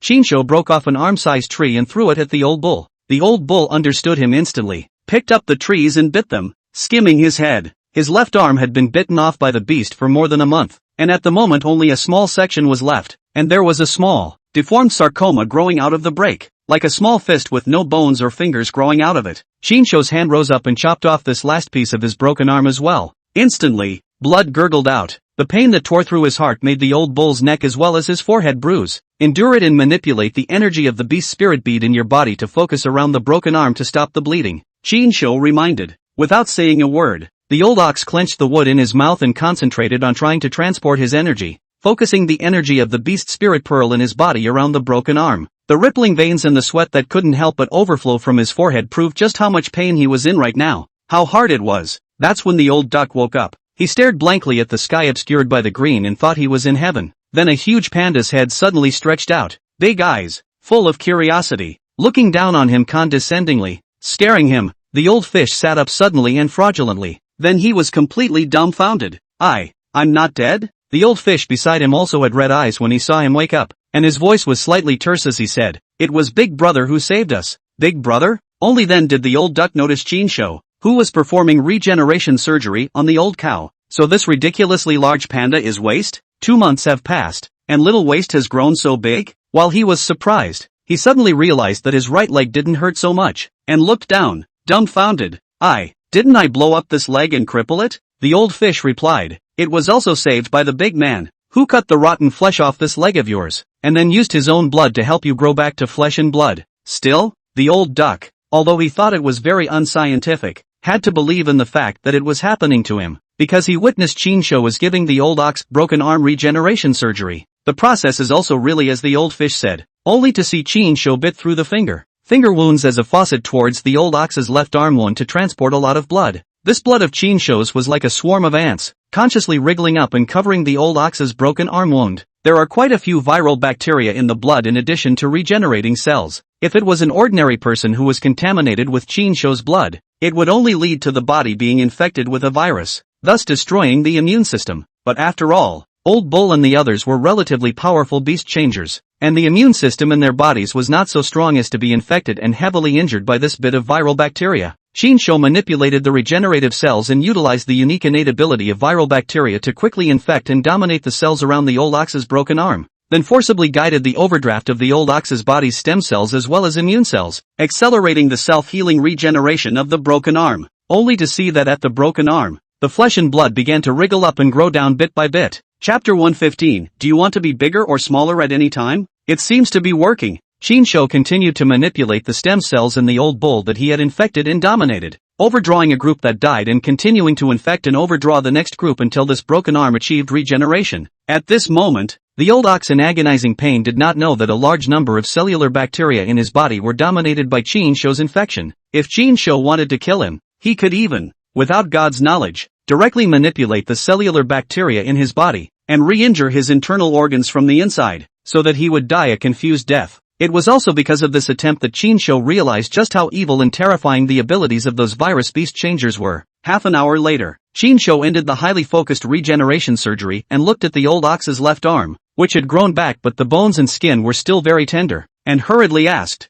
"How is it? Can the regrown arm be manipulated normally?" The old bull lifted his left hand with difficulty and shook his 5 fingers, stating, "I can maneuver it. It's just that it might have just grown back. It's a bit stiff and hard to handle, not very flexible. That's normal. After all, it's regrown. The bones and blood are as soft and tender as a newborn baby. It needs to take some time to recover before it's ready." Chinsho was very satisfied. An arm that has been broken for so long can still regenerate. The results of this experiment are already very good. The old ox was grateful and kowtowed in gratitude. Great kindness. Unforgettable. Old duck and old fish followed suit and knelt down, long ago not caring about any man's knees. Chinsho saved them by chance on the way, and did not continue to waste time catching up with them, saying, "Well, I will continue to go north along the river with waste, and you guys will fend for yourselves next. If you survive, then I'll see you 2 months from now in the northern part of the rainforest, when I take you to the end of the White House and then back home." The old ox trio knew clearly that although following Chinsho was safe, they would miss out on many opportunistic beasts. After all, the A-waste beast had become too big,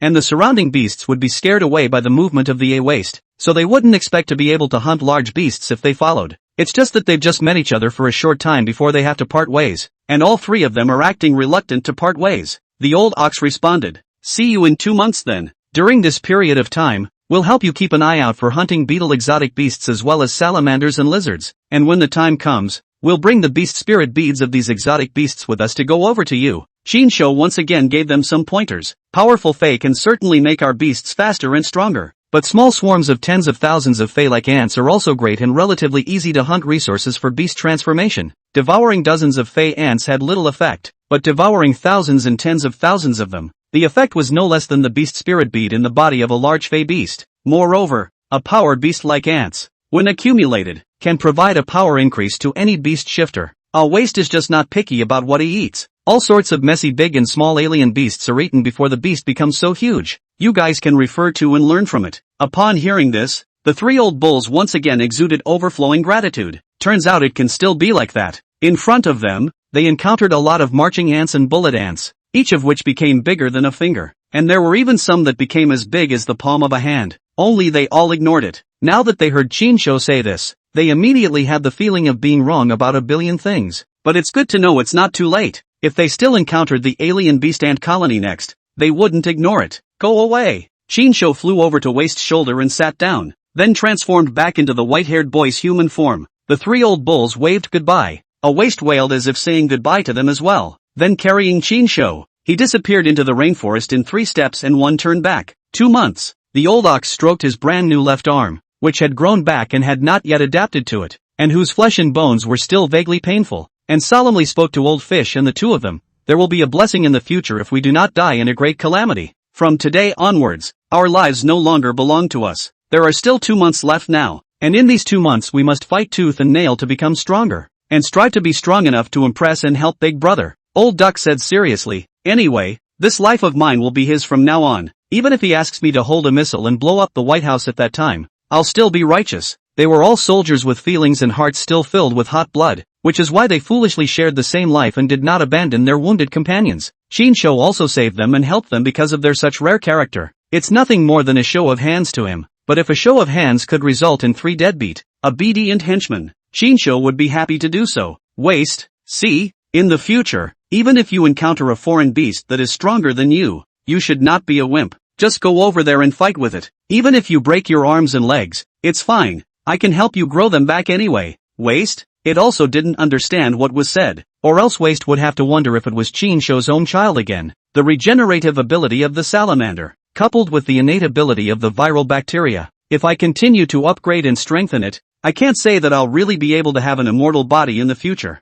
Chinsho was looking forward to it. This was also the reason why he had asked Old Ox and the others to help him hunt the beetle fae along with the salamanders and lizards. The beetle fae can enhance the iron ingot beetle ability within him, making the skeletal defense stronger. Salamanders and lizards both had strong regenerative abilities. Chinsho had hunted and killed 2 fae lizards in the past 2 months or so, but the fae salamanders were nowhere to be found. I have to blame Waste for that too. Waste was so huge now that it could scare away many foreign beasts wherever it went, and only the brainless or unafraid of death foreign beasts did not run away, but instead hit the stone with an egg. So let the old bulls help keep an eye on them. It's not likely that they can really bring an unexpected surprise to themselves in 2 months' time. Thinking of this, Shinsho was suddenly struck by an idea. By the way, since I can manipulate the regenerative cells into their bodies to promote wound regeneration, can I also manipulate the cellular bacteria to invade into waste and then infect and manipulate waste to see if I can help waste suppress the energy of the beast spirit bead in his body so that he can switch to his native form? Thinking of this, Shinsho immediately asked, Waste, do you want to be like me, becoming bigger and smaller at any time? Long before coming over to the rainforest,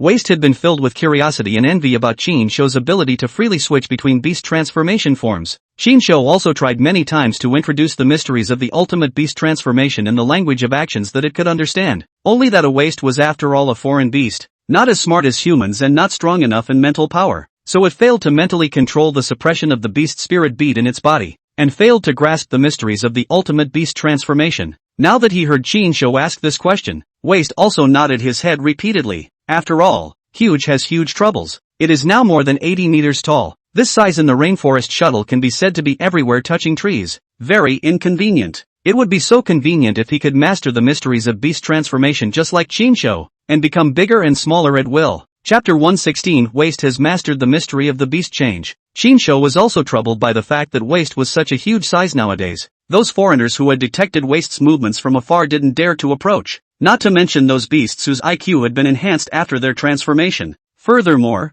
Waste was about to change and evolve into a 100-meter beast, so whether it was in the rainforest or back in the city, Waste's huge size wouldn't be very convenient. So after helping the old bull duo successfully complete their regeneration, Shinsho wanted to test it out, using the same method to see if he could help Waste control the beast spirit bead energy in his body, thus allowing Waste to change back to his original form. Say it and do it. Shinsho lulled Waste into a good fight, stabbing Waste's abdomen with a sharp steel spear, and then biting through his own left index finger once again, poking it into Waste's abdominal wound. The cellular bacteria in the blood kept invading into a Waste's body under Shinsho's deliberate urging towards the small wound in a Waste's abdomen. So a battle between microorganisms unfolded inside Waste. The cellular bacteria in Shinsho's body were all able to be mentally dominated by him, so he manipulated them to invade into Waste recklessly, and then clamored to infect the cellular bacteria in Waste's body, thus manipulating them. The process is not easy, because Waste was so powerful compared to ordinary Fae. Its own immune defense was strong and it wasn't so easy to be dominated by the infection, so much so that the cellular bacteria that Shinsho had invaded into his body had difficulty expanding the battlefield, and at any time,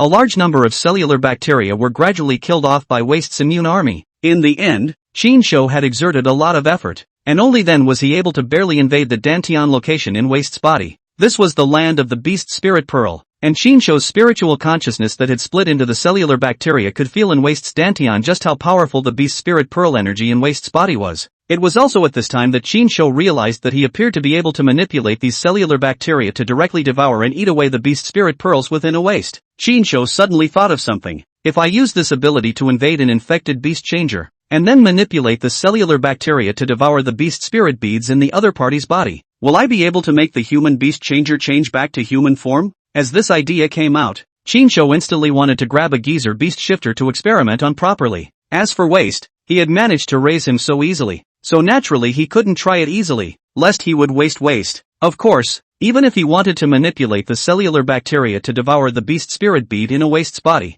it is also very difficult to do. After all, the beast spirit bead in a Waste's body is too much energy, and the bacterial cells are microorganisms. Even if they can devour the beast spirit bead inside unknowingly, each cellular bacterium can only devour a little bit of energy when it's dead. Otherwise the energy intake would be too much, and these microbes would burst into flames because their bodies couldn't withstand the beast change energy that was too powerful than their own. So according to Waste's situation, if Shinsho wanted to manipulate the cellular bacteria in his body to invade Waste's body and finish devouring the beast spirit bead in Waste's body, then he would have to at least deliver more than 70% of the cellular bacteria in his body before he could do so. Obviously, this is not possible. So Shinsho still tried to use this method to help Waste master the mysteries of beast transformation, and then next to capture a foreigner beast transformer to try it out. After consuming quite a bit of chi and blood as well as cellular bacteria, Shinsho finally invaded and infected all of the cellular bacteria in a Waste's Dantian, and then manipulated these cellular bacteria to temporarily gain control of the Dantian in a Waste's body.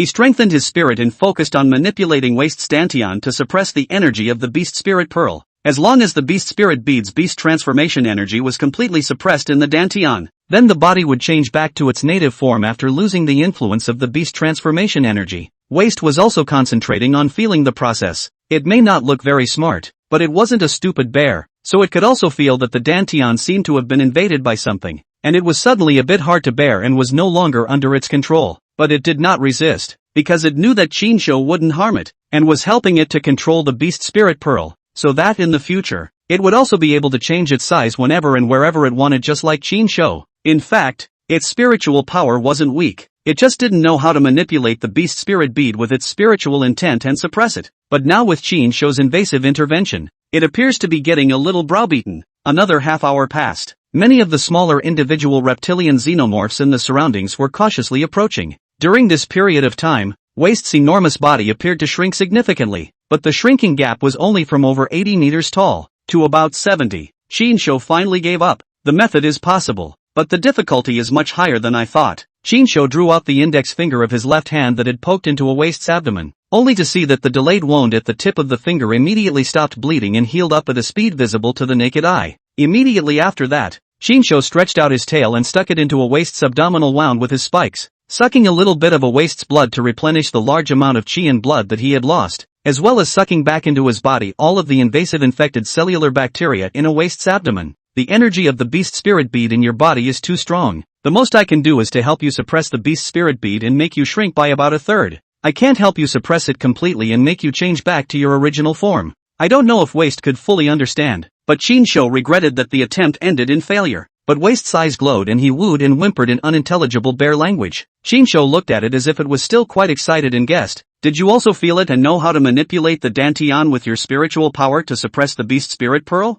A Waste also do not understand too much, but it and Chinsho always as you say your, I guess my, and then quite tacit understanding, always can guess the other side want to express the meaning, only to see Waste's clear, stupid eyes emit a rare flash of wit, then frown slightly as if he was constipated. Immediately afterward, Chinsho was dumbfounded, only to see a Waste's 80-odd meter tall body type suddenly shrink down little by little, and in the end, it fully shrunk by double, becoming a body type height of only 40 meters. However, within a few minutes, Waste couldn't hold it in, and then with a mischievous click, he once again reverted to his 80-something meter tall behemoth form. Woohoo! Waste was unhappy and full of loss. Chinsho gave a rare compliment. "It's already impressive that you've learned to suppress the beast spirit bead so quickly. Old Ox and the others don't even have a clue yet. Don't be discouraged. Try a few more times next. When you're skilled and your mental strength goes up, you'll be able to casually manipulate and harness it just like me." Being praised by Chinsho, Waste then swept away his lost and sad expression and stopped drooping his bare face. After Chinsho saw that Waste had already initially mastered the mysteries of the beast transformation, his heart was also filled with the relief of an old father looking forward to his son's success. Hopefully, in the last 2 months,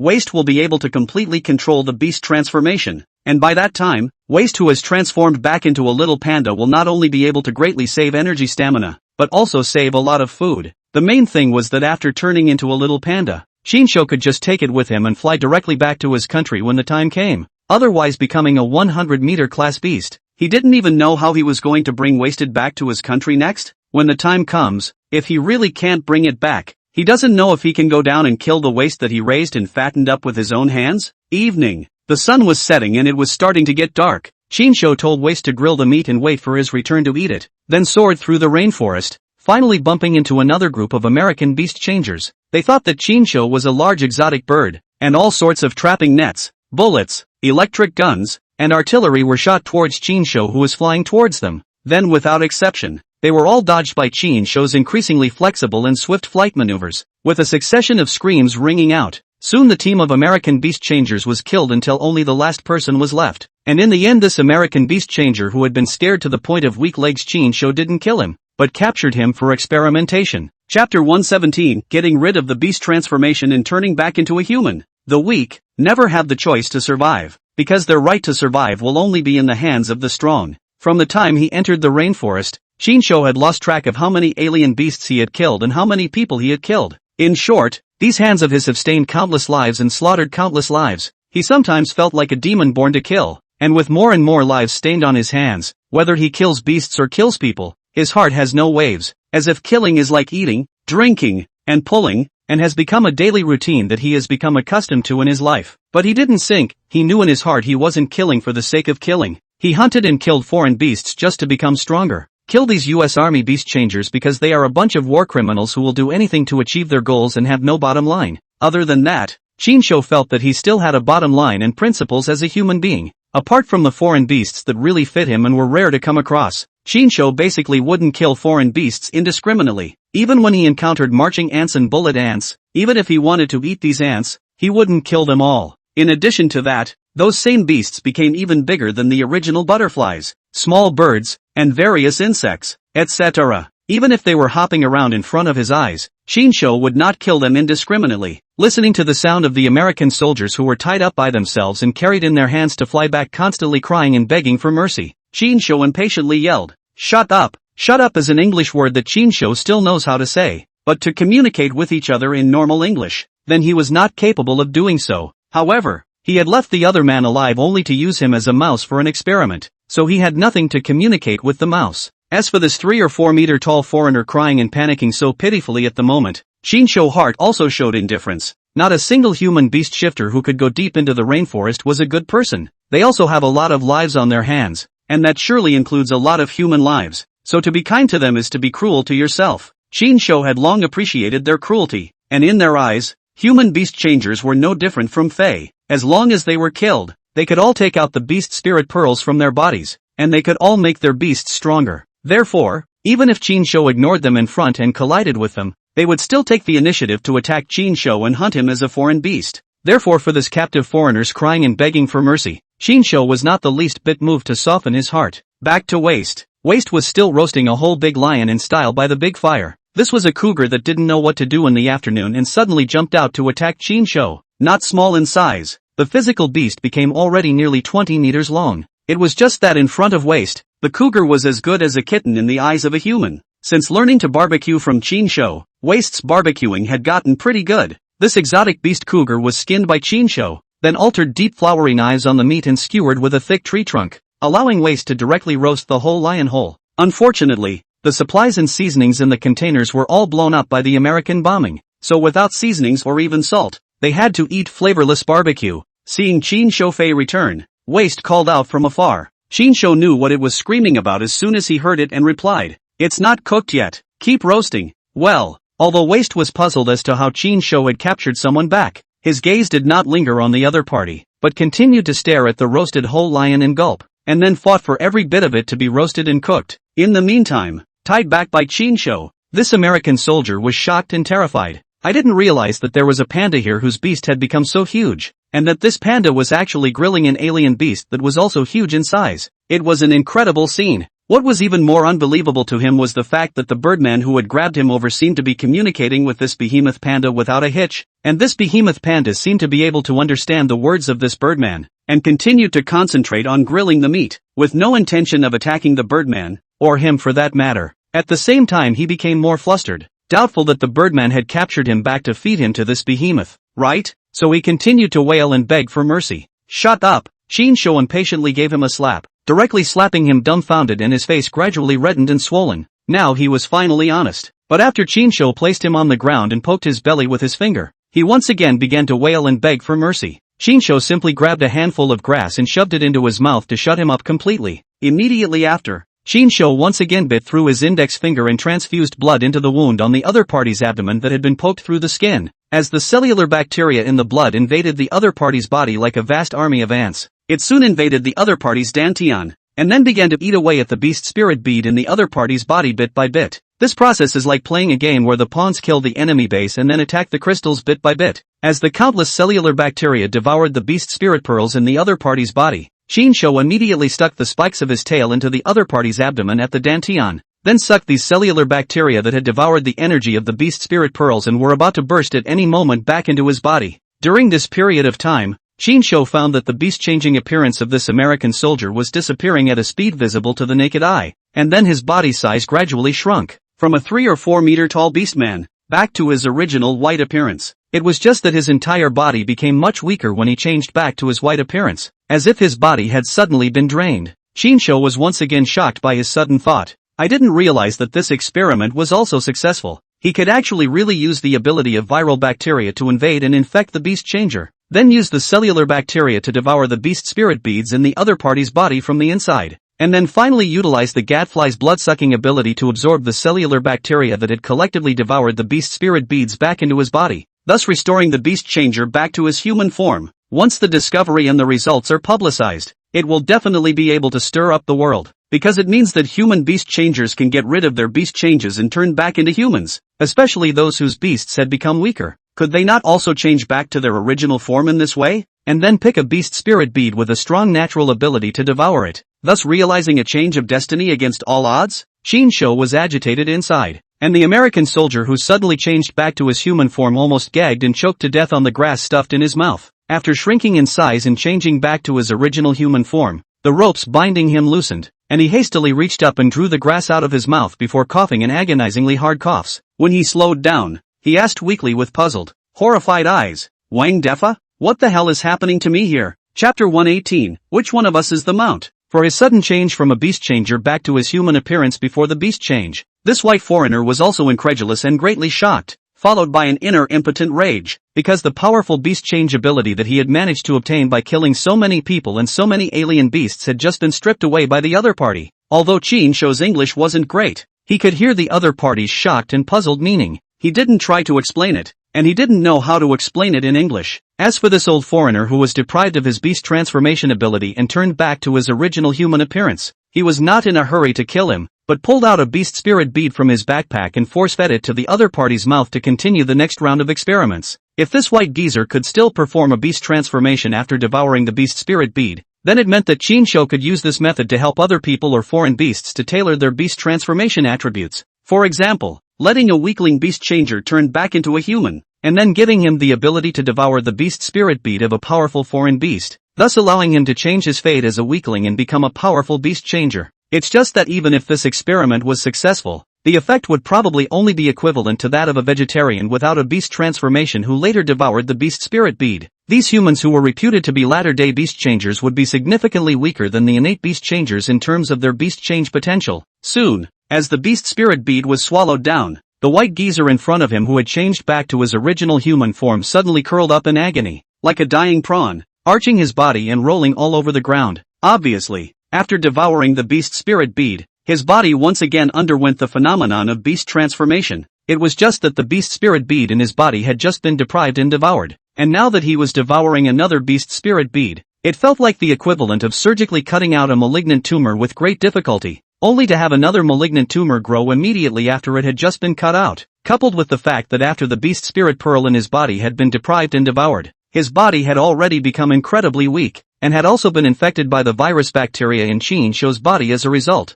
So the weak body infected with the virus suddenly experiencing the beast transformation, the degree of pain was even more exaggerated than that of the first beast transformation. So he was halfway through his beastly transformation when he suddenly died violently. Shinsho frowned slightly. Is this experiment considered a success or a failure? Did he die violently because of the rejection reaction? Or was he not able to survive the beastly phenomenon because his body was weaker from the virus I infected it with? Never mind. Shinsho didn't dwell on it. Anyway, the experiment proved that he could just use this method to turn human beast changers back to their original human form. This is a great discovery, and this U.S. soldier qualifies as a great experiment in giving his life for the sake of humanity. So Shinsho suddenly went into full beast transformation form and gouged a deep pit in the ground with his huge thumbs, burying the great experiment and inserting a stake in the mound of grave soil. Immediately afterward, Shinsho, who had transformed back into his human form, used his saber to carve 5 words on the stake, Wang Defa's tomb. 5 days later, at the end of the conditioning of the old ox, the 3 of them passed by the tomb of Wang Defa and found that the soil of the tomb was loose, and those ants and insects had disappeared, leaving countless insect droppings mixed in the loose soil of the tomb. The old fish was surprised. Wang Defa's tomb? Is this the tombstone written by the big man? Old ox said, there are traces of campfire in this neighborhood, and there are also black and white bear hairs suspected to have fallen from waste, so this tombstone was most likely carved by Big Brother, but I just can't figure out. Who is this Wang Defa? After his death, he was even buried by Big Brother himself, and even carved a monument for him? The old duck guessed, Wang Defa is the English harmonization, so this cemetery buried should be a foreigner. Just do not know what this foreigner and the Big Brother went through with the Big Brother, so that the cold and ruthless Big Brother personally buried him to carve a monument? The old fish sighed. Pity this Wang Defa's body was already eaten up by the insect-like alien beasts within a few days of burying it, and it is estimated that there are only fingernails and teeth left inside that won't be gnawed on. Old Ox didn't dwell on the curiosity and spoke. Big Brother is heading north this way. Although it would be much safer for us to follow him north, we would also miss a large number of foreign beasts as a result. So it's best for us to find a narrow and shallow estuary in front of us, and then go to the opposite side of the river. Old Duck nodded. That's what I thought. The three traveled north along the river, looking for an opportunity to cross. Time rushes. Like a rainstorm in a rainforest that says it's coming, it washes over everything. In the blink of an eye, Shinsho and Waste spent another 2 months in the Amazon rainforest. From south to north, it took one man and one beast 4 months to traverse almost the entire Amazon rainforest. Of course, if we're talking about the overall area, then they didn't even finish exploring a tenth of the Amazon rainforest. Therefore, on this trip to the Amazon rainforest, Shinsho and Waste still have a lot of places they haven't touched, but the purpose of the mission for which they had traveled so far was considered to have been successfully accomplished. The only thing that made Shinsho feel pity was that although he had encountered quite a few foreigners in the rainforest, he had not encountered the saddlebacks who were rumored to have dominated the Amazon rainforest in his previous life. In a flash, 4 months have passed. I wonder what's going on in the country. Zhong and the others should all still be alive, right? Shinsho is at the moment located at the intersection of the Guyana Plateau as well as the Amazon rainforest, which is just north of the Amazon River. If not shaded by these thick woods, then looking up to the north, you might be able to get a side view of the world's largest waterfall drop, Angel Falls. From afar, Shinsho could hear the sound of the waterfall pouring down, a symphony played by nature in ecstasy. Shinsho continued northward along the border between the Guyana Plateau and the Amazon rainforest, intending to head to the Angel Falls. By then it would be easy to look down on the rainforest's every move from the plateau, and at the same time, Waste in his behemoth form would be easy to be discovered by the 3 old bulls who had arrived at the end of the rainforest below, as he stood on the plateau. At the moment, behind Shinsho, a 1-meter-high red panda hopped along, dragging a thick, emerald-green bamboo in his hand, chewing on it as he walked. Since it was so small, it would invariably walk and get swallowed up by bushes taller than it was, but he seemed to enjoy being small, and like a jaunty hare, he dragged the bamboo easily through the bushes. For it who is tired of eating all kinds of meat, these bamboos are simply delicious on earth. How to eat? Shinsho turned back without a good look and urged, walk faster. For Waste, who had finally grasped the mysteries of beast transformation and was able to control the beast spirit bead to change back to its native form, Shinsho found himself suddenly without a feeling of relief and joy, and instead began to dislike it. The main reason was that Waste was getting more and more comfortable and enjoying the fact that after transforming back into his little panda form, he had lost the equivalent of a giant beast mount for the past 10 days and had to rely on himself to travel through the rainforest on foot. And Waste, who had turned back into a little fellow, reversed himself, and often used him as a mount, climbing up on his body to be carried, or sitting on his neck, happily and flutteringly holding his head and directing him forward. This makes Shinsho a bit depressed. Who is the mount between us? But looking at a Waste that he had raised with his own hands and had personally trained to be so smart and had mastered the mysteries of beast transformation, he couldn't bear to kill devouring, so he could only spoil it. As for Waste, it was so hard to master the mystery of beast transformation, so hard to be able to suppress the energy of the beast spirit bead in his body, and change back to the original form of the little panda as he wished. Naturally he was overjoyed, so it enjoyed the process of changing back to the little panda, and felt that it had returned to its childhood days when it was being held in Shinsho's arms or sitting on Shinsho's neck. Even now it's only a 4-month-old baby panda. As for Shinsho, although he had lost a giant beast mount in the past half a month, he had also gained more large foreign beasts as a result. Ever since Waste stopped roaming the rainforest as a 100-meter class giant beast, Shinsho immediately bumped into more large alien beasts. The most interesting thing is that a Waste who changed back to the form of a small panda was suddenly swallowed by a beast tiger with a body length of more than 30 meters 2 days ago, and then a Waste changed back to the form of a giant beast, directly bursting the mouth of that beast tiger, and killing a large beast tiger in return without any effort. Therefore, Shinsho was inspired by this, and these days whenever he encountered a more powerful fey beast, he directly threw little a Waste over it, and he purposely aimed at the fey beast's bloody mouth. Although Waste disliked cursing, but once he was back to life, he also liked this process of not having to kill and fight, and just relying on a transformation to kill the prey in seconds. In the meantime, the 3 old bulls also arrived at the intersection of the Guyana Plateau as well as the Amazon rainforest. Say, we don't have any contact information. This northern Amazon rainforest is so big, how can we join up with the big guy?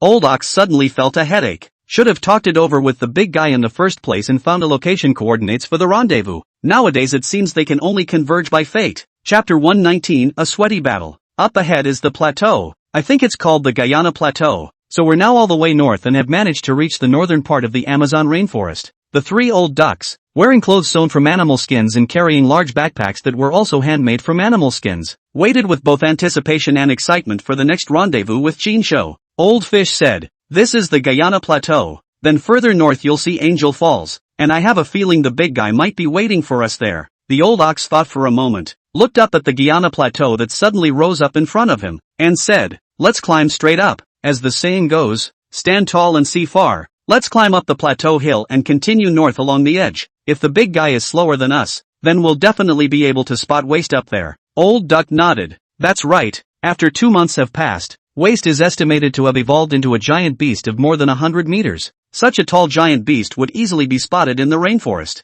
Old Fish, on the other hand, was a bit afraid of heights. "Can we climb up here? If we fall, it feels like we'll be crippled if not dead." The old ox said, "What are you afraid of? We are all people who have died once, and since we're so powerful now that the beast has become so strong, if we can't even climb a highland mountain wall of this magnitude, doesn't that mean we're not as good as the climbers who didn't have the beast before it changed?" The old duck was eager to try. "My eagle-clawed hands are harder than iron. I'll give you a head start, and you follow me to climb according to the traces I left behind." The old ox disdainfully said, spoken as if we don't have hard enough hands. To them, there was no difference between a stone and tofu, both could be shattered casually. So climbing this kind of cliff face that was about 1,000 meters high was not difficult at all for beast changers of their strength. The other side, Chinsho unhurriedly led Waist to continue north along the Guyana Plateau. He didn't choose to fly up to this Guyanese plateau that suddenly rose out of the ground, 1,000 meters higher than the rainforest floor. This was because there were quite a few large alien beasts inhabiting this neighborhood, and he felt that even if the three old bulls were still safe and sound,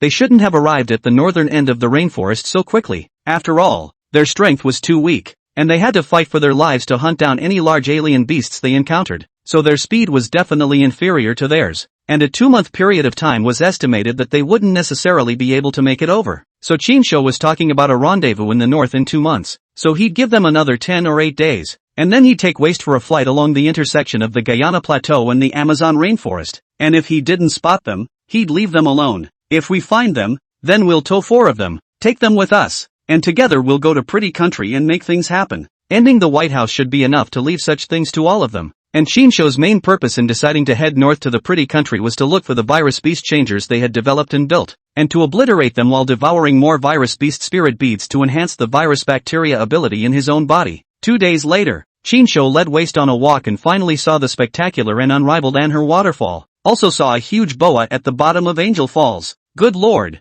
this boa is even more gigantic than the one we hunted in the first place. The giant boa that Chinsho had managed to kill in the beginning was only estimated to have reached the ranks of a 100-meter class beast, and in reality, it was probably only 80 to 90 meters in length. But the boa in front of us, which was tilting its head back to drink under the waterfall or bathing and showering, definitely exceeded the 100-meter class. The head of the snake was twice as big as the boa. This was definitely one of the beasts that Chinsho had encountered since entering the Amazon that had become the most gigantic. Looking from afar makes Chinsho feel numb, but after the numbness of the scalp is unable to stop the excitement of ecstasy. I didn't expect to be able to encounter such a huge beast boa at the end of the rainforest. If this was successfully hunted, then the beast spirit pearls inside this giant beast Mori boa would at least allow his beast transformation strength to skyrocket by 30 to 40%. Now in full beast transformation form, Chinsho had also managed to step into the ranks of the 100-meter class giant beasts just like Waist, so he was very confident in hunting this giant beast boa Mori. Unlike when they first arrived, although he and Waist were much more powerful than ordinary foreign beasts, they had difficulty breaking through the defense against the 100-meter level boa that they had faced back then.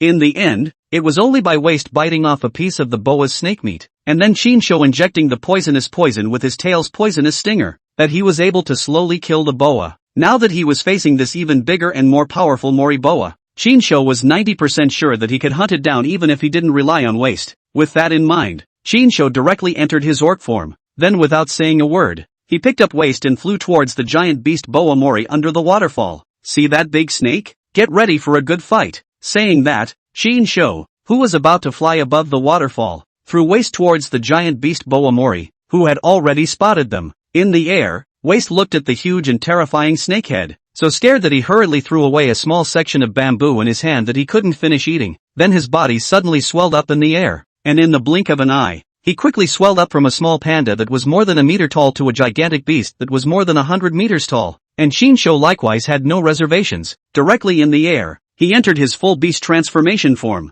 similarly turning into a birdman beast that was over 100 meters tall. Under the waterfall, the giant beast Moriboa seemed dumbfounded, its brain confused, seemingly unable to comprehend the image it saw in front of it. Bang! Waist's huge body landed under the pool of the waterfall, and then sat on his but on the big, soft snake of the behemoth boa, which hurt so much that the behemoth boa almost spat out one of the large exotic beasts it had just eaten. It was this one moment that made the giant beast Moriboa come back to its senses, and its thick and powerful snake tail instantly wrapped around Waist, quickly wrapping around most of Waist's body. The ache was shrinking and twisting. Waist then struggled again. However, this behemoth boa was too big and its strength was exaggerated, so much so that Waist, who had so much strength, had difficulty in breaking free from its entangling stranglehold. So the clever Waist suddenly looked like a deflated ball, whooshing back to the small panda form, letting the behemoth boa entangle alonely. That puzzled and dull eyes, as if seeing a ghost. Shinsho was also convinced by Waist. You can bite it if you can't break free. But never mind.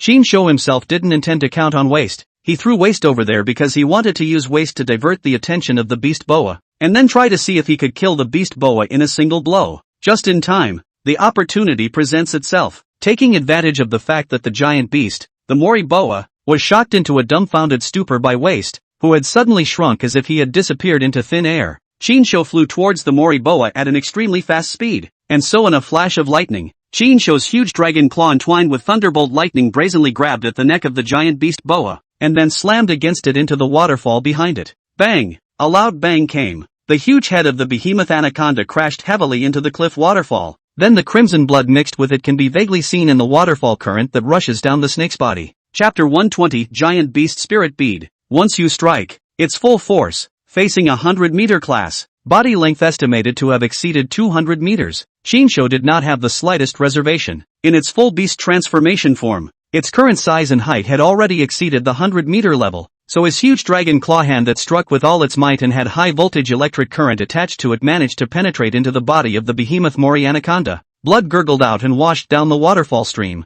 The intense pain as well as the paralyzing sensation as if it had been struck by lightning caused the behemoth anaconda to let out an agonizing hoarse roar. Huge and long serpent's letters wagged from the bloody snake's mouth and looked alarming. Even if he himself had become so huge, Shinsho would still have an inexplicable fear of such giant behemoths in his heart. Hiss! With a forceful tug, Shinsho's right hand, which had 5 fingers pierced into the snake's body, directly and firmly gripped a large chunk of the snake's flesh before ripping it out alive. In a flash, the blood flowed harder. A large, shocking wound instantly appeared under the snake neck of the behemoth boa. The injuries shook the behemoth anaconda to its core. The huge snake's body swung up madly, slapping Waist, who had transformed back into the form of a small panda, to the ground. The violent movement, coupled with the snake's body inadvertently slapping at the waterfall cliffs like a giant whip, caused the cliffs to be constantly shaken by broken rocks. Immediately after that, the angry beast boa opened its bloody mouth to bite at Shinsho, and the long and sharp curved moonfangs were terrifying to look at.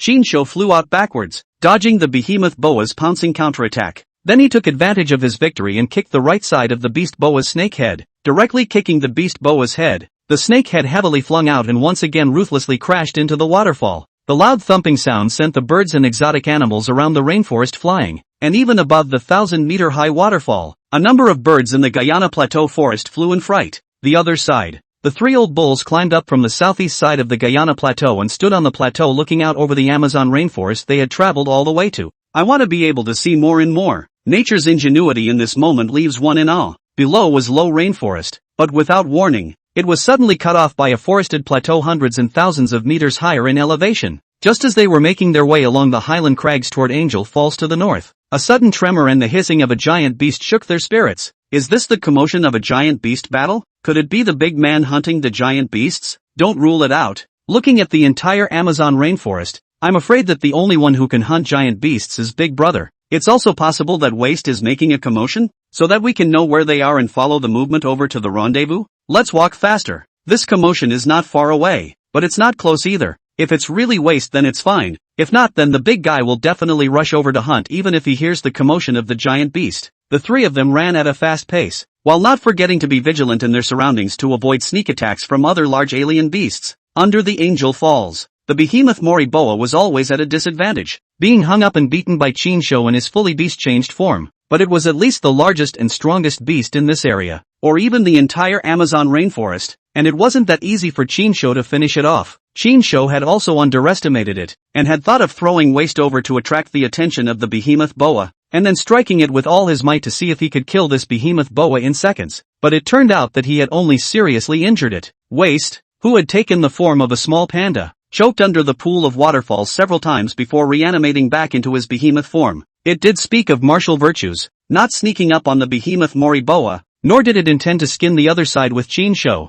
but instead bathed in the waterfall and rubbed itself beautifully while watching Chinsho battle the Mori Boa. From time to time, there were also a few owls, as if they were cheering and shouting for Chinsho. Chinsho had long been accustomed to Waste's dangling waste mentality, and continued to ride out his victory, beating the behemoth Mori Boa to a pulp. Sensing the gap in strength, coupled with the exhausting injuries, the beast boa developed the intention to flee. Otherwise it will most likely be killed if it continues. Want to run? It's not that easy. Chinsho's time was different now. When he arrived in the rainforest and encountered the boa, he had difficulty breaking through the boa's defense and preventing it from escaping with injuries. Now with a human body that had mutated and evolved into a 100-meter level beastman, his strength had long been strong enough to easily abuse and kill foreign beasts of the same level. The beast boa in front of him was twice the size of the original beast boa, and its defense and strength were even greater than that beast boa's. But in full beast transformation form, Chinsho had been able to easily break through its defenses and then hang it. So Chinsho held the snake's tail and directly dragged back the giant beast boa that wanted to escape. Rise and shine!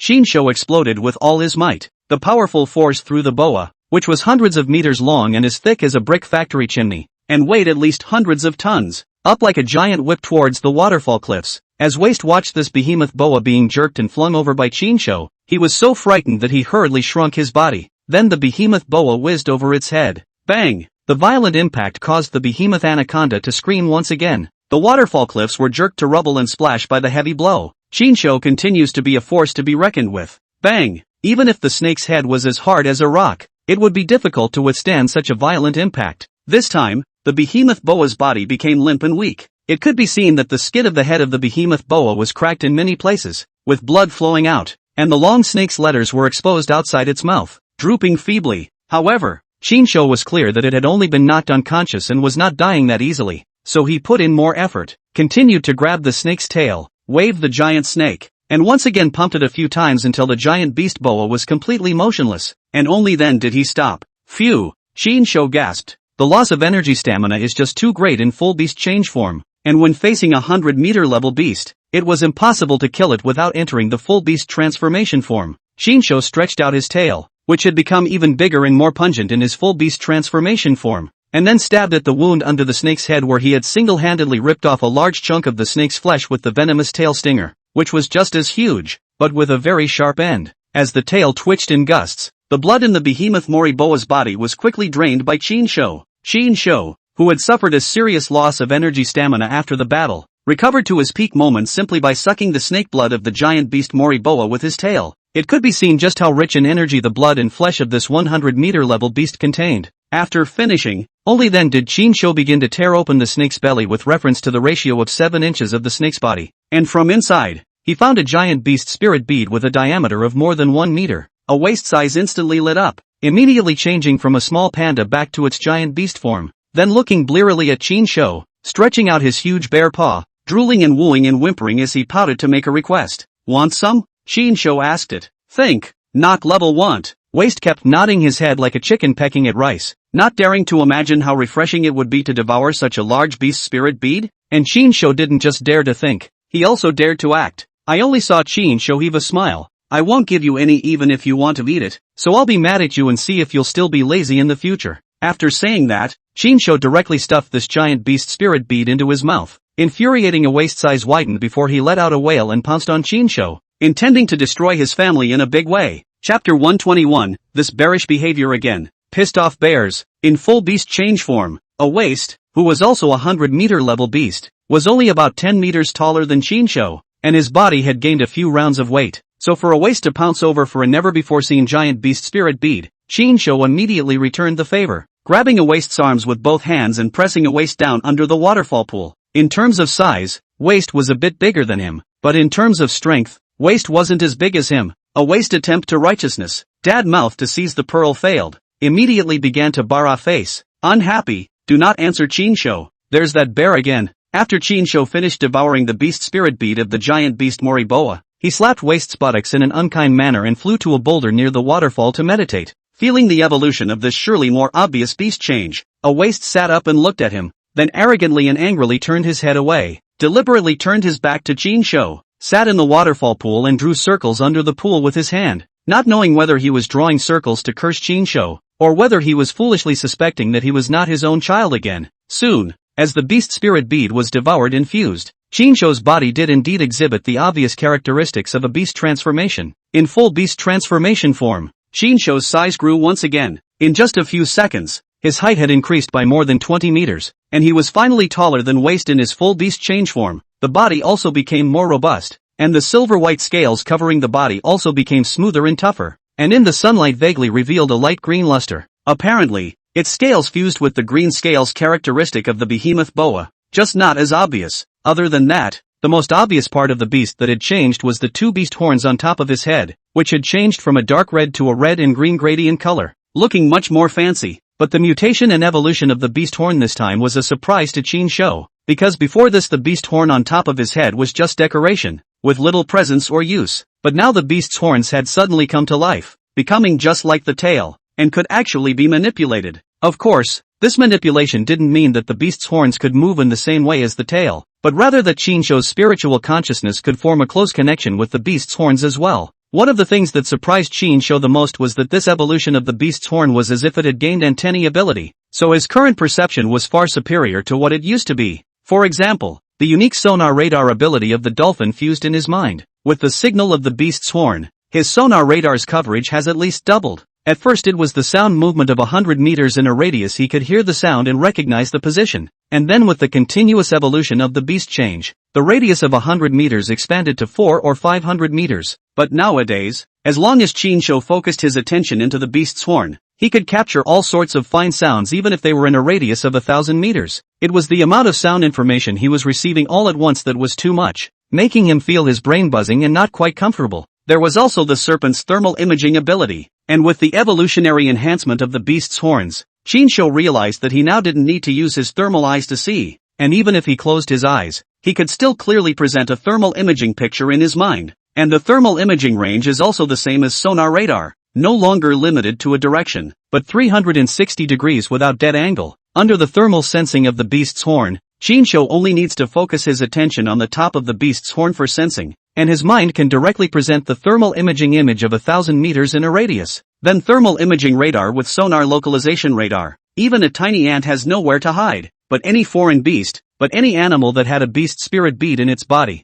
as long as it appeared within the sensing range of the beast horn, it would be able to be firmly locked by him in the direction of its location. Chinsho was unusually excited. It's like playing a game with perspective hangers-on. It's just not too awesome. Waist, let's go. Don't be angry. I found out that there's another giant beast in the nearby river. If you behave yourself later, the beast's beast spirit bead will be yours to eat. As Chinsho said that, he immediately picked up the back of a Waist Destiny's neck and flew towards the river bifurcation that was separated by 700 or 800 meters. Earlier, it had utilized its beast horn to focus its senses and discovered a fish giant beast hiding at the fork of this river. From the thermal imaging footage, it looks like a large catfish, but we'll have to draw it out to find out if it is or not. A waist was wailing in the air. It was still in the form of a giant beast, but it ended up being carried by Chinsho with one hand on the back of its neck and flew up. Get smaller. It's heavy. Although Chinsho was able to bring along Waist in his behemoth form to fly, the energy stamina consumption was also great. Waist was still sulking, so he purposely acted like he didn't hear it and grunted as he skimmed his head. It doesn't get smaller. I'm tired of you, letting you bully Wasted and not giving Wasted such a big beat of food. And Chinsho doesn't spoil it. It doesn't get any smaller, does it? You're making me waste my energy and stamina on purpose, aren't you? Chinsho revealed a bad smile. I can't.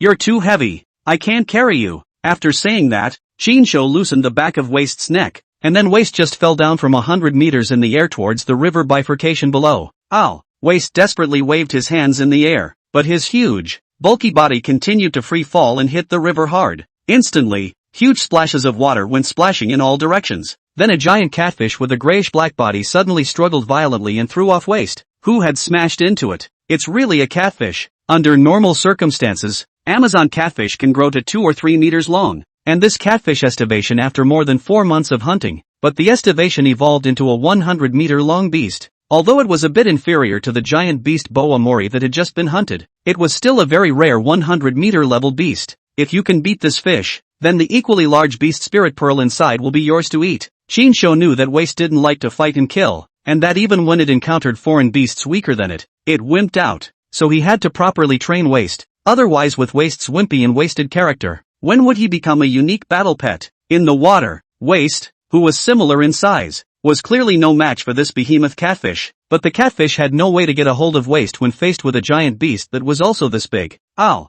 The giant beast catfish could only bite desperately at Waste. Unfortunately, its teeth were relatively short, not as sharp as a shark's teeth, nor as sharp and long as the fangs of other giant beasts, so in the face of the thick-skinned Waste, it could only bite Waste to the point of wailing, but could not even bite off a piece of meat from Waste's body. At this point, Waste, who was bitten and angry, finally fought back. It stood with half of its body exposed in the river, its hands reaching for its hands, trying to grab the behemoth catfish and give it a fat beating. Nay, the catfish's skin was too slippery, and coupled with the catfish's great strength in the water, it failed to catch the catfish after several attempts. The furious Waste suddenly thought of something, immediately control the body of the beast spirit beads to lift the phenomenon of beast change. From 100 meters level behemoth suddenly turned into a little panda more than a meter high. And then in the river's surface dog crawling swimming, cursing catfish pulling hatred. The giant beast catfish was also confused. Where did a bear that size go? It looked around dully, never seeing the giant bear around again, except for the sight of a behemoth birdman standing on the shore.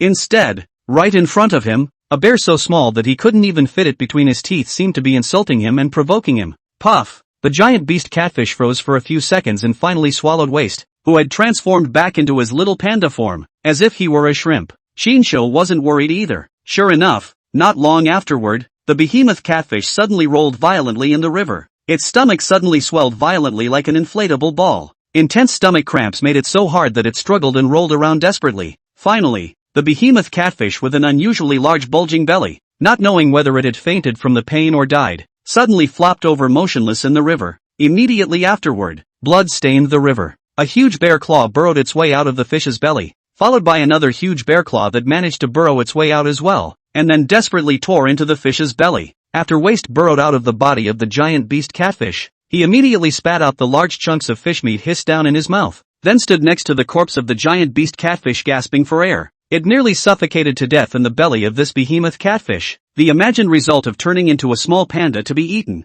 and then turning back into a behemoth form to burst the fish's belly did not occur as desired. This gave Waste a pang of fear. In the future, it probably wouldn't even dare to try that again, or else it would be being smart and sending itself directly to the enemy's stomach as a takeaway. Shinsho flew over and took the corpse of the giant beast catfish with one hand, leading Waste with the other, and flew back to the waterfall with great effort. True to his word, he pulled out the beast spirit bead inside the giant beast catfish that was equally huge, but 1 or 2 times smaller compared to the giant beast boa, and handed it to Waste. This time Waste finally not angry, also no longer doubt whether it is biological. Cheeky's smile took a little bigger than a basketball beast spirit bead. Afraid of Shinsho backtracked, immediately stuffed into the mouth. At the same time, Shinsho seemed to hear the sound of someone shouting, but the distance was too far, considerably beyond what the sonar radar in his head could localize. He raised his eyes, and his superb eagle-eye vision across 1,000 meters high, eyeballing the plateau at a distance of 3,000 meters, saw the 3 people standing next to the plateau cliffs waving excitedly and shouting loudly. Chapter 122. It's the 3 old bulls? Shinsho was a little surprised, not realizing that they had actually arrived in the north as promised, and had even run into this uprooted Guyana plateau. Although the visual distance was separated by at least 3,000 meters, Shinsho was still able to make out their general appearance, and it was normal for them to spot him from such a distance. After all, it was more advantageous to see from a high place, not to mention that both he and Waste were now in their behemoth form. It was hard not to notice these 2 behemoths that were over 100 meters tall standing below the waterfall, not to mention the fact that there was a bigger and longer behemoth boa in front of them, as well as the corpse of a giant catfish. Therefore, the 3 old bulls walked along the plateau cliffs towards the Angel Falls and spotted Shinsho and Waste below the waterfall from afar, shouting in excitement. They also knew that shouting from such a distance probably couldn't be heard by Big Brother and Waste, but they still couldn't hold back the excitement of the successful rendezvous and shouted at the top of their lungs. I think the big guy heard it. Looking over, boy, It really is a big brother hunting a foreign beast. And the giant snake that seems to have died under this waterfall pool is too big. A big brother is a big brother.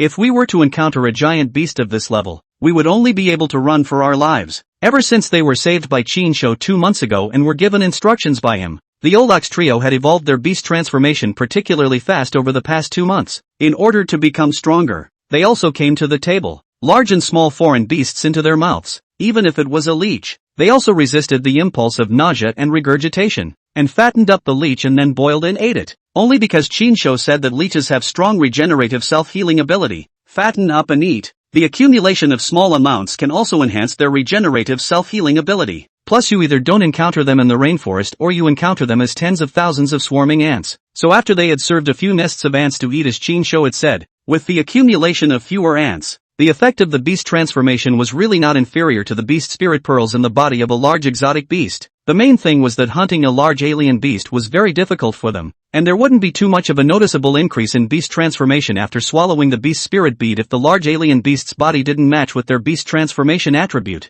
Not so with the beast-changing ants. One of them was a bovine beast changer, one was a fish beast changer, and one was an avian beast changer. So it was reasonable to say that the beast change attribute aspect had nothing to do with the ants, and there was no fit whatsoever. However, the beast spirit pearls in the ants' bodies were dominated by strength talents, and any animal itself was gifted with strength. It just had a difference in strength. So after they ate a large amount of beast change ants, they obviously felt much stronger. The same goes for swallowing leeches. Any animal itself has the ability to self-heal and regenerate, just has a strong and weak difference. So they will fatten up and eat the beast leech according to what Chinsho said, and it does enhance the regenerative self-healing ability of the body more or less. It's just that they didn't begin with a beast transformation to gain the powerful regenerative self-healing ability of other animals. So even if they devoured more of the fey leeches, they wouldn't be able to gain the same powerful regenerative self-healing ability as the leeches, and it would only be slightly enhanced at best. Take the ants for example. The ant strength talent could allow the ants to lift objects 400 times heavier than themselves. They were able to enhance their strength by swallowing a large number of fey ants, but even if they were no longer strong,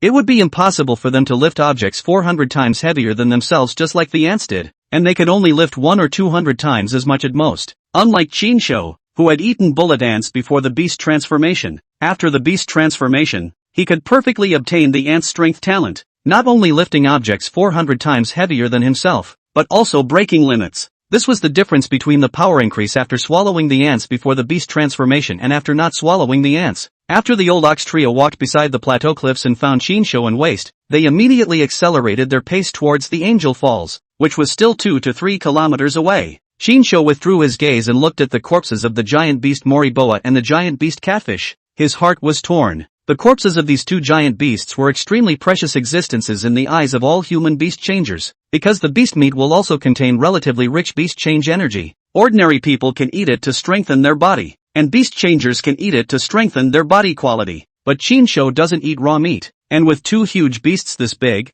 it's very difficult to barbecue them, so at best, he can only barbecue and eat some of the meat, and then the rest will have to be wasted for other animals to eat. As for Waste, he had just devoured the beast spirit bead inside the behemoth catfish, and was now full of energy, so naturally he wasn't hungry, and even if it was hungry, it couldn't finish this behemoth catfish 3 times a day, let alone this behemoth boa. If only it were like those metaphysical novels and immortal novels, having space rings would be great, so that we could make the best use of things and not waste them. Chinsho muttered to himself. He wasn't hungry now either, and after devouring the beast spirit bead inside the behemoth Moriboa, the beast transformation energy in his body was now in a state of overflowing out. Therefore, he was now involuntarily entering into his full beast transformation form, and would have to spend some time properly absorbing and adapting to the energy of the beast spirit bead that he had devoured infused this time before he could regain control of the beast spirit bead in his body and freely switch between his beast transformation forms. A few moments later, the 3 old bulls ran above the waterfall and shouted at the top of their voices from 1,000 meters away.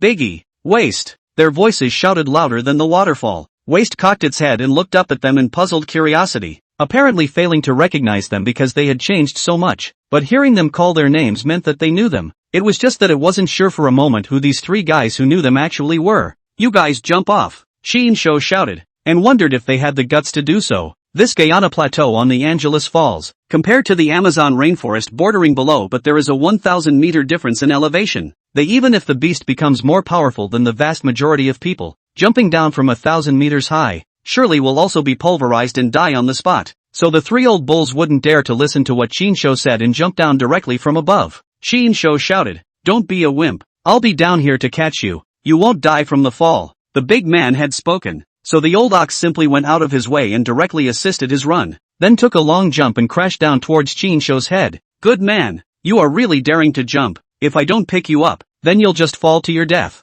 Chinsho didn't pit them either, and when the old ox fell to only about 100 meters from the ground, he flew straight up to catch him and let him land safely. Right behind him, Old Duck and Old Fish jumped off and landed without incident. Chinsho, this is carefully measured up just 2 months on. The beast has become so big. Height is from the last time we met less than 10 meters, but now as high as 20 or 30 meters of the old bull. 3 people. I also wonder if they had taken to heart what they had said in the first place, and then helped to hunt and collect the beast spirit pearls from the bodies of the beetles, lizards, and salamanders, which were exotic beasts. Chapter 123, The End of the Rainforest Journey. A great calamity is really a blessing. In 2 months' time you beasts have actually gotten so big. It was rare to be praised by the big man, and all three were thrilled and happy. It was only when they looked at Chinsho, who was a full 5 times larger than them in his full beast transformation form, that they immediately lost their complacent smiles. The old ox sighed. "Compared to you, this beast transformation progress of ours is not worth mentioning at all, and is even inferior to these large foreign beasts."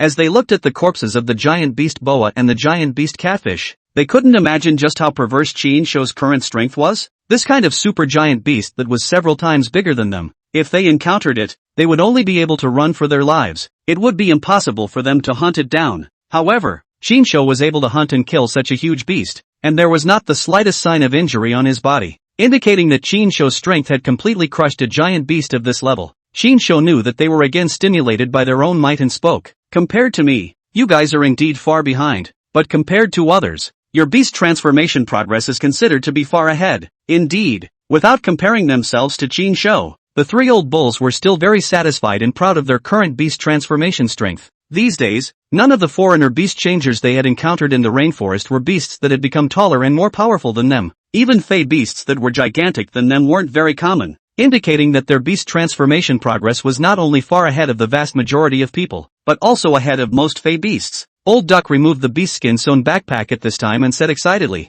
"Big brother, we have hunted and killed quite a few insects and beetles for you along the way, as well as a few foreign beast lizards and also salamanders. However, these insect beetles were basically beasts that had become not very big, so the beast spirit beads in their bodies were only the size of marbles. We have collected a total of over 600 beast spirit beads from the bodies of insect beetles for you these days, the 4 largest beast spirit beads of which are from fey lizards, and the 2 larger ones are from fey salamanders." Chinsho's eyes lit up. He didn't expect them to not only take their casual words to heart, but also to be so forceful, specifically collecting the beast spirit beads from hunting so many insect beetles, and also hunting a couple of exotic lizards with salamanders. "It seems they're genuinely grateful to me for saving their lives," Chinsho said with satisfaction. "I casually said at first that I didn't expect you guys to really keep an eye on collecting this kind of beast spirit bead for me, but as a result, you guys did give me a pleasant surprise, so it's not a waste of time for me to save you guys in the first place." The old fish even got up guiltily. "We could have helped you hunt a large lizard,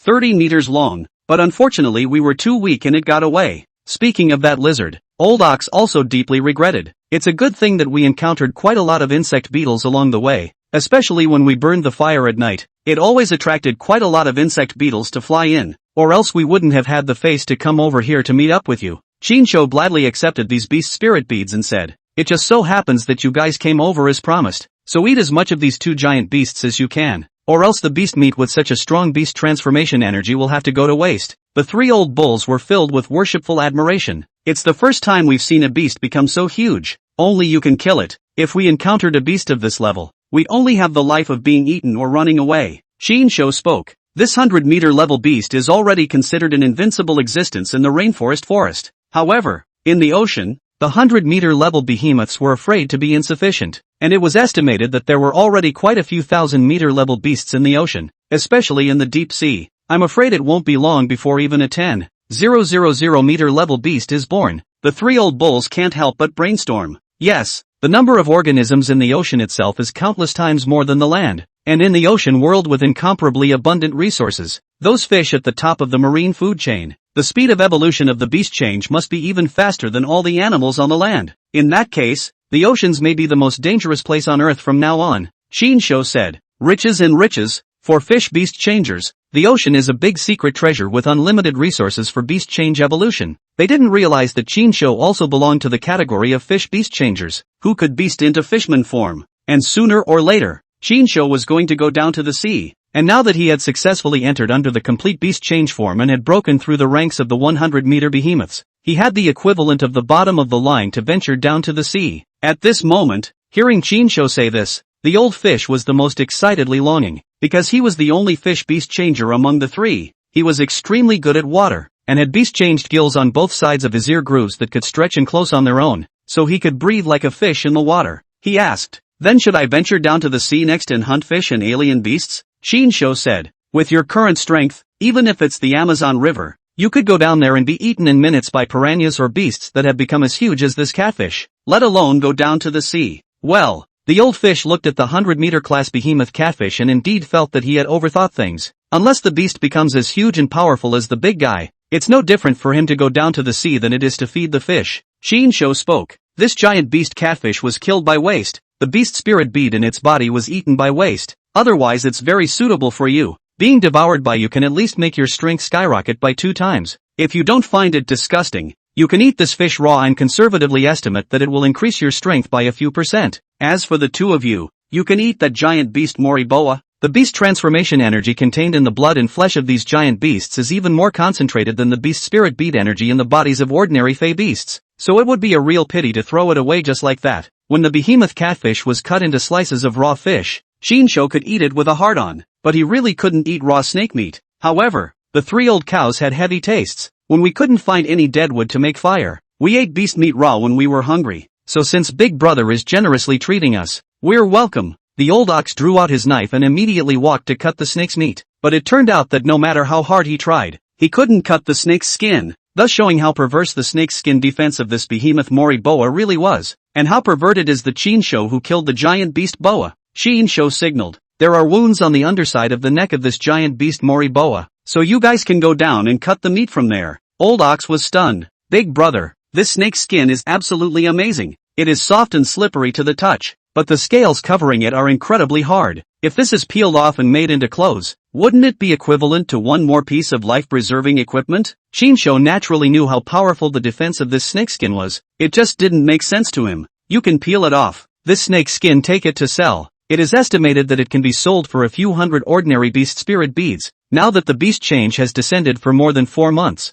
foreign countries may still be in chaos. If the domestic should be relatively stable, those security bases must have already formed a new social order and system. Chinsho said, his eyes gazing into the eastern sky, murmuring, "Ending the rainforest journey. It's time to go back and take a look next." Chapter 124, The Pretty Country. Meeting up with the 3 old bulls meant that the Amazon rainforest tour was coming to an end. Chinsho had long since achieved his goal. Not only had he raised waste into a 100-meter level giant beast, but he himself had also broken through the 100-meter level under his full beast change form. This was a lot faster than he had planned for the beast's transformation to progress. Originally, he thought that it would take at least half a year to realize this goal, but now it only took 4 months to realize it already, so he could head north next on his way to wreak havoc on the pretty country, and then finally make the return trip back home. 2 days later, the 3 old bulls and waste finally finished eating the giant beast boa and the giant beast catfish. This 100-meter level beast, its beast meat contained beast transformation energy that was indeed dense. Even though the more dense beast blood had almost all been sucked dry by Chinsho,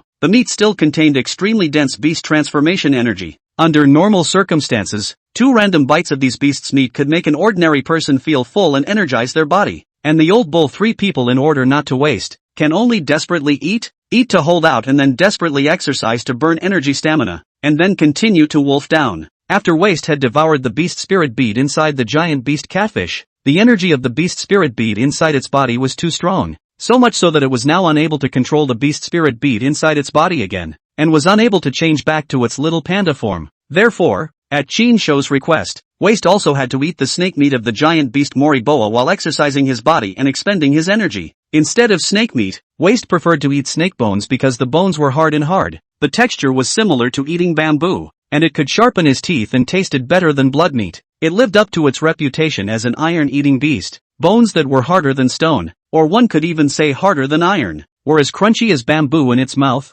Eat and be on your way. Chinsho's sentence always sounded like something was wrong. Still, The three old bulls hurriedly packed up their bags. Biggie, do we leave the rainforest and find a plane to Pretty Country? Or do we keep walking north to get there? Shinsho could fly directly to the Pretty Country, but they and Waist wouldn't be able to fly, so they had to find a plane, and it would have to be a large transport plane to do so, otherwise it wouldn't be able to fit such a huge Waist, and even if it was the biggest transport plane in the world, I'm afraid it couldn't carry a Waist. After all, the Waist beast had become so big that it weighed several hundred tons or maybe even more than 1,000 tons, to say the least, so they figured they'd just have to continue north on foot to the Pretty Country, but in that case, then even if they walked there in a straight line distance, they would all have traveled nearly 2,000 kilometers to get to Pretty Country. Shinsho suddenly asked, have you not been able to control the beast spirit bead inside your bodies until now? Shame to say it, the old ox awkwardly said, we listened to what you said, and have eaten a lot of the brains of foreign beasts over this period of time,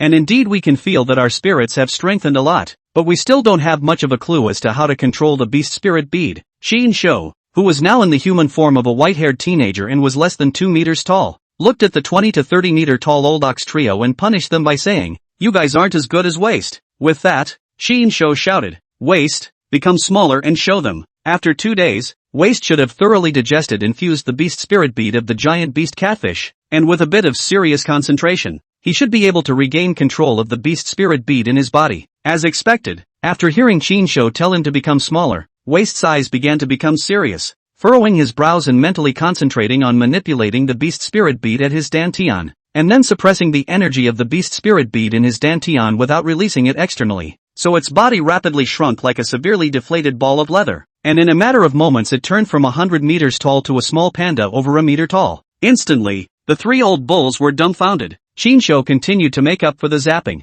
Look, even Waist is able to control the beast spirit bead in his body, while you guys still don't have a clue. Doesn't that mean that you guys are even more wasteful than Waist? 3. Of course, the reason why Waist was able to successfully control the beast spirit pearl was also thanks to Shinsho's blessing. That's just it. Since you don't have a clue, I'll give you a little clue. Shinsho said, spiritual consciousnesses are not ethereal existences, they have form and are carried out throughout the body. Any action that you manifest is an expression of the spiritual consciousness. For example, if you want to raise your right hand, then the spiritual consciousness covering the right hand will make a reflexive movement to raise the right hand. Similarly, if you want to control the beast spirit bead in your body, your spiritual consciousness will reflexively control it. Only that since your spiritual consciousness has not yet covered the dantian, your spiritual consciousness cannot sense the dantian, and naturally, you cannot control the dantian, and you cannot control the beast spirit bead in the dantian. It's as if some people can make their ears move because their ear-moving muscles haven't completely deteriorated, so they can manipulate their ears to move with their mental awareness under their innervation.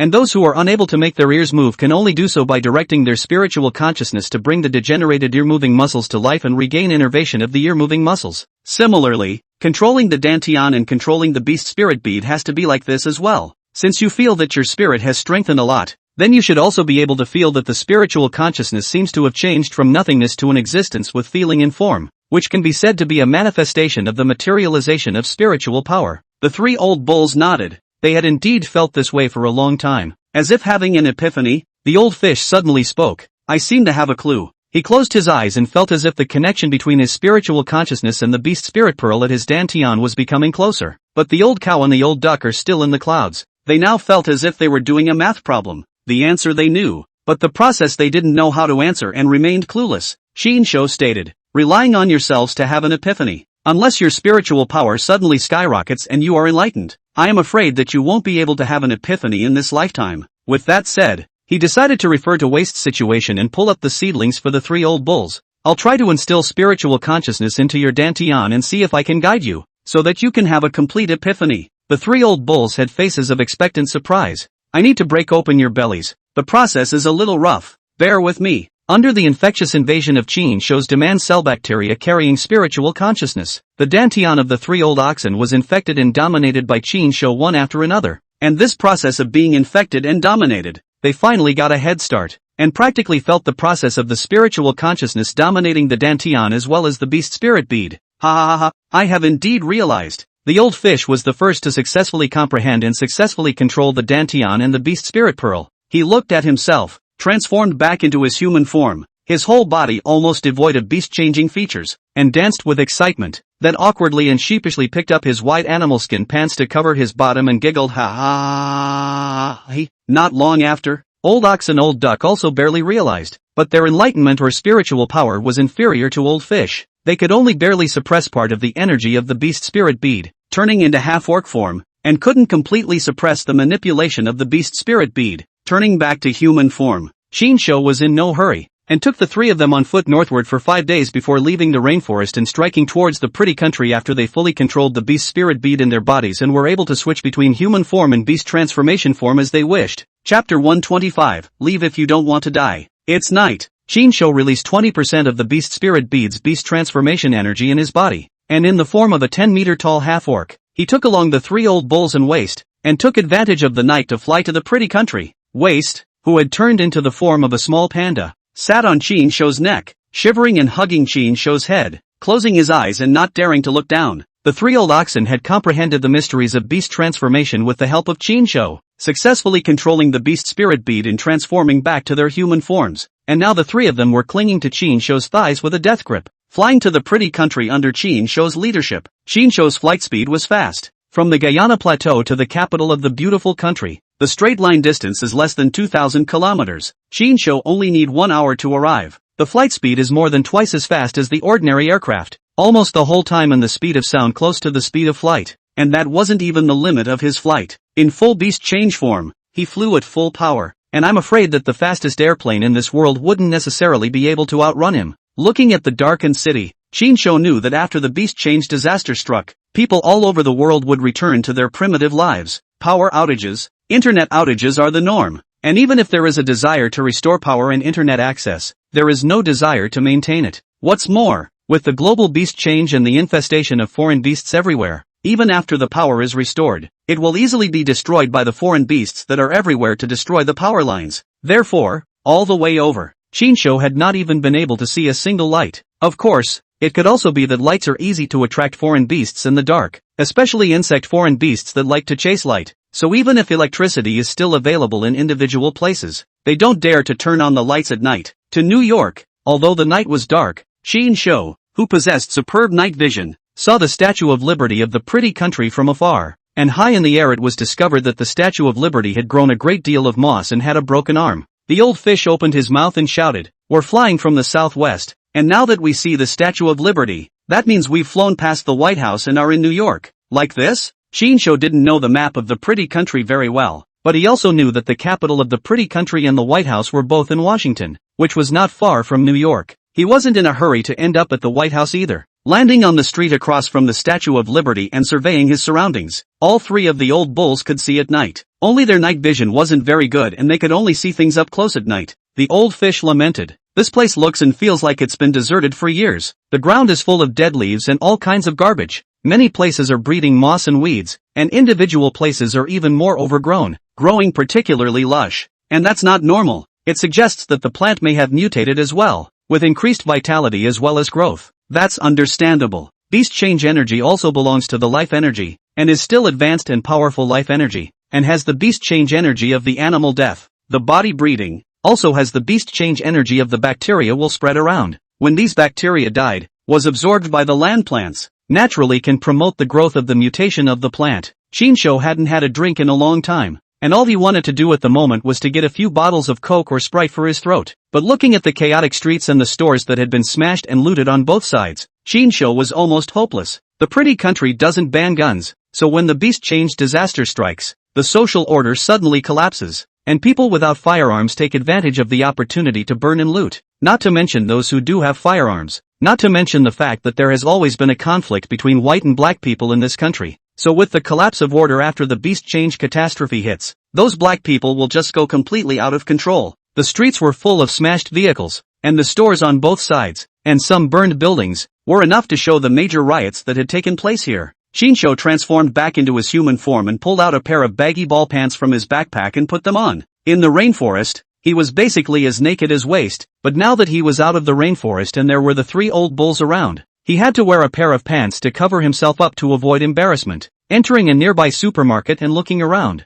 all the food and drinks inside had been snatched up, leaving only those electrical appliances, toys, and so on that couldn't be used in the post-apocalyptic world unsnatched. The old ox's lips were dry and he said, "Good lord, there's not even a bottle of drink left. This robbery is too clean." Old Duck spoke. "It feels like this is already a dead city. The survivors should have moved to other places. Why don't we just go to the White House and check it out? I think there are definitely still people in the White Palace, and there are quite a few of them." Shinsho already had information about the animals in a 1,000-meter radius when he landed, so he knew that there was a group of people living in the Statue of Liberty, and then there were still people in those tall buildings, just that there really weren't many survivors left in the neighborhood. He asked, "Do any of you speak English?" The old fish immediately raised his hand. "I can. I'm very good at English. Yes, there's a bunch of guys living in the Statue of Liberty. Let's go over to them and find out what's going on." Saying that, Shinsho reminded, "Slightly release a bit of energy from the beast spirit bead to change the appearance." So the four of them walked towards the Statue of Liberty in the form of a 3-meter-tall orc, with little waist, who was bouncing around like a curious baby, looking left and right. The Statue of Liberty was over by the harbor, and the old bull curiously asked,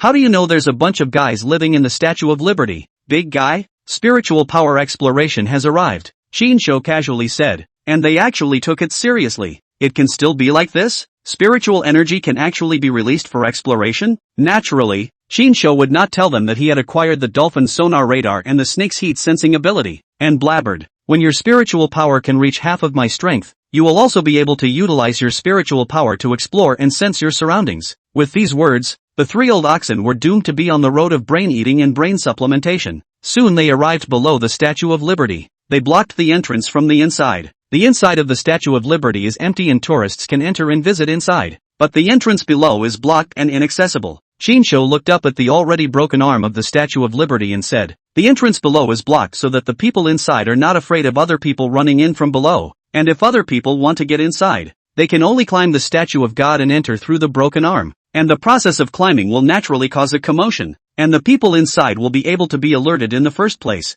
This is being smart but not smart enough." Old Bull spat. "If others really wanted to deal with them, they would have thrown bombs inside. Then they would only have been blown up." The old fish asked, "How? Do we yell for them to come out, or do we climb in?" Shinsho said, "They heard the commotion of us coming over, and someone has already touched the broken arm to observe us." Just as he finished speaking, a bang rang out and bullets flew over the heads of Shinsho and the others. This was the other party firing a warning shot. Old Fish translated, "He said this is their territory, so if you don't want to die, leave now." Shinsho spoke, "Respond to him and say that we want to die." Old Fish. Chapter 126, Can't even solve a few pieces of garbage. "We want to die." Old Duck responded loudly in English as Shinsho said. The black beast mutant with a warning gun at the broken right hand of the 46-meter-tall Statue of Liberty is also smiling. He had seen those who were afraid of death and those who were not afraid of death, but it was the first time he had seen those who actively sought death. "Since you guys want to die, then I'll fulfill you." Just now the first shot he didn't aim at Shinsho and the others, but only fired a warning shot above their heads. But this time the other party took the initiative to seek death. Then he would not be polite. Guns. The bullets swept mercilessly towards Shinsho and the others. Shinsho lowered his head and didn't move, not even bothering to block, letting the bullets shoot at his body. And although the 3 old bulls didn't dodge either, they still raised their hands and blocked their heads, lest the bullets hurt their heads, especially the fragile eye area. As for the rest of their bodies, ordinary firearms were no longer a threat to them, even if they were now in orc form. Seeing that the men did not react, the black beast shifter frowned slightly and stopped firing. The fact that these people didn't dodge the bullets, didn't panic, and didn't scream in pain showed that they were extremely confident in their own body defense and knew that the bullets couldn't hurt them. Looks like there's hard fighting to be done. The other side was obviously prepared and coming for them. The black beast shifter didn't panic because the bullets couldn't wound his opponent, but calmly called out to his companions. Old Fish translates. He's called his associates, saying there's an enemy attack. Shinsho calmly said, "You guys go on. Fight or kill as you please. Just leave 2 alive for questioning anyway." The 3 old bulls immediately sharpened their fists. They had been brushing the beasts in the rainforest for 4 months, and they wondered how much of a difference in strength they now had compared to the ordinary beast changers trapped in the city. Right now it can cut through. The old fish asked, "Should we just kill them in or wait for them to kill them out?" The old ox replied, "It's not good to flex our muscles inside, and once we meet a tricky guy, we won't be able to go into full beast transformation form inside, so it's better to wait for them to come out." With the help of Shinsho, who controlled the mysteries of beast transformation, they were now as big as this Statue of Liberty in their full beast transformation form. so they could casually destroy the 46-meter-high Statue of Liberty if they went into their full beast transformation form now. Soon, a pugilist burrowed out of the broken arm of the Statue of Liberty. In the night, the three old bulls could not see particularly well, simply because the ones who had fired the shots in front of them, as well as the pugnacious men who were now burrowing out, were black beast changers, so much so that they were like stealth in the pitch-black night, and were difficult to be detected by their prey. But the overall outline image they could still make out. The night watchman shot was a black beast changer less than 3 meters tall. The other beast became like a chimpanzee. I don't know what kind of animal type of beast changer. In any case, it can't be that they ate a chimpanzee before the beast change. It can only be said that they look like a chimpanzee in itself. As for the pugnacious man who now drilled out from the body size to see that the other party is much taller than this black man on watch. It is estimated that his height is more than 4 meters, and the other party on the body of the beast change characteristics is very obvious, like a humanoid buffalo, with a huge bull nose, grunting and puffing. Obviously Beauty Dream was disturbed. Get up and get up, especially grumpy. Bang! The black beast shifter drilled out and hugged the Statue of Liberty directly, sliding down the broken arm over 30 meters high, and then jumping off the 20-meter high pedestal in the middle. In an instant, the ground was dented and cracked by his huge feet as he landed. The loud commotion also woke up the other survivors in the Statue of Liberty, as well as the survivors scattered around. The black beast changer, who looked like a big black cow that had become a spirit, came cursing like a beast that wanted to eat people. Old Fish translated succinctly. He's greeting us and cursing a little hard. The old ox stepped forward. Leave this big black ox to me. Also a bovine beast changer. The old bull wanted to spar and see if he could beat his opponent in his half-orc form, which had only released 20% of his beast change energy. If he was able to win the fight, it would mean that he was at least 4 or 5 times more powerful than an ordinary beast shifter. The old bull that suppressed the beast spirit bead and only released about 20% of its energy was now roughly 3 meters tall. He also had obvious bovine beast change characteristics, and his nose also beast changed to be like that of a bovine, just not as big as the bovine nose of this big black bull in front of him.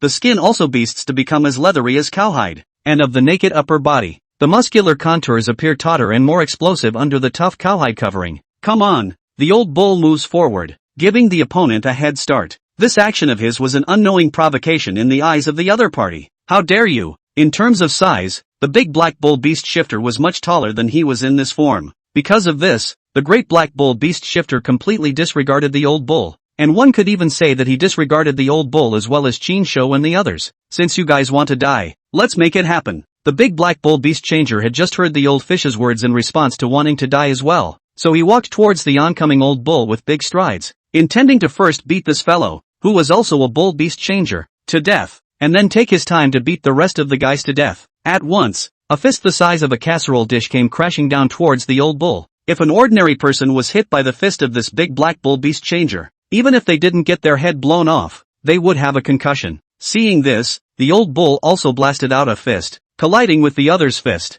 The powerful collision of forces made the old bull feel a bit of raw pain in his right fist. The other party, on the other hand, changed his face dramatically. Obviously the collision of this punch fell in the wind. The right fist bone felt fractured, bone cracked. The pain of his right hand could not stop trembling, but he endured it, and, with hatred born of pain, raised his hands even more frantically to claw at the old cow. As a result, just as he got his hands on the old bull's shoulders and was about to wrestle the old bull alive, the old bull suddenly backhanded him and grabbed his right arm, and then blindsided him with an over-the-shoulder slam. Immediately afterward the old bull rolled him over and stomped on the ground, then grabbed his hands, causing him to let out a scream of pain. Why is he so weak? I only used 20% of my beast transformation ability to hang and fight him. Old Ox invisibly pretended. The black beast mutant on Gunwatch suddenly became nervous and uneasy, gibbering and screaming, and then another tall black beast mutant emerged, then looked at the big black bull that had been subdued by the old bull, his face full of displeasure. Old Fish translated. He's scolding this big black bull for being a waste of space. He can't even solve a few pieces of trash, and he still has to let him do it himself, so he's the boss of the group. As Chinsho spoke, Old Duck suddenly sneered, "Leave this guy to me. I'll let him feel what it's like to be ravaged by trash." Chapter 127, Avenge on the Spot. Fark. Old Duck raised his middle finger in provocation. The other party was really grim, like a nimble gorilla, climbing down from the broken arm of the Statue of Liberty, jumping in front of Old Duck, and looking at him condescendingly as if he were looking at an ant that could be trampled at any moment. In the next second, the mole crickets, which were only about 3 meters in his eyes and 2 meters shorter than him, suddenly rushed over. Then with a fierce attack, they beat him senseless, calling us trash. Ha! Then let a trashy guy like you feel what it's like to be brutally ravaged by trash like me. Old Duck had always resented blacks and discriminated against them, especially since 2 months ago the three of them had almost died at the hands of that group of American soldiers, most of whom were black. So like a wrathful duck-clawed beast, he launched a fierce attack on the 5-meter-tall black man in front of him. Both hands were like eagle claws, and each attack left several deep blood marks on the body of this black beast shifter. In an instant, this blood-soaked black beast shifter couldn't carry on anymore and directly begged for mercy. Old Duck had to withdraw his hand, looking contemptuously at the black beast shifter who had been knocked to the ground by his own blows, as if wearing a mask of pain. On the Statue of Liberty, the black beast shifter on gun watch had completely panicked. Why were these people so strong when they clearly didn't look like much? Surprisingly, with overwhelming strength, they had hung up on the oldest and second oldest that he was following. Now he was completely flustered, because he had just fired a gun towards these people. If they were rushing to kill and seize the supplies, then it would definitely be hard for him to escape death next. Thinking of this, he hastened to sneak down behind the Statue of Liberty while the men's attention was not on him, and slipped away into the night. However, even if the Statue of Liberty blocked the line of sight, Shin-sho, who possessed the ability of thermal imaging, could clearly notice his every move. Waist, go get the guy who tried to escape. Waist was reluctant, but wiggled his big, chubby butt and bounced toward the back of the Statue of Liberty. Sure enough, the black beast mutant who had shot in front of him was grabbing a thick rope and sneaking down behind the Statue of Liberty. Waist in his little panda form looked up at him, wailing and hyperventilating. Come on down. The black beast shifter was dumbfounded. Where's the panda? Or is this a kid in a panda Muppet costume? It should be. He didn't doubt for a second that it was a real panda, so his eyes lit up. This child wearing a panda Muppet suit must be the child of one of them. I didn't expect this bear child to sneak here. When I capture him as a hostage, then unless they don't want to save this child, they'll just have to tie their hands. With that thought in mind, he hurriedly slid down and landed in front of Waist, then pulled a bar of chocolate out of his pocket and quietly coaxed Waist to come over. Waist saw that this black as charcoal guy is still weirdly good guy, meeting and handing himself delicious food, so he temporarily dismissed the idea of grabbing the other party to see what kind of delicious food the other party is giving. Taking the chocolate from the other, Waist put it in front of his nose and sniffed it. Although it was through the wrapper, it caught a whiff of chocolate that was déjà vu, but hadn't been eaten in a while. He remembered. He didn't know what it was called, but he was sure that he had eaten it before traveling to the rainforest, and he distinctly remembered that it tasted sweet and had a decent flavor. It was that this black charcoal was too stingy, just like its father Chin, only giving such a little bit of food, not even enough to stuff its teeth. Looking at Waist, who continued to stretch out his claws to beg for it, the black beast shifter smiled back. What a greedy child. He pulled out the last 2 chocolates that were discreetly in his pocket as well, and then while handing them to Waist, he reached out his sinful right hand and picked up Waist, who was only a little over a meter tall, and stepped out from behind the Statue of Liberty, warning up the crowd with a sneer. Shinsho looked over in response, then rolled his eyes breathlessly. You're told to get this guy, and you end up with this guy? Old Fish looked at Waist, who was being threatened by the other man holding his rifle to the bear's head in his arms, and froze for 2 seconds before translating. He told us to hold our heads and crouch down, or kill us as children. Kids? Shinsho laughed. This guy even treats Waist, a panda, like a child? Ask him if he's blind. Whose kid looks like a panda? The old fish translates according to Shinsho's words. Seeing that Shinsho and the others were not the least bit panicked, the other party hurriedly glanced down at the fluffy fellow held hostage in his arms. Only in the darkness, Waist squeaked out a mouthful of snow-white sharp animal teeth towards him, then let out a wailing sound, as if he had finished his chocolate, and then couldn't get enough of it, and asked him to continue to ask for more. At this point, the black beast shifter was dumbfounded. This doesn't seem to be a kid in a panda Muppet costume. Instead, it's a real panda. Holy, what's a panda doing here? He suddenly felt a numbness in his scalp, not by the panda that was Waist, but by his own lapse in judgment, as well as by Shinsho and the others. He thought it was a child in a panda Muppet costume, thinking it was a child that Shinsho and the others had brought with them, and that he could grab this child to threaten Shinsho and the others. But now after realizing that it was not a child, but a panda, he immediately realized what a fatal mistake he had made. It would have been possible to sneak away, but now that he was exposed, it would be hard enough to run again. Looking at the suddenly frozen black charcoal, Waist stretched out his bare paw and slapped the other's face to wake him up, and then stretched out his paw and wailed impatiently, as if threatening him to give him some more chocolate or else he would be rude to him. After all, Waist hadn't forgotten the task Shinsho had given it, and remembered that Shinsho had asked it to come over and catch this guy. Go go go! The black beast shifter's mouth twitched, then with a look of disgust, he threw Waist out of the room, then turned around, pulled his legs and fled. To avoid being chased by the other side, he also shouted as he fled. Translated by Old Fish, he says there's a lot of food in the Statue of Liberty and a lot of beautiful women, and all of this is for us. Just after the Old Fish finished translating, the Black Beast Changer heard the sound of an angry beast roar coming from behind him. He turned around and then his legs went soft in fear and he lost his center of gravity and fell hard on the ground, only to see a giant beast much taller than the Statue of Liberty suddenly appear behind him at some point. And this black and white beast was clearly a giganticized panda. And this huge, immense panda, whole angry, came towards him, stretching out its huge bear claws to grab him. No. Just when he thought he was going to be slapped to death by the bear's paw, 2 fingers in this bear's paw pinched him and then returned the favor by throwing him out, flying straight out of the harbor and crashing into the ocean 1,000 meters away. Made you just throw me out? Waist grunted and reverted back to his dorky, cute little panda form. The 3 old oxen looked dumbfounded, and secretly said in their hearts that they should not mess with Waist in the future. This panda will hold a grudge. No, it doesn't hold grudges, because when it does so on the spot. Shinsho is also convinced to Waist. Opened his mouth. Help me ask these 2 foreigners, what is the situation in the beautiful country now? In addition to the military government have what deployment management and so on. Chapter 128, now you are free. Biggie, what do we do with these 2? Under Old Fish's translation inquiry, Shinsho and the others had basically understood the situation in the pretty country today. Messy indeed. No matter which country in the world, in the face of this kind of undefendable, full-blown post-apocalyptic catastrophe, it is simply not possible to restore order in a short period of time. In particular,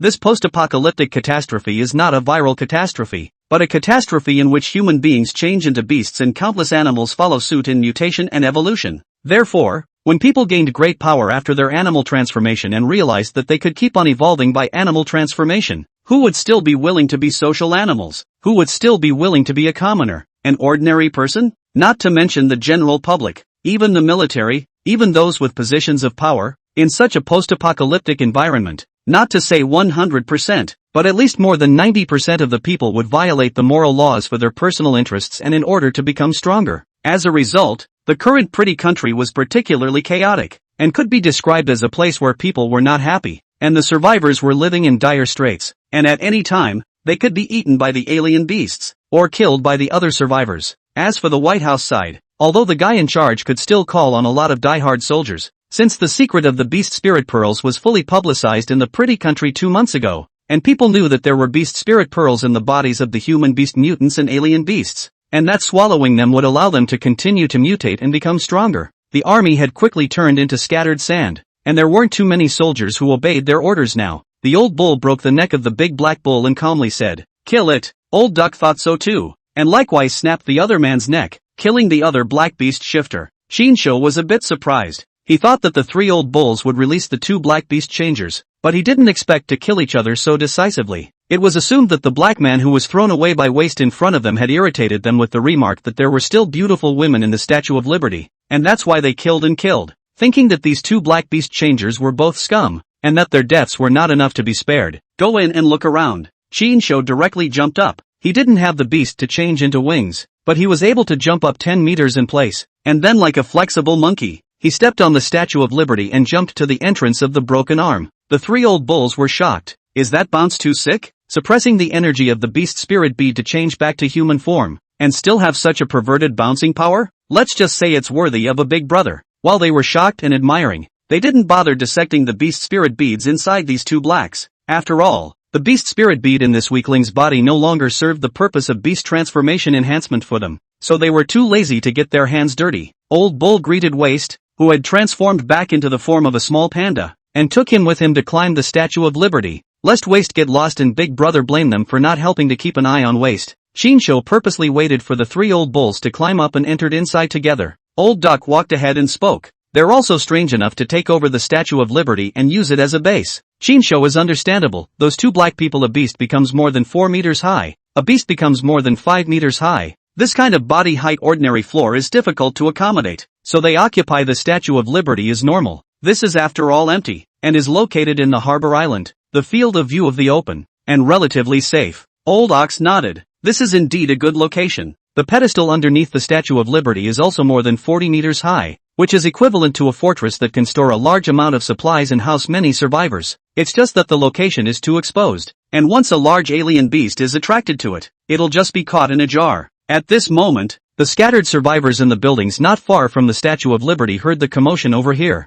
It's just that in this dark night, they didn't manage to have stronger night vision and didn't know what was happening here. They only knew that there were gunshots and fighting, so they judged that the 3 blacks occupying the Statue of Liberty must have been too arrogant, so they were subjected to a night attack in retaliation by the other survivors. As survivors who hadn't left and were still active in the area, they also knew a bit about the guys who had taken over the Statue of Liberty, and knew that 2 of the blacks were particularly powerful and sharp. However, how could they not expect that those 2 black beast changers, who were particularly powerful in their eyes, would be killed in seconds by someone else? Go inside the Statue of Liberty. The 4 Chinsho people frowned slightly as they smelled an unpleasant stench. Apparently these guys eat, drink and inside the Statue of Liberty, so over time it stunk like a former rural outhouse. There's no one down there. They should be living in the overhead position. Chinsho was the hardest to bear, as his sense of smell was also the strongest of the 4, so the stench in here was really getting to him a bit. Walking from the entrance of the huge broken arm towards the upper part of the interior,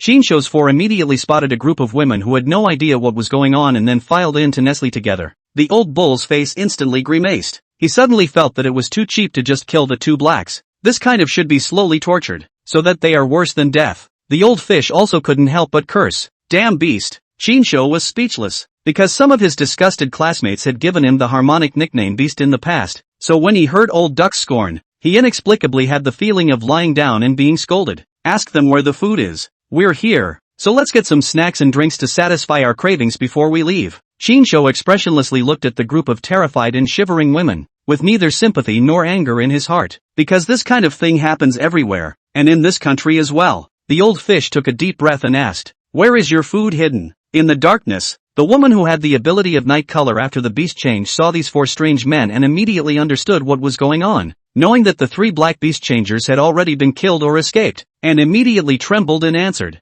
not knowing whether it was because of fear or too much cold. Old fish translated, "The food is hidden in the lowest pedestal." The old cow spoke, "If I had known, I wouldn't have come up here. I would have just demolished the base below. It's not too late to go down and tear it down." Chinsho turned around and walked out. This dirty and stinky place was really unwilling to stay for a few more seconds. Instead, the old fish swept over to the dozen or so poor women, dropping a line before leaving, "Now you're free." Immediately after that, the old bull went into full beast transformation form and directly demolished the pedestal underneath the Statue of Liberty, and then sure enough, he found a large amount of food and drinks inside. They were also craving madly, as if they were starving. Their eyes were glowing with ghostly light, grabbing all kinds of snacks and drinks and feasting on them. The same goes for Chinsho. Damn, I haven't had a good meal in days since the container of food and drinks and condiments was wiped out by the American bombing. Chinsho took this revenge down, and after eating tons of snacks with an open belly and drinking tons of soda drinks, he belched contentedly and said, Let's go and in the White House right now to avenge this. Chapter 129, Trampling the White House. Chinsho touched his bulging stomach from eating, holding a bottle of Coke in his hand, gulped down the last half of the bottle, and let out a comfortable burp. A waist in the form of a small panda on the side also followed its example, filling an entire bottle of Coke in one gulp, and then burping prettily as well. It's delicious. What kind of magic water is this? Wow. Waist is addicted to Coke and drinks one bottle after another. In these 4 months, it ate all the beast meat and drank all the river water in the rainforest, and before it mastered the mystery of the beast transformation, as a giant beast it consumed energy very quickly, and once it was hungry, it had to eat a large amount of food, so in order not to starve, it could only have no choice but to eat all sorts of beasts in raw form. Occasionally the food conditions are good enough to meet bamboo and have a good meal, but the vast majority of the time it's not good enough to eat or drink. Unlike now, when all these snacks and desserts, and colas, are simply too good for it, so much so that when Chinsho had enough to eat and drink and was about to leave, Waist was still reluctant to leave, wailing and relying, not wanting to leave this food paradise. There are better things to eat and drink elsewhere. Let's go. Chinsho directly grabbed the back of its neck and carried it out, so much so that the huge pile of Coke and snacks it was holding in its arms fell off. The 3 old bulls were also adorable by the way it looked. Who would dare to believe that such a dull and cute little panda was a terrifying beast over 100 meters tall? The old bull patted his large backpack full of animal skins and said he had filled it with lots of snacks and drinks, soothing Waist's reluctance to leave. Outside, Chinsho entered his 10-meter tall orc form, and without him having to open his mouth, the 3 old bulls immediately had the sense to come over and hug his thighs. Old Fish pointed to the south and spoke, "The White House is in this direction, and it should only be 100 kilometers or so in a straight line to fly there." Chinsho carried Waist on his wings and quickly disappeared above the Statue of Liberty. Soon, Shinsho saw the White House in the sky. Get ready for the big one. After saying that, Shinsho directly threw a waist down and ordered, "A waist become bigger and step on this place." Ow! It was the cry of Waist's wrath. When he killed the giant beast boa in front of him, Shinsho also threw it at the giant beast boa right in the air, scaring it so much that it could only grow bigger and was forced to fight the boa. Now it was being thrown out right in the air again, making it start to suspect that it wasn't its own again. In an instant, Waist transformed into his behemoth form in the air and collapsed the White House on his butt. Seeing this, the three old bulls also let go of Shinsho's thighs and jumped down, then entered their full beast transformation form in the air and went down for a big fight. Shinsho hovered in the air and watched their performance while keeping his eyes on the surrounding area, not letting any of them go. The sudden night attack scared the crowd in the White House and the soldiers patrolling and stationed outside. What kind of monster is this? How could such a large foreign beast fall from the sky? And three huge guys that look like human beast shifters. Call for backup. This is a premeditated night attack. The angry Waist could not take it out on Shinsho, so he had to take it out on these white buildings in front of him. In an instant, under its enormous size as well as its terrifying power, the White House was immediately turned into ruins. The people inside are dead and wounded. The three old bulls are also in a frenzy of demolition and killing. They had long fantasized about this image countless times in their minds, and now that it had finally come true, how could they not be excited? In full beast change form, the three old bulls were also over 40 meters tall, although Waist was much worse, but compared to these American beast changers, they were simply divine and unbeatable. But after all, this place had gathered the cream of the crop among the beast changers of the American army, and there were quite a few soldiers who were over 10 meters tall. Although it was simply impossible for them to be old bulls' opponent one-on-one, they couldn't resist the fact that they were outnumbered. So after more and more U.S. Army beast mutants supported them, the old bull trio who were unilaterally crushing them were quickly met with resistance. They did not speak. Before this the old bull said not to communicate, lest these guys know their identity, and then the news leaked. Certain heartless guys use this to retaliate against our country. Soon, Waist trampled down the big White House as Shinsho had said, and many unlucky people inside were trampled to death by it, while those who weren't trampled to death had long since escaped from the ruins and looked in horror at the huge beast that had suddenly attacked in the night, as well as the three giant beast changers that had made them feel shocked and dumbfounded. Obviously, it was the first time they had seen a human beast mutant whose beast had become so huge, and what was most mind-boggling to them was how such a huge beast, such a huge human beast mutant, had managed to invade the White House so silently, and the other party had obviously planned ahead, which was why they attacked at night to kill them off guard. It's no good being a deserter. In the air, Shinsho noticed that several soldiers realized that it was bad and ran away without looking back without going over to support them. Holding a steel spear, Shinsho flew directly towards them and landed in front of them. Admiral M.C. MacArthur? The deserters suddenly froze, not realizing that Admiral MacArthur, who had been lost for so many days, had returned. They mistakenly thought that Shinsho was Admiral MacArthur through his beastly transformation appearance and this steel spear that Shinsho was holding. Looking at the flash of surprise revealed in their terrified eyes, Shinsho knew that they had recognized the wrong person, and this was deliberate on Shinsho's part. He cursed Fark and simply impersonated the Admiral MacArthur he had killed so long ago, finishing off the deserters with the other man's steel lance. Then the Chincode began to join the fray. This was because he knew that under the full beast transformation form, the old bull trio's energy stamina was particularly fast depleting and would not be able to support them for too long. As Qin Shofei returned to join the battlefield, the individual soldiers were instantly demoralized. Admiral MacArthur is back. Don't be afraid. Let's all go together and wear them out. They knew deep down that it was no longer possible for ordinary bullet firearms to injure a giant beast of this level, as well as these three giant beast changers, but powerful shells more or less do the trick. However, as soon as the weaker artillery regiments were ready to bombard, the man they saw as Admiral MacArthur suddenly flew in and cut them down like leeks. Admiral MacArthur has rebelled. No, he shouldn't be Admiral MacArthur. Ah! The sound of shells, the roar of beasts, and screams filled the ruins of the White House. The three old bulls looked at Chinsho, who was flying around like a ghost, reaping the spoils everywhere. Unable to imagine just how perverse Chinsho's strength was in his full beast transformation form, now that it was only in half-orc form, Chinsho was already so outrageous. If this was a full beast transformation, could there be any creature in this world that could threaten him? A few moments later, the battle ended and the lively White House gradually began to quiet down. Chinsho purposely left one of the commanders unkilled, holding the other's head in one hand and mentioning it to Old Fish before sitting down on the ruins of the White House, and said indifferently, "Ask him for me. How did those soldier beast changelings of theirs that have viral bacterial abilities come about? And where is their headquarters?" Chapter 130, I never go back on my word. The Old Fish translated what Chinsho said. The face of the white beast shifter who was held by Qin Shou's head with one hand and could only sit obediently at his feet shivering first flashed with a hint of astonishment and doubt, and then with a trembling tone, he said that he did not know about it. Really don't know or don't know? Qin Shou's eyes narrowed. I'll give him one more chance. Say it and I can spare him a little life. If not, there's only a way to die. The old fish continued to translate, and then the energy drain was so severe that he had to undo his full beast transformation form and change back to his human form. Seeing this scene, the white beast transformer was even more stunned and dumbfounded. Obviously he hadn't seen someone who had mastered the mysteries of beast transformation and was able to freely switch between beast transformation forms, and the most let him dumbfounded still have to be more than 100 meters high beast panda. At this moment but suddenly turned into only 1 meter high small panda, and then flipped the animal skin backpack, from which took out all sorts of snacks and cola gaga wildly show. Who the hell are you people? Why did you attack the White House at night and drive it to extinction? He still didn't answer. Qin Shou spoke. We attacked the White House at night and drove out all of you purely because we are not happy with you, especially those virus soldiers you developed. So you'd better tell us where these virus soldiers were developed and where they all are. If I tell you, then I'll lose my value. And will you still let me go then? So you're in the know. Then, Qin Shou coldly smiled and slightly increased the strength of his right hand, immediately causing the other party to scream in pain, as if his head was going to be pinched and burst. He beast became not as good as those soldiers, only more than 3 meters tall. In front of Qin Shou who was 10 meters tall and his half-orc form was as good as a little kid to bully.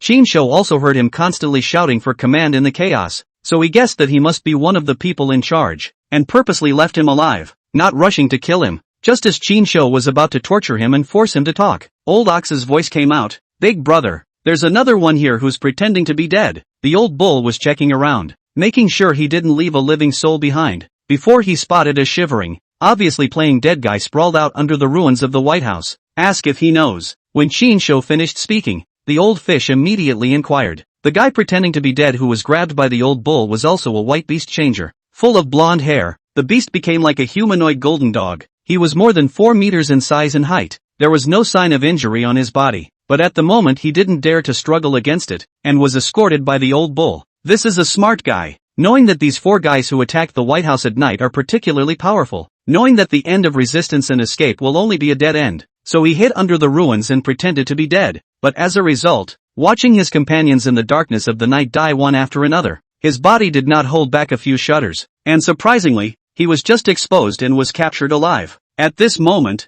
in order to live, he hurriedly replied, I know where it is. Don't kill me. I can take you there. The guy whose head was about to be pinched in Qin Shou's hands hurriedly cursed. Qin Shou couldn't understand what he was cursing. He only knew that he was in a hurry and panicked. Since he knows where it is, you can go to hell. After Qin Shou finished speaking, he actually really pinched and exploded the other party's head with one hand, and then casually threw the other party away as if he were throwing garbage. This process scared the white beast changers escorted by the old bull into even more horror and fear, begging for mercy in a trembling and panicked tone. Reassure him that as long as he didn't lie to us and really did take us there, then I'll spare his life and let him go. The old fish translated as Qin Shou said, which slightly calmed the other party, but his face and eyes were still full of panic. Who would have thought that the White House, which had hundreds of powerful beast changers soldiers stationed there, would be attacked at night? And in less than half an hour of the night attack, the White House had already been razed to the ground, and the hundreds of beast changers who had become such powerful elite soldiers were like chickens and ducks,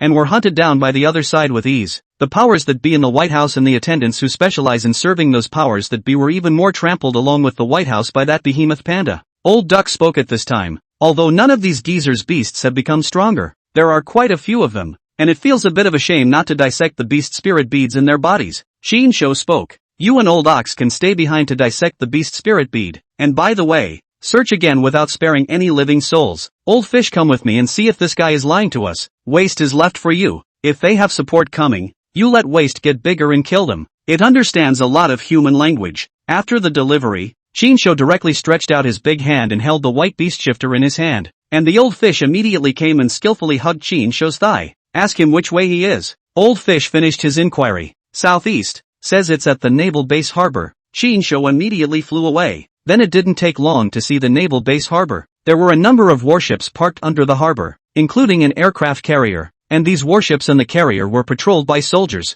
All he knows is that the virus soldiers you mentioned are here. Whether they're on the warship or near the harbor is unknown. Qin Shou landed near the harbor and let go of the white beast shifter he was holding in his hand. You tell him that I'm a man who never goes back on his word and will do what I say. and since I said that I'd spare his life and let him go if he brought us here, I naturally won't cross the river and kill him. Chinsho spoke with particular sincerity. After the old fish translated, the other party immediately felt relieved and ran away. Then Chinsho handed old fish a cold, unfeeling look, and old fish immediately understood and shouted at the other party to stop. Instantly, the white beast changers were on edge again. The old fish hemmed and hawed. Even though my boss said he could spare your life and let you go, it doesn't mean I'll spare your life and let you go too. As the words fell, the white beast shifter exploded into a foul language and fled desperately with a frightened face. Nay, a skinny camel is bigger than a horse. And although the old fish was weaker now, he was after all a beast shifter several times more powerful than him, so he easily caught up with him, and then snapped his neck with a click, sending him off to be reunited with his comrades. Chinsho transformed back into his human form and grabbed a handful of beast spirit beads from the bodies of those insects and beetles that old ox and the others had hunted from the backpack he was carrying in his left hand and swallowed them to replenish their energy. And in the meantime, he took out 2 beast spirit beads from the other exotic beasts and replenished the energy stamina of old fish. There are a lot of people gathered around this harbor as well as on the warship carriers, so you'll enter your full beast transformation form later, create chaos over here to attract them, and then find a place to hide and wait for me in guerrilla warfare. Chinsho didn't need the old fish to translate for him next, but of course, the main thing was that he didn't want to be seen by the old fish for his next action, didn't want to expose his fishman form, and didn't want to expose that incomparably evil viral bacterial ability. The old fish nodded and didn't ask any more questions. Chinsho handed him the backpack for safekeeping. You can swallow these beast spirit beads to replenish your energy stamina when it runs out. The old fish was flattered. Big brother, if you give me these beast spirit beads, then what will you do next when you don't have beast spirit beads to replenish your energy? I'm very durable and don't need it. Chinsho was not worried about old fish swallowing the beast spirit beads in this backpack. After all, the vast majority of the beast spirit beads in this backpack were collected by old fish and the others to repay him. Only a small portion of the beast spirit beads were collected by Chinsho from hunting and killing foreign beasts to replenish his energy stamina in case of emergencies. Therefore, even if the old fish ran away with these beast spirit beads, it wouldn't hurt Chinsho. Anyway, the high-quality beast spirit beads had been devoured by him a long time ago. Now start the clock, and in 3 minutes you'll be directly over here creating chaos, making them think the behemoth is out and attracting the attention of the harbor soldiers. After saying that, Chinsho, like a cheetah, ran towards the harbor silently but at a fast pace. The old fish mentally timed it. With such trust from the big man, he had to perform well and make a big splash next. Soon, 3 minutes passed. There was no movement on the harbor side yet, and old fish thought that Big Brother should be waiting for himself to create chaos to attract the attention of those soldiers before he acted in secret. After all, there were a lot of enemies this time, so they couldn't just go in recklessly and go on a killing spree like the night attack on the White House. He then went into his full beast transformation form, destroying the buildings on this side of the harbor like a monster on the loose. Meanwhile, Chinsho, who had entered his fishman form, was swimming rapidly towards the carrier in front of him, because he felt that most of those virus soldiers were in this carrier. Chapter 131, Can it be that this beast possesses the ability of instantaneous transportation? Report, a soldier spotted a large alien bird that just landed over the harbor, on the warships near the harbor. Patrolling soldiers with night vision spotted Chinsho, who had landed on the harbor side in front of them. This was normal. After all, Chinsho was in the form of a birdman that was about 10 meters tall at the time, so for such a huge one to fall from the sky, it would indeed be easy to be spotted by a beast shifter that possessed the ability to see at night. It was just that the distance was a bit far apart, and the other party did not notice the old fish that was caught in Chinsho's hands as well as the old fish that was hugging Chinsho's thighs. At the same time, the soldiers who discovered Chinsho had not been able to see Chinsho's true face, which was why they said it was a large exotic beast bird, not a birdman. Now, the large alien bird, as they called it, was in the form of a fishman and was diving towards the carrier. Dark night, dark sea. Ordinary people couldn't even see 5 fingers in such a night, but for Chinsho, who possessed superb night vision, there was only a difference in color between night and day in his eyes. He preferred the night to the day. It's just like the owl, which is why the owl is known as the king of the darkness. Soon, Chinsho swam near the carrier. Looking up, you could see the bottom of the huge, dark carrier. It was an aircraft carrier over 200 meters long and over 30 meters wide. If it was in the past, Chinsho's heart would be more or less phobic when he saw the aircraft carrier. But now, after seeing the giant boa, which is even bigger than the aircraft carrier, Chinsho feels that the aircraft carrier is nothing. After all, his height and size under his complete beast transformation form now was not much smaller than this aircraft carrier, and it wouldn't even take long for him to become even more gigantic than the aircraft carrier under his complete beast transformation form. With that in mind, Chinsho fought to swim towards the surface of the sea. If the steel spear held in his right hand turned into a trident, Shinsho felt that his current image of a fishman was simply too similar to Poseidon. Whoosh! Under the fishman form that only released 10% of the beast spirit bead's energy, Shinsho, who was about 5 meters tall, rushed out of the sea like a swordfish, and then flew straight towards the deck of the aircraft carrier. The soldiers patrolling the deck spotted him immediately. What the hell? The soldier beast changeling on patrol wondered if he was hallucinating. Otherwise, how could someone leap out of the ocean and land on top of an aircraft carrier? But soon he knew it wasn't a hallucination, because this guy who suddenly leapt up from the sea and landed on the deck of the carrier looked around and immediately killed towards them. Enemy attack! A soldier sounded the alarm. In the meantime, the soldiers' beast changers on those few warships at the harbor were also attracted ashore by the old fish. The soldiers all looked a bit agitated, thinking that the huge commotion indicated the presence of a large alien beast in the harbor city. So they all scrambled over to hunt, fantasizing about the scene of feasting on and devouring the beast's meat after hunting a large alien beast. There were even people who wanted to grab the front and hunt large foreign beasts, take out the beast spirit pearls and devour them to make their beasts even stronger. After making this big commotion, the old fish immediately changed back to his human form and hid in a nearby building, waiting for these American soldiers to come over. Strange. Why is there suddenly no movement? Destroying this place so badly means that it must be a large beast, but why has it suddenly disappeared? A foreign beast of this size couldn't have disappeared into thin air. It must have heard the commotion of us coming over and found a place to hide. No, a foreign beast that can destroy floors at will is at least a few dozen meters tall, so how can a foreign beast of that size possibly hide? Could it be a large exotic bird that flew away after wreaking havoc here? If it had just flown away, we'd definitely be able to spot it. The problem is that none of us have found any sign of a large exotic bird flying away. This is strange. Can it be that this foreign beast possesses the ability to instantly move? The old fish listened to their puzzled speeches and was suddenly struck by an idea. Teleportation ability? Hey, that's something that could be had. The old fish immediately left, taking advantage of the chaos to run 100 meters, then entered his full beast transformation form and began to engage in demolition and destruction again. Over there. Strange. How did it get over there unnoticed? I saw it. It should be a giant beast monkey, or an ape. It's so big, at least 40 meters tall. The old fish immediately turned a corner and used the tall building to block the view of these soldiers, immediately changing back to human form and entering the building ready to watch the show. Then these soldier beast changelings who were attracted to him were confused again. Why isn't it moving again? How can a beast that big just disappear? Hell, this foreign beast couldn't really have instantaneous movement ability, could it? If I hadn't just seen the back of this alien beast, and if several buildings here hadn't been destroyed, I'd wonder if this was a prank. The old fish couldn't help himself. Through the reaction of these American soldiers, it could be determined that they didn't know that beast changers or alien beasts could control the beast spirit pearls in their bodies, thus switching between beast change forms at will. As more and more soldiers were attracted to the area, the old fish stopped playing with them, ready to find a chance to hunt down the fallen guys. In the meantime, the deck of the carrier was already bloody. Shinsho is not in a hurry to kill in, so he just guards the outside, and then comes out one to kill one,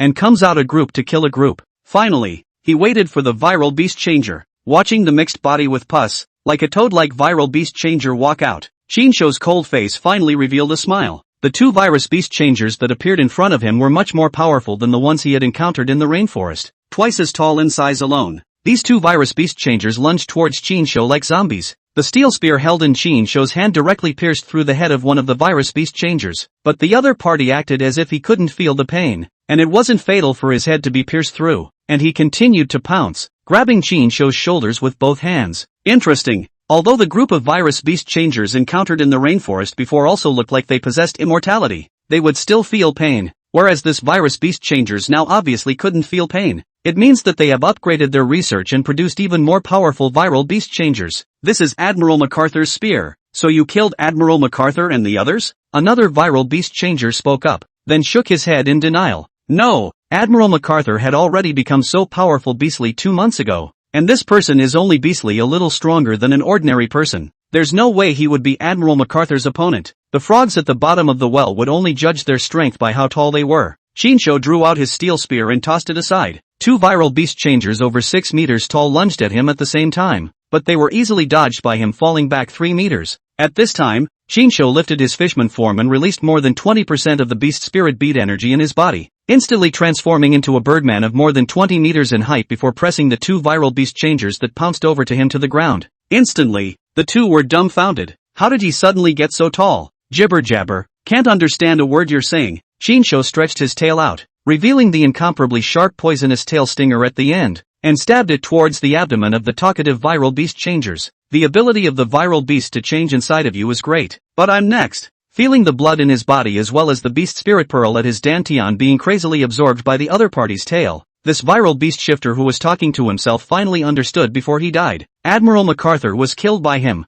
The group of viral soldiers sent to the Amazon rainforest, just like them, were also killed by him. Chapter 132, Can't Fight, Can't Escape. Ever since the tail that grew out of the beast transformation possessed the blood-sucking ability of a gadfly, Shinsho had an additional way to quickly replenish his energy stamina. Because of this, he didn't need to carry the beast spirit bead with him to replenish his energy consumption. Feeling the tail crazily devouring the blood as well as the beast spirit bead energy in the opponent's body, the energy stamina that Chin Shugung had consumed was quickly replenished, since he deliberately became much taller than the two virus beast changers in front of him. In just 10 seconds or so, the toad-like virus beast changers were immediately sucked into dry corpses. The so-called immortal body, in Chin Shou's opinion, was simply hanging on to a sheep's head to sell dog meat. These virus beast changers will not die even if their hearts and heads are injured, and the injured parts can be quickly split and reorganized, realizing self-healing regeneration of a heavenly kind. But once the beast spirit pearls in their bodies had been devoured, or dissected, then they no longer possessed the virus bacteria's counterintuitive life force that could be infinitely divided and reorganized. So the so-called immortal body was all false, including Chin Shou himself. He had gained regeneration ability more powerful than these virus beast changers, and that water bear bug-like vitality was more tenacious than the virus beast changers. But once the beast spirit bead in his body had been dissected out or swallowed up, he would also die just like these two virus beast changers. Seeing Chin Shou's sudden beast become so tall and easily suppress the two virus beast changers, sucking them into dry corpses, the other soldier beast changers immediately felt their hair stand on end. What kind of monster is he? Why did it suddenly become so huge? Aren't the virus soldiers immortal and can't be killed in any way? Why were they sucked alive by him? It seems like he came at these virus soldiers. The others were killed by him, but he didn't suck the others dry with his tail. Only these two virus soldiers were sucked dry and sucked to death. These virus soldiers are full of virus bacteria. Even if we have virus antibodies in our bodies, we still don't dare to approach them casually. And he even used his tail to drain the virus soldiers of their blood. Isn't he afraid of being infected by poisoning? Quickly, go down and report back. This Birdman monster is not something we can deal with. Even the virus soldiers they were most afraid of hadn't survived a minute in each other's hands, and if they rushed up,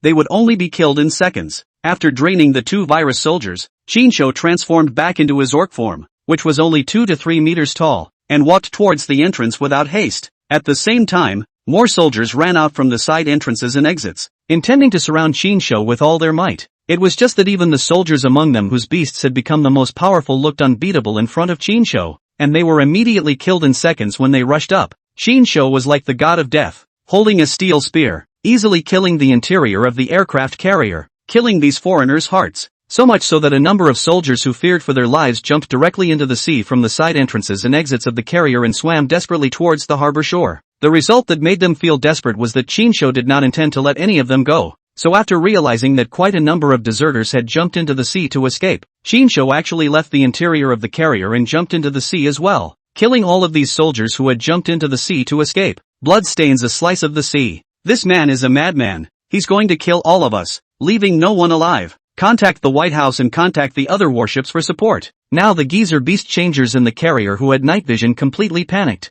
You can't fight. You can't escape. Is it possible that everyone is going to die at the hands of this guy? At this time, while Chin-Shou was killing those deserters in the sea, quite a number of soldiers beast changers followed their officers and ran into the fighters as well as transports on the deck. In their minds, it was a great opportunity to escape, and there are powerful missiles that can be fired in the air to blow the damn thing up. Soon, immediately, there were fighter jets flying, and after killing all the deserters who jumped into the sea, Chin-Shou changed from his fishman form beast to birdman form again, and this time it was still a behemoth birdman in full beast change form. He was like the Koan Pang in ancient mythology, flapping a pair of wings that stretched out to a size even larger than an aircraft carrier, swirling up a gust of wind and flying towards the high school, then stretching out his huge right hand. He firmly grasped this fighter jet that flew away from the deck of the aircraft carrier and threw it back onto the deck of the aircraft carrier. Bang! Violent explosions rang out. The deck of the carrier went up in flames. Several other nearby fighters were blown up as a result, and the one transport plane that hundreds of beast changers were still scrambling to squeeze into was also overturned by the powerful shockwave of the explosion. At this moment,